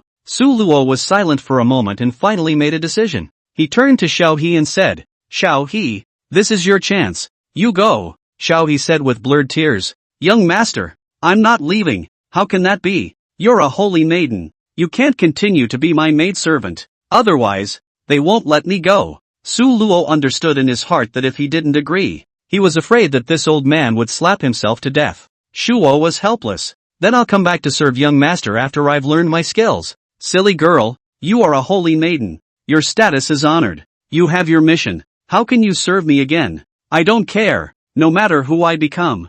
I will come back to serve the young master." Depends." Su Luo was speechless. This girl was quite stubborn. With a flick of the old man's sleeve, the wind and snow lifted up Little Harvest and came to the old man's side. "Young master, I don't want to go," Xiaohe cried. Su Luo shouted, "Old man, don't ever let Little Wa suffer. Otherwise, I will definitely go and step on that so-called Cold Spectre Sacred Sect of yours. I'll do what I say." The old man didn't pay any attention to Su Luo and just thought that this was just Su Luo talking crazy. After all, the Cold Spectre Sacred Sect was a first-rate sect, and I'm afraid that a small character like Su Luo would not be able to come into contact with it for the rest of his life. Against the backdrop of falling snowflakes, the two figures gradually disappeared into the air. Su Luo watched them leave, although there was reluctance in his heart, but more than anything else, he was looking forward to the future. She hoped that Shuwa would start a different life and looked forward to the day she met up with her again. Yang Bingqing couldn't help but comfort. "Xiaohe will be fine. We will see her again." Su Luo nodded, gathered her mood, summoned the colorful glazed car, took Yang Bingqing and Su Xiaoxiao with her, and set off in the direction of the Tianyan sect. Chapter 90, The Ninth Prince of the Dragon Palace. Su Luo conjured up the colorful glazed car, which was dazzlingly golden. 3 golden crows, pulling the cart ahead. Their feathers, glittering with golden light, were as dazzling as burning flames. Around the car, a faint layer of multicolored haze surrounded it, giving it a mysterious and solemn feeling. "It's beautiful," Su Xiaoxiao marveled, her eyes wide and a delighted expression on her face. It was the first time she had seen such a magnificent and spectacular seat, and she floated in the air, spinning round and round around the colorful glazed car, curiously observing every detail. After all, it's still a little kid who loves this kind of gorgeous and pretty things. "All right, let's go," Su Luo said. With a gentle wave of his hand, the colorful glazed car slowly rose into the air. carrying them off into the distance. A colorful cloud crossed the sky, as colorful as a rainbow. In the meantime, on Su Luo's necessary path, a green-colored flying carriage pulled by 3 flying pythons was slowly moving forward. On the flying carriage, there sat a man with a double-horned head and a face like a crown of jade. Looking closely, one could notice that on his neck and the backs of his hands, some tiny scales could be vaguely seen covering them. It made him look both kind of majestic and full of mystery. He was holding 2 delicate beauties in his arms, snuggling into his embrace and tenderly caressing his chest, their eyes revealing a delicate feeling. Beside that flying carriage, there were many people guarding it. Some were responsible for carrying flags, others for umbrellas, and still others served as escorts with melons and fruits, wine, or tridents in hand. This pedestrian, although traveling at a slower pace, gave off a feeling of solemnity. The aura and majesty emanating from them made people look at them. The logo on the flag is clearly visible, embroidered with the totem of the Dragon Palace of the East China Sea. Apparently, these people came from the Dragon Palace in the East Sea. This figure sitting in the flying carriage was none other than the 9th Prince of the Dragon Palace of the Eastern Sea Aoxin. He had come to the Eastern Land continent this time, with orders to scout the great sects and search for that half-sister Aofrost. That day, Yun Qingxue cultivated the yin-yang divine harmony technique and almost went off the deep end, revealing her true dragon body. The Dragon Palace of the East Sea keenly captured her scent and determined that she was in the East Earth continent. As a matter of fact, Yun Qingxue was not an ordinary human, but possessed a dragon bloodline. In the present-day East China Sea Dragon clan, the old Dragon King has passed away and the Dragon Palace is under the power of the Dragon Queen. After the death of the old Dragon King, all the other concubines of the Dragon Palace were persecuted by this Dragon Queen, simply a poisonous woman. It was at a very young age that Yun Qingxue followed her mother to escape, and they were hunted by the Dragon Queen. In order to protect Yun Qingxue, her mother was killed and Yun Qingxue was seriously injured and lost her memory. She was later adopted by the former Peak Master of Bisui Peak, and coupled with her own breath being sealed, she was able to escape the pursuit. But after the last time, after exposing just a trace of her scent, she was again targeted by the Dragon Palace.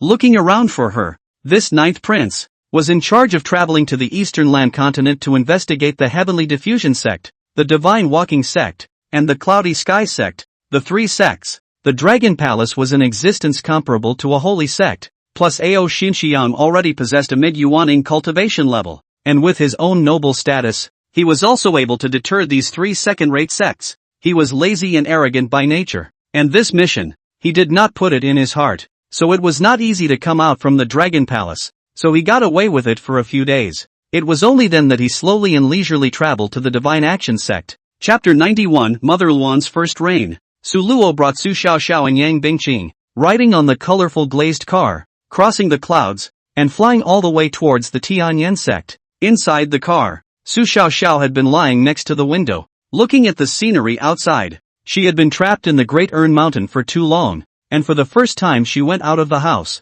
She was filled with curiosity to see everything. Yang Bingqing, on the other hand, was preoccupied. When she returned to the Heavenly Diffusion Sect, would Su Luo still let her continue to be a servant girl? Knowing that the Immortal Alliance ceremony was about to begin, her cultivation hadn't recovered and she couldn't participate in the Immortal Alliance ceremony, and if she was pursued, she was afraid that the matter of her becoming Su Luo's maidservant would be exposed. Yang Bingqing looked up at Su Luo. She wanted to talk to Su Luo about this matter, but when she saw that Su Luo's face didn't look good, she smothered it in her heart and didn't bring it up. Solo was indeed thinking about things. In his hand, he cupped a piece of pure white jade pendant, which, in the center, was carved with a Luan bird. Su Luo could feel that the jade pendant contained a huge mysterious power. This jade pendant, given to him by his father, Su Dafu, was something left behind by his mother? Just as he thought, his mother hadn't died, but had returned to her former family, the family where his mother was from. Su Dafu didn't know too much about it. It seemed to be an ancient family with a Luan bird as a totem in the middle of an ancient tomb. Anyway, it's very mysterious is all. Back then, when Su Dafu was young, he coincidentally saved the injured Luan Chuyu, Su Luo's mother. Luan Chuyu had lost her memory and was physically weak at the time, and soon after she stayed at the Su family. She married Su Dafu and gave birth to Su Luo. When Su Luo was 3 years old, the Luan family came looking and took Luan Chuyu away, and Su Luo became a motherless child. Because Su Luo is a traveler, She remembers her mother's appearance as soon as she was born, although he had no sense of belonging to this world. But that was after all the mother who had raised him to the age of 3 in October with a mouthful of milk. So how could he have no feelings? That's why, when Su Defu expelled him from the family that day, Su Luo brought up the matter of his mother. As a matter of fact, he was disappointed in Su Dafu, the entire Su family, except for his grandfather Su Xianhe. There was no one left for him to be worthy of keeping. After helping the Su clan out of the crisis, he had no intention of returning to the Su clan. But mother, he must go and get it back. Su Luo hadn't heard of the ancient Tumuan family and didn't know where this family was, so the matter of retrieving his mother would have to be considered in the long run. The colorful glazed car, under the sunlight, gave off a dazzling light, like a bright star, illuminating the entire sky. And up ahead, Ao Tongshan's green flying carriage was also slowly moving forward. The 3 flying pythons let out low roars, manifesting the majesty of the dragon race. Ao Heart on the flying carriage, from time to time, lowered his head, flirting with the beauty in his arms, completely ignoring the surrounding maids and guards, causing them to blush, but no one dared to say anything. Ao Heart in the hands of the jade cup gently shaking, the cup of agar, such as amber translucent, reflecting the corner of his mouth that wipes the lewd smile. Just then, Su Luo's colorful glazed car and Ao Xian's green flying carriage met unexpectedly in the sky. 2 powerful auras, colliding in the air, caused a strong fluctuation. The 3 flying pythons pulling the cart, and Su Luo's 3-legged golden crow, seemed to be very much at odds with each other, and as soon as they met, their swords were drawn, itching for a fight. Neither side would allow it, and it was a stalemate. Ao Tongshan opened his eyes and scanned the colorful glazed car, his eyes gradually blazing up. What a beautiful seat. It's even more advanced than my green chariot. Who's in it? Can't you see the totem of my East Sea Dragon Palace? Surprisingly, you don't know to avoid it either. In the Eastern Land Continent, the most powerful was a first-class Saint Sect, and the Eastern Sea Dragon Palace itself had the strength of a first-class Saint Sect, plus they possessed the inheritance of an ancient bloodline, and their status was still above a first-class Saint Sect. So, even a first-class Saint Sect would have to give face to the Dragon Palace. Therefore, the seat of the Dragon Palace of the East Sea can walk horizontally in the Eastland continent, and no one dares to mess with it.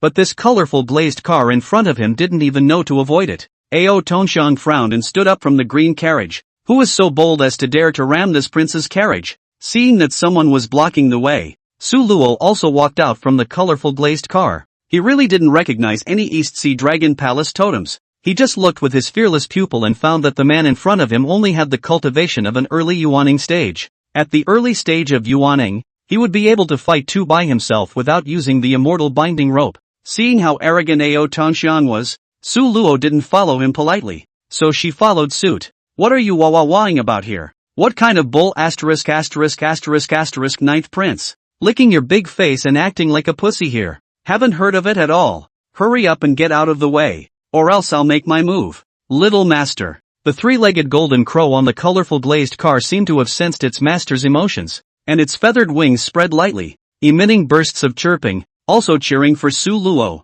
When Ao Tongshan heard this, his face instantly became gloomy. He never thought that in this eastern land continent, there was still someone who dared to belittle the Eastern Sea Dragon Palace so much. What an arrogant person. Do you know that I am the 9th prince of the Dragon Palace of the Eastern Sea? Ao Xinxiang, and you, a tiny human cultivator, dare to be so rude? Su Luo lightly laughed, did not put Ao Heart's threat in his heart. So what if the Dragon Palace? In this world where the strong are honored, strength is the hard truth. If you are not convinced, you can come and try my means. Ao Heart snorted coldly. What a big mouth. Since you're so ungrateful, don't blame me for being impolite. With that, he waved his hand violently, and the 3 flying pythons immediately let out a sky-shaking roar as they rushed towards the 5-colored glazed car. The 3 flying pythons had already rushed to the front of the colorful glazed car, opening their bloody mouths and biting at Su Luo. A cold light flashed in Su Luo's eyes as he waved his hand violently,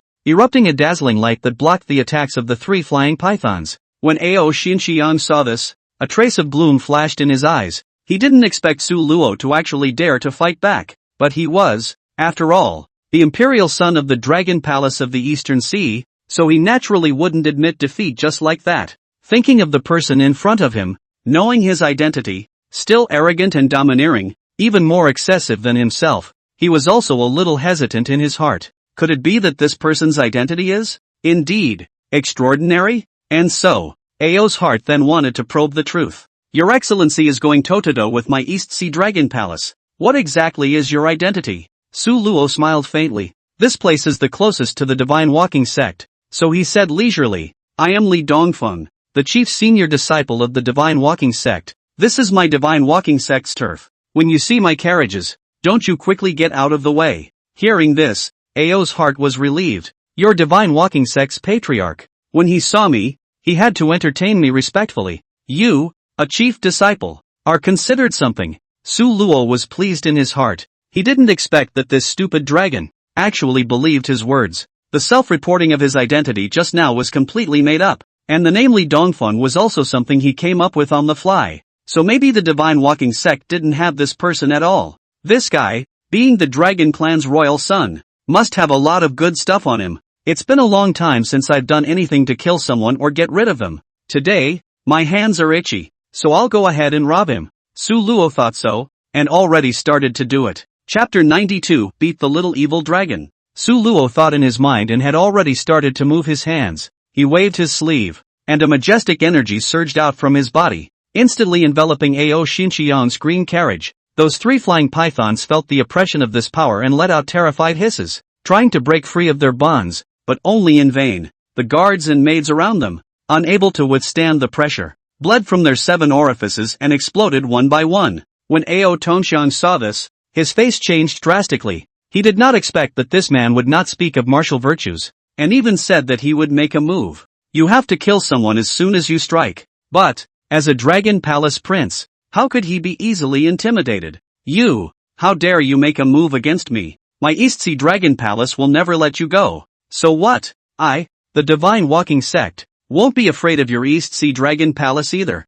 It was all about to fight, but Su Luo still didn't forget to throw dirty water on the Divine Walking Sect. Su Luo changed the spell in his hand, and that invisible pressure instantly transformed into a huge palm. Next moment, only a loud sound could be heard as Ao Xinqiang's green carriage and the 3 flying pythons were smashed to pieces by Su Luo's palm, turning into fragments and blood mist that drifted away. Ao heart fell out of the green carriage and withdrew hundreds of meters, looking at Su Luo with a face full of horror. He didn't expect that this seemingly young teenager would be so powerful that even his green carriage couldn't block his palm. Knowing that his green chariot, too, had a defense spell formation. When did this eastern land continent? When did one more such young powerhouse emerge? What exactly are you? You, Ao Tongxiang asked again. I have just said that I am Li Dongfeng, the chief senior disciple of the Divine Walking Sect. After saying that, Su Luo threw another punch. The punch was as fast as lightning and instantly struck Ao Kong's chest. But, Ao Tongxiang was worthy of being a dragon clan of the East Sea.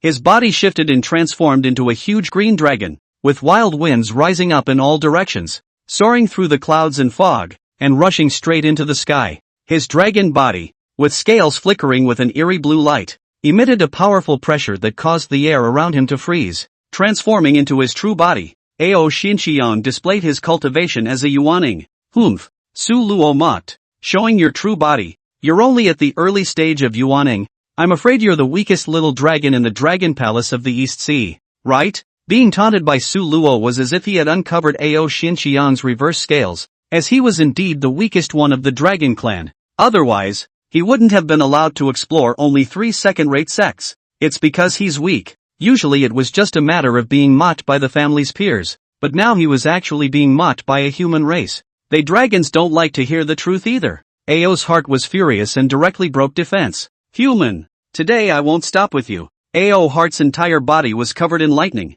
calling out the wind and rain, carrying a huge amount of might as it crashed over to Su Luo. Good timing. Su Luo was disdainful. His body swayed and turned into a stream of light, meeting Ao Xinqiang. At the same time, he unfolded his angelic wings and operated the Thunderflame Overlord technique and the Yellow Spring Death Devouring Scripture. When these two moves were turned on, they directly crossed the level of combat, and even a mid-Yuaning stage could be rubbed on the ground. The two figures collided in the air, erupting with dazzling light. Su Luo's fist, carrying the might of the Thunderflame Overlord body, smashed into Ao Xinqiang's dragon body. Ao Xinqiang, on the other hand, used his sharp claws to attack Su Luo's vitals. Su Luo's fist and Ao Xinqiang's claw collided in the air, erupting into a deafening sound. The two figures crisscrossed in the sky, each collision inspiring a powerful wave of energy. The dragon scales of Ao's heart, even though they were incredibly tough, also looked a bit strained in front of Su Luo's Thunderflame Overlord skill.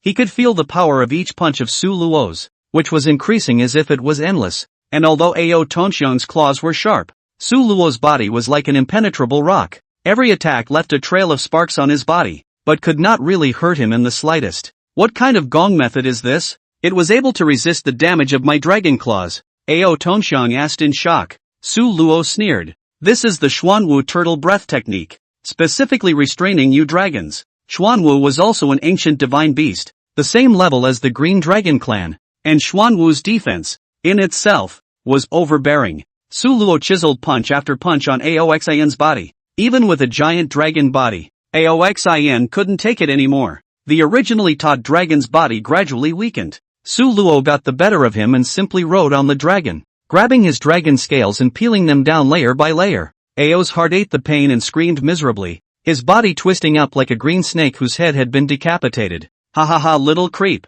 Now you know how powerful I am, don't you? Su Luo's laughter echoed in the sky as he rode on Ao Xinxiang's dragon. But the movements in his hands did not stop. While picking at the dragon scales, he taunted, "You dragon royal son is nothing more than that. Today, I will slaughter you and take your dragon whip to make a great tonic soup." As a dragon royal son, when had Ao Xinxiang ever suffocated like this? He struggled as hard as he could, trying to shake Su Luo off his body. However, Su Luo's hands, were exceptionally agile, and he tightly grasped Aoxian's dragon scales, and no matter how much Aoxian struggled, he was unable to shake him off. You bastard, Ao Tonxiang roared. My East Sea Dragon Palace will never let you go. Su Luo sneered and said, then let your East Sea Dragon Palace people come to me. I, Li Dongfeng, the chief senior disciple of the Divine Walking Sect, will not be afraid of you? Say it. Su Luo fiercely threw a punch at Ao Xinxiang's body,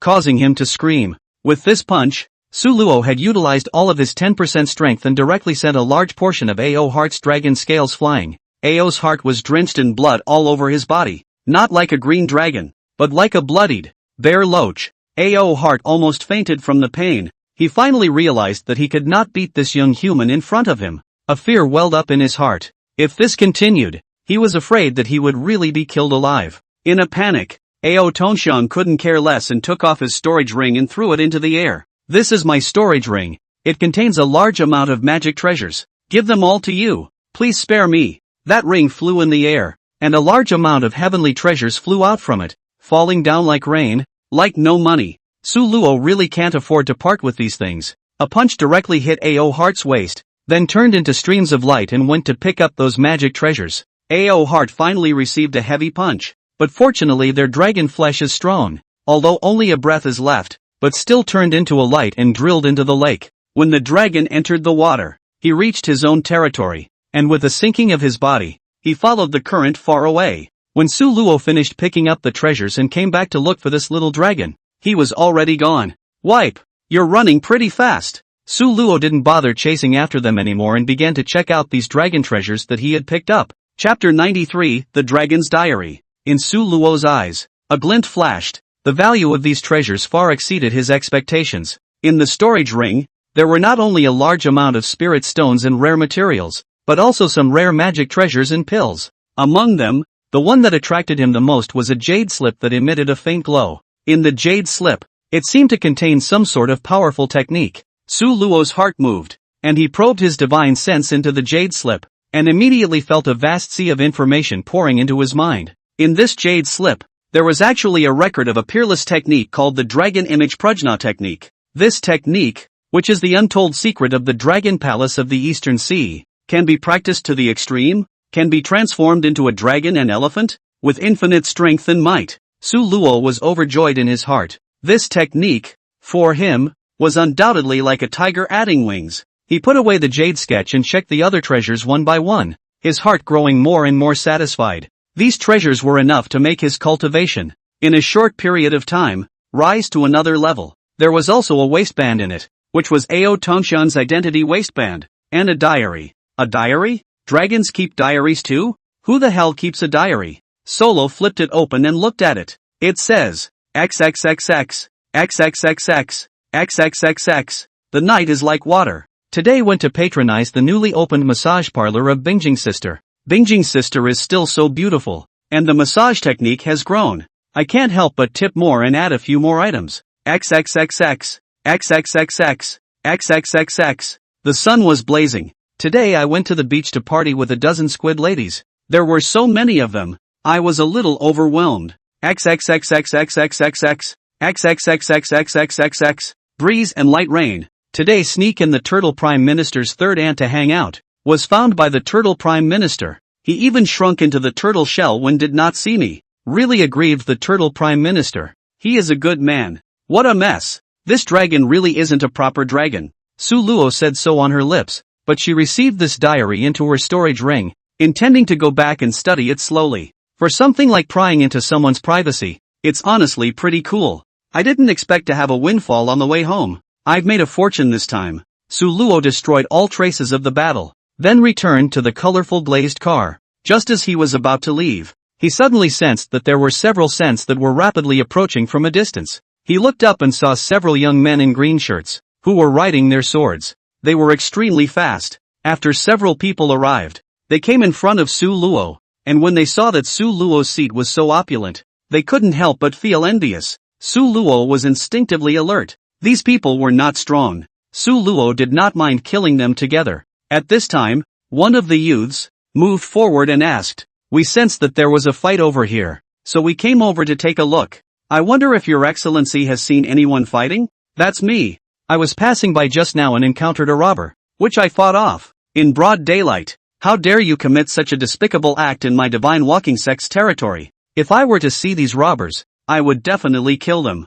This young man, with his sword brows and starry eyes, is all righteousness. Su Luo asked, "Are you disciples of the divine walking sect?" The man clasped his fists and bowed. "I am the chief senior disciple of the divine walking sect, Li Dongfeng." Li Dongfeng? Su Luo was startled. The divine walking sect really has a chief disciple named Li Dongfeng? This name is obviously something he made up. Just now, he had impersonated Li Dongfeng and beat up the 9th prince of the East Sea Dragon Palace. What a coincidence! Su Luo had a sudden idea. If he posed as the 9th prince of the Dragon Clan again and went to the divine walking sect, would he be able to reap some benefits? Chapter 94, Counterfeit Identity, Deceit and Deception. Impersonating the 9th prince of the Dragon Clan. Thinking of this, Su Luo decided to give it a try. Maybe something could be gained, and even if they don't, it won't hurt. And so, Su Luo pretended to say, "I am the East Sea Dragon Palace, the 9th prince of the Dragon Clan. This is my identity belt tag."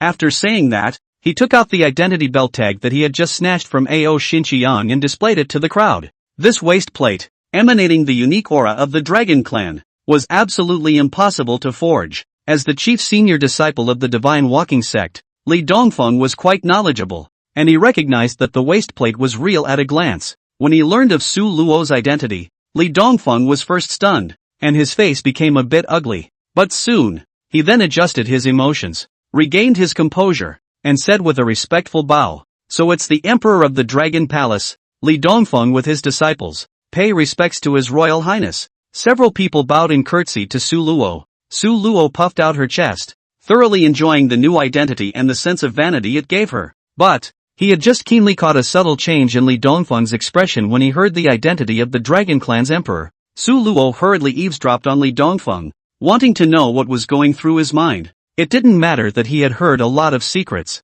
This Li Dongfeng was a little frightened when he learned that Su Luo was the 9th prince of the Dragon Clan, and thought in his heart, "He's actually the 9th prince of the Dragon Palace. I've heard that the East Sea Dragon Clan seldom sets foot on the Eastern Land continent, so why would he appear near the Divine Walking Sect? Could it be that his destination is the Divine Walk Sect? Could it be coming after me? A few days ago, I was indeed at the coast, beheading a few hundred shrimp soldiers and crab generals who had come ashore to rebel. And it wasn't because they went too far and harmed the lives of a few seafarers. If it wasn't for this matter, it would have been likely that I came here to look for that water-expelling dragon pearl. But that water-expelling dragon pearl was obtained from a loose cultivator after I beheaded him. Although that loose cultivator explained before he died that the water-shedding dragon pearl was stolen by him by colluding with a young lady from the Dragon Palace, no one knew that the dragon pearl was with me even though he had beheaded the loose cultivator himself.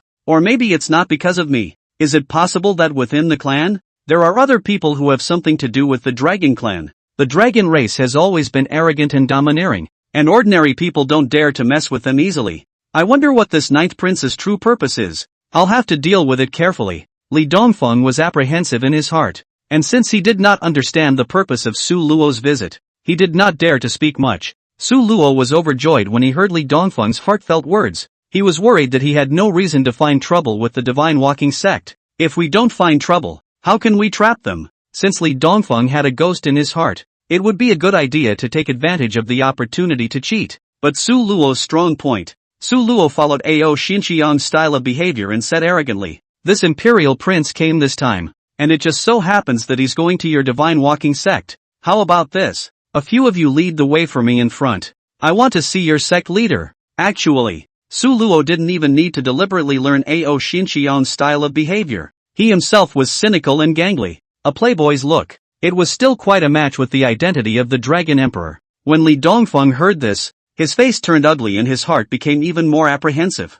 However, he didn't dare to refuse, so he led the crowd and walked ahead, bringing Su Luo into the Divine Walking Sect. The Divine Walking Sect was less than 100 miles away from here. This sect was ranked alongside the Heavenly Diffusion Sect and belonged to the second-rate sect, covering a vast area surrounded by mountains, with beautiful scenery and abundant spiritual qi, possessing many feng shui treasures suitable for cultivation. At this point, a colorful glazed car, which was speeding towards the Divine Walking Sect, caused many disciples of the sect to gasp in amazement. They tilted their heads and watched, curious about where this opulent and colorful divine vehicle had come from. Even some of the elders couldn't help but be puzzled, not knowing what had happened. When the colorful glazed car arrived over the Divine Walking Sect, Su Luo stood on the car and shouted loudly, "Divine Walking Sect Patriarch, why don't you come out to meet me?" His voice was as loud as thunder, echoing over the entire Divine Walking Sect. At the same time, he took out the Dragon Clan waistplate and released the dragon chi contained within it to make himself act a bit more like him.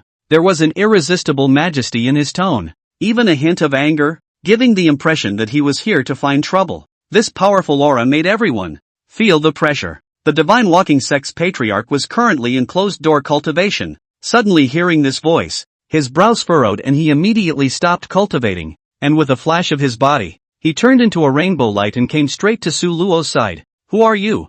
How dare you come to my Divine Walking Sect to act recklessly?" Patriarch Qin Muyan's voice, too, resounded throughout the entire sect with a few moments of anger. Su Luo stood on the colorful glazed car, overlooking the Divine Walking Sect patriarch below. The corner of his mouth hooked into a wry smile. He still put on a condescending stance and slowly said, "I am the ninth prince of the Dragon Palace of the Eastern Sea, and naturally, I came here today because I have something to look for you." After saying these words, Su Luo directly lit up his waistplate, and he also purposely showed off the dragon race's aura that was released from his waistplate by draping it over. This identity of the Dragon Clan's royal son was too good. Even if it was a scummy royal son of the Dragon Clan, these second-rate clans of the Eastern Land Continent would not dare to underestimate it. Patriarch Qin Muyan, sensing the dragon race's aura in the waistplate, his face changed slightly, and he hurriedly arched his hand in salute. "So it's the ninth prince of the Dragon Palace who has come to visit. Disrespectful, disrespectful, disrespectful, disrespectful, disrespectful, disrespectful, disrespectful.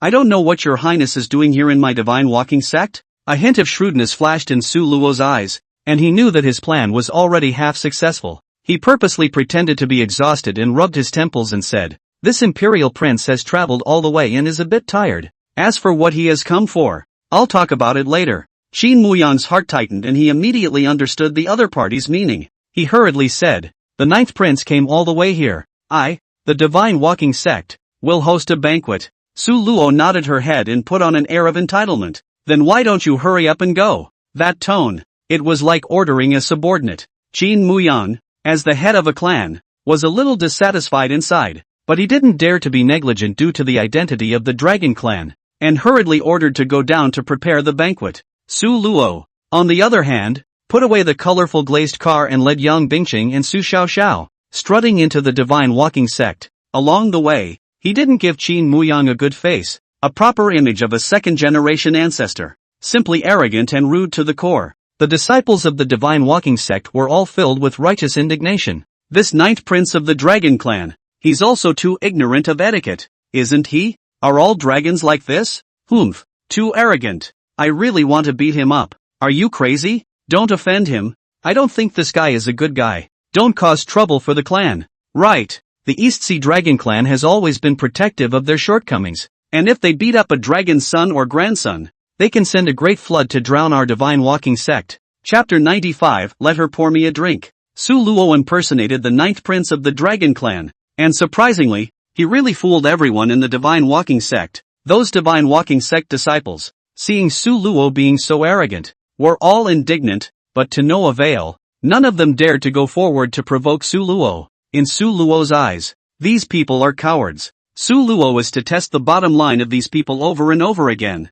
To see these people, in the end, afraid of the East Sea Dragon clan, if they really do not dare to resist, he will not be polite. The banquet was located in the most luxurious hall of the divine walking sect, which was brilliantly golden and beautifully carved. The melodious fairy music echoed in the air, making it seem as if one was in a fairyland. Su Luo was invited to the main seat. Divine Walking Sect Patriarch Qin Muyan personally accompanied him, while the other elders and disciples took their seats in turn. Basically, the elders of the Divine Walking Sect and the personal disciples were all present, and that chief disciple Li Dongfeng, who had brought Su Luo here, was naturally among them. The banquet table was filled with all kinds of delicacies and mouth-watering jewels. However, Su Luo intentionally put on a condescending stance, disregarding everything in the Divine Walking Sect. Although Patriarch Qin Muyan was unhappy in his heart, on the surface, he was still courteous and spoke to Su Luo. Su Luo, on the other hand, went in with her left ear and out with her right ear,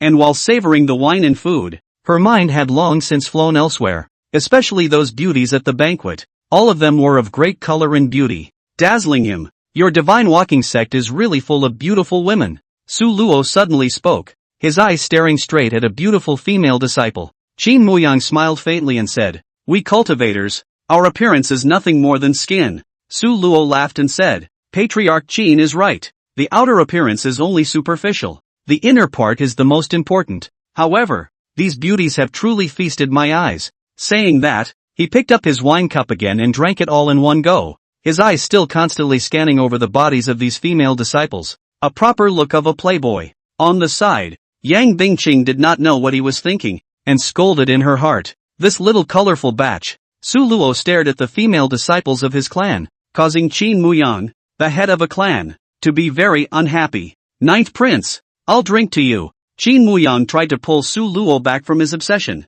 However, Su Luo just shook the empty wineglass in her hand and said lazily, "There's no wine." Qin Muyang immediately said, "I'll fill it up for the 9th Prince." Su Luo, however, shook his head with a bad smile at the corner of his mouth, pointing at a young woman not far away. How can I bother Patriarch Qin? I see the young lady over there. She's quite handsome. Let her pour me a drink." Qin Muyan looked in the direction Su Luo was pointing, and was surprised to find that the person Su Luo was pointing at was his own niece, Qin Sunyang. Qin Sunyang was very handsome, and with a light green dress, she was even more refreshing. At the moment, she was sitting there elegantly, like a blooming green lotus, emitting a charming fragrance. Qin Muyang's face became a bit ugly, but he still forced himself to hold back his dissatisfaction and said to Su Luo, "Ninth Prince, I'm afraid this isn't very appropriate. Patriarch Qin, pouring wine is just a matter of pouring wine. You wouldn't even disagree with this trivial matter, right?" Su Luo raised her eyebrows and looked at Qin Muyang with a smile.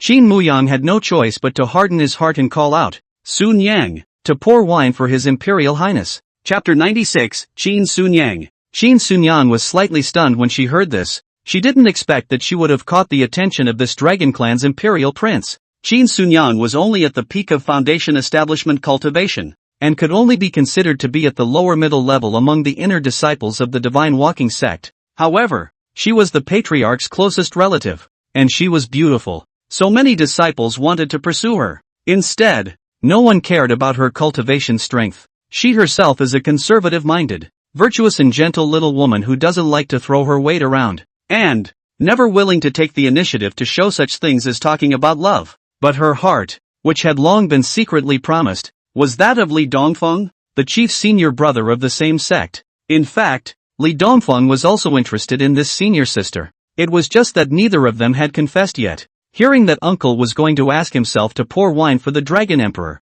Qin Sunyang instinctively resisted a bit and was also a bit scared. She could tell that this dragon race prince didn't look like a good person at all. What would he do if he went over and poured the wine himself? In case he did something more outrageous? A little panicked inside, she subconsciously looked at her favorite Li Dongfeng. She hoped that her senior brother Li, whom she had always admired and liked, would be able to help her out. Li Dongfeng saw the look of help cast by Qin Sunyang. He also wanted to stand up for Qin Sunyang. However, that person was, after all, the emperor of the dragon clan. The patriarch did not dare to say anything, and he, a small disciple of the clan, did not dare to disobey. And so, Li Dongfeng could only flash his gaze elsewhere, pretending that he did not see Qin Sunyang's request for help.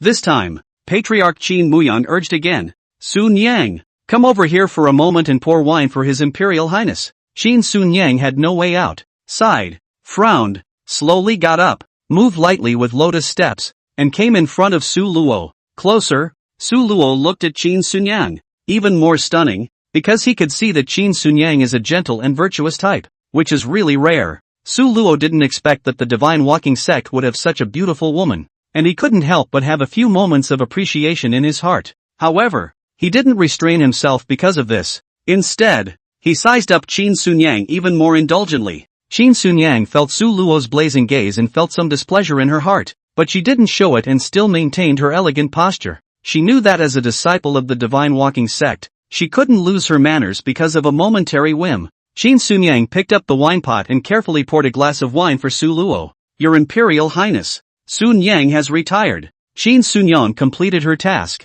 gave a curtsy, and turned around to leave. Su Luo, however, was very bold and quick on her feet, immediately pulling Qin Sunyang's small hand. Miss, don't be in a hurry to leave. Have a drink with this prince after pouring the wine. Su Luo's tone and behavior was a complete image of a villainous second-generation ancestor who took advantage of people's danger. Suddenly being pulled by Su Luo's hand, Qin Sunyang's body trembled, instinctively shrinking back, frowning, a hint of sulk rising on her face, surprisingly even better looking. Your Highness, please behave yourself, she reminded in a cold tone. Su Luo's unbridled behavior immediately aroused the dissatisfaction of the other Divine Walking Sect disciples. They couldn't help but feel a surge of anger as they watched the goddess of their hearts being treated so frivolously. Especially the chief disciple, Li Dongfeng, had anger in his eyes. You know, Qin Sunyang's hand. He didn't even pull it.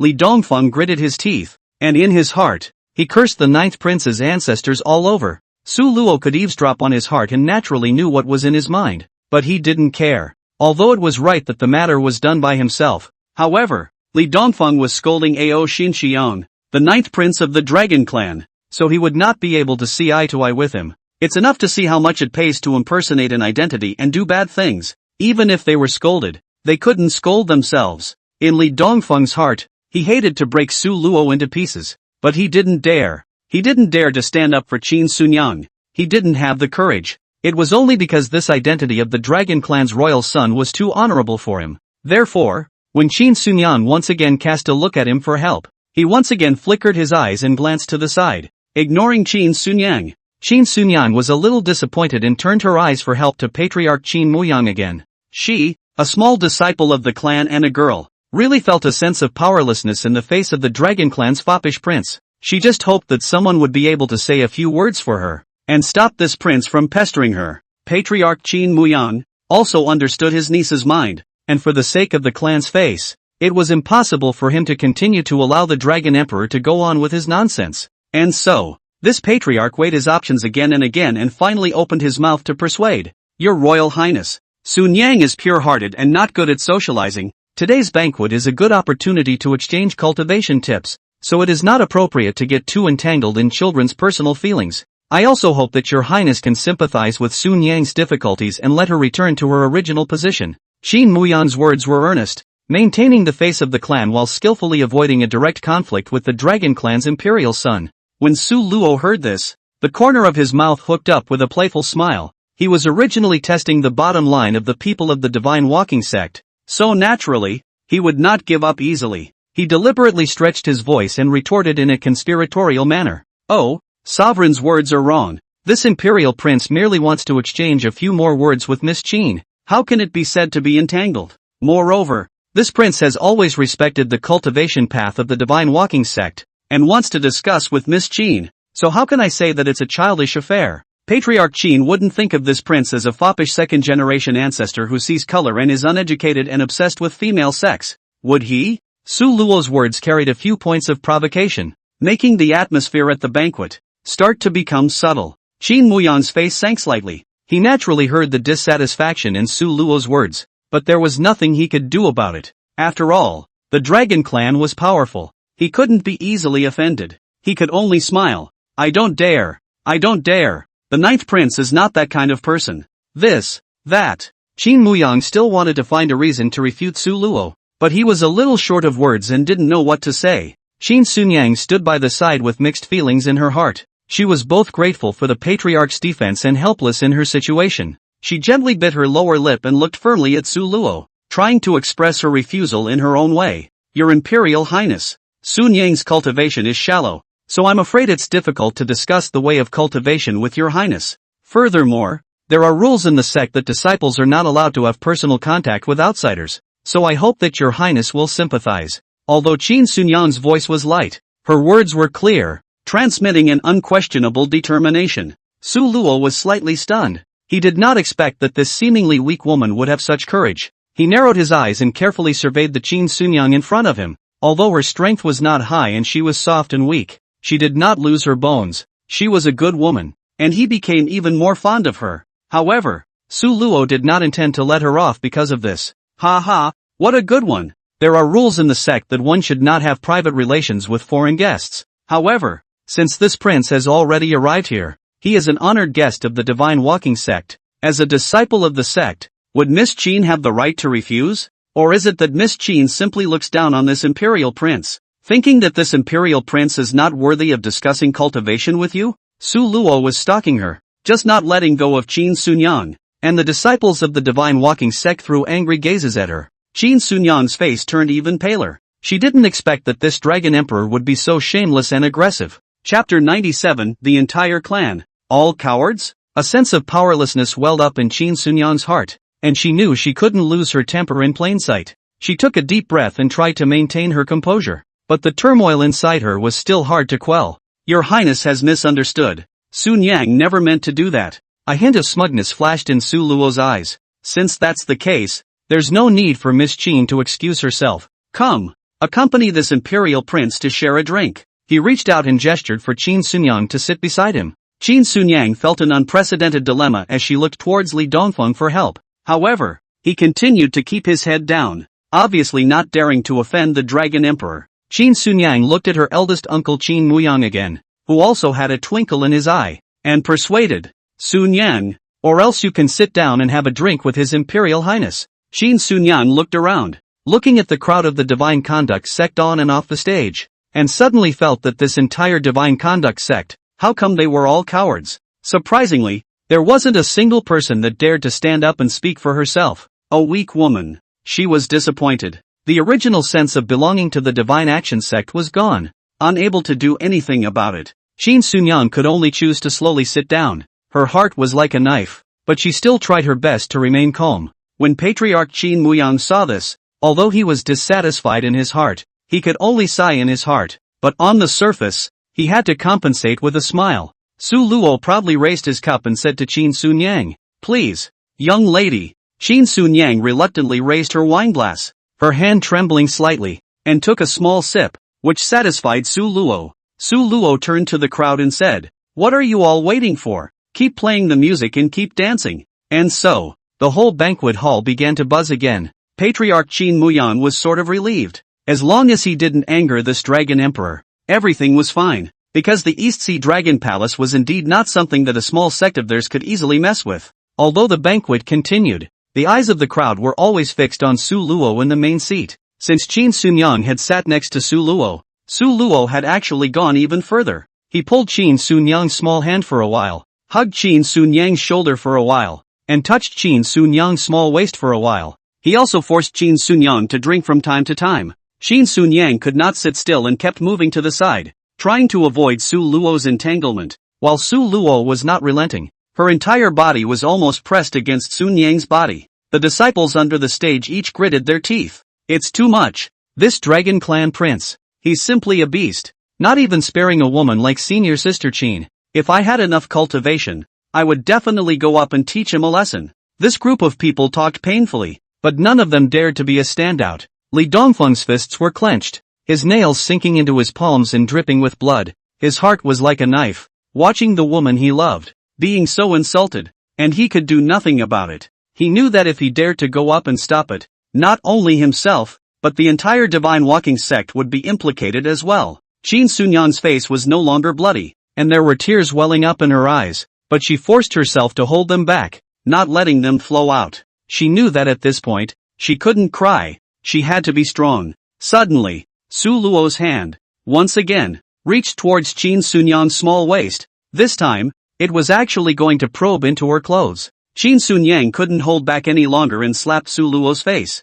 Snap! This slap, crisp and loud, the entire banquet hall, instantly quiet. Su Luo could actually block the slap, but he didn't do so, because he's going to have to perform a bit of a bitter trick. Later on Su Luo's face, red marks were clearly visible, and he immediately displayed an angry look. Staring with wide eyes, there was dismay and anger. Just looking at Qin Sunyang. How dare you hit me? Qin Sunyang stood up, her tears finally flowing down her face, but her voice was firm. Your Highness, please behave yourself. When the disciples on the stage saw this scene, they all admired Qin Sunyang's courage. In Li Dongfeng's heart, the flame of hope was also ignited. He knew that he could not continue to let Qin Sunyang be alone, and endure all this. He stood up and said loudly, Your Imperial Highness, you've gone too far, haven't you? This is my Divine Walk sect after all. Please get out of the Divine Walk sect now. Patriarch Qin Muyang also had to stand out and said, Your Imperial Highness,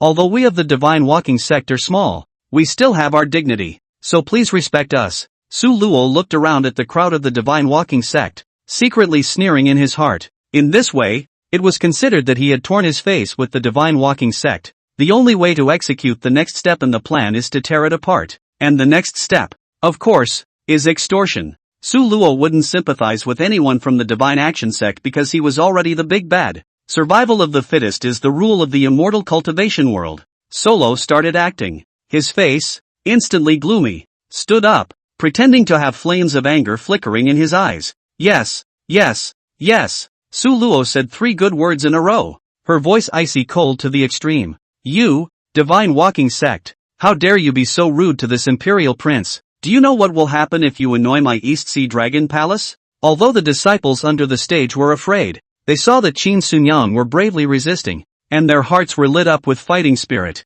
especially Chief Disciple Li Dongfeng, since he had torn his face off. As the Chief Disciple, he had to set an example as well. Your Imperial Highness, it's you who's gone too far, isn't it? You've been manhandling Sun Yang, disrespecting our Divine Walking sect disciples in the front, and being arrogant and domineering in the back. Do you really think that the East Sea Dragon Palace can do whatever it wants? Your Imperial Highness, don't forget that there is still the Immortal Dao Alliance that exists in the Eastern Land Continent, so if we really can't do it, let's go to the Immortal Dao Alliance to file a lawsuit. Let's see who has the right. Su Luo sniffed and snorted coldly. Immortal Dao Alliance? Do you think that they would dare to offend our East Sea Dragon Palace just for your little Divine Walking sect? Li Dongfeng was apprehensive in his heart, but he still said, although our Divine Walking sect is a small sect, we still have our dignity and backbone. If we can't even guarantee the safety of our own disciples, then what qualifications do we have to gain a foothold in the immortal cultivation world?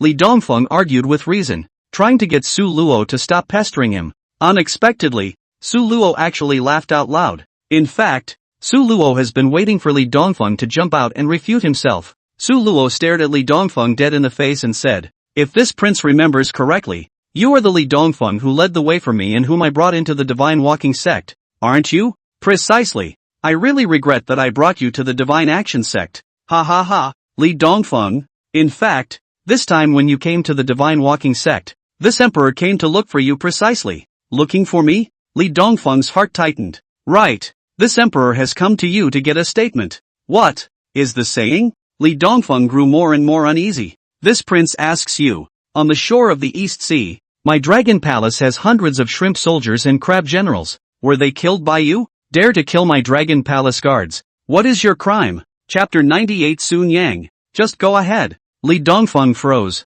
Sure enough, is this ninth prince coming for me? He hurriedly explained. Your Highness, it was those shrimp soldiers and crab generals that caused the lives of a few sea people, so I stepped in to stop them from rebelling, and I didn't intend to make an enemy of the Dragon Palace. Su Luo, however, refused to stop and sneered. Even if they were at fault first, it should be my East Sea Dragon Palace that punishes them. For you to privately behead the Dragon Palace's guards without the palace's permission is not putting my East Sea Dragon Palace in your eyes. If you don't give this emperor a satisfactory explanation today, the Divine Walking Sect will be waiting for retaliation from my East Sea Dragon Palace. The atmosphere suddenly became tense, and the entire banquet hall fell into a silence. Everyone's eyes were focused on Li Dongfeng and Su Luo. Qin Xunyang also forgot about her own grievances and looked at Li Dongfeng worriedly. She knew that once the situation worsened, not only Li Dongfeng, but the entire Divine Walking Sect would suffer extinction. Su Luo added, Li Dongfeng,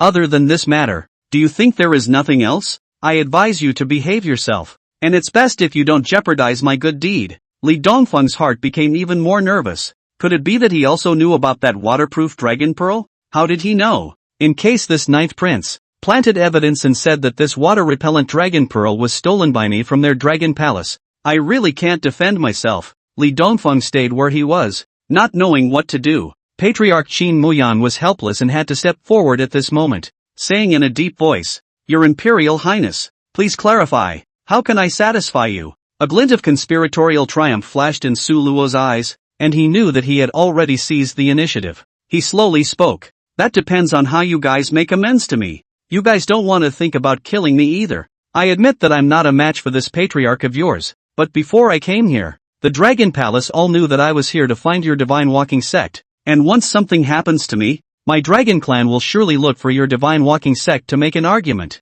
Qin Muyan nodded. I wouldn't dare. I wouldn't dare. On behalf of the Divine Walking Sect, I will immediately make amends to your Highness, and I also ask your Highness to follow me elsewhere to discuss the matter. Okay. Su Luo followed Qin Muyan and went to a separate room. When Su Luo left, Qin Sunyan finally breathed a sigh of relief. At least she was no longer directly confronted with the harassment of this imperial son. Li Dongfeng also breathed a sigh of relief. This ninth prince did not continue to press himself. It seemed that he just did not want to make a big deal out of it, and he did not genuinely want to make things difficult for himself. He might just be taking this opportunity to ask for some more favors from the Divine Proceeding Sect. In Li Dongfeng's heart, although he felt slightly comforted, he still did not dare to let his guard down. He knew that Su Luo's ambition was far more than that. And although he had temporarily avoided a direct conflict this time, subsequent troubles would surely follow. Qin Sunyan wiped away the tears on her face. She knew that she couldn't keep relying on others. She had to become stronger in order to protect herself. She decided that from now on, she would cultivate even harder and improve her strength. Patriarch Qin Muyang and Su Luo were in a separate room and began to negotiate. Patriarch Qin, that Li Dongfeng not only killed my Dragon Palace's guards, he also stole my Dragon Palace's water-resisting pearls, and I came here this time to investigate this matter. Is that true? Qin Muyang's face sank as he knew that if this matter was true, then the situation of the Divine Walking Sect would be even more dangerous. Your Highness, if this matter is true, my Divine Walking Sect is willing to compensate for all the damages, and I only ask that your Highness can spare my sect's disciples. Su Luo sneered. Patriarch Qin, that water-repellent dragon pearl, is my Dragon Palace's greatest treasure? How could I joke about this matter? As for the compensation you said, we also have to see if you have any sincerity. Qin Muyang sighed in his heart. This was clearly extortion, and he knew that even if Su Luo opened his mouth with a lion's mouth, he had to agree. Because of the East Sea Dragon Palace, he couldn't afford to offend. Your Highness, although my Divine Walking Sect has limited resources, I am willing to do my best to satisfy your needs. I only ask that your Highness will be magnanimous. What does your Highness want? I've heard that you have a treasure land for cultivation here, named Spirit Spring Cave, which is an excellent place for cultivation. If Patriarch Qin returns the water-resisting bead and allows me to go to this place to cultivate for a few more days, this imperial prince will be able to let the matter go and will no longer pursue the matter of Li Dongfeng. Qin Muyan's eyes lit up. Just a few days of cultivation? Of course there are other conditions. You prepare another one. 000 top-grade spirit stones for His Highness. And that Qin girl, let her accompany me tonight. Qin Muyang's face immediately became extremely ugly. That Su Luo would make such an excessive request. Your Highness, Spirit Spring Cave and Spirit Stones. The the Divine Walking Sect, can promise. But Qin Sunyang is a disciple of the Divine Walking Sect, so this matter must not be allowed. In Su Luo's eyes, he pretended to flash a hint of sinister. Patriarch Qin, it seems like you don't intend to give me face? Since that's the case, then don't blame this imperial prince for being impolite. Qin Muyang's heart tightened. He knew that Su Luo was about to tear his face off. Your Highness, please think twice. This matter concerns the dignity of my Divine Walking Sect. Please don't force yourself. Su Luo snorted coldly. Dignity? In front of this imperial prince. Your Divine Walking Sect's dignity is worthless. Since you won't agree, then wait to bear the wrath of my dragon clan. Qin Muyang was silent. He knew that if Su Luo was really angry, the Divine Walking Sect was afraid that it would really be hard to bear. Su Luo added, Patriarch Qin, I asked Miss Qin to come over. I was just feeling a bit tired and asked her to come and give me a massage. So why should you stop it? Is it really just a massage? I would never do anything to harm Miss Qin. Qin Muyang sighed in relief. Then I'll go persuade her. Qin Muyang walked out of the room and came to Qin Sunyang with a heavy face, telling her about Su Luo's request. When Qin Sunyang heard this, a hint of determination flashed in her eyes. Eldest uncle, I can't agree to him. Qin Muyang sighed. Sun Yang, I know this is hard for you, but for the sake of the Divine Walking Sect, for the sake of everyone, can you? No, Qin Sunyang interrupted. Eldest uncle, if I go, the Divine Walking Sect will really lose face. It's the face of the Divine Walking Sect that would be disgraced. Qin Muyang knew that Qin Sunyang had a point, but what could they do in the face of the powerful East Sea Dragon Palace? Just then, Li Dongfeng also stood out. Sun Yang, just go. Even you want me to go. In case I get trashed by that asshole. You guys. Qin Sunyang's tears came to her eyes. Aggrieved. It's too aggravating. A huge clan had forced her, a weak woman, to give a massage. All pussies. She was completely disappointed in the Divine Walking Sect, the sect leader, and Li Dongfeng. Good. I'll go, she said. Qin Sunyang wiped away her tears and straightened her back, her eyes revealing an unprecedented determination. She knew that she couldn't just give in to this. Chapter 99. Aren't you going to do anything to me? Qin Sunyang was disappointed. Disappointed in Patriarch Qin Muyang, disappointed in Chief Senior Disciple Li Dongfeng, and disappointed in the entire Divine Walking Sect. With so many men facing the aggressive Ninth Prince of the East Sea Dragon Palace, surprisingly none of them dared to stand up and resist. Instead, he pushed himself, a weak woman, to the front of the stage to please this Dragon Palace prince. One is really blind. How one respected the patriarch before. One even secretly liked Li Dongfeng. It made her sick to think about it.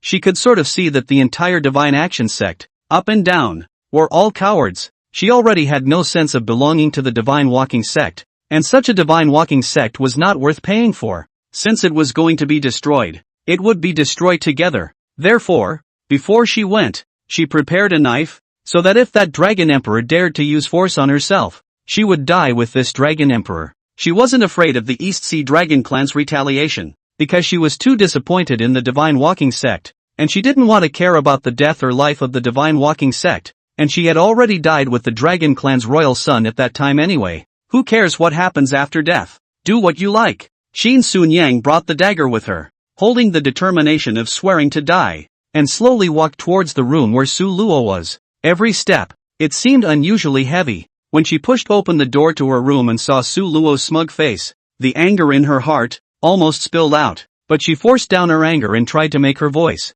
as much as possible, sound calm. Your Highness, Sun Yang is here, she said faintly. Su Luo covered her cheek and laughed at herself. Miss Qin, that slap in the banquet hall. You hit me really hard. It made my face red. Qin Sunyang did not give Su Luo a good face and questioned. And who can blame you for that? I'm an unmarried girl in plain sight and you treat me like this? Ever thought about my feelings? Su Luo nodded. Indeed I was at fault first, but it can't be all my fault. La. Who made Miss Qin so beautiful that I couldn't help but move my hand? If you want to blame me, you should blame Miss Qin for being too beautiful. Humph. Smooth talker. Qin Sunyang snorted coldly. You royal family dilettantes are all about flowery language. Whatever you say. For what happened at the banquet, I apologize to you first. Su Luo said very sincerely. Apologize? Su Luo's behavior confused Qin Sunyang. This foppish dragon prince, would he also admit his mistake and apologize? Sure enough,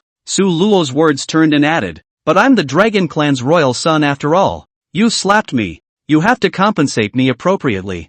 I've been traveling for the past few days, just massage my shoulders. After Su Luo finished speaking, she leaned back on the rocking chair and closed her eyes, waiting for Qin Sunyang to come over. Seeing Su Luo's defenseless look, Qin Sunyang secretly said in her heart that the opportunity had come. Qin Sunyang walked next to Su Luo, circled around behind her, and slowly drew her dagger from her back. From start to finish, Su Luo didn't move a bit. Is that how he trusts himself enough to let himself get close to him? Qin Sunyang was puzzled in her mind, but Su Luo still didn't have any reaction. In Qin Sunyang's perception, with just one slash, she would be able to finish off this dragon emperor. She was thinking too simply. Not to mention the fact that Su Luo had fearless pupils and had long since perceived Qin Sunyang's every move. And besides, Su Luo's Xuanwu turtle breath technique, with its superb defense, even if Qin Sunyang's dagger wiped his neck, it wouldn't injure him in the slightest. This is Su Luo's bottom line. With a bottom line, Su Luo wouldn't be afraid, and her demeanor still acted relaxed and at ease. Qin Sunyang was dumbfounded. Is he really that defenseless against himself? The moment. She hesitated a little. Why are you moving so slowly? Hurry up and give me a massage. Su Luo urged with her eyes closed. Qin Sunyang struggled internally as she asked. Your Imperial Highness, aren't you afraid that I'll stab you in the back? How? I believe you. And I've already apologized to you while you wouldn't have forgiven me yet, right? You're too careful. Su Luo just closed her eyes and talked to herself. Qin Sunyang first froze for a moment, and inwardly cried and laughed. He actually said that I'm careful? This playboy prince, does he also have a naive side? Looking at Su Luo's closed eyes and defenseless appearance, the kind-hearted Qin Sunyang inwardly shook. Yeah, he already apologized to me just now. And besides, he just asked me to rub his shoulders. And he didn't do anything excessive to me. So it seems a bit excessive to have to kill him just for those reasons. Qin Sunyang couldn't get her hands off this hesitation. And so, she slowly put the dagger away again, and a pair of small hands, ghostly, were placed on Su Luo's shoulders. Qin Sunyang's fingertips gently touched Su Luo's shoulders, and despite all the reluctance in her heart, she began to massage Su Luo. She thought in her heart, if this dragon emperor no longer do excessive things to himself, this matter, also forget about it. She also does not intend to die together. Qin Sunyang's force was gentle, and Su Luo seemed to relax completely, enjoying Qin Sunyang's service, a satisfied smile appearing at the corner of her mouth. You have a good technique, Miss Qin. Su Luo closed her eyes, her tone carrying a few points of appreciation. Qin Sunyang didn't reply and just continued massaging. After about a quarter of an hour, Su Luo stretched, yawned, and sat up. Miss Qin, your massage is so comfortable that this emperor is falling asleep.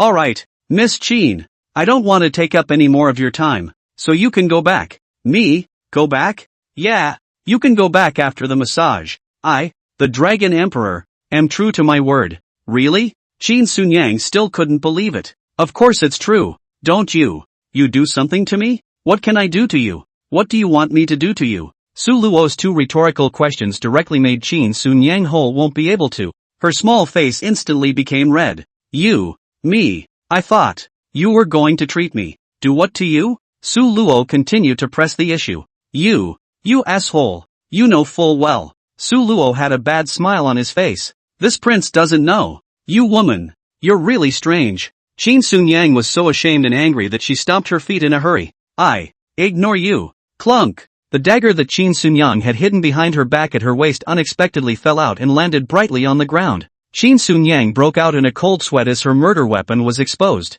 Chapter 100, Suddenly Confessed. Qin Sunyang's heart instantly raced to her throat. Her face was ugly. Thinking, I'm afraid that this time, she might really have to die with this dragon emperor. However, Su Luo's reaction, was unexpected. Su Luo didn't make things difficult for her, but bent down and picked up the dagger on the ground, handing it to Qin Sunyang. Miss Qin, what are you doing? Could it be that you're worried that this emperor will be unfavorable to you? Su Luo's tone, however, did not have the slightest hint of blame. Qin Sunyang received the dagger, and the tension in her heart eased slightly. She looked up at Su Luo with doubt in her eyes. Are you not afraid? Just a moment ago, I had the chance to kill you. Su Luo laughed, sat back on the chair and said indifferently, if you really wanted to kill me, you would have done it long ago. Moreover, you don't have to be nervous. if I really want to do something to you, do you think that, with this little dagger of yours, you can stop me?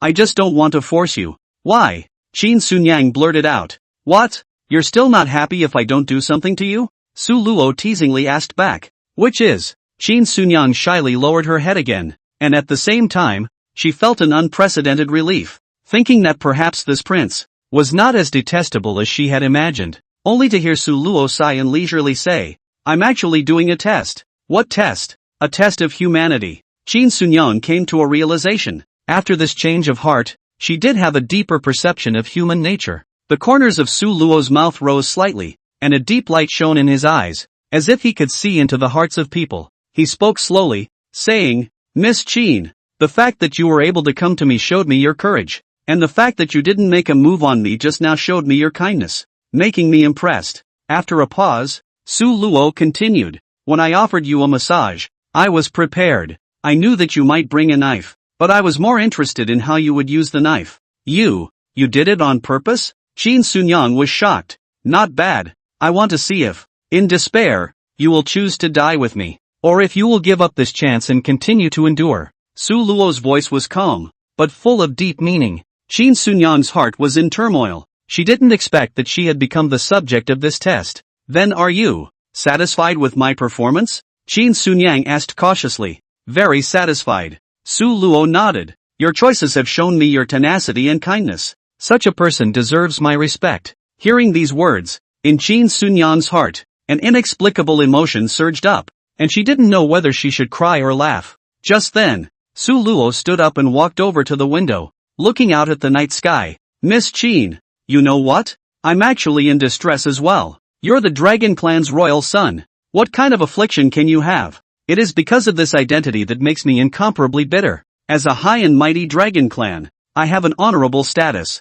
but the girls around me are all greedy for riches and love vanity, and none of them truly like me. In fact, I'm lonely deep down. I have been looking for a partner who can truly understand me and support me. Today, I may have found the answer. Qin Sunyang's heart skipped a beat as she couldn't believe her ears. Could it be that this dragon prince, for her? She didn't dare think about it, only felt her cheeks burning hot. Su Luo turned around, her gaze looking straight into Qin Sunyang's eyes. Qin Sunyang, that person is you. You're different from all the other girls. I want you to be my companion. Are you willing? This question was like a bolt from the blue, leaving Qin Sunyang completely stunned. Her heart, as if it were about to beat out of her chest. Why was he suddenly being confessed to? He himself was clearly going to kill this guy just now. This guy Su Luo is too good at acting. Obviously a philandering asshole scumbag. But he makes himself out to be a rich second generation who is struggling to find true love. At this moment,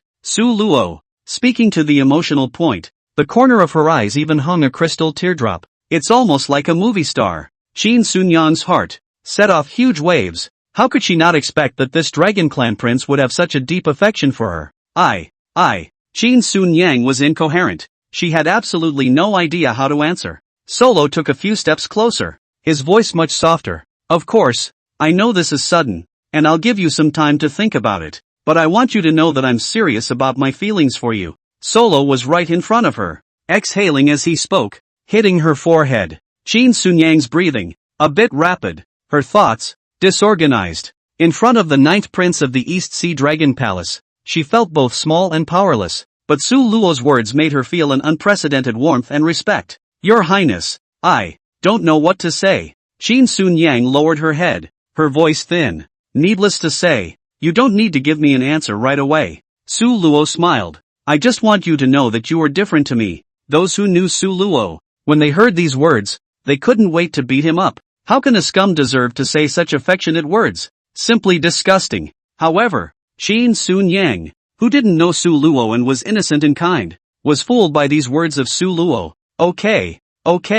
I'll give it serious consideration. Qin Sunyang's mind was so hot and confused that she uttered such words. Today, for Qin Sunyang, it was a day that completely subverted her three perceptions. She saw the true nature of her fellow masters and brothers of the Divine Walking Sect and understood that they were not reliable people. And it was this ninth prince of the Dragon Clan who helped her test the humanity of these people. Sure enough, Su Luo, who had overheard Qin Sunyang's heartfelt words, spoke again. Miss Qin, Perhaps you have also realized that this human nature test of mine isn't only targeting you, but also all of the people in the Divine Walking Sect, and it's time for you to see their true nature, isn't it? They are not people you should rely on. Qin Sun nodded. I understand. For the sake of the clan, they can sacrifice me. I completely see their true colors. Qin Sunyang had long been disheartened, and in such a comparison, the ninth prince of the Dragon Clan, who had just confessed his love for himself and was incomparably affectionate, actually seemed a lot more decent.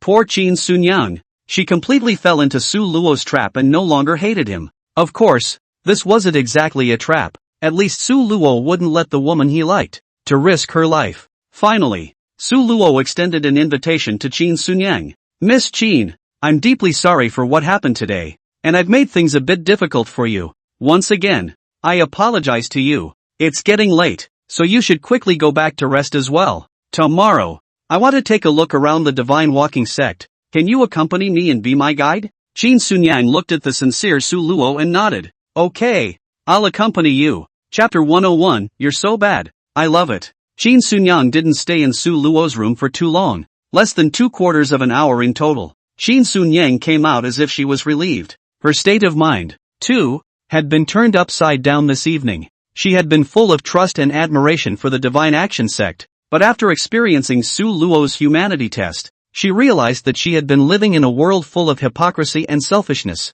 Originally thought that the friendship between fellow disciples was indestructible, but did not want that in their eyes. He was just a pawn that could be sacrificed. Within a few steps of coming out, she saw Patriarch Qin Muyang, who seemed to have been waiting for her to come out. Qin Sunyang pretended that she didn't see him and walked straight ahead. Or Qin Muyang was the first to open his mouth. Sunio, he didn't hurt you, did he? What's it to you? Qin Muyang sighed helplessly. Sun Yang, I know you hate your eldest uncle, but this is something that can't be helped. That East Sea Dragon Palace, we can't afford to mess with it. Enough. I don't want to hear your explanations, and I'm telling you that His Royal Highness didn't do anything against my will, and I'm fine now. Qin Sunyang's tone was icy cold, and after saying these words, she quickly left. It's good that it's okay, it's good that it's okay. Qin Muyang smiled sarcastically, finally relieved. Anyway, it's good that people are okay. As the head of a clan, he also felt very guilty for not being able to protect his own clan disciples,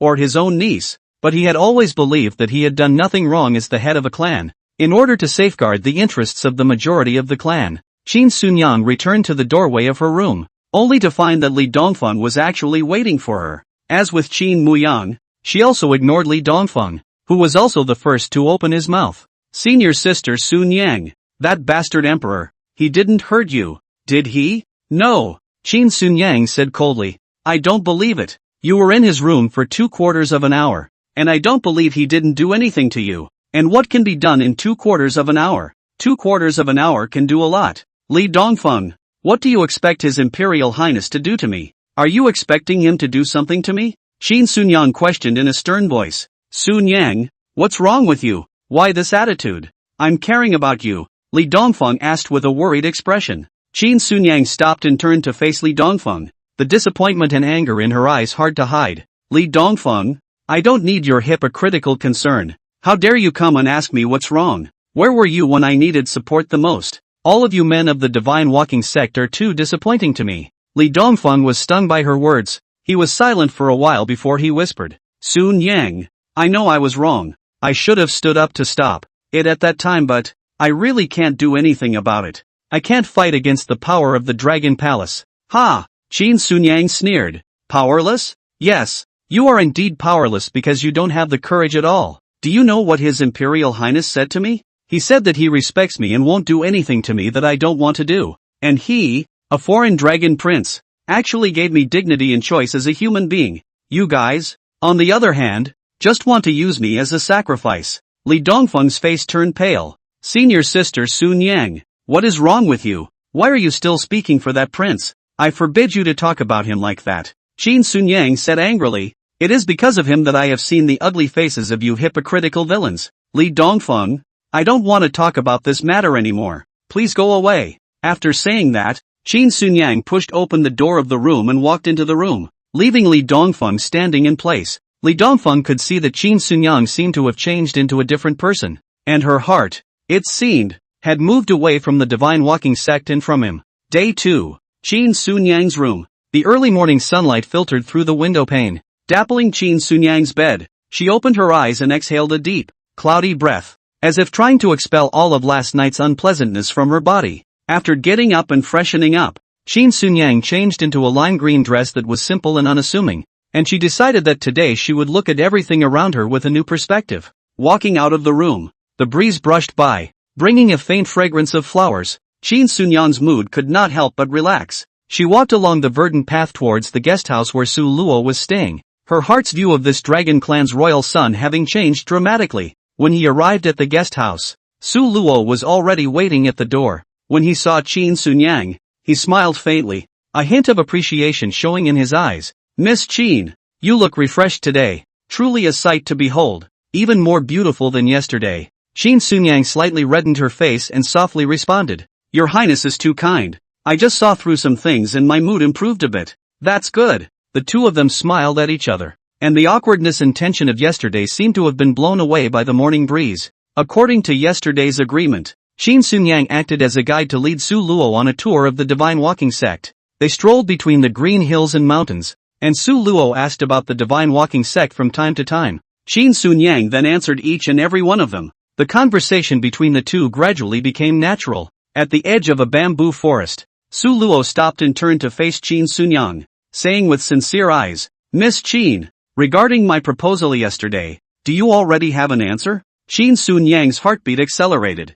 and she knew that Su Luo was referring to his confession. She lowered her head and looked up after a few moments of contemplation, her gaze firm. "Your Highness, there is much for me to consider, but I am willing to try to understand you and your world." A bright smile appeared on Su Luo's face. "So, you're saying yes?" Qin Sunyang lowered her head. Su Luo excitedly held Qin Sunyang's hand. "Sunyang, I promise, you will never regret this decision." Qin Sunyang gently drew back her hand and said with a blush, "Your Highness, I haven't agreed yet." However, her petulant attitude had already said it all. Su Luo laughed out loud. Good.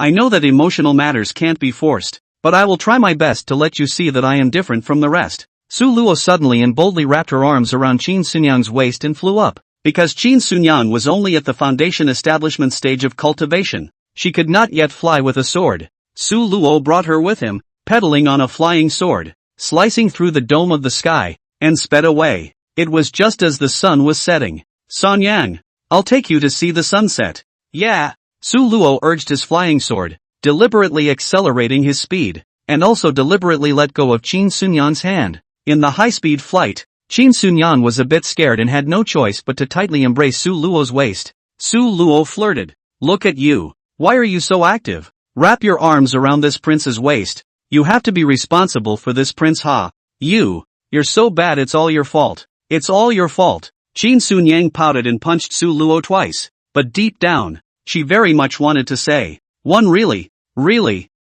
likes the feeling." Chapter 102 Extortion. Obtaining the water-resisting dragon pearl, Su Luo led Qin Sunyang through the clouds, overlooking the beautiful scenery of the earth. Their figures, intertwined in the setting sun's afterglow, looked especially close. "Sunyang, look at the mountain range over there. Does it look like a giant dragon snaking around?" Su Luo pointed remotely to the distance. Qin Sunyang snuggled close to his back and looked in the direction of his finger. She replied softly, "It's really quite similar. I can't imagine that looking down from the air. The Divine Walking Sect is so spectacular. This is just the beginning. I'm going to take you to see more beautiful scenery in the future." Su Luo swore and promised up. Qin Sunyang was mesmerized by these words. How can an inexperienced girl be a match for an experienced scumbag? As the sun slowly sank in the west, the sky grew dim. The entire mountain range where the Divine Walking Sect was located began to light up one lamp after another, as if it was dotted with stars, eventually converging into a bright river of stars. One of the mountains, which still shone brightly despite the lack of lights, was the top of a peak. "What is that place?" Solo asked. As Su Luo's guide, Qin Sunyang dutifully replied, "That place is Spirit Peak, the most sacred place in the Divine Walking Sect. Only disciples who have reached a certain cultivation realm can enter it to cultivate, and the Spirit Spring Cave of the Divine Walking Sect is located there." "Oh, so that's where the Spirit Spring Cave is." Su Luo's eyes lit up. He had long wanted to enter the Spirit Spring Cave to cultivate. Thinking of this, Su Luo took out a piece of token from his bosom, which was exactly the one given to him by the Divine Walking Sect's patriarch. Yesterday, when Su Luo blackmailed the Divine Walking Sect, he not only pitched them 1,000 top-grade spirit stones, but also gained the right to freely enter and exit the Spirit Spring Cave Heaven. This token was the credential for entering and exiting the Spirit Spring Cave Heaven, and as long as one held it, one could enter the Spirit Spring Cave Heaven unhindered. I have an identity token.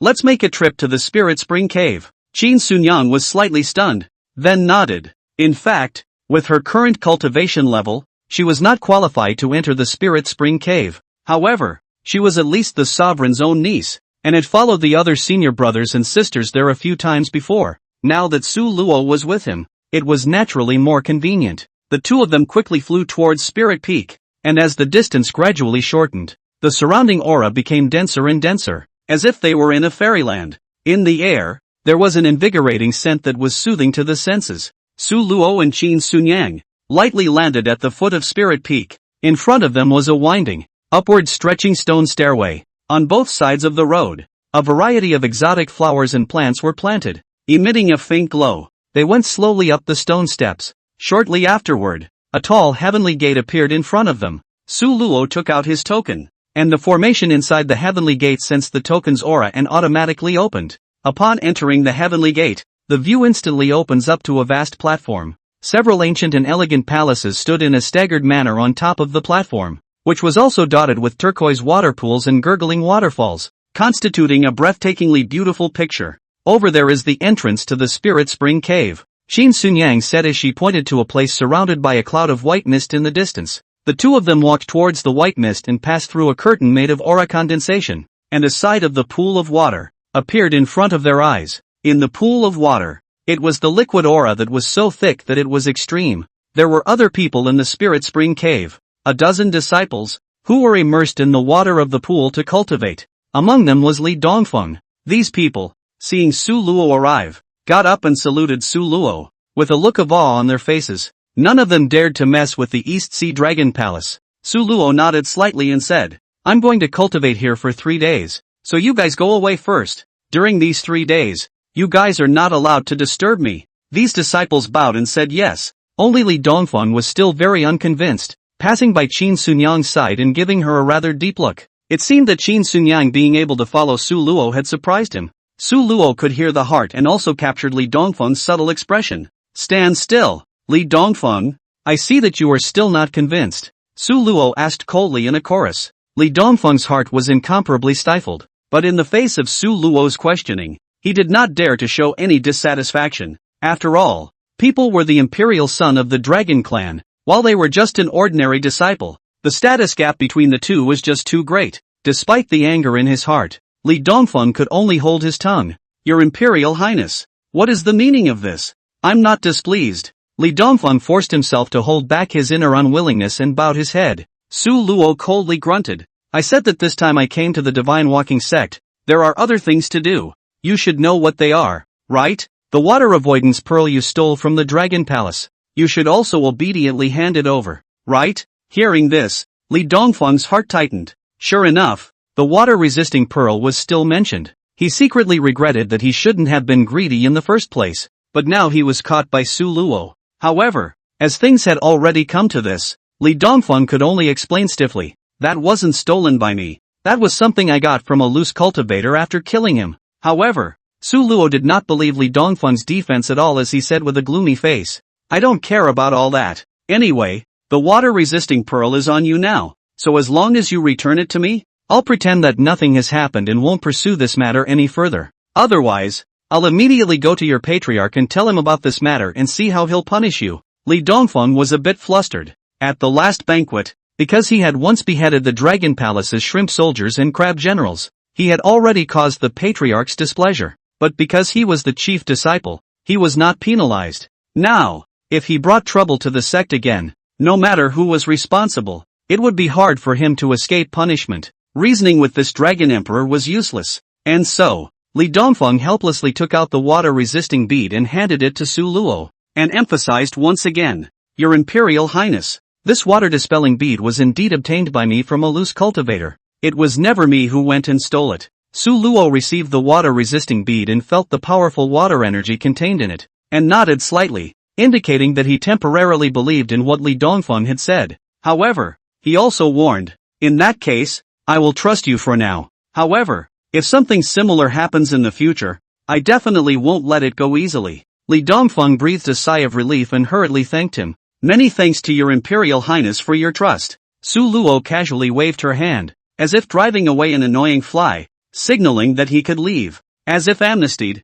Li Dongfeng had a relieved expression on his face as he turned around and quickly left the Spirit Spring Cave sky. Qin Sunyang silently watched the scene, and a complex emotion could not help but well up in her heart. She felt more and more that Li Dongfeng was too wimpy. In contrast, that Dragon Clan's imperial son appeared to be overbearing, full of masculinity and security. What's more, the water-shedding dragon pearl was indeed on Li Dongfeng's body, and no matter how he explained it, it would be difficult to remove the suspicion that he had stolen it. Qin Sunyang's prejudice against Li Dongfeng was also getting deeper and deeper. "Sun Yang, let's start cultivating." Su Luo's voice broke the silence, waking Qin Sunyang from her contemplation. "The aura here is really rich. Cultivating here. I believe I should be able to break through another 3 levels." Qin Sunyang smiled faintly and gently pulled up her skirt, stepping carefully into the pool of water. When her feet touched the bottom of the pool, she immediately felt the liquid aura that gently wrapped around her skin, bringing a sense of comfort.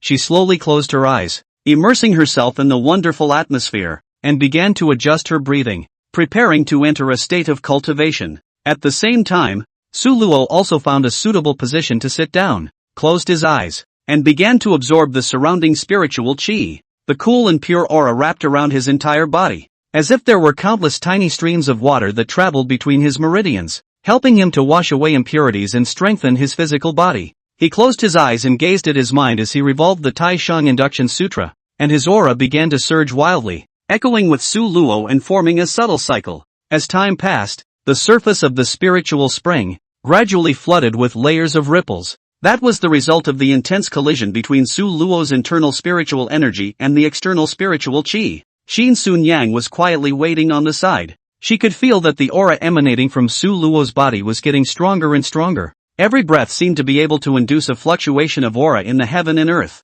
As night fell, the spirit peak was dotted with starlight, mirroring the fluorescent light within the spirit spring. Qin Sunyang looked at Su Luo's focused cultivation figure, and an inexplicable sentiment surged in her heart. She realized that she had more than simple admiration for this dragon race prince. Chapter 103, Dragon Elephant Prajna Technique. Jindan Peak, Divine Action Sect. Inside the Spirit Spring Cave, Su Luo was diving into cultivation. The aura here was surprisingly several times denser than the heavenly pond in Bisui Peak. Su Luo wanted to break through to the peak of the Jindan realm in one fell swoop here. The disciples of the Divine Walking Sect, all of them, were driven out by him, leaving only Qin Sunyang alone with herself. Su Luo removed his top, revealing his sturdy chest and arms, not caring that Qin Sunyang was right beside him. When Qin Sunyang saw Su Luo's figure, she slightly lowered her head and didn't dare to look, but she couldn't help stealing a glance. She was attracted to the masculinity that Su Luo exuded. It was a feeling that made her heart beat faster and her breath catch.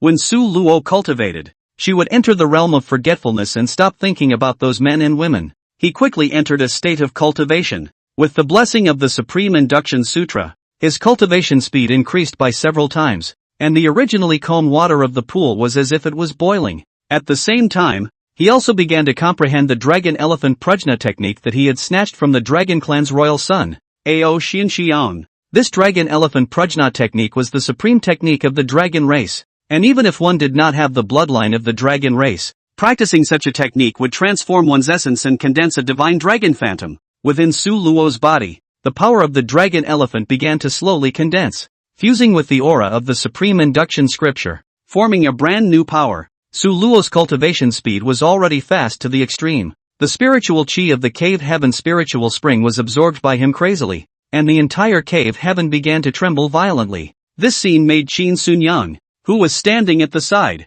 look dumbfounded and worry in her heart. She had never seen that someone could absorb aura so crazily. Would it cause damage to her body? However, Su Luo didn't seem to notice any of this as his mind was completely immersed in cultivation. Su Luo closed his eyes and concentrated, feeling the ancient power contained in the Dragon Image Prajna technique. The route of operation of the dragon-elephant prajna technique gradually became clearer within him, as if there were sounds of dragons and elephants roaring, echoing in his ears, allowing his cultivation to steadily increase. Qin Sunyang quietly stood guard at the side, her gaze filled with admiration and love. Although she didn't understand this set of gongfu, she could feel that majestic aura emanating from Su Luo's body. Even space was trembling for it. The cultivation continued into the next day. Noon. Inside Su Luo's body, a dragon's roar suddenly came from him. Qin Sunyang felt a powerful pressure that came over her, and she couldn't help but take a few steps back, her heart horrified. Suddenly, a small green dragon phantom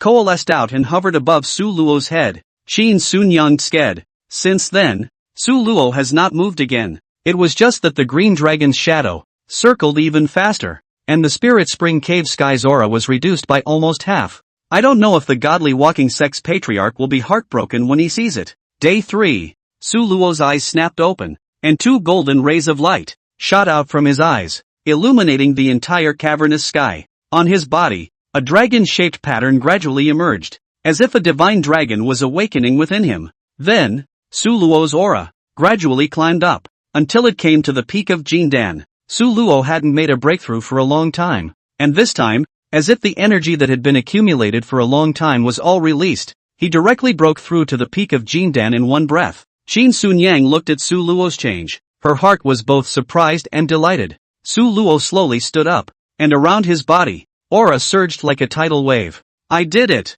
Su Luo turned her head to look at Qin Sunyang, then unfolded her snow-white angelic wings, with thunder flame covering every feather, surrounded by the yellow spring's death aura, and now with the divine dragon Dharma hovering around her. She truly looked like a god. Qin Sunyang was dumbfounded. What kind of feats are you doing? She asked. I'm a combination of 4 techniques blended together to form a battle form. Once I open this form, any cultivator at the early stage of the transformation spirit will be able to battle with one. Awesome! Qin Sunyang became even more admiring. Su Luo's breakthrough didn't just shock Qin Sunyang, but the entire divine walking sect, too, felt the powerful aura. Patriarch Qin Muyang hurriedly arrived. My spiritual spring cave heaven. Qin Muyang was pained to see the spiritual spring cave sky's aura plummet, letting Su Luo cultivate inside for a few days. He had actually absorbed almost half of the aura. What kind of technique did this dragon emperor cultivate? How can you be so bossy? Qin Muyang regretted that he had promised Su Luo to come here to cultivate.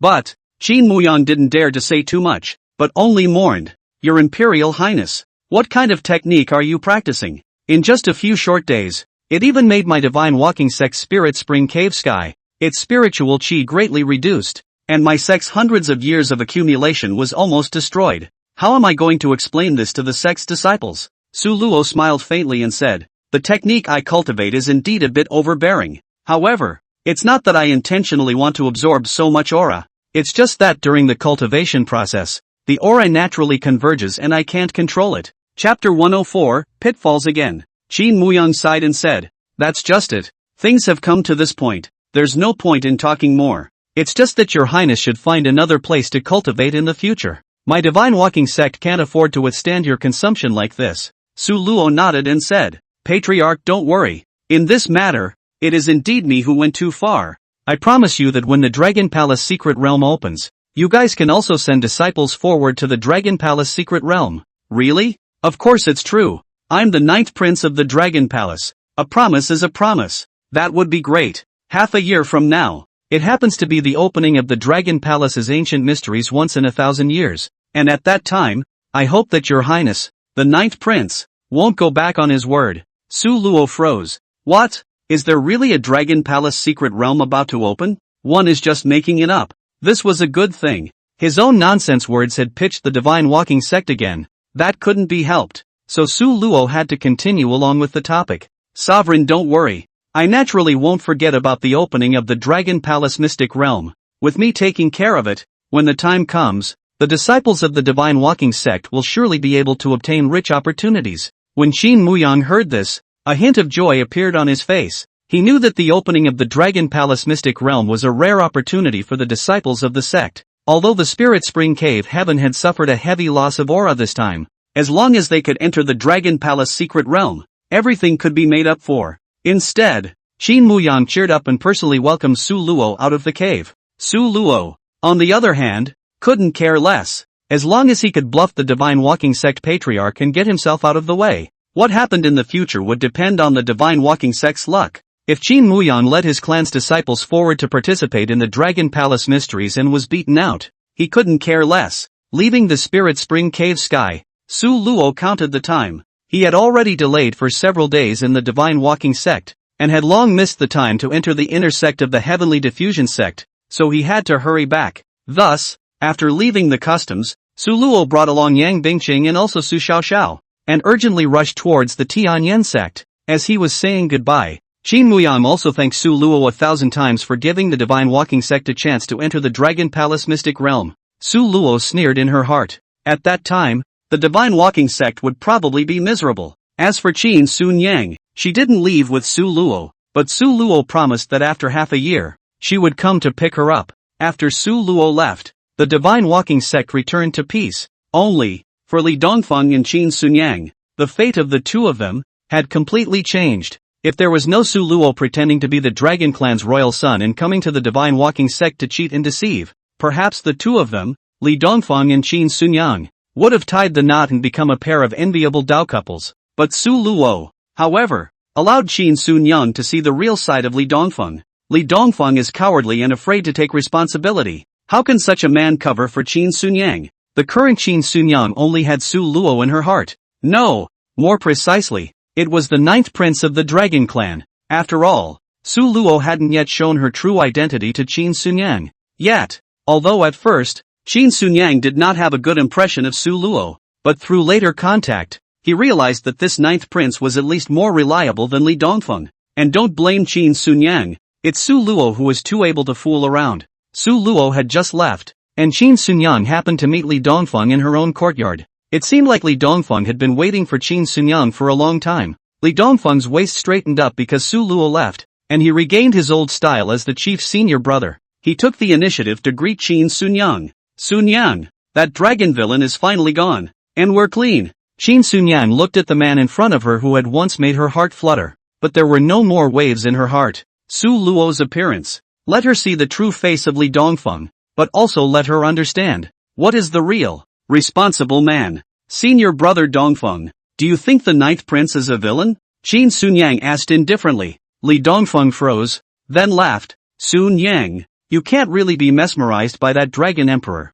can you? He is merely utilizing our Divine Walking Sect's aura to cultivate, and caused our Spirit Spring Cave sky's aura to greatly diminish. What is such a person if not a villain? Qin Sun Yang shook her head and said, Senior brother Dongfeng, you are wrong. Although Su Luo, he absorbed the spiritual Spring Cave sky's aura, he also gave our Divine Walking Sect the opportunity to enter the Dragon Palace mysterious realm. Moreover, his strength and temperament are far beyond what you can compare. Li Dongfeng's face changed. Sun Yang, are you insulting me? Although I, Li Dongfeng, am not as good as him, but is my feelings for you still not as good as an outsider? Qin Sun Yang sighed and said, Senior brother Dongfeng, feelings are not measured by strength. Ask yourself, during this period of time, your behavior, is it really considered to be responsible? Although he is overbearing, the 9th prince, he is bold and courageous, and that is what I appreciate about him. Li Dongfeng was dumbfounded by what was said,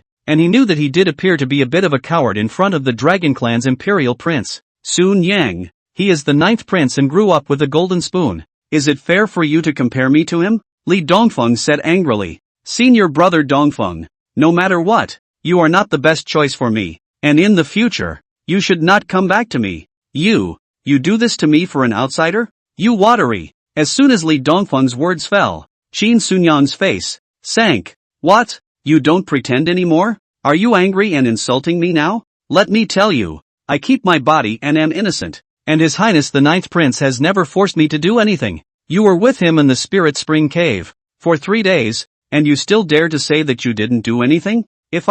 How about if it were you? If it were you, I'm afraid you'd have forced yourself on me long ago, wouldn't you? Taking a small person's heart and measuring a gentleman's heart. Li Dongfeng, you are a villain. Qin Sun Yang completely saw Li Dongfeng's character. He was a hypocrite and a true villain. Qin Sun Yang turned away with determination. She decided that she would never speak a word to Li Dongfeng again. Qin Sun Yang's determined departure caused Li Dongfeng to stand still and freeze. He hadn't expected that the gentleness and patience he had always had would be completely broken by Su Luo's appearance. He looked at Qin Sunyang's back, the anger and unwillingness in his heart burning like a blazing fire. He didn't understand why Qin Sunyang would treat him like this for someone he had just met not long ago. He decided that he must find an opportunity to take revenge on this ninth prince of the Dragon Clan. Su Luo, with Yang Bingqing and Su Xiaoxiao in tow, was rushing to the Tianyan sect. Su Luo, you've pitted the divine walking sect this time. In the end, you even pitted them. Doesn't your conscience hurt? Yang Bingqing asked. Su Luo shrugged and said, I was just saying it casually. Who knew they took it seriously? Su Xiaoxiao also understood what happened and said, Great-grandson, would you be too pitiful? Su Luo didn't want to answer Su Xiaoxiao because the title of eldest grandson made him feel bad. Chapter 105, The Entrance Ceremony. After a day of rushing, Su Luo and his group finally returned to the Heavenly Diffusion Sect. When he was about to arrive at the Heavenly Diffusion Sect, Su Luo put away the colorful glazed car. After all, it was within his own clan, so he still had to keep a low profile. After settling down with Yang Bingqing and Su Xiaoxiao, he directly came to the Bishui Peak Cave Heavenly Blessing to look for Master Yun Qingxue. However, he did not expect that Yun Qingxue had closed down. Once he inquired, he realized that since he left, Yun Qingxue had been in seclusion and had set up a large spell formation so that no one could disturb her. Su Luo understood that Yun Qingxue's cultivation of the yin-yang divine harmony technique had definitely reached a critical moment. But, before Yun Qingxue closed her door, she left a letter for Su Luo. The letter explained that she had already guaranteed Su Luo's entry into the inner sect, and there was no need to take the qualification test for inner sect disciples. When Su Luo saw this, he was also relieved. Not having to take the inner gate test also saved him a lot of trouble. That's the equivalent of a bailout. He's most afraid of trouble right now. Master is so sweet. When she gets out of the gate, she must repay her. Next, all that was needed was for Su Luo to report to the inner sect. This time, during the inner sect promotion examination, the Bishui Peak disciples, who had passed the inner sect test, there were a total of 7 of them, among which was Lin Ruoxi, because the Aqua Fairy, Yun Qingxue, was usually cold and unsympathetic by nature. Her relationship with the major peak masters was not good, which led to the Bishui Peak disciples also being isolated by the disciples of the other peaks, and being targeted at every turn, although did not participate in the inner door examination. But Su Luo back on this day, just the newly promoted inner disciples entrance ceremony, learned that the entrance ceremony is held in the location. Su Luo non-stop rushed to join the fun. The entrance ceremony, which was held at the main peak of the Heavenly Diffusion Sect, the entire Heavenly Diffusion Square, was shrouded in colorful spiritual light, as if it was a holy realm. The disciples of the peaks, who entered the inner gate, were the core disciples of the Heavenly Diffusion Sect, representing the Heavenly Diffusion Sect in the battle. And of course, the cultivation resources they received would be increased several times. At this point, it was long past the opening time of the initiation ceremony, and everyone was waiting impatiently. The Supreme Elder in charge of this initiation ceremony was the most senior Huma Elder. The other peak masters and elders, who really couldn't wait any longer, came over and asked, Elder Huma, the hour has come and gone. Why hasn't the initiation ceremony been opened? Could it be that there are some changes? The person who asked the question was the peak master of the Greenwood Peak, his green shirt fluttering with a few impatient looks on his face. Elder Huma smiled as he stroked his beard. The old man was entrusted to wait for a disciple to come. When these words came out, the peak masters looked at each other, and then showed a curious expression. Supreme Elder, which disciple are you waiting for? This is the entrance ceremony. All the major peak masters and elders are here. Which disciple is so arrogant that he dares to make us wait for him? The Supreme Elder said, It's a disciple from Bishui Peak. Bishui Peak again? That woman, Yun Qingxue, just always likes to make things special. Are her disciples this unruly as well? How dare they be late for something as important as the entrance ceremony? The Red Flame Peak Master said angrily. Suddenly, some other elders were puzzled. That's not right. This year, there are a total of 7 disciples from Bishui Peak participating in the inner sect examination, and those 7 disciples were all present, so there was no one who didn't come. After being reminded, the crowd then noticed that they did see exactly 7 people in the area where the Bishui Peak disciples were.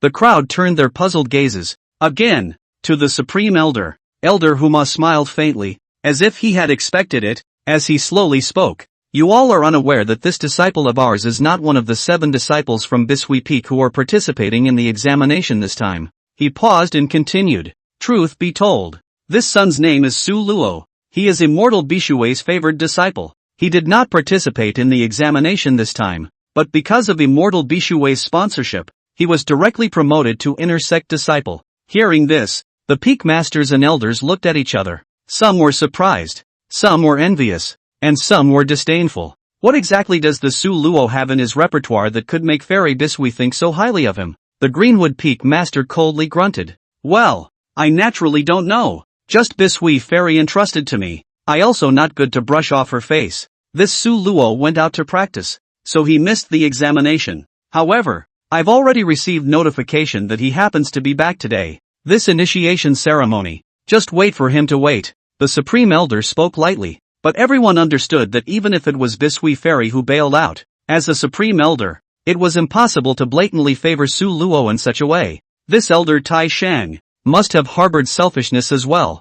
I don't know how many favors he got from the Aqua Fairy to favor Su Luo so much. The Red Flame Peak Master had a fiery temper, and although he didn't dare to take liberties with the Supreme Elder, he blamed his grievances on Su Luo's head. Even with Fairy Bishui's guarantee, this Su Luo is too unruly, making us peak masters and elders wait for him. When he comes later, I'd like to see how capable he is. The Greenwood Peak Master on the side also began to fan the flames. The Lord of a Peak personally guaranteeing entry into the inner sect. This kind of thing has not been encountered for 100 years. I also want to see if the Su Luo has the qualifications to be guaranteed or not. Once the several peak masters deliberated, they had the idea of wanting to test Su Luo. As peak masters, they naturally couldn't do it themselves and could only encourage the disciples under the stage to provoke Su Luo. And so, the Greenwood Peak Master had a plan in mind and opened his mouth to the many disciples on the stage. All disciples, congratulations on passing the examination and being successfully promoted to inner disciples. I know that each and every one of you has great skills and is the future hope of the Heavenly Diffusion Sect. However, you shouldn't be too proud of yourselves, and you should know that there is a world outside of man, and a sky outside of heaven. For example, in this inner sect election, there was one who was directly bailed into the inner sect without going through the examination. Such a proud son of heaven is your role model. You should learn from him. The many disciples under the stage, all of them were very young. All of them were spirited, comparing themselves to the dragons and phoenixes among the people. Hearing that someone had not even gone through the examination, and had directly been guaranteed to become an inner disciple, how could they be convinced? A spirit beast peak disciple asked loudly, Peak Master? Who is that person? By what right did he not take the examination? By what right was he guaranteed to become an inner disciple? Exactly. That's not fair, is it? We must be given a reason. Who is he? I want to see what he's capable of. The Greenwood Peak Master was worthy of being a veteran,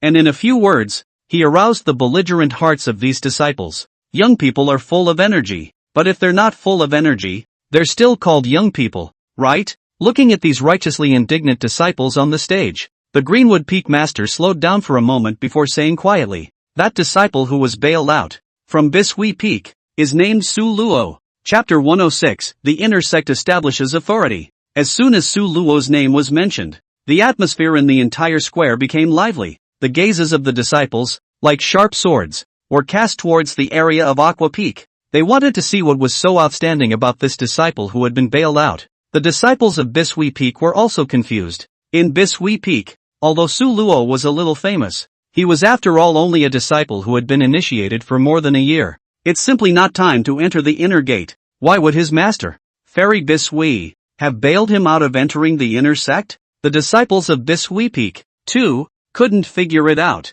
In terms of seniority, which one wasn't stronger than Su Luo? Only Lin Ruoxi, who was familiar with Su Luo and had seen Su Luo's true cultivation, realized how correct the choice of his master was, because Su Luo was really strong. Learning that Su Luo had been guaranteed entry into the inner sect, her hanging heart, too, was released. Earlier, she had wondered why she hadn't seen Su Luo in the inner door examination, but it turned out that she had been bailed out by her master. The Bishui Peak disciples were uncomfortable being watched by everyone, and the leading disciple, Chen Hanyu, asked, how could it be Su Luo? He didn't come with us for the initiation ceremony. Is there some kind of misunderstanding here? The Greenwood Peak Master laughed. Don't you guys look for it. That's Su Luo, Who was bailed out? Hasn't arrived yet. The delay in opening the entrance ceremony is waiting for him to come. What? The disciples under the stage became even more lively, each of them exchanging words and cursing at Su Luo.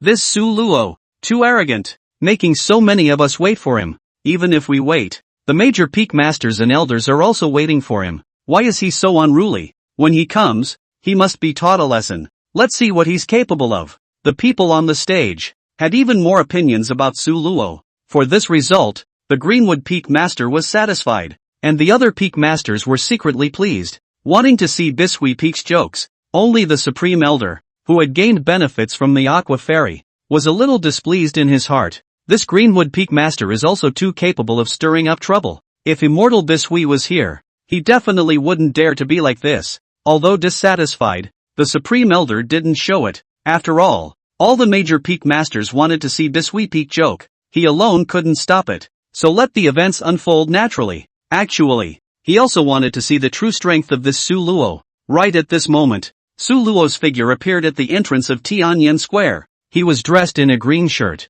with a straight posture and a smile on his face, and walked into the square calmly. His arrival immediately attracted everyone's attention. He's Su Luo? It doesn't look like there's anything special about him. A disciple said disdainfully. Humph, maybe he came in by connections. We can't be bluffed by him. Another disciple coldly snorted. I'm going to meet him later. Su Luo's arrival caused a wave of whispers. He didn't seem to care about the gazes of the crowd as he walked straight towards the area of Aqua Peak. He also sensed hostility in the gazes of these people, and by eavesdropping on the hearts, he got a rough idea of what was going on. Looks like they're very unconvinced. Show them your hand then. Su Luo's pace was light, as if she was stepping on the wind, and every step that fell was accompanied by a faint fluctuation of aura. Lotus petals seemed to follow beneath the feet. Seemingly real. This scene caused the crowd to be stunned. What kind of gong method is this? Step by step.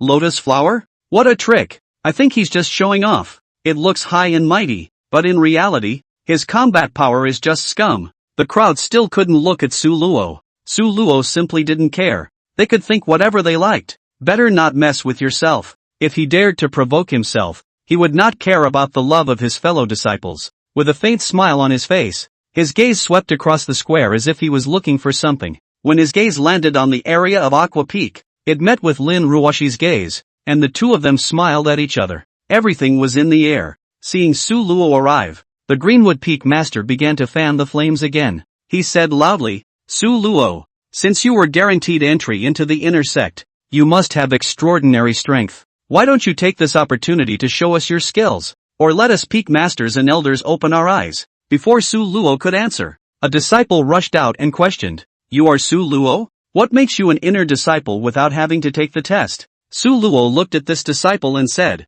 because I have the qualifications. Qualifications? Humph. I'd like to see what qualifications you have. This disciple said, and was about to make a move. This man, it was Zhou Xiong, the eldest disciple of Spirit Beast Peak. In this inner gate examination, he ranked 8th.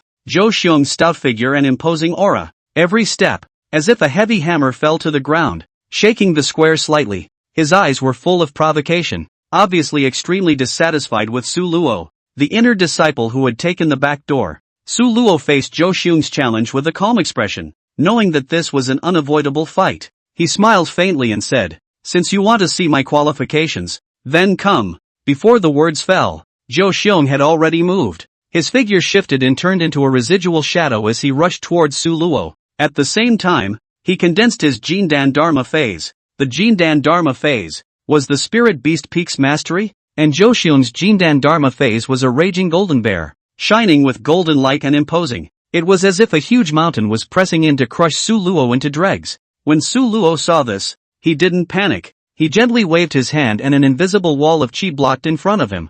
Boom! The golden bear phantom crashed into the air wall, sending out a deafening roar that shook the entire square. However, Su Luo's chi wall was as steady as a mountain, not shaken in the slightest. Zhou Xiong's face instantly became ugly. He didn't expect his Jindan phantom to be easily blocked by Su Luo. This is impossible. Zhou Xiong roared angrily and once again activated his Jindan Dharma phase, launching a fierce attack on Su Luo.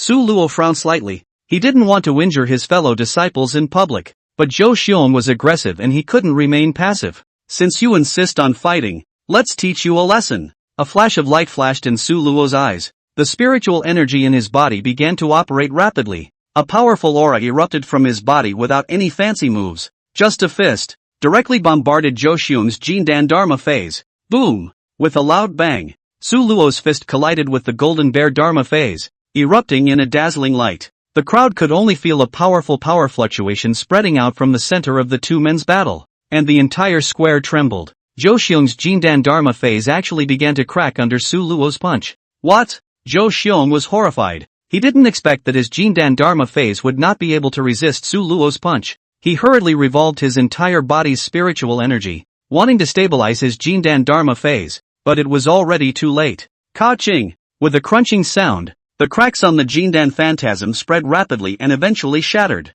Zhou Xun was hit like a heavy blow, and his entire body flew backwards, falling heavily to the ground and spitting out blood. Su Luo's punch not only shattered his Jindan Dharma phase, it also shocked his internal organs. How is this possible? Zhou Xun's face was full of incredulity. He was a spirit beast peak grand disciple, the 8th ranked existence in the inner gate examination, but he was defeated by Su Luo with a single punch. How does that make him take it? The other peak masters and elders were also shocked by Su Luo's strength. They had originally thought that Su Luo had entered the inner sect by relying on his connections, but they didn't expect his strength to be so terrifying. Defeating Zhou Xun with a single punch, this kind of strength was enough to rank amongst the inner disciples. Su Luo defeated Zhou Xun. Then it showed that he had the strength to enter the inner sect, and others saw this and didn't dare to say anything else. A flash of gloom flashed across the eyes of the Greenwood Peak Master. He didn't expect Su Luo to defuse Zhou Xun's challenge so easily. Su Luo, your strength is indeed good,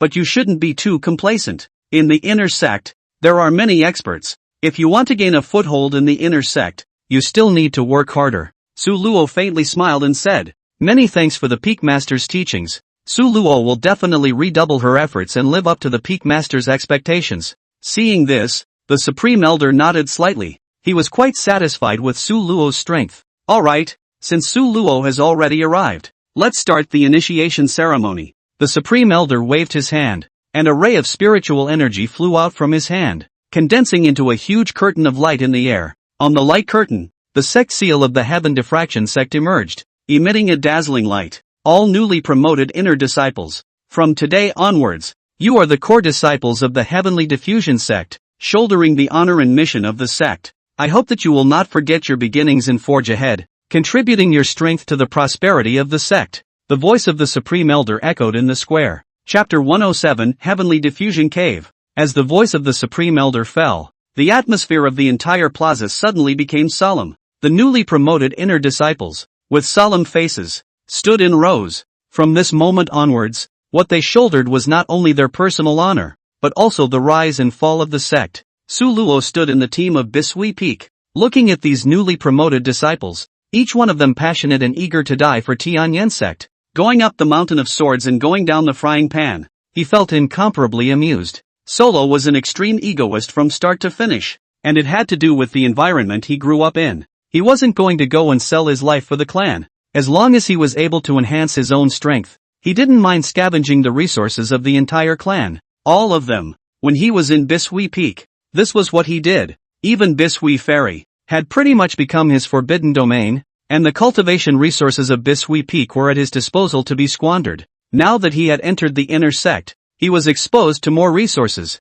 and Su Luo also had more room to play. He now began to calculate how to get the most out of the inner gate. The Supreme Elder continued to speak. The initiation ceremony is over, and all newly promoted inner disciples will have 1 month to enter my Heavenly Diffusion sect's Heavenly Diffusion Cave to go cultivate. And 1 month from now, it will be the Immortal Alliance sacrificial ceremony, where the great clans of the Eastern Land Immortal Alliance will compete for the heaven and earth's chi, and the strength of the clans will be re-ranked. When the time comes, we'll still have to rely on you guys to fight for the glory of the Heavenly Diffusion sect. Therefore, this month's time is extremely important, so you must cultivate well in the Heavenly Diffusion Cave. Su Luo's heart rejoiced. Tianyan Cave. That was the Tianyan sect's holy place of cultivation. It was said that there was a space-time spell formation connected to it, and that the aura was gushing out from it. Judging from the rumors, this heaven diffracting cave was another good opportunity to raise one's strength. However, he didn't know much about this cavernous blessed land yet.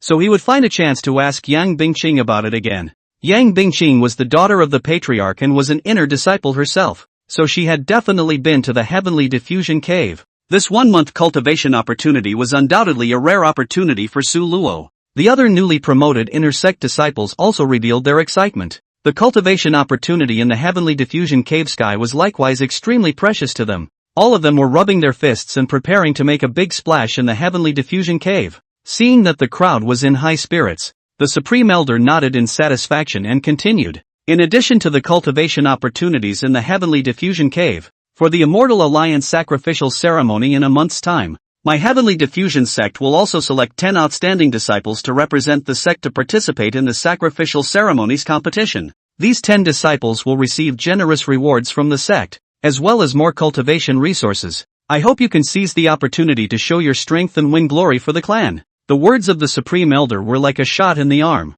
causing the fighting spirit of the crowd to rise even higher. Especially those disciples with outstanding strength were eager to give it a try, wanting to show off their strengths at the sacrificial ceremony a month later. The disciple who had been promoted to the inner sect this time, the 8th ranked Zhou Xiong, had already been defeated by Su Luo. Above Zhou Xiong, there are 7 more. Separately, Wang Taishu of Qianyang Peak, Li Mubai of Spirit Sword Peak, Zhao Linger of the Violet Peak, Qin Feng Sword from Shanhuang Peak, Hao Zhenzi of Lei Yufeng, as well as the top-ranked one, Zanasuk of the Heavenly Omen Peak. These 7, who had been paying attention to Su Luo, because they were all the best of the newly promoted inner disciples of this term, naturally paid extra attention to Su Luo's performance. It was clear in their hearts that Su Luo's strength could not be underestimated, and might even threaten their position in the inner sect. Li Mubai of Spirit Sword Peak, and Qin Feng Biao of Shanhuang Peak, and Hao Zhenzi of Thunderstorm Peak. The 3 of them had a good relationship.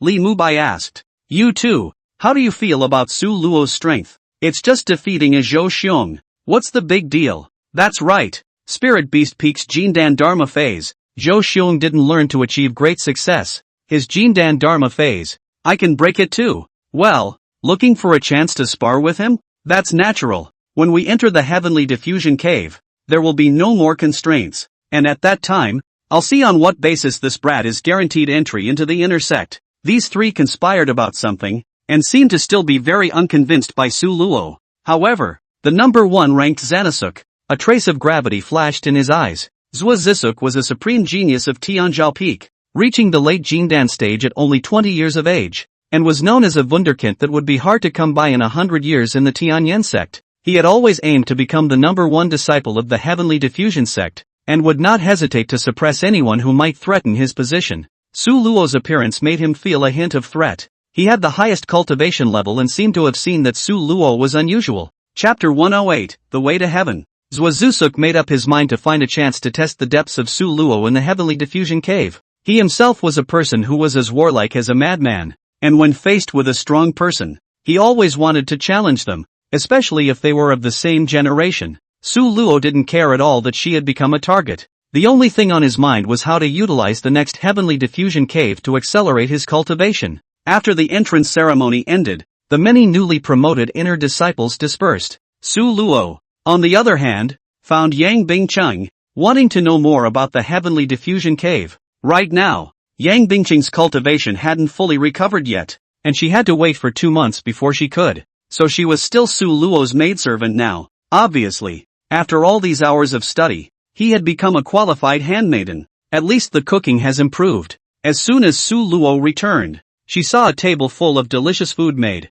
Yang Bingqing seemed to be looking forward to Su Luo's compliments. Su Luo nodded. Not bad, doing better and better. When Yang Bingqing heard this, a touch of joy appeared on her face and her heart was quite pleased. Although this feeling was strange, obviously there was still a deep hatred before. But through this month's contact, it seemed that he no longer hated this man, and had even integrated into his life. Su Luo also stopped talking and started eating. Su Xiaoxiao, on the other hand, floated to the side, drooling with gluttony. She was still a ghoulish doll, unable to eat or drink, and could only watch, her little face covered with sorrow and sighing. Su Luo ate while chatting with Yang Bingqing about the heavenly diffusion cave. "You should have been to the heavenly diffusion cave before, right? Are there any taboos there?" Su Luo asked. Yang Bingqing nodded and said, "I've been to the heavenly diffusion cave. there's an avenue through the sky there. The spiritual chi is very rich, but the spiritual pressure is also very overbearing, and at the top of the avenue through the sky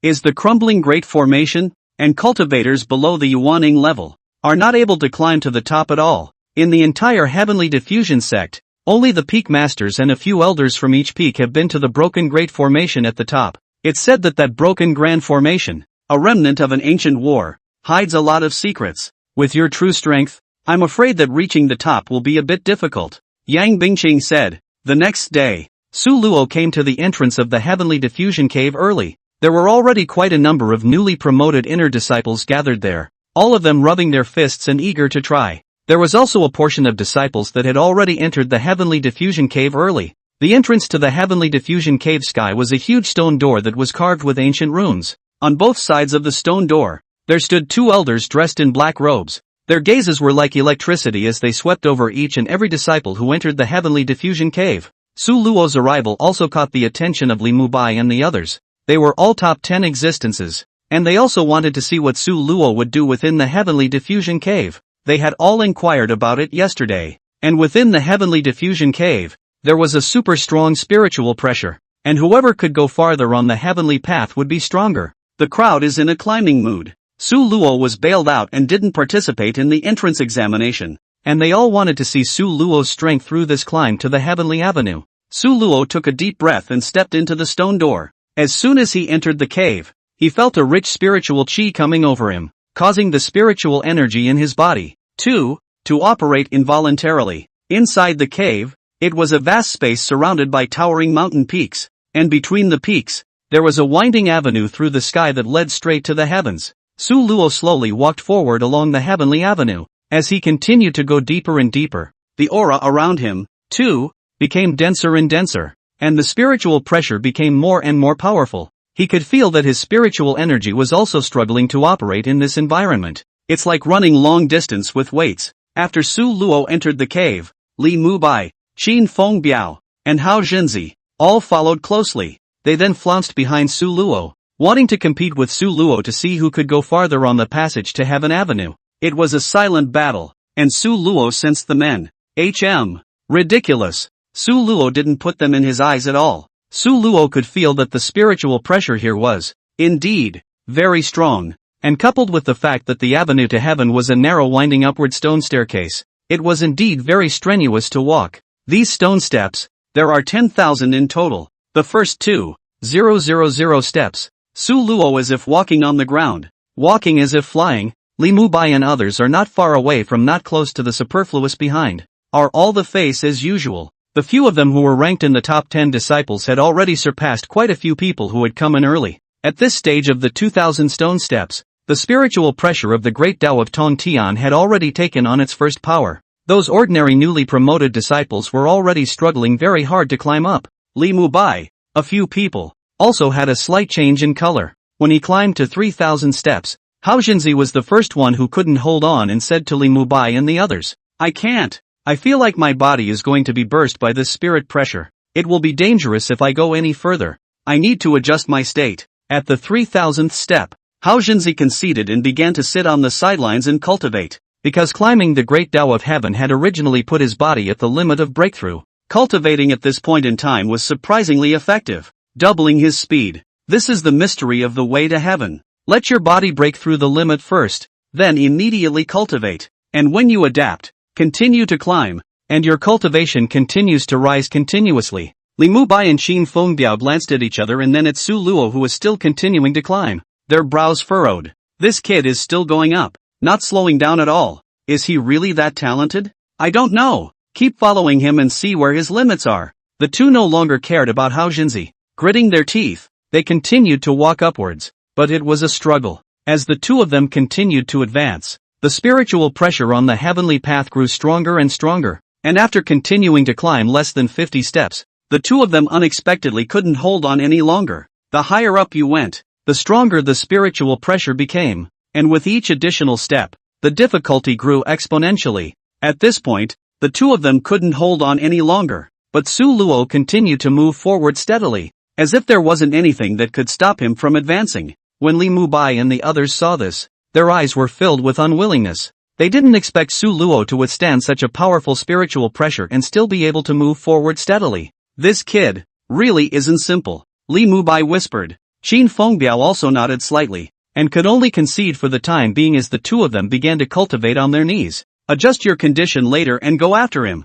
I don't believe that he can last a few more steps. Wait a few moments. Su Luo's figure had already disappeared from their gaze. It wasn't until the 5,000th step that Su Luo truly felt the spiritual pressure might of the great Tao of heaven. He walks and starts to struggle. Chapter 109, He's cheating. It was only until this moment that Su Luo's breathing began to become a bit rapid. He could feel that every step he took was like fighting against the power of heaven and earth. The spiritual pressure of this great Tao of the heavens was simply too vast, and at first, he was able to absorb the aura with impunity. However, the higher he went, the aura was desperately drilling into his body, and if he didn't resist them, his meridians would all be directly burst. It required a huge amount of physical strength and energy to resist the majestic spiritual pressure, which was always forcing the potential inherent in his body. But he didn't stop there. Su Luo took a deep breath, operated his body's spiritual energy, and began to try to utilize some special cultivation techniques to resist this powerful spiritual pressure. Gradual. He has climbed to the 6,000th step. From a distance, Su Luo saw a person in front of him, about 100 steps away. This person was none other than Zhuozusuk, who had entered the Tongtian Avenue early on. By this stage, Zanusuk was at the end of his rope, and he was tempted to take another step, but was slow to lift his leg. He had always been very strict with himself and was a cultivation maniac in his own right. The moment. Although he couldn't move an inch, he couldn't help but feel smug in his heart. I'm afraid that of all the newly minted disciples, there should be no one who can reach this height of their own. Suddenly, Zanusuk felt footsteps behind him and turned around, only to see Su Luo walking steadily towards him. His eyes were filled with shock. How could it be? How could he reach here as well? Zanusuk clenched his teeth, a wave of reluctance welling up in his heart. He couldn't just be passed over so easily. Thus, he mobilized all the spiritual energy in his body and attempted to take another step forward.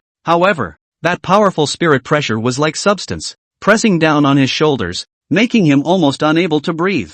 Su Luo saw the struggling Zhuozusuk in front of him. His eyes were cold, and he didn't say anything, just quietly walked past him, as if he didn't care about this person's existence at all. Contempt. At this moment, Zanusuk's heart sank completely, and his pride and self-respect were mercilessly shattered. Su Luo continued to advance, and with every step he took, it was as if he was going to make an enemy of the entire world. Finally, Su Luo arrived at the 7,000th step, where the spiritual pressure had reached a terrifying level. A slight tremor began to run through his body, sweat sliding down his forehead as each step was like walking on the tip of a knife. Zanusuk was still stuck at the 6,000th step, watching Su Luo's back, gradually disappearing into the high ground, his heart filled with frustration and shock. At this moment, he finally realized how big the gap between himself and Su Luo was. He didn't dare to continue climbing any further, so he had to sit down and meditate. In fact, entering the heavenly path and climbing to the position of 6,000 steps on the first day,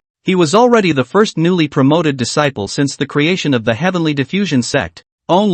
Instead, he met Solo. Su Luo reached the 7,000th step and couldn't go any further. Her breathing became more rapid. Sweat soaked his lapels. He felt his spiritual energy depleting and his body began to show signs of exhaustion. But he had no thoughts of giving up. He closed his eyes, took a deep breath, and took the 7,000 in first step, then the 7,000 in second. This was the first day of the opening of the Heavenly Diffusion Cave, and the major peak masters and elders of the Heavenly Diffusion Sect continued to attach great importance to it. Actually, they were all gathered together at the moment, watching this contest on the heavenly path. In the Heavenly Diffusion Square, a huge crystal was playing the image of the heavenly path. They had been following the disciples' every move. The Red Flame Peak Master said, "This session of the disciples is really good. Li Mubai and others, Qian in the first day, climbed to more than 3,000 stone step height, has been very good. Zhuozusuk is the Tianyin sect since the opening of the sect, the first person who can in the first day to step on the 6,000 stone steps.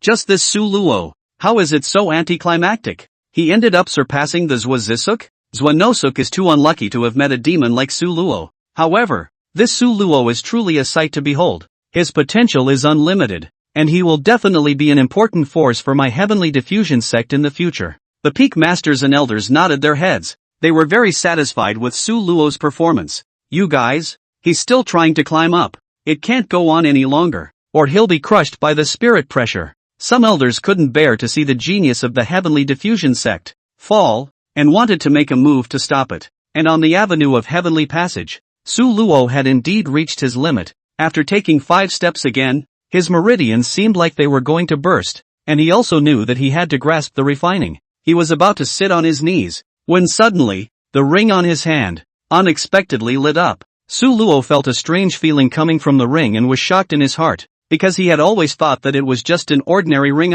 This ring, which he had bought from a small stall in the black market, was meant to fool Master Yun Qingxue at the time. In order to cover up the fact that the system had helped him cultivate, he also deliberately lied to Yun Qingxue, saying that he had obtained a ring with a fairy in it that had helped him improve his strength. At that time, it made Yun Qingxue jealous. I didn't realize that a ring that was just randomly obtained could really be a treasure. Is there really a beautiful fairy sister that lives in there? Just as Su Luo was about to stop, the ring unexpectedly reacted. The ring emitted a faint glow, and as if summoned in some way, the surrounding auras rushed towards it. This was equivalent to, it was the ring that helped Su Luo counteract most of the spiritual pressure. Su Luo's pressure suddenly decreased, and after the ring's transformation, the aura here became milder. Su Luo seized the opportunity and continued to climb upwards, and at a faster speed, as if flying. The scene. It happened to be seen by the peak masters and elders of the Heavenly Diffusion sect, seeing Su Luo's silhouette,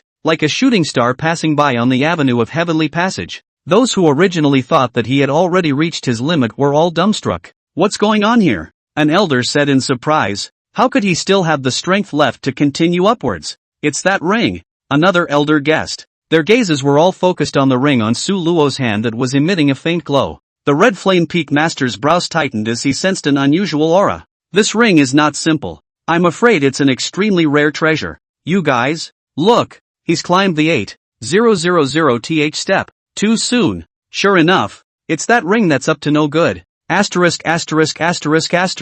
One of the elders couldn't help but burst out. This isn't cheating. Chapter 110, The Patriarch's Wife. Relying on the ring's help, Su Luo finally managed to ascend to the very top of the Heavenly Avenue. The moment he reached the top, the ring gave off a dazzling light, as bright as a tiny sun. At the same time, the broken grand formation on top of the mountain seemed to resonate with the ring.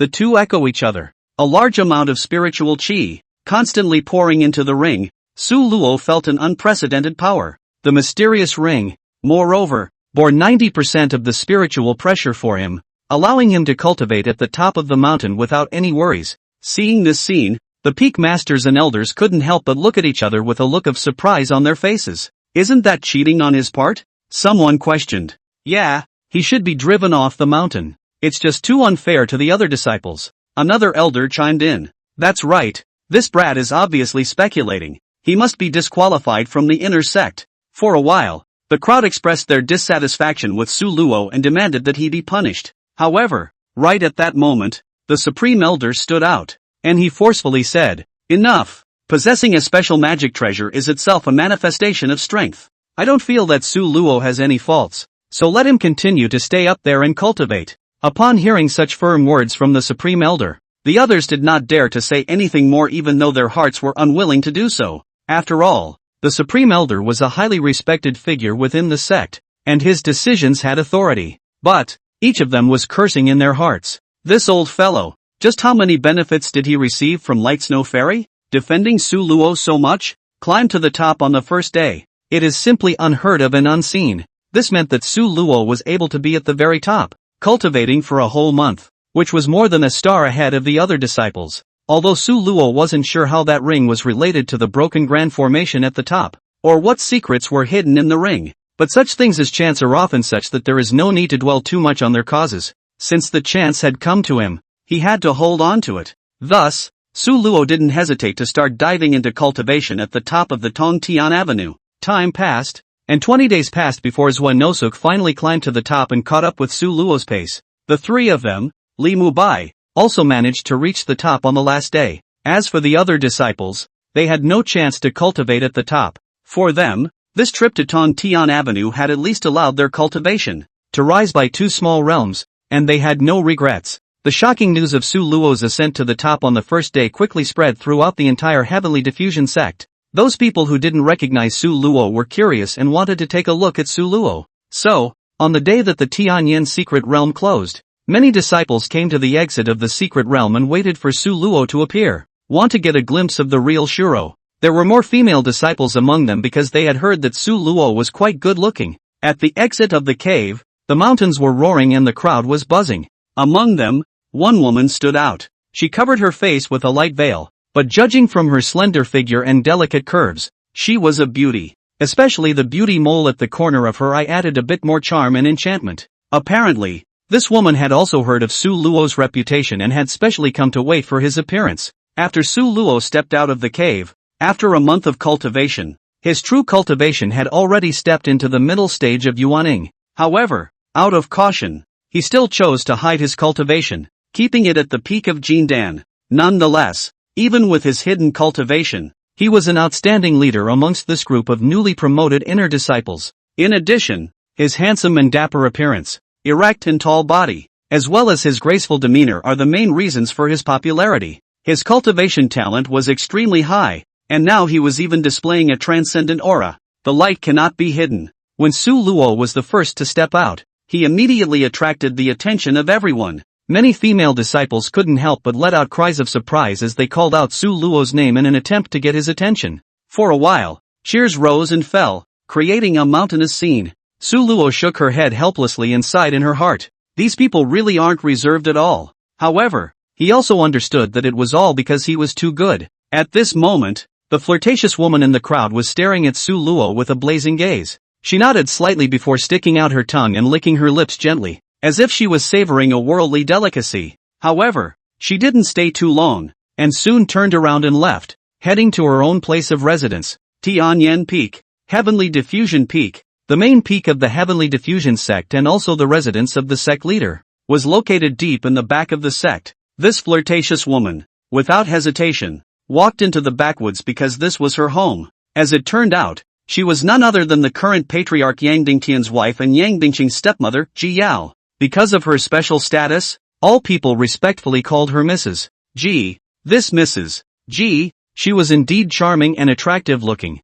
with a beautiful figure, especially the small waist that was in a firm grip. In addition, her eyes seemed to be able to seduce and overwhelm. Not only that, her heart, moreover, was always filled with restlessness and passion, and her desire for young male disciples never stopped. Mrs. Ji slowly and leisurely returned to her home at the back of Tianyan Peak, sitting quietly in front of the window, looking out of the window, her eyes gradually becoming deeper, as if she was thinking about something important. The cold house, like a forgotten palace, was filled with a faint air of loneliness. However, in this silence, a bright red apricot, but quietly poked out the window, like a shy girl, curiously looking at the outside world. Mrs. Ji's gaze wandered, eventually settling on the distant sky as her thoughts drifted away. In her mind, she could never wave Su Luo's shadow. That child, it really is to my taste, she whispered softly to herself, the corners of her mouth involuntarily rising in a faint smile.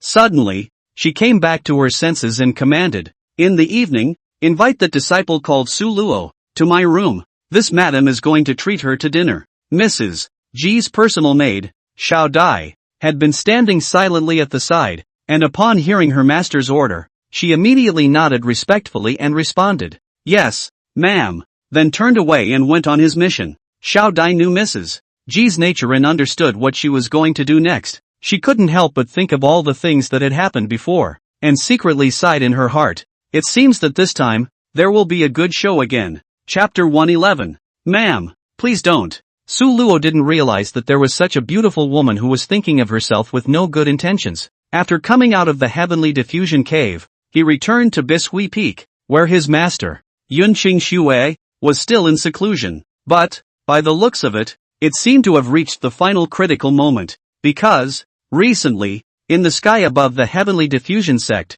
there were always thunderclouds coalescing, as if a heavenly calamity was brewing. Yunqing Xue was going to break through the transformation spirit, and the next step was to cross the tribulation, and once she was out of the gate, she would definitely attract heavenly thunder. Su Luo didn't bother Yunqing Xue, but returned to her residence. At this moment, Yang Bingqing was standing in the courtyard with a heavy heart, looking up at the sky with a thoughtful look. Su Luo was able to eavesdrop on her heart and knew what was going on in her mind. However, he still walked over and deliberately asked, "What's the matter with you? Something on your mind?" He was afraid that young Bingqing wouldn't dare to open her mouth, and this was a deliberate attempt to give her a step down. Recently, Yang Bingqing had been doing well, very obedient and tamed. It was time to give her some freedom. Sure enough, Yang Bingqing said cautiously, "I haven't been home for a long time. I want to go back and take a look. Is it possible?" Su Luo nodded in agreement and agreed to Yang Bingqing's request. However, right at this moment, Mrs. Ji's maid, Xiao Dai, walked over. She finds Solo and tells him that Mrs. Ji has invited him to a dinner party. "Mrs. Ji, why would the sovereign lady invite me?" Su Luo asked curiously. Little Butterfly respectfully replied, "Madam heard that you managed to reach the top on the first day of the Heavenly Diffusion Mystic Realm, and that you are the first genius of the Heavenly Diffusion Sect since its inception, and he is very eager to meet you." In fact, Su Luo knew nothing about this Mrs. Ji and had never even met her. He looked at Yang Bingqing suspiciously and whispered, "Isn't Mrs. Ji your stepmother? What exactly do you feel she wants to do by inviting me to the banquet?" Yang Bingqing gently shook her head. She is not on good terms with her stepmother and is uncertain about her intentions. Su Luo knew this as well inside, asking if she would like to come along. Yang Bingqing firmly shook her head. She only wished to see her father, Yang Dingtian. This time she went home. As for her stepmother, she didn't want to have too much contact. Although Su Luo had some doubts in her heart, she thought that Lady Ji was after all the patriarch's wife, and she had invited herself to the banquet. If she refused, she would appear to be too disrespectful. In that case, I'll go myself. Let's see what this patriarch's wife is up to. Late afternoon, Su Luo arrived at Lady Ji's residence at Tianyan Peak as promised. The environment here was quiet and the scenery was beautiful, but Su Luo had no intention of appreciating it, because he always felt that this patriarch's wife seemed to be up to no good by suddenly inviting him. Mrs. Ji's residence was exquisitely decorated, especially the small courtyard, which was well tended and had many beautiful flowers and plants. The tree of red apricots, lushly blooming, even some of them poking out of the wall. Su Luo was introduced into the living room by Xiao Dai, only to see Mrs. Ji sitting on the main seat, looking at him with a smile on her face. "Su Luo, you're here." Mrs. Ji's voice was very soft and delicate, making people involuntarily attracted. Su Luo bowed slightly and saluted. "Greetings, ma'am." Mrs. Ji gently waved her hand and pointed to the seat next to her. "There's no need to be polite. Sit down." After Su Luo sat down, he hurriedly eavesdropped on Mrs. Ji's mind. He wanted to figure out what Mrs. Ji was up to as soon as possible. Soon, Mrs. Ji's heartfelt words entered Su Luo's mind. "Sure is a handsome man with a solid body. Should be very erotic in bed too. It's perfect. Totally just grows on my aesthetic standards. So young and vibrant. I can't take it anymore. I really want to get him soon." Hearing Mrs. Ji's inner thoughts,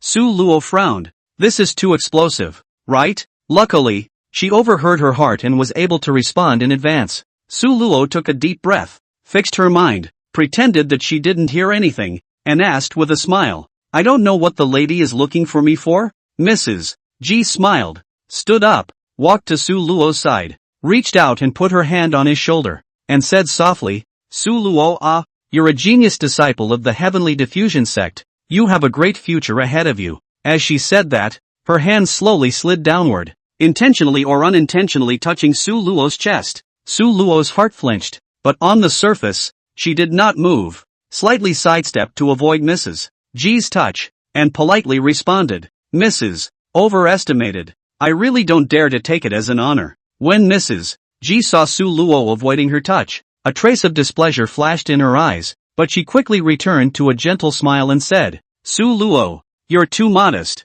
to be able to summit the heavenly path on the first day. You're the first one from the Heavenly Diffusion Sect, so I'm a great admirer of you." With that, Mrs. Ji leaned slightly and tried to stick close again. Su Luo was a bit speechless. It was the first time he had met such a spirited woman. He couldn't help but wonder if it was Patriarch Yang Dingtian who couldn't satisfy her. How could she be so licentious to this extent, seducing a clan disciple? If that was the case, then Patriarch Yang Dingtian would truly be sorry for his name. Before it was Su Luo who forced others, Now it was reversed instead. Su Luo was still a bit uncomfortable. The more Mrs. G was like this, Su Luo was inclined to not satisfy her. This was not rebellion. This was taking the blame. I, Su Luo, am not something you can get so easily? And so, Su Luo hurriedly stood up. Ma'am, please don't be like this. We're too close. It's not good to be seen. When Mrs. G saw that Su Luo still kept her distance, a hint of challenge couldn't help but rise in her heart. Sometimes the harder it is to get something, the more it stirs up interest, and Mrs. G decides to change tactics and try to take Su Luo through other means. Since it was a dinner party, she asked Xiao Dai to hurry up and serve the food. Little Butterfly was also very understanding. After serving the food, she took the initiative to exit the house, and also closed the doors and windows for the two of them, giving the two of them enough opportunity to be alone. Su Luo, sit down. This is a dish I made with my own hands. Come and try it quickly? Don't dare. Su Luo was still deliberately excusing herself. If the patriarch doesn't come, how can I dare to eat first? What do you care? That patriarch of yours is not going to come, but today it's just the two of us. Oh. Mrs. G picked up her wineglass and took a sip before she began to look at Su Luo with affection. The atmosphere is getting worse. Also at the back of Tianyan Peak, the patriarch's mansion, Yang Dingtian had always been at home, only he didn't live with his wife. Actually, Yang Dingtian's residence was just 3 rooms away from where Su Luo was. Extremely close. Yang Dingtian paced back and forth inside the house. He could sense that she's seducing young disciples again, but he didn't care at all. What he was anxious about was something else. Chapter 112. Each plays his own game without interfering with the other. Yang Dingtian stood by the window, his brows furrowed as he looked out, his eyes revealing a hint of anxiety. He hadn't seen Yang Bingqing for 2 months and couldn't help but worry in his heart. Despite the fact that the relationship between father and daughter was not cordial, they used to see each other at least twice a month. However, ever since Yang Dingtian appointed Yang Bingcheng as the captain of the Black Robe Pickets, and was responsible for dealing with the corruption within the sect, Yang Bingqing disappeared without a trace. This abnormal situation made Yang Dingtian begin to wonder if something bad had happened to Yang Bingqing. I hope nothing has happened to her. She's a pawn I've been carefully cultivating for years and has an important use. Yang Dingtian muttered to himself, the look of worry on his face unabated, precisely because Yang Dingtian was worried. So, he specially ordered someone to go to Yang Bingqing today, so that Yang Bingqing could come to see himself. As it happens, Yang Bingqing was also planning to come to his father. Since her mother was assassinated, her father, Yang Dingtian, delayed in tracking down the murderer, not only stonewalling her, but also marrying her a young mother. Since then, her relationship with her father, Yang Dingtian, had been bad. This time, Yang Bingqing came to Yang Dingtian to mention the matter of avenging his mother's death as well. Nightfall, the sky was shrouded in darkness, and the Tianyan Sect's back mountain looked especially dark. Yang Bingqing stood quietly in front of the door, gazing at the closed door, a complex emotion surging in her heart. She took a deep breath and gently pushed open the door to her father's room. When Yang Dingtian saw his daughter, a flash of surprise flashed in his eyes before he quickly regained his composure. Bingqing, you're finally back. Where have you been these days? The picketers, too, have all rarely seen you, he asked with feigned concern. However, Yang Bingqing did not respond to his question, but said bluntly, Father, I went out on some errands, but I don't want to talk about any other topics today. I just want to know if you have any new clues about mother's enemies? Yang Dingtian's eyes instantly became sharp. He was silent for a moment, then slowly said, I'm handling this matter. You don't have to worry too much. Mother has been dead for years and you have not been able to avenge her. Have you ever considered my feelings? Yang Bingqing said angrily to Yang Dingtian. Yang Dingtian's face was gloomy as he said in a low voice, Bingqing, stay out of this matter. His voice carried a hint of undeniable authority. However, Yang Bingqing wasn't intimidated. Her eyes filled with anger as she loudly retorted, so you're just going to watch the killer go free? I'm not willing to. I want to know the truth. Yang Dingtian was silent for a moment, but finally sighed and said helplessly, Alright, since you want to know the truth, then I'll tell you today. When he finished, he turned toward the bed in the house. Yang Bingqing closely followed his father's footsteps, and when they arrived at the bedside, Yang Dingtian gently moved a vase next to him as if he had touched some kind of organ, only to see the bedpan unexpectedly move slowly, revealing a tunnel entrance. It is? A puzzled expression appeared on Yang Bingqing's face. Yang Dingtian smiled faintly and pointed at the entrance of the tunnel. Go down and take a look. The truth about your mother's death is down there. Yang Bingqing only contemplated for a moment before drilling into the tunnels without any hesitation. Yang Dingtian looked at his daughter's delicate back. The corner of his mouth hooked up a wry smile. Then he also followed and drilled into the tunnels, arriving at an underground chamber. This underground chamber seemed to be extremely wide, with several canals, as if it was a maze. But these canals and chambers were all extremely luxuriously decorated, not at all outdated, like palaces located underground, opulent and magnificent. It wasn't until she had followed her father for some time that young Bingqing instinctively felt a bit scared, because her cultivation hadn't fully recovered yet. In case she encountered danger, she wouldn't be able to escape in this unfamiliar environment. And the feeling that young Dingtian gave her today always felt strange, as if there was something wrong somewhere. The father-daughter duo entered the secret room underneath, while the atmosphere in the room where Su Luo and Mrs. Ji were in was getting more and more ambiguous. Mrs. Ji was coruscating her wine glass. Her red lips were slightly open and her winks were like silk. Su Luo's heart tightened. Mrs. Ji's mind, in fact, was already very obvious. That's just seduction. However, Su Luo couldn't just let her have her way so easily. So, Su Luo played dumb and deliberately changed the topic in an attempt to break this awkward atmosphere. Ma'am, you didn't invite me here just so I could taste your cooking skills, did you? A hint of cunning flashed in Mrs. Ji's eyes as she put down her wineglass and replied with a smile. Of course not. I heard that you performed well in the heavenly diffusion mystic realm, so I specifically wanted to meet you. Moreover, I also have some things I want to discuss with you. Please, ma'am, I'll do my best. Mrs. Ji nodded in satisfaction, then slowly stated her purpose. A few days ago, I obtained a gongfu, which is somewhat special and requires someone to help me cultivate it before I can do so. I searched for a long time, but I didn't have a suitable candidate, and finally realized that you are not bad, so I wanted you to help me. Su Luo asked again, what exactly is the gong method? How dare you need a disciple's help? Mrs. Ji got up and walked in style, lying low. A red lip came to Su Luo's ear and said leisurely, it's a dual cultivation technique. Oh, Mrs. Ji's body, extremely close, a red lip to the ear. Exhaled gas hit Su Luo's face. Crispy, itchy heart.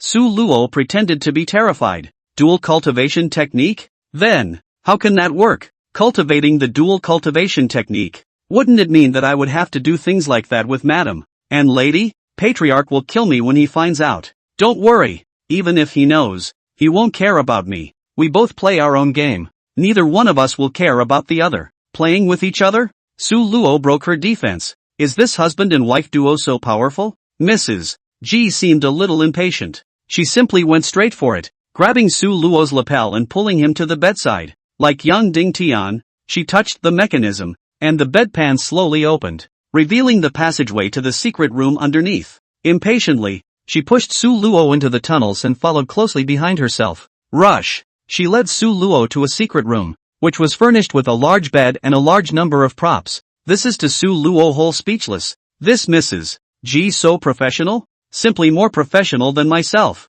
Some of these props have never been used themselves. Solo resigned himself to the fact. Mrs. Ji smiled evilly and flirted. How about it? Haven't seen it before, right? Later on, I'll run the dual cultivation technique, so you have to cooperate with me. Chapter 113, Acacia Sacred Sect. I didn't expect that Mrs. Ji would be this kind of woman. That's a little too open-minded, isn't it? Is this still the way a patriarch's wife should be? As the sovereign's wife, it was not required to have the temperament of a motherly figure, but at least it should be dignified and elegant, right? Then looking at Mrs. Ji's appearance, Su Luo really wanted to say, hello Shawa. After coming to the secret room, Mrs. Ji couldn't hold it any longer, and her eyes were glowing as she looked at Su Luo. Su Luo broke the defense. Could it be that he really wanted to give Patriarch Yang Dingtian a green hat? Looking at Mrs. Ji's state, this Yang Dingtian's green hat is usually not worn. Su Luo couldn't help but think of some legends circulating within the sect.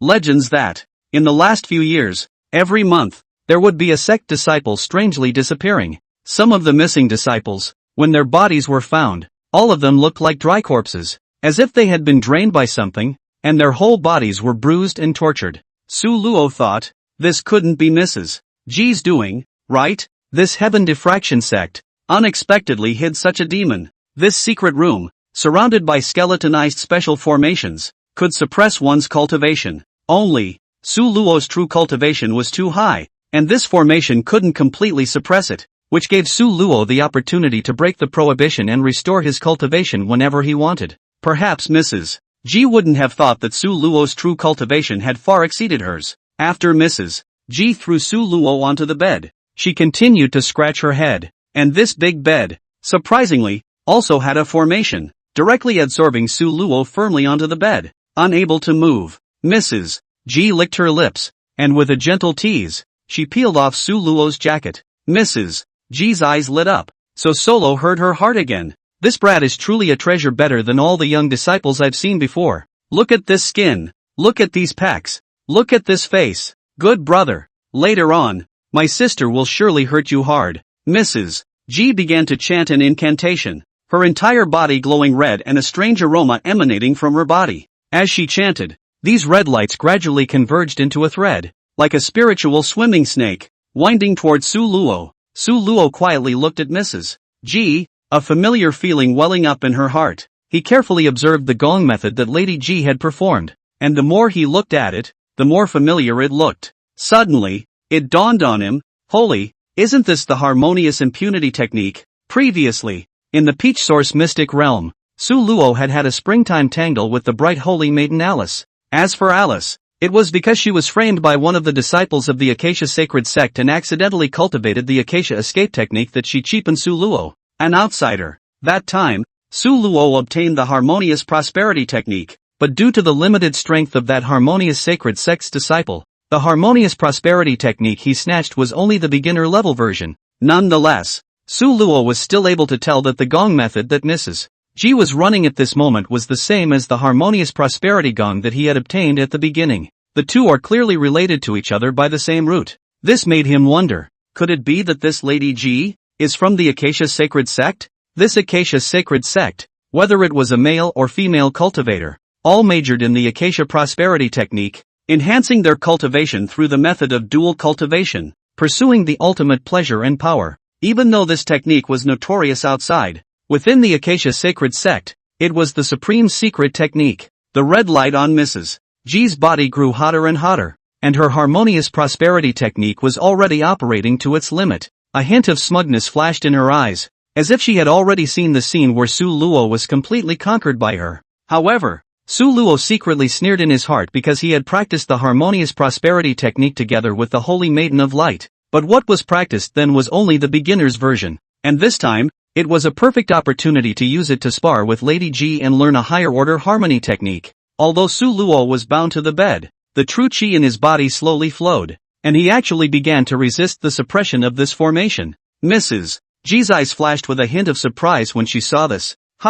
Interesting. She didn't expect that Su Luo would be able to resist in this situation. It rather turned her on even more. She loved challenges, and the stronger the opponent was, the more she could gain from the dual cultivation process. Mrs. G's eyes flashed with excitement, and it seemed that she couldn't wait for this top-notch dual cultivation feast to begin. That's really good. Let me enjoy your power. Mrs. G let out a delicate laugh, and with a change in the spell in her hand, the red silk thread wrapped towards Su Luo. Su Luo also erupted in a cloud of white light. The true qi of the two intertwined in the air, forming a brilliant band of light. Lady G's red light and Su Luo's white light collided with each other, emitting a roar. The entire chamber was shaken by this powerful force. What a power! Mrs. G was secretly shocked in her heart as she felt that her formation was being gradually propped up by Su Luo's true qi. No way! Her eyes widened in disbelief as she looked at Su Luo. How could this teenager be so powerful? The old lady doesn't like to be passive. Mrs. G's hands kept pinching her spells in an attempt to enhance the power of the red silk thread. However, Mrs. G's face, became increasingly grave. Su Luo, on the other hand, took the opportunity to launch a counterattack. His true qi was like a wild dragon coming out of the sea, violently breaking through the suppression of the formation. Mrs. G cried out and was sent flying backwards by the shock. Her face was filled with consternation. No, it can't be, she murmured. Su Luo, on the other hand, took this opportunity to stand up from the bed, flew up, and strangled Mrs. G's neck. Ma'am, I don't like to be passive. Are you so impatient when you've gone to so much trouble to take my body? Although Mrs. G was shocked at Su Luo's strength, she knew that Su Luo would not kill herself. Just now the two people are fighting. Is just active and passive problem? The big deal is that they are passive somewhat. It's actually not impossible.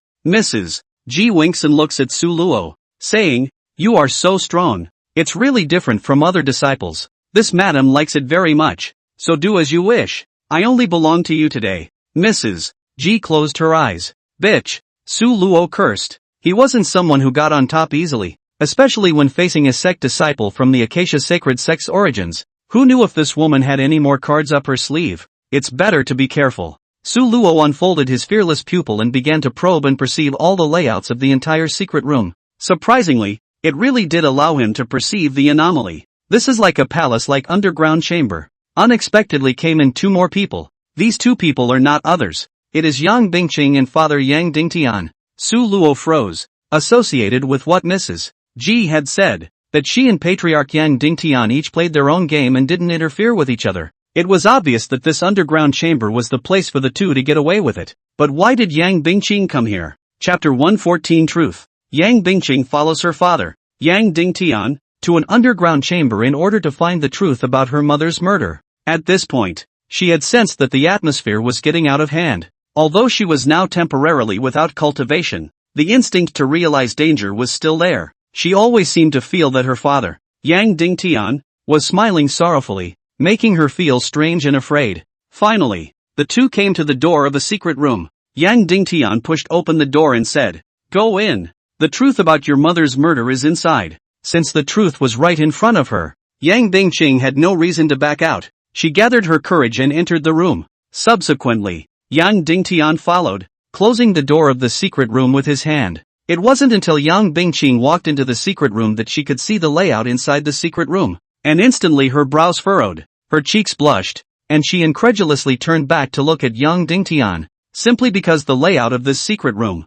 just like the secret room Su Luo was in, also had a large bed, and the walls were covered with shy assorted props. Yang Bingqing looked at Yang Dingtian angrily. "Father, what do you mean by this? Why did you bring me to see this filth? What does this have to do with the truth of my mother's murder?" "Bingqing, don't get excited. You'll know later." As he was saying that, Yang Dingtian took out a red pill and handed it to Yang Bingqing. "Eat this first and I'll tell you." As things stood, Yang Bingqing had already discovered the anomaly and no longer easily believed Yang Dingtian's words. She even wondered if the man in front of her was her father or not. Yang Bingqing was puzzled in her heart and vigilantly took a few steps back to keep a distance from Yang Dingtian. Her eyes scanned the room for a possible escape route. However, the door to the chamber was closed and there was no way out around it. When Yang Dingtian saw that Yang Bingqing did not take the pill, the smile on his face gradually disappeared and was replaced by a touch of gloom. He said in a cold voice, "Bingqing, do you really not want to know about your mother? This pill will allow you to learn the truth faster." Yang Bingqing clenched her fists. She knew that there was definitely something wrong with this pill. It was probably a trap. She took a deep breath and tried to calm herself as she responded calmly. "Father, if you really want to tell me the truth, then just tell me. Why use such tactics?" Seeing that Yang Bingqing would not comply, Yang Dingtian suddenly laughed out loud, his laughter filled with teasing and smugness. He exclaimed, "Toast is not to be done. In that case, I'll tell you the truth." After saying that, Yang Dingtian suddenly struck a strange pose. His hands clasped together, his body glowed red, and a powerful force surged out from within him. With the release of this force, Yang Bingqing felt a huge thrust coming at her, and she couldn't help but fly backwards, eventually landing on the big bed. Like Su Luo, Yang Bingqing was also bound tightly by the suction of the large bed. Unable to move, she tried to struggle, but found that her strength, completely suppressed, was unable to break free. Just then, the entire chamber began to reveal densely packed runes. These runes flickered with a faint light, forming a complex formation, and at this moment, the gong method that Yang Dingtian was performing was also exactly the same as Mrs. G's, and it was precisely the harmonious prosperity gong. Yang Bingqing's heart was startled, and an ominous feeling of foreboding surged through her heart. "What are you doing? I'm your daughter," Yang Bingqing shouted in horror. Yang Dingtian, however, laughed coldly as a crazy look flashed in his eyes. He said slowly, "Daughter? Ha ha ha ha ha. You take a good look at who I am." As his words fell, Yang Dingtian's appearance began to change. His face gradually twisted and distorted, eventually taking on the appearance of a young man. This man, who was quite handsome, but gave off a sinister feeling. Yang Bingqing's eyes widened. Her heart was shocked. The man in front of her, she had never seen before. The man smiled grimly and said, Yang Bingqing, your mother's death was precisely planned by me. Your father, Yang Dingtian, was killed by me a long time ago and replaced him. Yang Bingqing's heart tightened with anger, but she was unable to break free of the large bed. She gritted her teeth and questioned, Who the hell are you? Why did you harm my parents? The man sneered. Actually, I am a disciple of the Acacia Sacred Sect. My name is Jifeng, and your mother is a traitor to my Acacia Sacred Sect. As a disciple of the Acacia Sacred Sect, she actually believes in love? How ridiculous. Your mother betrayed the clan and eloped with young Dingtian, giving birth to you in the Heavenly Diffusion Sect, and the clan sent me and my senior sister to eradicate her as a traitor. So, my senior sister and I teamed up to kill your mother, and we were going to kill your father. But your father was really strong, and we didn't stand a chance, so we had to think of other ploys. A year later, senior sister successfully seduced your father and became your stepmother. She put chronic poison into your father's meals every day, finally causing your father to go off the deep end while practicing kung fu. That's how I got the chance to kill your father. From now on, I will dress up as your father and control the entire Heavenly Diffusion Sect. After hearing these words, Yang Bingqing burst into tears. She finally knows the truth. And with her enemy right in front of her, she can't avenge her parents. She questioned, Do you want to kill me too? A hint of cunning flashed in Monsoon's eyes as he said, I won't kill you. Your mother once took a precious spirit medicine called Jade Lady Bodhi Seed when she was in the Acacia Sacred Sect. All of the medicinal power of this spirit medicine has been passed down to you, and I need your bloodline to complete a crucial ritual that will enhance my power. Hearing this, Yang Bingqing's heart sank as she realized that she was in extreme danger. However, despite the fear inside her, she tried to remain calm and tried to find an escape. However, the runes in the chamber, deadening her, caused her body to gradually lose its strength. Seeing this scene, Monsoon laughed triumphantly. Yang Bingqing, you can't escape. Now, let me complete this ritual and dedicate your bloodline to me. Before the words fell, Monsoon's figure flashed, appearing like a ghost in front of Yang Bingqing's bed. His hands quickly formed a seal, and an extremely cold aura surged out from his palm, carrying a piercing coldness that swept straight towards Yang Bingqing. However, right at this moment of life and death, the floor of the chamber suddenly shook violently, and a tiny crack spread quietly like a spider's web. It was as if some powerful force was trying to break the confinement of this place. To break through the bonds, there was hope again in Yang Bingqing's originally desperate eyes. Just at the moment when Monsoon's hand was about to touch her, the wall of the chamber suddenly let out a loud bang and cracked open. A dazzling light was like the breaking morning sun, piercing through the endless darkness and illuminating the entire space. What? Monsoon was shocked and incredulously looked at the change in front of him. He could never have imagined that such a thing could happen in this airtight, isolated basement. In the midst of that light, a tall figure walked slowly. He walked at a steady pace, exuding an unoffensive majesty with every step. When the light gradually dissipated, the face of the visitor was finally clearly visible. It was none other than Su Luo. Just now, next door to the secret room, Su Luo heard the conversation between Ji Feng and Yang Bingqing and learned all the truth. Patriarch Yang Dingtian had already been killed, and Yang Dingtian and Lady Ji, indeed, were both from the Acacia Sacred Sect. They had lurked into the Heaven Diffracting Sect for so many years without being detected by anyone, showing how clever the disguises of the Acacia Sacred Sect's disciples were. This was also the usual trick of the Acacia Sacred Sect. They were good at disguising themselves as the senior members of the sect, thus stealing the resources of this sect. It was just that this time, they were actually posing as the Heavenly Diffusion sect leader, which was just too unbelievable. And Yang Dingtian, as the head of a clan, would be seduced by a beauty trick performed by an Acacia Sacred Sect, ultimately leading to his own tragic death. It's true what they say, there's a knife in the head of the color word. Now, since Su Luo knew the truth,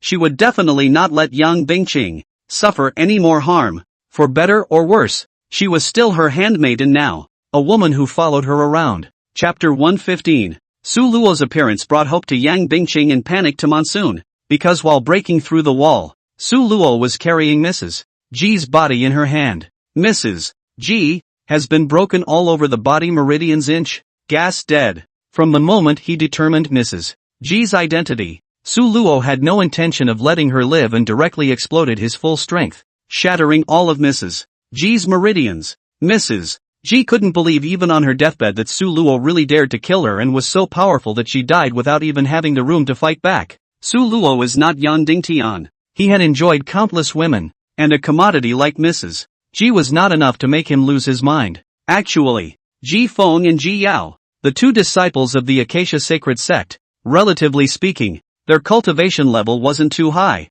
only at the early stage of yuaning, and they were able to kill the goddess of transformation stage patriarch, Yang Dingtian, only by using plots and tricks. Su Luo threw Mrs. G's body over like a bag of trash. Monsoon's face was pained. Sister Yao, how did you? Monsoon knew that the person who could kill Ji Yao's strength must not be simple either. Who are you? Monsoon stared viciously at Su Luo. Su Luo just smiled faintly. Your plan, indeed, is seamless. If it wasn't for Lady Ji, who took the initiative to hook up with me and introduced me to this secret room, I'm afraid that no one would have known about the secrets of your Acacia Sacred Sect. However, now that I have been shown the truth, you will not want to continue to harm people. Monsoon's face became ugly. How could he not expect that his plan, which had been carefully designed for many years, would be destroyed at this critical moment? Ji Feng was infuriated. He wanted to avenge his senior sister, Ji Yao, although he didn't know Su Luo's true cultivation, but this was his home ground. There were also runes restricting cultivation on the surrounding walls, and he was 80% sure that he would be able to win this battle. A hint of viciousness flashed in Ji Feng's eyes, and with a roar, he swung his hands violently. The surrounding runes glowed greatly, and the entire secret room was enveloped by a powerful force. The chamber rune was completely unleashed. Monsoon's body also erupted a terrifying aura. Laughing, rushing towards Su Luo, his hands turned into countless claw shadows, with a sharp whistling sound that tore the air, attacking Su Luo's vitals. Su Luo snorted coldly, a trace of disdain flashing in her eyes. He swayed and easily dodged Monsoon's attack, while at the same time, he backhanded Monsoon and slapped his palm on his chest. Only heard a bang sound. Monsoon flew out backwards, heavily hit the wall, sprayed a mouthful of blood. Ji Feng looked at Su Luo incredulously. He didn't expect that he couldn't even catch a single move from the other party. Su Luo's strength was far beyond his expectations. Su Luo walked to Yang Bingqing's side and gently waved his hand, lifting the runes that bound her. Yang Bingqing finally regained her freedom. She looked at Su Luo gratefully. A trace of complex emotions flashed in her eyes. Su Luo turned her head to look at Ji Feng and said in a cold voice, "Your plot has been exposed. Today is the day of your death." Monsoon knew that he was not Su Luo's opponent, and a hint of retreat arose in his heart. He gritted his teeth and suddenly pulled out a black pill from his pocket and slammed it into his mouth. The pill instantly melted in his mouth, and a violent power exploded within him. His cultivation instantly increased to the middle yuaning stage, and he once again launched an attack on Su Luo. However, Su Luo's strength far exceeded that of Monsoon's, and no matter how desperately he tried, he was unable to injure Su Luo in the slightest. What's more, Su Luo had opened her full-body combat form. Angel wings unfolded, thunder flames covered every feather, dazzling yellow spring death chi, and the power of the dragon elephant to assist. Xuanwu tortoise breath gong protection body. This form,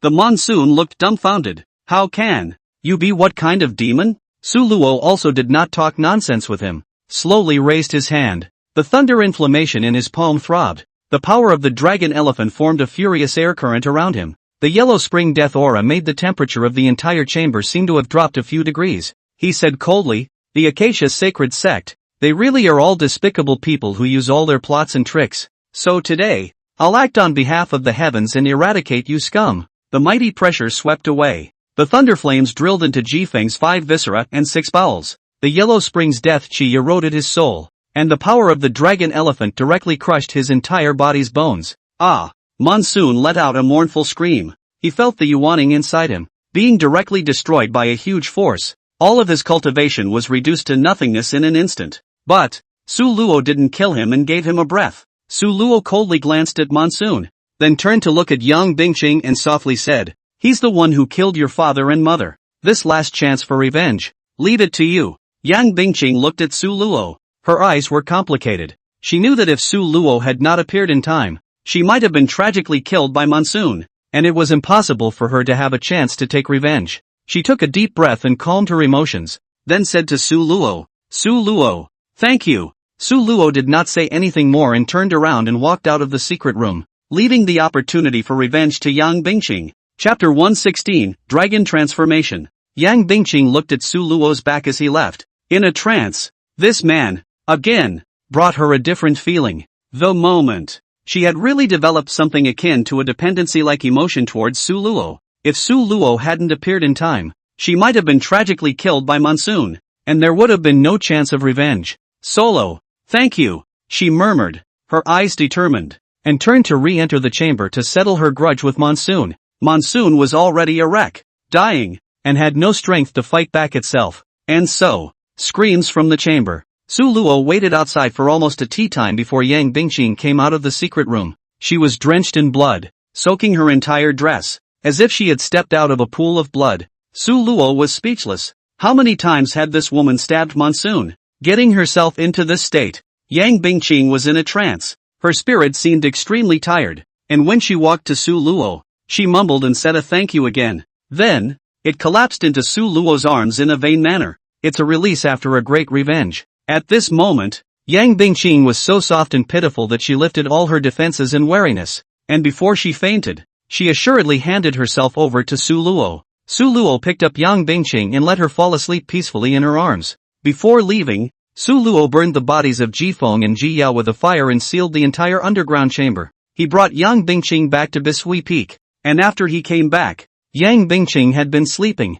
In her sleep, she dreamed of her parents, of the life they had lived, and the life she had lived with them, and now she would never see them again. After waking up, Yang Bingqing's mood could not be calmed for a long time. Although Ji Feng and Ji Yao had been duly punished, the wound in her heart was difficult to heal. She lost her nearest and dearest and her otherwise happy family. She was truly alone now. Su Luo looked at Yang Bingqing's haggard appearance and couldn't help but feel a few moments of pity in her heart. But he did not say anything more. A life cannot be smooth sailing. Experienced are the arrangements of fate. The knots still need to untie themselves. In the days that followed, Yang Bingqing's state gradually recovered, and Su Luo also began to calculate the next thing. Now in this situation, the entire Heavenly Diffusion sect was in a vacuum without a patriarch, but the others didn't know that Patriarch Yan Dingtian was dead. Su Luo took this opportunity to do something, and Yang Bingqing also decided to help Su Luo stabilize the current situation. This was her only option.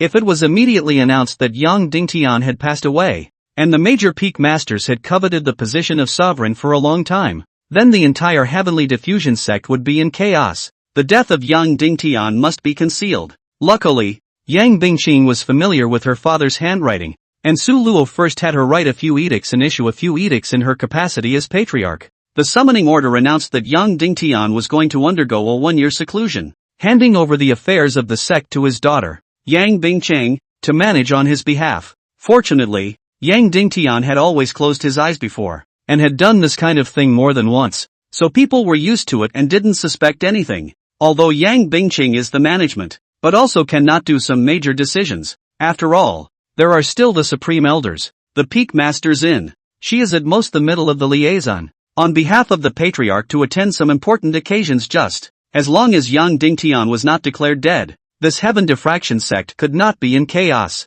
The situation is gradually stabilizing. With things having come to this, Su Luo, through Yang Bingqing, was also secretly controlling the entire clan. It's a great bargain to be able to get more for yourself. As for what happens in a year, let's talk about it when the time comes. Maybe by then you'll have already crossed over and ascended. Su Luo's plan went very smoothly, and Yang Bingqing began to gradually adapt to her new role as acting patriarch under Su Luo's guidance. As for himself, he also contacted the medicine elder, Zhu Dacheng, and the law enforcement elder, and became even more unscrupulous in appropriating the clan's resources, buying and selling them upside down, and making a fortune. With nothing to do in these few days, Su Luo began to pay attention to Yun Qingshua's movements. He could sense that Yun Qingshua's seclusion had reached the most crucial moment. The robbery cloud that gathered at the Bishui Peak was getting thicker and thicker, and the heavenly calamity would descend at any time. Su Luo knew that Yun Qingxue cultivated the yin-yang divine mergence technique.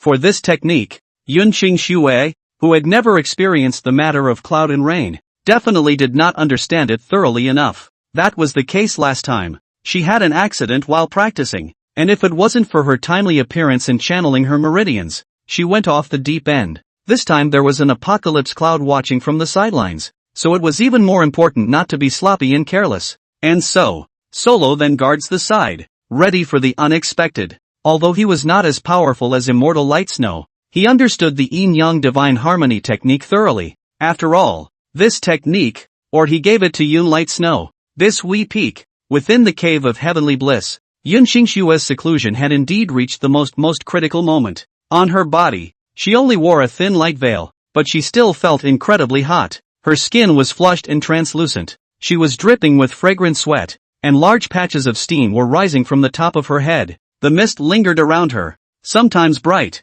sometimes dark, and her delicate figure followed, sometimes hidden, sometimes visible. Yun Qingxue clenched her teeth tightly, trying to control the surging spiritual energy in her body, and the desire that was about to get out of control. Because the cultivation method of this yin-yang divine harmony technique was very special, one needed to suppress one's desires first and suppress them to the extreme before they could be released to their heart's content. In this process of release, she then realizes the perfect union of mind and body in catharsis. Thus, the realm of celestial unity is achieved. Therefore, she insisted on repressing herself even though she was on the verge of being unable to bear it. Each breath seemed to ignite the air, and she was torn between pain and longing. Yun Qingshue's breathing became more and more rapid. Her chest rose and fell violently. Her red lips were slightly open, and her beautiful eyes were tightly wrinkled. It felt like something was coming out of my body. That's what it feels like. Damn it. This feeling still comes too soon. I thought I could control it. How am I going to cope now that Su Luo isn't around? I really regret not letting him guard himself. Yun Qingxue muttered, and the breath in her body, unexpectedly, began to be confused. Consciousness began to fade, and it felt as if his body, as if it were about to be melted. Finally, she grunted. Ah! Pounds of majestic energy erupted from her body, and from a distance, it looked like her entire body was covered in flames. Ow! A dragon roar. From the flames, Yun Qingxue unexpectedly revealed his true body. Chapter 117, Transition. The last time her cultivation went off the rails, the seal on Yun Qingshue's body loosened, and that was when she manifested her dragon body. Only, last time, it was an imaginary body hovering in the sky, while this time, it was a solid body. The long pink dragon that Yun Qingsue had manifested charged straight up into the clouds, crashing into the thick black dark clouds. Yun Qingshue's dragon roar echoed over Bishui Peak, her long pink dragon body weaving in and out of the dark clouds. It was as if a drop of water had been dropped into a pot, and in an instant, electricity flashed and thundered among the dark clouds. The majestic energy, centered on Bishui Peak, scattered in all directions, sweeping across the entire Tianyan sect. All the major peak masters and elders flew into the high sky in unison to visit Bishui Peak. However, that thunderbolt was too vast, and they didn't dare to get close. In the midst of the thunderclouds, Yun Qingshue's dragon body was rolling over and over, enduring the baptism of thunder and lightning, while at the same time letting out bursts of miserable dragon roars. This was the first time to cross the threshold, and after succeeding, one could enter the realm of the earth immortal. The many peak masters gathered together and said, "What kind of technique did that Yun Qingsue cultivate? To be able to transform into a dragon? She's already undergoing her tribulation, and if she succeeds, she will surpass the patriarch and become the #1 powerhouse of the heavenly diffusion sect. It's unbelievable. This high-cooled woman, she's simply a cultivation maniac."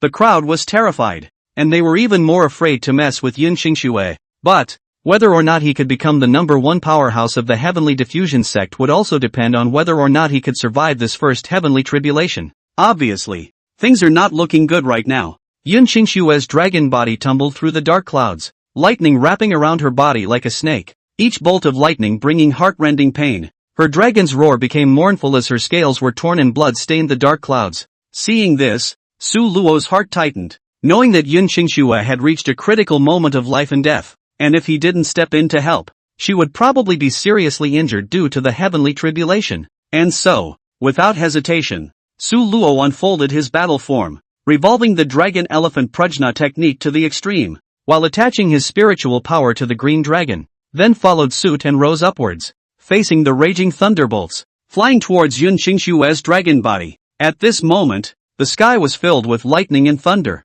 and the wind was raging, as if the entire world was going to be swallowed up by this heavenly calamity. The sky was filled with thunder and lightning, and a bolt of lightning mercilessly struck Su Luo, yet he seemed to be oblivious to it. still firmly advancing in the direction where Yun Qingxue was. Finally, he managed to reach Yun Qingxue's body, and used his green dragon body to tightly wrap around Yun Qingxue. The moment. This green and pink two giant dragons, their bodies intertwined with each other, presenting a marvelous yin and yang embracing posture. Su Luo passed the spiritual energy that was filled with masculine power in his body to Yun Qingxue in a continuous stream. Yun Qingxue felt a warm and powerful force that surged into her body, and her originally blurred consciousness gradually became clear. As a matter of fact, what she needed most at this moment was precisely this kind of masculine power. The so-called yin and yang divine unity is its essence. The pink dragon's body tightly wrapped around Su Luo, making him almost unable to breathe.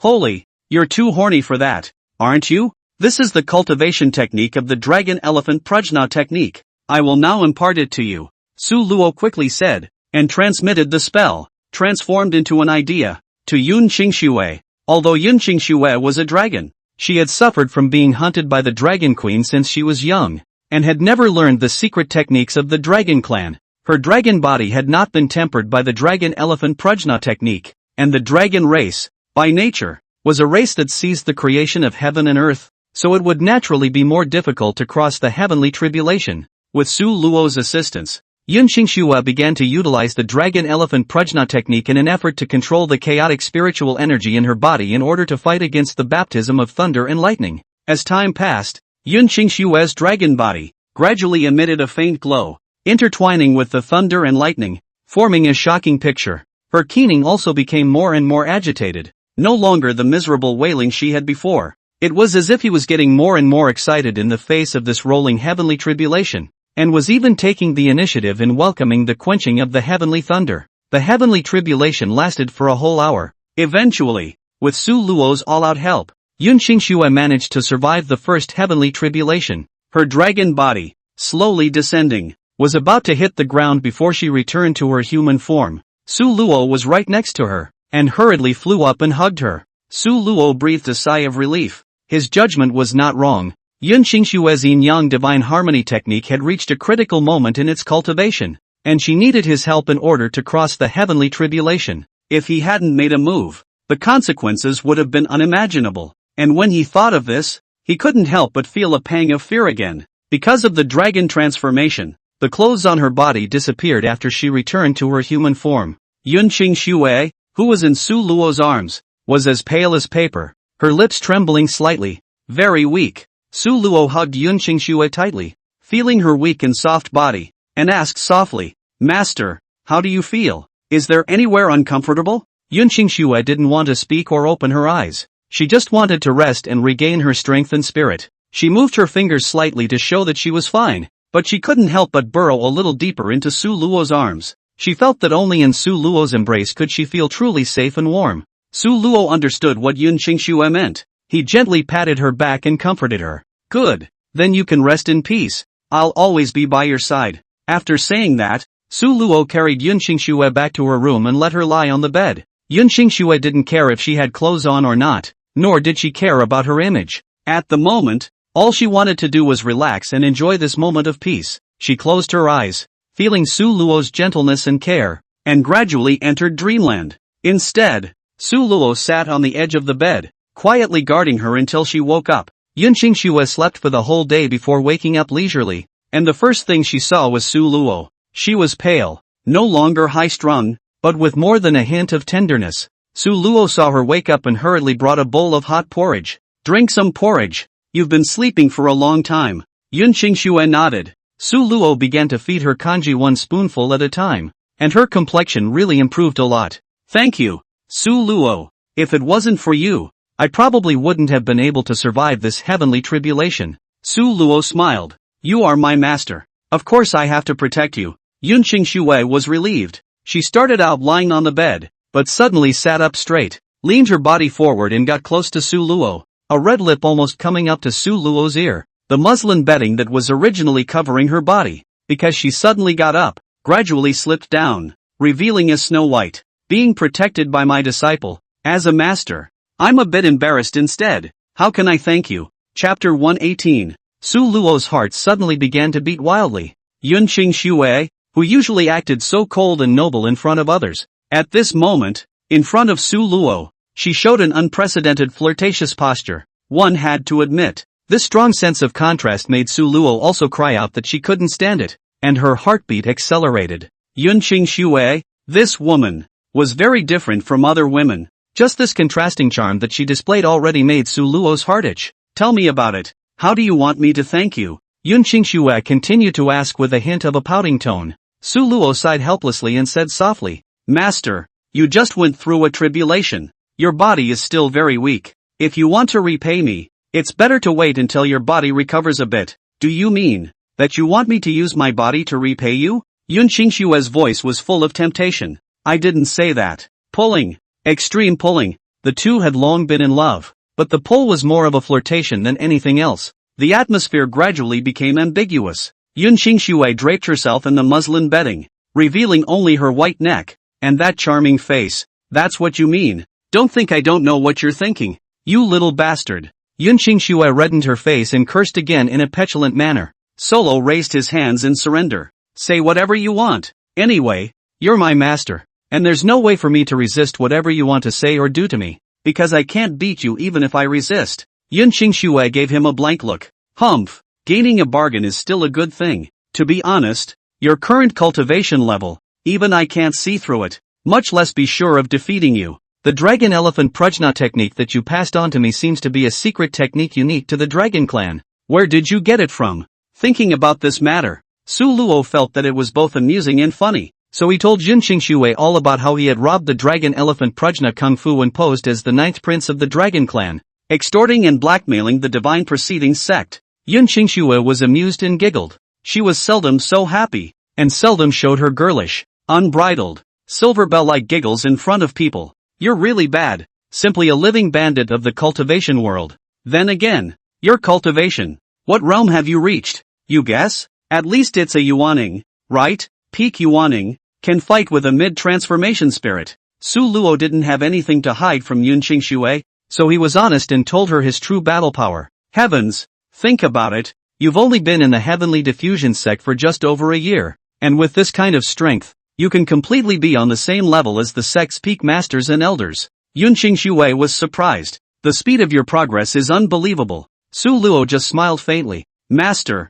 the reason why I've gotten this far is thanks to your guidance and help. Stop kissing my ass. I know what's going on. I've only taught you once in total, and you saying such things makes me, as a master, feel embarrassed. After saying that, she hid her mouth and laughed lightly, her gaze moving to the ring Su Luo was wearing in her hand. You've increased your strength so quickly. The one in the ring shouldn't have helped you much, right? I did hear that at that time, within the Heavenly Diffusion Mystic Realm, this ring helped you ascend to the heavenly path on the first day. Su Luo nodded. At that time, this matter, indeed, made him feel very surprised. He had originally thought that a ring he had casually exchanged in the black market was just an ordinary mortal item, but he had not expected that it was hiding a big secret. Thinking of what she had said to Yun Qing Xue, Su Luo couldn't help but feel a little weak. At that time, he had lied to Yun Qing Xue, telling her that a beautiful fairy lived in the ring. Now it seemed that inside this ring, 80% of it had a big brother.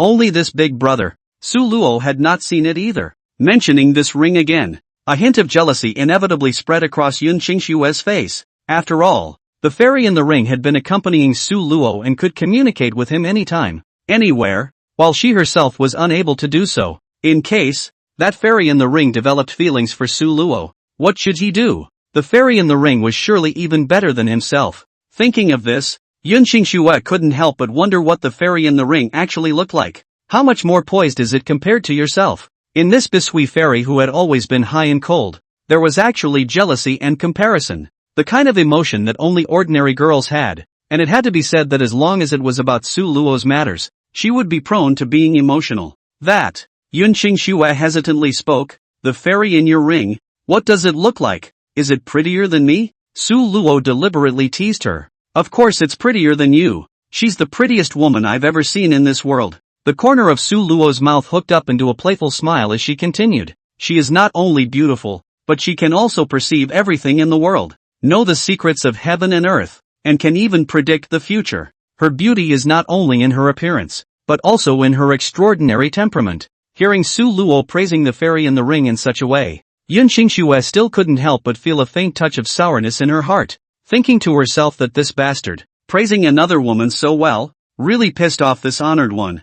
Humph, I don't believe it. As beautiful as she is, she's just a phantom in your ring. How can she compare to me? A living, breathing person? Yun Qingxue beamed and said with some defiance. Seeing this, Su Luo couldn't help but laugh out. Master, are you jealous? Don't worry. No matter how beautiful she is, she can't compare to you. In my heart, you are unique. When Yun Qingxue heard this, the blush on her face intensified, and she lightly spat. Oily mouth. You know how to coax me to be happy. Why don't you release her and let me see her? Su Luo smiled and replied mysteriously. The time has not yet come. When the time comes you will naturally see it. Even if she is beautiful, she is definitely not as beautiful as Master. In fact, he wasn't sure what this big guy in the ring looked like, whether it was an old grandpa or a fairy sister. He wasn't even sure. Just now, when she and Yun Qingxue were talking about things here, they were purely teasing her. Su Luo's playfulness and Yun Qingxue's pouting made the atmosphere of the entire room more subtle.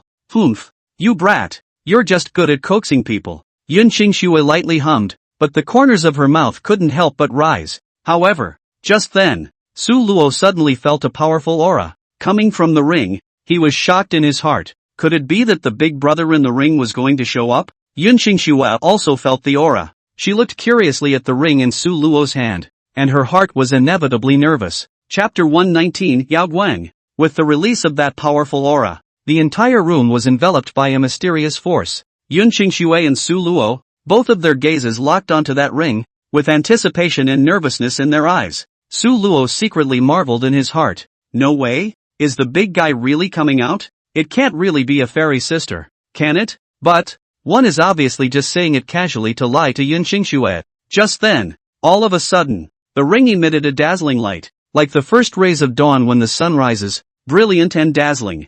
This light instantly illuminated the entire room, making it almost impossible to open one's eyes. Then, within that dazzling light, an illusory figure gradually emerged. It was a woman of breathtaking beauty, her long hair falling behind her like a waterfall, gently flicking. Her face was even more stunningly beautiful, as if it was a carefully carved work of art. This woman, like a fairy that had walked out of a fairyland, exuded a transcendent aura. Her presence brightened the room. Yun Qingxue looked at this woman, and a feeling of self-humiliation couldn't help but well up in her heart. She secretly thought, this woman is so beautiful. Compared to her, I am like a small sparrow standing in front of a phoenix. She had to admit that the woman's beauty was, indeed, far superior to hers. However, what Yun Qingxue was more concerned about was the relationship between this woman and Su Luo. She had originally thought that she was unique in Su Luo's heart, but now it seemed that this was not the case, because this woman gave off such a different vibe. She couldn't help but ask Su Luo in a low voice,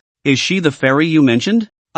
Su Luo had to nod. He had not expected that the big man in the ring would show up in this situation, and it really was a fairy sister. It was also the first time Su Luo saw this big man in the ring. Her beauty is not of this mortal world. At a glance, it felt like her whole body was slippery, as if she had no clothes on, but it was shrouded in a hazy halo, and nothing could be seen truly. The woman's gaze, falling on Su Luo, slowly said, "Su Luo, you finally woke me up." In her tone, there was kindness, and it was clear that she had been observing Su Luo for a long time in the ring as well. She explained, "Last time in the heavenly diffusion mystic realm, I absorbed a large amount of aura before my soul completely awakened. The woman, it turned out, was also just a soul body. So I want to thank you for the chance to restore my soul. You must be curious who I am." Su Luo nodded. The woman continued, "My name is Yaoguang, and I'm from the Nine Heavens continent, the world you'll be going to after you ascend. In the Nine Heavens continent, they all call me Yaoguang Heavenly Emperor, in charge of the third heaven, the Liuli heaven. At that time, I was framed by someone, and encountered the betrayal of my subordinates, and after the great battle, I lost, and landed in the mortal world, and my soul resided in this ring, and only then was I lucky enough to escape the pursuit. I've been in this ring, waiting for 10,000 years, and it's only now that I barely recovered some of my soul power." After hearing these words, Su Luo sighed. In this cultivation world where the eastern land continent was located, the cultivation levels, from low to high, were body refining, qi practicing, foundation establishment, Jin Dan, Yuanying, and transformation of God. After transforming into a god, one begins to cross the tribulation, and one has to cross the minor heavenly tribulation 3 times in order to achieve the realms of refining void, harmonization, and Mahayana. After the Mahayana, one begins to cross the great heavenly tribulation, and as long as one succeeds, one can ascend to the 9 heavens continent, the world where this fairy sister in the ring is located. In the 9 heavens continent, there were naturally endless cultivation resources, but of course there were also many crisis challenges. If the great heavenly tribulation fails, one can only continue to stay, and for the rest of one's life, one can only survive in this low-ranking world, with a lifespan of 800 years, known as the Earth Immortal. Therefore, an Earth Immortal was the strongest combatant in this low-ranked world, and once you ascend to the 9 heavenly continents, the cultivation levels are true immortal, golden immortal, Tai, Dao Luo, Dao Ancestor, the Yaoguang Heavenly Emperor, who was in charge of the Liuli Heaven, one of the 9 heavens of the 9 heavens continent. Her cultivation level was that of a Dao Ancestor. One could imagine what a profound realm this woman in front of him possessed. If she hadn't been framed and perished, with only her soul body remaining, Su Luo would never have had the chance to know such a powerful character.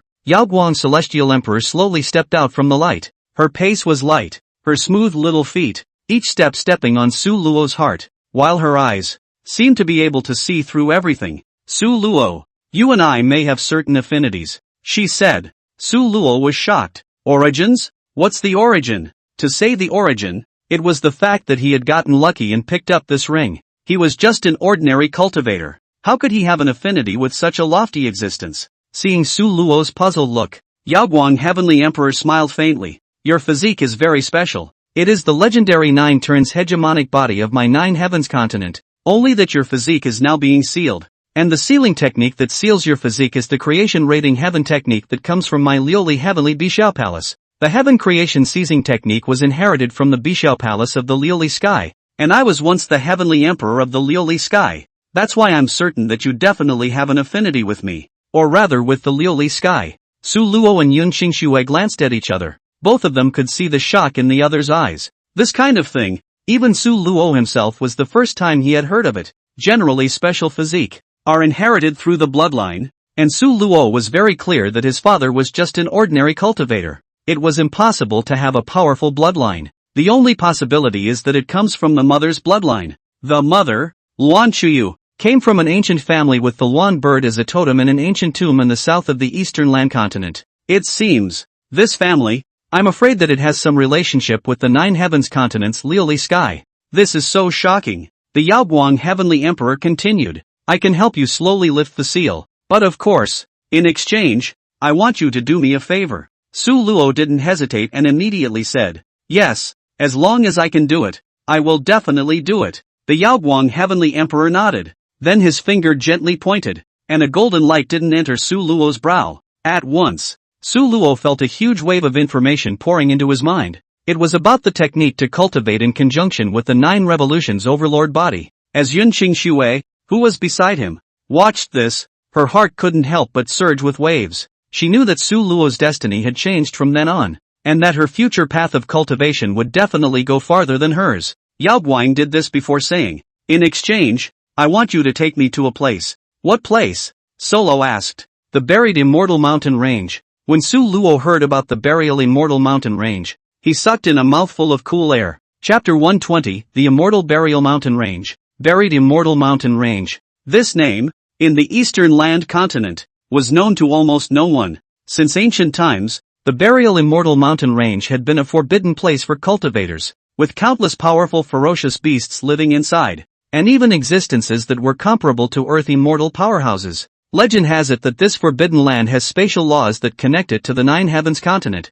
and because of some reason, these ferocious beasts can't leave the Burial Immortal Mountain Range. But likewise, the possibility of a human practitioner entering it and surviving is less than 10%. Su Luo's heart tightened. He knew that this request made by Immortal Yaoguang would never be easy to fulfill. Burial Immortal Mountain Range. That is the most dangerous forbidden land. Although I want to help you. But, Su Luo is a little hesitant. Fairy Yaoguang saw his concern and smiled faintly. Don't worry. I won't let you risk too much. Although I'm just a soul body, I can attach my power to you, and I can also briefly bring you up to the level of an Earth Immortal. So it's still possible to go to the Burial Immortal Mountain Range. Su Luo was relieved when he heard this, although he was afraid of the burial immortal mountain range. But since immortal Yaoguang had a way, then he was naturally willing to help. Alright, I promise you. It's just that the burial immortal mountain range is 100,000 miles away, so how are we going to get there? At the top of the Heavenly Avenue. That broken formation is actually a teleportation formation to the burial immortal mountain range, so as long as it can be repaired, it will be able to teleport there directly. After immortal Yaoguang finished speaking, her finger lightly tapped the void, and an ancient formation diagram slowly unfolded in front of Su Luo's eyes. Complex patterns intertwined, containing the mysterious laws of heaven and earth, and the power of space surged. These are the formation patterns needed to repair the teleportation array, as well as the list of materials. You will be able to repair the large array if you find these repair materials and arrange them one by one according to the method I taught you. Understood. Fairy Yaoguang was very anxious, so traveling to the burial immortal mountain range was imminent. As for what she was looking for in the burial immortal mountain range, Su Luo didn't ask for the time being. In short, Fairy Yaoguang shouldn't harm him. Thus, Su Luo began to arrange the matter of repairing the teleportation formation. Of course, this would take time. Yun Xingxue did not intervene in Su Luo's matter. Since seeing that fairy, Yun Xingxue instantly had a sense of crisis. She surprisingly could not compare to her anywhere. Whether it was the face value and temperament, or the cultivation realm, they could not compare to others. And even their breasts were bigger than their own, and their asses were more perky than their own. Yun Xingxue's sense of crisis became her motivation, and it was even more important for her to seize the time to cultivate. Yun Xingxue intended to continue her closed-door cultivation after recuperating for a period of time, striving to meet the second minor heavenly tribulation and enter the realm of harmonization. Su Luo directly told Yang Bingqing about the matter of looking for materials, and the current Yang Bingqing, who was submissive to Su Luo, lifted the entire clan's strength, and within 3 days, she helped Su Luo find all the repair materials. However, the Immortal Alliance ceremony was also about to begin, and Yang Bingqing was going to represent the clan to the Immortal Alliance ceremony, so she would have no more time for the subsequent matters. Su Luo didn't follow her to the Immortal Alliance ceremony. He planned to meet up with Yang Bingqing and the others after returning from the burial Immortal Mountain Range. After the materials were found, Su Luo began to repair the formation. He once again came to the Heavenly Avenue, and under the guidance of Immortal Yaoguang, he carefully laid out each and every formation pattern. The original broken formation gradually took on new life, and between the flow of light, it seemed to be able to pierce through the void and connect to the distant and mysterious burial Immortal Mountain Range. It's done! When the last array pattern fell, Su Luo breathed a long sigh of relief, only to see a radiant light door emerge in the center of the array, which was the passageway to the burial Immortal Mountain Range. He looked back at Fairy Yaoguang's silhouette and said, "I'm ready." Immortal Yaoguang nodded her head, and her soul power, in an instant, transformed into a stream of light and merged into Su Luo's body. Moment. Su Luo felt an unprecedented power surging through his body, as if the entire heaven and earth were connected to him. His body, too, was covered with a faint fluorescent light, and his strength came directly to the realm of Earth Immortal. In an instant, Su Luo became one of the few supreme powerhouses in this world. It's too strong. I feel like I can now break the sky and the earth, burn mountains and boil the sea. Is this the strength of an Earth Immortal? Fairy Yaoguang reminded. This state can only be maintained for a quarter of an hour. After entering the Immortal Burial Mountain Range, you need to find a place to hide as soon as possible. The ferocious beasts inside are very strong. Without my protection, you are no match for them. Understood. Su Luo took a deep breath and stepped into that light door, his figure gradually disappearing into the light. This spatial teleportation formation had incomparably powerful spatial turbulence within it, and those with weak strength would have their bodies directly torn apart by the turbulence. That was why Immortal Yaoguang had merged into Su Luo's soul, temporarily giving him an Earth Immortal cultivation to help him withstand the power of the spatial turbulence. As Su Luo's figure disappeared, the light door slowly closed and everything returned to calm, leaving only the faint spatial fluctuations remaining in the air. Spatial turbulence, like a flooding beast, a whirlwind. At this moment, Su Luo was like a blade of grass in the rapids, following the waves, his skeleton falling apart. It wasn't hard to imagine that without Immortal Yaoguang's soul protection, he would have been torn to powder by the spatial turbulence the moment he entered the grand formation. I don't know how long it had been, but Su Luo's consciousness was a bit confused. Suddenly, the eyes lit up. The vast mountain range just appeared in front of him. Entering the buried immortal mountain range, what Su Luo felt was a depressing and desolate. Ancient trees surrounded the area, covering the sky, and the air was filled with the scent of blood and death. The roars of ferocious beasts rose and fell, and from time to time, powerful auras peered from the shadows, causing even he, who possessed the power of an earth immortal, to feel a chill. Immortal Yaoguang's soul power, which flowed through Su Luo's body, but the time it could be maintained was running out. Su Luo followed Fairy Yaoguang's guidance and first went to a cliff not far away to hide, and then he would have to wait for half an hour before he could use his soul protection again. Su Luo took the opportunity to ask, Fairy Yaoguang, what are you looking for in the burial immortal mountain range? Find my body. Your body? Su Luo was shocked. I came to this world at that time, and my body landed in this burial immortal mountain range, and in order to avoid being pursued, I sealed my own aura and hid my physical body in the mountain range, while my soul resided in the ring. That body is the key to my rebirth. Only by retrieving it can I truly recover and no longer be limited by this broken soul form. Su Luo understood. Just that this 10,000 years had passed. Could it still be found or not? Fairy Yaoguang, where exactly is your body hidden? This mountain range is so vast. How can we search for it? Su Luo asked Fairy Yaoguang while being alert to the movements around him. Although I don't know the exact location, there is a subtle connection between my soul and my physical body. As we get closer, this connection will grow stronger. Immortal Yaoguang's voice resounded in Su Luo's heart, carrying a trace of imperceptible eagerness and anticipation. Suddenly, two auras, surprisingly, sped from not far away. Fairy Yaoguang hurriedly reminded, be careful. Those two auras, they are both existences at the stage of merging. The soul protector will be gone soon. You can only rely on yourself to fight when the time comes. Try not to provoke them. Su Luo's heart tightened, immediately lifting his 12 points of spirit, his gaze like a torch, scanning ahead. Only two figures were seen coming at breakneck speed like ghosts. Their speed was astonishing. In front of them was a human woman, out of the ordinary and also fairy-like, being chased by a demonic beast behind her. That demonic beast was surrounded by a dense demonic aura, clearly not an ordinary ferocious beast, but the topmost powerhouse in this immortal burial mountain range. Moreover, when it was said to be a demonic beast, it was actually already a half-human, half-demon existence. The woman was being chased by the half-human, half-demon monster, and was in great distress, and seemed to be seriously injured. She also discovered Su Luo, as if she had found a lifesaver, and flew towards Su Luo's side at great speed. Fellow Daoist, save me. Chapter 121 Yunlan Sacred Sect, Fairy Rhyme. Fellow Daoist, save me. The woman's voice, incomparably anxious. Although her speed was fast, she was clearly at the end of her rope with that demonic beast in hot pursuit. Su Luo took a look and realized that it was still a beauty, so there was no reason not to save it. He didn't hesitate. The power of the Yaoguang immortal surged within his body, and with a flash of his body, he blocked between the woman and the demonic beast. At the same time, a brilliant light erupted from his palm, transforming into a barrier that temporarily blocked the pursuit of the demonic beast. You stay back. I'll deal with it, Su Luo said to the woman behind him, who was already seriously injured. The woman's beautiful eyes were stunned. At this moment, Su Luo was truly like a god descending from the heavens, and that aura of calmness and valor made the fear in her heart instantly dissipate most of it. Coupled with Su Luo's handsome appearance, powerful cultivation, and dusty temperament, she couldn't help but be a little moved. She nodded, her gaze, filled with gratitude for Su Luo,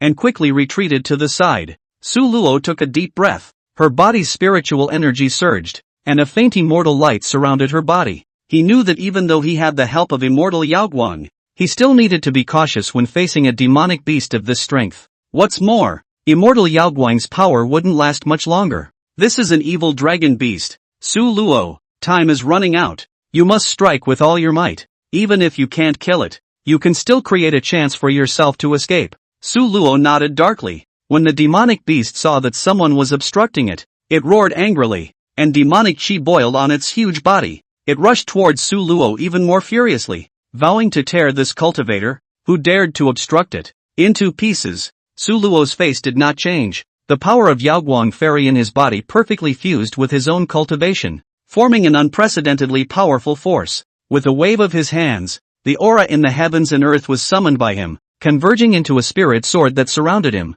The spirit swords were densely packed and ready to strike. Su Luo let out a low gulp. Those spirit swords, as if they had received some sort of instruction, instantly transformed into countless streams of light and shot towards the demonic beast. Each stream of light contained a sharp force that was enough to tear through space. However, the demonic beast was after all a top powerhouse in the burial immortal mountain range. It roared, and the demonic chi around its body coalesced into a black shield, and although cracks appeared on the shield, in the end, it was able to temporarily block Su Luo's attack. Seeing this, Su Luo secretly marveled at the power of the demonic beast in his heart, and was already preparing to escape first. And right at this moment, immortal Yao Guang's voice also sounded in his heart. Su Luo, be careful, that demonic beast seems to have a companion nearby. When Su Luo heard this, his heart fluttered, and he immediately looked around vigilantly. Sure enough, not far away in the dense forest, several powerful auras were rapidly approaching.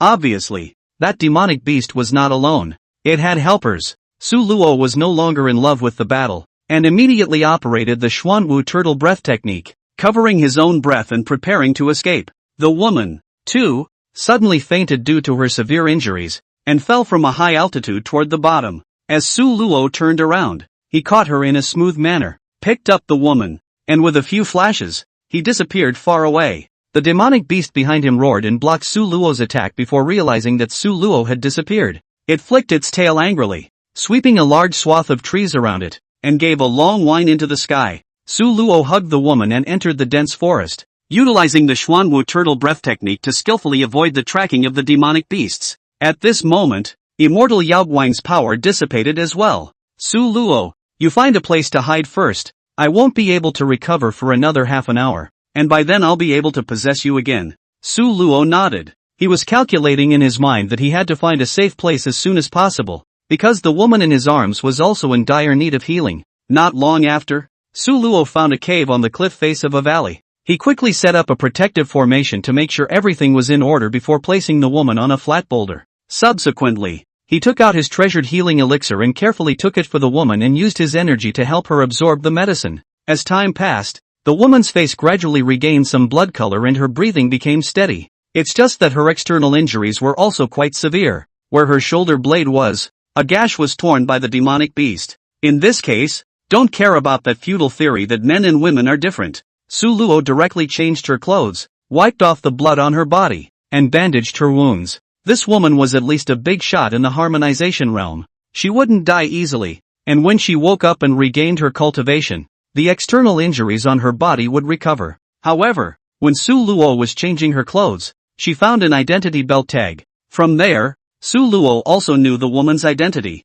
She's actually the Yunlan sacred sect's patriarch, Qin Yun, who is known as the Rhyme Fairy. Su Luo froze. Isn't she Ruyan Lu's master? 2 months ago, Su Qiuo was in his hometown, Wanbang City, when Lu Ruyan personally came to his door to withdraw from his marriage. It was because Lu Ruyan had worshipped in the Yunlan sacred sect and become the shut-in disciple of Patriarch Qin Yun that she thought Su Luo was not worthy of her, and that was why she had come to the Su family to withdraw from the marriage. At that time, Su Luo also swore that she would go to the Lu family to repudiate her wife after 3 months, but she didn't expect that she would save her master now. What a creation! Su Luo carefully scrutinized Rhyme Fairy's appearance. It was really a great beauty. After being injured, it was even more pitiful and lovable. Suddenly, Solo found out. On Fairy Rhyme's white neck, a few threads of blood like cobwebs had actually appeared and were quietly spreading. Love poison? Solo froze. Could it be that the evil dragon beast that chased her down injected her body with a love poison?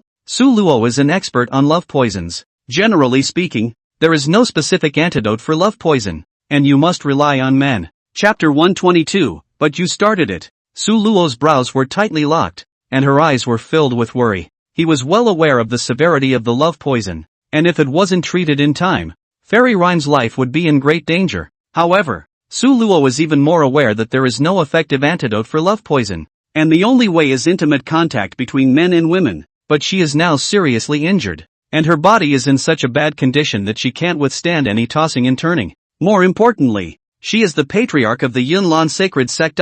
In case I really have that kind of thing with her, when she comes to her senses, won't she want to kill me? Isn't this asking for trouble? Su Luo was incomparably torn inside, and at this moment, Fairy Rhyme's face became more and more unsightly, as pale as paper, as if she had lost all her blood color.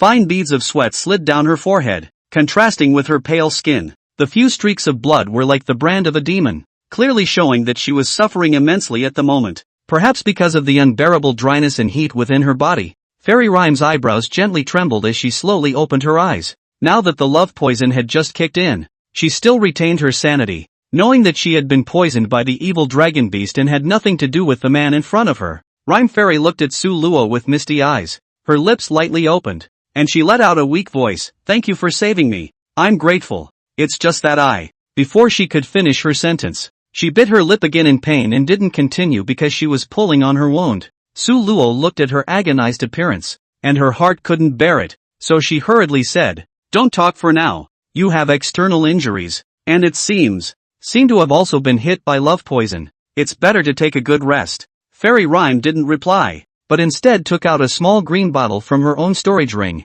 The little green bottle had a powerful fluctuation of spiritual energy, emitting a green luminescence and containing a strong force of life. Su Luo instantly understood. It seemed that this was a powerful healing medicine. After Fairy Rhyme took the spirit liquid, the wounds on her body were healing at a speed visible to the naked eye, and her originally pale face gradually regained its redness. But the love poison still hasn't been alleviated. Fairy Rhyme's breathing became rapid, her breasts rose and fell, and the color of ecstasy in her eyes intensified. She lowered her head as if she didn't dare to meet Su Luo's eyes. Her cheeks slightly reddened as she asked softly, "Did the gentleman change my clothes?" Su Luo nodded and said with some embarrassment, "Yes. At that time, the situation was urgent. In order to heal your injuries, I had to do it myself. I hope to apologize for the many offenses." Fairy Rhyme's face turned even redder, shyly lowering her head, her hands pinching the corner of her coat, her voice like a mosquito. "Then wouldn't the gentleman have seen it all?" Su Luo scratched his head and smiled awkwardly. Didn't see all of it, only part of it." Fairy Rhyme's face became even more flushed, as if it was a ripe apple that could drip water with a gentle pinch. Her eyes twinkled with shyness and tenderness, but her heart was secretly happy. "Gongzi, you also know that the love poison of that evil dragon beast can't be lifted, so I still hope that your son will fulfill." Fairy Rhyme's voice was getting smaller and smaller, almost inaudible, but it was full of temptation. Su Luo stared at Fairy Rhyme with wide eyes in disbelief. He thought to himself, "No way? Are you really going to offer yourself to me?" However, he still pretended to be serious on the surface and shook his head. "How would that work? I'm just a casual cultivator, while you're the high and mighty Yunlan sacred sect patriarch. We don't fit." Now, Su Luo instead pretended to be serious, as if she wanted to reject Fairy Rhyme's good intentions. In fact, he couldn't be happier and couldn't wait to agree. Fairy Rhyme sighed. A trace of disappointment flashed in her eyes as she muttered, "So my identity you already know. Alas, since Gongzi is not willing, then I also no longer reluctant. Perhaps this is my fate." After Rhyme Fairy finished speaking, she sat down on her knees, attempting to rely on her own strength to resist the spread of the love poison, although she also knew that everything she did was futile. Su Luo was stunned, and thought to herself, "Girl, are you giving up? At least you can hold out a bit longer. If you beg me once more, I'll really promise you." Su Luo obviously wants it in his heart, but he still wants to let people Rhyme Fairy take the initiative to beg him. It's just so. Rhyme Fairy's beautiful eyes were tightly closed, her delicate body constantly trembling, her hands gripping the ground with deadly force, exerting herself to the point that her fingertips turned white, obviously suffering great pain. Her stunningly beautiful face was covered with a blush that was as tantalizing as a ripe apple. The blood at the neck, spreading like a spider's web, looked very dense and terrifying. Her breathing became more and more rapid. Her chest rose and fell violently as if it would explode in the next second. Her whole body was dripping with fragrant sweat, and her soaked clothes clung to her body, outlining the curves of her perfect figure. Sweat slid down her cheeks and soaked a few strands of her hair, making her look more and more charming. At this moment, Fairy Rhyme had long lost her previous high spirits and reserve. Her body trembled uncontrollably, and a low whimpering sound came from her throat. That's the sound of longing. More crucially, Su Luo on the side didn't leave. The androgynous aura emanating from his body was like a fire, constantly teasing Fairy Rhyme. At this critical moment, any hint of wind could be the last straw that breaks the camel's back. Rhyme Fairy's sanity was gradually consumed by desire, and the last line of defense in her mind began to falter. Just then, Fairy Rhyme suddenly reached out and hugged Su Luo, her soft body as if it had no bones, closely pressed against his body. Su Luo was secretly happy in his heart, but on the surface, he pretended to look like he wanted to push Rhyme Fairy away. However, at this moment, Fairy Rhyme had already been completely eroded by the love poison, and her sanity had long since vanished. Her hands tightly embraced Su Luo, fearing that he would leave. Her lips slowly pressed to Su Luo's cheeks, muttering under her breath, "Don't leave me." Rhyme Fairy's movements became more and more intense. Su Luo saw that the time was ripe, then pretended to be very helpless inside. "That's all. Things have come to this, I can only follow you, but we have to say in advance. But you first move, after the matter is over. You cannot look for me to settle scores." Rhyme Fairy hummed softly as if in response. Su Luo smiled evilly and fiercely embraced her into his arms. And so, Fairy Rhyme's body finally relaxed, and the look of pain on her face gradually faded away, and what replaced it was an all-consuming pleasure and relief. Su Luo's movements are gentle. He also didn't expect that a trip to the burial Immortal Mountain Range would result in this kind of harvest. You really can't stop this peach blossom luck. Chapter 123, She Called Me Brother Lo. 1 hour later. Fairy Rhyme had long since fallen asleep from exhaustion. After the intimate contact between the two of them, the love poison that was raging in Fairy Rhyme's body had been lifted. Her face gradually regained its blood color, and her breathing gradually stabilized. Su Luo hugged her tightly, feeling her soft petite body and faint body fragrance. His heart couldn't help but surge with a trace of satisfaction. Looking at her sleeping appearance, the corner of Su Luo's mouth rose slightly, revealing a gentle smile. At this moment, Fairy Rhyme was like a well-behaved kitten, curled up in his arms, quiet and charming. Thinking back, how many women was this for him? Su Luo himself couldn't even remember, but he knew that every woman he had skin to skin with was a part of his life. However, Fairy Rhyme was the one that stood out the most. She was the patriarch of the Yunlan sacred sect, possessing great strength and lofty status, which made her stand out among Su Luo's many women. Hey, how can this be? Having slept with someone's patriarch, there will definitely be a lot of trouble in the future. Su Luo couldn't help but frown. What's even more headache-inducing, she's also Ruyan Lu's master, and I'll have to go to the Lu family to repudiate my wife in the future, so I really don't know how I'll face the situation at that time. If Qinyan knew that I was still engaged to her disciple, what would she think in her heart? In my opinion, when the time comes to go to the Lu family to repudiate his wife, it's better to keep a low profile. Try not to let Lu Ruyan go to alarm her master, in case Lu Ruyan is humiliated too much, and she runs off in a fit of pique to tell her master. And Qinyan realizes that the one who is going to repudiate his wife is actually himself. How embarrassing that scene would have to be. While Su Luo was thinking, Fairy Rhyme's eyelashes fluttered gently and slowly opened her eyes. She looked at the man in front of her, a blush spreading across her face, and remembering what had just happened, she became even more petulant. Seeing this, Su Luo softly asked, "How do you feel? Is your body better?" Rhyme Fairy shook her head and said in a low voice, "I'm fine. Thanks for saving me. She paused. "What is to be done between us?" Su Luo scratched his head and laughed helplessly. "Don't worry, I will be responsible for you." Rhyme Fairy nodded slightly. Her heart actually gave birth to a strange sentiment. She took a deep breath and said, "It's not your fault. After all, the matter started because of me. If Gongzi had something difficult to say, I wouldn't have pestered you." After saying that, Fairy Rhyme stood up and straightened her clothes. She could move freely now that she had regained her full cultivation. Su Luo thought to himself, this Rhyme Fairy is a reasonable woman, but unfortunately, Su Luo can eavesdrop on the heart. Rhyme Fairy's true thoughts has all been heard by him. Fairy Rhyme thought in her heart, this man, whether it's his appearance, temperament, or cultivation, is my ideal Taoist couple. If I can be with him for a long time, it would be the best. But he said that he's a loose cultivator, and loose cultivators don't really like the constraints of a clan, and also the various cultivation postures he used just now. He is clearly a person with incomparably rich experience. He should also have his own Tao partner, right? We are just a casual acquaintance. Who am I to ask for a long life with him? Fairy Rhyme was apprehensive in her heart. Su Luo looked at Rhyme Fairy's shy appearance. He knew what she was thinking in her heart. In fact, he had long seen Rhyme Fairy's affection for himself, and knew that she was too embarrassed to open her mouth, and that girls were all this reserved. However, Su Luo wasn't going to reciprocate the feelings. Su Luo knew that going to obtain stronger cultivation strength was the most important thing, and the love of men and women, in his eyes, would always rank second. Now is not the time to talk about love. It's better to reject her as soon as possible and cut off her thoughts. If we meet again in the future, it won't prevent us from having an in-depth conversation, right? So Su Luo said, you are the head of a clan. You have your mission and responsibility. And I am a person who doesn't like constraints. I am afraid that I can't go back to the clan with you to take care of you. I am really sorry. However, I said that I will be responsible for you. If necessary, I am always at your beck and call.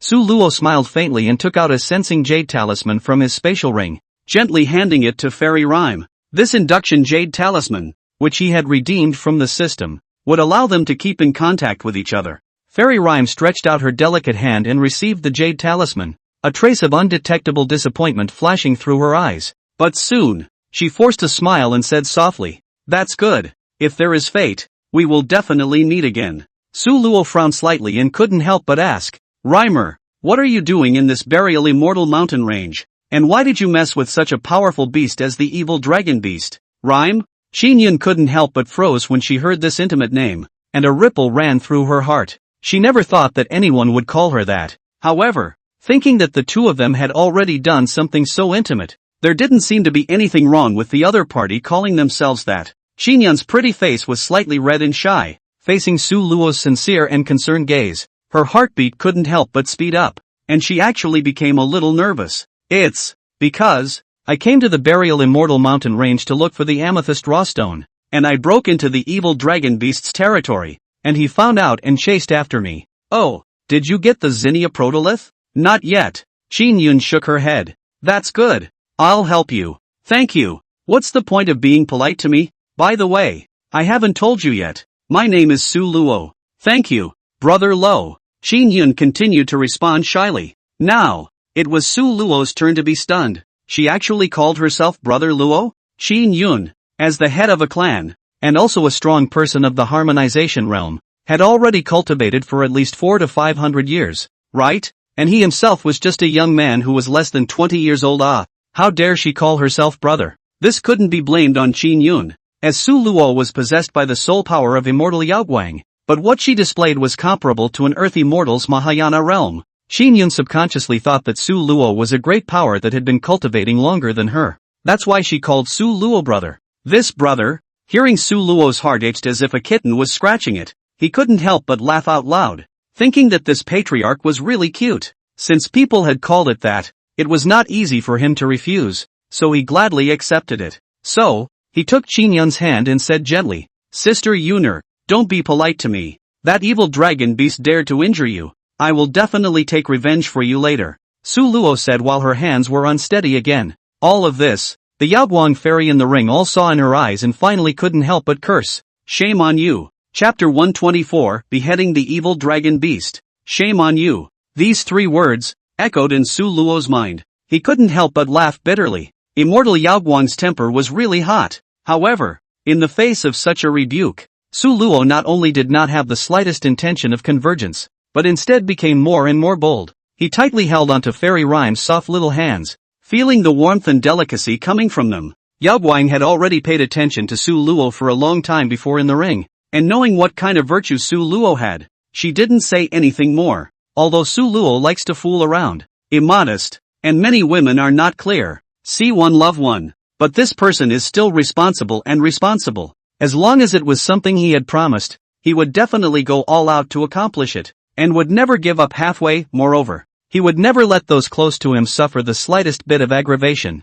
Fairy Yaoguang had seen this in him and chose to show up to make a deal with Su Luo. She helped Su Luo cultivate, while Su Luo helped her find a physical body. Rhyme Fairy felt the temperature coming from Su Luo's hands. Her pretty face instantly turned red, her heart like a deer in headlights. She gently bit her lip and shyly lowered her head, trying to break free from Su Luo's palm. However, Su Luo's grip was tight, making it impossible for her to escape. Brother Lo, that evil dragon beast is extremely cunning. We need to be careful. Fairy Rhyme held back her inner tension and warned in a low voice. Su Luo nodded slightly. What Fairy Rhyme said was true. She had fought with the evil dragon beast, which was a top-tier ferocious beast in the burial immortal mountain range, powerful and exceptionally cunning, and was by no means easy to deal with. Rhymer's sister, don't worry, I have my own measures. Although that evil dragon beast is powerful, I'm not a vegetarian either. Su Luo smiled confidently. With the help of Fairy Yaoguang, Dealing with the evil dragon beast was not too difficult.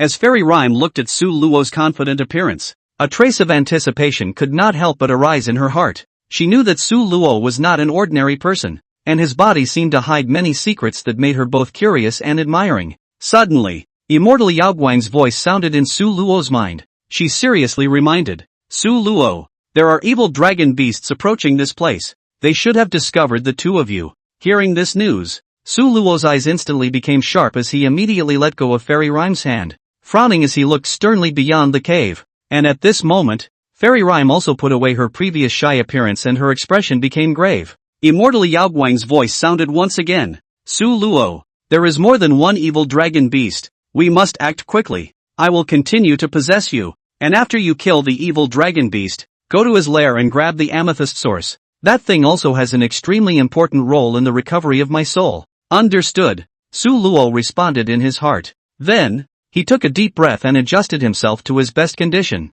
only to see his expression change abruptly. The surface of his body was quickly covered with a layer of faint fluorescence, as if his entire body was enveloped by a layer of mysterious light. At the same time, the powerful soul power of Immortal Yao Guang began to emerge and merge with Su Luo, whose realm was straight up to the realm of the Mahayana Earth Immortal. "It's that thumping feeling." Rhyme Fairy opened her small mouth. A pair of beautiful eyes flashed with bright light, looking adoringly at Su Luo. When Su Luo saved her, it was such a look. Su Luo frowned slightly and said, "Your body has just recovered. It's better to hide behind me first. That evil dragon beast, let me behead it for you." Hearing Su Luo's words, an inexplicable sense of security surged in Fairy Rhyme's heart, as if as long as she had him by her side, all dangers would come to nothing. Actually, with Fairy Rhyme's current state, she still possessed a certain amount of fighting ability. However, due to being tossed around too much by Su Luo before, especially those hidden parts, which had been subjected to such a strong destruction and baptism for the first time, they were still in some pain, and were simply unable to exert their full strength. Therefore, she could only obediently listen to Su Luo's arrangement and hide behind him. After all, in this situation, not causing trouble to Su Luo was even the greatest help to Su Luo. Su Luo only had a quarter of an hour. It had to be a quick battle. He also stopped talking nonsense, immediately lifted the hidden formation at the entrance of the cave, and led Fairy Rhyme out of the cave. Just then, a gust of fishy wind blew from a short distance away, and three huge figures came into view. These figures were huge and exuded an evil aura, and they were none other than the evil dragon beasts. Su Luo's figure flashed and rushed towards the evil dragon beast. The light in his hands flashed continuously, and a splendid spell came out of his hands. These evil dragon beasts, although they possessed the cultivation of the harmonization realm, were after all evolved from livestock, and were far from reaching the realm of the humankind that could use immortal techniques as they wished. Moreover, they themselves did not have a powerful cultivation technique inheritance.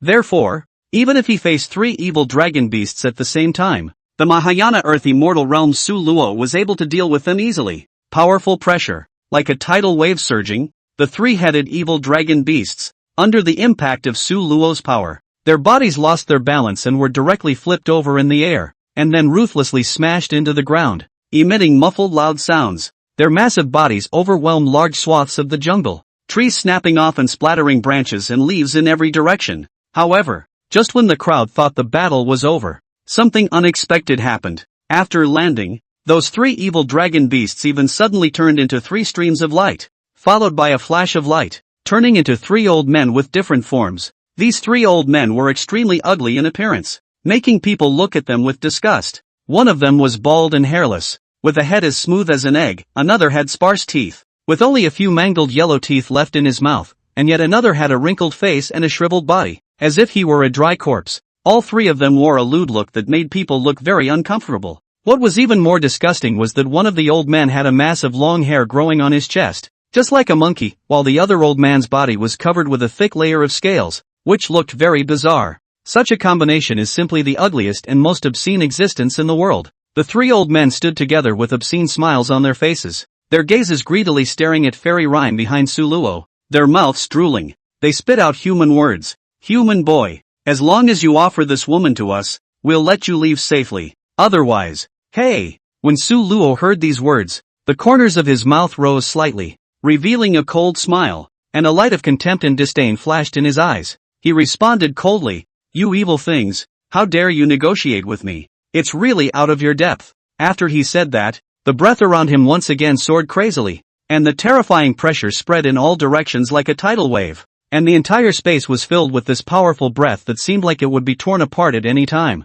At the same time, immortal Yao Guang's soul power surged within Su Luo's body, condensing into an even more vast and majestic force. This power was like a furious wave, rushing and roaring inside Su Luo's body, poised and ready to give those evil dragon beasts a fatal blow. When the three evil dragon beast old men saw this, their faces instantly became extremely ugly, their eyes filled with disbelief. How could they have never imagined that this seemingly young human in front of them would possess such terrifying strength? At this moment, they finally realized that they had been gullible, but it was too late to regret it. Right at this moment, Su Luo violently swung out a fist, and a bright and dazzling light shot out from his fist, carrying a heaven-destroying aura and rushing straight into the clouds. Break! With a sky-shattering bellow, Su Luo's fist was like a meteor crossing the sky, carrying a heaven-destroying power and ruthlessly smashing onto those three people. In an instant, the entire space seemed to be torn apart. The sky and earth changed color, the wind and clouds surged, and a powerful shockwave spread out in all directions with Su Luo as the center.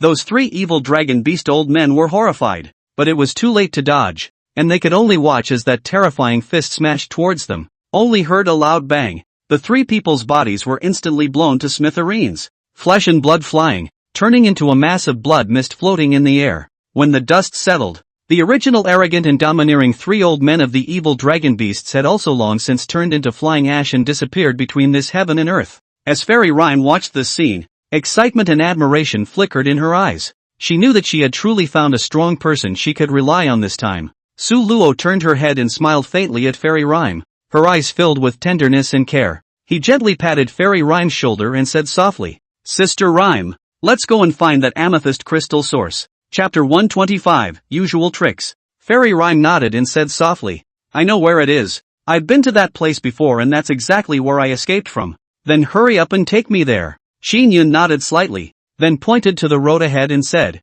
"Follow me." Su Luo was only supposed to have a quarter of an hour, and time was very tight, so he didn't hesitate to take Qin Yun's hand and follow her quickly. They traveled through a dense jungle and finally came to a cave hidden in the belly of a mountain. Standing outside the cave, Su Luo saw that the entrance of the cave was covered by a faint layer of light, obviously protected by some kind of powerful formation. He took a deep breath and worked the spiritual energy in his body before fiercely blasting his fist at the layer of light. Only heard a loud bang. The layer of light instantly broken, revealing the true face of the hole. Su Luo and Qin Yun exchanged glances, then carefully walked into the cave. The eyes opened up. One could only see that the cave was spacious and bright, and the surrounding stone walls were inlaid with countless shimmering gems that illuminated the entire space. And in the center of the cavern, there was a huge purple crystal lying quietly there. The very goal of their trip, the amethyst source. The amethyst source, an extremely precious and rare heavenly treasure, contained a mysterious power that could purify the power of the soul,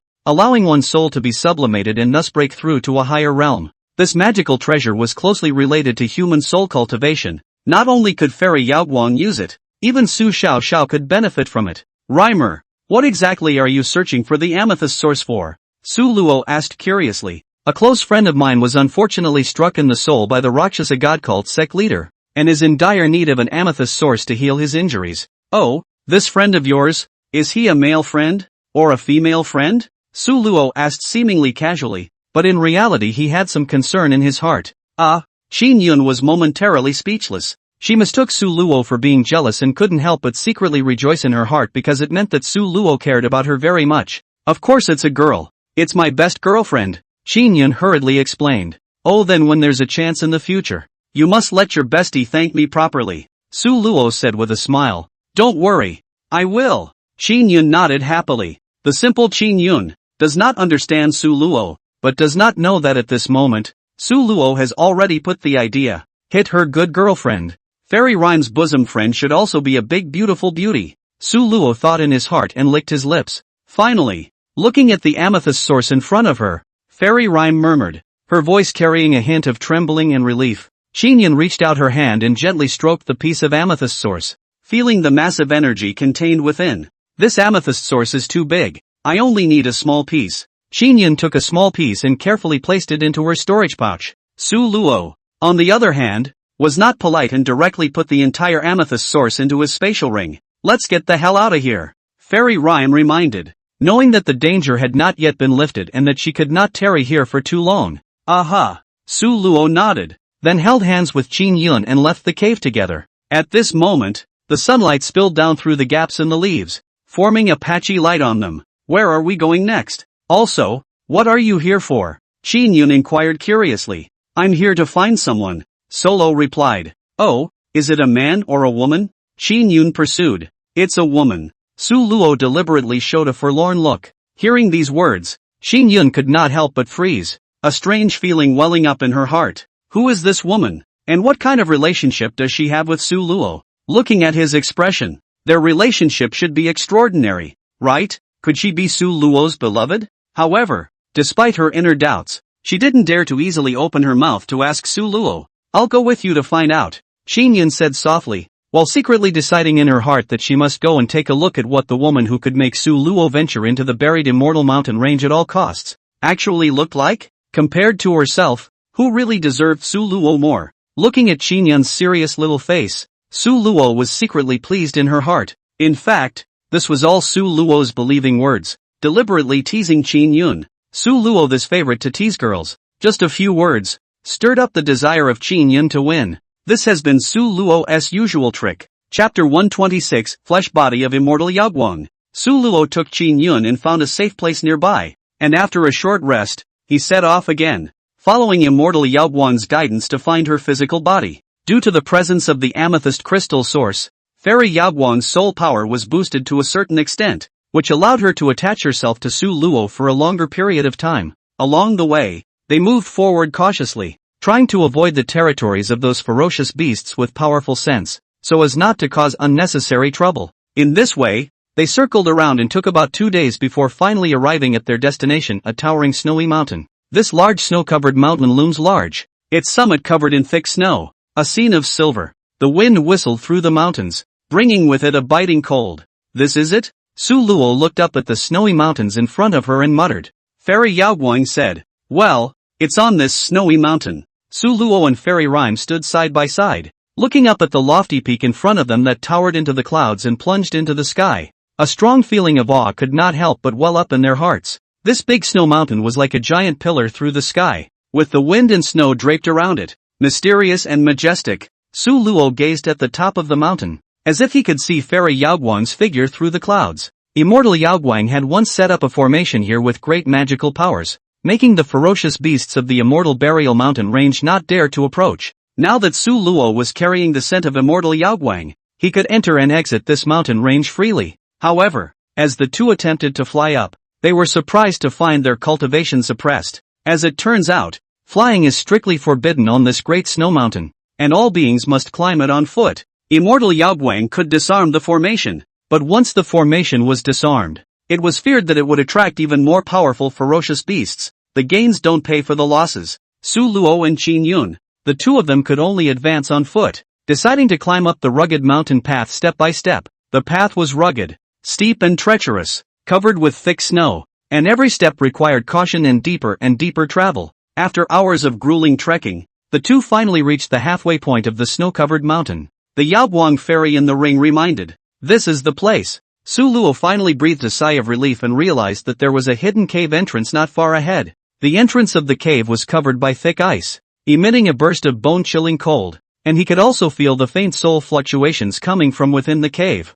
Fairy Rhyme followed Su Luo closely. She was curious. What kind of person would be in such a small cave? The space inside the cave was very small, and the walls around it were covered with thick layers of ice, and the icy coldness came over one's face, causing one to feel a chill. In the deepest part of the cavern, they finally found Immortal Yaoguang's physical body. It was a woman who was frozen in a huge icicle. Her appearance was stunningly beautiful and her temperament was extraordinary, just like a sleeping fairy. Her body, enveloped in a faint layer of light. Who is she? Is this the person you're looking for?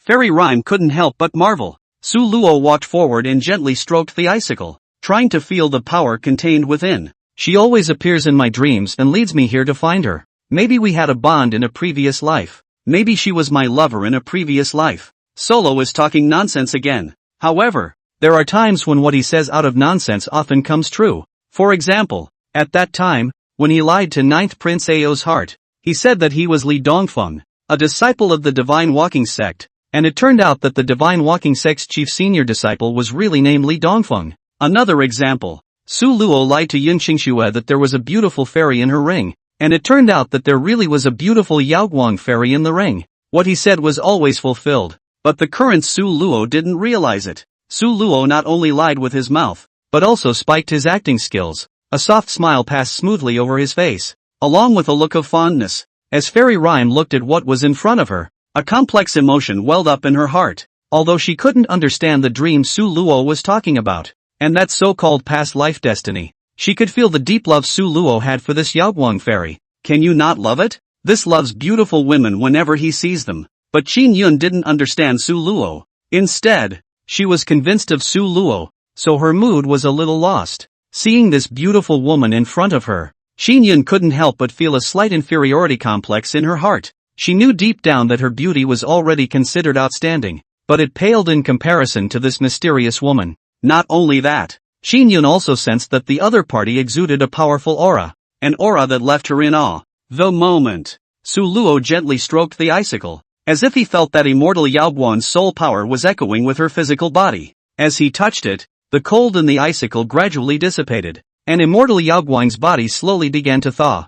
Fairy Yaoguang's body suddenly emitted a dazzling light that instantly illuminated the entire cave, only to see her body, slowly floating out of the icicle, suspended in the air, as light and graceful as a fairy descending from the earth. Even though immortal Yaoguang's body had been freed from the icicle, her body was still lifeless. She was silently suspended in the air, her eyes tightly closed, her face as pale as paper, without any signs of awakening. At this moment, the Yaoguang fairy soul in the ring suddenly spoke. Su Luo, come over and hug me. Hearing these words, Su Luo's eyes widened and she asked with a shocked face, holding you, is that appropriate? Su Luo might normally be immodest and occasionally tease other girls, but when facing Fairy Yaoguang, he wouldn't dare to be the slightest bit reckless. After all, immortal Yaoguang was a real big shot. She was one of the masters of the Nine Heavens continent. With Su Luo's status and position, how could she dare to be rude to her? Fairy Yaoguang, however,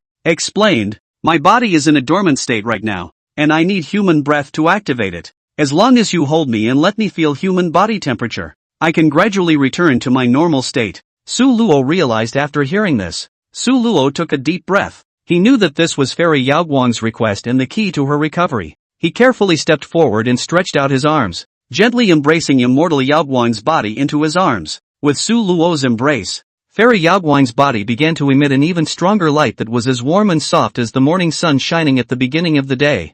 Fairy Yaoguang's body gradually regained its temperature, and her face turned from pale to rosy. Then her chest rose and fell, and she actually slowly breathed. Su Luo could feel that a connection was slowly being established between her soul and her physical body. Chapter 127. It's very comfortable to hold. Immortal Yaoguang's skin, which was like ice and snow, gradually became warm and moist, as if it was a river thawing at the arrival of spring, emitting a faint fragrance. Her body was so soft and supple that you couldn't help but want to touch it. Su Luo hugged Fairy Yaoguang tightly, feeling the warmth and softness of her body. He closed his eyes, a look of contentment on his face as he couldn't help but think, it's too cozy to let go. However, after a while, Fairy Yaoguang's physical body still showed no signs of waking up. Su Luo began to feel a little uneasy. He frowned and worriedly asked in a voice transmission, Fairy sister, why hasn't your physical body awakened yet? Could something have gone wrong? Immortal Yaoguang's voice sounded in Su Luo's mind with a hint of shyness. No problem. It's just that because it's been so long, I need some time to reintegrate with my body. Oh, Su Luo nodded in understanding. In fact, he had long heard the heart of this Yaoguang fairy, who also had her own selfishness. In fact, even if Su Luo hadn't picked her up, her body would have gradually returned to life from its frozen state over time, but she purposely let Su Luo hug her, just because she also wanted to experience the feeling of being hugged by a man. Fairy Yaoguang had been in the ring for too long, and had seen Su Luo and other women entwined with each other with her own eyes. For example, the Holy Virgin of Light, Alice, the Rakshasa girl, Serena, and now Qin Yun, those who had had substantial relationships. She could see them clearly in her ring. It's hard not to want to try it when you've seen it so much. In the Nine Heavens continent, Yaoguang, As the master in charge of one side of the heaven and earth, had spent tens of thousands of years, most of which had been spent in cultivation, never dated a heterosexual dog at all. So, even after living for tens of thousands of years, she was still an emotional wight, with pitifully little experience. Now that they have been knocked down to the mortal world and tainted by the worldly atmosphere, it is also inevitable that some instinctive lust for love will be born. This was all understandable, and Su Luo understood it even more. In his eyes, this kind of girl was the best to cheat. But he didn't do too much. The other party was a big brother, and in the face of Fairy Yaoguang, basic respect was still necessary, so he couldn't act recklessly. Su Luo took Fairy Yaoguang's body and put it into the ring. Yaoguang's voice, once again, came. This time, it was Immortal Yaoguang's instructions to Su Luo. Su Luo, after I take you out of the buried Immortal Mountain Range, it will take a long time to fuse with this body. During this period, I can no longer distribute my power to you, nor can I communicate with you. Wait until I have completely fused my body. Then I will guide you in your cultivation. Be sure to remember to be careful in everything. When you encounter a strong person, run away if you can't beat them. There's no shame in that, and it's not too late to help you take revenge when I've recovered my body. Solo scratched his head. Got it. If you can't beat them, run away. The words are true. And there is no fear of losing firewood if you stay in the Green Hills. After the two had finished communicating, Su Luo's body was covered with another layer of faint fluorescence. If there was no accident, this was the last time to use Yaoguang Fairy's soul power. Rhyme, do you know where the nearest exit from here is? Su Luo asked. I know. The teleportation array I used to enter the buried Immortal Mountain Range is right around here. Lead the way. Going out from the same teleportation formation you came in from. The Great Snow Mountain is about to collapse, and it will surely cause a commotion in the burial Immortal Mountain Range. Chapter 128, Pregnant. This trip to the buried Immortal Mountain Range was so rewarding that it could be said to be quite perfect. Not only did he successfully complete the task that Immortal Yaoguang had given him, but he had also made the acquaintance of the Yunlan Sacred Sect's patriarch, Qin Yuner. What a rewarding experience! After Su Luo led Fairy Qin Yun to leave the burial Immortal Mountain Range,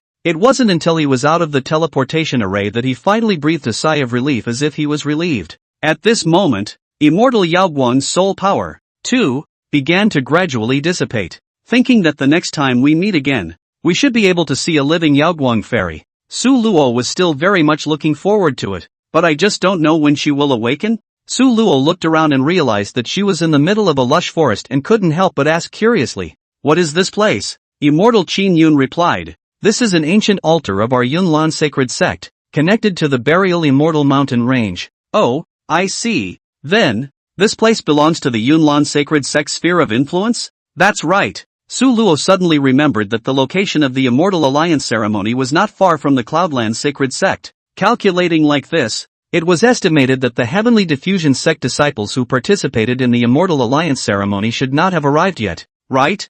I didn't expect that I would come here through the teleportation array, but I came even earlier than them, so let's go and familiarize myself with the surroundings of the Immortal Alliance ceremony. Su Luo has a habit of stepping on the spot in advance. I guess this is the aftermath of doing something bad. Rhymer's sister, I still have important things to attend to and must leave. Don't worry, I will be responsible for what happened in the burial Immortal Mountain Range. If you want to look for me, use the sound transmission jade talisman I gave you to contact me. I will definitely come to you when I receive the message. Qin Yun nodded. However, she had something else in mind. As the head of a clan, she shouldered the great responsibility of the rise and fall of the clan, so it could be said that everything she had, even her life, had long since ceased to belong to her alone. Everything she had belonged to the clan, and her personal feelings could only ever come in second place. When Qin Yun was very young, this was how her master, who was now the supreme elder of the Yunlan Sacred Sect, had educated her.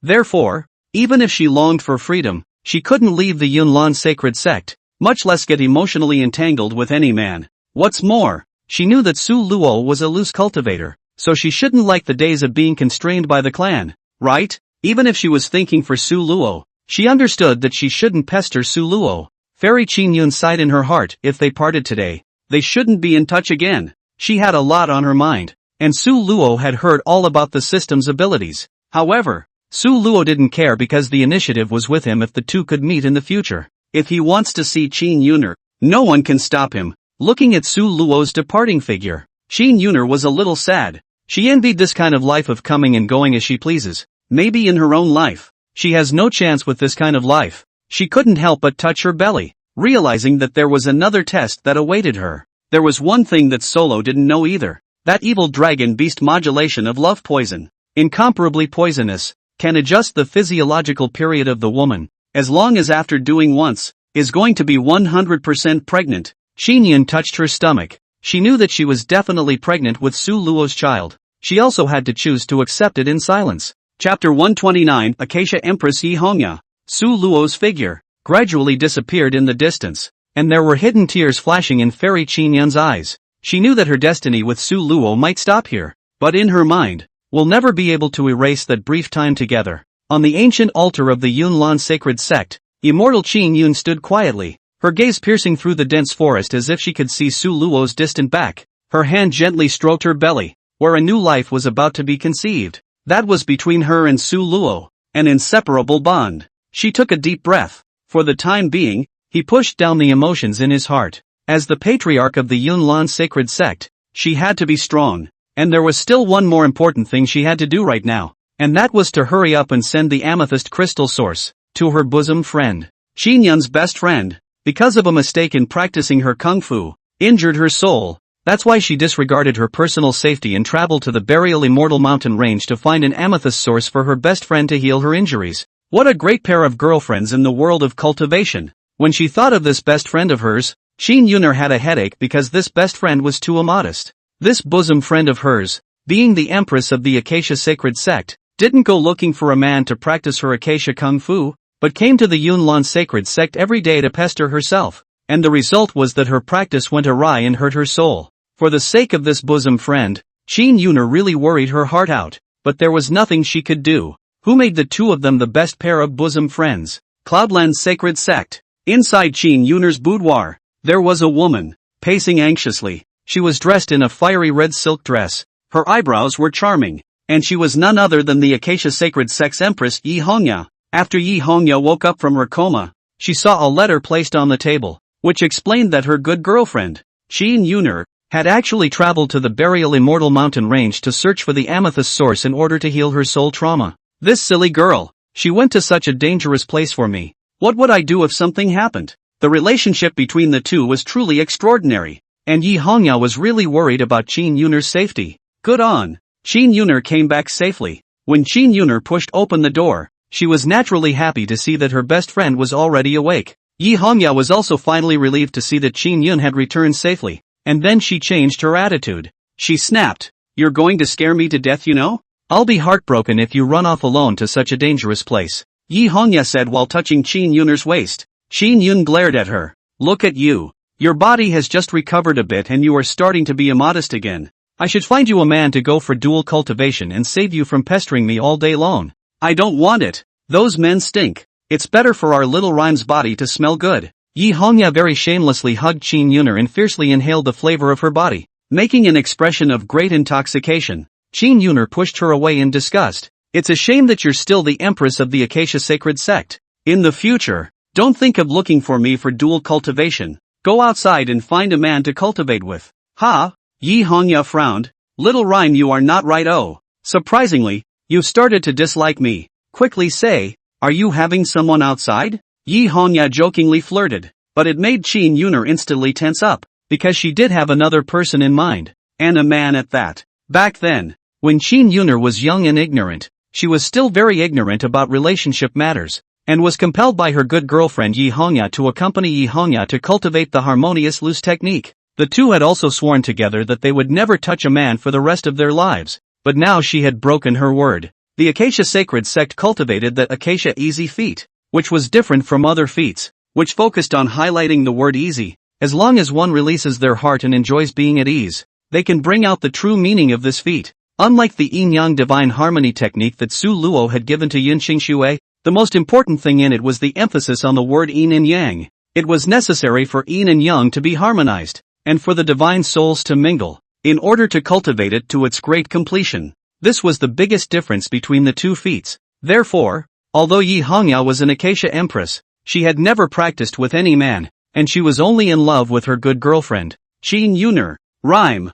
Are you seeing someone outside? Are you in love with a man? Yi Hongya asked again. Which is not, don't you think, nonsense, okay? Qin Yun'er's eyes flickered, not daring to look directly at Yi Hongya. Yi Hongya knew Qin Yun'er very well, and by looking at this state, she knew what was going on with Qin Yun'er. Rhyme. Let me warn you, no man is good. Chapter 130, Meeting an Acquaintance. The venue of the Immortal Alliance ceremony was within the sphere of influence of the Cloudland Sacred Sect. This Immortal Alliance ceremony was held once a year, and it was always hosted by the Yunlan Sacred Sect. The Immortal Alliance ceremony held every year actually has two most important purposes. For one thing, the strength of each sect would be reassessed and ranked, and some sects might be promoted while others might be downgraded to become second-rate sects. The second is to fight for qi. According to the order of ranking, each major clan will enter the Hong Luxi in turn to gain more qi luck for their clans. When these qi fortunes were brought back to the sect, they would be used as offerings, and would be of great significance to the future development of the sect, concerning whether or not the sect would be able to prosper in a lasting manner. Immortal League City, surrounded by rolling mountains, wrapped it in. This was the main arena for the competition between the great sects, and at this time, numerous forces had already arrived at Immortal Alliance City. The flags of all the great sects fluttered in the wind within the Immortal City, and the entire Immortal City appeared to be bustling with activity. Su Luo took a deep breath, feeling the unique atmosphere of this Immortal City. He was keenly aware that there were many powerful auras permeating the city, and among them, there were even quite a number of void-refining realm powerhouses. Su Luo perceived some Tianyan sex people really have not arrived. After familiarizing with the surrounding environment, idle, Su Luo intends to go to the Immortal League City's trading market to see, may also be able to exchange for some treasures. The trading market in Immortal Alliance City was not comparable to the black market under the Tianyan Sex Mountain. The trading market here, very formal. Every store, backed by the clan. Ordinary people easily dare not provoke these stores. This made Su Luo so upset that it was inconvenient to rob. In addition, there are organizations like auction houses and major unions that exist in the marketplace, providing more options and opportunities. Su Luo walked into the trading market and was immediately attracted by the wide array of goods in front of her. There were all sorts of magic treasures, pills, spirit herbs, and secret books of Gongfu. As he walked, he observed the stalls and stores around him, hoping to find some treasures that suited him. Unfortunately, there were no treasures that could enter Su Luo's eyes, simply because the ones he had touched before were all given by the system. No matter if they were feats or treasures, they were all too heaven-defying. The bustling streets were crowded with people, and Su Luo unintentionally glanced at them and felt bad. It was because he saw an old acquaintance, none other than Qin Sunyang of the Divine Walking Sect. That day, Su Luo pretended to be Ao Xinxiong, the ninth prince of the Dragon Clan, and traveled to the Divine Walking Sect to trap and cheat the Divine Walking Sect, pitting the sect of a lot of goodies, and also cheating Qin Sunyang's feelings. Su Luo remembered that when he left the Divine Walking Sect, Qin Sunyang was dead set on eloping after him. Su Luo tried her best and wasted a lot of effort to convince her. I forgot that the Divine Walking Sect is also one of the 12 sects and will also come to the Immortal Alliance ceremony. Definitely can't let Qin Sunyang recognize me. It wasn't that Su Luo wasn't responsible for Qin Sunyang, but it really wasn't convenient to reveal her identity right now. At that time, until the time of separation, Qin Sunyang still thought that she was the ninth prince of the Dragon Clan. And now that she recognized her, she would be in trouble. Even if she were to tell her the truth, she would have to wait until the right time to do so. Seeing that Qin Sunyang followed a girl this way, Su Luo hurriedly turned around to avoid their gaze. Su Luo turned her back and came in front of a stall, pretending to buy something, just in time to see a mask on the stall.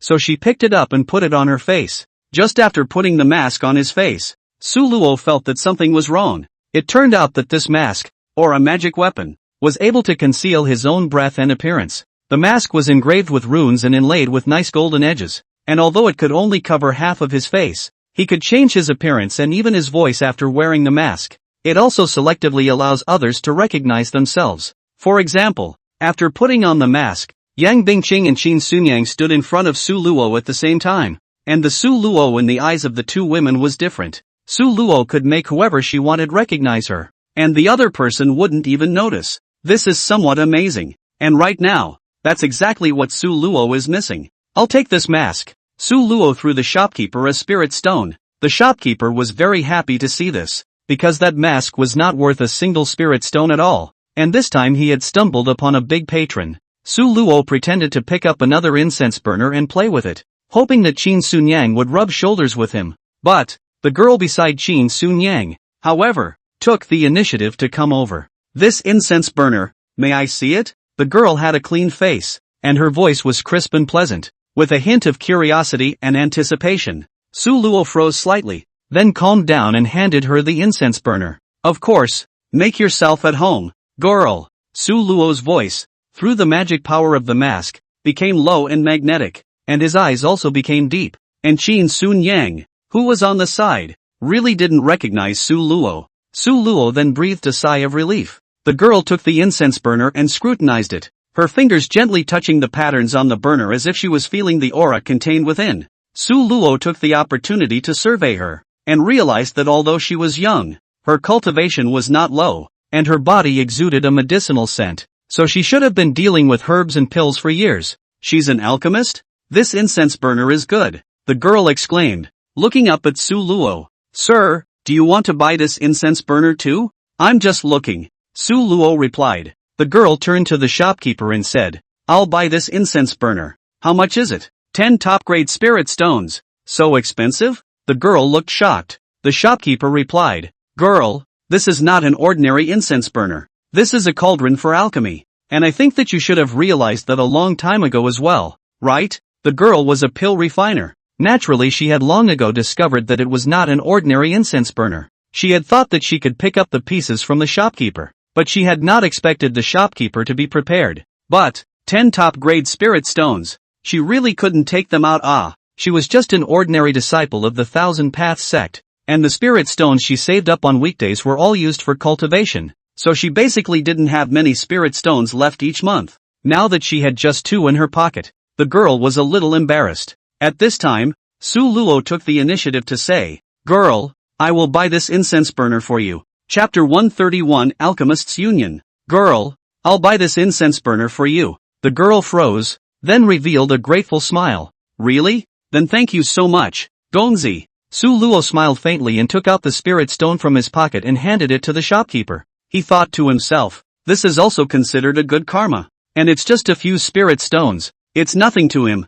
The point is, this girl is quite pretty. The kind of relatively simple, little girl with little experience. Whatever is on her mind is written on her face. Just like this just now. When Su Luo bought an alchemy stove tripod and gave it to her, she cheered as if she was going to jump up. Solo loved this type. What a crock of. Su Luo, this what type doesn't he like? Simply see one love one. Author spoiler, the protagonist is such a character. Is a living bandit, like to stay and continue to read, do not like to have mercy. After the transaction was completed, Su Luo handed over the stove tripod to the girl's hand personally, and intentionally or unintentionally, Su Luo gently scratched from her hand. The skin is delicate and silky to the touch. Su Luo is an old hooligan. The method is naturally very hidden. The girl did not notice it in the slightest. The girl got the stove tripod, thanked Su Luo once again, and introduced herself. Sir, my name is Shen Jiayin. I'm a disciple of the Thousand Roads sect. And you?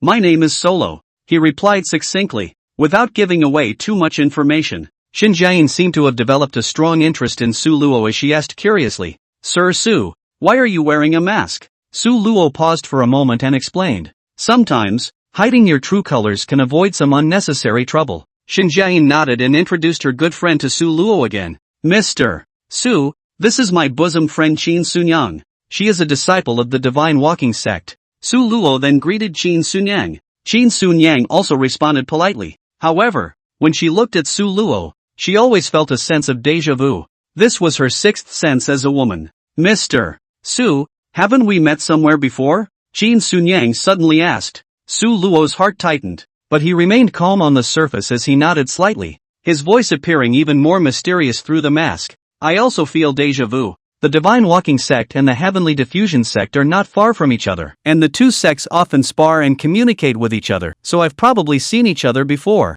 He tried his best to make his voice sound different from the past so as not to arouse Qin Sunyang's suspicion. Maybe. Qin Sunyang was also too embarrassed to pursue the matter further. Shen Jiayin pulled Qin Sunyang's hand and said to Su Luo, Sir Su, we're going to the Pill Refiners Union in a while, to identify the qualifications of the pill refiners, will you come with us? Su Luo nodded. I happen to be fine, so I'll accompany you guys.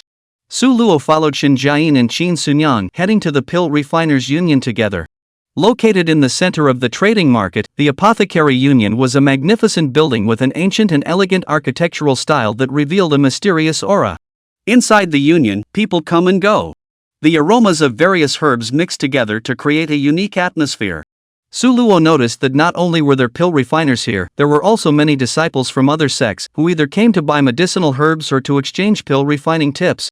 Shen Jiayin and Qin Sunyang signed up at the union's registration desk, while Su Luo looked around and surprisingly found another acquaintance. Liu Ruoxi.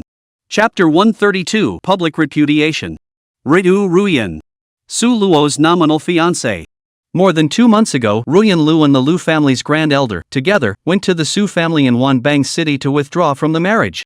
In the face of such humiliation from the Liu family, Su Luo did not hesitate for a second, and resolutely rebuffed them and spoke those shocking words. It's not that you guys are withdrawing from the marriage, but I, Su Luo, want to repudiate my wife. The bravado is a side-splitting experience. Originally, according to the original plan, Su Luo wanted to wait for the end of the Immortal Alliance ceremony before personally going to the Liu family to repudiate his wife. However, fate is always full of drama. Now he unexpectedly met Ruoyan Liu in advance. Since this is the case, it would be better to simply put an end to this matter sooner rather than later. When Liu Ruoyan came to the Su family to withdraw from the marriage, Su Luo's heart was indeed filled with anger, and he was bent on thinking that when he went to the Liu family to repudiate his wife, he must ruthlessly humiliate Liu Ruoyan. Let the Liu family lose face. But things were unpredictable, and in the middle of the burial Immortal Mountain Range, he unexpectedly befriended Liu Ruoyan's master, Qin Yuner. Not only that, between him and Qin Yuner, something intimate that was difficult to talk about had happened. Seeing his rhyme fairy's affection, Su Luo finally decided not to make a big deal out of this matter. Later on, the letter of repudiation will be given to Ruoyan Liu, and from then on, the two of them will have nothing more to do with each other. As for that letter of repudiation, Su Luo had written it long ago and carried it with her at all times.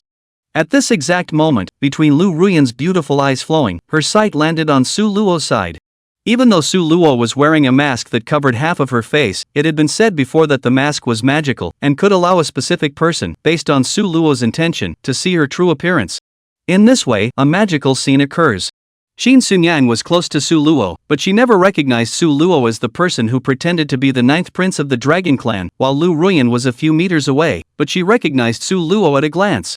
Su Luo had the intention to repudiate his wife in his heart, so he purposely let Liu Ruoyan recognize himself. At this moment, beside Ruoyan Liu, there were numerous core figures of the Liu family clustered around her, and Ruoyan Liu's father was also among them. These people, all of them, were the Liu family's high-ranking and powerful generation, with an unparalleled status of respect. The people from the Liu family walked out from the inner hall of the Apothecary Union, with the senior members of the Apothecary Union following beside them, both sides talking and laughing in a cordial atmosphere. Particularly striking was the alchemist in bright red robes, who was none other than the president of the Apothecary Union. Gu Xian.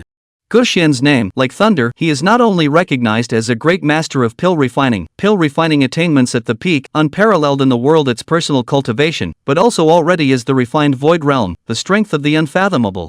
However, it was rather strange that this renowned and powerful pill refining grandmaster, and president of the Pill Refiners Union, was treating the Liu family members with extraordinarily polite manners. As a matter of common sense, the Liu family was nothing more than an ordinary family, so how could it enjoy such courtesy? I'm afraid the reason for this is still due to Ruoyan Liu. Ruoyan Liu worshipped in the Cloudlawn sacred sect and became Fairy Rhyme's shut-in disciple, and it was by virtue of this distinction that the Liu family was favored by many powers. Since Immortal Rhyme was able to accept Ruoyan Liu as a disciple, the special physique and cultivation talent that Ruoyan Liu possessed was naturally superb. This was also the reason why Liu Ruoyan was so proud and arrogant, so spiteful and capricious that she traveled to the Su family and Su Luo to withdraw from the marriage. She thinks Su Luo doesn't deserve her. Now, Liu Ruoyan realized that Su Luo was also here, and remembering that at that time in the Su family, this guy even proposed to repudiate his wife to humiliate himself, Liu Ruoyan was very angry. So, she was now eager to get back at Su Luo. A hint of cunning flashed in Ruoyan Liu's eyes as she deliberately said aloud, "Father, look at that person, isn't he Su Luo of the Su family?" Ruoyan Liu's father, the head of the Liu clan, sniffed and looked over, his brows furrowed, then he snorted coldly, "He's that trash Su Luo? How did he appear here?" Liu Ruoyan pretended to be surprised. Could it be that he's also here to attend the Immortal Alliance ceremony? The Liu family head laughed coldly. Just by him? Is he also worthy of participating in the Immortal Alliance ceremony? Ruoyan Liu continued, Father, why don't we go ask him and see what he's doing here? The head of the Liu family nodded. When Su Luo saw this, he laughed coldly in his heart. He had long guessed that Liu Ruoyan would come to this trick. However, he wasn't worried because he was prepared for anything. When Su Luo saw Liu Ruoyan purposely speaking loudly, she knew that she wanted to attract attention, but Su Luo acted as if nothing had happened, as if she hadn't heard it at all. Liu Ruoyan led the Liu family, as well as the crowd from the Pill Refiners Union, and came towards Su Luo's side with great vigor. She had a smug expression on her face, as if she had already seen the scene where Su Luo made a fool of herself. Seeing so many people coming this way, Qin Sunyan and Shen Jiayin, the two little girls, changed their faces abruptly in fear. The two of them are just ordinary little disciples. Where had they seen such a big battle? They thought they had done something wrong and these people came to look for trouble.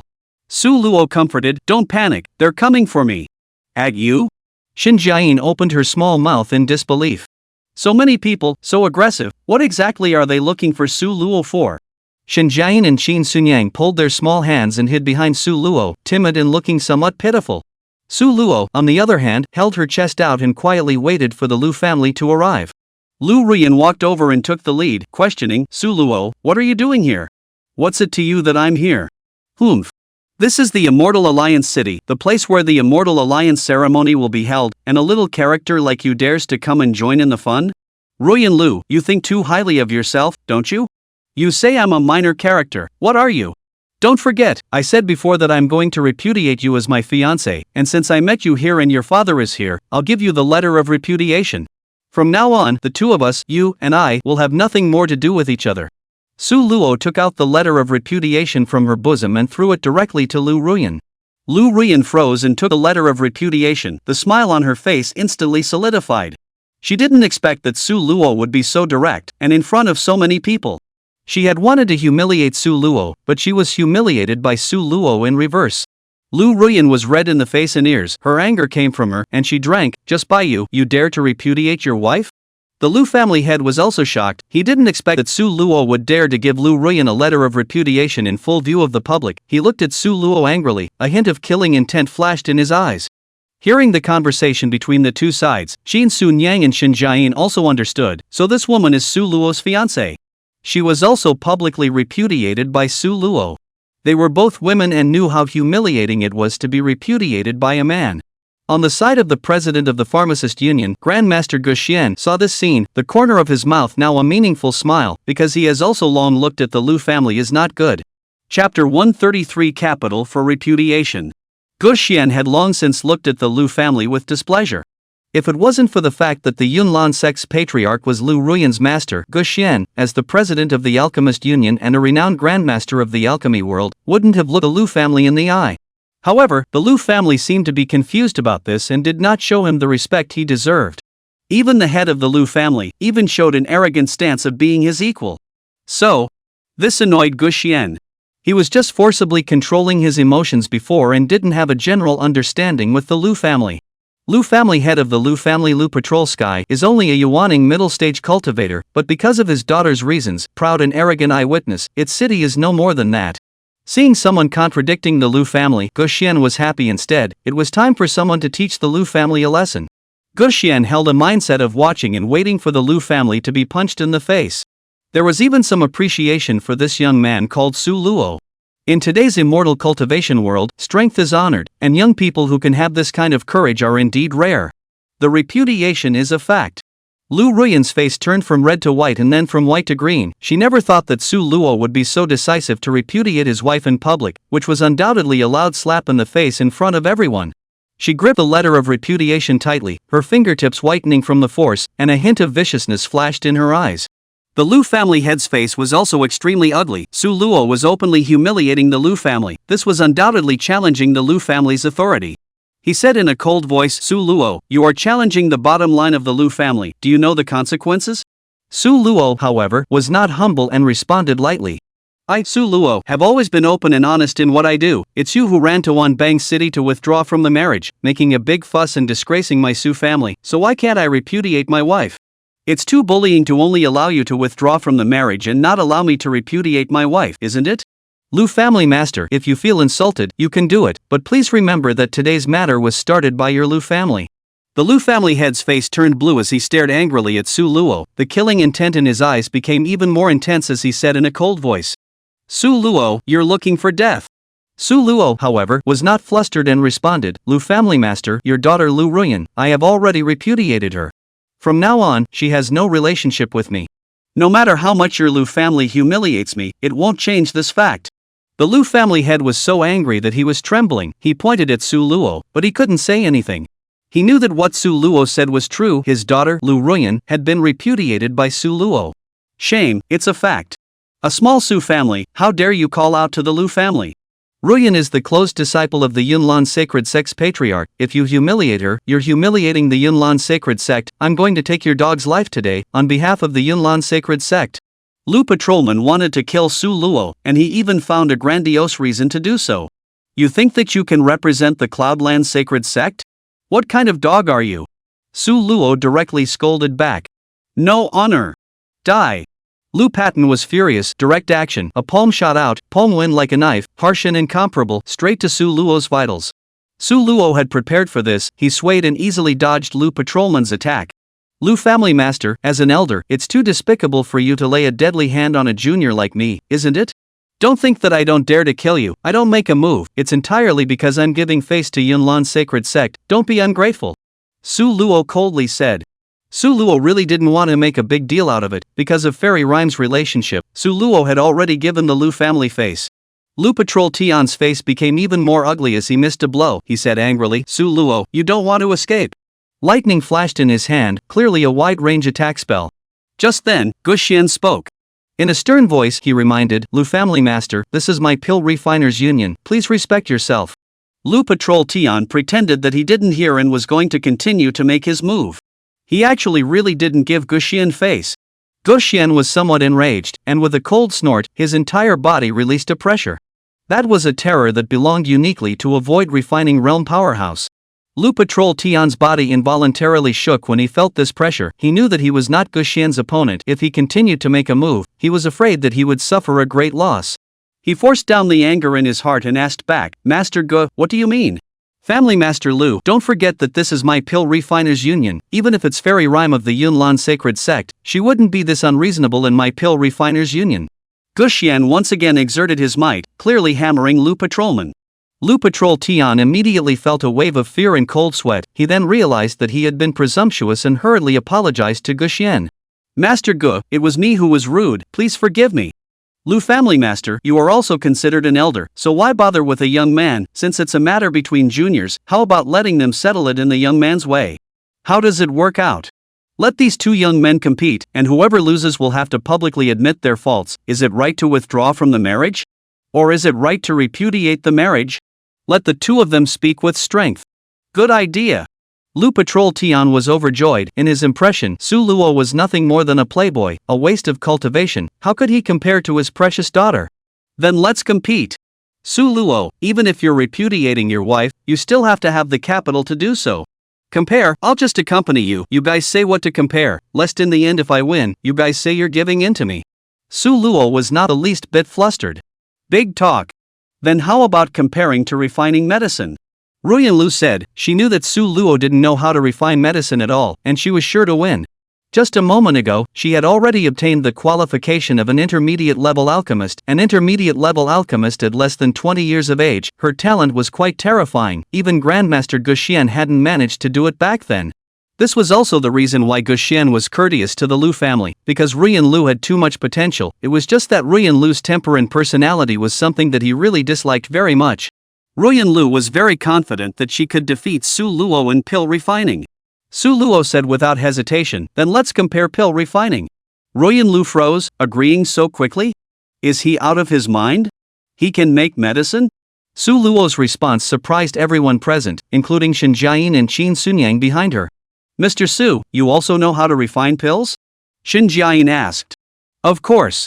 So what level are you? Low, medium, or high? I don't have a rank yet because I've never taken an exam from the Apothecaries Union. Su Luo answered truthfully, as he had no need to lie about that. When the crowd heard Su Luo's answer, they all laughed out loud, especially the Lu family. Chapter 134 Competition in Pill Refining. The Liu family laughed even more recklessly.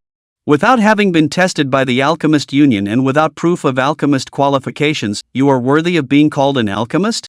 Gu Xian frowned slightly when he heard Su Luo's reply. He had originally thought that Su Luo was a qualified pill refiner before he would have the courage to agree to a pill refining competition.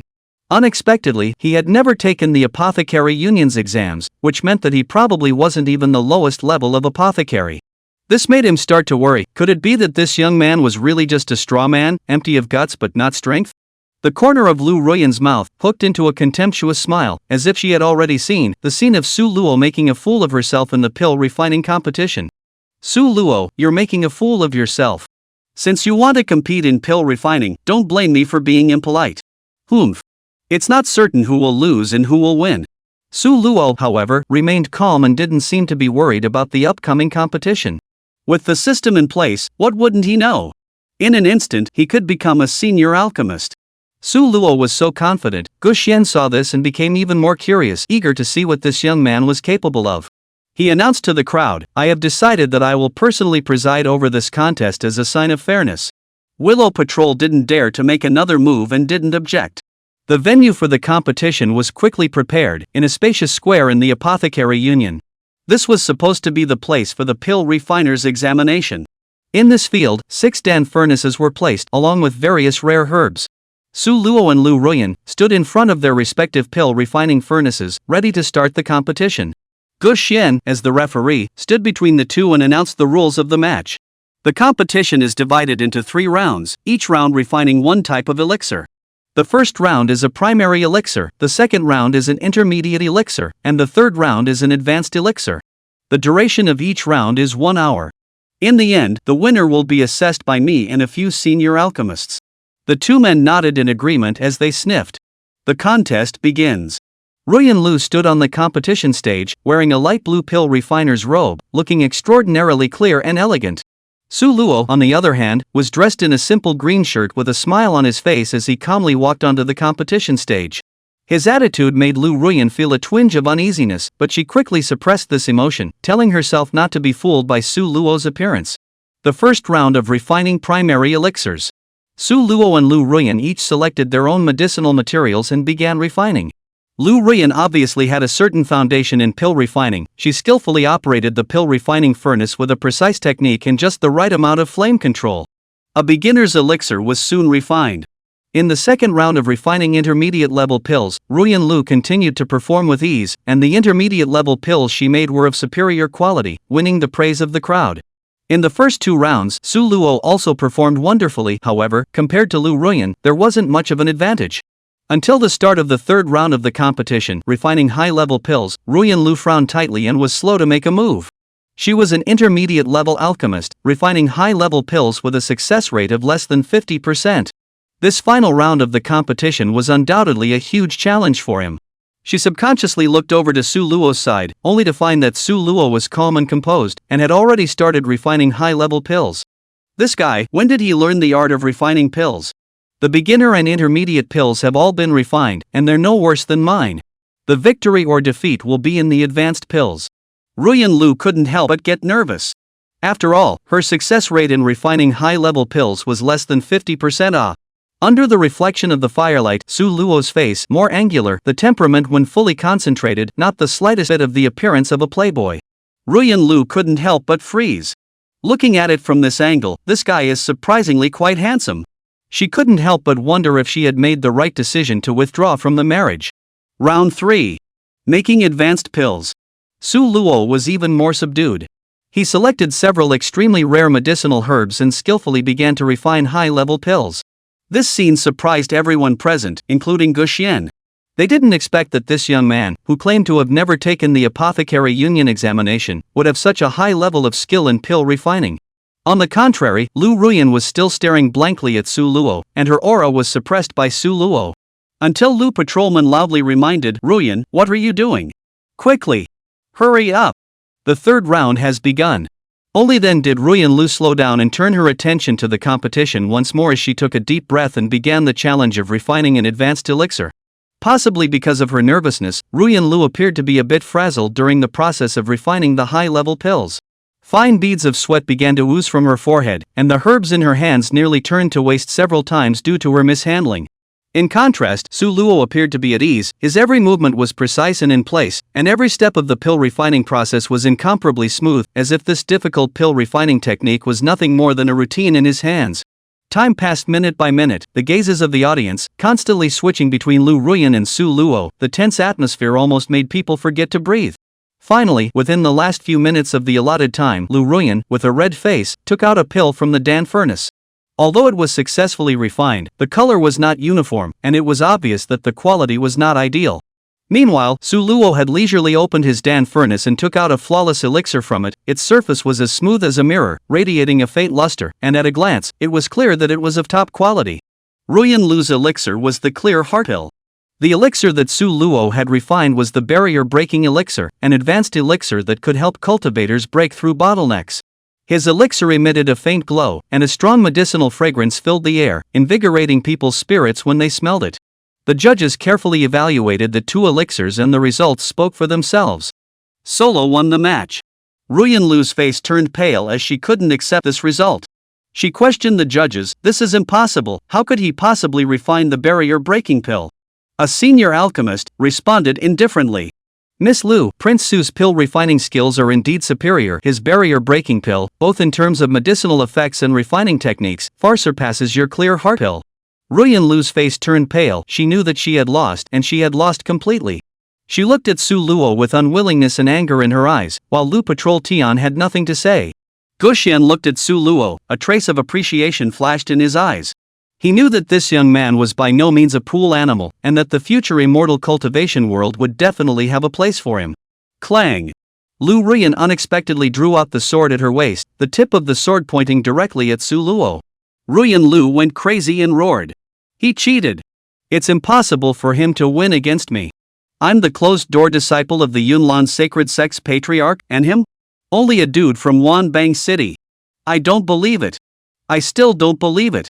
More than a year ago, he was just a loser, and I've been learning pill refining since I was a child, so how could I lose to him?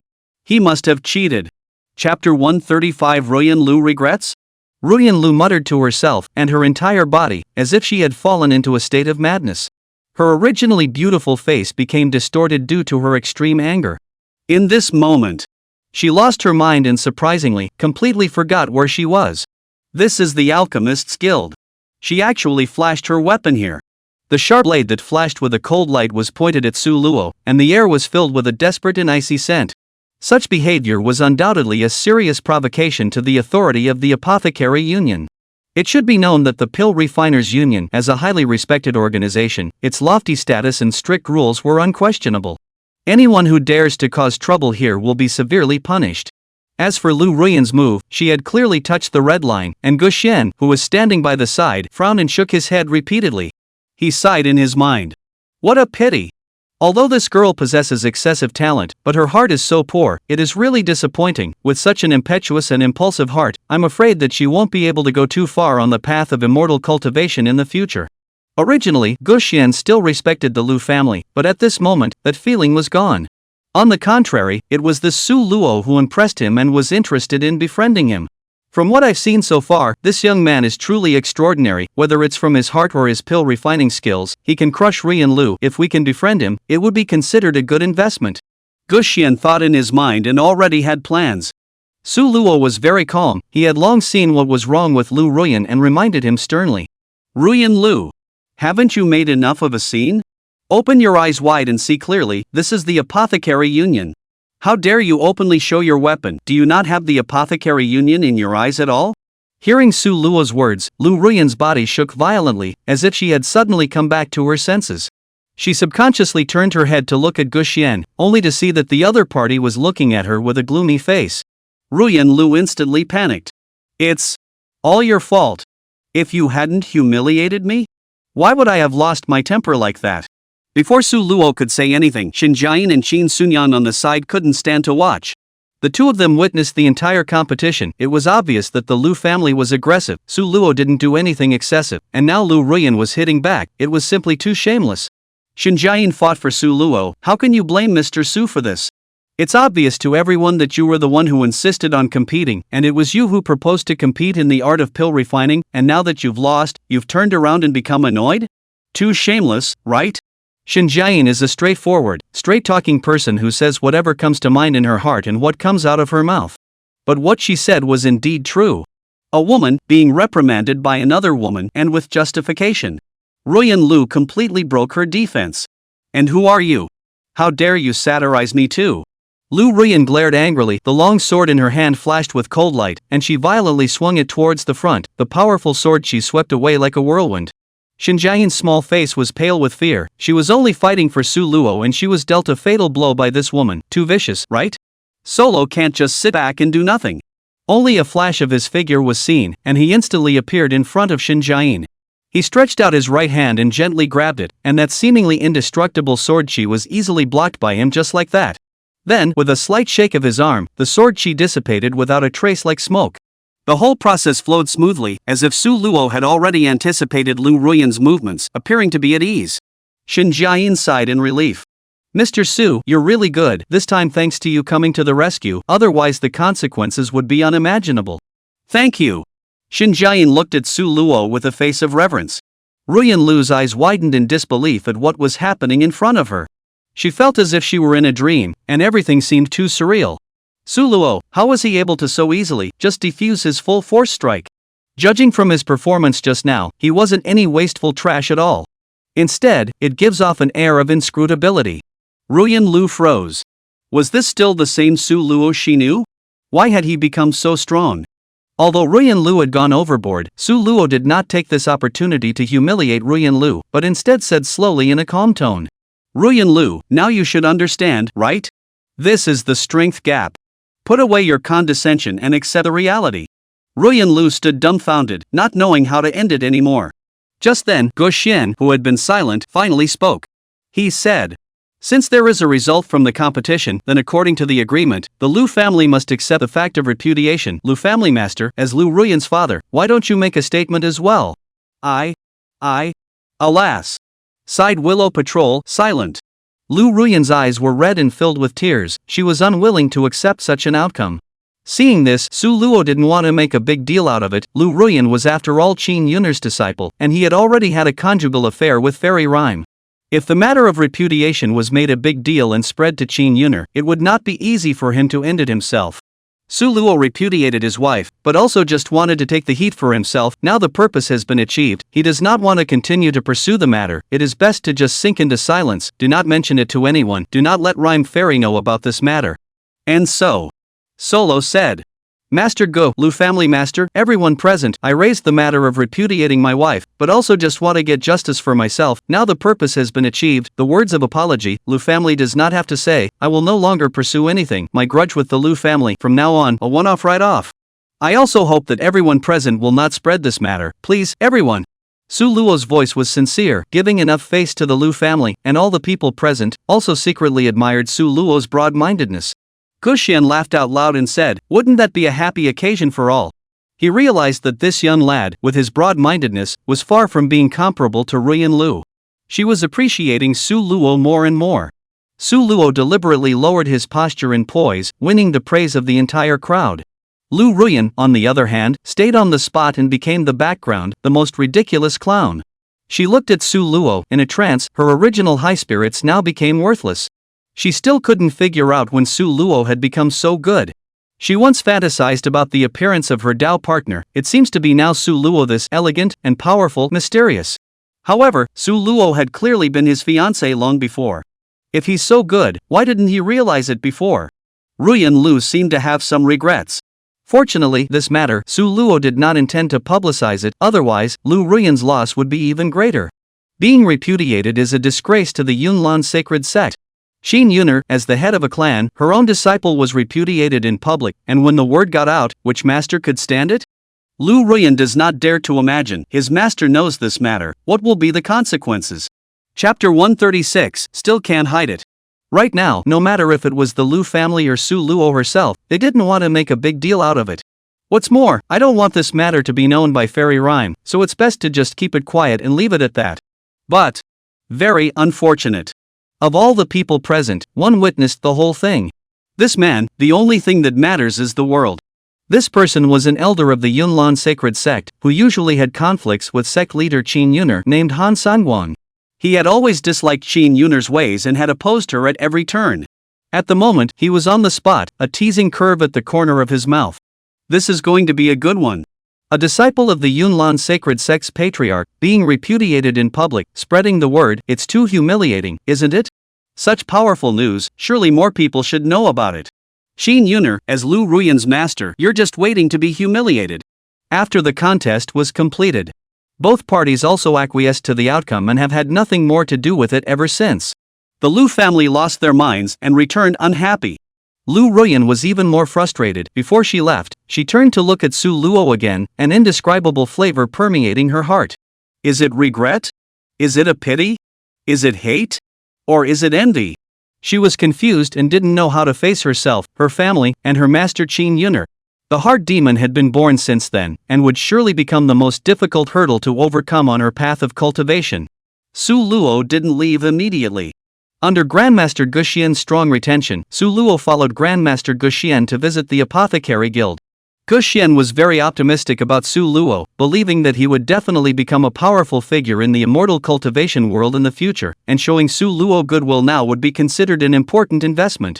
Grandmaster Guxian took Su Luo to visit the labor union's bookstore, the pill refining room, and the mysterious herb garden, each of which opened Su Luo's eyes.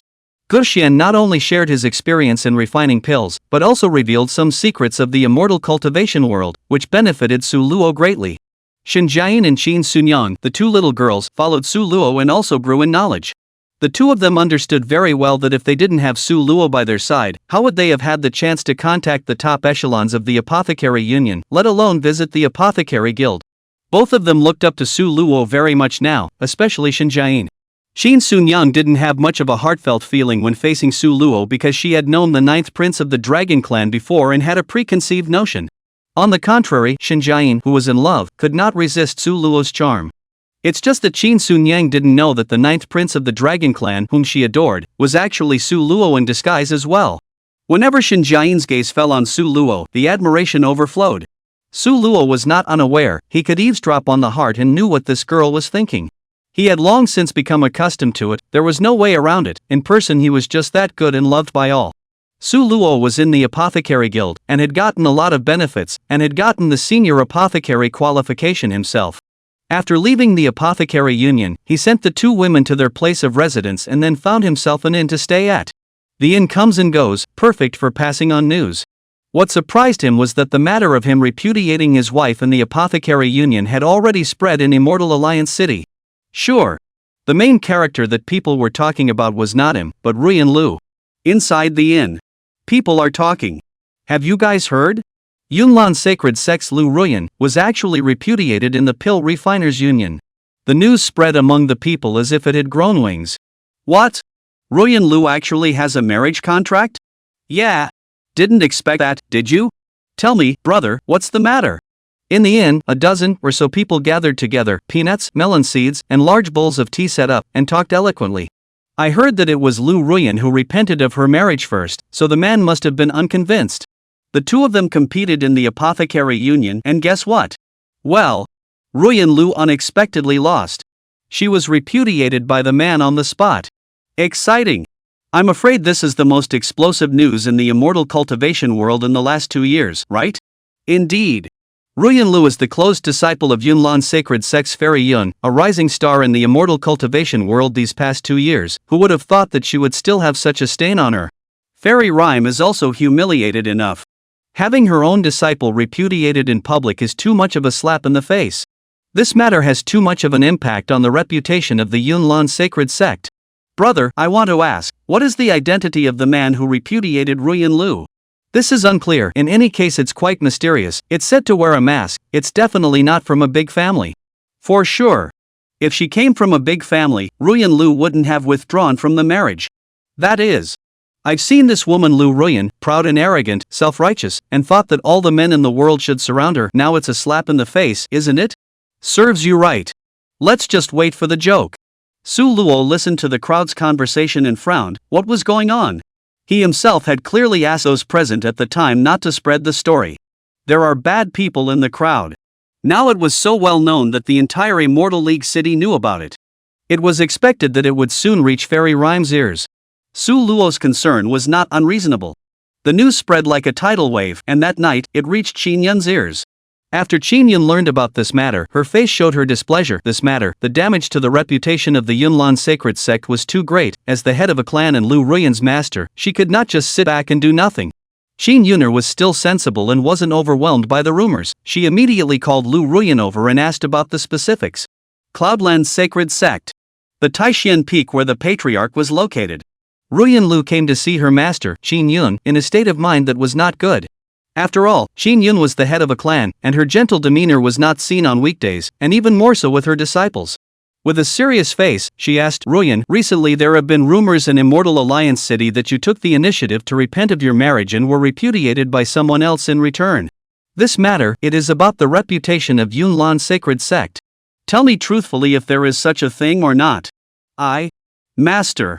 Liu Ruyan wanted to talk about it. In the face of Master Qin Yuner, she did not dare to have half a bit of concealment. Then the whole thing, the causes and consequences, all told Qin Yuner. Master, Su Luo and we do have a doll's marriage, but... Wait. Qin Yuner's mind trembled. You just said, you and who? Solo, his name is Solo. Ruyan Lu didn't know why Master would react so strongly when he heard this name. Qin Yuner stood up excitedly, murmuring in her heart, Brother Luo? Could it really be him? Chapter 137. Is it the same person? In the rumors that Qin Yuner had heard, there was no mention of Su Luo's name. But just now, she learned from Ruyan Lu that the man who had repudiated Ruyan Lu was actually called Su Luo. Could it be a person? The Su Luo that Qin Yuner knew was the Earth Immortal powerhouse who had killed the evil dragon beast in the Burial Immortal mountain range, killing the evil dragon beast without leaving a single piece of armor.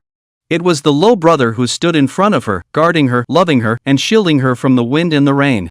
Would such a Su Luo really cross paths with Ruyan Lu? Could it be a renaming? Qin Yuner calmed down and thought that the odds were that it was just a rename. She regained her normalcy, sat back in her chair, and continued to ask, Ruyan, go on. I'm listening. And so. Ruyan Lu continued her own narration. She had been trying to control her emotions as much as she could during the narration, but she couldn't help but burst into tears the moment she mentioned being repudiated. Master, it's all my fault. It's my fault for bringing shame to the Cloudland sacred sect. My disciple is willing to accept the sect's punishment. But that Su Luo, isn't he at fault? I feel like he's just doing it on purpose, purposely humiliating me, as well as purposely humiliating the Yunlan sacred sect.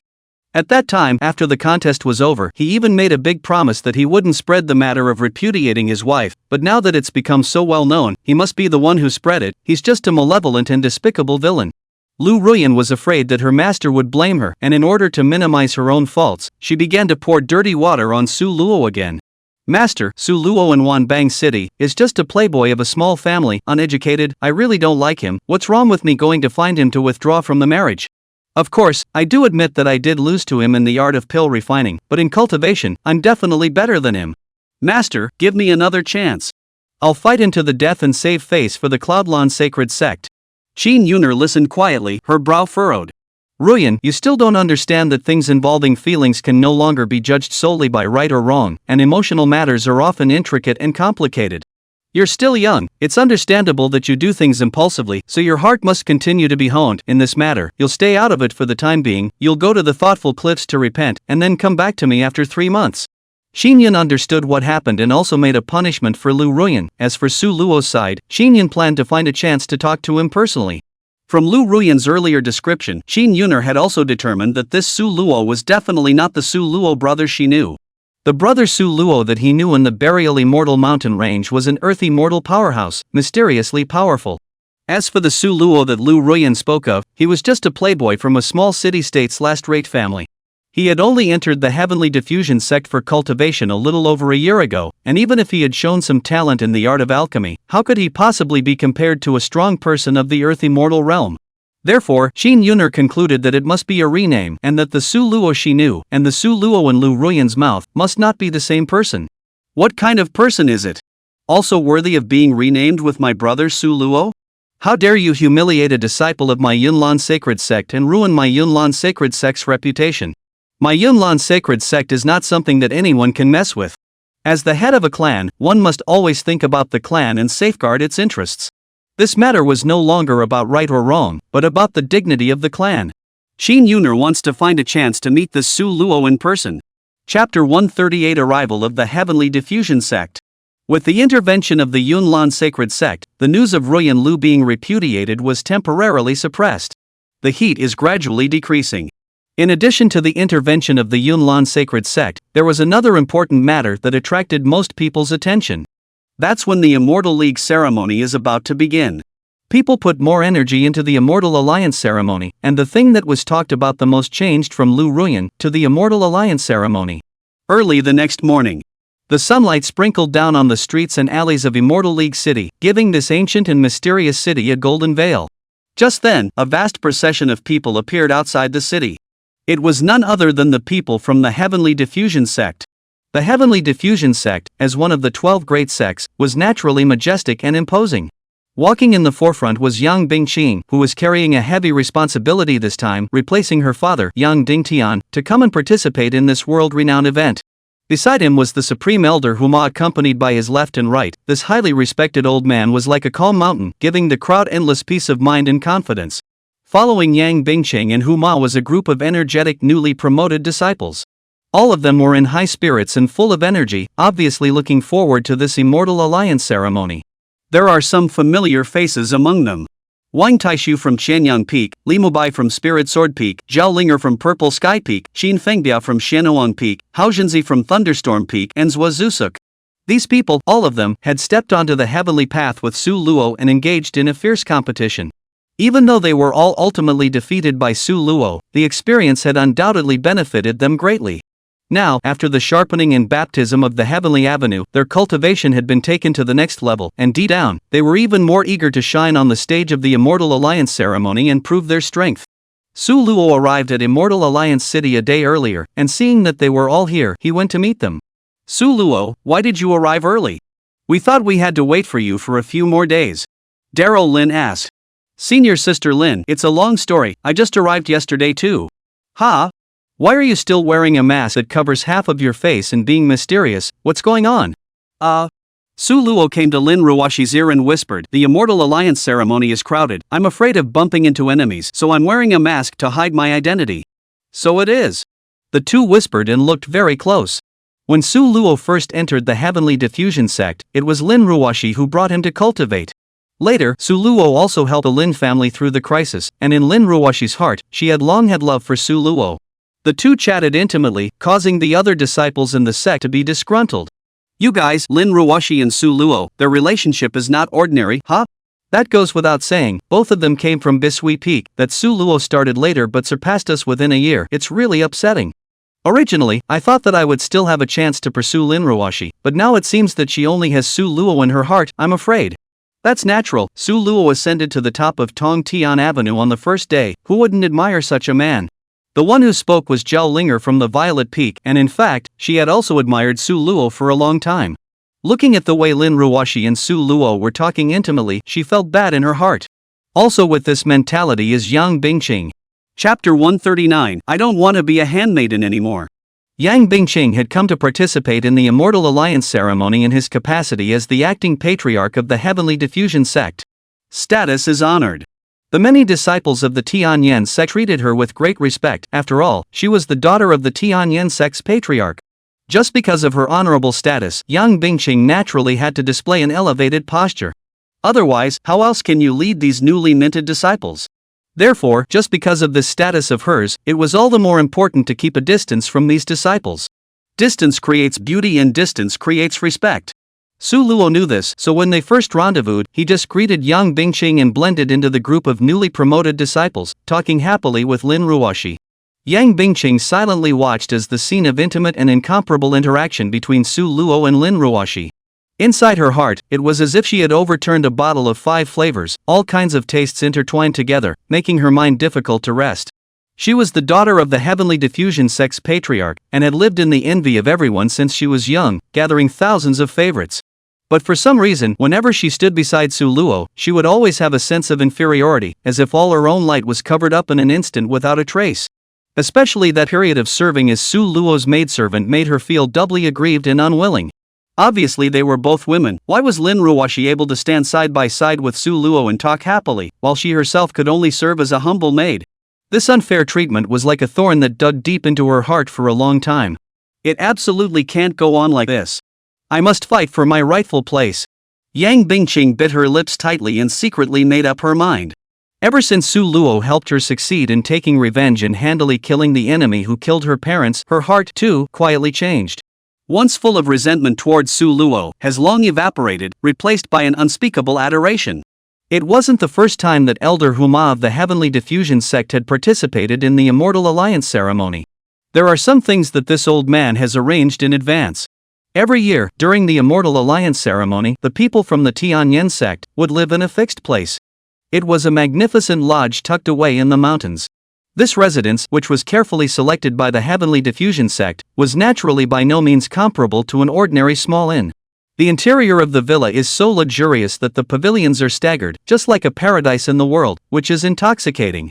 The group stayed here, waiting for the opening of the Immortal Alliance ceremony tomorrow. Inside the mountain villa, there was a lake with sparkling light and a pleasant view between the moonlight reflections. Many disciples of the Heavenly Diffusion Sect had gathered here to enjoy the beauty of the mountain village and to discuss the upcoming Immortal Alliance ceremony to be held tomorrow. Among these disciples, Su Luo undoubtedly became the hottest character, and he was surrounded by several white-skinned and beautiful female disciples. Lin Ruoxi always tightly wrapped around Su Luo and refused to leave his left and right for a moment. Zhao Linger saw this situation. Her heart was dissatisfied, so she pouted and quickly ran to Su Luo's side, and similarly began to pester her. One time, several women surrounded Su Luo, chattering and laughing. Some people ask Su Luo's age, some people ask Su Luo's family history, some people ask Su Luo's preferences, and some people even directly ask Su Luo if she is dating someone. Even though Su Luo was thick-skinned, she couldn't help but feel a little embarrassed. In the meantime, many male disciples all cast envious gazes at Su Luo, especially Chen Pingzhi and the others. The envy in their eyes was simply overflowing. Although Yang Bingqing wasn't next to it, her place, however, wasn't far from this lake. She stood upstairs, leaning against the window, taking it all in. It's so outrageous. This Immortal Alliance ceremony is for them to come and fight for the honor of the clan, not to talk about love. Pass on my order to get Solo here. Have him come to my room. Yang Bingqing commanded in a stern voice. The maid in the house naturally didn't dare to be slow and led the way. Next to the lake. What?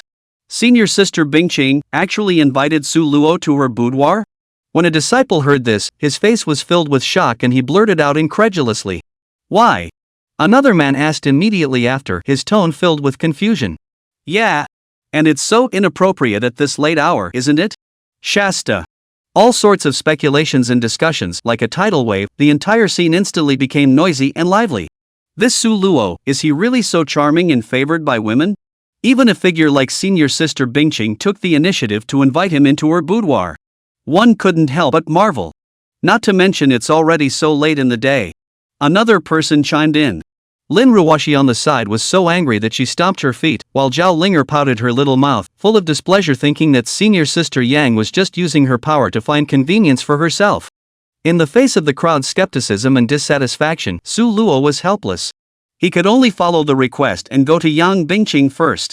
When Su Luo arrived at Yang Bingqing's boudoir, she immediately relaxed, looking very casual and comfortable. He casually picked up an apple and ate it, while crossing his legs and leisurely lying on Yang Bingqing's large, soft, and comfortable bed. Seeing this scene, Yang Bingqing was infuriated and snapped, I am at least the acting patriarch of the hall, this is too casual of you, isn't it? However, Su Luo, replied in disbelief, I came to my own maidservant's room, do I still need to talk about so many rules? Hearing this, Yang Bingqing scolded, you are not allowed to treat me as a maidservant anymore. Not as a handmaiden, as what? As a wife and daughter-in-law? Su Luo had a shameless face and laughed badly. Yang Bingqing's face flushed, she didn't expect Su Luo to say such words so directly, her heartbeat accelerated and she was speechless for a while. You're such a big, shameless villain. Yang Bingqing picked up the apple laid out on the table and viciously threw it at Su Luo. You. In short, I don't want to be your handmaiden anymore. Really? Really don't want to. Yang Bingqing mumbled and actually cried. Yang Bingqing's tears glistened in the moonlight, and the sound of her sobs made Su Luo's heart tighten. Aya, why are you crying? Su Luo stood up and walked over to Yang Bingqing's side, trying to comfort her. I was just joking, how could I let you stay as a maidservant? Really? From today, we can treat each other as equals? Yang Bingqing asked. Fine. From today onwards, I'll relieve you of your status as a maidservant. Just. Do you still want to kill me? Several months ago, Yang Bingqing was tortured by Su Luo in the cave, and at that time, she swore that she would kill Su Luo. Months passed and the relationship between the two changed subtly.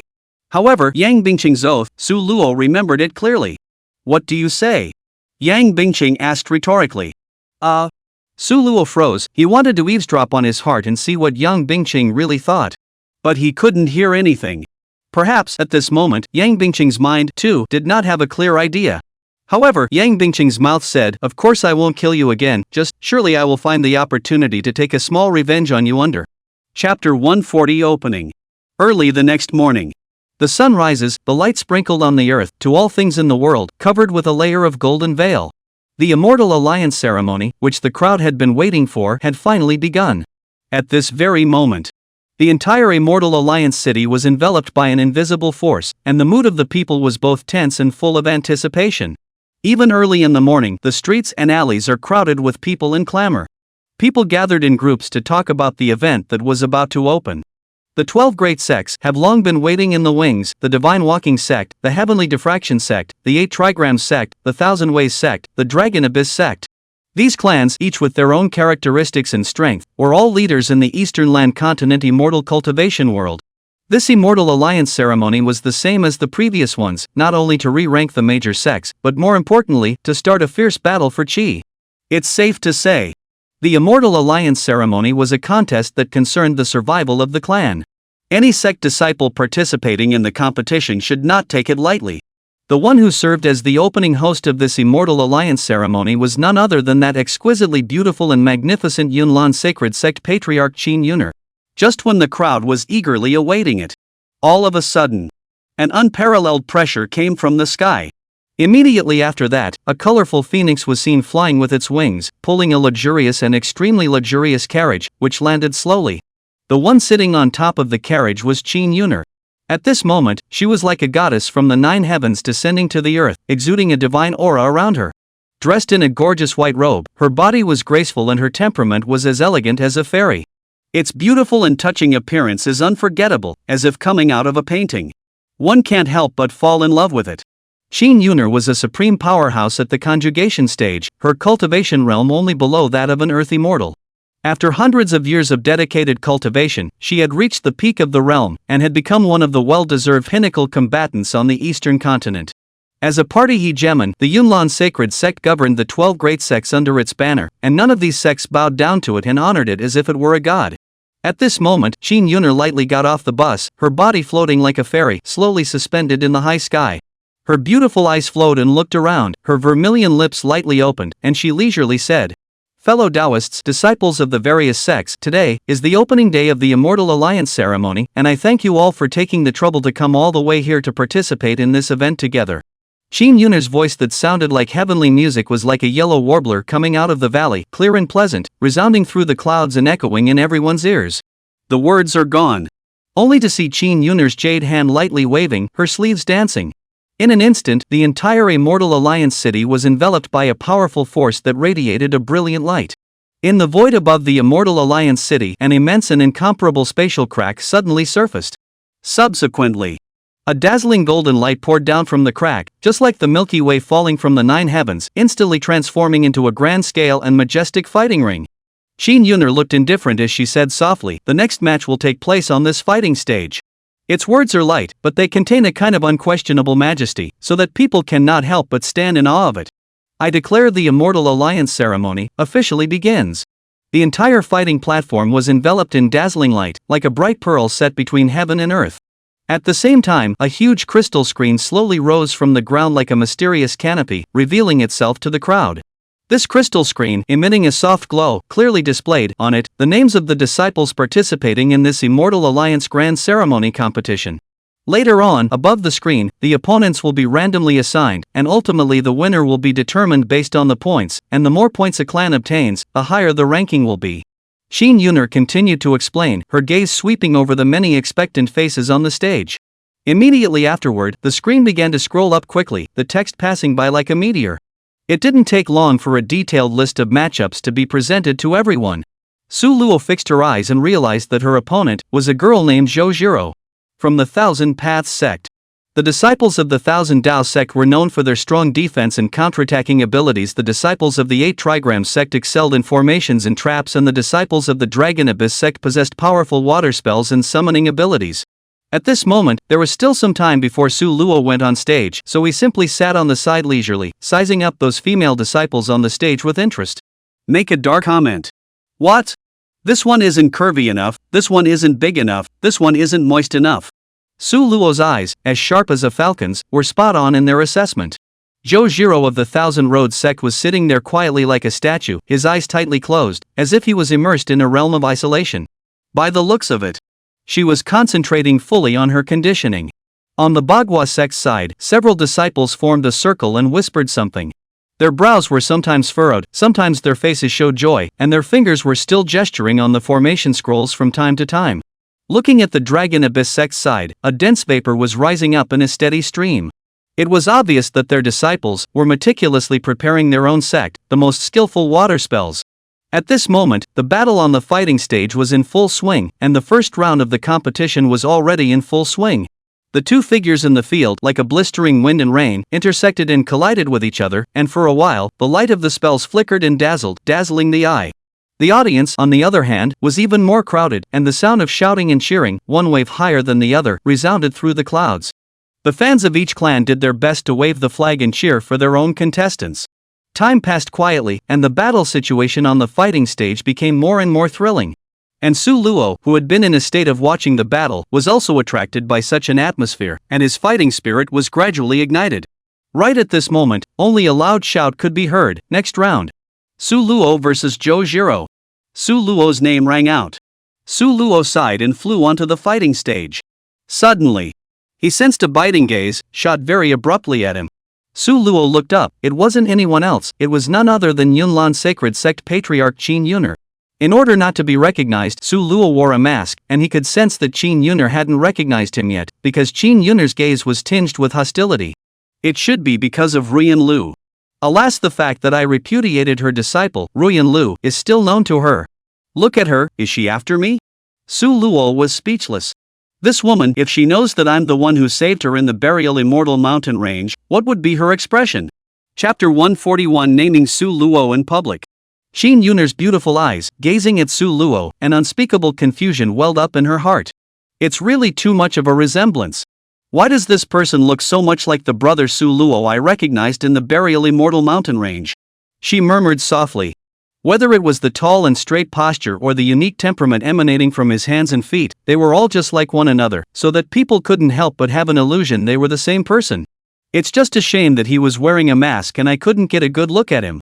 Could it really be the same person? This thought swirled around in Qin Yuner's mind, but soon she gently shook her head. Brother Su Luo is a peerless powerhouse of the hallowed earth immortal realm, while the person in front of me is merely an insignificant little disciple within the heavenly diffusion sect. The difference between the two is like the difference between clouds and mud, so how can it be the same person?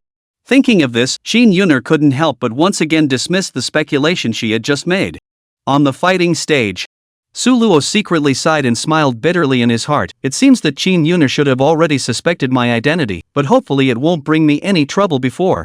At this moment, he didn't have time to care about anything else, and first dealt with this competition. It was imperative to first focus on this upcoming fierce competition. Thus, after taking a deep breath, Su Luo resolutely stepped onto the fighting stage. At the same time, Zhou Zhiro on the other side also slowly got up and walked towards the fighting stage with a steady pace. His eyes were bright and sharp, revealing a sense of firmness and confidence, obviously fully prepared to meet the challenge. Su Luo ascended the fighting stage. Zhou Zhiro slowly stood up and walked onto the fighting stage as well, his eyes gleaming. Clearly, she was full of confidence in the upcoming battle. Zhou Zhiro is a short-haired girl, clean and sharp, with a steady pace. Every step looks extraordinarily powerful. Every step is declaring her determination. The two stood opposite each other on the fighting stage, and the spectators around them waited with bated breath. The audience, off stage, murmured. Zhou Zhiro, ranked number 1 among the newcomers of the Thousand Paths Sect, very powerful. That man's name is Su Luo. That name, why does it sound so familiar? Yeah. Seems like I've heard it somewhere. I remember, this Su Luo, isn't he the one who publicly repudiated his wife and repudiated Liu Ruoyan in the Pill Refiners Union? So he's a Tianyan sect disciple? So he's Su Luo. Truly a model of my generation, very Qingyun shut-in disciple dares to repudiate, a true man. The matter of Su Luo's repudiation was surprisingly brought up again. With the referee's order, the battle between Su Luo and Zhou Zhiro officially began. Zhou Zhiro took the lead, her dexterous jade hands rapidly changing various hand seals, her movements skillful, as if she was performing a subtle and exquisite dance. In the blink of an eye, a complicated and incomparable spell seal was rapidly molded in midair like a meteor catching up with the moon, and quickly transformed into a layer of impenetrable defensive barriers, just like a copper wall, guarding her tightly within it. Witnessing this scene, Su Luo's eyes couldn't help but swipe a touch of admiration. One must know that the Thousand Paths Sect's defense spells were renowned throughout the Eastern continent. The Zhou Zhiro girl in front of her, obviously has already refined this skill to the peak of excellence. However, Su Luo's figure shifted as if he were a ghost, transforming into a blurred shadow, speeding towards Zhou Zhiro with the momentum of the wind and lightning. At the same time, his hands continuously shot out a channel of powerful and unparalleled sword chi. These sword chi gathered into a surging torrent, just like a storm, paving the way towards Zhou Zhiro's defense barrier to swoop over. Facing the raging attack, Zhou Zhiro's face was as calm as water, his hands formed a seal again quickly, a bright and dazzling light suddenly shot out from his fingertips, directly meeting Su Luo's majestic sword chi. In an instant, a terrifyingly loud sound erupted, shocking the people present to the point that their eardrums were raw and their heads were spinning. The fierce battle between the two was like a breathtaking visual feast, making all the spectators present dazzled and overwhelmed. Only the sword chi in Su Luo's hand was like a dancing butterfly, agile and ethereal. Each swing of the sword stance seemed to contain endless wonders and variables, making it difficult to catch its trajectory. On the contrary, Zhou Zhiro's defense means was just like a solid copper wall that could not be shaken in the slightest like a rock. For a time, the light on the fighting stage flickered and interplayed, and all kinds of powerful spell fluctuations spread out to the surroundings in a steady stream. The audience off the stage, one by one, wide-eyed, attentive to every move on the field, their mood also ups and downs, sometimes nervous to hold their breath, sometimes excitedly shouting support. At this time, Zhou Zhiro was already somewhat overwhelmed, her forehead was covered with fine beads of sweat, but she still clenched her teeth and struggled to support. Su Luo, however, appeared to be extraordinarily at ease, and even carried a bit of a relaxed and comfortable demeanor. To be honest, with Su Luo's current strength, it was the big bad wolf versus the little hen, and could fight back and forth for so many rounds. Su Luo was purely teasing this girl's son to play. Eventually, Su Luo felt tasteless and ended the bout with his hands. He gently pointed out a finger, and an invisible fluctuation instantly penetrated Zhou Zhiro's defense, directly hitting her shoulder. Zhou Zhiro's body swayed and staggered back a few steps, eventually stabilizing her body, but her face had turned pale, obviously having received quite a shock. I lost. Zhou Zhiro bit her lip, and despite the unwillingness in her heart, she frankly accepted the fact that she had failed. Su Luo smiled faintly and withdrew his hand. He didn't hit hard, he just ended the fight in a skillful way. Understood, Miss Shou. Su Luo said politely, his gaze sweeping over the audience on the stage and finally landing on Qin Yuner. A complex emotion flashed in Qin Yuner's eyes as she seemed to be thinking about something, but she quickly regained her composure. Although the battle on the fighting stage was over, the discussion under the stage became more and more heated. This Su Luo's strength is truly unfathomable. Yeah, even Zhou Zhiro of the Thousand Road Sect is no match for him. What exactly is this guy's origin? It seems that the Heavenly Diffusion Sect has picked up a treasure this time. This Su Luo will definitely have a great future. Su Luo stood on the stage, and people's murmurs came from his ears, but he didn't care about these voices in the slightest. At this moment, what he was more concerned about in his heart was how Qin Yuner would respond next. As he expected, only Qin Yuner's clear and pleasant voice could be heard. In today's competition, the one who performed the most outstandingly belongs to Su Luo of the Heavenly Diffusion Sect. This father has a few words he wants to ask you, and I hope you'll come find me later. Her words were like a thunderbolt that instantly exploded in the crowd, triggering a burst of clamor. Everyone was stunned and looked at each other with disbelief. How is this possible? That high and mighty fairy rhyme of the Cloudland's sacred sect would even request to meet Su Luo by name in public? Even if he has risen to prominence in this competition, it's not so much that he needs to labor for fairy rhyme to personally come out to meet him. Someone couldn't help but lose their voice. Another person lowered his voice and retorted, "What do you know? Have you forgotten? Su Luo is in front of the Repudiation, humiliated Liu Ruoyan, and that Liu Ruoyan just happens to be Rhyme Fairy's close disciple. Chapter 142 Love Affair Exposed. Qin Yun'er's invitation undoubtedly set off waves in the hearts of the crowd. They have speculated about the possible hidden stories and reasons behind this. Qin Yun'er's voice echoing from the fighting stage, every word clearly reached the ears of the crowd. Su Luo was slightly stunned. He didn't expect Qin Yun'er to openly invite him in full view of everyone. He understood in his heart that this was more than a simple invitation, it was a test. Su Luo's gaze met with Qin Yun'er, and he saw the doubt in her eyes. He knew that Qin Yun'er's invitation was not for nothing. She must have discovered something. Perhaps it was some habit that she had inadvertently revealed, or perhaps some technique she had used in battle, all of which could have been clues to her suspicions. Su Luo took a deep breath. He knew he couldn't run away or refuse. Must go and face Qin Yun'er now. Thinking about this, Su Luo breathed a sigh of relief and nodded slightly towards Qin Yun'er, agreeing to Qin Yun'er's invitation. Qin Yun'er stood there quietly, her gaze never leaving Su Luo, as if she wanted to see through him. The people around them began to whisper. They didn't understand why Qin Yun'er was paying so much attention to a freshly minted Heavenly Diffusion Sect disciple. The next bout was already of minimal concern as people were discussing Su Luo. Could it be that Fairy Rhyme is going to ask Su Luo for a statement over the matter of Ruoyan Liu? Someone speculated. It's extremely likely. Even though Ruoyan Liu repented of her marriage in the first place, she is, after all, the close disciple of the Yunlan Sacred Sect's patriarch, and for Su Luo to humiliate Ruoyan Liu is to humiliate the Yunlan Sacred Sect, so how could Immortal Rhyme, who is the head of a sect, sit back and do nothing? Pity! Fairy Rhyme is calling Su Luo over for a secret talk, so we can't see or hear what they're saying? Pity, pity, pity. Such a delicious melon, but we can't eat it. Immortal League City. A place between mountains and forests. Su Luo followed Qin Yun'er and came to an open place.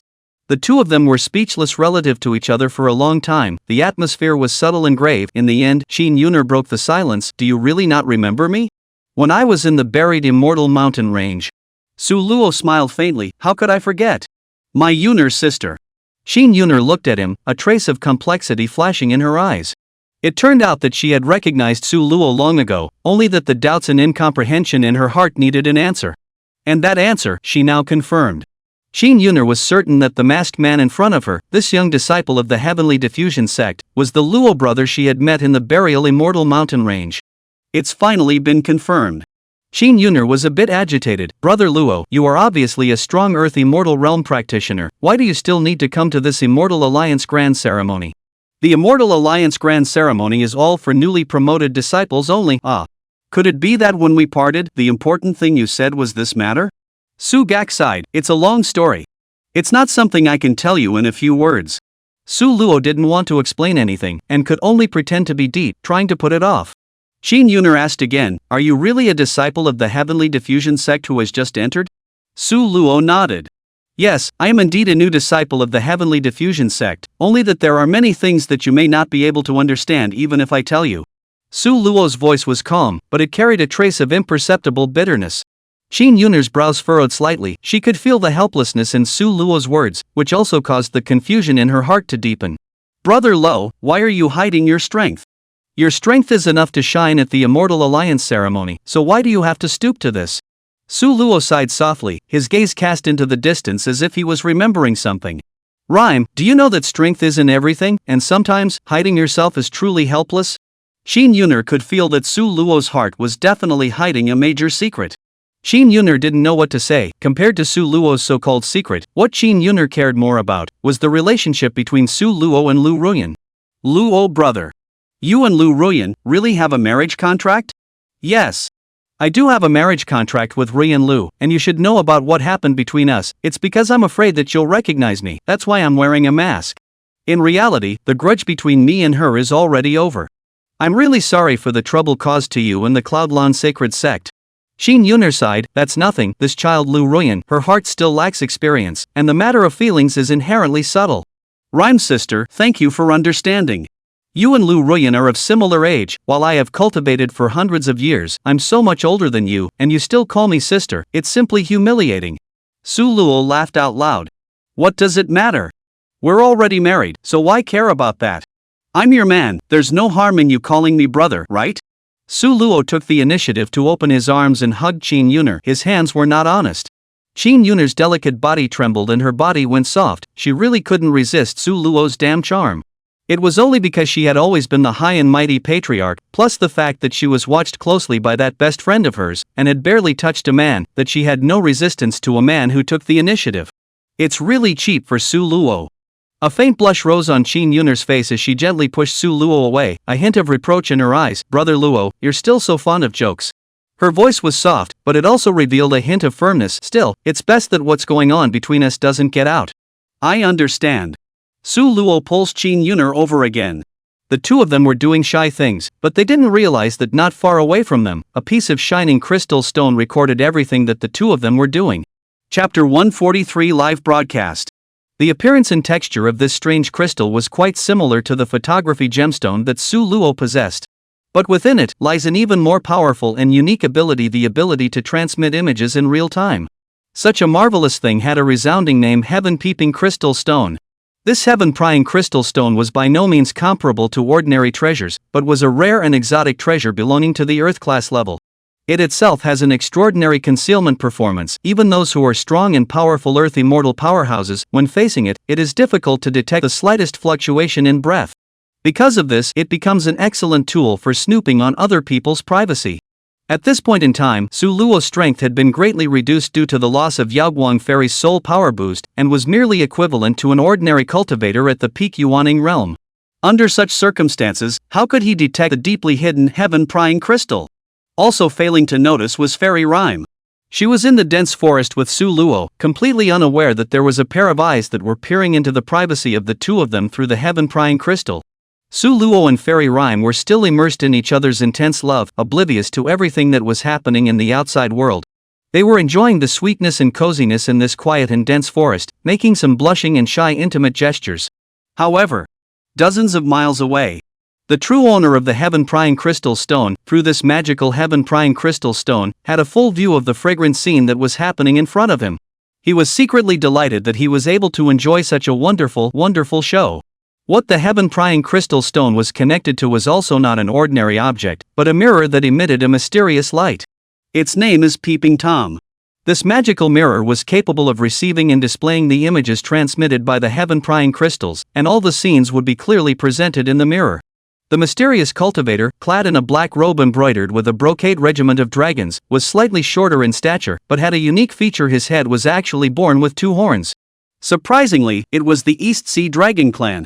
This person was the 8th prince of the Dragon Clan Aocc. The moment Aocc was watching the heaven-peeping mirror with full concentration, his gaze as sharp as a falcon's, not sparing a single detail. Suddenly, the corners of his mouth rose slightly, outlining a smile full of playful implications. Ah, it's really heaven's help. There's going to be a great show coming up. Aocc secretly pondered. Immediately afterward, he began an elaborate plan to use the image to stir up trouble and create chaos. AOG skillfully operated, and in the blink of an eye, he projected the image in the heaven-peeping mirror onto the huge screen on top of the fighting stage of the Immortal Alliance ceremony. Su Luo and Qin Yun'er have no knowledge of this. They are still immersed in their own two-person world, so much so that those intimate moves between them. It has become a live stream. Their emotions, like a blazing fire in general, more and more hot. It seems that even the surrounding air are infected by this strong love. The whole world seems to be frozen in this moment. Half an hour later, the two completed a full-blown catharsis. Each straightened their clothes. Qin Yun'er's face, with a bit of shyness and redness, she looked up at Su Luo, her eyes full of tenderness. Solo, we. She wanted to say something, as if she wanted to say something, but felt that the atmosphere at the moment was too subtle for her to say anything. Su Luo, on the other hand, gently wrapped his arms around her waist, his eyes filled with doting and deep affection. They smiled at each other as if all the troubles of the world were far away, leaving only each other's heartbeats and breaths. I can't believe we're on the grass. It's your fault. That I can't help it. Qin Yun'er punched Su Luo lightly. At this moment, a burst of exclamations erupted from the fighting stage of the Immortal Alliance ceremony. AOCC had already projected the image from just now, through the heaven-peeping mirror, onto the huge screen on the fighting stage, allowing all the cultivators present to see the intimate image of the two. It's a full half hour. Those present at the Immortal Alliance ceremony were in an uproar, with all sorts of complicated gazes intertwined, from shock, to ridicule, to gloating. Some, even while looking at the screen image, couldn't help but reward themselves once. It's only because the images are so powerful, I just can't help it. The crowd murmured. What's going on here? Su Luo and Fairy Rhyme, unexpectedly in full view of everyone. Oh my god, this image is so exciting, I don't know where to put my eyes. It looks like Su Luo and Fairy Rhyme have an unusual relationship. This is going to be a good show. This is unbelievable, how dare they? Or in a wild meadow. Su Luo is truly a shameless man, how dare he do such things to Fairy Rhyme? Rhyme Fairy is actually this kind of woman, usually looks so dignified, I didn't expect to be surprised in private. Now, Su Luo's and Fairy Rhyme's reputation will be completely ruined. How will they be able to gain a foothold in the immortal cultivation world in the future? Anyway, they're famous this time, only infamous. Alas, what a pity for Fairy Rhyme, I didn't expect to lose my reputation because of this kind of thing. Su Luo too, he was originally the future star of the immortal cultivation world, I'm afraid he'll be hunted down for this. It seems that they are completely finished this time, and they will not have a good time in the immortal cultivation world in the future. But then again, the image they just had was pretty exciting to watch. I see you just looked straight in the eyes. That image is indeed quite exciting, I can't help but look at it. We're all men, who doesn't know who? A good immortal alliance ceremony had turned into a live streaming feast of a reality show. The people present, all of them blushing, were shocked speechless by the images on the screen. In the picture, Su Luo is still wearing a mask, just poor Rhyme Fairy, she is the whole face out of the camera, not even a little cover up. Half an hour. It's half an hour.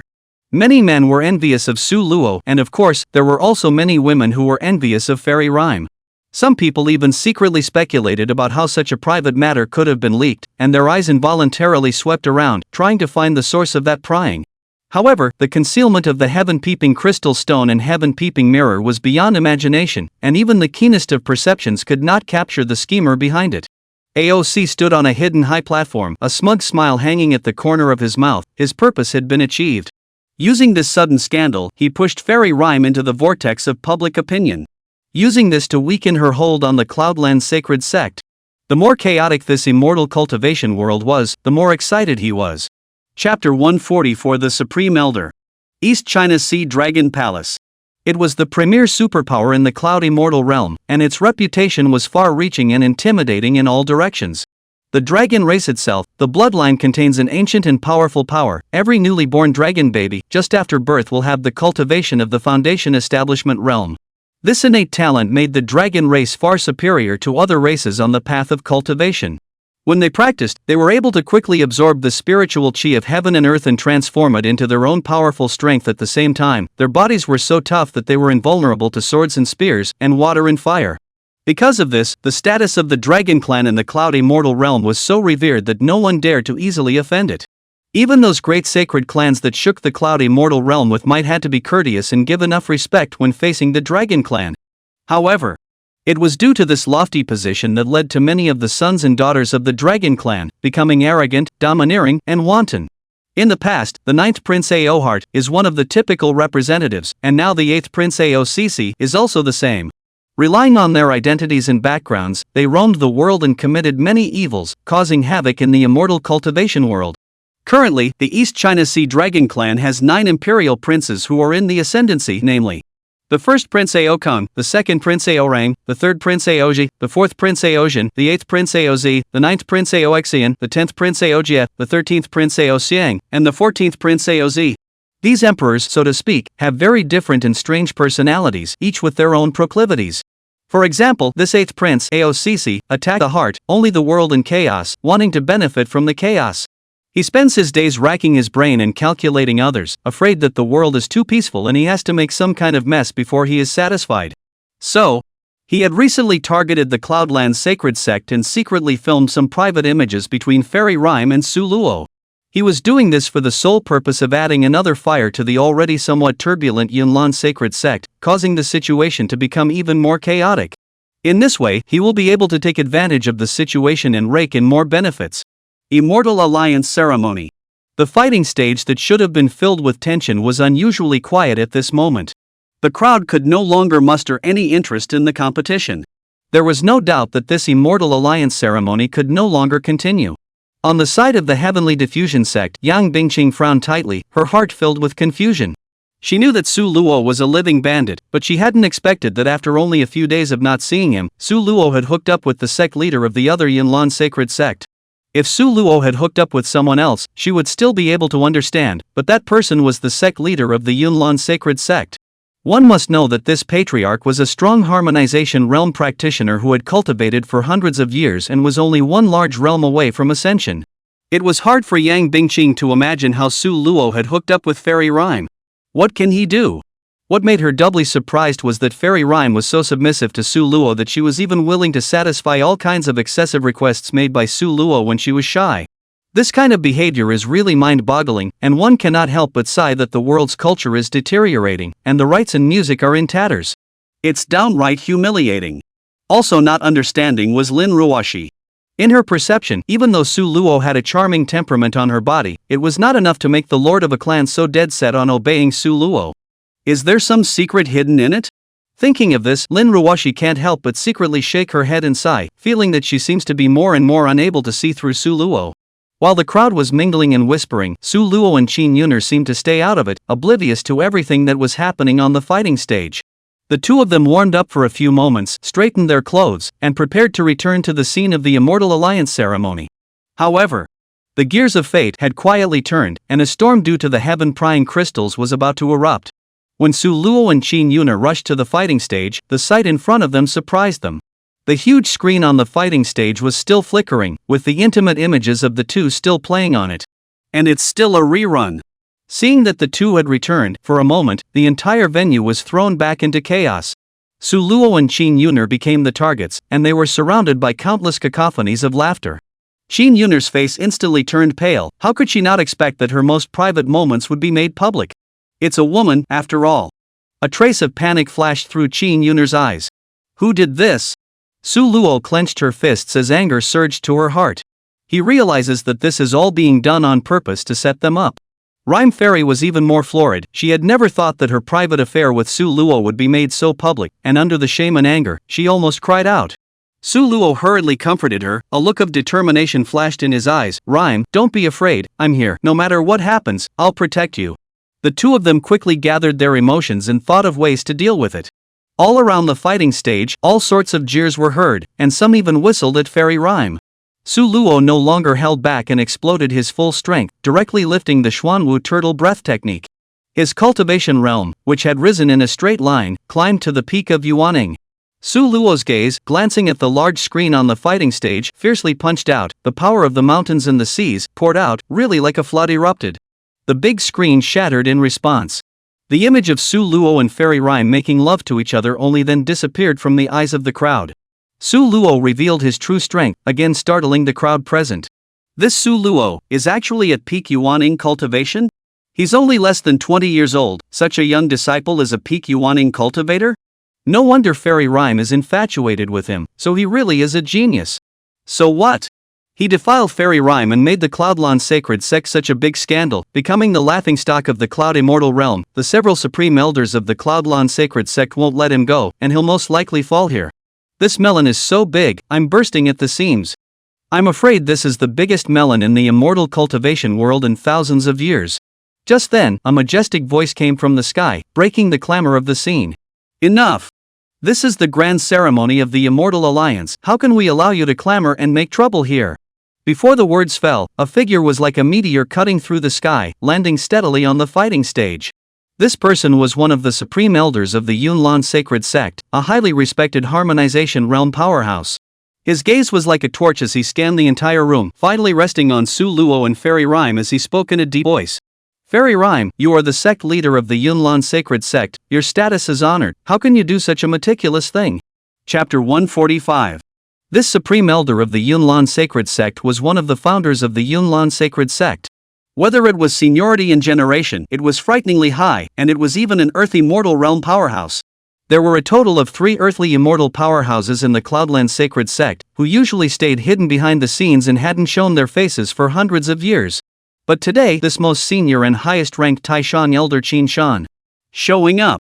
The fact that the Supreme Elder showed up was enough to show that the matter between Qin Yun and Su Luo had indeed angered the higher echelons of the sect, and they had to personally step in to set the matter right. Fairy Rhyme, you are the sect leader of the Yunlan sacred sect, your status is honored, how can you do such a meticulous thing? Do you know that the reputation of the Yunlan sacred sect for thousands of years has been ruined because of you? Do you know the sin? Shenzhen questioned. Because of the appearance of the earthy mortal powerhouse, the entire room was silent, and no one even dared to gasp loudly anymore. The oppressive feeling of an earthy mortal powerhouse was this powerful. Everyone's gazes were focused on Fairy Rhyme's body. Facing the questioning of the Supreme Elder, Fairy Rhyme's tearful eyes and voice trembled. Master Ancestor, Su Luo held her hand tightly and took the initiative to undertake. It's me, I'm willing to take all the responsibility. Elder Qin Shan coldly grunted. The Cloudlands sacred sect is disgraced because of you. You think you can get rid of the responsibility? In his voice, there was an icy coldness. You too, you must stand trial. Xin Yun'er's face was pale. Master Ancestor, there is true love between me and Su Luo. For something like this to happen, it was set up by someone, and the two of us are also victims. The most crucial thing now is to find the person behind it. This person is clearly targeting our Yunlan sacred sect. I'm afraid he's going to plot against us. While Qin Shan listened, his face grew more and more somber. I naturally know the things you said, but, Xin Yun'er, as the head of a clan, you should set an example and maintain the reputation of the clan. But now, your behavior has brought shame to the sect. If you are not punished, where is the majesty of the Yunlan sacred sect? Xin Yun'er had no choice but to plead. I am willing to accept the sect's punishment, but please let Su Luo go, because he saved me. He is my savior, and I can't blame him for what happened. I beg you to let him go. Xin Yun'er, don't you understand now? You'd better take care of yourself first. Now go to the law enforcement hall to receive your punishment. I won't. Xin Yun'er was surprisingly incomparably resolute. I want to see Su Luo leave safely with my own eyes. Unbridled. This is out of your hands. Xin Shan's voice was like thunder, shaking the entire fighting stage. However, Xin Yun'er's determination, was as hard as a rock as she straightened her back and stared firmly at Supreme Elder Qin Shan. She must see to it that Su Luo leaves safely. Senior Ancestor, I'm willing to use everything I have in exchange for Su Luo's safety. The entire room fell silent once again. Everyone was shocked by Qin Yun'er's courage. The Supreme Elder was furious and his face was blue. The head of a clan was so mesmerized by a disciple of a small clan that he did something nasty and had to defend this man. This time, the Yunlan sacred sect was too humiliating. Qin Shan was seething with rage and raised his hand to flick a finger at Su Luo. Since you want to protect him, I'll just let him die and cut you off. The Supreme Elder's finger was like a thunderous thunderclap, and it pushed straight toward Su Luo. However, in the nick of time, Fairy Rhyme stepped forward and blocked Su Luo's body. Her body was instantly sent flying by a powerful force, spilling blood all over the ground. Xin Yun'er didn't intend to really fight with the Supreme Elder, so after blocking the blow for Su Luo, she didn't move. The whole room was in an uproar. Everyone did not expect that Fairy Rhyme would so decisively block this strike for Su Luo. The Supreme Elder Qin Shan was also stunned, and then he let out a cold laugh. What a deep love! If you can block for him once, can you still block for him a second time? After saying that, he raised his hand once again, preparing to launch a more violent attack on Su Luo. When Su Luo saw Qin Yun'er was injured, he also became angry. With a boom, his whole body was covered with lightning flames, and he unfolded his angelic wings, draped with yellow spring death aura, just like a god. By displaying such a form, Su Luo was planning to fight for his life. In this form, he was able to fight with the peak of the transformation spirit, but it was just a pity that compared to this earthy mortal Taishang Elder, he was still a long way behind. If only immortal Yaoguang's soul power was still attached to him. However, immortal Yaoguang had fallen asleep and didn't know when she would wake up. No matter what, he had to take Qin Yun'er away. After all, he was the one who had gotten Qin Yun'er into trouble. This is where Su Luo is sentimental and righteous, and will never let down a woman who is infatuated with him. The strike from the Supreme Elder shot out once again, and Su Luo was ready to meet it. The attack hit Su Luo's body. This was, after all, a strike from an earth immortal powerhouse, and Su Luo couldn't fully receive this fatal strike even if he put his best foot forward. His entire body was blown away, shattering several stone pillars along the way, and he eventually fell heavily to the ground. In the midst of the dust, Su Luo struggled to get up, but his chest was like being pressed by a huge stone, making it difficult to breathe. However, his eyes remained firm, and his heart was filled with guilt as he looked towards the equally pale Qin Yun'er. Qin Yun'er's tearful eyes looked at Su Luo's resolute back, and complex emotions surged in her heart. Qin Yun'er finally decided that for Su Luo's sake, she would make a move against the Supreme Elder. Qin Yun'er suddenly erupted with all her strength, her figure flashed, once again blocking in front of Su Luo, her hands forming seals, mobilizing all the spiritual energy in her body, preparing to put up a final resistance. Master Ji, I won't let you hurt him again. Seeing this, the Supreme Elder laughed back in anger. What a pair of obsessed men and women, I'll fulfill you. Qin Shan was like a cold-blooded animal with no feelings, and since he wasn't Qin Yun'er's master and had no scruples, he intended to deal death. He also belonged to the hardliner faction within the Yunlan sacred sect, and everything that was unfavorable to the Yunlan sacred sect, he wanted to erase. Just as Qin Shan made his move on Qin Yun'er, another pale voice came, "Senior brother, show mercy." This person was none other than Qin Yun'er's master, also an Earth Immortal Realm powerhouse, one of the supreme elders of the Yunlan sacred sect. The name is Qin River. There were 3 Earth Immortal Realm powerhouses in the Cloudlands sacred sect, and 2 appeared this time. Rhyme, you still don't know your sin? Hurry up and go back with me. Qin Yun'er's master, Qin He, waved his large hand and a force enveloped Qin Yun'er. Qin Yun'er was powerless and was directly subdued by her master.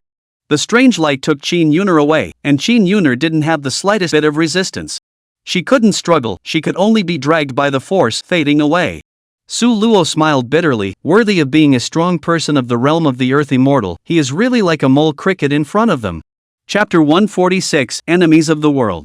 For the first time, Su Luo felt his own humility and weakness. In front of these strong people, he didn't even have a trace of resistance. So I've been playing downwind games before. Su Luo wiped the blood from the corner of his mouth and forced himself to stand up with the pain. He must stand up and die on his feet. Without Qin Yun'er standing in the way, the Supreme Elder Qin Shan had no more scruples. He wanted to behead Su Luo on the spot. This man, who has humiliated the Cloudlands sacred sect twice, is unforgivable and deserves to die. The first time he repudiated his wife in public, Ruyan Lu is the best among the newly promoted disciples of our sect. To be humiliated by him repudiating his wife in public is to hit the face of the Yunlan sacred sect in public. For the second time, he even hooked up with Qin Yun'er again. This damned guy, what kind of charm does he have to make Qin Yun'er, who has been cultivating for hundreds of years, so dead set against him? This person has almost destroyed the reputation that the Yunlan sacred sect has accumulated for thousands of years. Today he will die. At the tip of Qin Shan's finger, a wind blade coalesced, and as long as it fell, it would be able to decapitate Su Luo's head. But Su Luo was still not afraid in the slightest. Facing a strong person of the Earth Immortal Realm, fear no longer had any meaning. He didn't think about running away either, because there was no running away. Su Luo took a long breath. This was the first time he had faced a life-and-death crisis, and there seemed to be no way to break the situation. He could only hope for the Yaoguang fairy within the ring as well. The moment. He couldn't help but think back to his past life. In his previous life, he was an asshole who got someone else's stepward wife pregnant with his children, and 3 of them at that. In the end, the sufferer just took a knife and chopped him to death.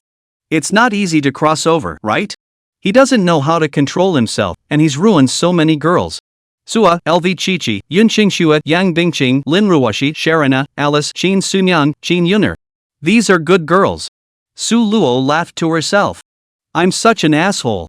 If I get killed today, I deserve it. But if there is an afterlife, I want this again.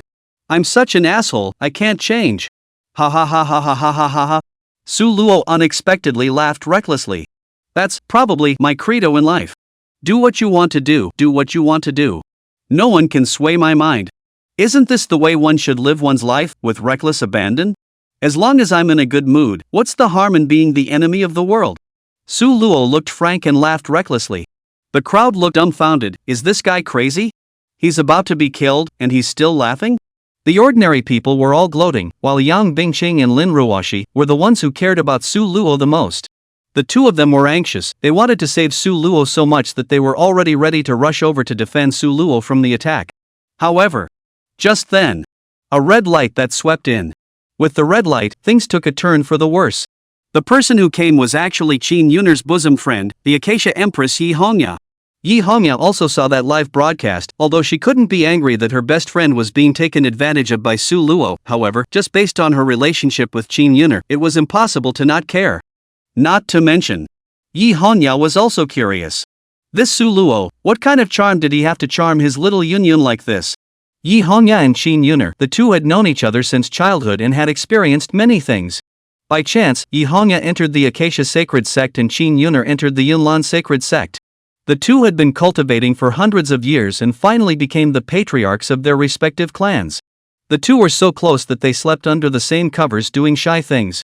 Yi Hongya arrived, carrying an overbearing pressure that filled the air. Old man, I'll bail on this one. Although Yi Hongya was Qin Yun'er's bosom friend, the people of the Yunlan sacred sect did not know about Yi Hongya's existence. Yi Hongya's appearance was like a thunderbolt that cut through the dull sky. Her arrival brought a ray of hope to Su Luo.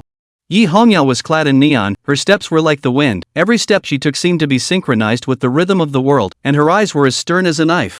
Unbridled. And who are you?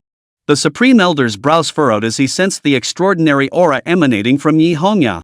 I'm here today, and I'm taking this man with me. Yi Hongya's cultivation was the peak of the harmonization realm. Although it was not the earth immortal realm, even if she could not defeat the Supreme Elder, it was still more than enough to save Su Luo.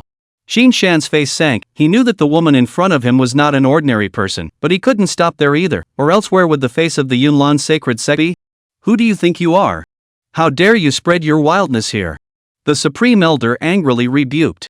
Yi Hongya was unmoved as a red flower suddenly appeared in her hand. That was her innate magic treasure, the acacia flower. Old man, I don't want to be your enemy, but if you want to stop me, then don't blame me for not being polite. Yi Hongya's tone was resolute. The acacia flowers bloomed in Yi Hongya's hands, emitting an enchanting fragrance. This aroma, not only was it refreshing, but it also contained a powerful force that could mesmerize one's mind and cause one to fall into a state of illusion. However, when faced with the aroma of the acacia flower, the Supreme Elder couldn't help but be slightly stunned.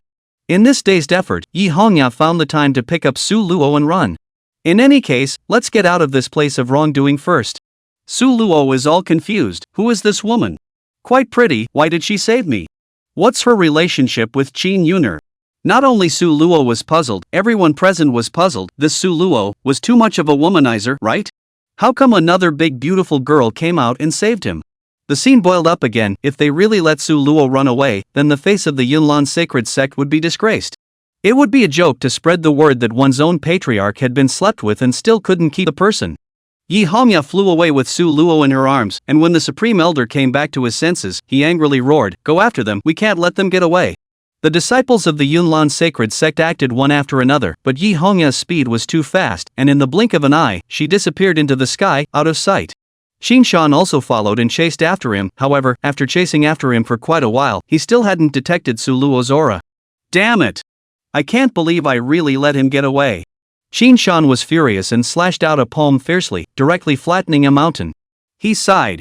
There's one more thing, Qin Yun'er is right, in this matter, there must be other forces fueling the fire. They're just using Su Luo and Qin Yun'er's matter to take advantage of the opportunity to suppress the Yunlan sacred sect. Whoever is behind this, I'm going to make him pay. Xin Shan said through gritted teeth. Chapter 147. Let me study it. Seeing that Su Luo was successfully rescued, Yang Bingqing and Lin Ruoxi's hanging hearts were finally put down. The two men let out a long, uncharacteristic sigh of relief. Compared to the stunned Lin Ruoxi, Yang Bingqing appeared more composed and calm. After all, she herself possessed an innate leadership temperament, and after thinking for a few moments, a flash of inspiration led her to think of a way to help Su Luo. In the current situation, the more chaotic the better. The more chaotic, the more favorable to Su Luo. Since certain people with evil intentions are bent on stirring up the Cloudland's sacred sect, I'll just add more fire to the fire. Let this storm, let it come more violently. As long as we can make the Cloudland sacred sect look after itself and not have the extra energy to track down Su Luo's whereabouts, it's equivalent to saving Su Luo in disguise. The idea is set. Yang Bingqing made an immediate decision and made a deployment, sending his men around to spread rumors. Have you heard? The Yunlan sacred sect is planning to kill people to silence them, and anyone who has witnessed fairy rhymes and decent images will all be unable to escape death. The room was in an uproar at this news. How is that possible? How could the Yunlan sacred sect dare to do this? Hey, who cares if it's true or not, saving our lives is important. Let's hurry and escape from Immortal Alliance City, that's the best strategy. It's better to believe it than not to believe it. The immortal cultivation world has always been cold and heartless, aren't you guys clear about that? What kind of unethical things can't those great sects do? Yes, sacrificing the lives of thousands of people in order to preserve one's own reputation. It's not like this kind of thing hasn't happened before in the immortal cultivation world. Let's run for our lives. Late is late. That's all. Yang Bingqing spread the news and created panic, causing the major clans to be on edge and antagonizing the Cloudland sacred sect. The entire Immortal Alliance city was in chaos.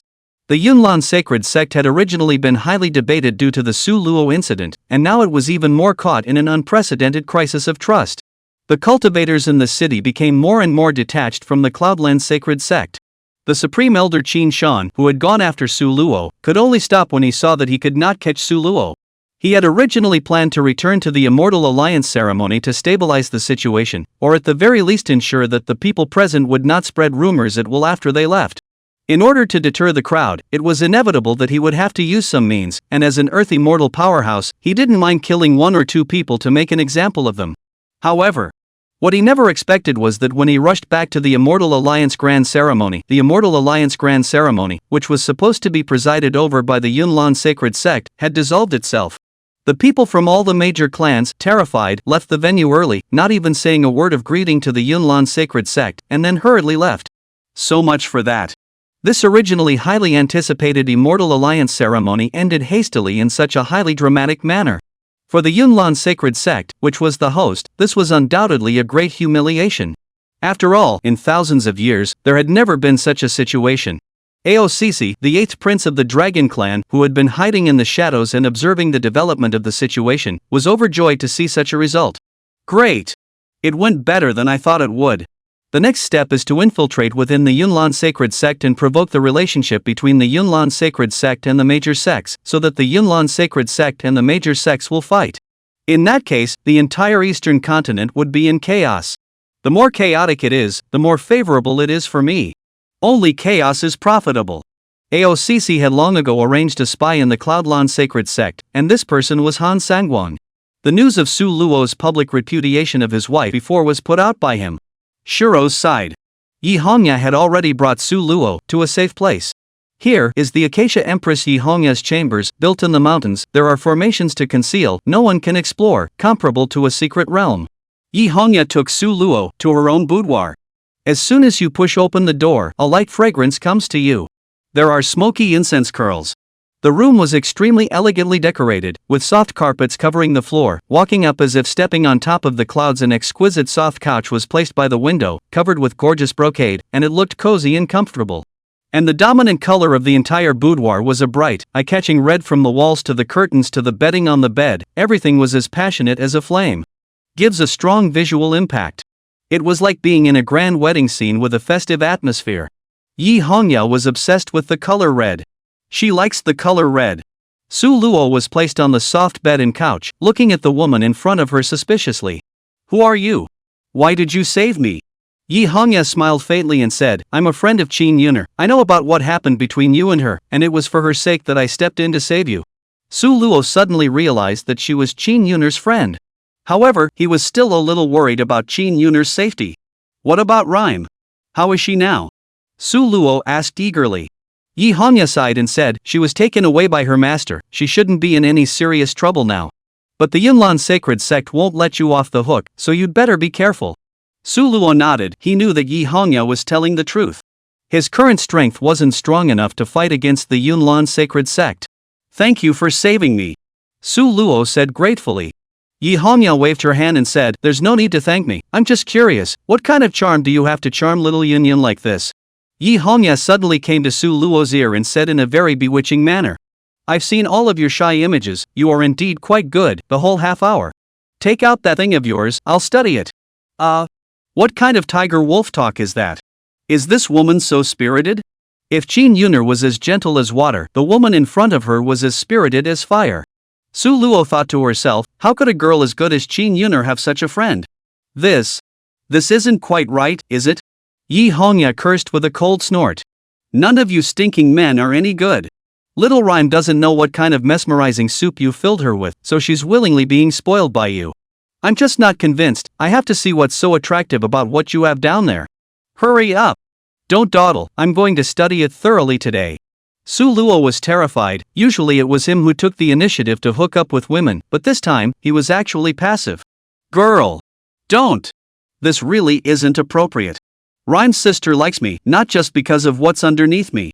We're in true love. Chapter 148, My Chest Hurts. Yi Hongya looked at Su Luo's panicked appearance and suddenly giggled and laughed out. Her eyes flashed with a hint of cunning, as if she was playing some interesting game. Look at you, just kidding, I'm not interested in studying your smelly mans. She laughed softly and turned towards the window, her fingers gently tweaking the wind chime by the window, making a crisp and pleasant sound. Su Luo breathed a sigh of relief, but the doubts in her heart did not completely dissipate. He knew that Yi Hongya was not an ordinary person. Yi Hongya's demeanor revealed an elusive temperament, spirited and passionate with a hint of evil. Are you really just Qin Yun'er's friend? Su Luo asked tentatively.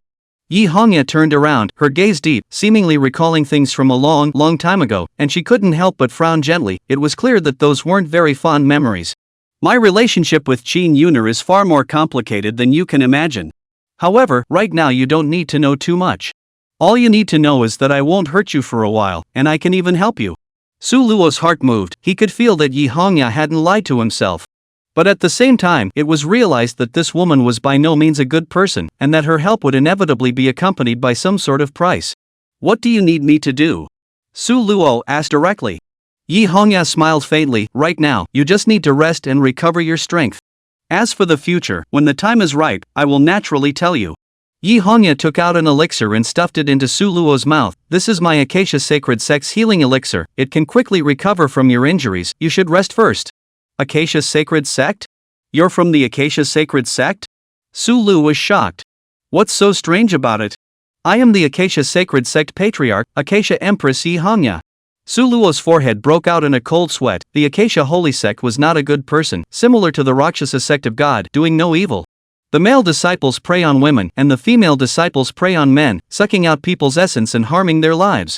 Moreover, the disciples of the Acacia Sacred Sect often infiltrated into other sects for the sake of cultivation resources, dove into the nests of magpies, and plundered wantonly, and getting involved with the Acacia Sacred Sect definitely did not have a good ending. Before, Su Luo had then encountered the disciples of the Acacia Sacred Sect twice. The first time was in the Peach Source Mysterious Realm, when the Acacia Sacred Sect disciple lured the Holy Maiden of Light, Alice, to cultivate the Acacia Easy Feat, and as a result, he was picked up by Su Luo.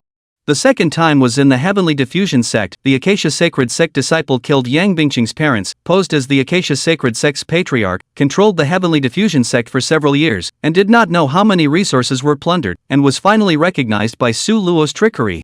With these two experiences, Su Luo did not have a good impression of the Acacia Sacred Sect. This couldn't help but make Su Luo suspect the purpose of Acacia Empress Yi Hongya's approach to Qin Yun'er. Could it be that she made friends with Qin Yun'er because she wanted to control her? And then control the Yunlan Sacred Sect? Su Luo was immediately alert. You are the Acacia Empress? I've heard that the Acacia Sacred Sect isn't a prestigious sect, and the disciples of the Acacia Sect go around harming people's lives, so tell me, what's your true purpose for approaching Qin Yun'er? At this time, Su Luo's body had recovered a bit, and he had to admit that the Acacia Sacred Sect's healing elixir was indeed very powerful, and it worked very quickly. Hearing Su Luo's questioning, Yi Hongya did not panic, sitting on the recliner opposite Su Luo, a pair of long legs, crossed, gently rocking. There was a hint of playfulness in her eyes, as if she was enjoying Su Luo's nervousness and uneasiness. Oh? Are you questioning me? I said that my relationship with Qin Yun'er is not as simple as you think, and I won't harm her. It better be. Otherwise, I won't spare you. What a big mouth. Do you have the capital now? Better mind your own business first. Yi Hongya got up and stuffed another elixir into Su Luo's mouth. A hint of a smile appeared at the corner of her mouth as she turned around. She could also sense that Su Luo did care about Qin Yun'er, as long as Su Luo was sincere. It was because Qin Yun'er also had a pivotal position in her heart. No matter who it is, no one can hurt Qin Yun'er. Yi Hongya planned to go back to Yunlan's Sacred Sect to take a look and find out about Qin Yun'er's situation after settling down Su Luo. You take a good rest first, and on Qin Yun'er's side, I'll go and rescue her out. After Yi Hongya finished speaking, she walked out of the house. However, just in the moment when she had just closed the door to her room, a kind of sharp pain as if being stabbed by millions of fine needles at the same time suddenly came from her heart. The pain, unusually sharp and intense, seemed to tear her entire being apart. Immediately afterward, she clearly felt that there was an extremely powerful and violent force, like a volcanic eruption, erupting within her body. The power was surging and unstoppable, making it almost unbearable for her. Oops. Could this be the power of the backlash brought about by the Acacia Easy Sutra? Yi Hongya's face was as white as paper. She had been aware of the symptoms for the last year, only today they had come on particularly suddenly and dramatically. She knew very well in her heart that the reason for this state of affairs was all because of the harmonious escape scripture. Yi Hongya didn't like men, so when he practiced the harmony technique, the one he looked for was always Qin Yun'er. Although it might not affect cultivation in the beginning, the later it got, the disadvantages became apparent. Today, for example, this heart-wrenching pain came with particular ferocity, a sharp pain that seemed to consume her soul. In the face of this kind of pain, Yi Hongya clenched her teeth and bitterly supported herself to prevent herself from collapsing. Still, the bean-sized beads of sweat on her forehead kept rolling down, soaking her shirt. She knew that it was her cultivation method that was wrong. After all, it was a harmony technique. How could it not involve a man? But she really hated men. At this very moment, this pain was getting more and more intense. Yi Hongya didn't dare to slow down and violently pushed open Su Luo's room. "Solo, help me." Yi Hongya's face, which was originally as white as snow, swooned with a hint of flushing. In that delicate and gentle cry, it was difficult to suppress a trace of softness. As soon as she entered the room, she hastily sat down on her knees. Immediately afterward, she took a deep breath in and slowly exhaled it out again, pinched her hands together and activated her gong method, attempting to alleviate the pain in her chest by regulating her breathing. Su Luo, who was on the side, naturally noticed Yi Hongya's abnormal state. "What the hell is going on? Why is she in this state? Could it be that you've suffered internal injuries from saving me?" A series of questions made Su Luo worry even more, even though Yi Hongya was the empress of the Acacia sect, but after all, she had saved herself. Su Luo couldn't bear to see her suffer so much. Su Luo walked over and asked with concern, "Fairy Red Aya, what do you need me to help you with?" Yi Hongya was suffering from the backlash of the harmonious prosperity technique, but at this moment, she felt the man's scent coming to her face, adding insult to injury, and the backlash became even more severe. She grunted and said, My chest hurts. Ah. And so, Su Luo subconsciously looking toward Yi Hongya's chest. Chapter 149. Where does it itch? I'll scratch it for you.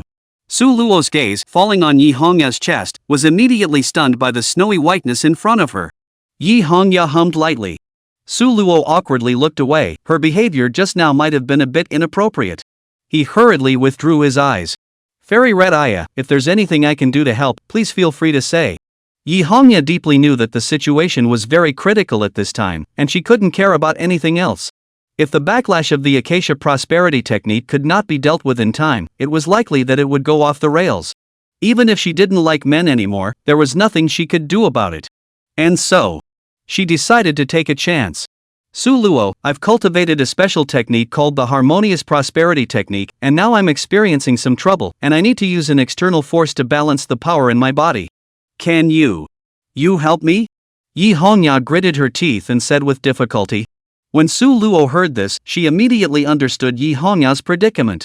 Wasn't this the same situation as Yun Qingshui cultivating the yin-yang divine harmony technique?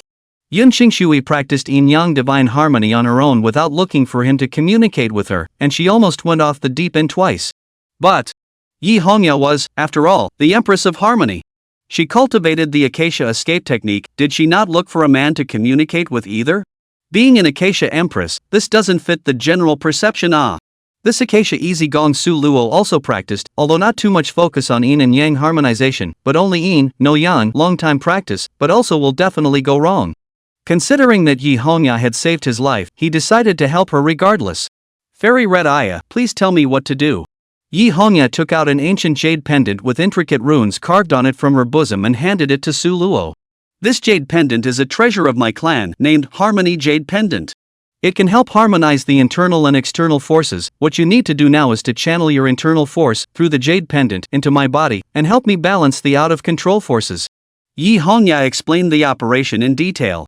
Su Luo took the jade pendant and only felt a warm power emanating from it, calming the mind. Without much thought, he immediately began to follow Yi Hongya's instructions. As Su Luo's internal force was slowly injected into the jade pendant, and then transmitted from the jade pendant to Yi Hongya, the look of pain on her face gradually lessened. The atmosphere in the room became unusually quiet, with only the sound of their breathing and heartbeats clearly audible.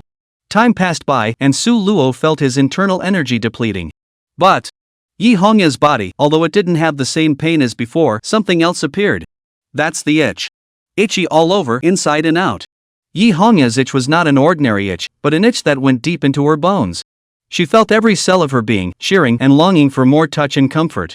This itch is even more unbearable than the pain that preceded it, because it acts not only on the body, but also on the soul. "Solo, I'm itching. Yi Hongya's voice, filled with helplessness and pleading, her body unconsciously twisted, trying to find some sort of hearty relief. Su Luo was also taken aback by the sudden words. Fairy Red Aya, what did you just say? Where do you itch? Let me scratch it for you. These words caused Yi Hongya's delicate body to tremble violently. She had always hated men, but at this moment, a strong desire was born. Yi Hongya's gaze was suddenly lost in thought. She didn't expect that the backlash of the harmonious prosperity technique would be so violent. Perhaps she also did not realize that it was Su Luo's presence that made this backlash difficult to control. Chapter 150 Cultivate Together. The scent from Su Luo's body violently hit Yi Hongya's heartstrings, making her moody and irritable. They say men stink, but I don't feel like he stinks either. At the moment, her chest was heaving violently, as if there was a blazing fire burning, and she was itching all over. Sulo, can you get out first? Yi Hongya forced herself to hold back her inner urges and said to Su Luo with a slightly trembling voice.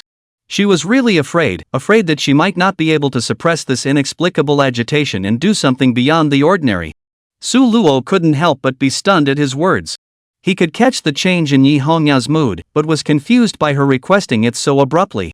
Just now he had asked for his help, but in the twinkling of an eye he was in a hurry to drive himself away. This woman's mind is really elusive.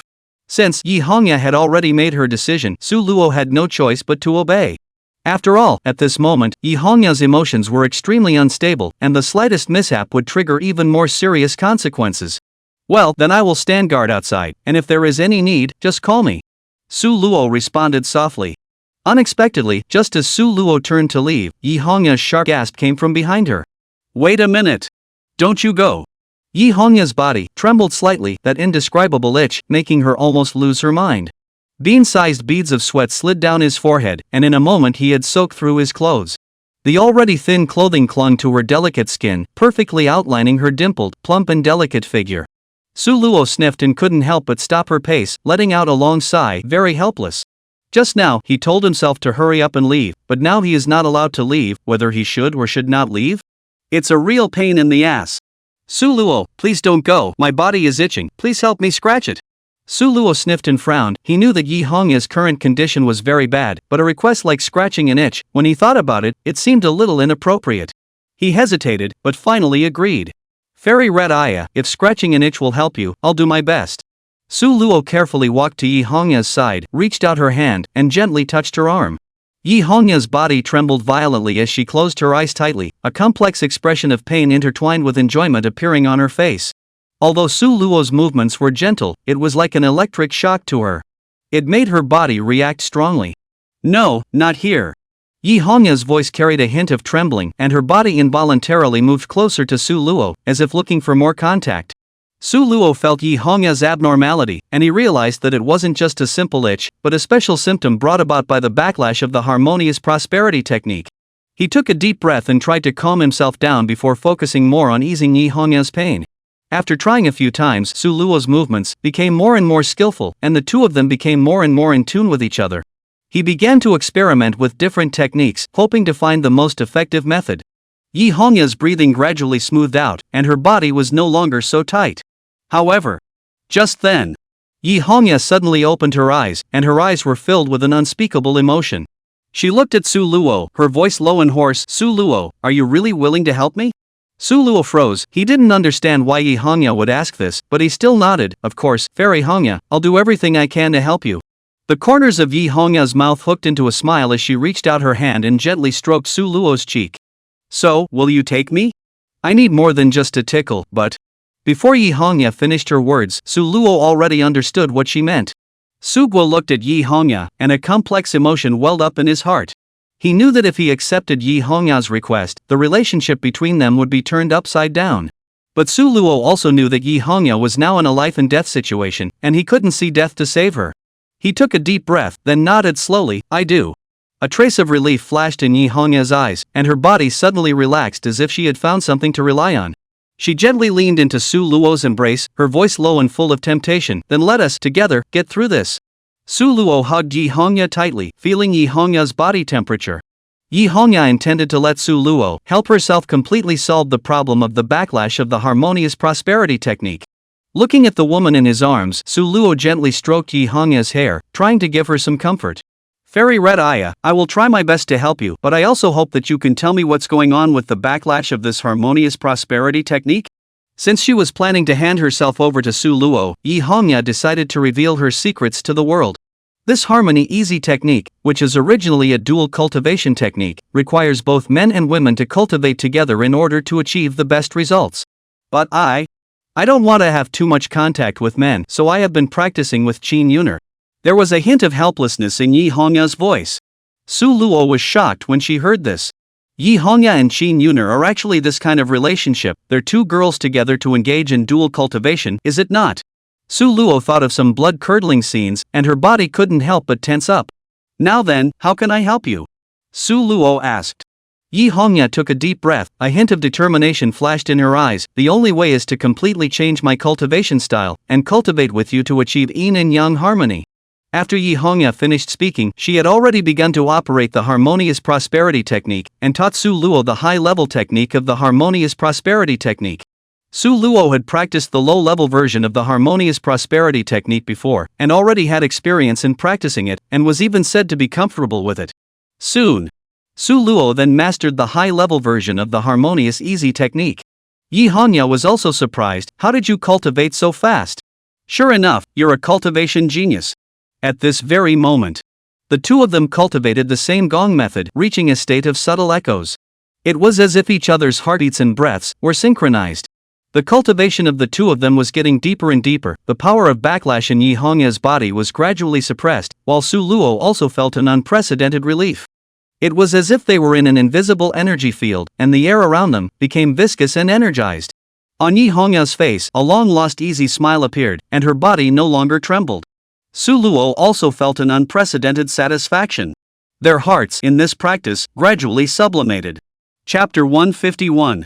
The two of them were cultivating and becoming more and more in tune with each other. The backlash in Yi Hongya's body was gradually dissolved, while Su Luo also felt an unprecedented relief.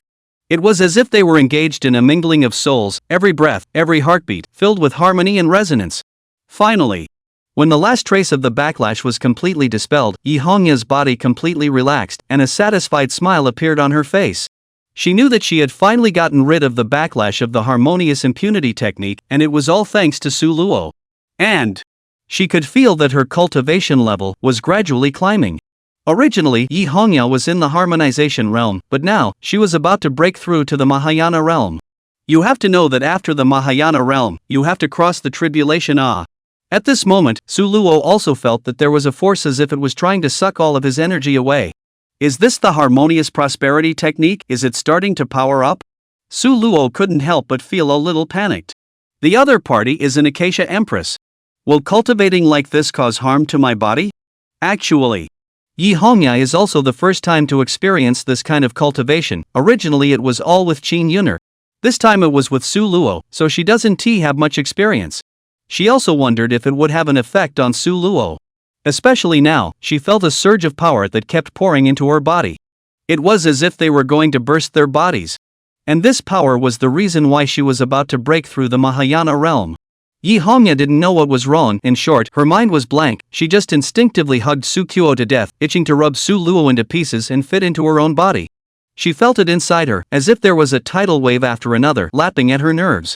Her body trembled and grew in amplitude. Su Luo had some regrets, because when he cultivated with other girls, he always took the initiative himself. However, right now, he was unexpectedly suppressed by Yi Hongya, without even the slightest bit of initiative. Su Luo felt that within Yi Hongya's body, there was a surge of power, as if it was about to erupt. He knew that this was the critical moment for Yi Hongya's breakthrough, and he couldn't help but follow suit and tense up. Boom!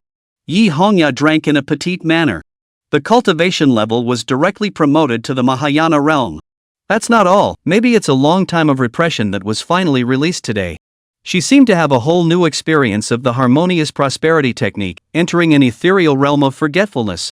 Su Luo secretly said that it was bad, because he clearly felt that his energy was being madly absorbed by this woman, and he could no longer stop it at all.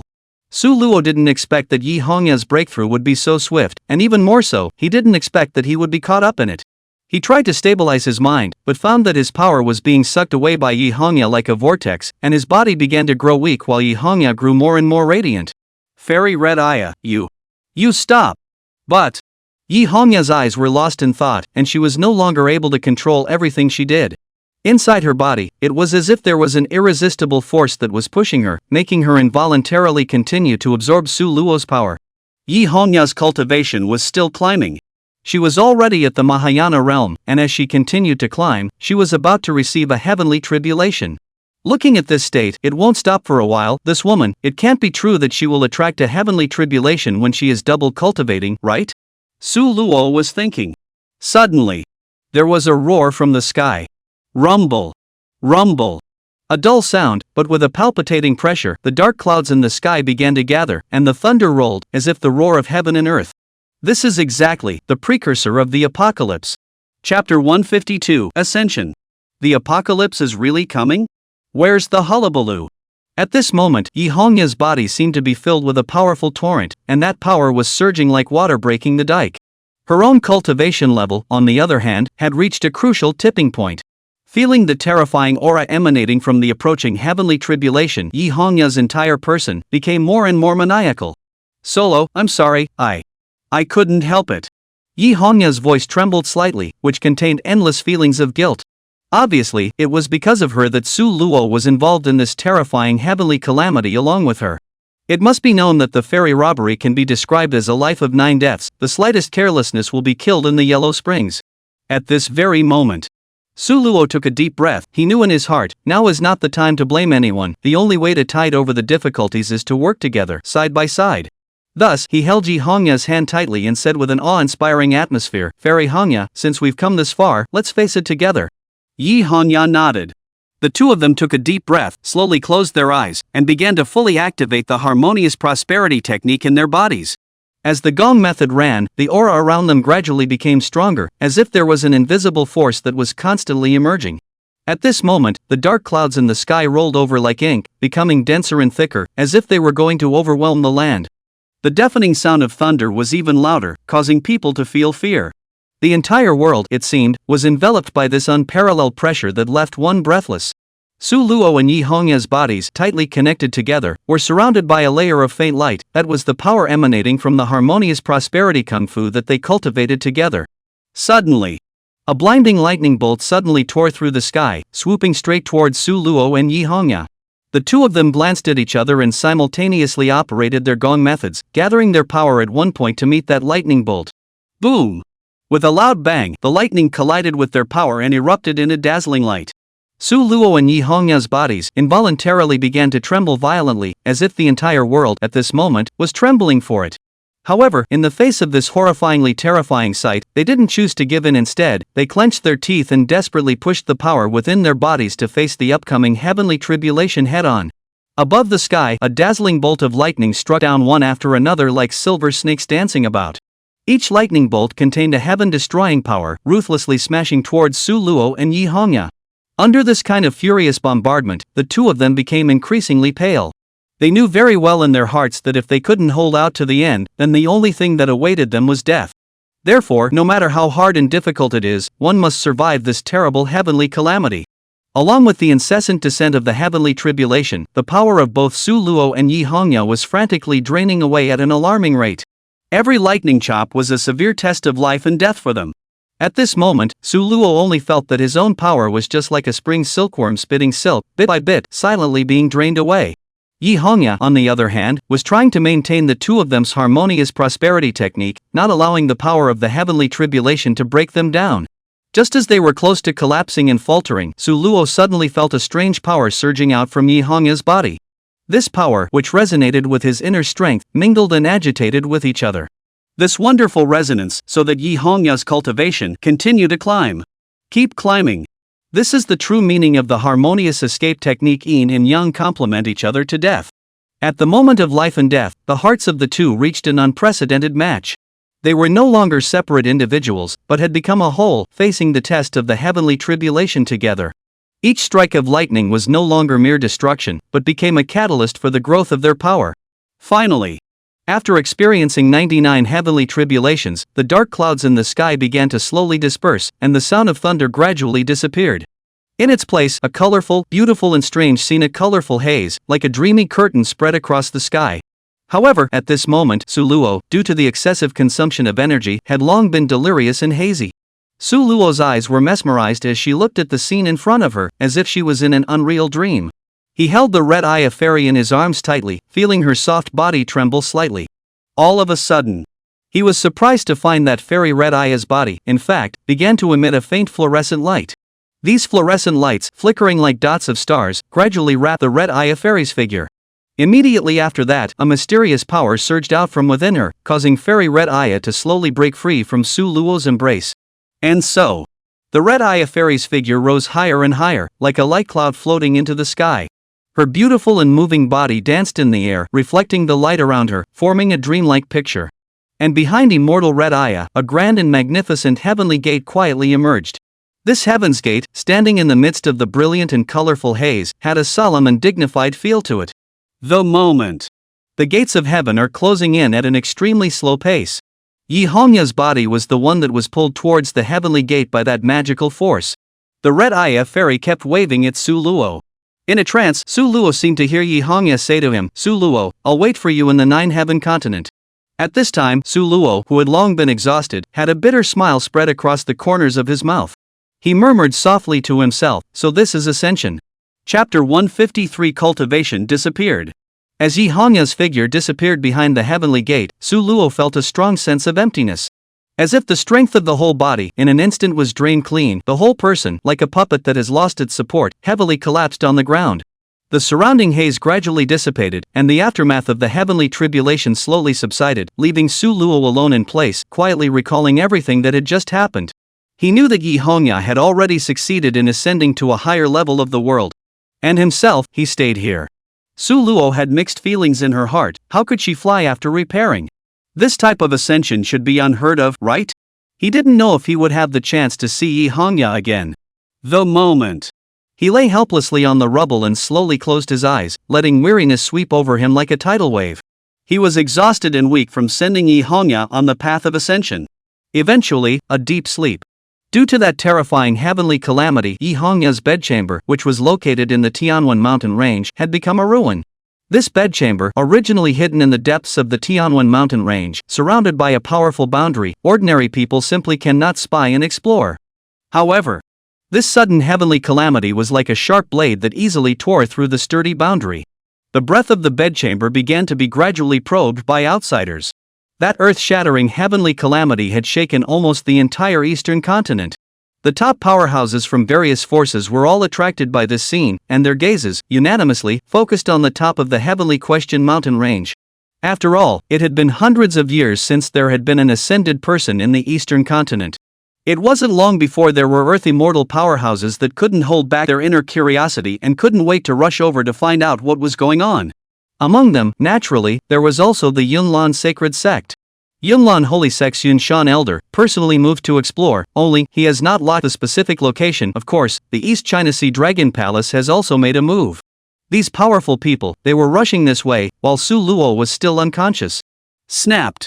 The dense raindrops, constantly hitting Su Luo's gaunt face, brought a silky stinging sensation. This strange feeling gradually awakened Su Luo's consciousness, and his eyes, finally, slowly opened. At this moment, Su Luo's mind was like a mess, completely unclear about how long he had actually been asleep. He looked around with a perplexed face, and when he saw the devastated scene, his heart couldn't help but well up with infinite emotions. Su Luo struggled to support her body and staggered to her feet. As far as the eye can see, the original grand and magnificent heavenly question mountain range bedchamber has been reduced to a ruin, and the former splendor has long since dissipated. Instead, there were only the crumbling walls, collapsed beams, and clutter all over the place. He took a deep breath and tried to calm the fluctuations within his heart, but the shock of Yi Hongya's ascension still lingered in his mind. Su Luo knew deep down that he had to recover his strength as soon as possible in order to deal with whatever might happen next. Thus, he sat down on his knees, closed his eyes, and mobilized the remaining trace of internal energy in his body, preparing to enter a state of toning. However, he was surprised to find that his own cultivation had, in fact, disappeared. Holy!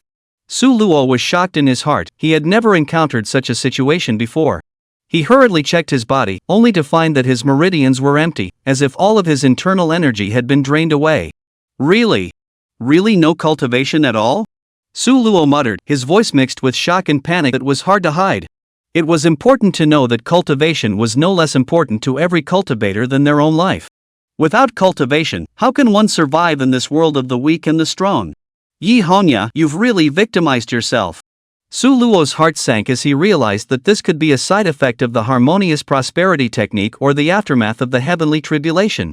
He had to find a solution as soon as possible, or else he wouldn't even be able to leave the Heaven's Question mountain range. Su Luo looked around, wanting to see if he could find a way to restore his cultivation here. For example, certain rare elixirs.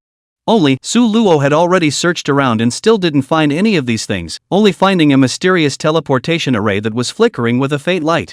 Su Luo's eyes lit up. From the current situation, this teleportation array was still working. Perhaps through it, one will be able to leave the Heavenly Question mountain range. Su Luo thought. Just in time. With his innate sharp intuition, Su Luo suddenly sensed that an incomparably powerful and palpitating aura was approaching towards this place. There was no doubt that the visitors were none other than those supreme powerhouses who had come to the eastern land continent. They were attracted by this earth-shattering heavenly calamity and rushed to find out what was going on. Su Luo's heart fiercely tightened. He knew very well in his heart that with his current state of weakness, being detected by these strong people was definitely not a good thing. In case there were people from the Yunlan sacred sect, he would be in danger. It is important to make a decision before it is too late. Su Luo stood up with a huff and stepped towards the teleportation formation that was emitting a strange light. As he continued to get closer, the originally weak light above the teleportation array gradually became more and more brilliant and eye-catching. Su Luo took a deep breath, and without hesitation, he leaped into the core area of the teleportation array. In an instant, a dazzling light erupted, and Su Luo instantly disappeared without a trace. This teleportation array, too, was eclipsed and returned to its initial calm appearance. Not long after he had just disappeared, several figures appeared in the Tianwen mountain range. It was the very same powerful people who were attracted by the heavenly tribulation. These powerhouses probed around, but only found a ruin and some remnants of the heavenly tribulation aftermath. They exchanged puzzled glances with each other, obviously ignorant of the identity and whereabouts of the ascended people. Elder Yunshan frowned as he could feel a subtle change in the aura of heaven and earth here, as if some kind of powerful force had erupted in this place. And he caught the scent of Solo. That kid has been here before. Could it be that the heavenly calamity has something to do with the woman who saved him? Shuro sighed. Through the teleportation array, he suddenly appeared in the middle of a canyon and was in the air. His body, like an out-of-control kite, fell rapidly. Su Luo's heart was anxious. He wanted to mobilize his cultivation to fly, but his cultivation disappeared. The good thing is, there's a big river down there.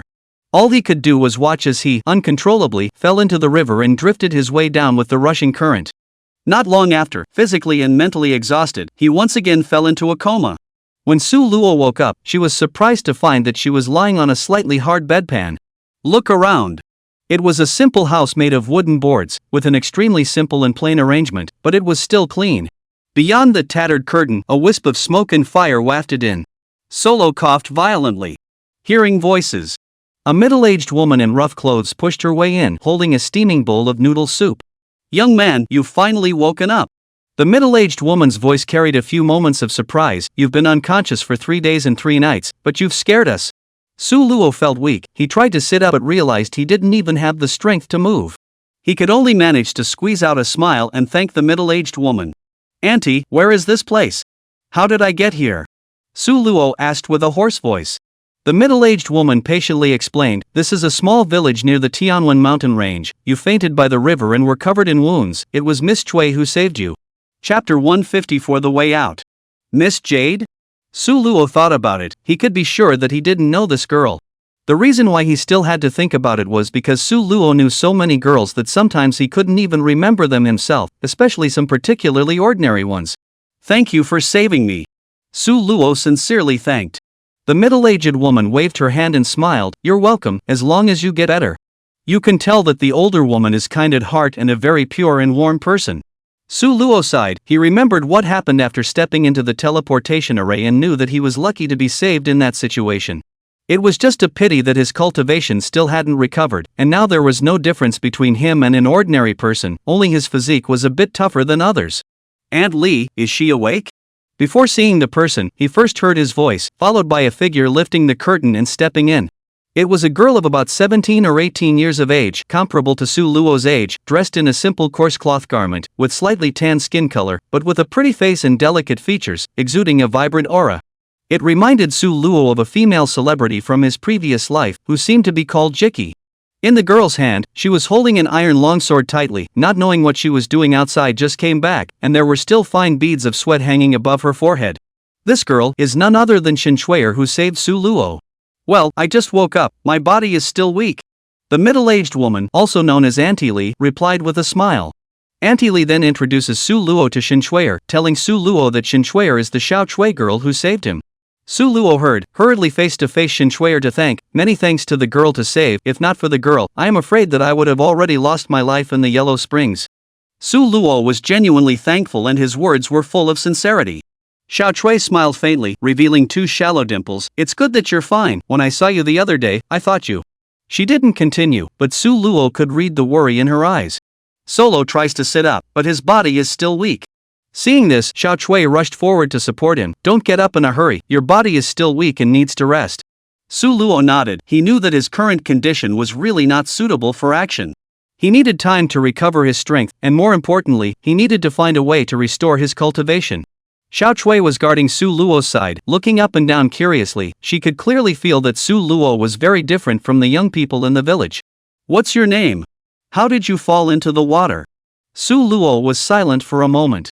He couldn't reveal his real identity, so he made up a name off the top of his head. My name is Li Qian, and I accidentally fell into the river. Upon hearing this reply, Xiao Chui's face showed a look of suspicion, clearly doubtful of this explanation, and muttered, what a strange person to accidentally fall into the river. Jade didn't seem to believe it, but still didn't pursue it any further. Su Luo secretly smiled bitterly, knowing very well in her heart that her name was too sensitive. That Cloudland sacred sect must have already laid a dragnet and chased around for his whereabouts. I'm afraid that if I make the slightest mistake, I'll invite death. Therefore, no matter when or where you are, you must be careful with your words and never reveal your identity. Under the careful care of Xiao Chui and Aunt Li, Su Luo's health gradually improved. He couldn't wait to start trying to cultivate, expecting to regain the cultivation he had once lost. Unfortunately, it was not what he had hoped for. No matter how hard he tried, the meridians in his body were still empty, and he couldn't feel the existence of any internal force at all. 3 days later, Solo was finally able to get out of the house. He sat quietly on the stone steps in front of the door, his eyes wandering to the village, the busy and unfamiliar figures. People were either hurrying by or talking and laughing in groups of 2 or 3, but none of it concerned him. At this moment, he was still confused and helpless inside. The way he could think of to restore his cultivation right now was to return to the Heavenly Diffusion Sect and dual cultivate with Yun Qingshui. At the very beginning, he had allowed Yun Qingshui to cultivate the Yin-Yang Divine Harmony technique with the idea of dual cultivation with Yun Qingshui in the future, which he would use to enhance his own cultivation. The Yin-Yang Divine Mergence technique was given to him by the system, and the most special thing about this technique was that he could transfer his own cultivation to another person of dual cultivation. But it was not easy to return to the Heavenly Diffusion Sect. He inquired. From the mere words of these villagers, he was roughly able to deduce that this place was far away from the Heavenly Diffusion Sect, a full 80,000 miles away. And right now, he had been reduced to a mere mortal, without the slightest bit of mana in his possession. Even less to summon a mount. If we were to rely on our legs alone and walk over there step by step, I'm afraid it would take years. Such a distant distance was undoubtedly a chasm that was difficult to cross for Su Luo at this time. Li Qian, what are you doing sitting here? Shui'er's voice interrupted his musings. Su Luo turned her head to look, only to see Shui'er walking this way with a basket of fresh vegetables, a bright smile on her face. It's nothing. The corners of Su Luo's mouth rose slightly, revealing a faint smile, her gaze falling smoothly on the basket of vegetables she was carrying in her hands, and she asked softly, picking so many vegetables, huh? Is today any special day? Hearing Su Luo's inquiry, Xiao Chui instantly became excited, her eyes filled with anticipation. Today. Those brothers from the city are coming back, they're all cultivators who have gone out from our village. It's been more than a year since I've been home, so naturally I have to give them a good reception. Besides, they even said they'd take me to the city with them this year. The more Xiao Chui spoke, the more excited she became, as if she had already seen a beautiful vision of the future. By then, I'll be able to enter the martial arts academy and study. As soon as the matter of cultivation was mentioned, Xiao Chui could not hold back the excitement within her heart, her hands unconsciously clenched into fists, her eyes revealing determination and yearning. For her, being able to embark on the path of cultivation had always been a dream come true. I'm going to be busy today, I've got a big black-haired pig to butcher later. Ha ha ha ha. After Xiao Chui finished speaking, she ran off to work, and after finishing the dishes, she literally brought in a black hairy pig. Su Luo looked at Xiao Chui's busy figure and couldn't help but feel a trace of envy in her heart. Lin Qian, do you want to come along and help? Xiao Chui greeted. Su Luo came back to her senses and saw Xiao Chui was holding a sharp knife, preparing to slaughter the black hairy pig. He hesitated and nodded, coming.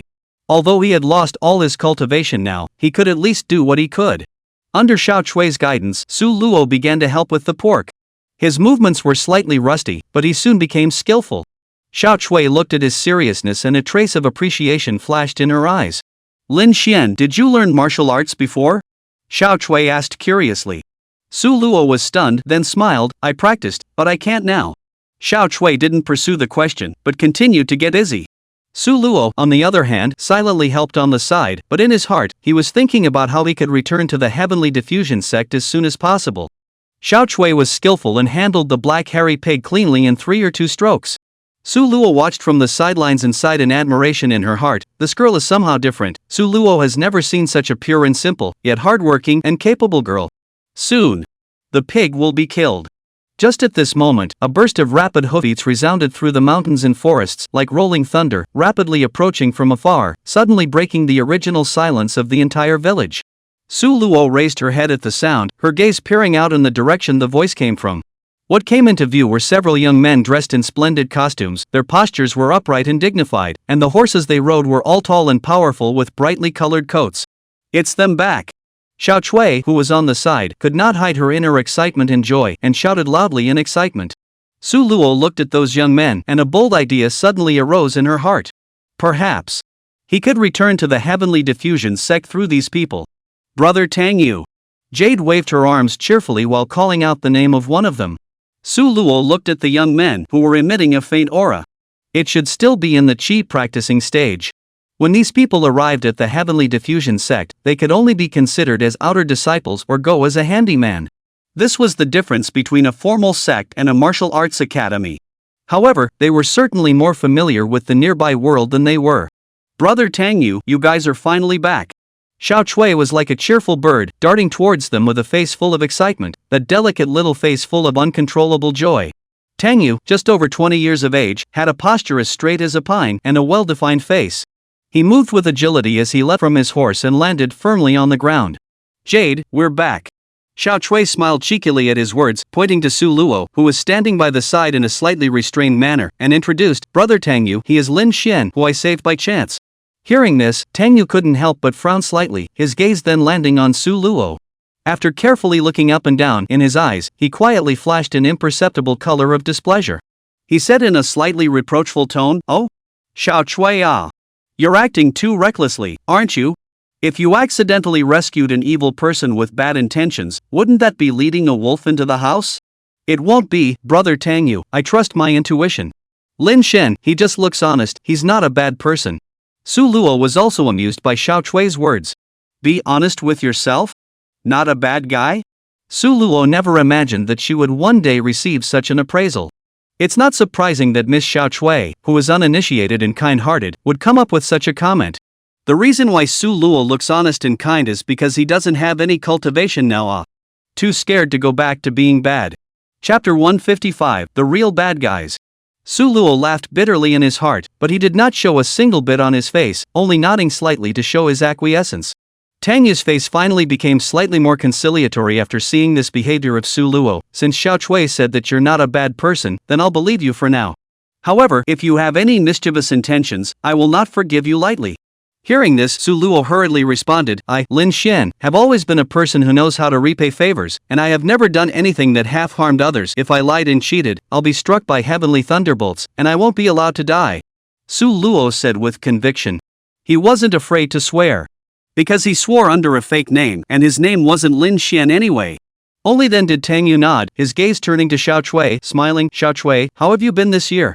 Xiao Chui sniffed and the smile on her face grew even wider as she said, "It's good.